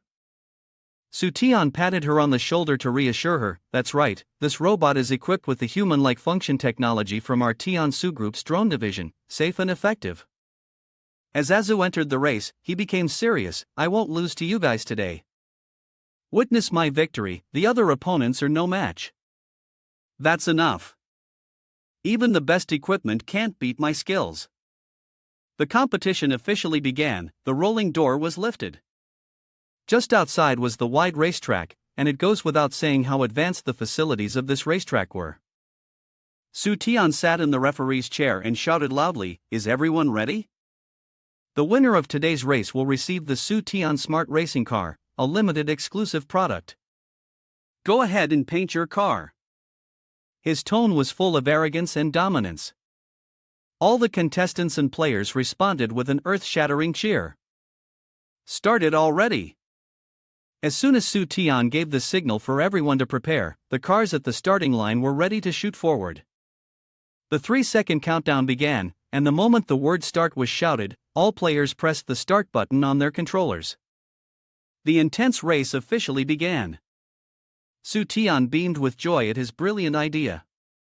The remote-controlled racing car design had been a success. The race was still ongoing, with 2 cars of equal speed fiercely competing. Azu's mother's secretary stood dumbfounded by the unbelievable scene.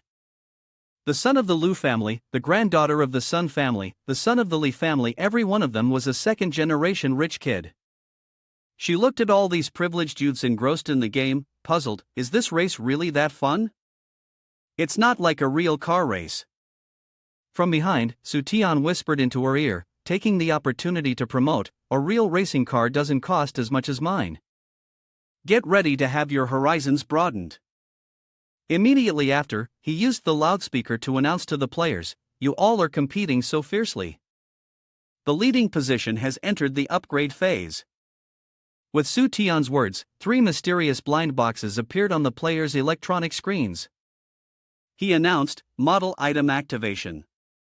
On the screen, when a car passed over a mystery gift box, it would receive a different item, truly thrilling.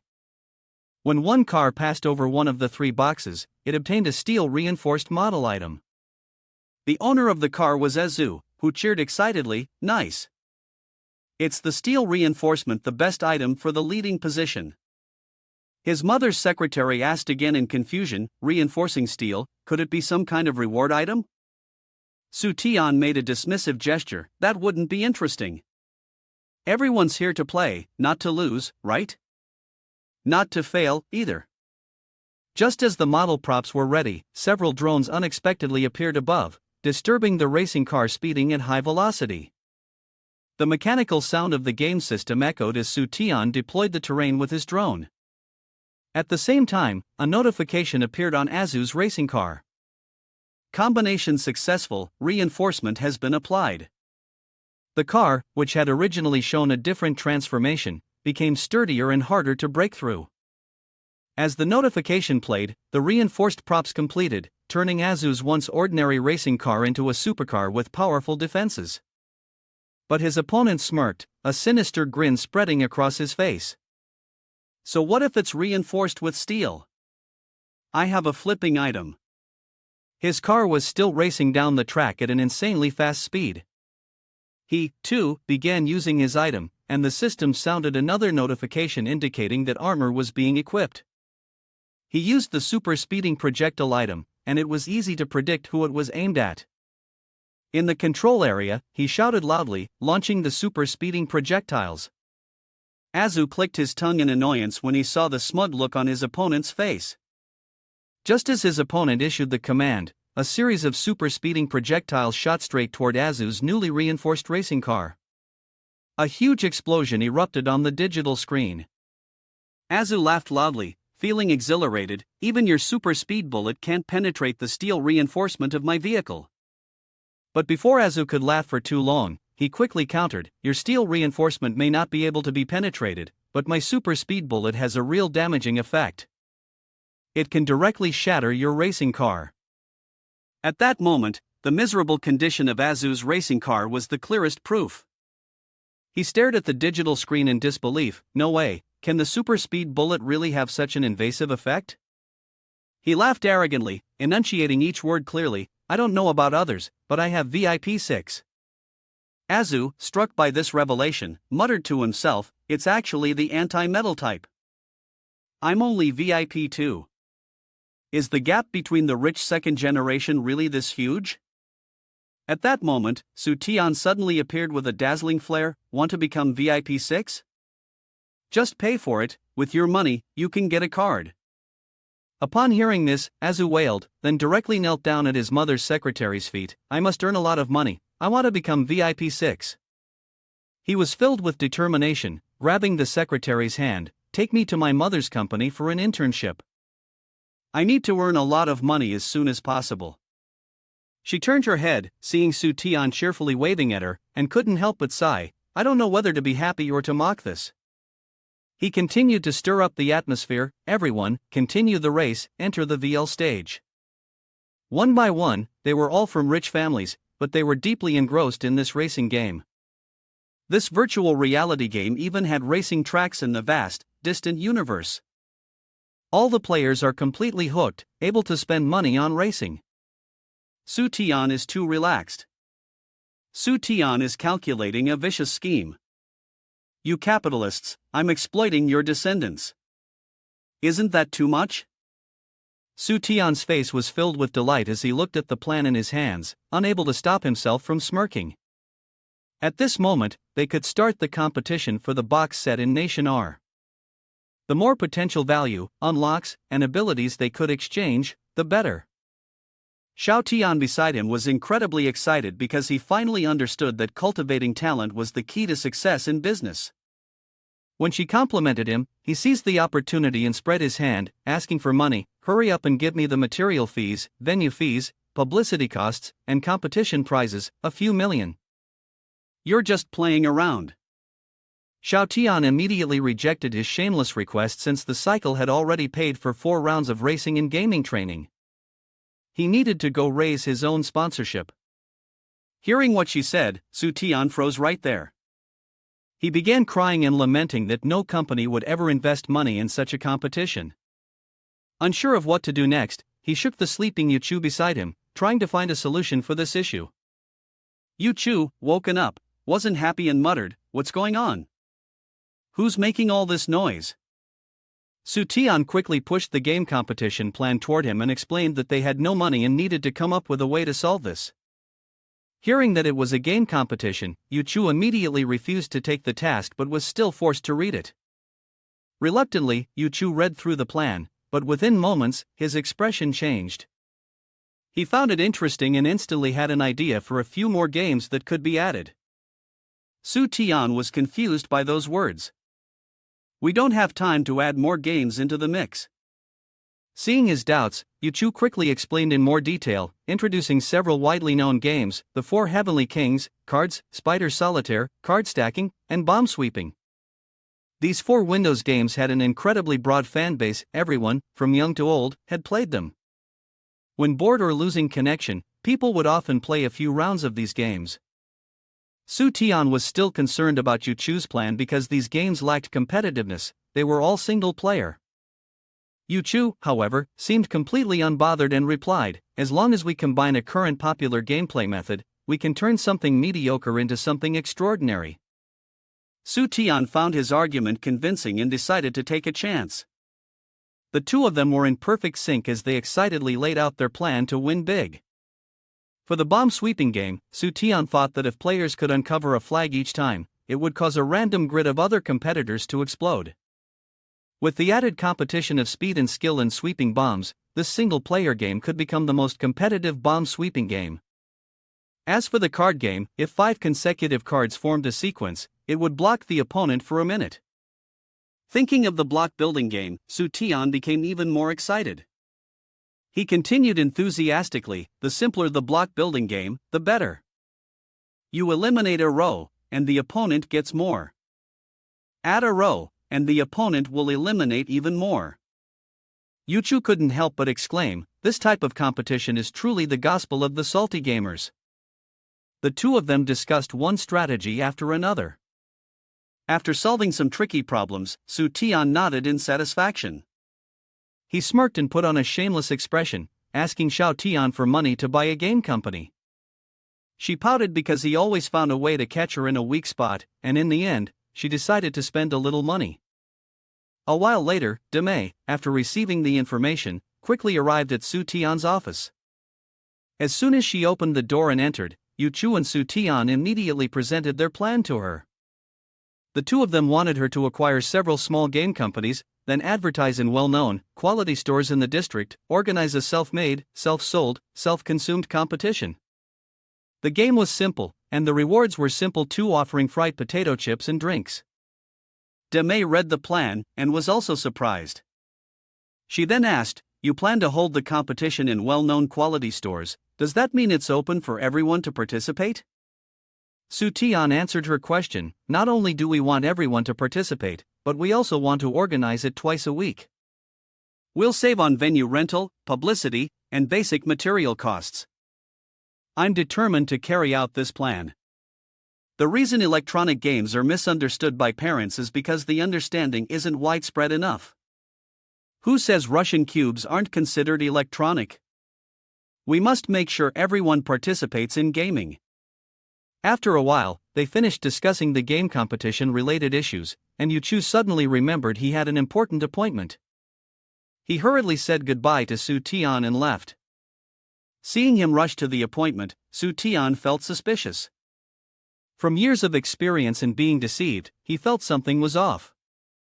Su Tian suspected that Yu Chu was discussing business, thinking that his stock would not fall like this. He felt that he couldn't let things unfold like this, so he decided to secretly observe. After a while, he followed Yu Chu to the park. The scene before him, as he hid behind a tree, left Su Tian in shock. Yu Chu was standing in the middle of the road, promoting something, which attracted a lot of curious onlookers. Su Tian thought to himself, "Sure enough, it's a promotional event introducing Tansu Corporation's brand to the elderly and children." Yu Chu pulled out a projector and began introducing the important performance for the day. The more he watched, the angrier he became. Was he really going to open a PowerPoint presentation? This was too much. But when he looked at the screen, he froze. The projection wasn't what he had imagined, it was just a regular light show. The two figures on the screen moved very fluidly, and there were even some captivating fire effects. The people who had gathered to watch the performance began to discuss amongst themselves. The story ended, and the protagonist had achieved his final victory. Su Tian couldn't help himself, clapping and cheering, amazing. Is this the national essence of Southern Suzhou?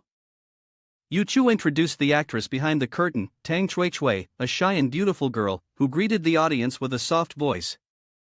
She was a bit shy, standing behind Yu Chu to thank everyone for their support. After speaking, she blushed and hid behind the curtain again. Yu Chu then introduced the next shadow play performance, which would be performed by Chui. Su Tian was surprised when he saw her. He used the system's analysis and scanned her. It showed that she had a natural talent for shadow play. Su Tian began to speculate in his mind. Her potential value was 8. Unfortunately, Chui had exceptional skills but lacked the proper space to fully utilize them. The system generated a mission for him. The hope of the national essence of Southern Suzhou lies in the hands of a master of shadow puppetry. Please help her bring shadow puppetry back to the public. Upon receiving the mission, he made up his mind, for the national essence of Southern Suzhou, even if I'm an idiot, I'll support her.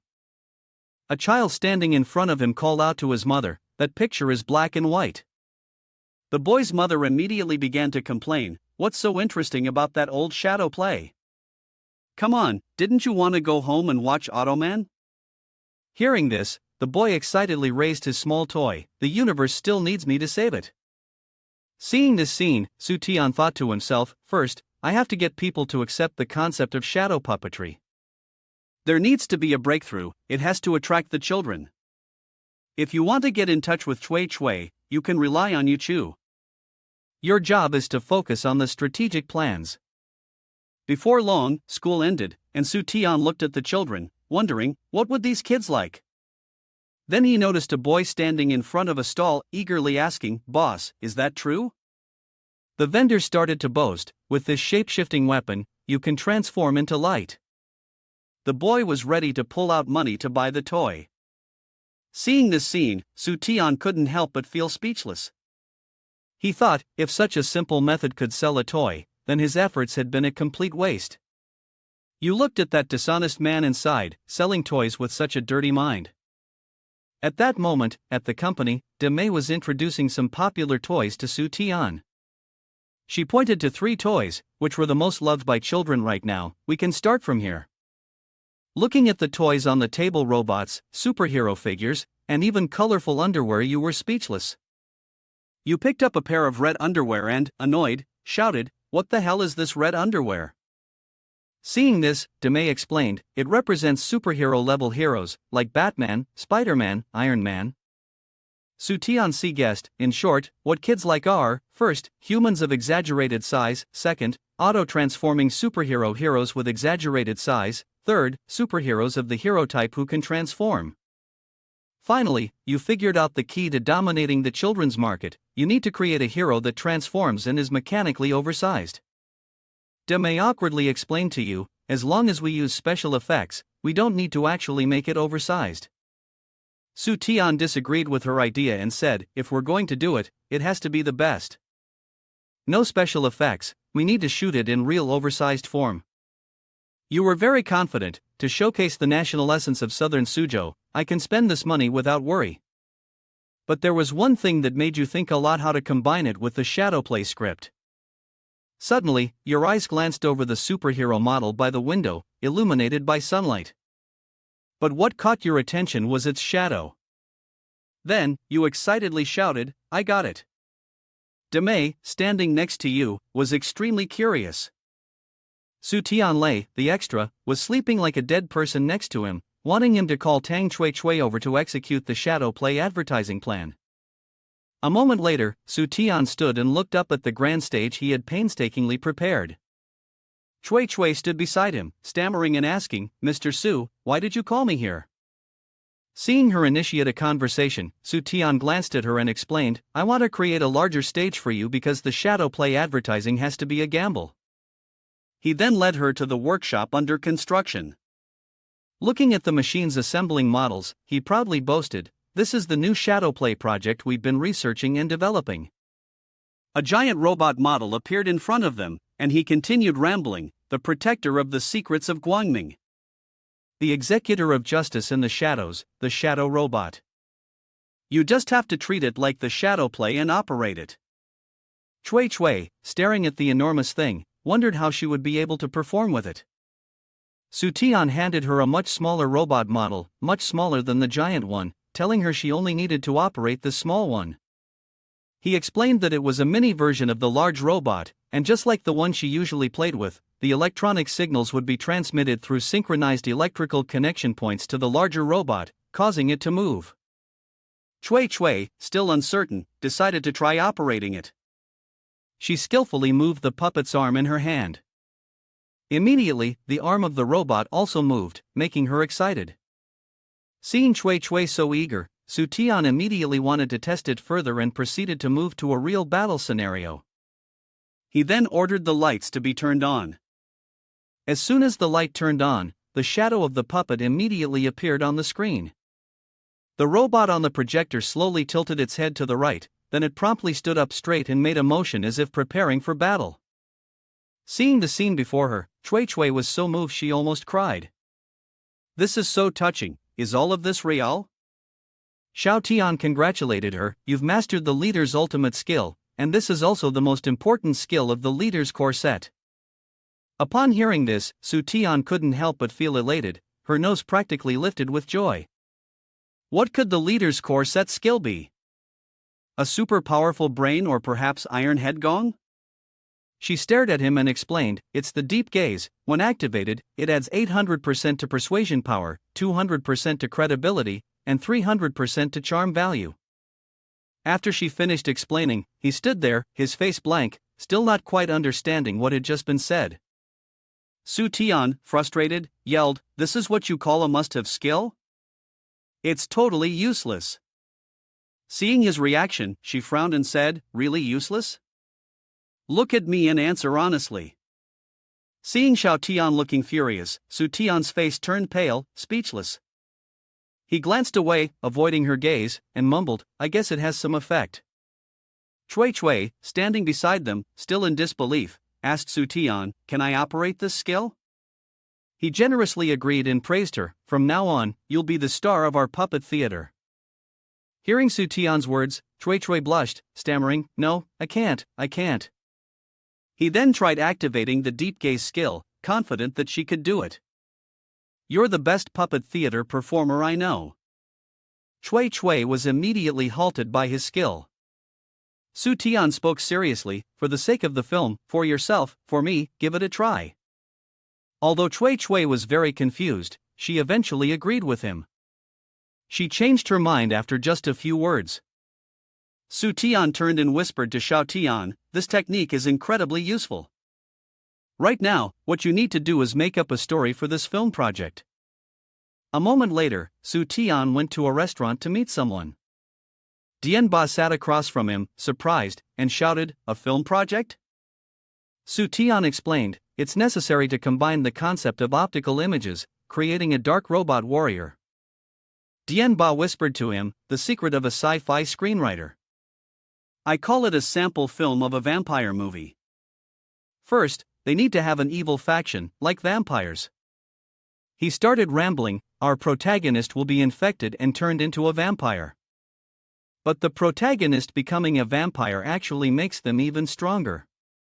They will make the protagonist into a blood-sucking vampire to help the good side in battle. You could write that, because of this identity, the protagonist is hunted by both the good and evil sides. Write a script where the protagonist will either help the vampires or humans, or even set up a new order themselves." After listening, Su Tian was incredibly excited, shouting, feeling that many scenes could be inserted. Just like that, many stories in the past were based on this template.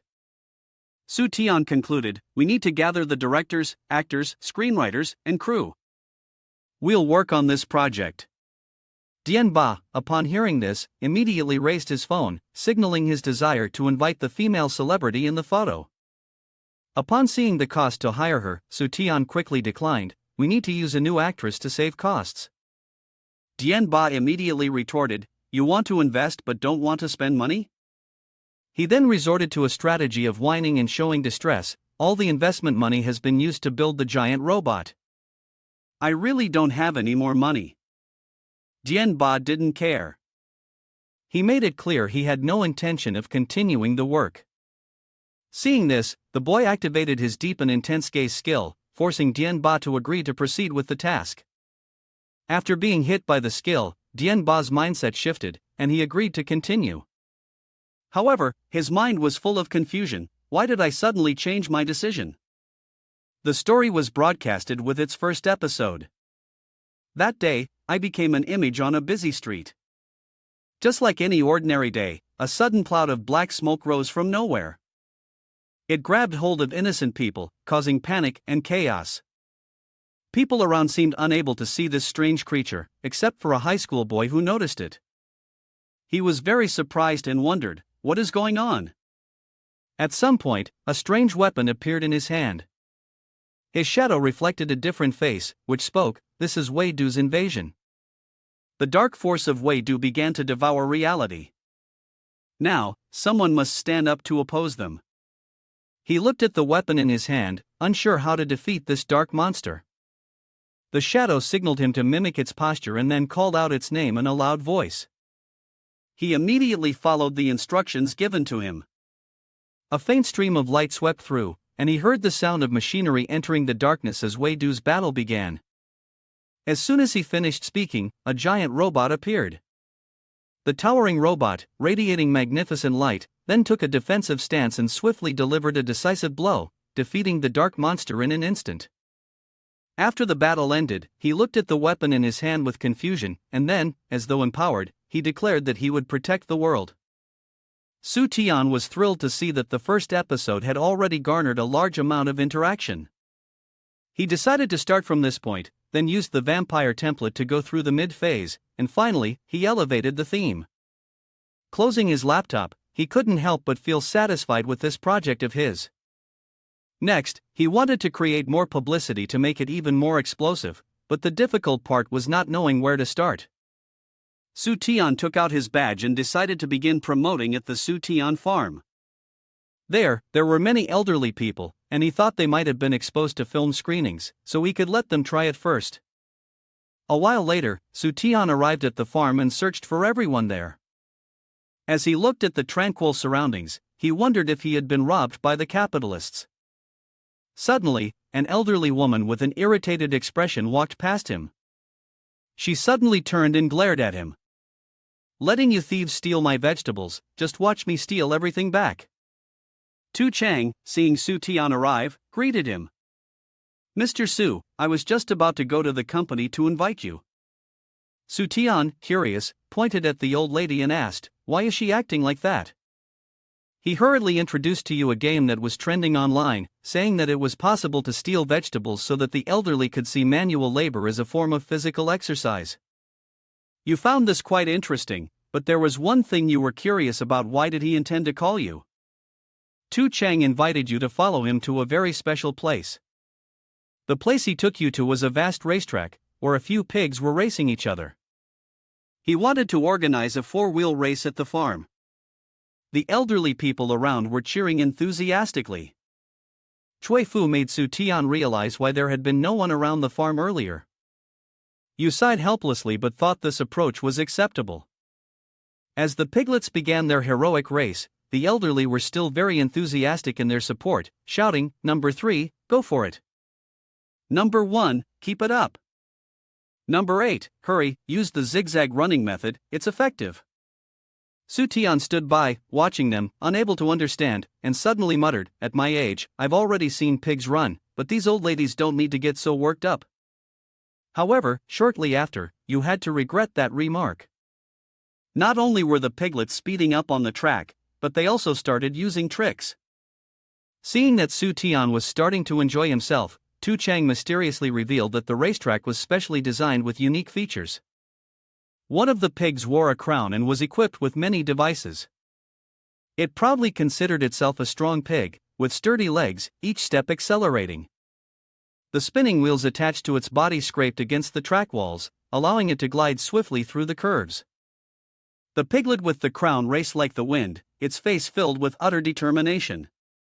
Witnessing such a sharp turn, Su Tian's eyes lit up, unable to hold back an exclamation of admiration. "That's the corner where the four-zone car race usually crashes," Su Tian said. Just after that dramatic curve, they encountered an obstacle, the muddy patch on the track. Su Tian, once again, judged by appearances, and criticized with a dismissive tone. The muddy road behind must have been where the gangs fought, nothing impressive. And once again, he was wrong, for when the piglets' hooves were about to touch the mud, they immediately seemed to glow. It was the pigs' hooves, now equipped with highly advanced technology, encased in a layer of bubbles. Thanks to this, they could run effortlessly through the mud without getting stuck. Su Tian's eyes widened in disbelief. He never imagined they could automatically switch their hooves. At that moment, food continuously poured down to fuel one of the piglets. Watching it eat while running, stopping occasionally to nibble, Su Tian couldn't help but marvel. "Well, this is something else, it's like adding oil in an F1 race." Finally, the piglet race had a winner, number 7, the victorious champion. With such a dramatic race, everyone couldn't help but cheer for its victory. Even Su Tian, who had been complaining all along. It was only later that he realized how deeply he had gotten caught up in it, almost like being brainwashed. Tu Chang, proudly, winked and boasted about his prowess. "Mr. Su, wasn't this race incredibly exciting?" Su Tian, now thoroughly flustered, had no choice but to acknowledge the strength of his opponent. After that, Tu Chang quickly carried out the post-award procedures, enthusiastically shouting, "Everyone, the meat of pig number 7 will be available for pre-order in 1 hour. Hurry and place your orders." The old men immediately responded with excitement, jostling each other. Everyone wanted to be the first to pre-order and claim the best cuts. But Tu Chang already had a solution. He squinted with a bright smile, reassuring everyone, "Don't forget the ballots you filled out before the competition started." "That's right. As long as you chose number 7 back then, you have priority in purchasing." The emotions among the old men, stirred by Tu Chang's words, were a mix of joy and disappointment. Some of you are thrilled because you picked the winning number, while others are dejected for choosing wrong.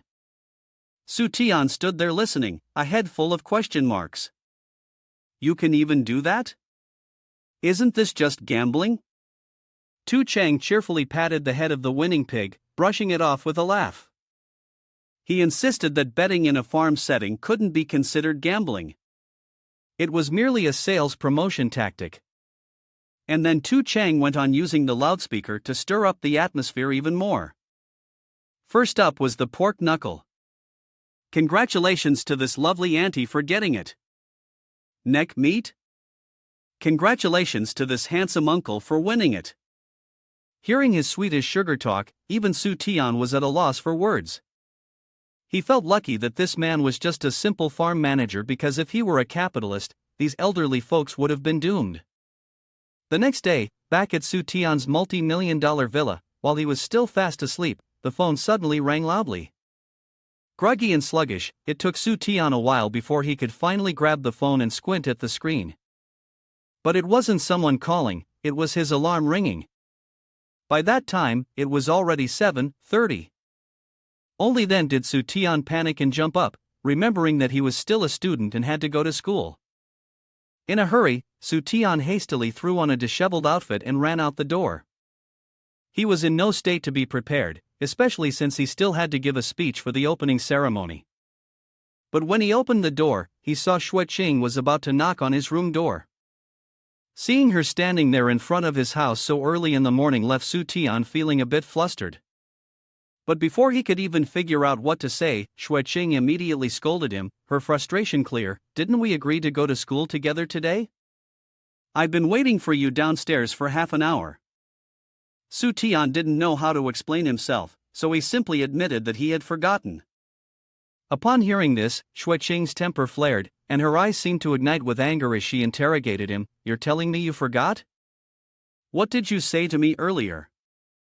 Seeing the way Xueqing looked like she was about to burn him alive with her gaze, Su Tian felt a chill down his spine and desperately tried to think of a way to get through this tough situation.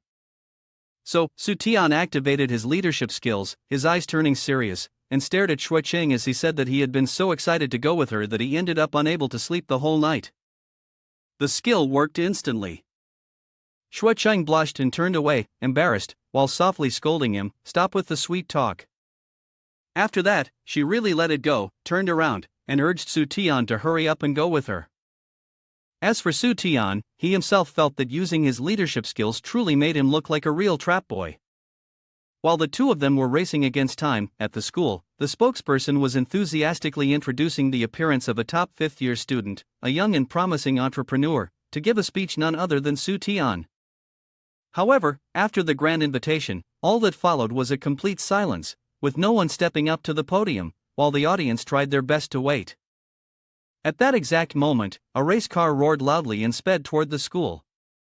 The car executed a dramatic, high-speed spin right in front of all the students and teachers. From within the luxury car, a hairy leg and a pair of legendary flip-flops shot out. A figure jumped out and leaped gracefully through the air. Su Tian landed perfectly, standing upright on the stage of the opening ceremony. "Hello, everyone." One of the teachers, clearly annoyed, scrutinized, "How could you be late to such an important opening ceremony?" Of course, some students below were not fond of him either, muttering things like, "Rich and acting all high and mighty." Su Tian, however, did not show any signs of anger. He took a stack of papers from inside his chest and spoke in a serious tone. "Actually, I have something I can't easily say. Being late was unavoidable because it concerns everyone here." Then, with boldness, he tossed the entire stack of papers into the air and declared, "I originally prepared a speech draft. But now, I don't want to say those meaningless words. This morning, I suddenly thought about what I could actually contribute to my school. I can't just say empty words. So, I urgently contacted the human resources team from Tansu Group. This semester, I will recruit 1,000 people from this school." He flashed a bright, enthusiastic smile, his excitement unmistakable. The teacher who had been complaining earlier now widened his eyes in surprise as he heard those words, directly witnessing how the school's employment issue was resolved instantly. The attitude of the friends who had just scolded Su Tian turned to one of fervent discussion. Everyone was excited because Su Tian's corporation was known for offering excellent benefits and had provided them with jobs that they could proudly present to their families. The teacher couldn't help but repeatedly thank Su Tian. Smiling with narrowed eyes, he said, "Student Su Tian is truly excellent, I didn't misjudge you." Meanwhile, Su Tian naturally tilted his chin up proudly but still made a modest reply, "Oh, not at all, just doing my duty to serve the people." In reality, Su Tian had only been moved by the fact that these students were so incompetent that he had no choice but to help them. The thought of using such useless people in his company would surely result in a huge loss, which made Su Tian extremely happy. While everyone was still buzzing with excitement over such an unexpected announcement, Su Tian once again spread his arms wide like a god, offering benefits that were undeniably tempting. Not only were fourth-year students invited to register, but the opportunity was also open to all students from other years to sign up as interns. What's even more enticing was that the benefits were identical to those of full-time employees. He even created a catchy slogan, "Our Tansu Corporation is ready, what are you waiting for?" As soon as he finished speaking, the students below erupted into applause and cheers, as if the sound could burst the roof. Only Demei, who was in charge of the Human Resources Department, was still standing there in a daze, completely unaware of the situation. After a while, the opening ceremony ended, and everyone gradually began to leave. At the same time, Su Tian had finished his classes and was walking while yawning, complaining, "I'm so tired, I really don't have the constitution for school." As soon as he reached the gate, he ran into Demei, who was waiting to interrogate him. "Su Tian, you told me the personnel interview would be in 3 days, but I haven't heard anything about it at all." Su Tian, knowing he was at fault, could only make excuses, saying that he had been too busy and forgot to inform Demei, but he also asked her to arrange it as planned. After hearing this, Demei had no choice but to try to organize everything according to Su Tian's wishes. Moreover, she reminded him, "By the way, you previously asked me to acquire a game company. Here are a few options, take a look." After briefly scanning the list of companies on her phone, Su Tian was puzzled. "There are so many companies, doesn't the game industry make money?" Demei shook her head in dismay and replied, "It's really a loss, the classic types of games are even harder to survive." But this was exactly what Su Tian had hoped for. His face lit up as he thought about the lucrative opportunity in this industry. Then, he slyly said, "Actually, I'm seriously considering that the company should start developing a classic game series." Su Tian randomly chose a company from the list and instructed Dime to contact them, hoping to discuss the acquisition that very afternoon. Time quickly passed, and in the afternoon, Su Tian was at his office. A fair-skinned young boy, looking extremely innocent, was stammering as he greeted Su Tian. He immediately checked his potential value. With a score of 3, Su Tian felt that his ability was quite decent. This made Su Tian's face brighten up a little. "Hello, I'm new here. Could you introduce the company and the games you've developed?" The game developer of the company began to talk about the game he had worked on. "We have 3 sets of Thunderbolt games: Thunderbolt Deathstrike, Great Thunderbolt, and Super Thunderbolt Deathstrike. These are vertical shooter games in an electric-themed format." Su Tian glanced at his personal file and quickly realized that this was a shoot-'em-up game, and casually asked, "Then, what kind of game are you planning to develop next at Tiansu Group?" The game programmer hesitated, rubbed his face, and replied, "Well, first of all, thank you, Mr. Su, for your interest. Previously, we worked on a series of Thunderbolt games, but we kept failing. This time, we're planning to do something different." Immediately, Su Tian reacted very strongly. "No, you must continue." He showed a very serious attitude and added, "Not only must you continue, but you must do it with full dedication. For the first phase, I will give you a budget of $1 million. If it's not enough, I will add more." Seeing a stack of cards handed over, the other person calmly responded, looking as though he didn't understand completely. However, it was clear that the project seemed to have little potential. Seeing that he was stubborn, Su Tian didn't want to waste any more time and directly activated his divine eye skill. He took a deep look and, with as many encouraging words as possible, urged him to believe in himself, and firmly asserted that the Thunderbolt game concept had absolutely no issues. Just add a little extra flair, like card drawing, engraving gold, and mystery boxes. Things like that would work. Su Tian was mentally praising himself fiercely, adding that the lottery, engraving, and the blind boxes were not appealing. He feared that the failure would only get worse and the losses would be even more disastrous. After that one-sided conversation, the game developer stepped out with a few company reports and a thick stack of cards handed to him by Su Tian. As he was still mumbling to himself, Dime happened to walk by and asked, "Blind boxes? What kind of blind boxes? What competition is this about?" The developer was immediately confused. What did she mean? Again? A competition? Can blind boxes be part of a competition? Dime, acting as though she knew everything, explained to him, "Of course, recently we held a competition for buying cars from 4 districts. Inside, aside from the technical competition, the main part is the blind box lottery. But this young man still doesn't know how to pull it off." Dime casually continued, "Basically, it's using drones to make this a reality." Upon hearing Dime's words, the game developer felt enlightened. He thought about how his lightning speed and the term drone came together and realized that this was the way to breathe new life into the lightning speed gameplay. He couldn't help but compliment Mr. Su as the life coach, the guiding light in the industry. Something was going on in the drone experimental room of the company. CACA wondered where they were being taken, so Dime casually mentioned that they were about to test the company's new game. The person in charge of development began to introduce the scenery and design, along with Su Tian's drone technology. With the new gameplay mechanics, though this was a rushed draft, the overall form was already taking shape. Immediately after, Dime put on the virtual reality glasses and stepped into the test chamber. Much to his confusion, together with the person in charge of development, she explained that this is a virtual world game, also an augmented reality game that enhances physical strength. Once CACA entered the play chamber, the unmanned device above his head began spinning its propellers. Virtual data panels gradually appeared before him. Soon after, he was astonished to find himself transported into a completely different space. "So this is what CACA is seeing the view from the drone." Dime continued to guide him, extending his arms out and imagining himself as an aircraft in flight. Though CACA had some doubts about the effectiveness, he still held his arms out horizontally. He unconsciously tilted his arms as if soaring through the air. The device then synchronized, tilting to the side. CACA was thrilled to realize he could actually control the drone. Suddenly, someone next to him pressed a button on the control panel. Looks like you've adapted. Next, a ship appeared within the drone's field of view.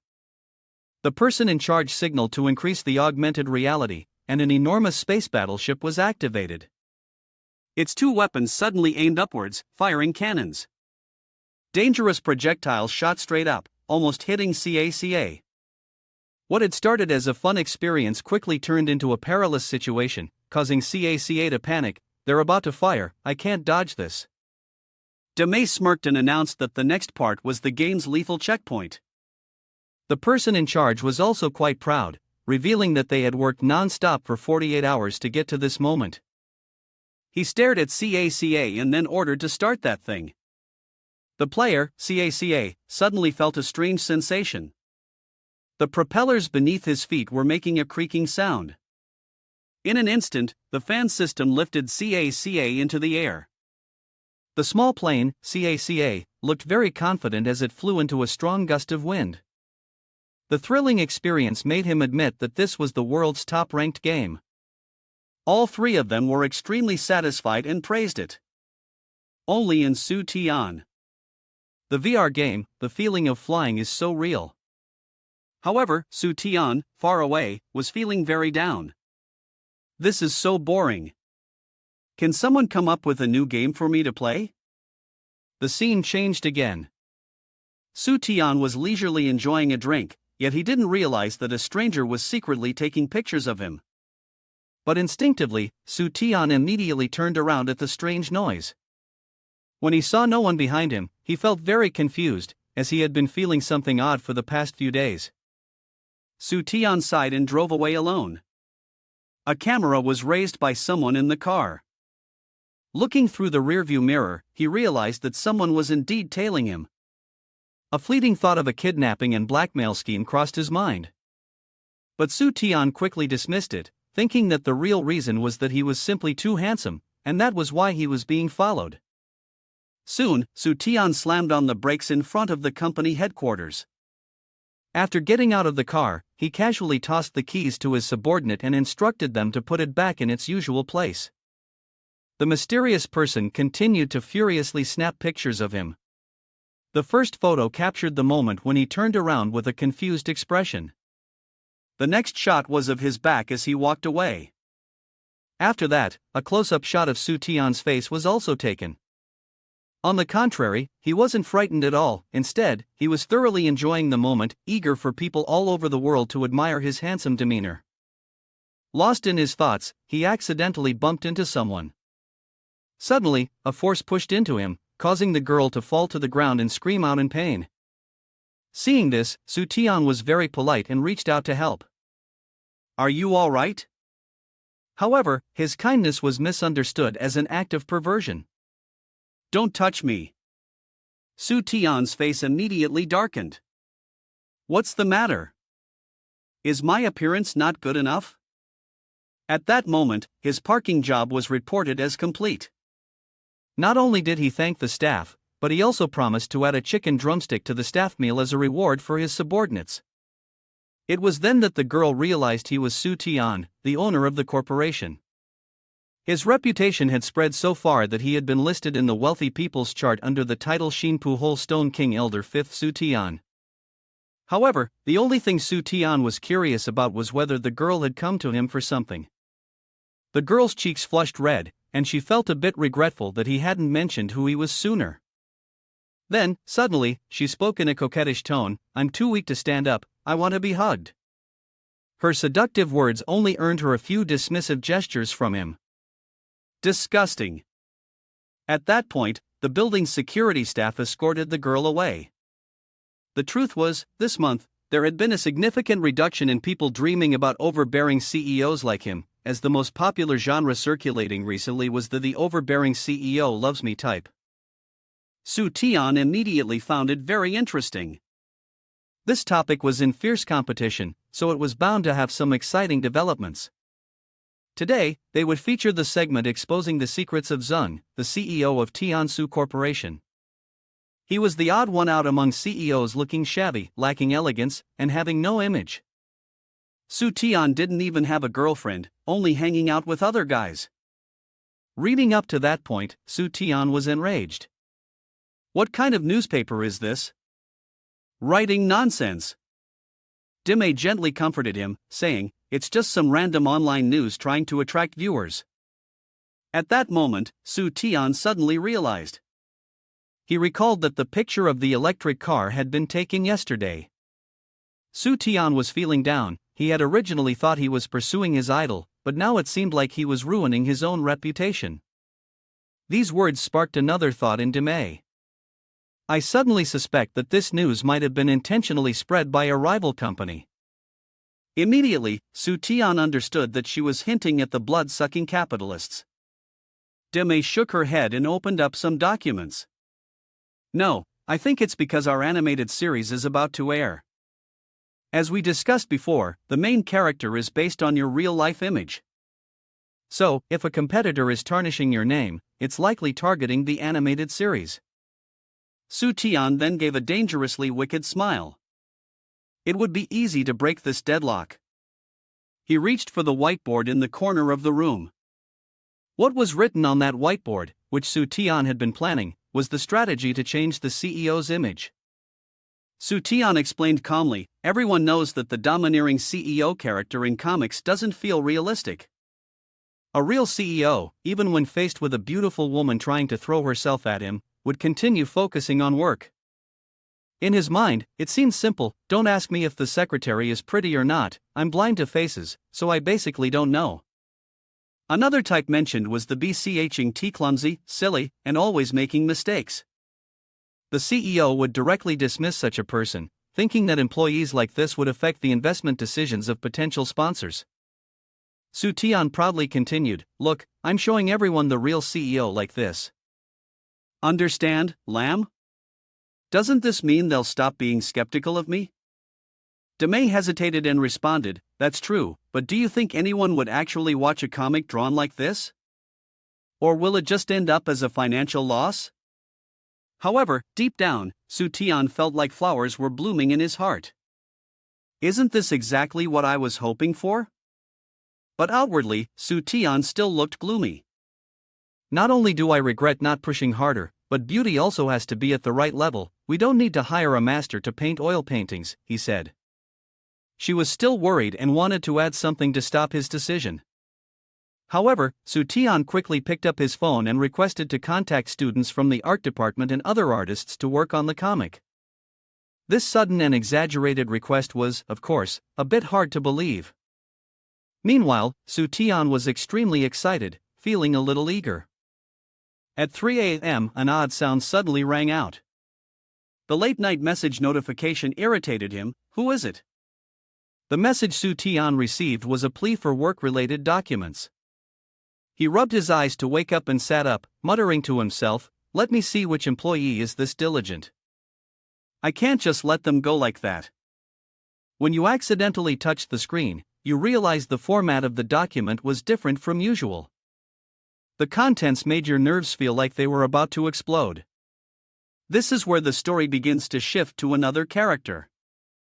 According to a friend's introduction, this person came here to take on the role of secretary. It was said that this company was among the top 500 enterprises nationwide. The boss was even more legendary, a ruthless CEO no one could challenge in the rumors.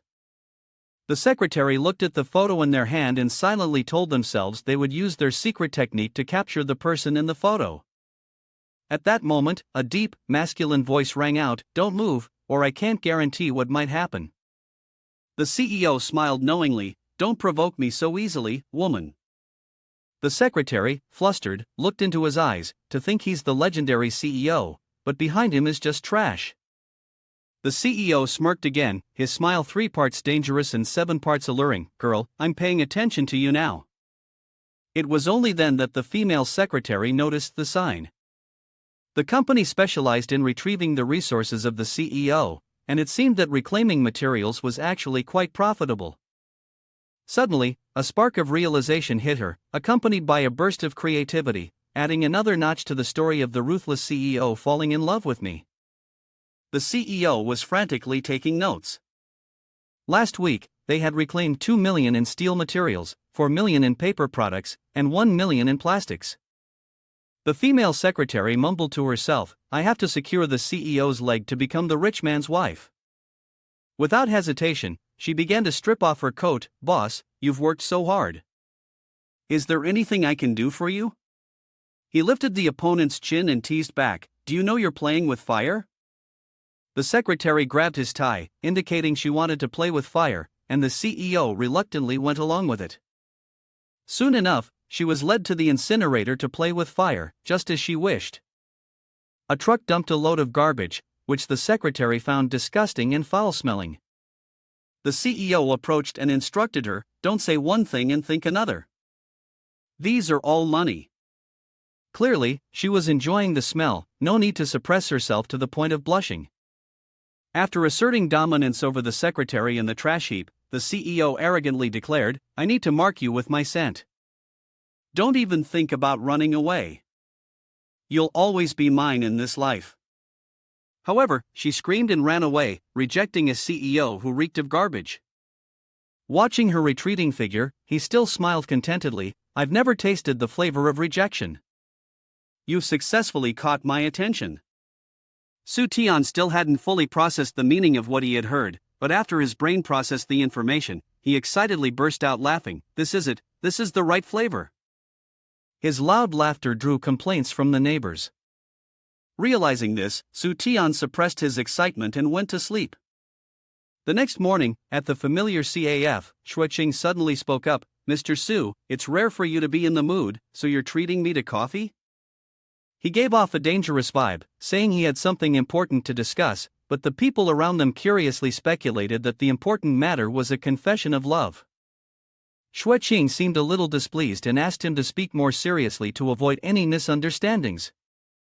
Su Tian slipped her hand into her sleeve and spoke solemnly, "Today, here, I want to give you something, and I hope you will accept it." Everyone was on edge, wondering if what was about to be revealed was a ring. On this side, she coldly snatched the phone from him and immediately guessed, "Are you asking me to help you strategize something?" Su Tian intended to pull her into his arms. "That's right, you really do understand me." The two bystanders were fuming with anger, their eyes reddening, completely ignoring everything around them.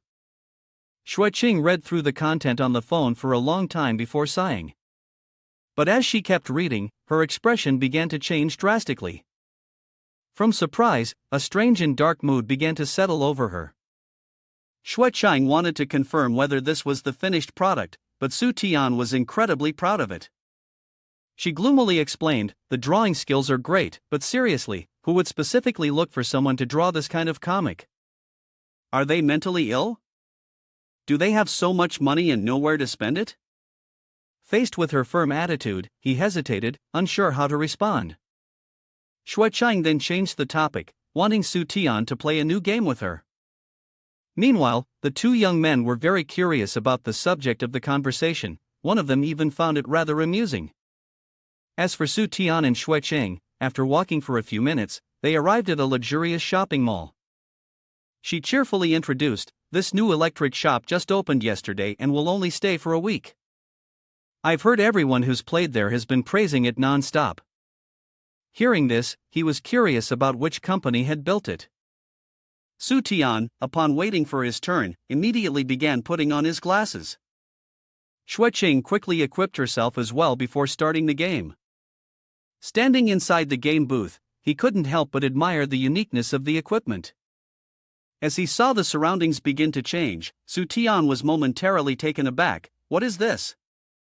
Both of them were slowly drawn into the virtual world, especially Su Tian, who couldn't stop laughing as he dodged several in-game shots. After taking off the equipment, he continued to praise, "This is so much fun, really, this is so much fun."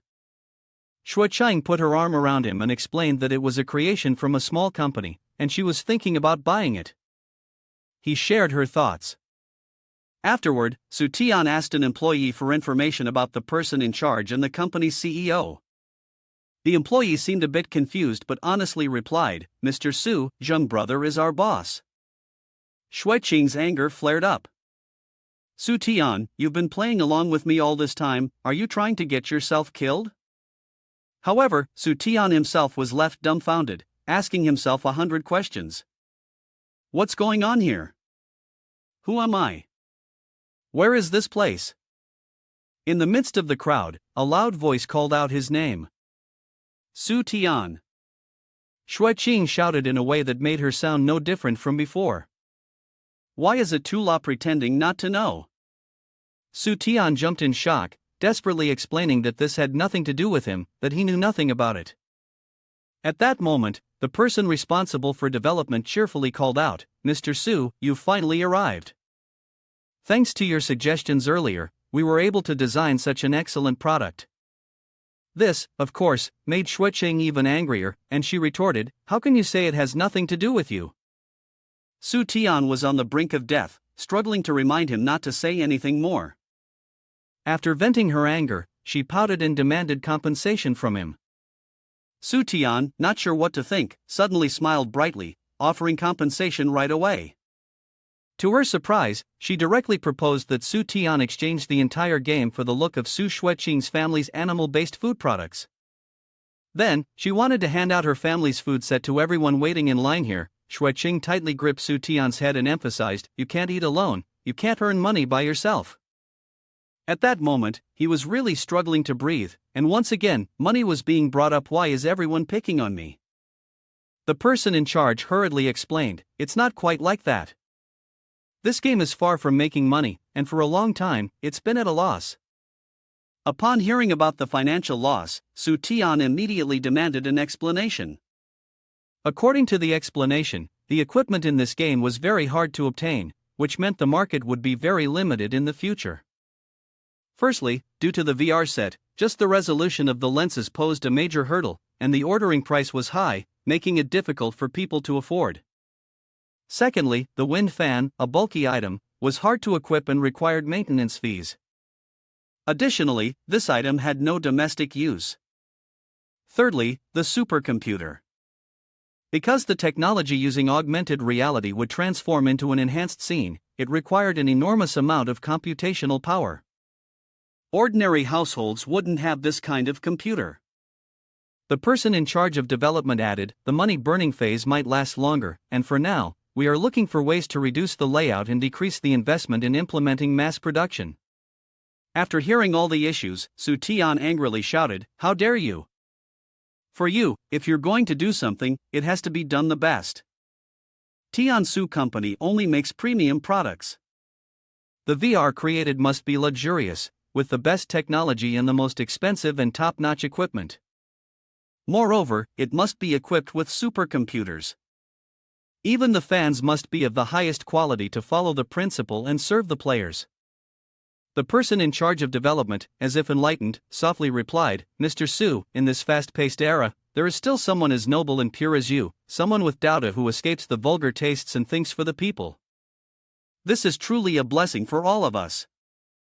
Su Tian played along with him, "Having someone as incompetent as you, what I mean is a good employee, this is my good fortune." Neither of them knew what had gotten into them as they tightly held hands and laughed foolishly. The whole thing really just made outsiders want to say 3 words, "Crazy fool." Shui Qing quickly presented her thoughts, "If this is so difficult to execute, and we won't be doing the stalls anymore, then my cooperation with the Su family, Shui Qing, would be in vain, right?" The person in charge bluntly said no, but at the same time, Su Tian insisted it must be done. Their perfect synchronicity left both of them speechless. Immediately after, Su Tian cleared his throat and declared, "Not only should it be done, but it must be done with great fanfare. These things are so big, we need to rent a bigger space. The location you picked is the top floor of the sports arena, and the reason for the choice is simple, it's expensive." According to the plan, they went to Ao de Square. A curious crowd had surrounded an entire floor of the shopping center. Su Tian, in high spirits, was using scissors to cut the ribbon. With a sharp snip, the red ribbon was neatly divided. Even though the rent here was not particularly favorable, Su Tian was very pleased and recognized them as the best business partners. The feeling of cutting the ribbon was as satisfying as cutting money. After that, Su Tian was interviewed. A reporter asked, "Mr. Su, by taking over the entire top floor to create this game trial shop, is the plan to push more military-themed products into the market?" He naturally shook his head and replied, "No, there's only this one ultimate electric shock game, we won't be making any other games." After speaking, Su Tian quickly reconsidered. If it weren't for the special, expensive equipment needed for this game, he might have already made a profit. No plan, definitely no production. The reporter then asked, "What is the final price of this game?" Because, after all, rumors say it's very expensive. He held up 5 fingers, indicating it was that many. The reporter, unsure of what to think, said, 500 yuan? I'm a bit disappointed, that's a bit high. Around 300 yuan would be more acceptable. Another person quickly guessed, no, according to the company's low price strategy, it could be 50 yuan. The female reporter behind them laughed out loud, thinking it would only cost 5 coins. Without making them wait long, he declared, as long as you buy 5 boxes of convenience meals, Su Shuiqing's family can play the game for free. All 3 reporters were left stunned, mouths agape, exclaiming, huh? Su Tian felt a bit regretful. In fact, if it weren't for her, he wouldn't even need the 5 boxes of conditions. On the contrary, the reporters began filming the joyful expressions of the people. Eating food from Su Shuiqing's family every day is like getting it for free, right? I can play once a week. Another guy proudly boasted that he and his girlfriend ate 6 boxes a day, breakfast, lunch, dinner, and so they got to play for free every day.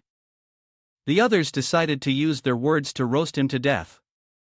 Having a girlfriend makes you so impressive, huh? Why come here and act like a fool? So they started using various tricks to deal with him. Amidst this chaos, Su Tian decided to run over to the recruitment association. Indeed. However, the recruitment association at the school side was incredibly peaceful. Su Tian's mood lightened a little.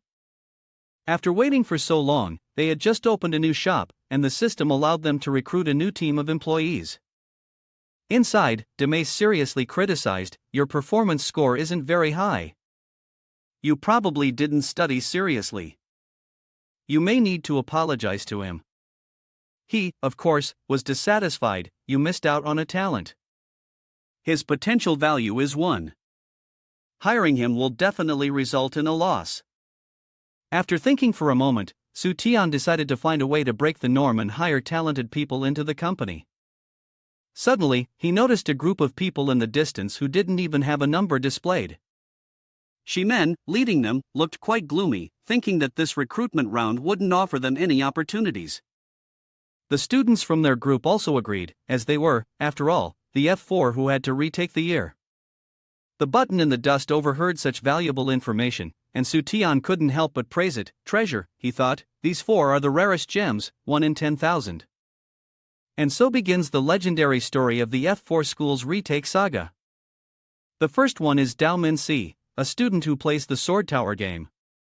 He is in his 3rd year of university but often spends all night playing online games, leading to being held back twice. The second one is Hua Zuolei, an art student. He suffers from a strange condition where he falls asleep every time he tries to draw, and even when he's just tired, he sleeps. He has been held back once. The third member is even more extraordinary. His name is Shimen, a person who only knows love.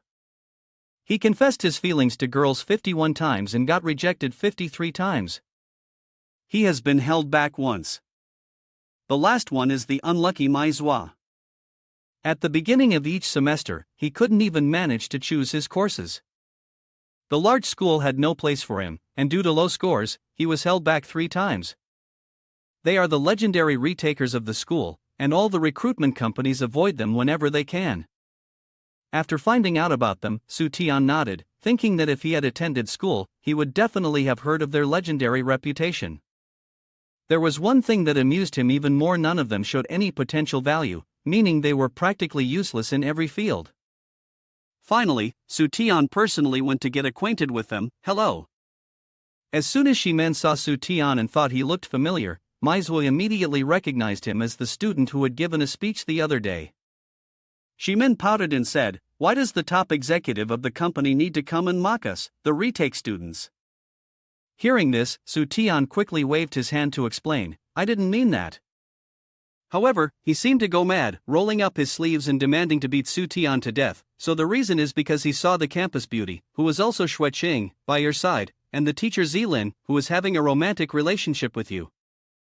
2 streams of tears flowed down Shimen's face, full of sorrow. They are all the only women I love in my heart.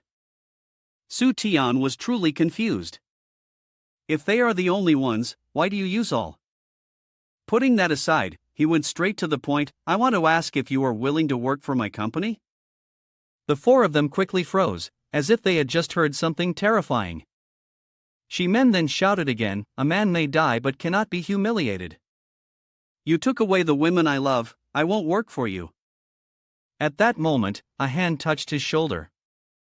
Su Tian bent over, maintaining the contact with Shimen, and then activated his profound gaze.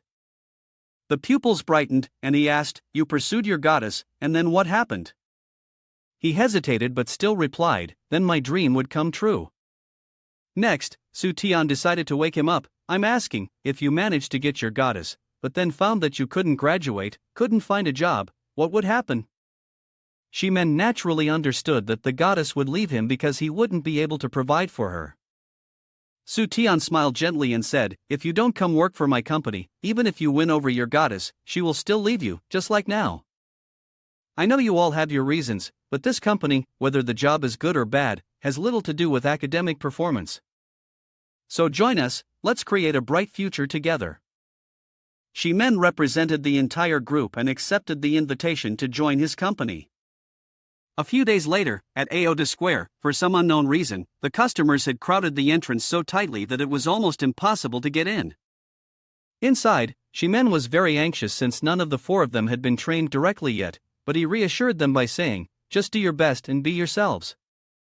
Su Tian was full of excitement. Crouching Dragon and Young Phoenix, everyone took their positions and began to lose money.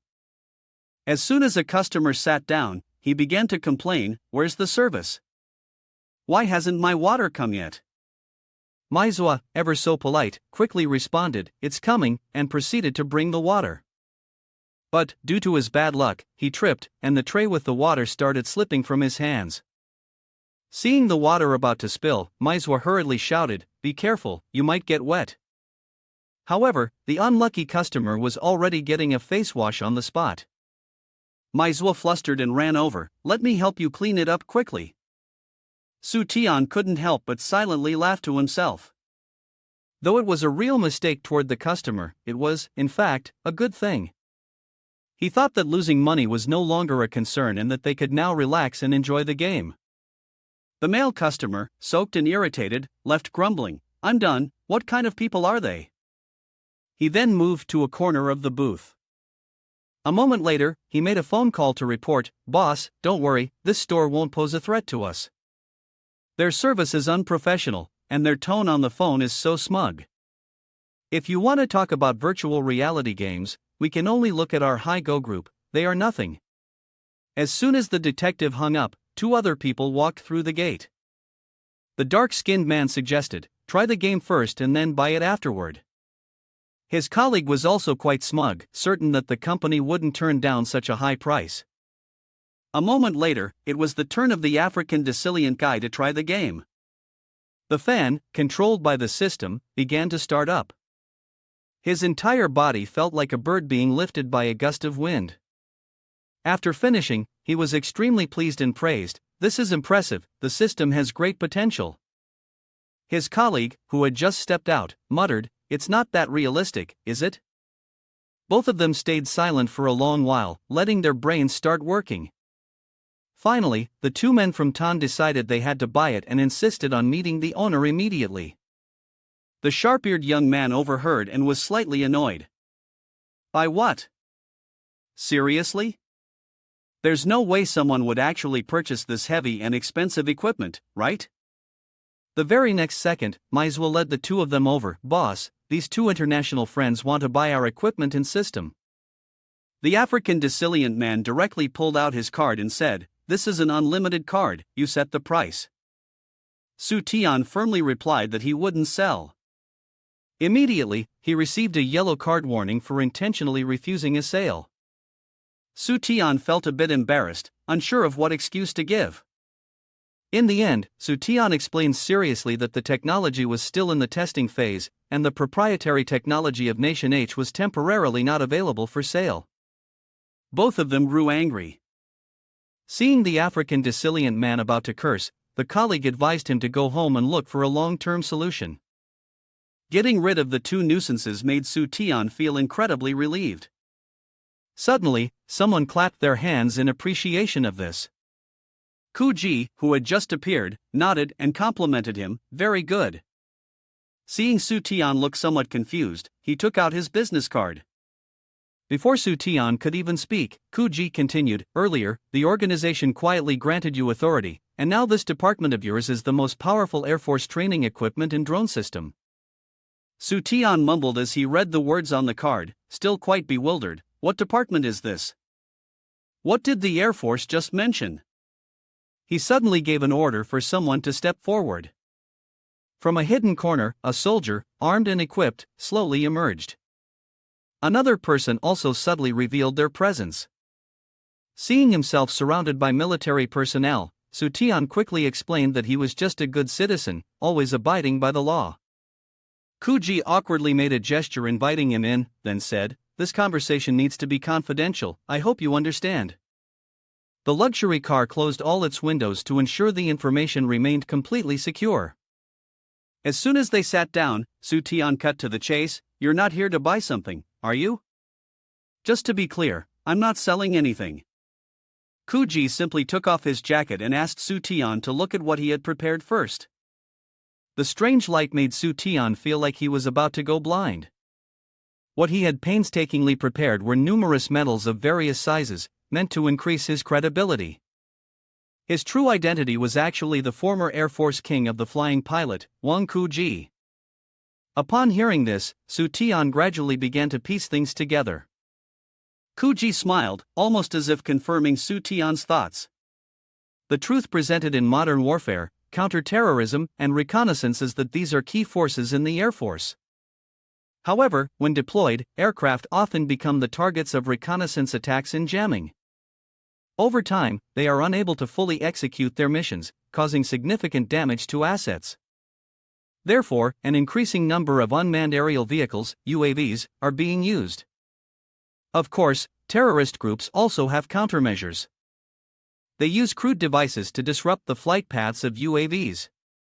As a result, training a large number of sensitive UAV pilots with agile maneuvers has become an important mission for the intelligence department. Su Tian understood immediately upon hearing this, but he still had doubts because the situation didn't require his equipment. A VR game would be enough. Ku Ji indicated that he hadn't finished speaking. "In fact, the work of the intelligence department is just one aspect. The real mission comes after reconnaissance, which is combat." As soon as Su Tian heard that a highly classified matter would soon be revealed, his curiosity was piqued. Ku Ji gestured across his neck to indicate that revealing this information would cost him his life. Su Tian, startled, immediately didn't want to hear any more. However, Ku Ji continued, "Back in the era of Nikut Song, they began researching a type of technology with the goal of creating a rapid response, high-tech military force. However, due to the technological limitations of the time, it had to be abandoned. That is the force he mentioned, coming from outside the Earth, called the Orbital Space Troops. According to the story, they intended for the Orbital Space Troops to use rockets and flight paths originating from Nation M, taking only a dozen minutes to deploy up to 2,000 armed infantry to Nation A. But at that time, firstly, the creation of the rocket could be reverted, the technology wasn't up to par, and the cost was too high. Secondly, the imaginary armored propulsion finally had no finished product. No matter how hard we tried, it resulted in casualties. Ku Ji firmly held his hand to increase his confidence. "Actually, we've always had such a plan. Now that you have these devices, we can definitely push this project forward. Su Tian's heart felt heavy with fear. He said, the vehicle carrying the two people suddenly braked hard. Kuji opened the door and introduced that he would take Su Tian to visit the new technology from his side, standing in front of a place full of grandeur, mixed with the overwhelming presence of machinery. The humans appeared so small. The enormity of the equipment in front of him left him momentarily speechless. The two of them moved toward a large container. He pointed excitedly at the gap in the door. This is our orbital box storage. Kuji eagerly introduced the special weapon. Inside is our orbital drop bomb. In a flash, it transforms into a tiny robot. Su Tian gaped in astonishment. So that's how it works. Using the robotic shell instead of humans to fight from afar, this way, we can skip the stage of powered armor. Kuji revealed another important detail. Moreover, when falling at high speed, it can be remotely controlled, making the landing point even more precise. Kuji smiled confidently. The orbital box's operators can train using the wind fans in the game, which is both convenient and highly effective. Su Tian turned to look at him with a skeptical expression, but my lightning strike game enhances reality, it doesn't have any effect at all. Upon hearing this, Kuji immediately activated a different interface. He firmly asserted, of course it has an effect. The operator, while facing the enemy, can immediately establish a data repository, conduct analysis, and quickly begin fighting. In the brain, it compares the pros and cons of each combat method, ultimately selecting the most optimal solution, which can save time and effort in dealing with the terrorist element. At this point, Kuji smiled slightly and handed Su Tian a file. This is 1/4 of the technical code conversion data. We need your game code, and as for the price. Before he could finish his sentence, Su Tian furrowed his brows, clearly annoyed. Wait, what price? He placed his hand on his chest and spoke earnestly. I need to say something here, coming from Liang Xin. The decisiveness and passion were clearly visible in Su Tian's eyes. He declared in a clear voice, I am giving the entire technical package for free to the country. Kuji was stunned upon hearing this, almost frozen in place. Su Tian glanced at Xiao Tian and gave a smug smile, contributing to the country, that's something no one can stop me from doing, right? This immediately caused Xiao Tian to get angry, puffing up his cheeks and scolding him for taking advantage of loopholes. Turning back to Kuji, he seemed somewhat bewildered, such a precious thing, and you're giving it to me without asking for a penny? Su Tian turned and walked away, responding succinctly, serving the people. Kuji hurriedly stopped him, I don't have the habit of taking other people's things. Tell me, what do you want? I'll do my best to help. Upon hearing this, Su Tian felt a sense of helplessness so deep that he silently cried within himself. I really don't need anything, don't give me money. At that moment, a young man ran over and whispered something in Kuji's ear. His expression was one of seriousness. There's something about this. Then, he happily embraced him. We've discovered something. Kuji suddenly became serious. You started a racing club on your own, and even used this kind of technique?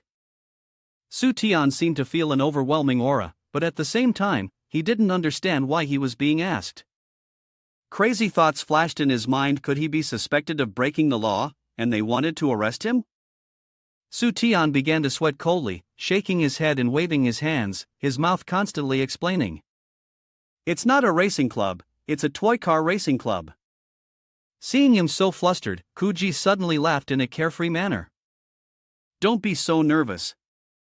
I just wanted to say that I've figured out how to help you, and it will benefit both of us.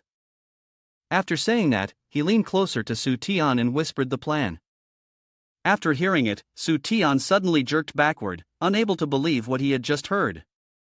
He seemed to regain some composure and suddenly turned and ran, shouting as he ran. No! Absolutely not, I don't need it. Soon after, Su Tian was caught by the guards. Although he struggled, it was needless to say, he was easily captured and couldn't escape. Su Tian could only cry out in despair. I really don't need it, can I even earn this money? Demei appeared with a confident demeanor, acting as the host. Many of Tiansu's gaming business sectors had received positive reviews, so I would like to officially announce that Tianshan Company has been established. As her words ended, the stage lights dramatically illuminated Su Tian. He could only resignedly cut the ribbon. Caca's eyes sparkled, unable to hide his excitement. The day had finally come. Demei continued her presentation about the project. Of course, the announcement of the new company's game license sales plan was essential. Let's take a look. She pointed at the eye-catching logo that had been designed. First, we have our main screen. The TC sound effect was lively. Demei spoke clearly. The first game is a racing game, which originated from a suburban racing club. The game uses Mr. technology combined with AR for enhanced realism and VR for an immersive virtual world, while also creating tracks and tools. The audience below immediately began to murmur, "What kind of technology is that? Wait, if it's about creating a racing car, won't the rich just win easily?" Outside, there was a lot of noise, while inside, Azu sat calmly in his private room, leisurely sipping tea. He even felt a sense of pride because he had created an unbeatable car, one no one could compete with. Demei spoke to reassure everyone, "Don't worry, everyone, the four-wheeled car you use can be turned into a space racing game on your phone, or you can install your own racing car in the real world. In the end, both types of cars will compete against each other, determining who's the best. If you have money, you can conquer the game with it, but you can also overturn the situation using game techniques. As you can see, the rewards we've prepared for everyone are right there." The piece of cloth was quickly lifted, fluttering in the breeze. Behind it was an extremely modern race car. Demei made an enticing promise: "As long as your skills are approved and you make it into the top 10 every month, we'll give you the car for free." "Remember, we'll do this every month." The group of spectators excitedly chanted, "Tiansu Company, long live." Inside the private room, Azu smiled smugly, "You want to challenge my title of king? Not a chance." He turned to give orders to the secretary, "Prepare 100 draws for me quickly, I'll draw them online later." She looked flustered. "Young master, do you want to draw in the virtual world or in the real world?" Azu suddenly exploded in rage. "Of course in the real world. Drawing in the virtual world would devalue it. Wouldn't that be embarrassing? How could I bear the ridicule of those losers?" At that moment, Shuiqing's cold voice echoed through the room, "Who are you calling a loser?" She looked at him with contempt, and even mentioned that she was invincible? "Who was it that I defeated last week?" Azu bristled with anger like a porcupine. "If it weren't for your better driving skills, how could you have possibly beaten me?" He slammed his chest with determination. "First, I'll draw 100 times in a row. Surely, I'll pull at least one limited SSR. I don't believe it, I won't lose to you." Shuiqing ignored him completely and casually picked up the phone to call Su Tian. He answered the phone irritably. "What do you want?" Shuiqing stared at Azu with a provocative gaze, speaking loudly as if she wanted him to hear. "That top-tier limit, save one for me." Su Tian easily agreed, "No problem." Azu clenched his teeth in frustration. "Are you relying on your connections? Is that how it works?" Outside, the night cityscape with tall buildings stretched out. Shuiqing glided over to Su Tian. "Why do I get the feeling from your tone earlier that you're not too happy?" Su Tian sulkily pointed in one direction. "Just take a look for yourself." On the stage, Demei continued her introduction. "Next, we have the project we're collaborating on with the Weapons Research Institute." The crowd below gasped in astonishment. "I can't be hearing this wrong, can I? Could it be that there's actually a real person involved in weapon research?" Not letting them guess, Demei loudly declared the truth, "Mr. Chicken Hunter." She emphasized again, assuring everyone they weren't mistaken. What they needed to control was the newly invented Bluetooth robot in orbit. The robot firmly gripped the gun in its hand, its eyes always fixed on the enemy. The battle turned fierce, with scenes of warriors engaging in intense gunfire. Sparks from bullets flew in all directions. Demei skillfully guided the unfolding scene, watching the chaotic battle. The focus shifted to a warrior in armor, holding a sniper rifle with a powerful stance. She emphasized the saying to the victor go the spoils. The group of people, their faces full of excitement, cheered, now they can even control real robots. The battlefield is so vast, it's incredibly powerful. At this moment, Deme gently snapped her fingers, and moreover, the player with the best skills and strategies would have the opportunity to become part of the special forces, carrying out missions in orbit. The atmosphere shifted dramatically as the crowd suddenly fell silent. She stood on the stage, raising both hands confidently, while the people below cheered excitedly. Shui Cheng could hardly believe her ears. Is this for real? Su Tian helplessly nodded in confirmation. Of course, it's real. Upon hearing this, she became incredibly excited. As soon as this game is released, I will definitely play it. Don't be sad anymore, this game will definitely make a lot of money. Su Tian covered his face in helplessness. This is exactly why I was crying. Then, he encouraged himself, telling himself not to give up. If they made money, he would immediately add this game to the profit balance sheet. At the same time, Deme stepped aside, handing over the main role to CACA. Then, she announced, next, we still have one more game to reveal. Su Tian displayed a confused expression. There's more? How come I didn't know about this? CACA excitedly introduced the next game. This is the game that the employees of Tansu Company specially designed. The project has already been approved by the company, but it has never been announced before. A large box was quickly pushed forward. CACA pointed toward it. That's the artificial beauty. The box opened, revealing a young girl sound asleep inside. CACA's words became somewhat vague. Maybe you all think this is just a robot, right? Actually, it's not. He waved his hand behind him and shouted loudly, it's a team of robots. Indeed, just as CACA had declared, many robots appeared. He used his words to captivate the crowd. Have you ever played a card game? Are you tired of life, only waiting for those cards to come? Do you like a girl on a card but have never drawn her? Have you ever asked to make a change? At the same time, an audience member became overly excited. He covered his ears in a baffling manner and shouted, "Stop cursing."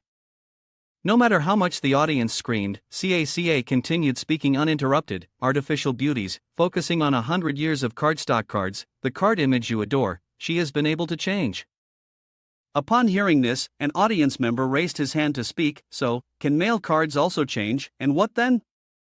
Caught off guard by the sudden question, CACA paused for a moment, unable to respond immediately. But after just a second, CACA firmly asserted, of course, they can. If boys play games, girls play games too. Who doesn't play games? We all do. He continued to emphasize, not only that, as long as you play Tiansu's games, we can change our characters into artificial beauties. This applies to all games. The people around him were immediately attracted, their eyes lighting up with anticipation. Deme below hasn't forgotten to support CACA. So, how can we get it? Seizing the opportunity, CACA explained, great question, it's very simple. As long as you have any receipt from Tiansu Company for 8,888 yuan or more, you will definitely receive a set of artificial beauties. Hearing that, the audience became even more excited. Is it really that simple? My annual delivery fees alone are no less than 8,888. Others chimed in. Isn't that right? I spend that much just buying things daily. In contrast to them, Su Tian just wanted to collapse on the floor.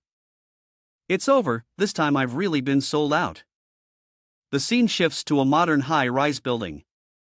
Su Tian focused intently on the computer screen, carefully analyzing racing games, chicken hunting games, flying simulators, any games that could potentially be released in the future. A sly smile crept across Su Tian's face.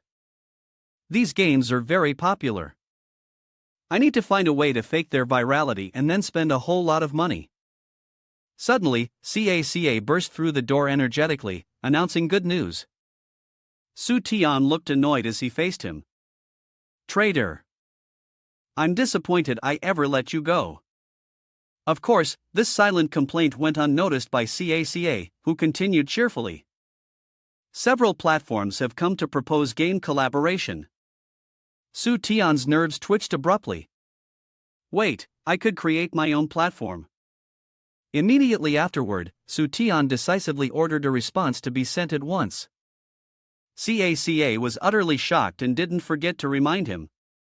Are you serious, Mr. Su?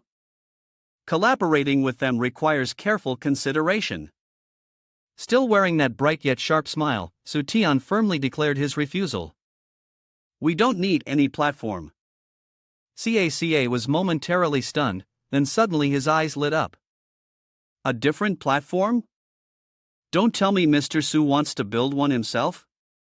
Su Tian smiled gently. That's right, you inform everyone, we will build our own game platform. Then, he assigned CACA, from now on, you will be in charge of this project. For now, I need you to find people to carry out this project. After saying this, Su Tian secretly felt pleased and thought to himself, trying to cross me and still wanting to run, let's see how you manage. But CACA wasn't upset at all.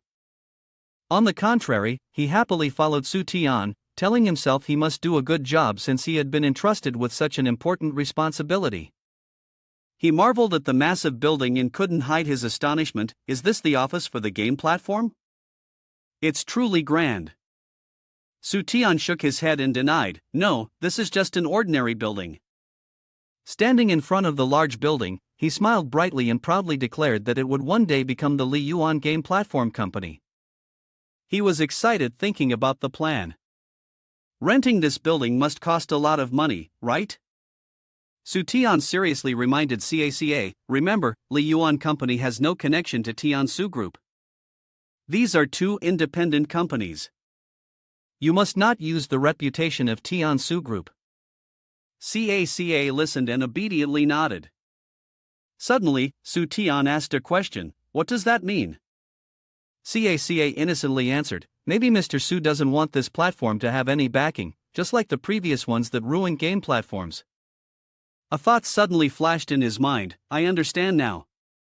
Mr. Su means a complete reform, turning this platform into the standard for the new industry.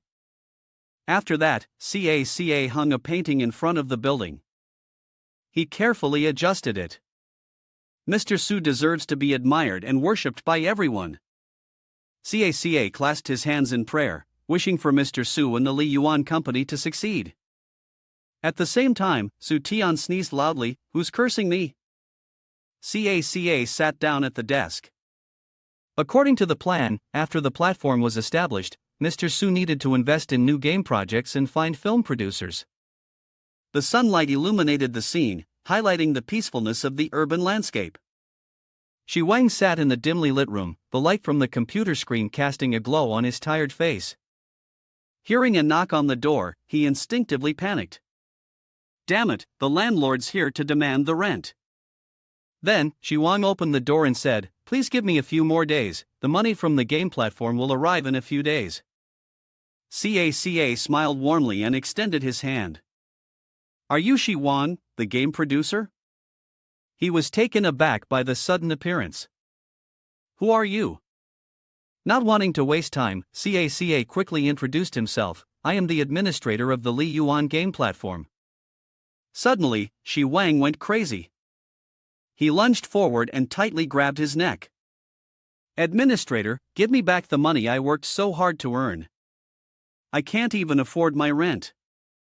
It was only after a while that Shi Wang managed to calm down. Wait a minute, which game platform are you talking about? Li Yuan? CACA shyly took out a file.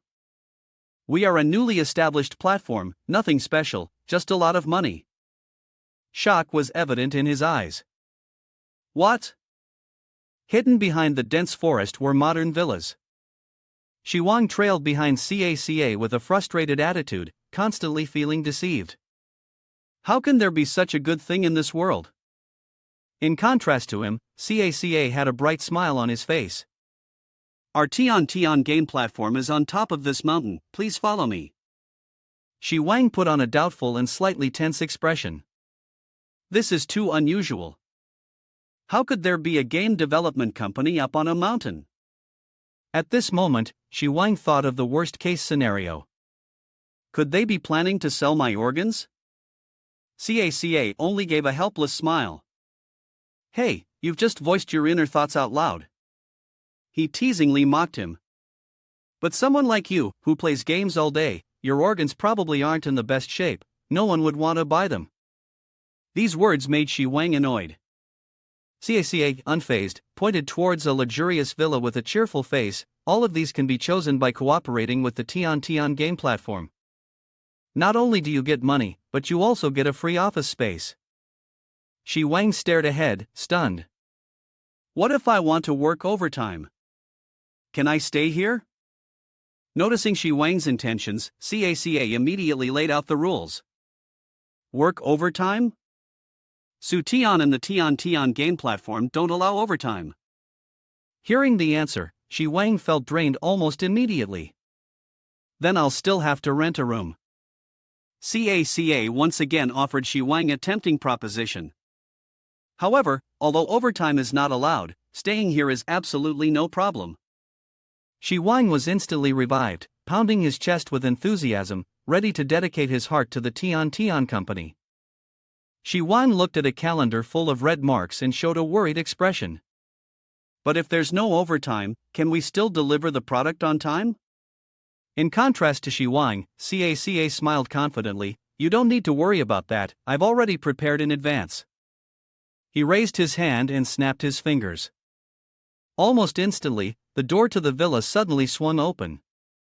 Caca shouted. In the past, the workspace could only rely on a sense of shyness and delay to finish a project. We often fell into a vicious cycle, working overtime without improving efficiency. Caca firmly asserted, that's because there was no concept of time, and there was no way to grasp it. Shi Wang, exhausted, collapsed onto the ground, rolling and shouting, stop scolding, stop scolding. Caca continued, pointing at Tiao, this is the manager I've hired specifically for all of you. A master of time management, La Tiao. The one called La Tiao smiled lightly in response. He raised his hand toward Shi Wang and spoke in an engaging tone, would you entrust your time to me? Shi Wang gently placed his hand on Tiao's hand, his lips slightly parted with a hint of bashfulness, you have to treat me well. Then, he quickly changed his tone, right, there's also one very important issue. He gestured vaguely with his hand, signaling towards money. After the work is published, how will the platform divide the profits? Caca, annoyed by Shi Wang's behavior, replied, divide? Divide what? Upon hearing this, Shi Wang grew furious. As expected, I've figured it out. You all simply don't want to share anything, you want to keep it all for yourselves. Realizing the misunderstanding, Caca quickly explained, you're mistaken. A wise man once told me that in order to serve the creators, he stipulated that we don't divide the profits. This is because we don't need anything, as long as the players have a solid gaming background, that's enough for us to be satisfied. Hearing that, Shi Wang's eyes widened in amazement, his face full of admiration. Is there really someone so great? I think I'm about to go blind. Then, brother put his arm around Shi Wang's shoulder and walked inside. Let's go, we'll start the work now. Don't worry, I'll manage the time for you very precisely. All you could see was brother standing in the middle of the world, his eyes filled with the passion of youth. The first office was a success. Our game development project officially started, and next will be an even more outstanding project. Cut to a luxurious villa, where inside, Su Tian was comfortably rolling around on the bed. Alright, building a solid platform is really expensive. He suddenly came up with a bold idea. Why not create an app for each field? In a cozy space, 4 young men sat around the dining table, raising their glasses to celebrate with a toast. Dian Ba, with a doubtful look in his eyes, spoke up, calling us together again, is there a new project? Buer put his chopsticks down, that's right. How's the animation review going? We've all done our best. Faced with the rapid-fire questions, Su Tian became flustered, isn't it still unfinished? He quietly hid the secret, as it had just been completed and hadn't been released yet. Su Tian then turned cold, deciding not to talk about that anymore. The reason for gathering everyone here today was mainly for three things. He quickly got to the point. First, create an online comic app. Su Tian cast a confident look at Xiaogu. To him, overseeing the quality of comics should be no challenge. Good luck. Pleased by the compliment, Xiaogu nodded in agreement. After all, he hadn't been doing much lately. Su Tian continued, raising two fingers. Second, create an app to continuously publish written stories online. He used the old trick on Dianba. That app will need you to be the editor-in-chief. As Su Tian patted his shoulder, he was immediately pricked by the sharp spikes on his clothes. He grabbed his bleeding hand with an angry look in his eyes. Could you not wear these spiky clothes? Dianba showed an indifferent expression. You said you were rambling. At this point, Su Tian was a bit weary. And third, the animation app. Before he could finish, Buer quickly refused. I can't do that. I wasted a lot of time before, and now a few art museums are still looking for me. Su Tian was stunned by the news. He asked Buer again with a doubtful expression, are there a lot of art museums needing repairs these days? Immediately after, Su Tian resorted to bribery. Is it because of money? I'll give up. How much are the art museums paying you? I'll pay double, no, triple. If no one covers it, I'll pay out of my own pocket. Hearing this, Buer typed in a long string of numbers. You said so you'll pay this amount. Su Tian was startled and jerked back toward Dianba when he saw the amount of money. The two of them looked at each other with blank expressions. He gave a dry cough, surprised that moving bricks could earn so much. It can't be gold bricks, can it? Xiaogu suddenly questioned Su Tian. Do you really not know what he does? He became even more confused and asked innocently, what? Isn't he a construction worker? He then pointed at himself. Then what about me? Su Tian confidently gave his answer. You fix stone lions. Dianba looked at him with a weary expression. Then what about me? This time, Su Tian answered without hesitation. You're a heroic keyboard warrior actor. The atmosphere around them suddenly fell silent. A group of people aggressively rushed toward Su Tian, furiously cursing him. Even though he was left dazed by the scolding, Su Tian still didn't understand what was going on. At that moment, the group finished off a bottle of liquor and angrily asked if he understood now. Upon hearing that, Su Tian suddenly felt wronged. How did it come to this? Why are you always lying to me? The group grew angrier, on the verge of tearing him apart. Who lied to you? You're the one imagining things. Su Tian gloomily sat down in a corner. Why are you all shouting like that? Why are you yelling at me? He turned to look at his friends with a look of amazement. So the three of you are actually this impressive. Do I even need to keep working? Then, a new thought suddenly occurred to him. No, strong technical skills don't necessarily mean strong management abilities. What he needed was a general manager, not just a technical director. Su Tian imagined the stock chart and couldn't help but burst into laughter. In conclusion, creating pressure would definitely lead to losses. So, it wouldn't matter who the leader was. Moreover, he suddenly leaned forward and asked, Buer, are there many artists like you? He sighed and explained in a thoughtful tone, my luck was good, that's how I became a representative. Most artists are still struggling, not having enough to eat or wear. Upon hearing this, Su Tian clapped his hands together in excitement. His friends stared at him, their eyes flashing with sparks. Su Tian instinctively shivered, giving a forced smile. What I mean is, it will be fine. Su Tian firmly held Buer's hand with a look of confidence. Let's move on to the third point.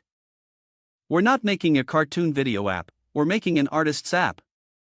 Upon hearing this, Buer seemed a little confused. To save time, he clarified the plan. I want to create a sanctuary for artists like you. It needs to be built by the artists themselves. As for money, I only.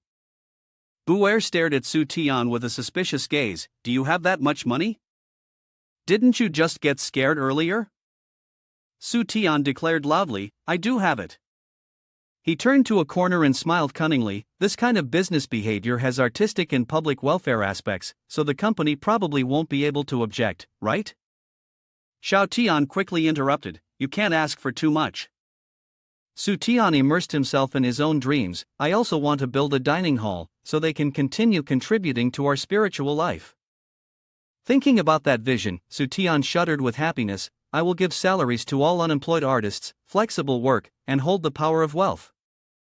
Back to Buer, he questioned him in return. That would be too disadvantageous for you, you can't do that. If not, after they settle down, do you plan to participate in the distribution of their works? Su Tian quickly refused upon hearing this. I will not take a single penny from art. He sighed. What if some artist became famous and auctioned off a painting for hundreds of thousands? Who would be able to resist? Buer spoke firmly. I refuse. A person of integrity does not accept charity. However, Su Tian was determined not to give up. He easily came up with an alternative plan. How about I prioritize the right to purchase for those artists first? At this thought, Su Tian couldn't help but laugh with delight. Brilliant! Not only would he not have to worry about someone else becoming famous and making money for him, but he could also spend more money to buy their works. Then, the two of them, Su Tian and Buer, successfully closed the deal. Dian Ba, who was standing beside them, sarcastically remarked, this system could also be used in long-term literary works. Scene change. The sky appeared with white clouds. A supercar was parked right in front of a villa. Ma Feng stepped out of the car. My son works here? As soon as brother opened the door, he saw him. Why are you here, Dad? Ma Feng cheerfully walked over. Isn't it to visit you? What's there to see? Isn't it just that you're in charge of a big platform now? He ruffled brother's head as a gesture of encouragement. You have a bright future ahead. It seems you really have a lot of passion. Brother gently adjusted his glasses. You're not here just to praise me, right? Ma Feng stopped smiling and pulled brother closer. I came here this time to help set up a match for you. He pushed up his glasses with a thoughtful expression. Let me guess. Brother smiled confidently. The place that could be linked to Dad's company is the haunted house, right? Ma Feng laughed heartily. Smart. His eyes gleamed with determination. You have to recreate the Su Tian haunted house model, add the existing resources from the company, and combine them forcefully. In another scene, Su Tian, holding a game console, appeared frustrated. I lost again. I'm so bad at this.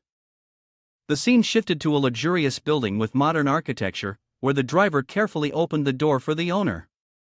Then, Ma Feng, dressed in a sharp suit, appeared. He laughed loudly and cheerfully. Is this the place? Brother looked at Ma Feng with a disapproving gaze. Dad, don't draw attention like that. Of course, Ma Feng didn't care at all. People like to feel good and get used to the joy. The two of them entered the company together. Brother spoke in a somewhat thoughtful tone. Our director Su seems easy to talk to, but in reality, he already has firm opinions on the projects. We'll discuss them in a bit. Ma Feng continued to ignore his reminder. I understand more than you do. Just stay by my side and learn. The sky now seemed to carry a gloomy atmosphere. Su Tian had been waiting inside, his eyes reflecting confidence. So, you called me here to discuss a project collaboration. I'm fully prepared. In contrast to Su Tian, Shui Chang seemed dissatisfied. Say whatever you want, but what's the point of calling me here? My family only provides catering services. Upon hearing this, he winked at her, signaling that she would understand soon. Just then, the door to the room swung open. Ma Feng greeted them cheerfully. Director Su, I've heard a lot about you. Su Tian also stepped forward and shook his hand politely. At this moment, Ma Feng pushed a stack of files in front of him and expressed his intentions. For this collaboration, I want to establish a special secret room project, and you'll mainly be responsible for the design. Su Tian focused on reading the contract and nodded in agreement. I think the same.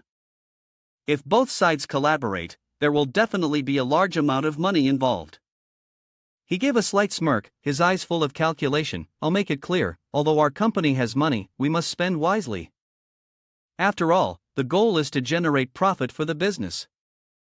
Feeling that the tone was not to his liking, Su Tian interrupted Ma Fong. I have something to say, please listen carefully. Then, he raised his voice and emphasized, Tian Suoji's money, Tian Suoji's plan, Tian Suoji's employees. Ma Fong furrowed his brows, leaning forward and questioning, does this mean our company doesn't have to do anything? Are you implying, Director Su, that you want to kick us out and take all the profits for yourself? Anger flared in Su Tian's eyes like a raging fire. Making money from profits? Are you looking down on Su Tian? His face clearly showed confusion, but Su Tian still tried to handle the situation. You guys are responsible for making money, leave the tiring tasks to us. The two of them stared at each other, wordlessly. Ma Fong appeared flustered. Wait, what do you mean? I still don't understand. You mean you invest money in the project, and then I make money from it? That doesn't make sense. Su Tian furrowed his brows slightly and tried to explain, though his patience was running thin. What age are we in now? It's the age of viral trends. Once you control the traffic, you control the business, just like with the Forbidden Room. Director Ma, I'm sure you understand what I mean now. Then, Su Tian transformed into a youthful, naive figure. The more people, the bigger the secret room, the bigger the loss, but the money is simple. At Su Tian's persuasive ability, Ma Fong couldn't help but smile. Director Su is amazing. It seems like creating the secret room results in a loss of money, but in reality, it's using the customer flow to drive the business. Once the goal was agreed upon, both of them happily shook hands. Secret Room A, cooperative partnership, pleasant cooperation. Ma Fong leisurely sipped his drink. So, what's the specific plan for the secret room? Su Tian didn't respond immediately, only leaving behind a vague remark, as for that, you'll find out soon enough. Suddenly, he felt everything was being thrown off balance, his head spinning. Shortly after, both Ma Fong and his brother collapsed, slumped on the table. Seeing their strange behavior, Shui Qing couldn't help but feel shocked. What was wrong with them?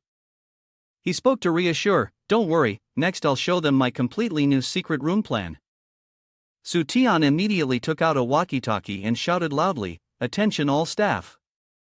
The first real-life demonstration of the secret room officially began. Ma Fong groggily woke up after a fainting spell. He seemed to see brother. He appeared startled, continuously trying to wake Ma Fong. Thanks to his efforts, Ma Fong finally regained consciousness. Ma Fong looked around in confusion. What was going on? Where was this? He quickly checked himself over, noticing his clothes had been changed. Where's Su Tian? Where's brother? Brother responded by shaking his head, I don't know. I just woke up too. Even though we're in a dangerous situation, he's staying calm. Let's go outside and take a look. As they stepped outside, both were surprised to find no one around, not even the sound of insects. Ma Fong felt that this was hard to believe. Was this some kind of prank by the television station? At that moment, a figure caught his attention. Ma Fong pointed toward the mysterious person. There's someone over there, let's go check it out. The two cautiously opened the door, and at the same time, the bell rang. Every movement he made was filled with extreme caution. Ma Fong carefully surveyed his surroundings. Hello, may I ask where this is? In front of him stood a man, who was completely still. Ma Fong slowly approached him. Hello, may I ask? He gently tapped the man on the shoulder, and brother's face suddenly turned pale, his eyes wide with fear. The man's face twisted, showing anger and bloodlust. Seeing the strange gesture of that person, Ma Fong recoiled sharply, pulling back. At this moment, he realized they had been surrounded by a horde of zombies. The zombies began charging towards them. Brother was so frightened at that point that he couldn't even attempt to escape. They were rapidly closing in on them, while they, in a panic, could only retreat in desperation. Ma Fong quickly regained his composure, gripping brother's hand tightly. We need to run. The two of them desperately sprinted through the night. Ma Fong tried to stay alert, determined that no matter what was happening, they had to find shelter first. He moved toward a house and immediately opened the door. The first thing Ma Fong saw were Su Tian and Shui Qing in a grotesque state. Upon seeing them, he promptly shut the door, sorry for the intrusion. Right after that, brother and Ma Fong turned and ran. Seeing their frightened figures, Su Tian couldn't help but laugh gleefully. How's the secret room? After one night, everyone in the town turned into zombies. The plot was simple and violent, yet it carried a strong sense of substitution. Buildings suddenly caught fire, and the air was filled with smoke and dust. Shui Qing appeared helpless. The secret room you mentioned isn't really secret or hidden. Both of those words have been misunderstood. When evaluating the situation, it was clear that Su Tian was unusually happy, a smug smile playing on his face. This time, we're going to take a big hit. He stood observing from the higher level. The building and location were entirely realistic, half rented, half purchased. Though land prices in the suburbs weren't high, the area was vast. Su Tian looked down at the group of zombies, at least 1,500 NBC zombies, which required a large amount of manpower and provided job opportunities in specialized positions. Thinking about this, he couldn't hide his joy. A large location like this was limited to just 10 players. This significantly restricted the usage of the location, creating a huge loss. In contrast to Su Tian, Ma Fong and his son were desperately fleeing. He laughed loudly, full of excitement. I truly am a genius at losing money. Su Tian rested his hand on his chin, as if contemplating a plan, while Ma Fong and his brother wanted to cooperate to make money, and he needed to teach them properly. The night sky was dim, illuminated by tiny stars. At this moment, Ma Fong and his brother were hiding behind a car, still feeling doubtful. We still don't know if this is just some cruel joke, he said. His brother immediately interrupted. In a vast place like this, who would spend so much money to prank us? However, Ma Fong still felt uneasy, unsure if it was right, yet also not entirely wrong. At that moment, Su Tian's frantic scream echoed through the air. Help me! They were immediately angered by his appearance. Su Tian, panicked, ran forward, tears streaming down his face as he shouted, "Don't come over here!" Realizing the urgent situation, his brother wanted to rush over to help. Director Su Ma Fong immediately stopped him. Wait, it's dangerous. Meanwhile, Su Tian had been cornered. He gripped an iron rod tightly. I'll fight you all to the death. Then, without fear, Su Tian kicked a zombie in the head. Take a blow from me, Su Tian. It furiously bit into his wrist. Su Tian groaned in pain. The zombies, destined to devour him alive, were seen wildly tearing at Su Tian. Hearing his screams, brother couldn't bear it any longer. Now, Ma Fong was also forced to believe in the situation, so real. What are we supposed to do now? He looked at the zombies in horror. Dad, they're not normal. In the pitch-black night, only the streetlights offered illumination. The zombies seemed to have caught the scent of prey. They moved step by step toward them. Soon after, a giant zombie stood blocking the path of Ma Fong and his father. Though terrified, he bravely shielded brother. My son, you won't lay a finger on him.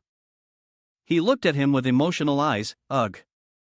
The zombie slowly raised its massive hand. With an enraged roar, it lunged at Ma Fong. However, the two stood still, completely unafraid. Because the zombie suddenly convulsed and began to smoke. Su Tian quickly approached to check. He sighed in frustration. This beta version is really unstable. I'll have to fix it when we get back. He stared intently at Su Tian. The two of them charged at him in anger. After Su Tian's reckless prank, he could only bow his head in remorse. My bad. After successfully getting out, the group gasped for breath. At this moment, Ma Fong asked, was it expensive?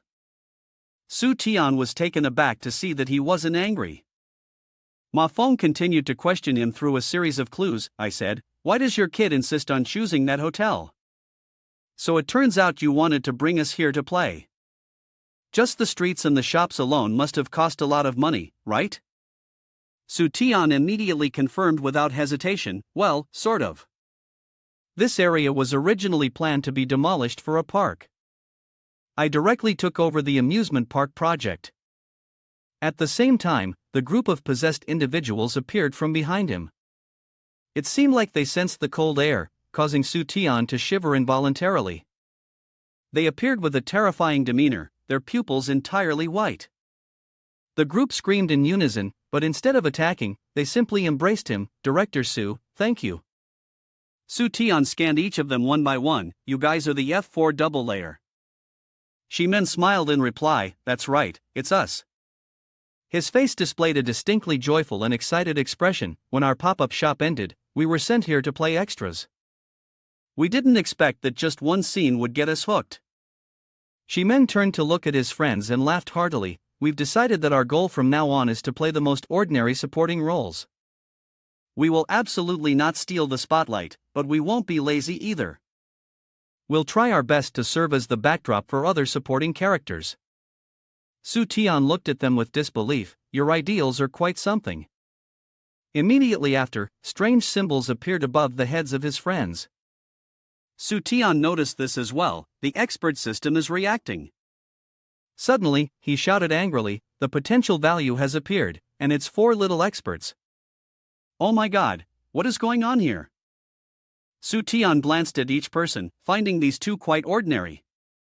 Suddenly, he remembered a piece of information. Ma Feng had launched an e-commerce shopping platform, which could be considered as a host for an electronics company, maximizing profits from a few rental schemes.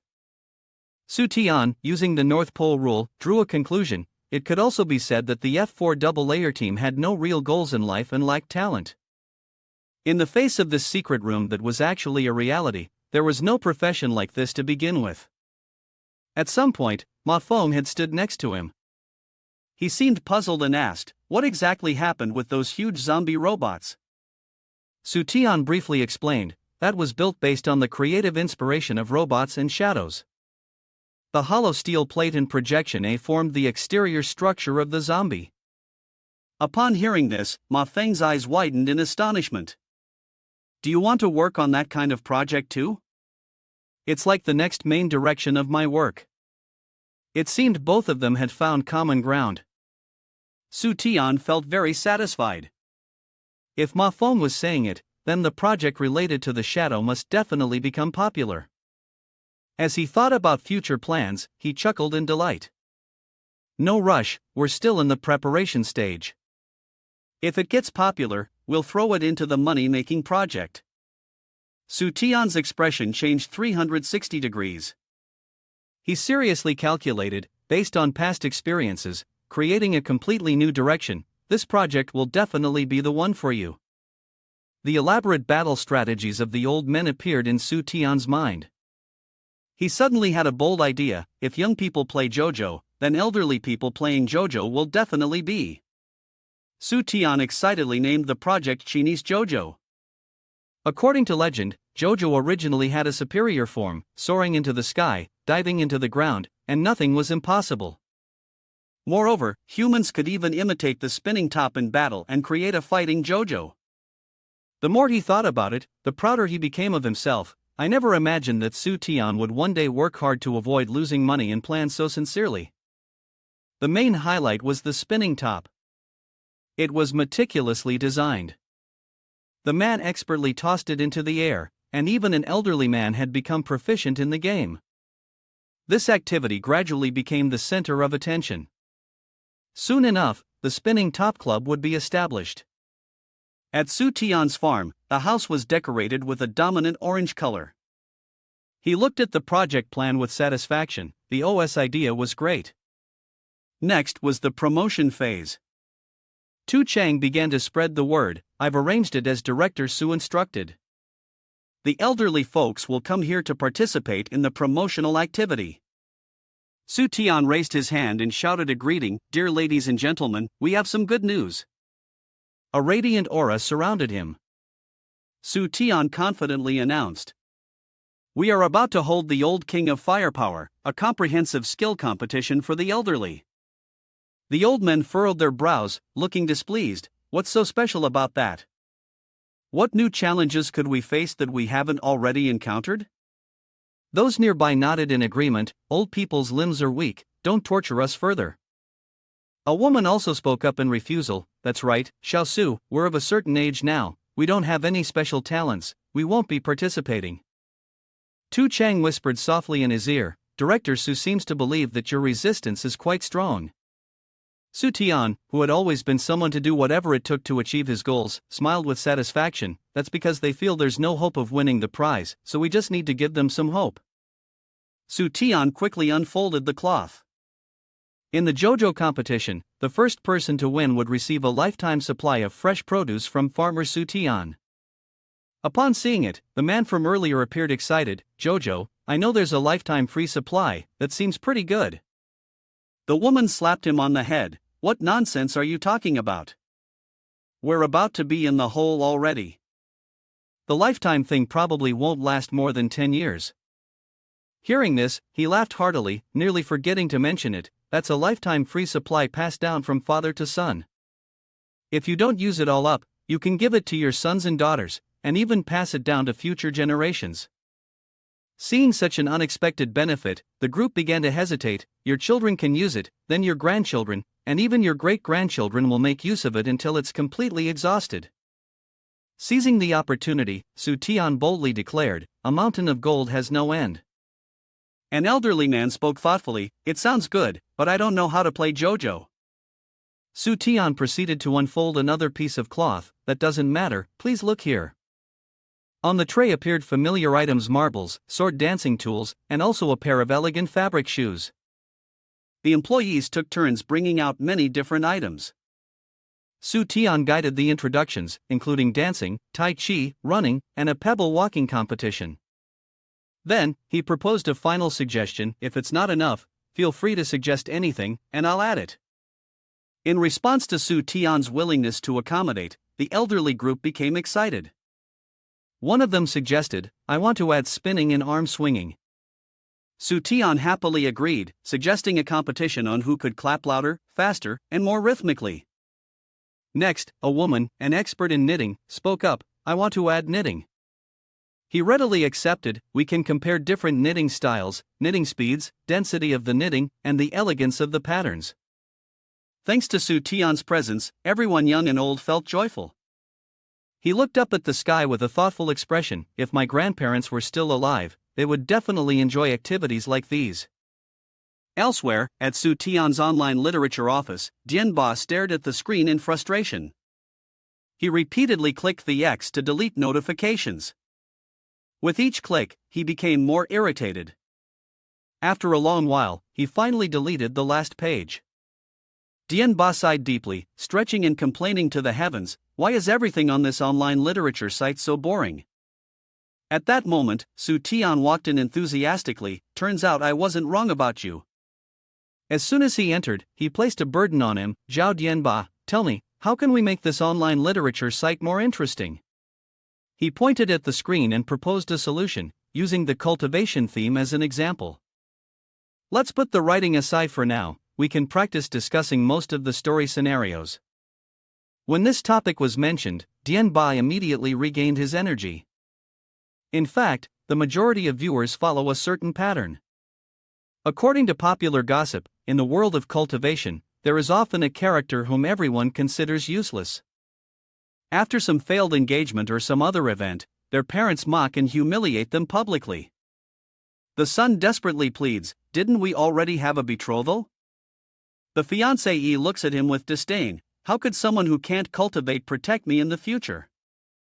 Feeling insulted, he responds with logic, the world changes, fortunes rise and fall, don't bully the poor. After being humiliated, for some reason, he encounters a fortuitous opportunity. Soon, an old man enters the body of the young man. Back to reality, Su Tian angrily slapped Dianba's shoulder. He turned red. What the hell? He quickly covered it up. Sorry. He continued to use that issue to argue. What you're talking about might be the common writing style on the Xiaobai page, but it's a place where many different storylines evolve. Dianba nodded in agreement. That's true, but issues will eventually arise. He pointed out the illogical elements in the story. Once the young man gains power, of course, he should defeat the enemy. Logically, he should focus on cultivation, enhancing his perception and strength. But instead, he chooses to go back for revenge. After that, it was the same. Others casually said a few words to him, and he hated it so much that he wished he could kill their entire family. At this point, Dianba shivered a little, wondering why someone would resist so strongly like that. In contrast to him, Su Tian seemed to find it quite amusing. I understand the point you're making. There are several absurd details. You insert yourself into the story, like when the character dresses very poorly and gets kicked out of the restaurant by the waiter. According to Su Tian's reasoning, he would then beat up the waiter and rob him. But he wasn't satisfied. The person was just running a business. Why did it have to be like that? Su Tian frowned, his face showing clear frustration. The action was truly outrageous, making it hard for anyone to feel at ease. At that moment, Dianba splashed cold water right in his face. I think the things you just said are completely unconvincing. Su Tian put on a coquettish expression. I'm the person in charge of Su Tian's online literature, and I'm about to surpass your level. He slammed the table with confidence. Xianxia still needs to be close to real life. What normal person would resist society that much? I can't empathize with it. He tried to hide his amusement. If this is really how it goes, who would read it? Zhao Dianba was truly reliable. He suddenly extended his hand toward him. Let's go. He was confused by Dianba's invitation. He quickly responded, visit the author. I see someone is ready to dig in. The sky gave off a peaceful vibe.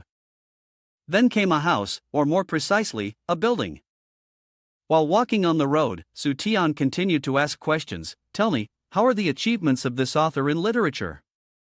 Dianba confidently responded, they still receive an upgraded living allowance. He then mentioned an important piece of information. In online literature, the focus is that there are countless novels with contracts that don't even reach 10%, and even if they are signed, they are published with an additional fee of less than 1%. Afterward, Dianba seemed frustrated. Many of the author's works are not well received. They can only update 4,000 words every day, earning a 1,500 yuan bonus for each successful update. Based on his lead, Su Tian naively concluded that this author's work wasn't very good. Dianba immediately dismissed that thought. Of course it's good, I just need to give a little reminder. The door in front of them was quickly opened. The person who opened it was a chubby young man. He looked excited when he saw Dianba and said, Mr. Zhao, please come in. The two were carefully welcomed by the chubby young man, who then said a long sentence. Mr. Zhao, you guided me before, and I've already thought it through. Then, the chubby young man took out a stack of papers and handed them to Dianba. He carefully read through them, suggesting that they reduce antisocial tendencies, make the character more relatable to ordinary people, and avoid letting the plugin influence the character's personality. Immediately afterward, he smiled with satisfaction, not forgetting to encourage him. Congratulations, you've done it all with this manuscript. Su Tian stood beside, scratching his head in confusion. I don't find it very reliable, but for some reason, the more I read, the more interesting it gets. Dianba immediately pointed to the text on the cover, Guide to Cultivating Ordinary People. He stared blankly at the words with a dazed look in his eyes, thinking that this might actually catch on, perhaps even attracting a large following of ordinary people. He sighed. Maybe we should leave it under undetermined for now? Su Tian left the house feeling downhearted. At the moment, the profit margins were unclear, and with so many projects on the table, the losses were small, but still something he had to address. Outside the building, the trees around were lush and green. Su Tian gazed admiringly at a group of teenagers. It seems like hip-hop is quite popular these days. Should I go against the trend? Suddenly, his phone buzzed. Su Tian quickly picked up the call. Pin Ru, what's going on this time? She began with a question. Su Tian, is it true you want to do the old king of firepower? Then, Pin Ru emphasized his promise. You didn't say you could add any number of projects, right? I have a lot of elderly students here. How about adding a singing project too? Hearing this, Su Tian couldn't help but feel excited. Isn't this like taking a nap with a pillow? Of course I can do it. He suddenly grew cautious. Wait a minute. That's not right. If the elders compete, their grandchildren will definitely come to visit, cheer them on, and vote. Who knows, we might even make more money. After thinking for a while, Su Tian continued to present a new plan. In that case, we should do double insurance. Su Tian easily mapped out each step of the project. We'll organize a national tea show contest for hip-hop. The contestants will have to write their own music and create compositions. Then, we'll add electronic music, rhythms, and vocals, and I'll combine them all together. Su Tian replied confidently, I don't believe it, but still haven't been fired. Pin Ru, on the other end of the line, was confused, not understanding what was going on. At this moment, Su Tian was standing alone on the rooftop, flailing his arms and humming the lyrics, the bright moon shines through the window, and the heart is as sad as being pierced by an arrow. Su Tian, caught up in the joy of singing, kept swaying his hips, dancing alone on the rooftop. At the end of his performance, Su Tian, excited, threw the fake microphone aside, and his impromptu show caught the eye of Duo Mei. Su Tian seemed to sense someone was watching him. He quickly regained his composure and stood properly. Is something wrong? She asked, looking up at him with 3 parts concern, 7 parts disdain. Su Tian tried to calm himself in the face of Duo Mei's disapproving gaze, telling himself that as long as he wasn't embarrassed, it would be the others who felt awkward.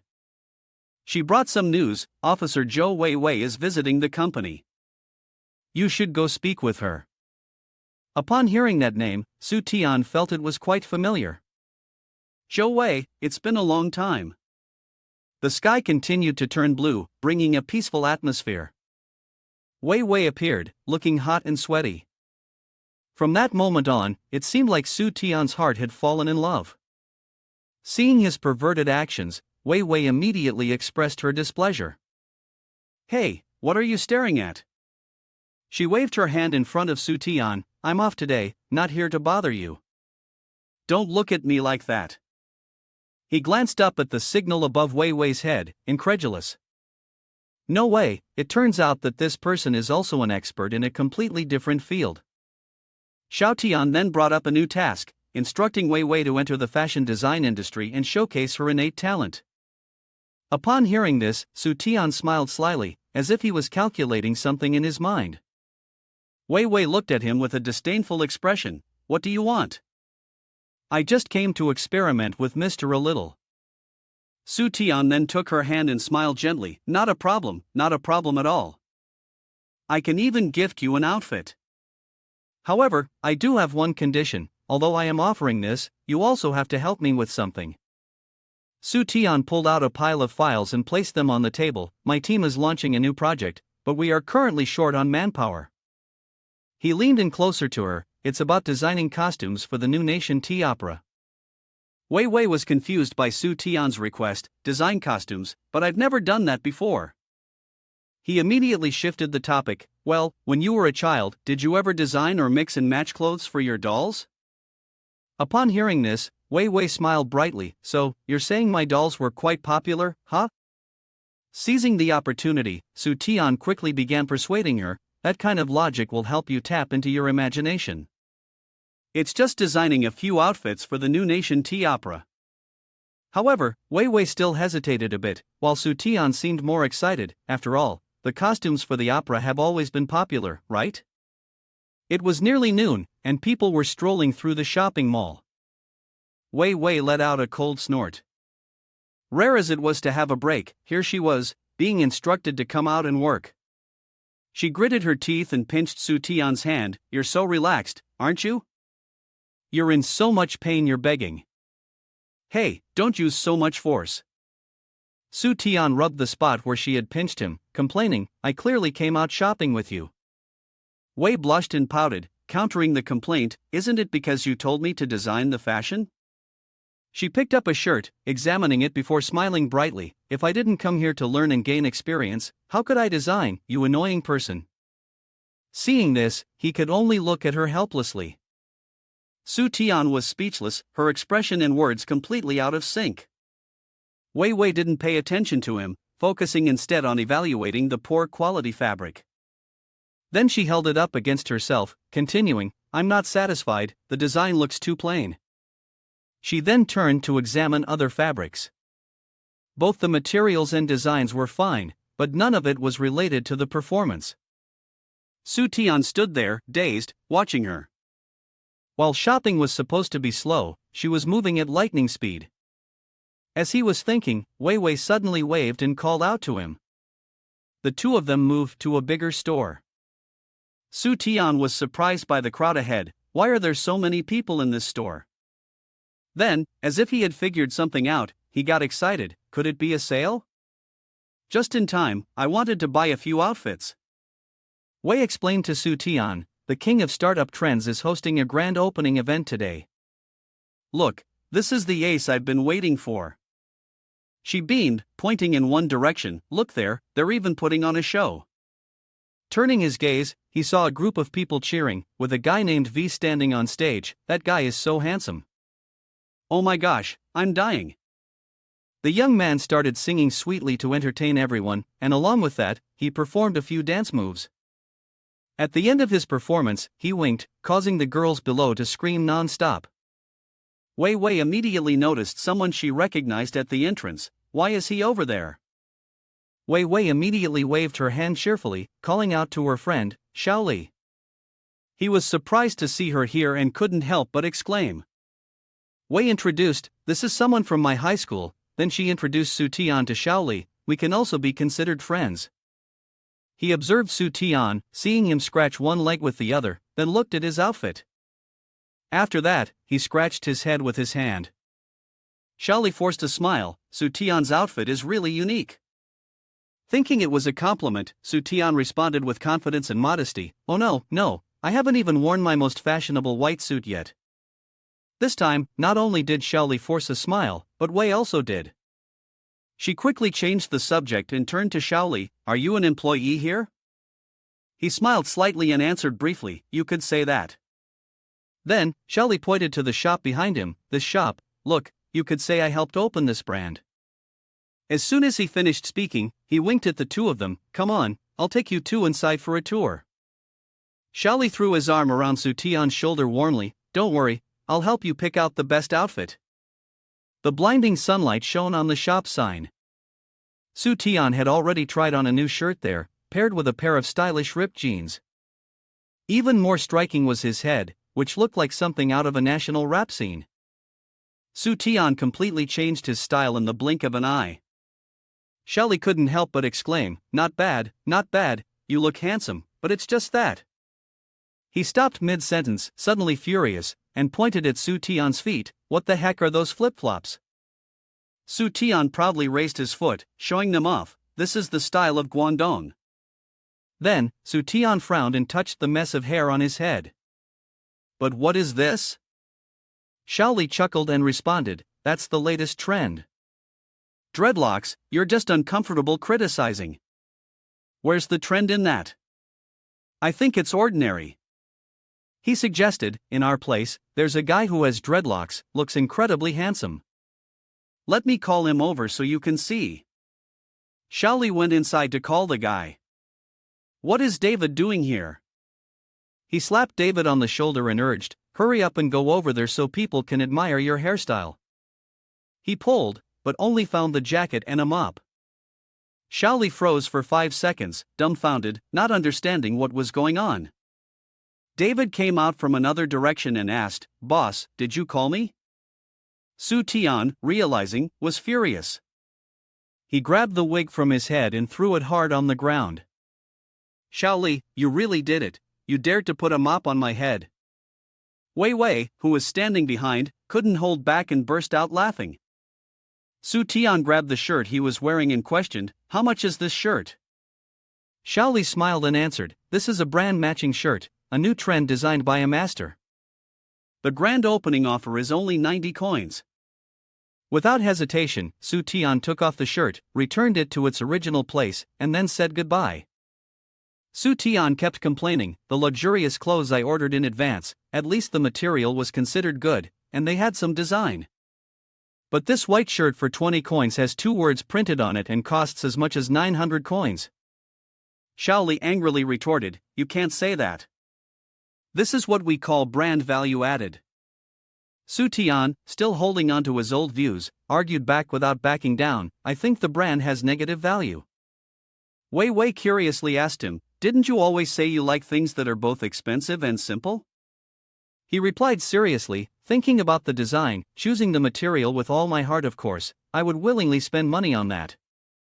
But to take something ordinary and treat it like it's high-end, isn't that just selling overpriced junk? What is this about brands and no brands? It's just nonsense.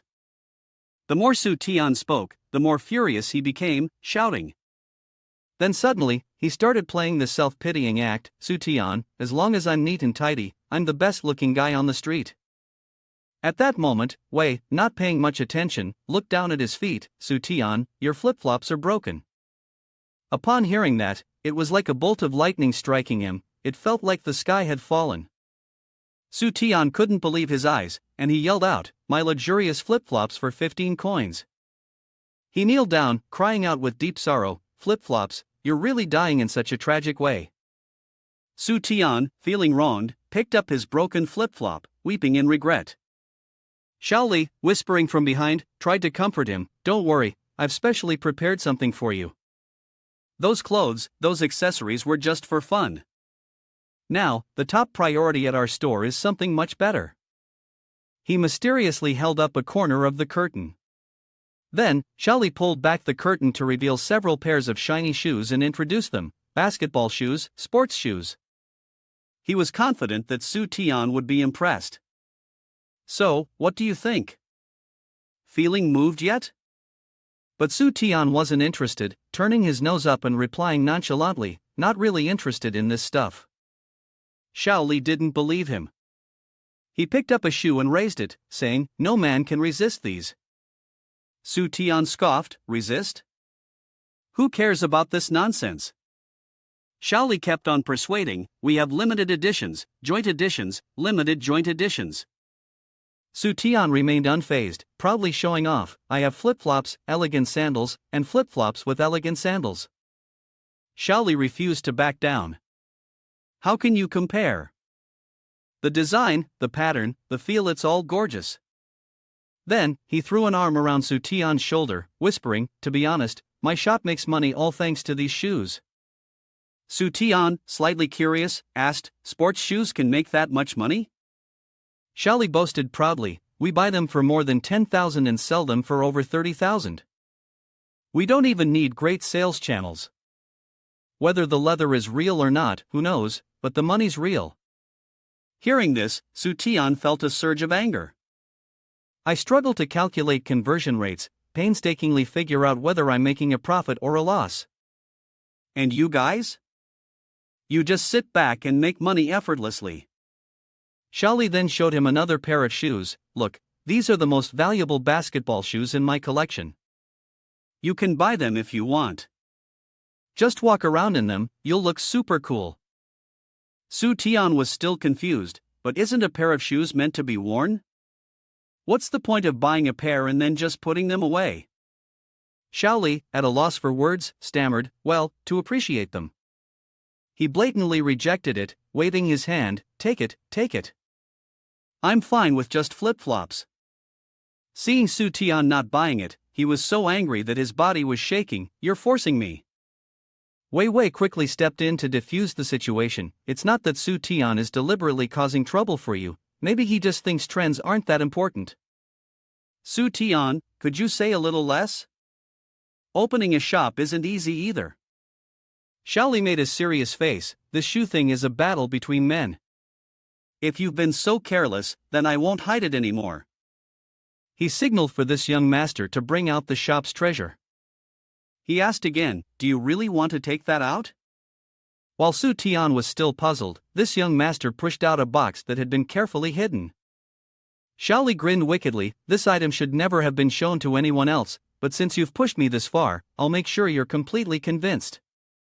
This young master removed the cloth from the box, and Xiaoli properly introduced it, this is the king of trends, and it perfectly matches your requirements. A pair of bizarre-looking slippers appeared before everyone's eyes, dazzling and eye-catching. These are the devil's wings. They were only released in a limited edition, causing a sensation, and there are no more left. I also managed to get my hands on these from a collector, at a price of 50,000 yen. Su Tian was so shocked he couldn't find the words. He coughed a few times, then put a hand on Xiaoli's shoulder, reminding him, "Xiaoli, I can only say." With that, Su Tian quickly ran off, leaving behind 2 words, "I'm sorry." Wei Wei quickly called after him, "Where are you running off to?" "Wait for me." Su Tian was running, drenched in sweat as he thought of the 50,000 figure. "I've been scammed to the point of stupidity, just run already." It was all because of that familiar store sign. Su Tian, dissatisfied, ran out of the store muttering, "What kind of world is this? Even sneakers can be taken away." While he was running full speed, he bumped into someone's chest. It was a tall man. He held Su Tian's waist affectionately, not taking his eyes off him. Wei Wei had just caught up and witnessed this scene. Her face turned bright red, unable to say a word.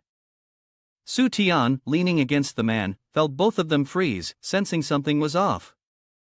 Once he recognized who the man was, he dropped Su Tian to the ground with a thud. The man, angry, threatened, "You two better get going, don't block my way." Su Tian was left confused and clueless. "This is a reenactment of our boss Xian Ba's apology scene. You two should leave from wherever you came from." The men accompanying him glared at them fiercely. No sooner had he spoken than Xian Ba appeared, rubbing his shiny bald head. He arrogantly walked out, followed by a few subordinates for protection. "Move aside, all of you. Don't block the way. Boss Xian Ba has work to do." Wei Wei, astonished, exclaimed, "I know this guy, Xian Ba." She recounted what she knew about him. Xian Ba is an online boss, famous for live streaming. "Everyone, today our very own boss Xian Ba is here again. He's selling liquor and trying it out live for everyone to see." Xian Ba, completely tipsy on the livestream. "This liquor is strong, come on, buy some. Make your orders, guys. I'm done for, I need a break." Someone even put an arm around him, trying to help him. After the person helped Xian Ba out, another immediately took their place. Once they reached a corner, he immediately regained his composure and quickly checked the consumption data. His subordinate reported, "We've sold 300,000 units already, and it's estimated that it could reach 500,000. Xian Ba shouted, 500,000 won't do, it must reach 1 million. You all need to add more data and flood the comments." His subordinate handed him a glass of water. "You just drank alcohol, quickly drink some water." But Xian Ba brushed it aside, saying that the bottle of alcohol was full of clear water inside, and he was already soaked in water. His subordinate wanted to say something more, but he interrupted, tossing the bottle of alcohol into the trash. "Don't mention it again, this cheap alcohol, who would drink it to sleep?" In the end, the beautifully packaged bottle of alcohol was delivered to the customer who had ordered it. The customer, excited, opened the box of alcohol he had bought from Xian Ba. He opened the bottle and drank it all in one go. After finishing, the man shook the bottle in disappointment. "This alcohol doesn't seem right." Before he could finish his sentence, he collapsed to the ground, unconscious. Wei Wei passionately recounted how Xian Ba was sued by the audience and also faced online bullying. Authorities had stepped in, imposing fines and detaining him. Su Tian questioned, "He just sold fake alcohol, and now he's back live streaming?" The person who had bumped into Su Tian earlier was now shouting at people passing by, "The live stream is about to start, quickly get out of the way." He felt angry on behalf of the people, being oppressed and bullied like that. These people were truly despicable. As soon as he opened the live stream room, Xian Ba knelt down with his subordinates, staring at their phones. He cried and wailed as though he had realized his mistake. "Brothers, I was wrong.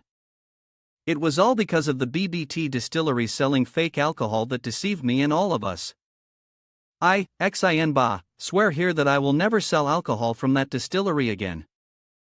He appeared to be indignant as if he had truly been deceived. After finishing his words, Xian Ba once again bowed to the ground with his subordinates and swore, "Myself and all the workers bow an apology to everyone. Finally, he smiled and lifted his head to introduce the new type of wine. To make up for the factory's mistake, I have now partnered with a better distillery. My by Z wine is incredibly good. This wine guarantees high quality, low price, just 5 yuan per bottle. I finished mine, feel free to have yours. Saying that, he gulped down the wine to prove his point. Su Tian called Xiao Tian to ask, does business competition not violate the system's regulations? She responded firmly, no, it doesn't violate.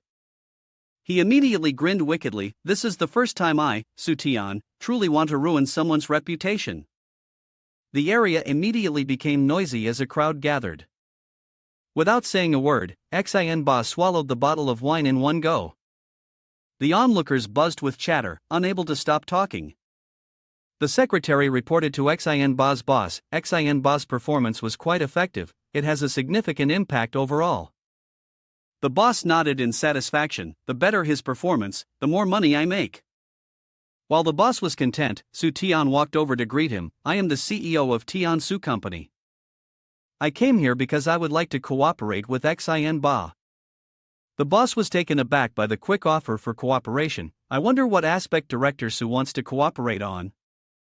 We can do live broadcasts to introduce products or videos to promote the brand. Su Tian enthusiastically shook hands with the boss. My younger brother's business is small, it really needs promotion. The boss of Xian Ba felt smug inside, that fool has so much money, let's see if I can deceive him. Su Tian secretly smiled, let's see if I can deal with you. But outwardly, both of them appeared to be having a pleasant cooperation. After finishing the live broadcast, Xian Ba was excited on the helicopter, this is the first time I've ever been on a helicopter.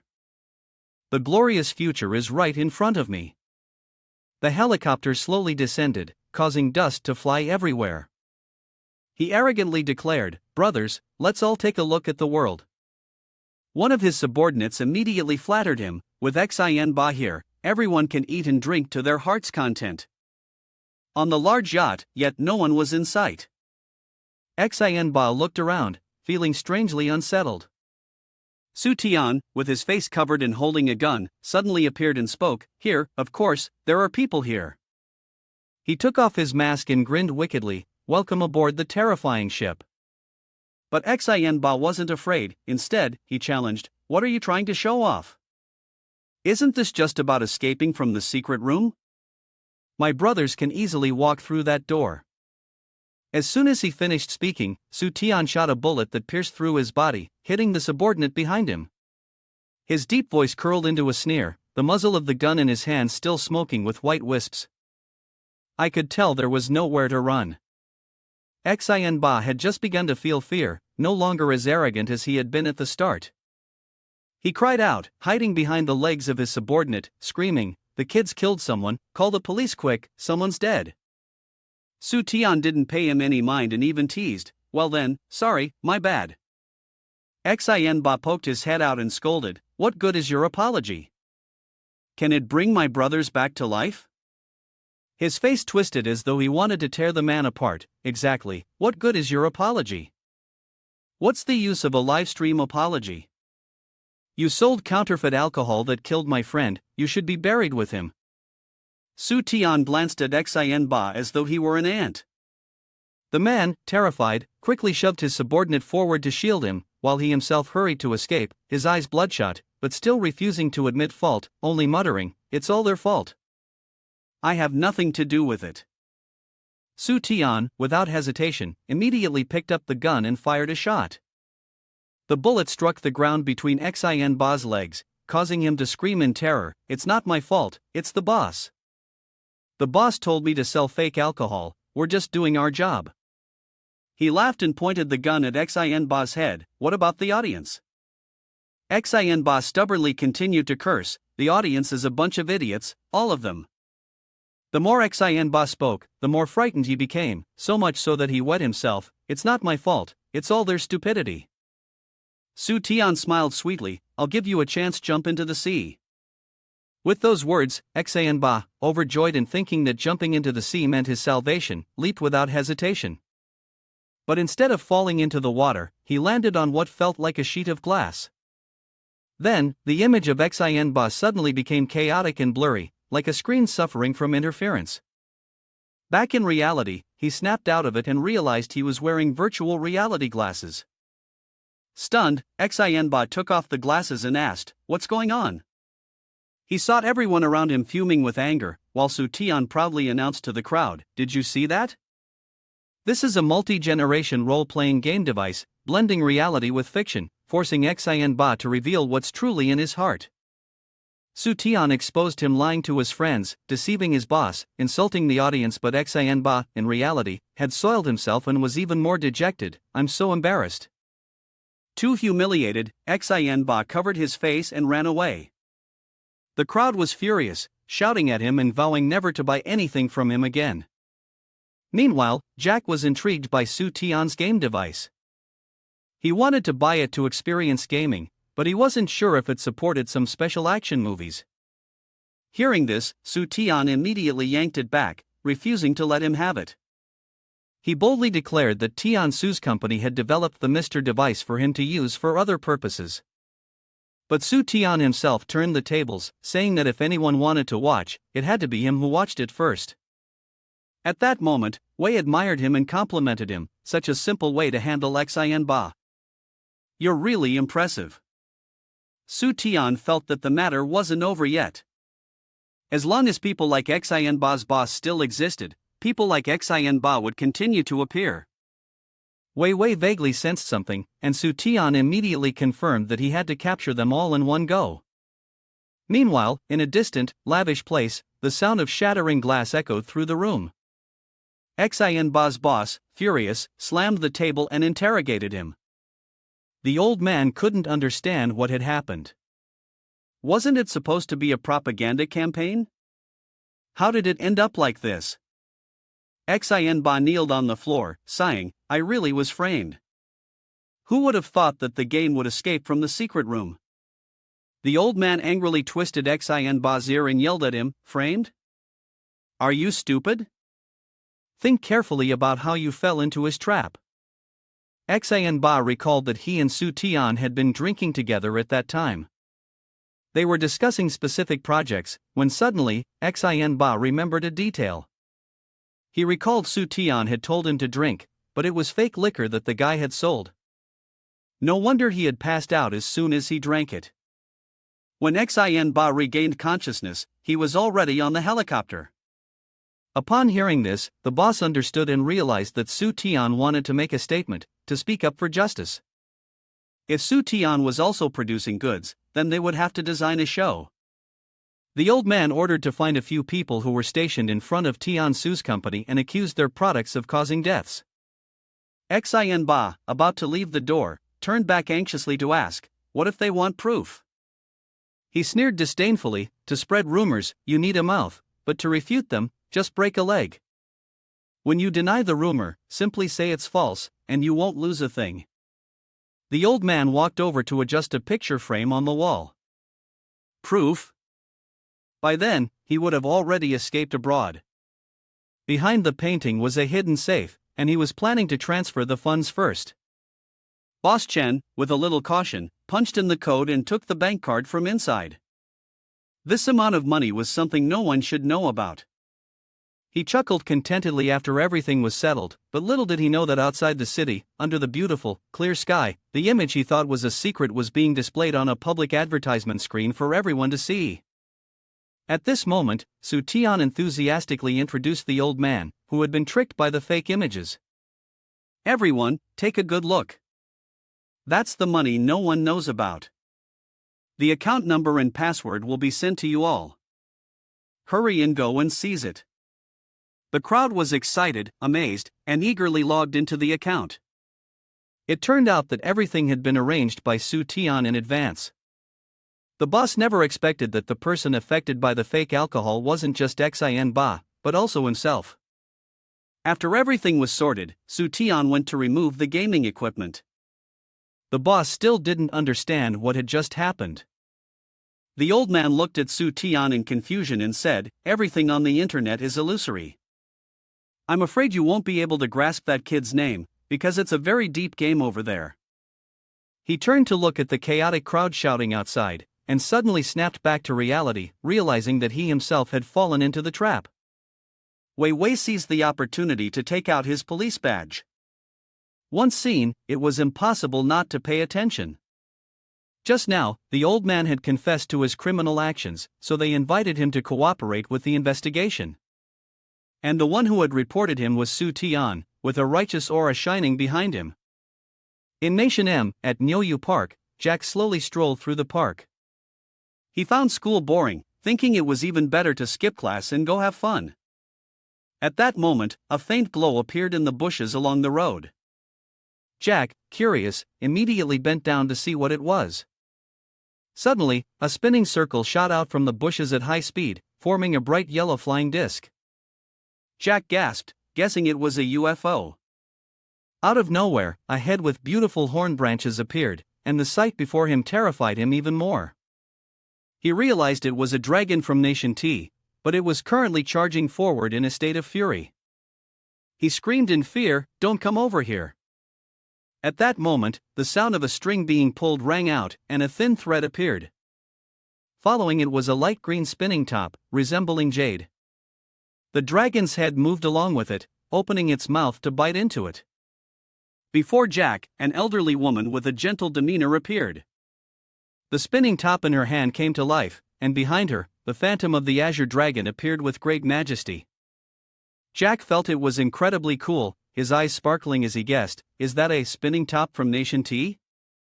The old woman smiled kindly and introduced, "This is the top from the Tiansu Science and Technology Company. When the top spins, high-speed projections are used to create different patterns on both sides of the top." Jack quickly understood that it was similar to the principle of a fan and animation. He immediately knelt down and expressed his wish to the coach, stating that he wanted to play with the top. Fluffy white clouds drifted gently in the sky as time passed halfway. The kind old woman, who had been gentle earlier, now appeared serious, firmly guiding him on how to use the top. The sun gradually moved from left to right, and eventually, Jack managed to keep the top spinning for a moment. He persistently practiced despite the unpredictable weather, whether it was sunny or rainy. The old woman, his master, remained patient by his side, teaching him. Then, one day, Jack was able to control the top on the tip of his toe. What impressed his master even more was when Jack used an inverted stance to spin the top. Sincere effort always yields good results. Jack was also able to perform a stunning display that left everyone around him in awe. When they saw his success, his friends cheered as if they themselves had accomplished it. They surrounded Jack, demanding that he teach them. He did not hide anything, agreeing to teach anyone willing to learn. The master patted his head, there was nothing left for her to teach. At that moment, Jack respectfully bowed his head and expressed that he still wanted to learn more, to continue advancing and become the top king. She smiled gently and replied, "To become the king of tops, there is only one path. There is a game in this world that can meet your requirements. In this game, there are many masters, and the techniques are very complex." She took out a flyer and said, "Come to Nation H and participate in the top-tier spinning top competition. The old king of firepower." Jack, with his face covered in dirt, said emotionally, "I won't disappoint Master, I will bring honor to our spinning top tradition." Master silently supported him as she watched the back of her student. "Brave youth, go and create your own miracle." In Nation H, at Su Tian's office, he was reviewing the registration lists and asking Duo Mei. There were many foreigners who had signed up. Duo Mei replied seriously, "That's right, we hadn't anticipated this. Moreover, the elderly from Nation T only make up 30%, with the rest being young foreigners. Also, the high-tech spinning tops are of high quality, affordable, with exceptional performance, and orders have started coming in from all around the world." Su Tian felt somewhat confused. Would the traditional culture still be sustainable after keeping up with the times?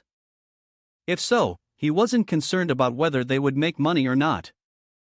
He decided to expand the event and establish different representative teams. The elderly pass things down to the youth, domestic matters are shared with foreigners, and traditions are passed down to future generations. Those with money should support this.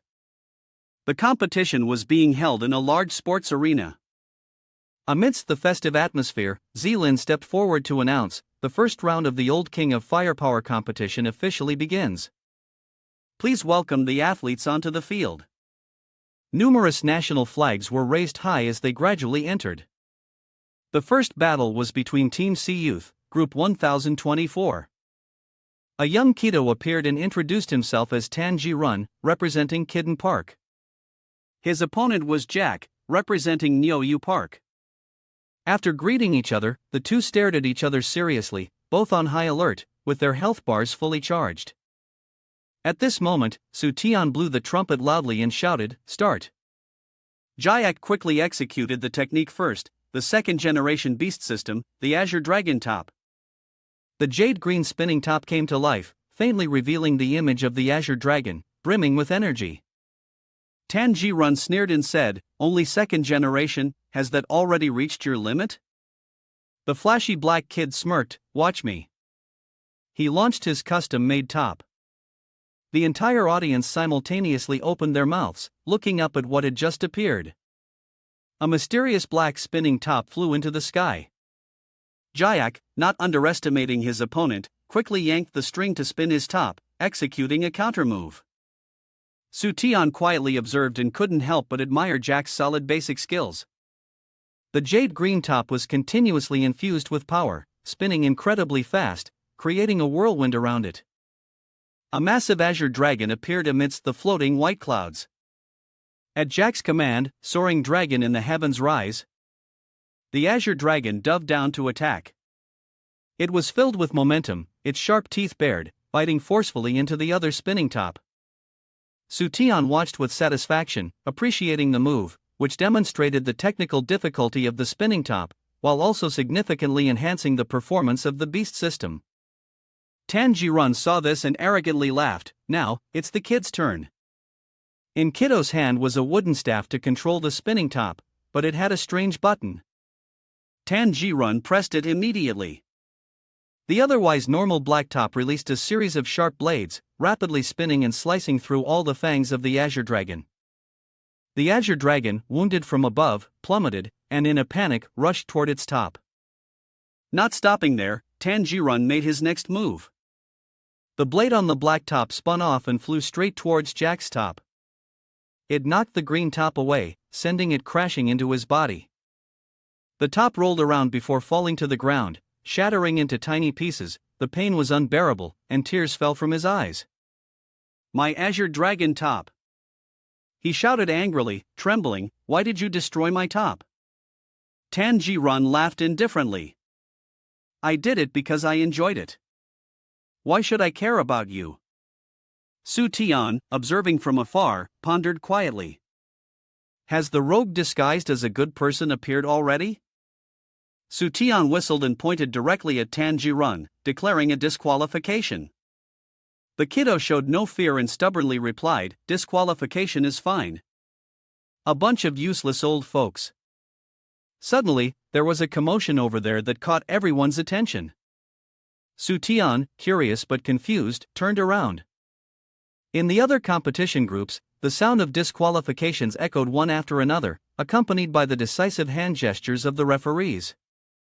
The disqualified children gradually approached Tan Ji-run. Su Tian was surprised. So many people got disqualified? To his surprise, those children clapped their hands, signaling the completion of their mission with Tan Ji-run. Hearing this, Su Tian's face darkened. "These kids are specially here to disrupt my tournament." The kids proudly introduced themselves. "We are the X Alliance, specially here to defeat everyone using advanced technology. You adults have occupied our basketball courts, football fields, and parks all the time. Our existence is to defeat you using technology in your own field, reclaiming the territory you've taken. This world belongs to us young people." Tan Ji-run confidently pointed to his chest. Su Tian approached, patted the kid's head, and kindly advised, "This world belongs to no one. If you don't believe it, let's have a showdown." Insulted in such a way, Tan Ji-run decided to take up the challenge. Su Tian smiled and teased, "You called someone to bring the stuff up." Now it's time for your kiddo to truly see high tech. Su Tian opened the box and took out the controller for the spinning top. He called it the Su Tian Edition. What appeared before everyone was an incredibly advanced spinning top. It sparkled like a diamond, its entire body possessing the sturdy and sharp qualities of a blade. Zilin turned to quietly ask brother, did Su Tian anticipate that someone would cause trouble and prepare this special spinning top in advance? At that moment, brother showed a hesitant expression, but he didn't refute the idea. To go back to the time before the competition began, Su Tian, wanting to play with the spinning top, asked brother to make him a really good one, adding high-tech features like automatic spinning, automatic tossing and catching, and automatic defense. Is there anything extra added to it? Brother asked, scratching his head in confusion, isn't this cheating? Su Tian pouted and replied, how could the boss's stuff be called cheating? It's just a precautionary measure. Back in the reality of the stadium, he always thought that director Su had resorted to cheating because he didn't know how to play, but unexpectedly, Su was someone who knew how to guard against saboteurs. He silently admired Su Tian's foresight. Now, Su Tian tossed the spinning top high into the air. At the same time, Tan Jirun tossed his improved top up. The two tops collided, creating thousands of sparks. After a while of clashing, the blade on Tan Jirun's top began to crack and break into pieces. Tan Jirun couldn't believe the alloy blade of the kid's top had shattered. Su Tian chuckled softly and said, because all my spinning tops are made of diamonds. The four kids froze in shock at this situation. Su Tian stood up straight and remarked, a man should be as tough as he can be. Of course, elementary school students might not fully understand that. Tan Jirun, now with a scowl on his face due to the teasing, slowly spoke, you're making me do this. As soon as he finished, the four kids took out their spinning tops and launched them, performing the ultimate fusion spin. Su Tian, astonished, thought for a moment that he was on a movie set.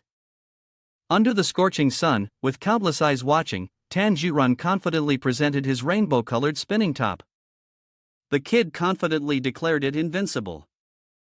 Su Tian smiled thoughtfully, well, we'll see about that. Tan Jirun's spinning top spun fiercely, creating a ring of fire around it. The kid confidently hurled it toward the opponent. Su Tian quickly responded by using his own top to counter it. His spinning top spun so fast that it left only after images, surrounded by a sharp, powerful gust of wind. The brother watched in awe, though he didn't fully understand why, but suddenly, Su Tian gave off a sense of hope. Tan Jirun's top suddenly launched a multitude of small spikes. The kid smirked and triumphantly declared, your top has a fatal weakness. No sooner had he spoken than Su Tian's top was pierced by the spikes. Su Tian grimaced slightly and let out a small sound. Tan Jirun arrogantly explained, my top is completely covered in diamonds, which makes it heavier than others. Just keep applying pressure to a certain point of it, and your top will tilt, kiddo said. Sure enough, kiddo was right. Su Tian's top was slowly falling. Brother, filled with concern, widened his eyes and shouted, director, quickly catch it. But just as the top was about to hit the ground, it suddenly hovered in mid-air. Tan Jirun, in shock, took a step back, not understanding what was happening. Su Tian then spoke up, that idea works, but unfortunately, little friend, diamonds aren't my hack. Let me introduce you to my exclusive technique. Black Steel Mystic Axe. My top is made entirely of metal, and it uses two electromagnets to keep it suspended. If it doesn't fall, it won't lose. Tan Jirun couldn't believe it and screamed, isn't this cheating? Su Tian sneered, aren't you also cheating? Tan Jirun disagreed, what I'm using is advanced technology. Su Tian retorted to kiddo, so why isn't mine advanced technology? Tan Jirun, furious, pointed out, you rely on a lot of money, using diamonds, and even magnetic strips. Su Tian patiently explained, little buddy, all of mine are synthetic diamonds, with the same shape and function as natural ones, and even better. Tan Jirun, confused, asked, better? Then why are real diamonds so expensive? Why are synthetic ones so cheap? Su Tian seriously updated his knowledge, there's a large company with a monopoly. Naturally, diamonds are abundant, but they intentionally don't mind them, because selling them at a high price makes more profit. Tan Ji-run was full of confusion at that moment. So if people don't buy, then isn't that fine? Su Tian replied with a smile, their specialty is propaganda. Things like diamond rings for proposals are all concepts they created themselves. So, our conflict isn't between the old and the young, but rather between ordinary people and consumerism. Tan Ji-run was moved to tears, manipulated by the sentiment. The kids solemnly declared that they understood Brother Su Tian organized this competition because he wanted everyone to find joy, not because spending money was the only path to happiness. Tan Ji-run waved goodbye to him, even promising that the kids would continue researching along that path. Su Tian, however, didn't quite understand. Suddenly, someone else had joined the offensive for him. TSK, he realized, was it possible that the reason he made money before was because what he said inspired others to charge forward on his behalf? If that's the case, Su Tian had another idea. He turned back and told his brother to immediately divide up all the subsidiaries of Tansu Corporation. Each subsidiary would be responsible for its own profits and losses, he wouldn't interfere in anything. Let those companies live or die on their own, maybe then they wouldn't be so obsessed with making money. At this thought, Su Tian gave a sly, self-deprecating smile. Right now, Vi's whole face was blushing red, squirming in embarrassment.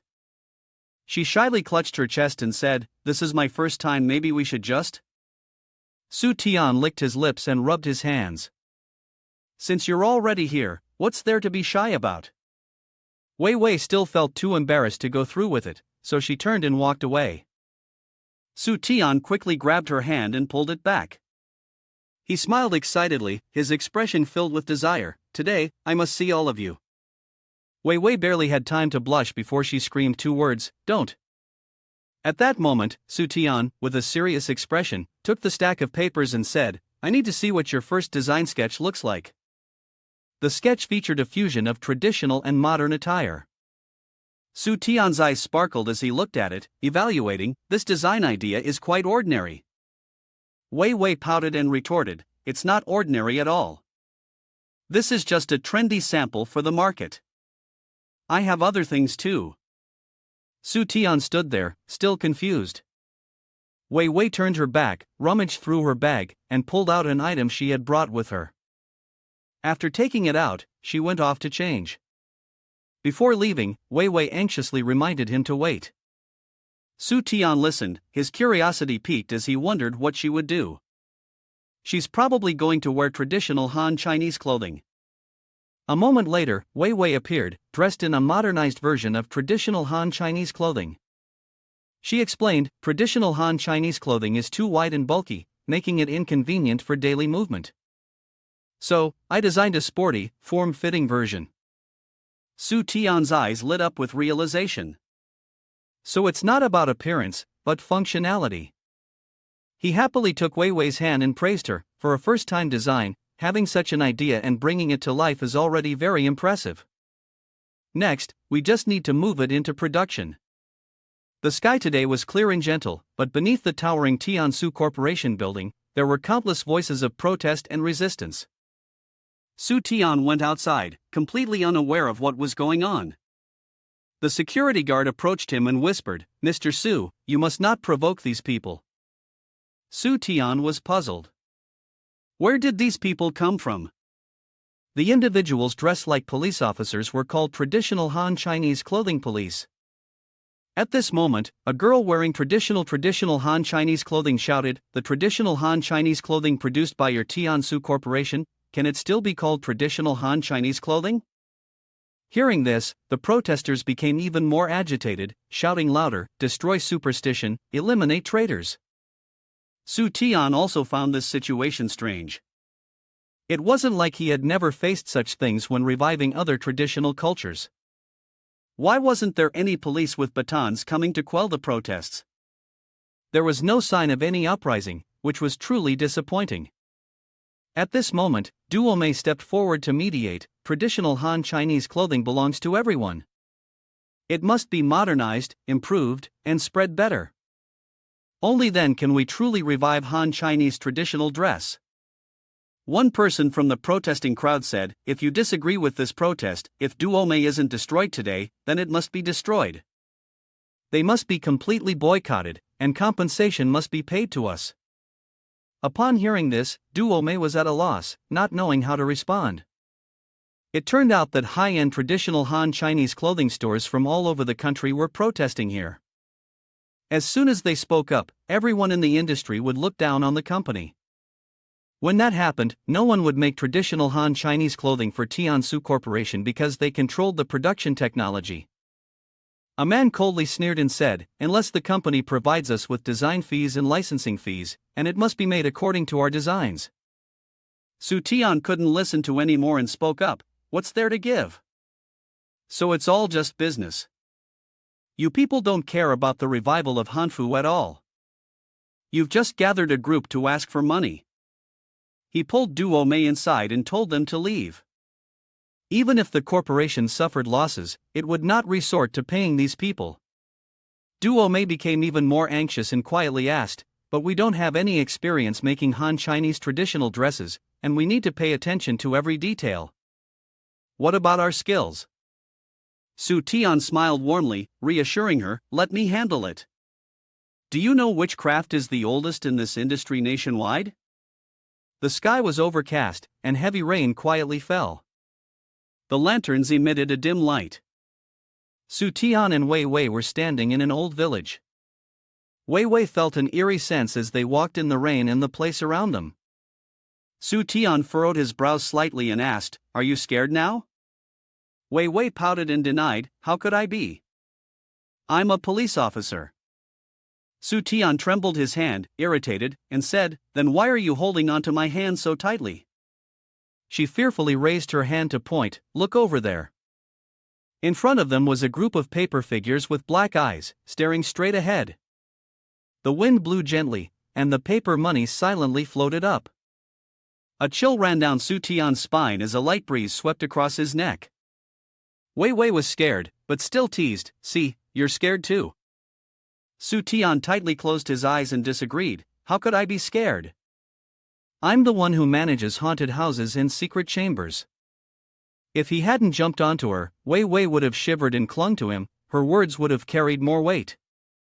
Noticing she had figured it out, Su Tian stood up straight.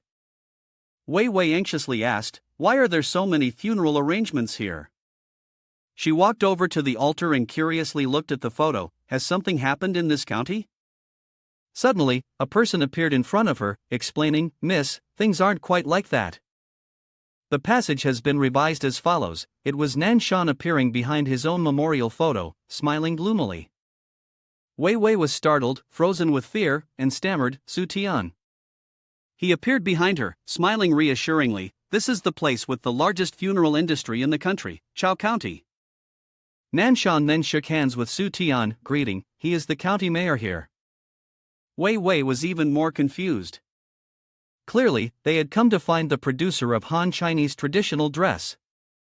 Su Tian smiled like the sun, speaking slowly, "These two matters are actually one and the same."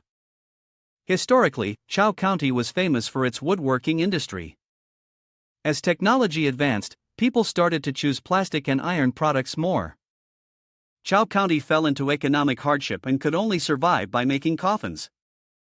Later, as cremation became more popular, the coffin business also declined. However, when in dire straits, one must think of ways to adapt. Chao County dared to take the lead in exporting coffins to Southeast Asian countries and Nation J. Meanwhile, although the demand for coffins in the domestic market decreased, the funeral industry still persisted.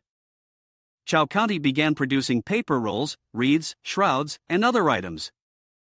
These items, initially sold alongside coffins, have now become the main products. Wei Wei scratched her head, "So what does this have to do with Han Chinese traditional dress?" Su Tian continued gently, "Look at the design of the shroud, isn't it that the purest elements of ancient culture have been preserved?" Nanshan laughed loudly, agreeing, "Money, and nothing is impossible to talk about. He doesn't mind such things." Su Tian may have thought of this place because the new theme at the haunted house is about ancient zombies. The company needed to order a large quantity of ancient costumes, so Su Tian went to the film industry to inquire, and that's when he discovered it. At this point, Nanshan added, it turns out that Chao County has been continuously producing shrouds and countless types of theatrical costumes. Chao County has the skills, the craftsmanship, and a large number of professionals. Upon hearing this, Vi's eyes lit up, and she said, is this the legendary industrial upgrade? Su Tian accepted the admiration gracefully. For him, as long as one has a flexible mindset and keeps learning, there will always be a way out. So, he and the district chief had already discussed the direction of the new industrial upgrade, which was to join forces and move towards the light of producing hanfu. After defeating those who were monopolizing the industry just to make dirty money, Su Tian would give them all these funeral items. The garden fair was held in a splendid cherry blossom garden. Beneath the gently scented cherry blossom branches stood a girl striking a pose. She wore a beautiful hanfu embroidered with peach blossom patterns. Suddenly, a hostile voice called out to her, and the man whistled repeatedly, confirming, it's you, don't even think about it. It was the person who had made the hanfu before. He asked, what are you wearing? The girl replied with irritation, it's hanfu, obviously.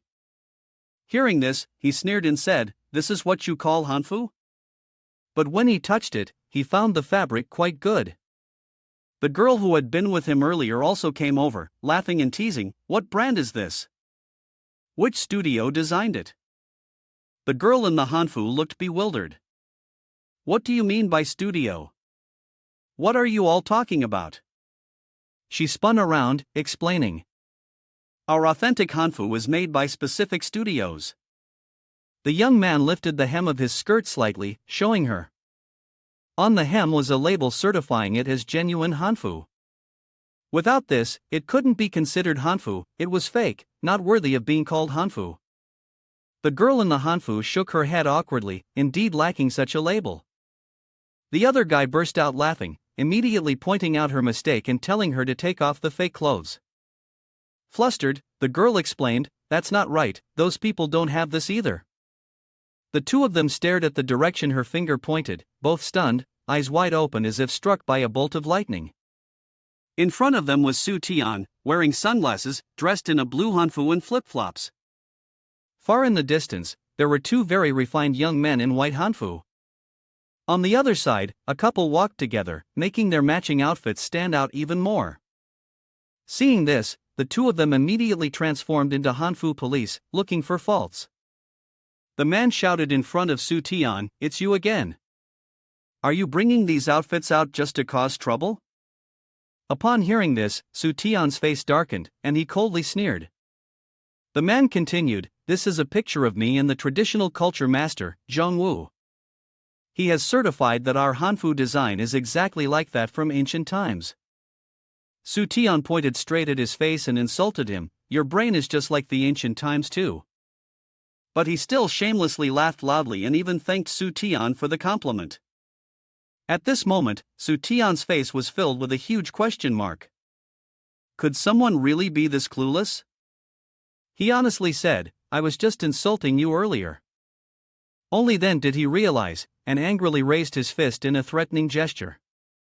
Su Tian casually met his gaze with an unbothered attitude. Su Tian's sales of hanfu were topping the charts, and everyone loved it. The manufacturers were very satisfied, and it was no place for him to oppose. At this moment, he was under the sharp gaze of those around him. On the news replay, the hanfu makers were crying and condemning, they've copied our designs. It's not easy for us young people to build a career. Please stand against this behavior of Tansu Corporation. A reporter gently asked, didn't you just say that you bought the designs of ancient style rooms? If you've said that, how can you claim that your designs were stolen? That question left him speechless. He thought to himself, damn, I'd been too careless. Suddenly, he remembered and pointed at his phone screen, changing his words, what I meant is that our design has been confirmed by Master Zhongwu, it's definitely more authentic than Tiansu's. There was something he didn't dare to say those designs were something he had bought with money. The reporter nodded slightly, he politely thanked and announced. The program, according to Laba's words, will return shortly. Just after a few minutes of advertisement, the screen faded and then switched to a commercial. Su Tian sat in front of the TV, unable to comprehend. How could this person still dare to speak without fear of being verbally attacked to the point of not being able to lift their head? Wei Wei, standing behind, chuckled softly and said, "Keep watching. This is the first time I've seen something like this. There's even something better coming up." At that moment, on the screen, the reporter had arrived at Master Zhongwu's house. He promised to bring the audience direct responses from the masters of Nation T research. The door slowly opened, and a terrifying face appeared behind it, asking, "What are you doing here?" The reporter, nervous, explained, "I'm from the program as per La Ba's request to interview Master Zhongwu." A hand reached out, asking, "Where's the interview fee?" The reporter obediently handed over a thick envelope. The person behind the door quickly took it, as if afraid it might be snatched back. A few seconds later, the door was opened, inviting the reporter inside. Zhongwu sat comfortably in the chair, laughing loudly in a friendly manner. "Greeting, old man," praised the program from the potato. "Very interesting." The reporter, speechless, corrected, "It's from La Ba, not the potato." But the old man felt it was the same thing and asked what the reporter wanted to inquire about. The reporter obediently replied, "It's about the issue regarding Hanfu. There's been a lot of debate online recently, and we want you to provide an answer." Zhongwu expressed, "I know about this. My ancestors were an important member of the Tang dynasty court, so I have a deep understanding of history and Nation T research. According to legend, during the Tang dynasty, his ancestors had held power." The reporter was quite intimidated by this boastful talk. Zhongwu didn't care and continued, "Therefore, I made a decision that went against my ancestors. I had to present the calligraphy of my family to future generations. So, it's only right that you all came here." The old man spread out a blank sheet of paper and then took a large calligraphy brush, dipping it in ink. Zhongwu's eyes widened with intense seriousness, as if he was concentrating with all his might. He shouted loudly and then slammed the brush onto the paper. Every time he moved the brush, Zhongwu would shout out with great enthusiasm. After a while of struggling with the art of calligraphy, he managed to write a piece that was dazzling and full of pride. Zhongwu bent down, placing both hands on the ground to assume a posture to recover his internal energy. He placed his hands on his magnificent calligraphy, then handed it to the reporter, who was still doubting his eyesight. The reporter, confused, asked, "What did you write, master?" Zhongwu smiled gently and gave a thumbs up. The reporter twitched his lips and corrected himself, "Master, is this according to La Ba's instructions?" The old man paid no attention and just stated the price. "This calligraphy piece is priced at 10,000 coins. The reporter smiled stiffly, sinking into the most bewildering confusion of his life. This master was making money in a rather ruthless way. The reporter raised his hand, showing the calligraphy, which was impossible to make sense of. "This is the genuine work of Master Zhongwu, a master of the traditional culture of Nation T.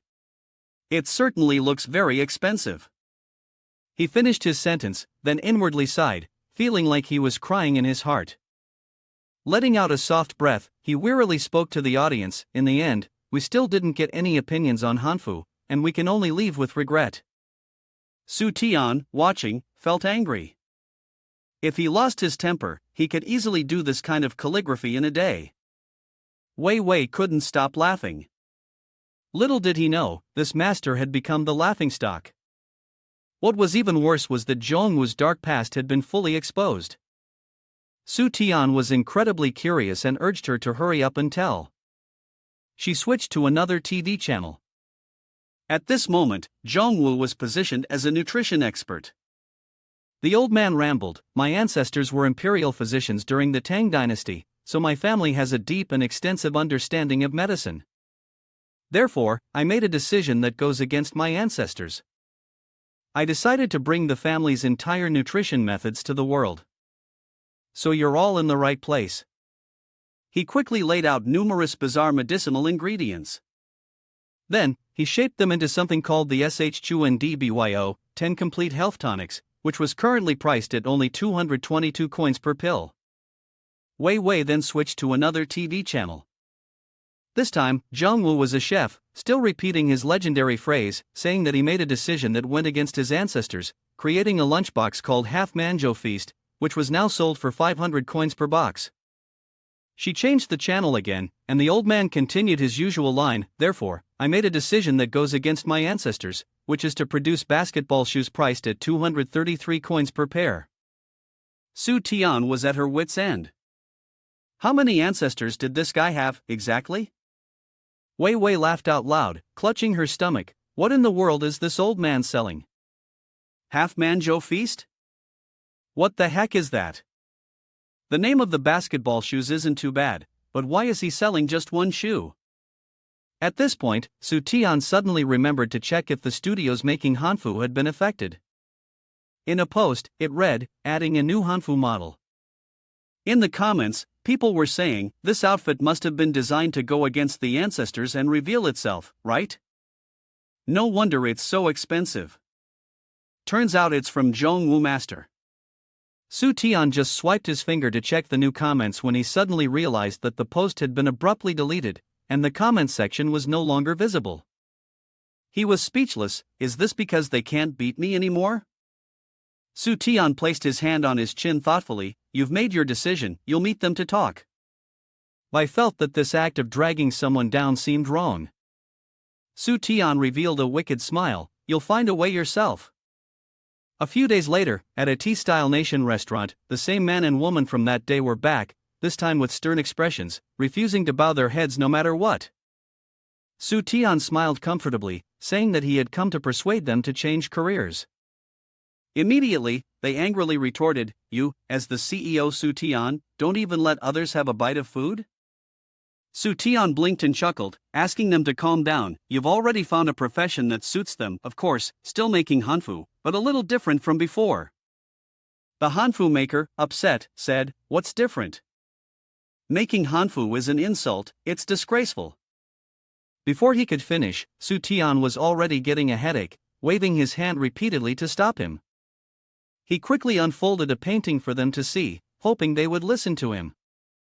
The painting slowly unfurled, and Su Tian's voice gradually explained, their market isn't with those who love hanfu. He looked at the painting in slight surprise. Wasn't this the design dedicated to Qin Emperor in Jingke, the one with contempt? He gritted his teeth, suspecting that Su Tian wanted to use this design to assassinate him. King Qin, the once ruler of hanfu. You opened a map, trying to convince them that expanding internationally was the right thing to do. As for the person in hanfu, they only thought Su Tian was trying to take the business and push them out of Nation H. The woman in hanfu standing next to him hesitated and countered, over there, it's all Western clothing. Hanfu is just a hobby for the rich. They themselves lack the means of publicity, so if they ban the production, it will definitely lead to losses.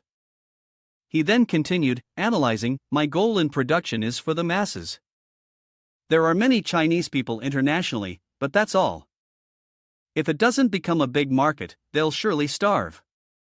Su Tian simply smiled lightly and confidently asked them, do you even know what Western suits are? In the Dharma drum period, the attire of the aristocrats was very luxurious. Their Western suits were originally worn by fishermen and cart drivers. Therefore, it was never high-end, it was simply something that was made and then worn by someone. Hearing this, he was stunned and had an epiphany. The target Su Tian was referring to wasn't the Chinese community abroad, but the foreigners themselves. Seeing that he had understood, Su Tian confirmed, they need to get the brand into the minds of foreigners. The woman in hanfu beside him continued, because they don't know how to promote it. Su Tian winked at them and said, as long as you make it and spread the passion abroad, that's all. But he was still hesitant, because promotion wasn't the hardest issue they faced. Su Tian scratched his head in surprise when he heard this. If it's not promotion, then what could it be?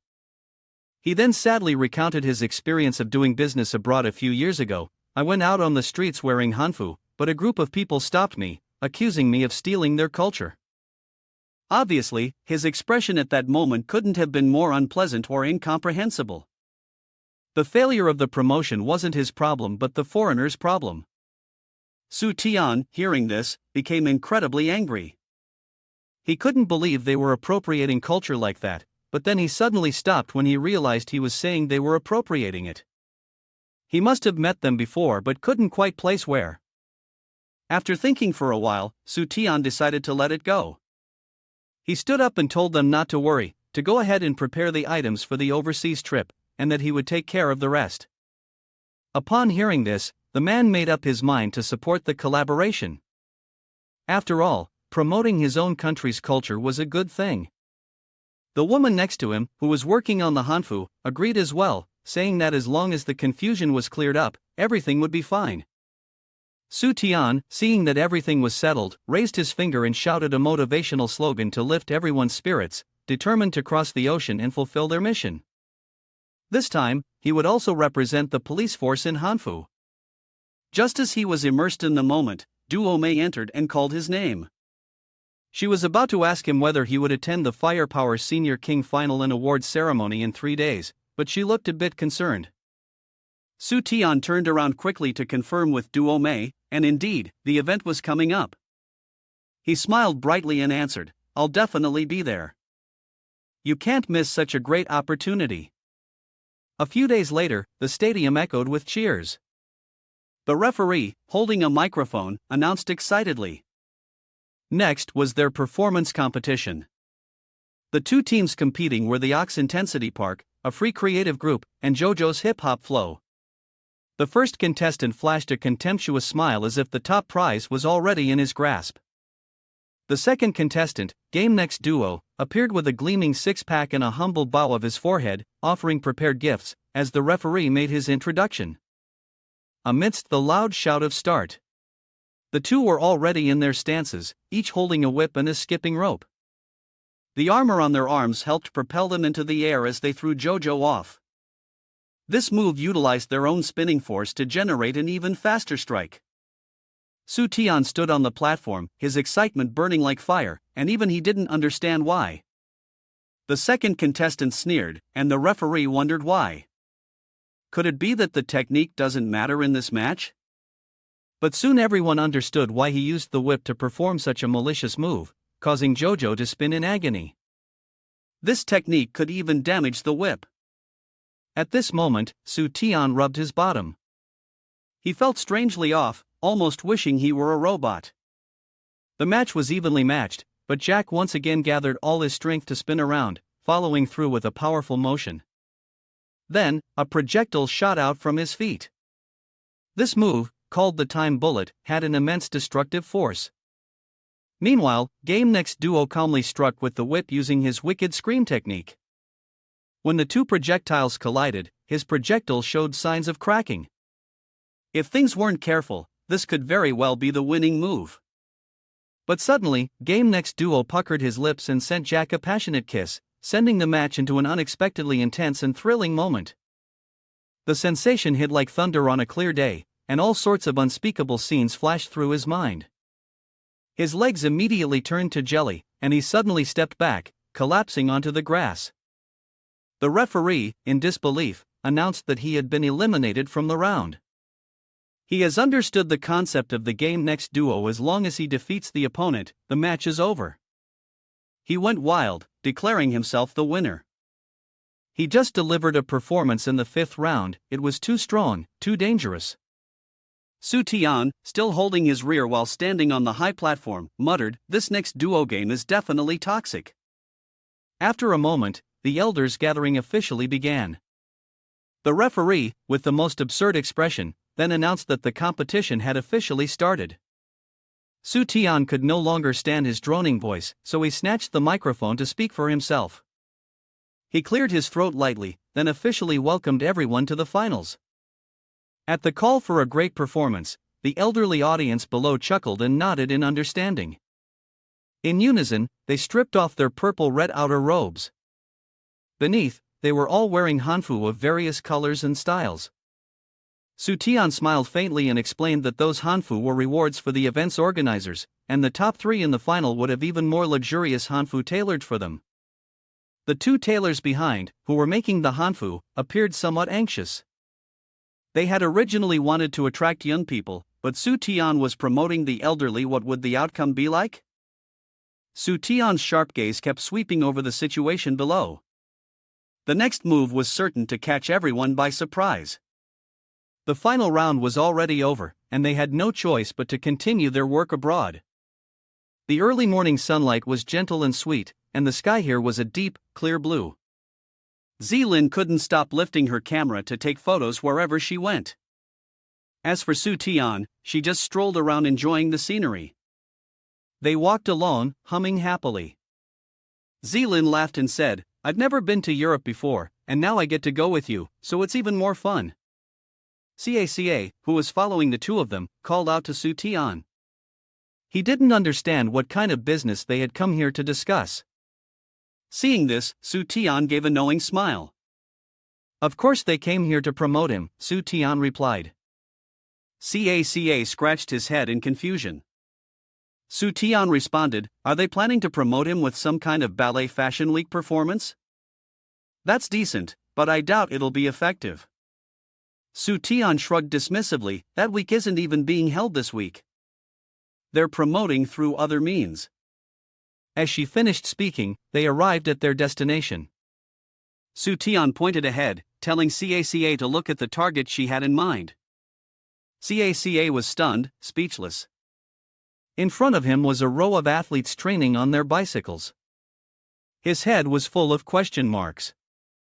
The J.E. Frank Tour cycling race was indeed a major event in the sports world, but what did it have to do with their Dihan attire? Su Tian smiled mysteriously and pointed toward Zilin. "That's also why I invited her." Caca rubbed his chin thoughtfully and suddenly realized, Zilin is the head of the drone sales department, and they've signed a drone contract for this race. Su Tian smiled brightly and raised the tablet that was live streaming. All the camera angles for this Azu function were theirs, there was no doubt about it. Seeing that Caca understood his intention, Su Tian was so moved he almost cried rivers. It was the first time he hadn't misunderstood him, so rare, so heartwarming. However, Caca kept wondering how they didn't have a relationship yet still managed to sign a contract for such a big match. Su Tian smirked internally. Clearly, the deal on his side was almost nothing, they were barely even making a profit. He continued guessing that they would use a plane to film the audience dressed in hanfu, which would surely be spectacular. Su Tian, hearing this, waved his hand in dismissal and said to him, "Stop it, why do you keep guessing like that?" He pointed ahead and said to Caca, "Look closely. No one would expect this type of promotion from you." Inside the racetrack, the referee had raised the gun, starting the countdown. When the number 1 was called, the sound of the gunshot erupted, and all the athletes pedaled at full speed. The journalists were still discussing among themselves where they should go to capture the full journey, when one of them suddenly exclaimed in surprise, drawing everyone's attention. In the distance, a group of people in unusual outfits was approaching. Middle-aged athletes, still strong and fit, were wearing all sorts of hanfu styles, hurrying to catch up from behind. The reporters, staring at the outfits the men were wearing, gaped in shock, unable to utter a word. But after just a brief moment of dazed silence, they quickly grabbed the hot scene. Caca, standing nearby, was stammering. He asked those out of the system if it was Su Tian who arranged it. He laughed and said the organizers had allowed many precedents. Each time, it attracted news and created an effect for the competition. Especially since those people also liked J.E. Frank, it would definitely cause a huge stir. Su Tian winked at Caca. He held Paris in the palm of his hand, also a master of graceful operations. Switching scenes to New York Park in Nation M, a girl was jogging in the park. Although her face wasn't visible, it was clear she had a very big heart. After running for a while, she stopped to wipe the sweat. Looking around and seeing no one, she muttered to herself that it was so early, surely she was the only one. But from somewhere beyond the tall bushes, a few steady breaths could be heard. She was curious, so she hid behind the bushes to observe. In front of her, some elderly men appeared to be practicing some kind of health-preserving martial art. And she was even more surprised to see them doing gymnastics, hanging upside down on the horizontal bar. There was even one person using his back to hit a tree trunk as thick as a giant tree, making a loud thud. On the other side, there were more ordinary people.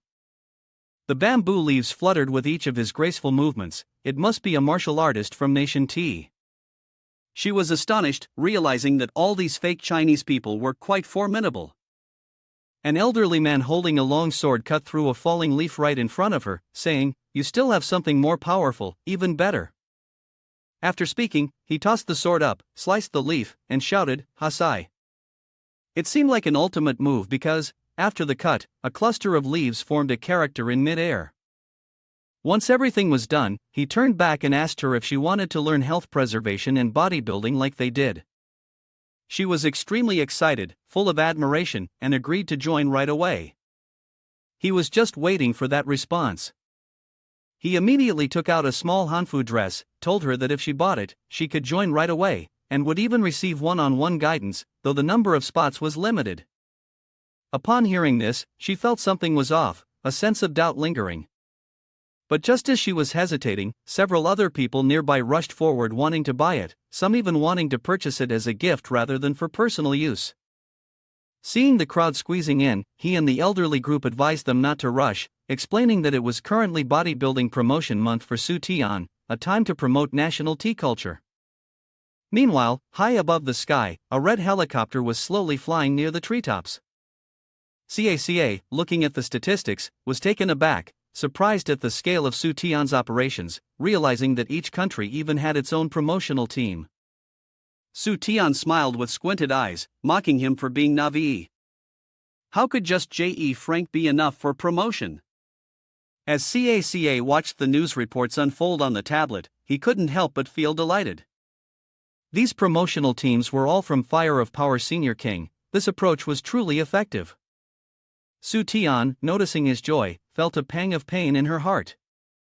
If it weren't for those treacherous ministers provoking him, how would he ever have learned such flirtatious tactics? CACA was happy for quite a while, but then he glanced out the window at the helicopter, wondering what they were going to do at the mountain peak. Su Tian didn't answer him but instead spoke into the intercom, instructing her unit to begin preparations for the operation. After finishing his orders, Su Tian turned to explain to CACA that he had learned a few things. If you want to lose, then. If you want to serve the public, start with the little details that no one thinks about, that no one does. As soon as he finished speaking, before CACA could hear Su Tian's example, he was suddenly grabbed by an unknown person from behind. The man hugged him and jumped straight off the helicopter. Even though the parachute deployed, CACA's terrified screams still echoed through the mountains. Su Tian sat in the helicopter, smiling contentedly, congratulating Ma Jianxin for experiencing the company's new dramatic tourism project. At the headquarters of Tansu Corporation, Baila excitedly carried her suitcase and skipped across the stone steps. She was overjoyed but couldn't hide her shyness. When Su Tian invited her to join the dramatic tourism project, Baila fantasized about how Su Tian needed her, but she was too shy to say it. She even convinced herself that the company project was making her heart flutter. Just the thought of being given the chance to be used by Su Tian made her feel overjoyed. Baila, shy and awkward, fidgeted for a while when she suddenly realized there was another person next to her who was just as shy. Baila and Wei Wei stared at each other, stunned, and in an instant, their shyness vanished. Wei Wei, dressed sweetly and energetically, gently asked, "Why is Baila here and not Su Tian?" Outside, Baila was still smiling and greeting them warmly, but inside, she was constantly wondering why Wei Wei was here. Was she trying to stop Baila from meeting Su Tian? Wei Wei wasn't easy to deal with either. With a soft smile, she said, Su Tian invited her here. But in her mind, she silently warned Baila not to ruin her dramatic tourism trip. While the two girls were in the middle of their argument, Su Tian appeared from the distance, riding a motorbike with another girl on the back. Lan La ran over. Green Tea Master still seemed a bit shy, unsure if his girlfriend would be jealous when he bought the girl a lollipop. Sitting behind, Lin Chi sucked on the lollipop and praised its sweetness loudly. She even leaned forward and stuck the lollipop into Su Tian's mouth, offering him a bite. After improvising for a bit, she pulled the lollipop back and nervously asked, "Do you think Su Tian's girlfriend would be jealous if she knew we shared the same lollipop?" truly a master of teasing. Not stopping there, Lin Chi hugged him tightly and said, "If you take me with you, do you think your girlfriend will get jealous?" Su Tian trembled in response. In no time, they had arrived in front of Bai La and Wei Wei. Lin Chi immediately pouted and said, "Su Tian's girlfriend is so scary. She's nothing like me, who only cares about you." At his wit's end, Su Tian grabbed her teasing arm tightly, slammed her down, and nearly smothered her in a hug, muttering, "What do you mean caring about me, huh?" Despite being tossed aside, she wasn't disoriented. She spun midair and landed gracefully not far from him, pouting and accusing Su Tian of not knowing how to joke with her. At this point, both Bai La and Wei Wei spoke in unison, asking, "Who is Lin Chi?" Su Tian, exhaling in relief at the question, bluntly introduced, "Her name is Lin Chi, my black belt in judo." After this brief introduction, he waved his hand and invited them all to set off for a dramatic trip. Bai La and Wei Wei both pointed at themselves and asked, disappointed, "Are you really planning to take both of us along?" Su Tian and GHTH admitted, but had no idea what demons were lurking in the hearts of the two young women. In an instant, a number 11 bus pulled up right behind him. Su Tian was confident that this trip would give everyone an exciting feeling. Nothing could be more thrilling. The car door quickly opened. Xueqing, who had to be the driver, sat in the driver's seat, dissatisfied. "If this trip isn't fun, I swear I'll get back at you." Both Bai La and Wei Wei were stunned, eyes wide open, mouths agape. The two big ideas collided, completely incredulous, Su Tian alone, carrying 3 other women with him. Though they still got on the bus, both of them shot Su Tian an angry glare. As for him, he really had no clue what was going on. Even Lin Chi, walking past, covered her mouth, laughing playfully. "Wow, you're amazing. Leading 4 beauties on a trip all by yourself."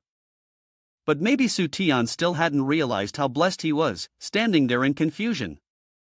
Truly, life is full of surprises. Some people get everything while others get nothing.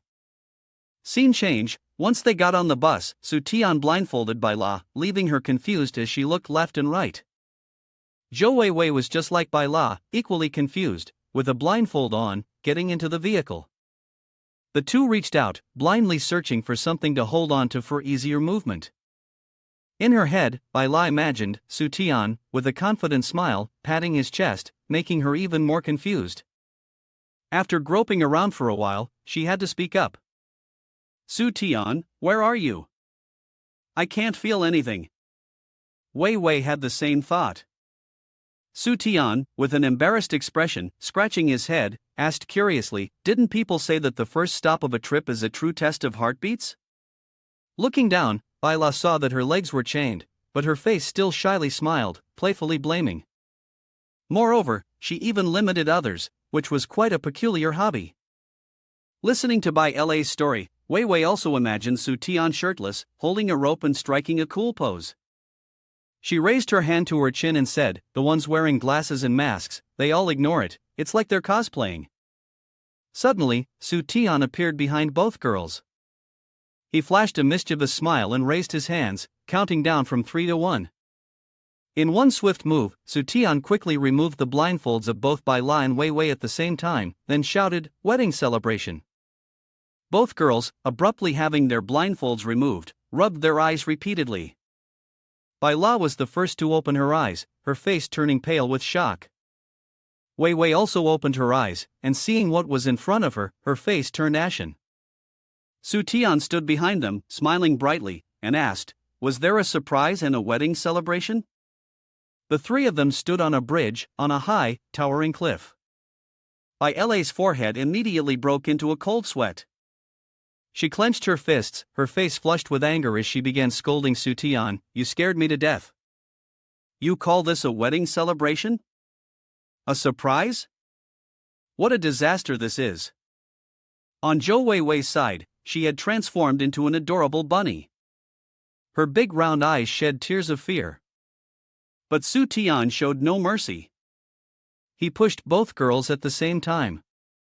Bai La, stunned, turned her head to look at him. Wei Wei also stared at him, shocked by the act of pushing them into danger. But Su Tian remained expressionless, gazing coldly at the 2 girls. His expression shifted rapidly, he smiled warmly, then pointed downward at the feet of the two girls. Both of them looked down at the same time, their faces surprised as their feet were chained to the bridge. At that moment, both of them had a rope.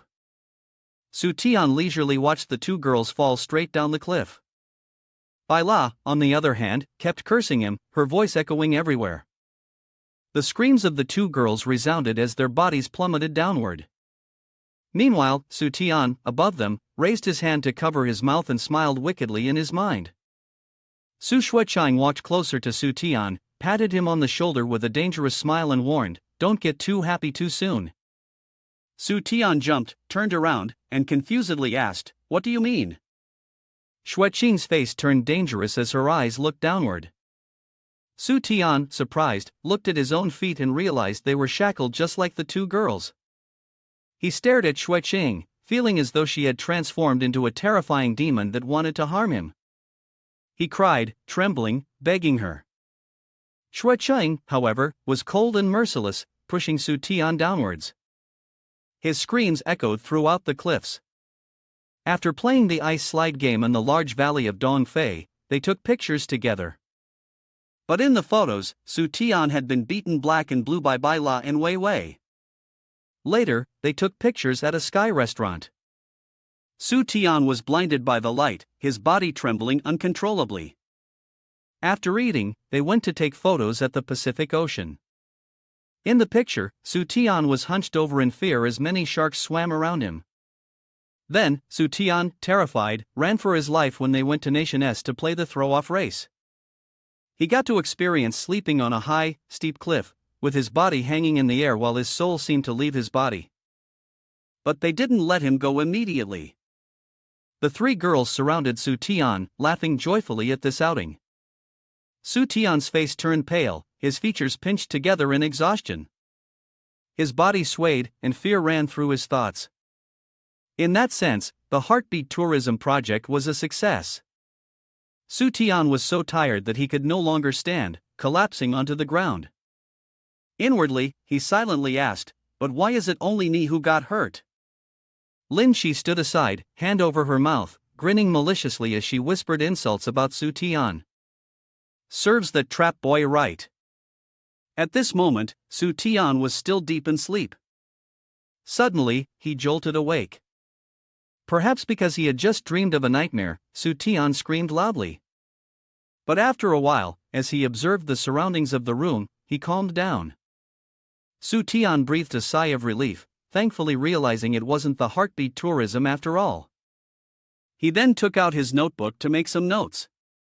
Those outstanding workers would definitely have to implement the elimination system first, as all of them were first-timers in the Heartbeat Tourism. After writing, Su Tian grabbed his phone from the table. "This world is so complicated, I'm only suited for leisurely games." He opened the pre-installed shopping app on his phone. As soon as he tapped it, popular games appeared on the screen. Su Tian's attention was drawn to a game with an icon of a cute girl. He had heard of it before and quickly downloaded it.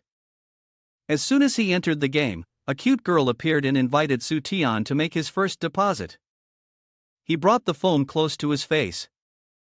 "The first deposit gets you VIP level 3, plus a limited edition general, and a chance to pull 10 cards in a row. Don't try to fool me, this looks like it's very beneficial, but pulling 10 times might not get me anything." But the character in the game kept inviting Su Tian to top up. He gradually couldn't resist the temptation. After a while, a notification appeared on the phone screen confirming the successful fingerprint payment. Su Tian smiled contentedly, "That's enough, now I can only withdraw 10 times in a row." Then he clicked withdraw, hoping to get the Golden Emperor armor. Su Tian's eyes gleamed with excitement, as if he wanted to receive the strongest character. Contrary to Su Tian's wishes, the game gave him a character that seemed rather weak. The man promised, "You will become the strongest player. Now, just buy the 30 yuan gift pack, and you'll become my assistant." But Su Tian didn't quite trust the man's words. He then began daydreaming about the female characters in the game. "I'm playing this game only for the 2D wives." Su Tian's face clearly showed his disappointment. Why is it all men now? Everywhere I look, it's all men. When he checked the reviews, they were all comments about the in-game top-ups. At that moment, Su Tian could only sigh. It was another scam game. Can't the game developers be a bit more sincere? He suddenly remembered that he owned a game company. Su Tian became excited. Wait until I deal with the treacherous officials, then I'll release a money-losing game. He immediately ran outside. Now, it's time to organize the new game development conference. This time, I'm definitely not using high-tech. I won't let them think too much. I'll show them a path where everyone is guaranteed to lose money. At the Tiansu group, inside the tall building, a meeting was being held. You were the one presiding over the meeting, and this time, you had gathered everyone here to introduce a new game. Su Tian introduced the game, which was called Dimensional Noel Hun, a card game that didn't require any top-ups. Suddenly, a muscular guy appeared in their minds. A second later, the image changed to another equally muscular young man. Everyone shot huge question marks toward Su Tian. Seeing this, Su Tian spoke up. Have you all noticed that recently, many games are using images of cute girls as the focal point? One of the subordinates responded, isn't that normal? It's just to entertain the boys. Right after that, Su Tian snapped, what's the point of looking at those cute girls? Boys should be looking at other boys instead. Although what he said seemed reasonable at first glance, the person still felt that something was off. Seeing his hesitation, Su Tian said, don't believe me? This time, we're definitely going to use the potential value to renew the skills. As soon as he finished speaking, Xiao Tian equipped Su Tian with the second leadership skill, which was a booming voice. A second later, everyone got to experience Su Tian's voice. Everyone, quiet down. The problem was, the team was made up of tough but soft-hearted people, so he felt quite wrong being shouted at like that. Geez, why shout so loud? What's with yelling at us like that? Su Tian was determined to convince the others, listen to me, there's no way this can go wrong. Upon hearing this, everyone was immediately persuaded. They believed that Su Tian had never been wrong before, so they sided with him. Seeing this, Su Tian secretly rejoiced, realizing that this ability was even more useful than his divine sight. Yu Chu, hearing this, sighed regretfully and spoke, abandoning any further mention of beautiful women and fierce men. In a 2D game, if there's no card draw, there's no way to profit from playing. Xiao Tian, upon hearing this, turned his face. That's right, this issue must be addressed, but it can't be done in a way that causes a loss, it must be profitable. Su Tian began to silently evaluate him, thinking that he truly was a powerful ally. The king of salted fish was completely immune to leadership skills and wasn't swayed in the slightest. Su Tian knew that he couldn't influence Yu Chu, so he cleared his throat and tried to save face. Well, I only said there's no card draw, but I never said there's no shopping. Upon hearing this, she blinked her eyes and asked, shopping? Is there any paid item? A second later, Su Tian responded confidently, yes, there is one paid item, and it's the only paid item. Everyone at the meeting felt a sudden itch. Ha? Just one? And the only paid item is the Mask of Suffering, an SSS tier equipment, which will be launched with a price of 2,333 coins. He then replied, I understand now. This is an extremely expensive piece of equipment that the rich and powerful can use to significantly increase their value. But Su Tian immediately denied his reasoning. No, the Mask of Suffering doesn't have any attributes, it's simply a decorative item. Everyone immediately imagined that the scene with the Mask of Suffering was just a normal decoration. A little while later, Su Tian, full of determination, said, my requests are many, but the key point is to play cards without drawing men's cards. The in-game store only sells one item, the Mask of Suffering, priced at 233 each. He glanced over the faces below him before continuing, you guys have to believe. Upon hearing this, everyone was filled with the boldness of moving mountains and replied, all right. After completing his task, Su Tian immediately moved on to the development phase. He handed them a check and said, the development budget for the first phase is set at 200 million. He finished speaking and turned to head for the door, not forgetting to wave at the members who were now silent. They stared blankly at each other, asking, I didn't hear that wrong, did I? 200 million? For a card game? Does it really need that much money? Su Tian was walking leisurely when he suddenly remembered that it was $200 million. Everyone was astounded by Su Tian's willingness to spend. One of Yu Chu's subordinates began to wonder, Mr. Yu, what should we do now? I've never done anything like this before, so I have no experience. Yu Chu, frustrated, patted him on the shoulder and whispered, in Tian Su's company, whenever I face a complicated issue, there's only one way to solve it. Thinking he would suggest some grand solution, they were surprised when the only solution he gave was to go ask the three big bosses. At the coffee shop, sunlight filtered through the canopy, creating a warm and relaxing atmosphere. The subordinate, looking worried, asked, Mr. Yu, are those three people very strict? Yu Chu sighed and replied, those three are the ones who understand Director Su the most. They can comprehend all his ridiculous instructions, then carry them out with precision, eventually turning the company's losses into profits. If Su Tian is the business genius, then they are the commercial angels. As soon as he finished speaking, Duo Mei, Duo Hao, and Caca appeared simultaneously. The moment Caca saw the other two, he asked, Mr. Yu, did you call us for something? He was really anxious, so as soon as he was asked, he got straight to the point. After a while of struggling to explain the situation, Caca roughly understood what was going on. After a moment, Caca hesitated and asked, so, what's the current problem you're facing? Hearing this, Yu Chu clutched his head and screamed, our game team has no idea what exactly Director Su wants the game to be like. Duo Hao then spoke up, it's better to teach someone to fish than to give them fish. We'll teach you how to think through this. Yu Chu and his subordinate exchanged astonished looks. Teach him how to think? But just as the shock faded, Yu Chu returned to his original frustration. Still, no matter how he thought about it, a card game wouldn't work that way. At that moment, Caca began to offer a suggestion. Think carefully, did Director Su ever say he wanted a card game? Or did he mean a game with elements of cards? He heard this and immediately ran through a series of words and actions from Su Tian during their earlier discussion. Soon after, Yu Chu's subordinate began to come to his senses. There isn't any. There really isn't. To be precise, what Director Su wants is the element of playing cards. So that's it. If that's the case, then the type of game will no longer be limited.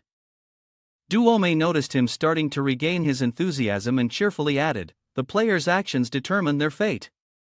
Caca continued, next, we consider the fact that we want strong men, not beautiful young girls. This means it has to be a youthful game, focusing more on combat and action. As he listened, everything became clear to him. Exactly, it must be like that. He resumed his serious analysis, then concluded that there must be an element of playing cards, meaning the game must involve a method of auxiliary play, such as card games. From this, it followed that the game's worldview must include entertainment spots like taverns or inns. At this point, Caca no longer drew conclusions himself but let everyone else reach them, an RPG game with cards as side elements and collection features. The consultation gradually came to an end as Yu Chu's subordinate fully understood. I understand it all now. If we want to invest $200 million into launching an RPG game, there's only one answer. At this moment, everyone unanimously finalized the matter, launch a 2D mobile world game. Finally, a glimmer of hope appeared on Yu Chu's face, or rather, God's face. After numerous storms, they finally resolved what seemed like an incredibly difficult issue. They happily raised their glasses together, but the truth was, it was coffee, not wine, and since it was finished, he had to quickly spit it out. This was followed by a fit of coughing. Before they could rejoice for long, Caca pointed out another problem, the mask of suffering. He believed there was definitely some deep meaning behind it. Hearing this, Duo Mei suddenly had an idea. How about we take some useful suggestions into account? Duo Hao found this quite reasonable and replied, no problem. I will contact the other departments. The consultation gradually returned to the right track. Caca happily admired his handsome face in the mirror and smiled with satisfaction. As long as we solve this, we will be able to present Director Su's thoughts perfectly. Meanwhile, Su Tian, sitting peacefully in another place, suddenly sneezed. He gently rubbed his nose and quietly wondered, had someone been cursing him? One morning, Duo Mei decided to seek Xue Qing's opinion on the issue, but unfortunately, after hearing it, she too began to feel confused. The Mask of Suffering? Xue Qing confirmed. Yes, that's the game prop Director Su chose, and we couldn't figure out what it was. Upon hearing this, Xue Qing began to analyze seriously. First, is this Mask of Suffering the only item that requires payment in the game? She replied, yes, and it costs 2,330 coins for just one prop. At this point, both of them simultaneously asserted that this arrangement definitely had something shady about it. Xue Qing began to look into the market a bit. Mobile games these days continuously guide spending, gradually draining players from the beginner's gift pack to the 68 yuan gift pack. Moreover, the events are very frequent, using every trick in the book to trick players into spending, and there are even special character skin changes that cause players to spend a lot of time and money. Hearing this, Duo Mei sighed. That's right, the most annoying thing is that these skins are advertised as limited edition, luring people into a trap without them even realizing it. After a while, she continued, Su Tian doesn't like this method. He prefers more devious tricks to get people to willingly open their wallets, whether they open a little or a lot. At this point, Duo Mei seemed to have an epiphany. That's true. On several occasions, I almost thought he was intentionally making a loss, causing me to subconsciously doubt myself. Xue Qing, feeling that the matter was settled, said cheerfully, so isn't that analysis done? But unfortunately, Duo Mei still doesn't understand anything. Huh? The analysis is done? What do you mean? She confidently replied. Yes, based on Su Tian's past experience, if he's bold enough to sell this mask for 2,333 yuan, then its original price must be around that. Upon hearing this, Duo Mei began to be convinced, thinking it made sense, but still replied, so it must be that they've invited international masters to design it, right? No sooner had she finished speaking, Xue Qing mysteriously asked, then why couldn't it be a real entity? Duo Mei was extremely confused as soon as she heard it. An entity? She suddenly recalled when he said that the Mask of Sorrow didn't add any attributes. It was merely a purely external prop. In the end, Duo Mei understood that no attributes were added because it wasn't actually something from the game. I understand now. It seems the person who truly understands Su Tiani is you. So the mask can be understood as an external device attached to the head. Upon hearing this, Xue Qing asked in return, do you know where the Mask of Sorrow originates from? Duo Mei took out her phone immediately after hearing that. I only know a little, let me look it up. As soon as Duo Mei pressed search, the app returned results in just 1 second.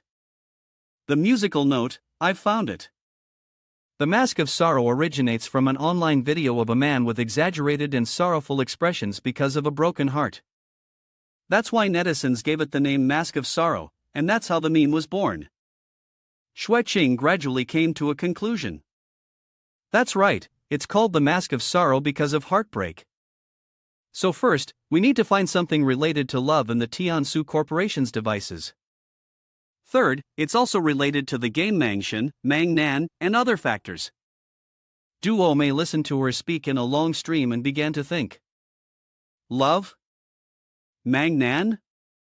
As time passed, Duo Mei finally understood. She pushed her glasses with a dangerous glint and spoke. Isn't this already here? After understanding, she silently admired Su Tian. So this is the kind of thought he had, really impressive. The scene of Su Tian's muscular physique suddenly appeared, accompanied by the caption, if you are a fierce man. Before long, Su Tian, who had been joyful just moments ago, switched to a state of utter despair. If you are a miserable fierce man, if you are a member of the miserable fierce man club, then buy this mask of misery. A clear and crisp voice suddenly echoed. The muscular young man underwent a transformation.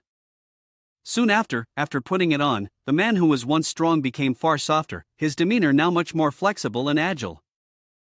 The mask had turned a rigid person into someone far more adaptable and resilient. A firm voice rang out, "With the mask of misery, even a single, miserable fierce man will no longer be in pain." The man removed the mask, revealing a face as delicate as Sailor Moon's, then took the floor, "Because now, I am a beautiful young lady." Duomei thought for a moment, then said with a satisfied expression, "Exactly, who wouldn't want to be a beautiful young lady?" No wonder the character is called a fierce man. Turns out transforming into a beautiful young lady is a privilege for players who top up. Previously, the company had launched artificial beauty that could completely meet the demand for transformation, allowing players to escape the misery of being a single fierce man. Xuecheng also responded joyfully, "That's right, and it's not just a transformation in the game. If you wear this mask in real life, you can also turn into a young lady." And so, the young lady with the face of a student but the body of a muscular parent appeared. Duomei finally understood the role of the card system.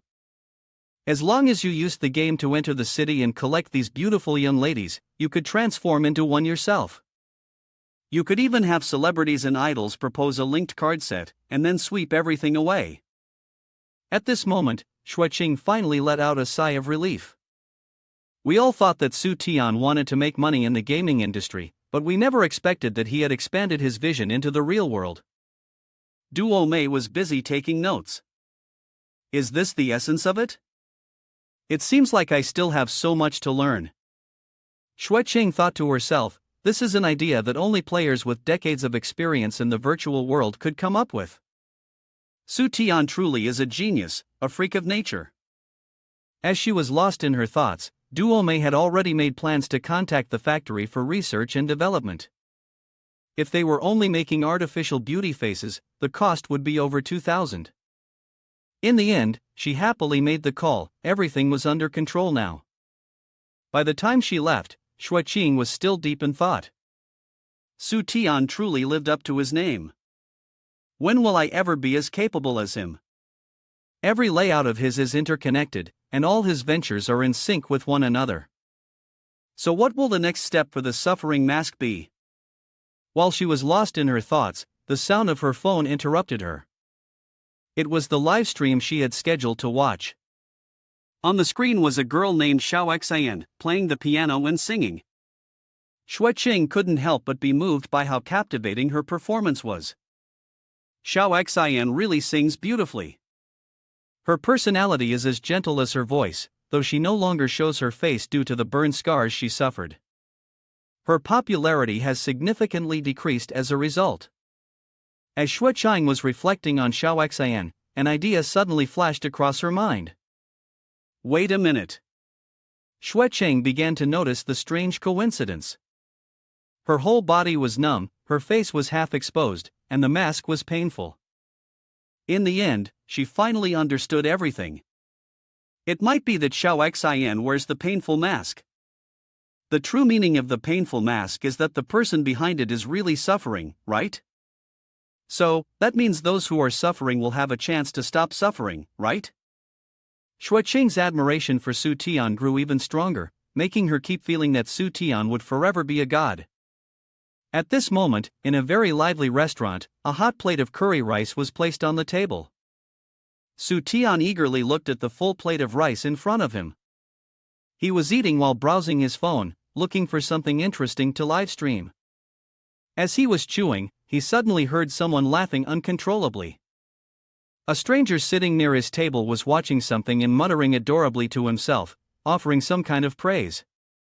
Su Tian, just in time, perked up his ears and realized it was a livestream.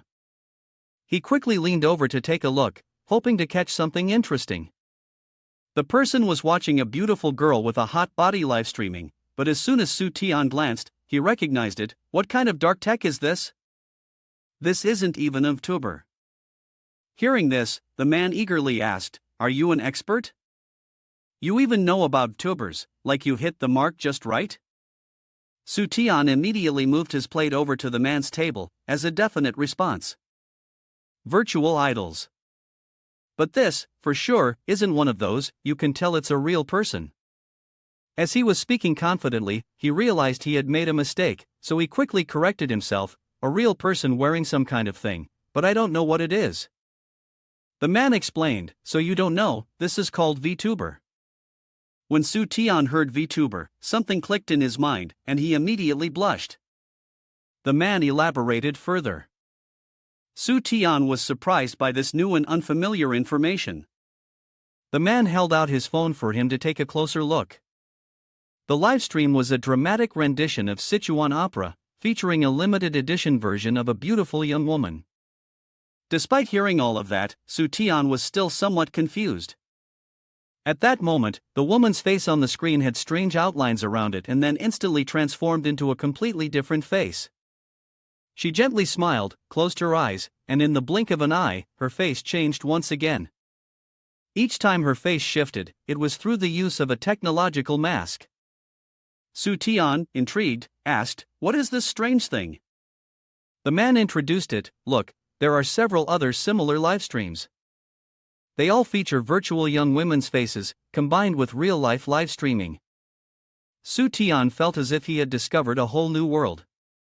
Impressive, they've combined the virtual attributes of VTubers with the emotional traits of real people, and they can even face each other to add more novelty. He smiled and asked, "Where can I buy this mask? I'd like to get one for Miss Chen to try." But the man didn't know. This hadn't been released yet and was still in the testing phase. "I only saw it after a group of friends introduced it to me, but that's not a problem for you, Su Tian, because you already have a way. You pick up the phone and call Chen Duomei, asking her to buy an Emmer mask for me online." Chen Duomei, upon hearing this, was confused. "Do we really need to buy our company's product?" The phone screen clearly displayed the live stream of Buer, who was at the top of the trending list. The cheerful girl responded to the requests. "No problem, Xiao Xian will sing this song tomorrow." She's excited. "Thank you for your support. Please help me become #1 today. I'll make sure to prepare well for tomorrow's livestream. Goodbye." As soon as the livestream ended, someone angrily threw the iPad in their hand. The poor iPad fell to the ground with a loud crash, its screen shattered. The second-place streamer said, "Someone from Mr. Lee's side is angry. Is it really necessary to get #1 when it's not even a real person? Does she deserve it? I've worked hard to lose weight, dressed up, and danced just to get second place, but I still can't compare to that fabricated image before. The Western garlic of the fantasy world, right? Well, I'm coming too." At this moment, a new star appeared on Buer's livestream page. She smiled and introduced herself. "Hello, everyone, today is my first day in the fantasy world, here to bring some welfare to you all." The second-place streamer began her livestream, interacting with the audience. She used all her charm to chat, but it turned out that all of that was just her imagination. Just thinking about it made her feel even more excited. She was arrogant, imagining a scene where everyone would kneel at her feet, but when it came to practice, the feedback from the audience was quite strange. They felt that streamers like her were just selling their bodies without any soul. After reading those comments, she froze, confused. She was silently furious. How dare those poor idiots say such things about her? The streamer began to act hurt. How could they say that about me? It's so heartbreaking. A user named Tiansu straightforwardly commented, "Deep 2 is disgusting." She immediately realized that this Tiansu wasn't the president of Tansu Corporation, was it? This guy was a complete idiot. She had to bring him down, but first, she needed to get his contact information. She immediately put on a bright, welcoming smile. "Welcome, Supervisor Tiansu. Now, by simply becoming a member, you can add me on WeChat and chat privately." Upon hearing this, Su Tian was puzzled. Add WeChat? Is this some kind of WeChat business? He left a comment out of boredom, "I'm leaving, nothing interesting here." When Xiao Xian started her livestream, others who had been watching quickly lost interest and switched to watching Xiao Xian instead. The viewership, which had been over 10,000, plummeted instantly to just 3,000. After a while, the number of viewers dropped to only 14. She stared, her anger causing her hands to tremble as she stuttered, "Well then, that's it for today's livestream." Before she could turn off the livestream, she angrily kicked her phone. It was Xiao Xin again, that woman who was nothing. The second-ranking streamer went mad, looking for ways to dig up dirt on Xiao Xin. "I don't believe you don't have any dirty secrets, at least I'm sure you're ugly. If you were beautiful, you wouldn't be hiding behind that mask." She picked up her phone and called her boss, asking with a little favor, "Please help me, I really need you." As soon as it was approved, she immediately asked for help.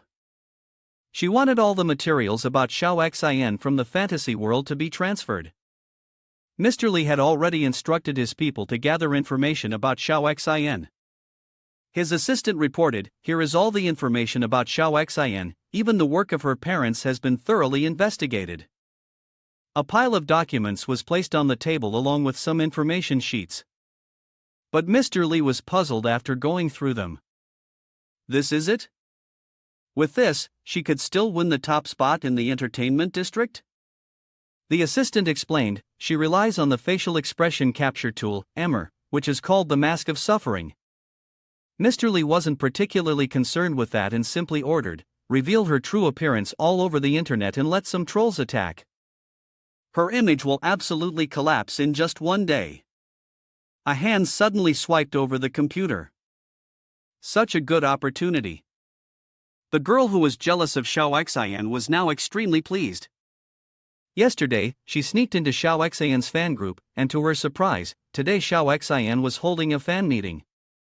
Ah, she thought, holding the meeting is exactly when her true face will be exposed. I must witness her failure with my own eyes and tell my subordinates to stir up trouble first. Saying this, she burst into a triumphant laugh over her plan. But just a few seconds into her laugh, the muscles in her face suddenly hurt. She almost forgot that she had just had a facial slimming injection, so she shouldn't laugh too hard. Xiao Xin's fan meeting was in full swing, and the fans were eagerly cheering her on without stopping. Shui Cheng wondered, "Didn't you say you'd support Chen for life? Why are you supporting Xiao Xin now?" Upon hearing that, Su Tian immediately stopped talking, not knowing what to say, and simply treated it as unimportant. Then, she cheerfully encouraged Xiao Xin to continue. Soon after, Xiao Xin appeared, full of energy and vitality. All the men below were excited by her appearance. Suddenly, someone in the crowd shouted, "Fraud!" An angry man yelled, "Xiao Xin's true face has been revealed, she's a scammer." He held up a picture of Xiao Xin's real face for everyone to see. A girl, envious of Xiao Xin, stood in the distance watching, feeling smug. "She will soon be hated by everyone," the man said, and as he finished, everyone fell silent and stared at the image, which made her feel even more satisfied, thinking that everyone was shocked and would soon begin to unleash online violence against Xiao Xin. Su Tian, confused, asked, "What does this picture mean? Who is she fooling?" The man shouted, "Everyone has been deceived by Xiao Xin's mask. She's not the fantasy world's beautiful young lady at all, but what surprises me is that everyone is so calm because they all know that already." At that moment, 1,000 question marks appeared in the man's mind. Su Tian happily explained to him, "What does it matter how she looks behind the screen? We don't care at all. Everyone here is supporting Xiao Xin because we like her for her talent, her charm, and because she's both silly and cute." Shui Cheng also added, "Xiao Xin has healed our hearts, that's why she's so well loved." Everyone simultaneously shouted Xiao Xin's name and volunteered to support her. Su Tian also enthusiastically joined in. "Xiao Xin is the best." Xiao Xin, behind her mask, quietly shed tears of gratitude, which left the girl who was jealous of her in complete shock. Mr. Li was astonished beyond belief. What does this mean? The naval forces attack isn't even hot at all? The assistant reluctantly confirmed that Xiao Xin's fans simply didn't care about her looks. Hearing this, Mr. Li became furious. How could that be? This completely defies the market rules. However, even the assistant blushed when mentioning Xiao Xin. Honestly, Xiao Xin is really very good. Mr. Li glared at him with a look like a bullet. Why have you become a fan too? The assistant, sensing danger, quickly slipped away. This is not the case, absolutely not. I have to go handle some tasks. Mr. Li, please, keep yourself busy. Mr. Li, still incredulous, decided to see for himself what exactly Xiao Xin had. The jealous girl stood by, unable to bear watching everyone dance with Xiao Xin. She evaluated herself. In terms of looks, she had the level of a movie star. In terms of body shape, she was a visual treat, and men couldn't take their eyes off her. In terms of IQ, she could achieve anything she wanted by being coquettish. But why on earth did Su Tian like such a virtual idol? Not even a fake idol, but an old person. Suddenly, a voice rang out. Because what you give is excitement, but what she gives is companionship. She suddenly turned around to look at Xuechang, who was speaking. She appeared flawless without her mask, but it was all a facade. She wore a mask, but everything about her was real. Upon hearing this, she could only tightly press her lips together, unsure of what to say. Then, holding back her anger, she left. I don't need you to teach me about my life. After leaving the shop, she picked up the phone and called Mr. Li. I need to talk to you, boss. Just at that moment, he also had something he wanted to discuss with her. Both of them, at the same time, spoke the same line. I want to work, and you need to work as an emmer. Both of them were left in confusion, full of question marks. She was a bit embarrassed. I just want to try this method to see if it can make me more famous. Do you think so too? But it seemed Mr. Li's intention was not the same. Instead, he said, what I mean is, I think Xiao Xin is really too adorable now. Mr. Li was heartbroken, much like how my daughter was before going to school, gentle and needing me like that, not like now, when she scolds me every day. She heard this and felt helpless. In the end, just help me buy a mask, I'm going to open a secondary account for live streaming. But he had already handled everything. Don't worry, I just told the secretary to get the qualification for purchasing. At this moment, Xiao Xin was still dancing happily under the lights of the shop. Xuechang walked by and reminded Su Tian to focus on his main task. But he just stood there, confused, asking, what main task? She held up her phone to announce, Xin Huang Entertainment, the largest company in the country, wants to apply for a certification to test our internal mask. But Su Tian was still dazed. What exactly is our mask? Xuechang, excited, pointed to the stage. It's the one Xiao Xin is wearing, the painful mask you mentioned before. As soon as Su Tian heard this, his face immediately darkened. He rushed over, almost frothing at the mouth, leaving Xuechang completely startled.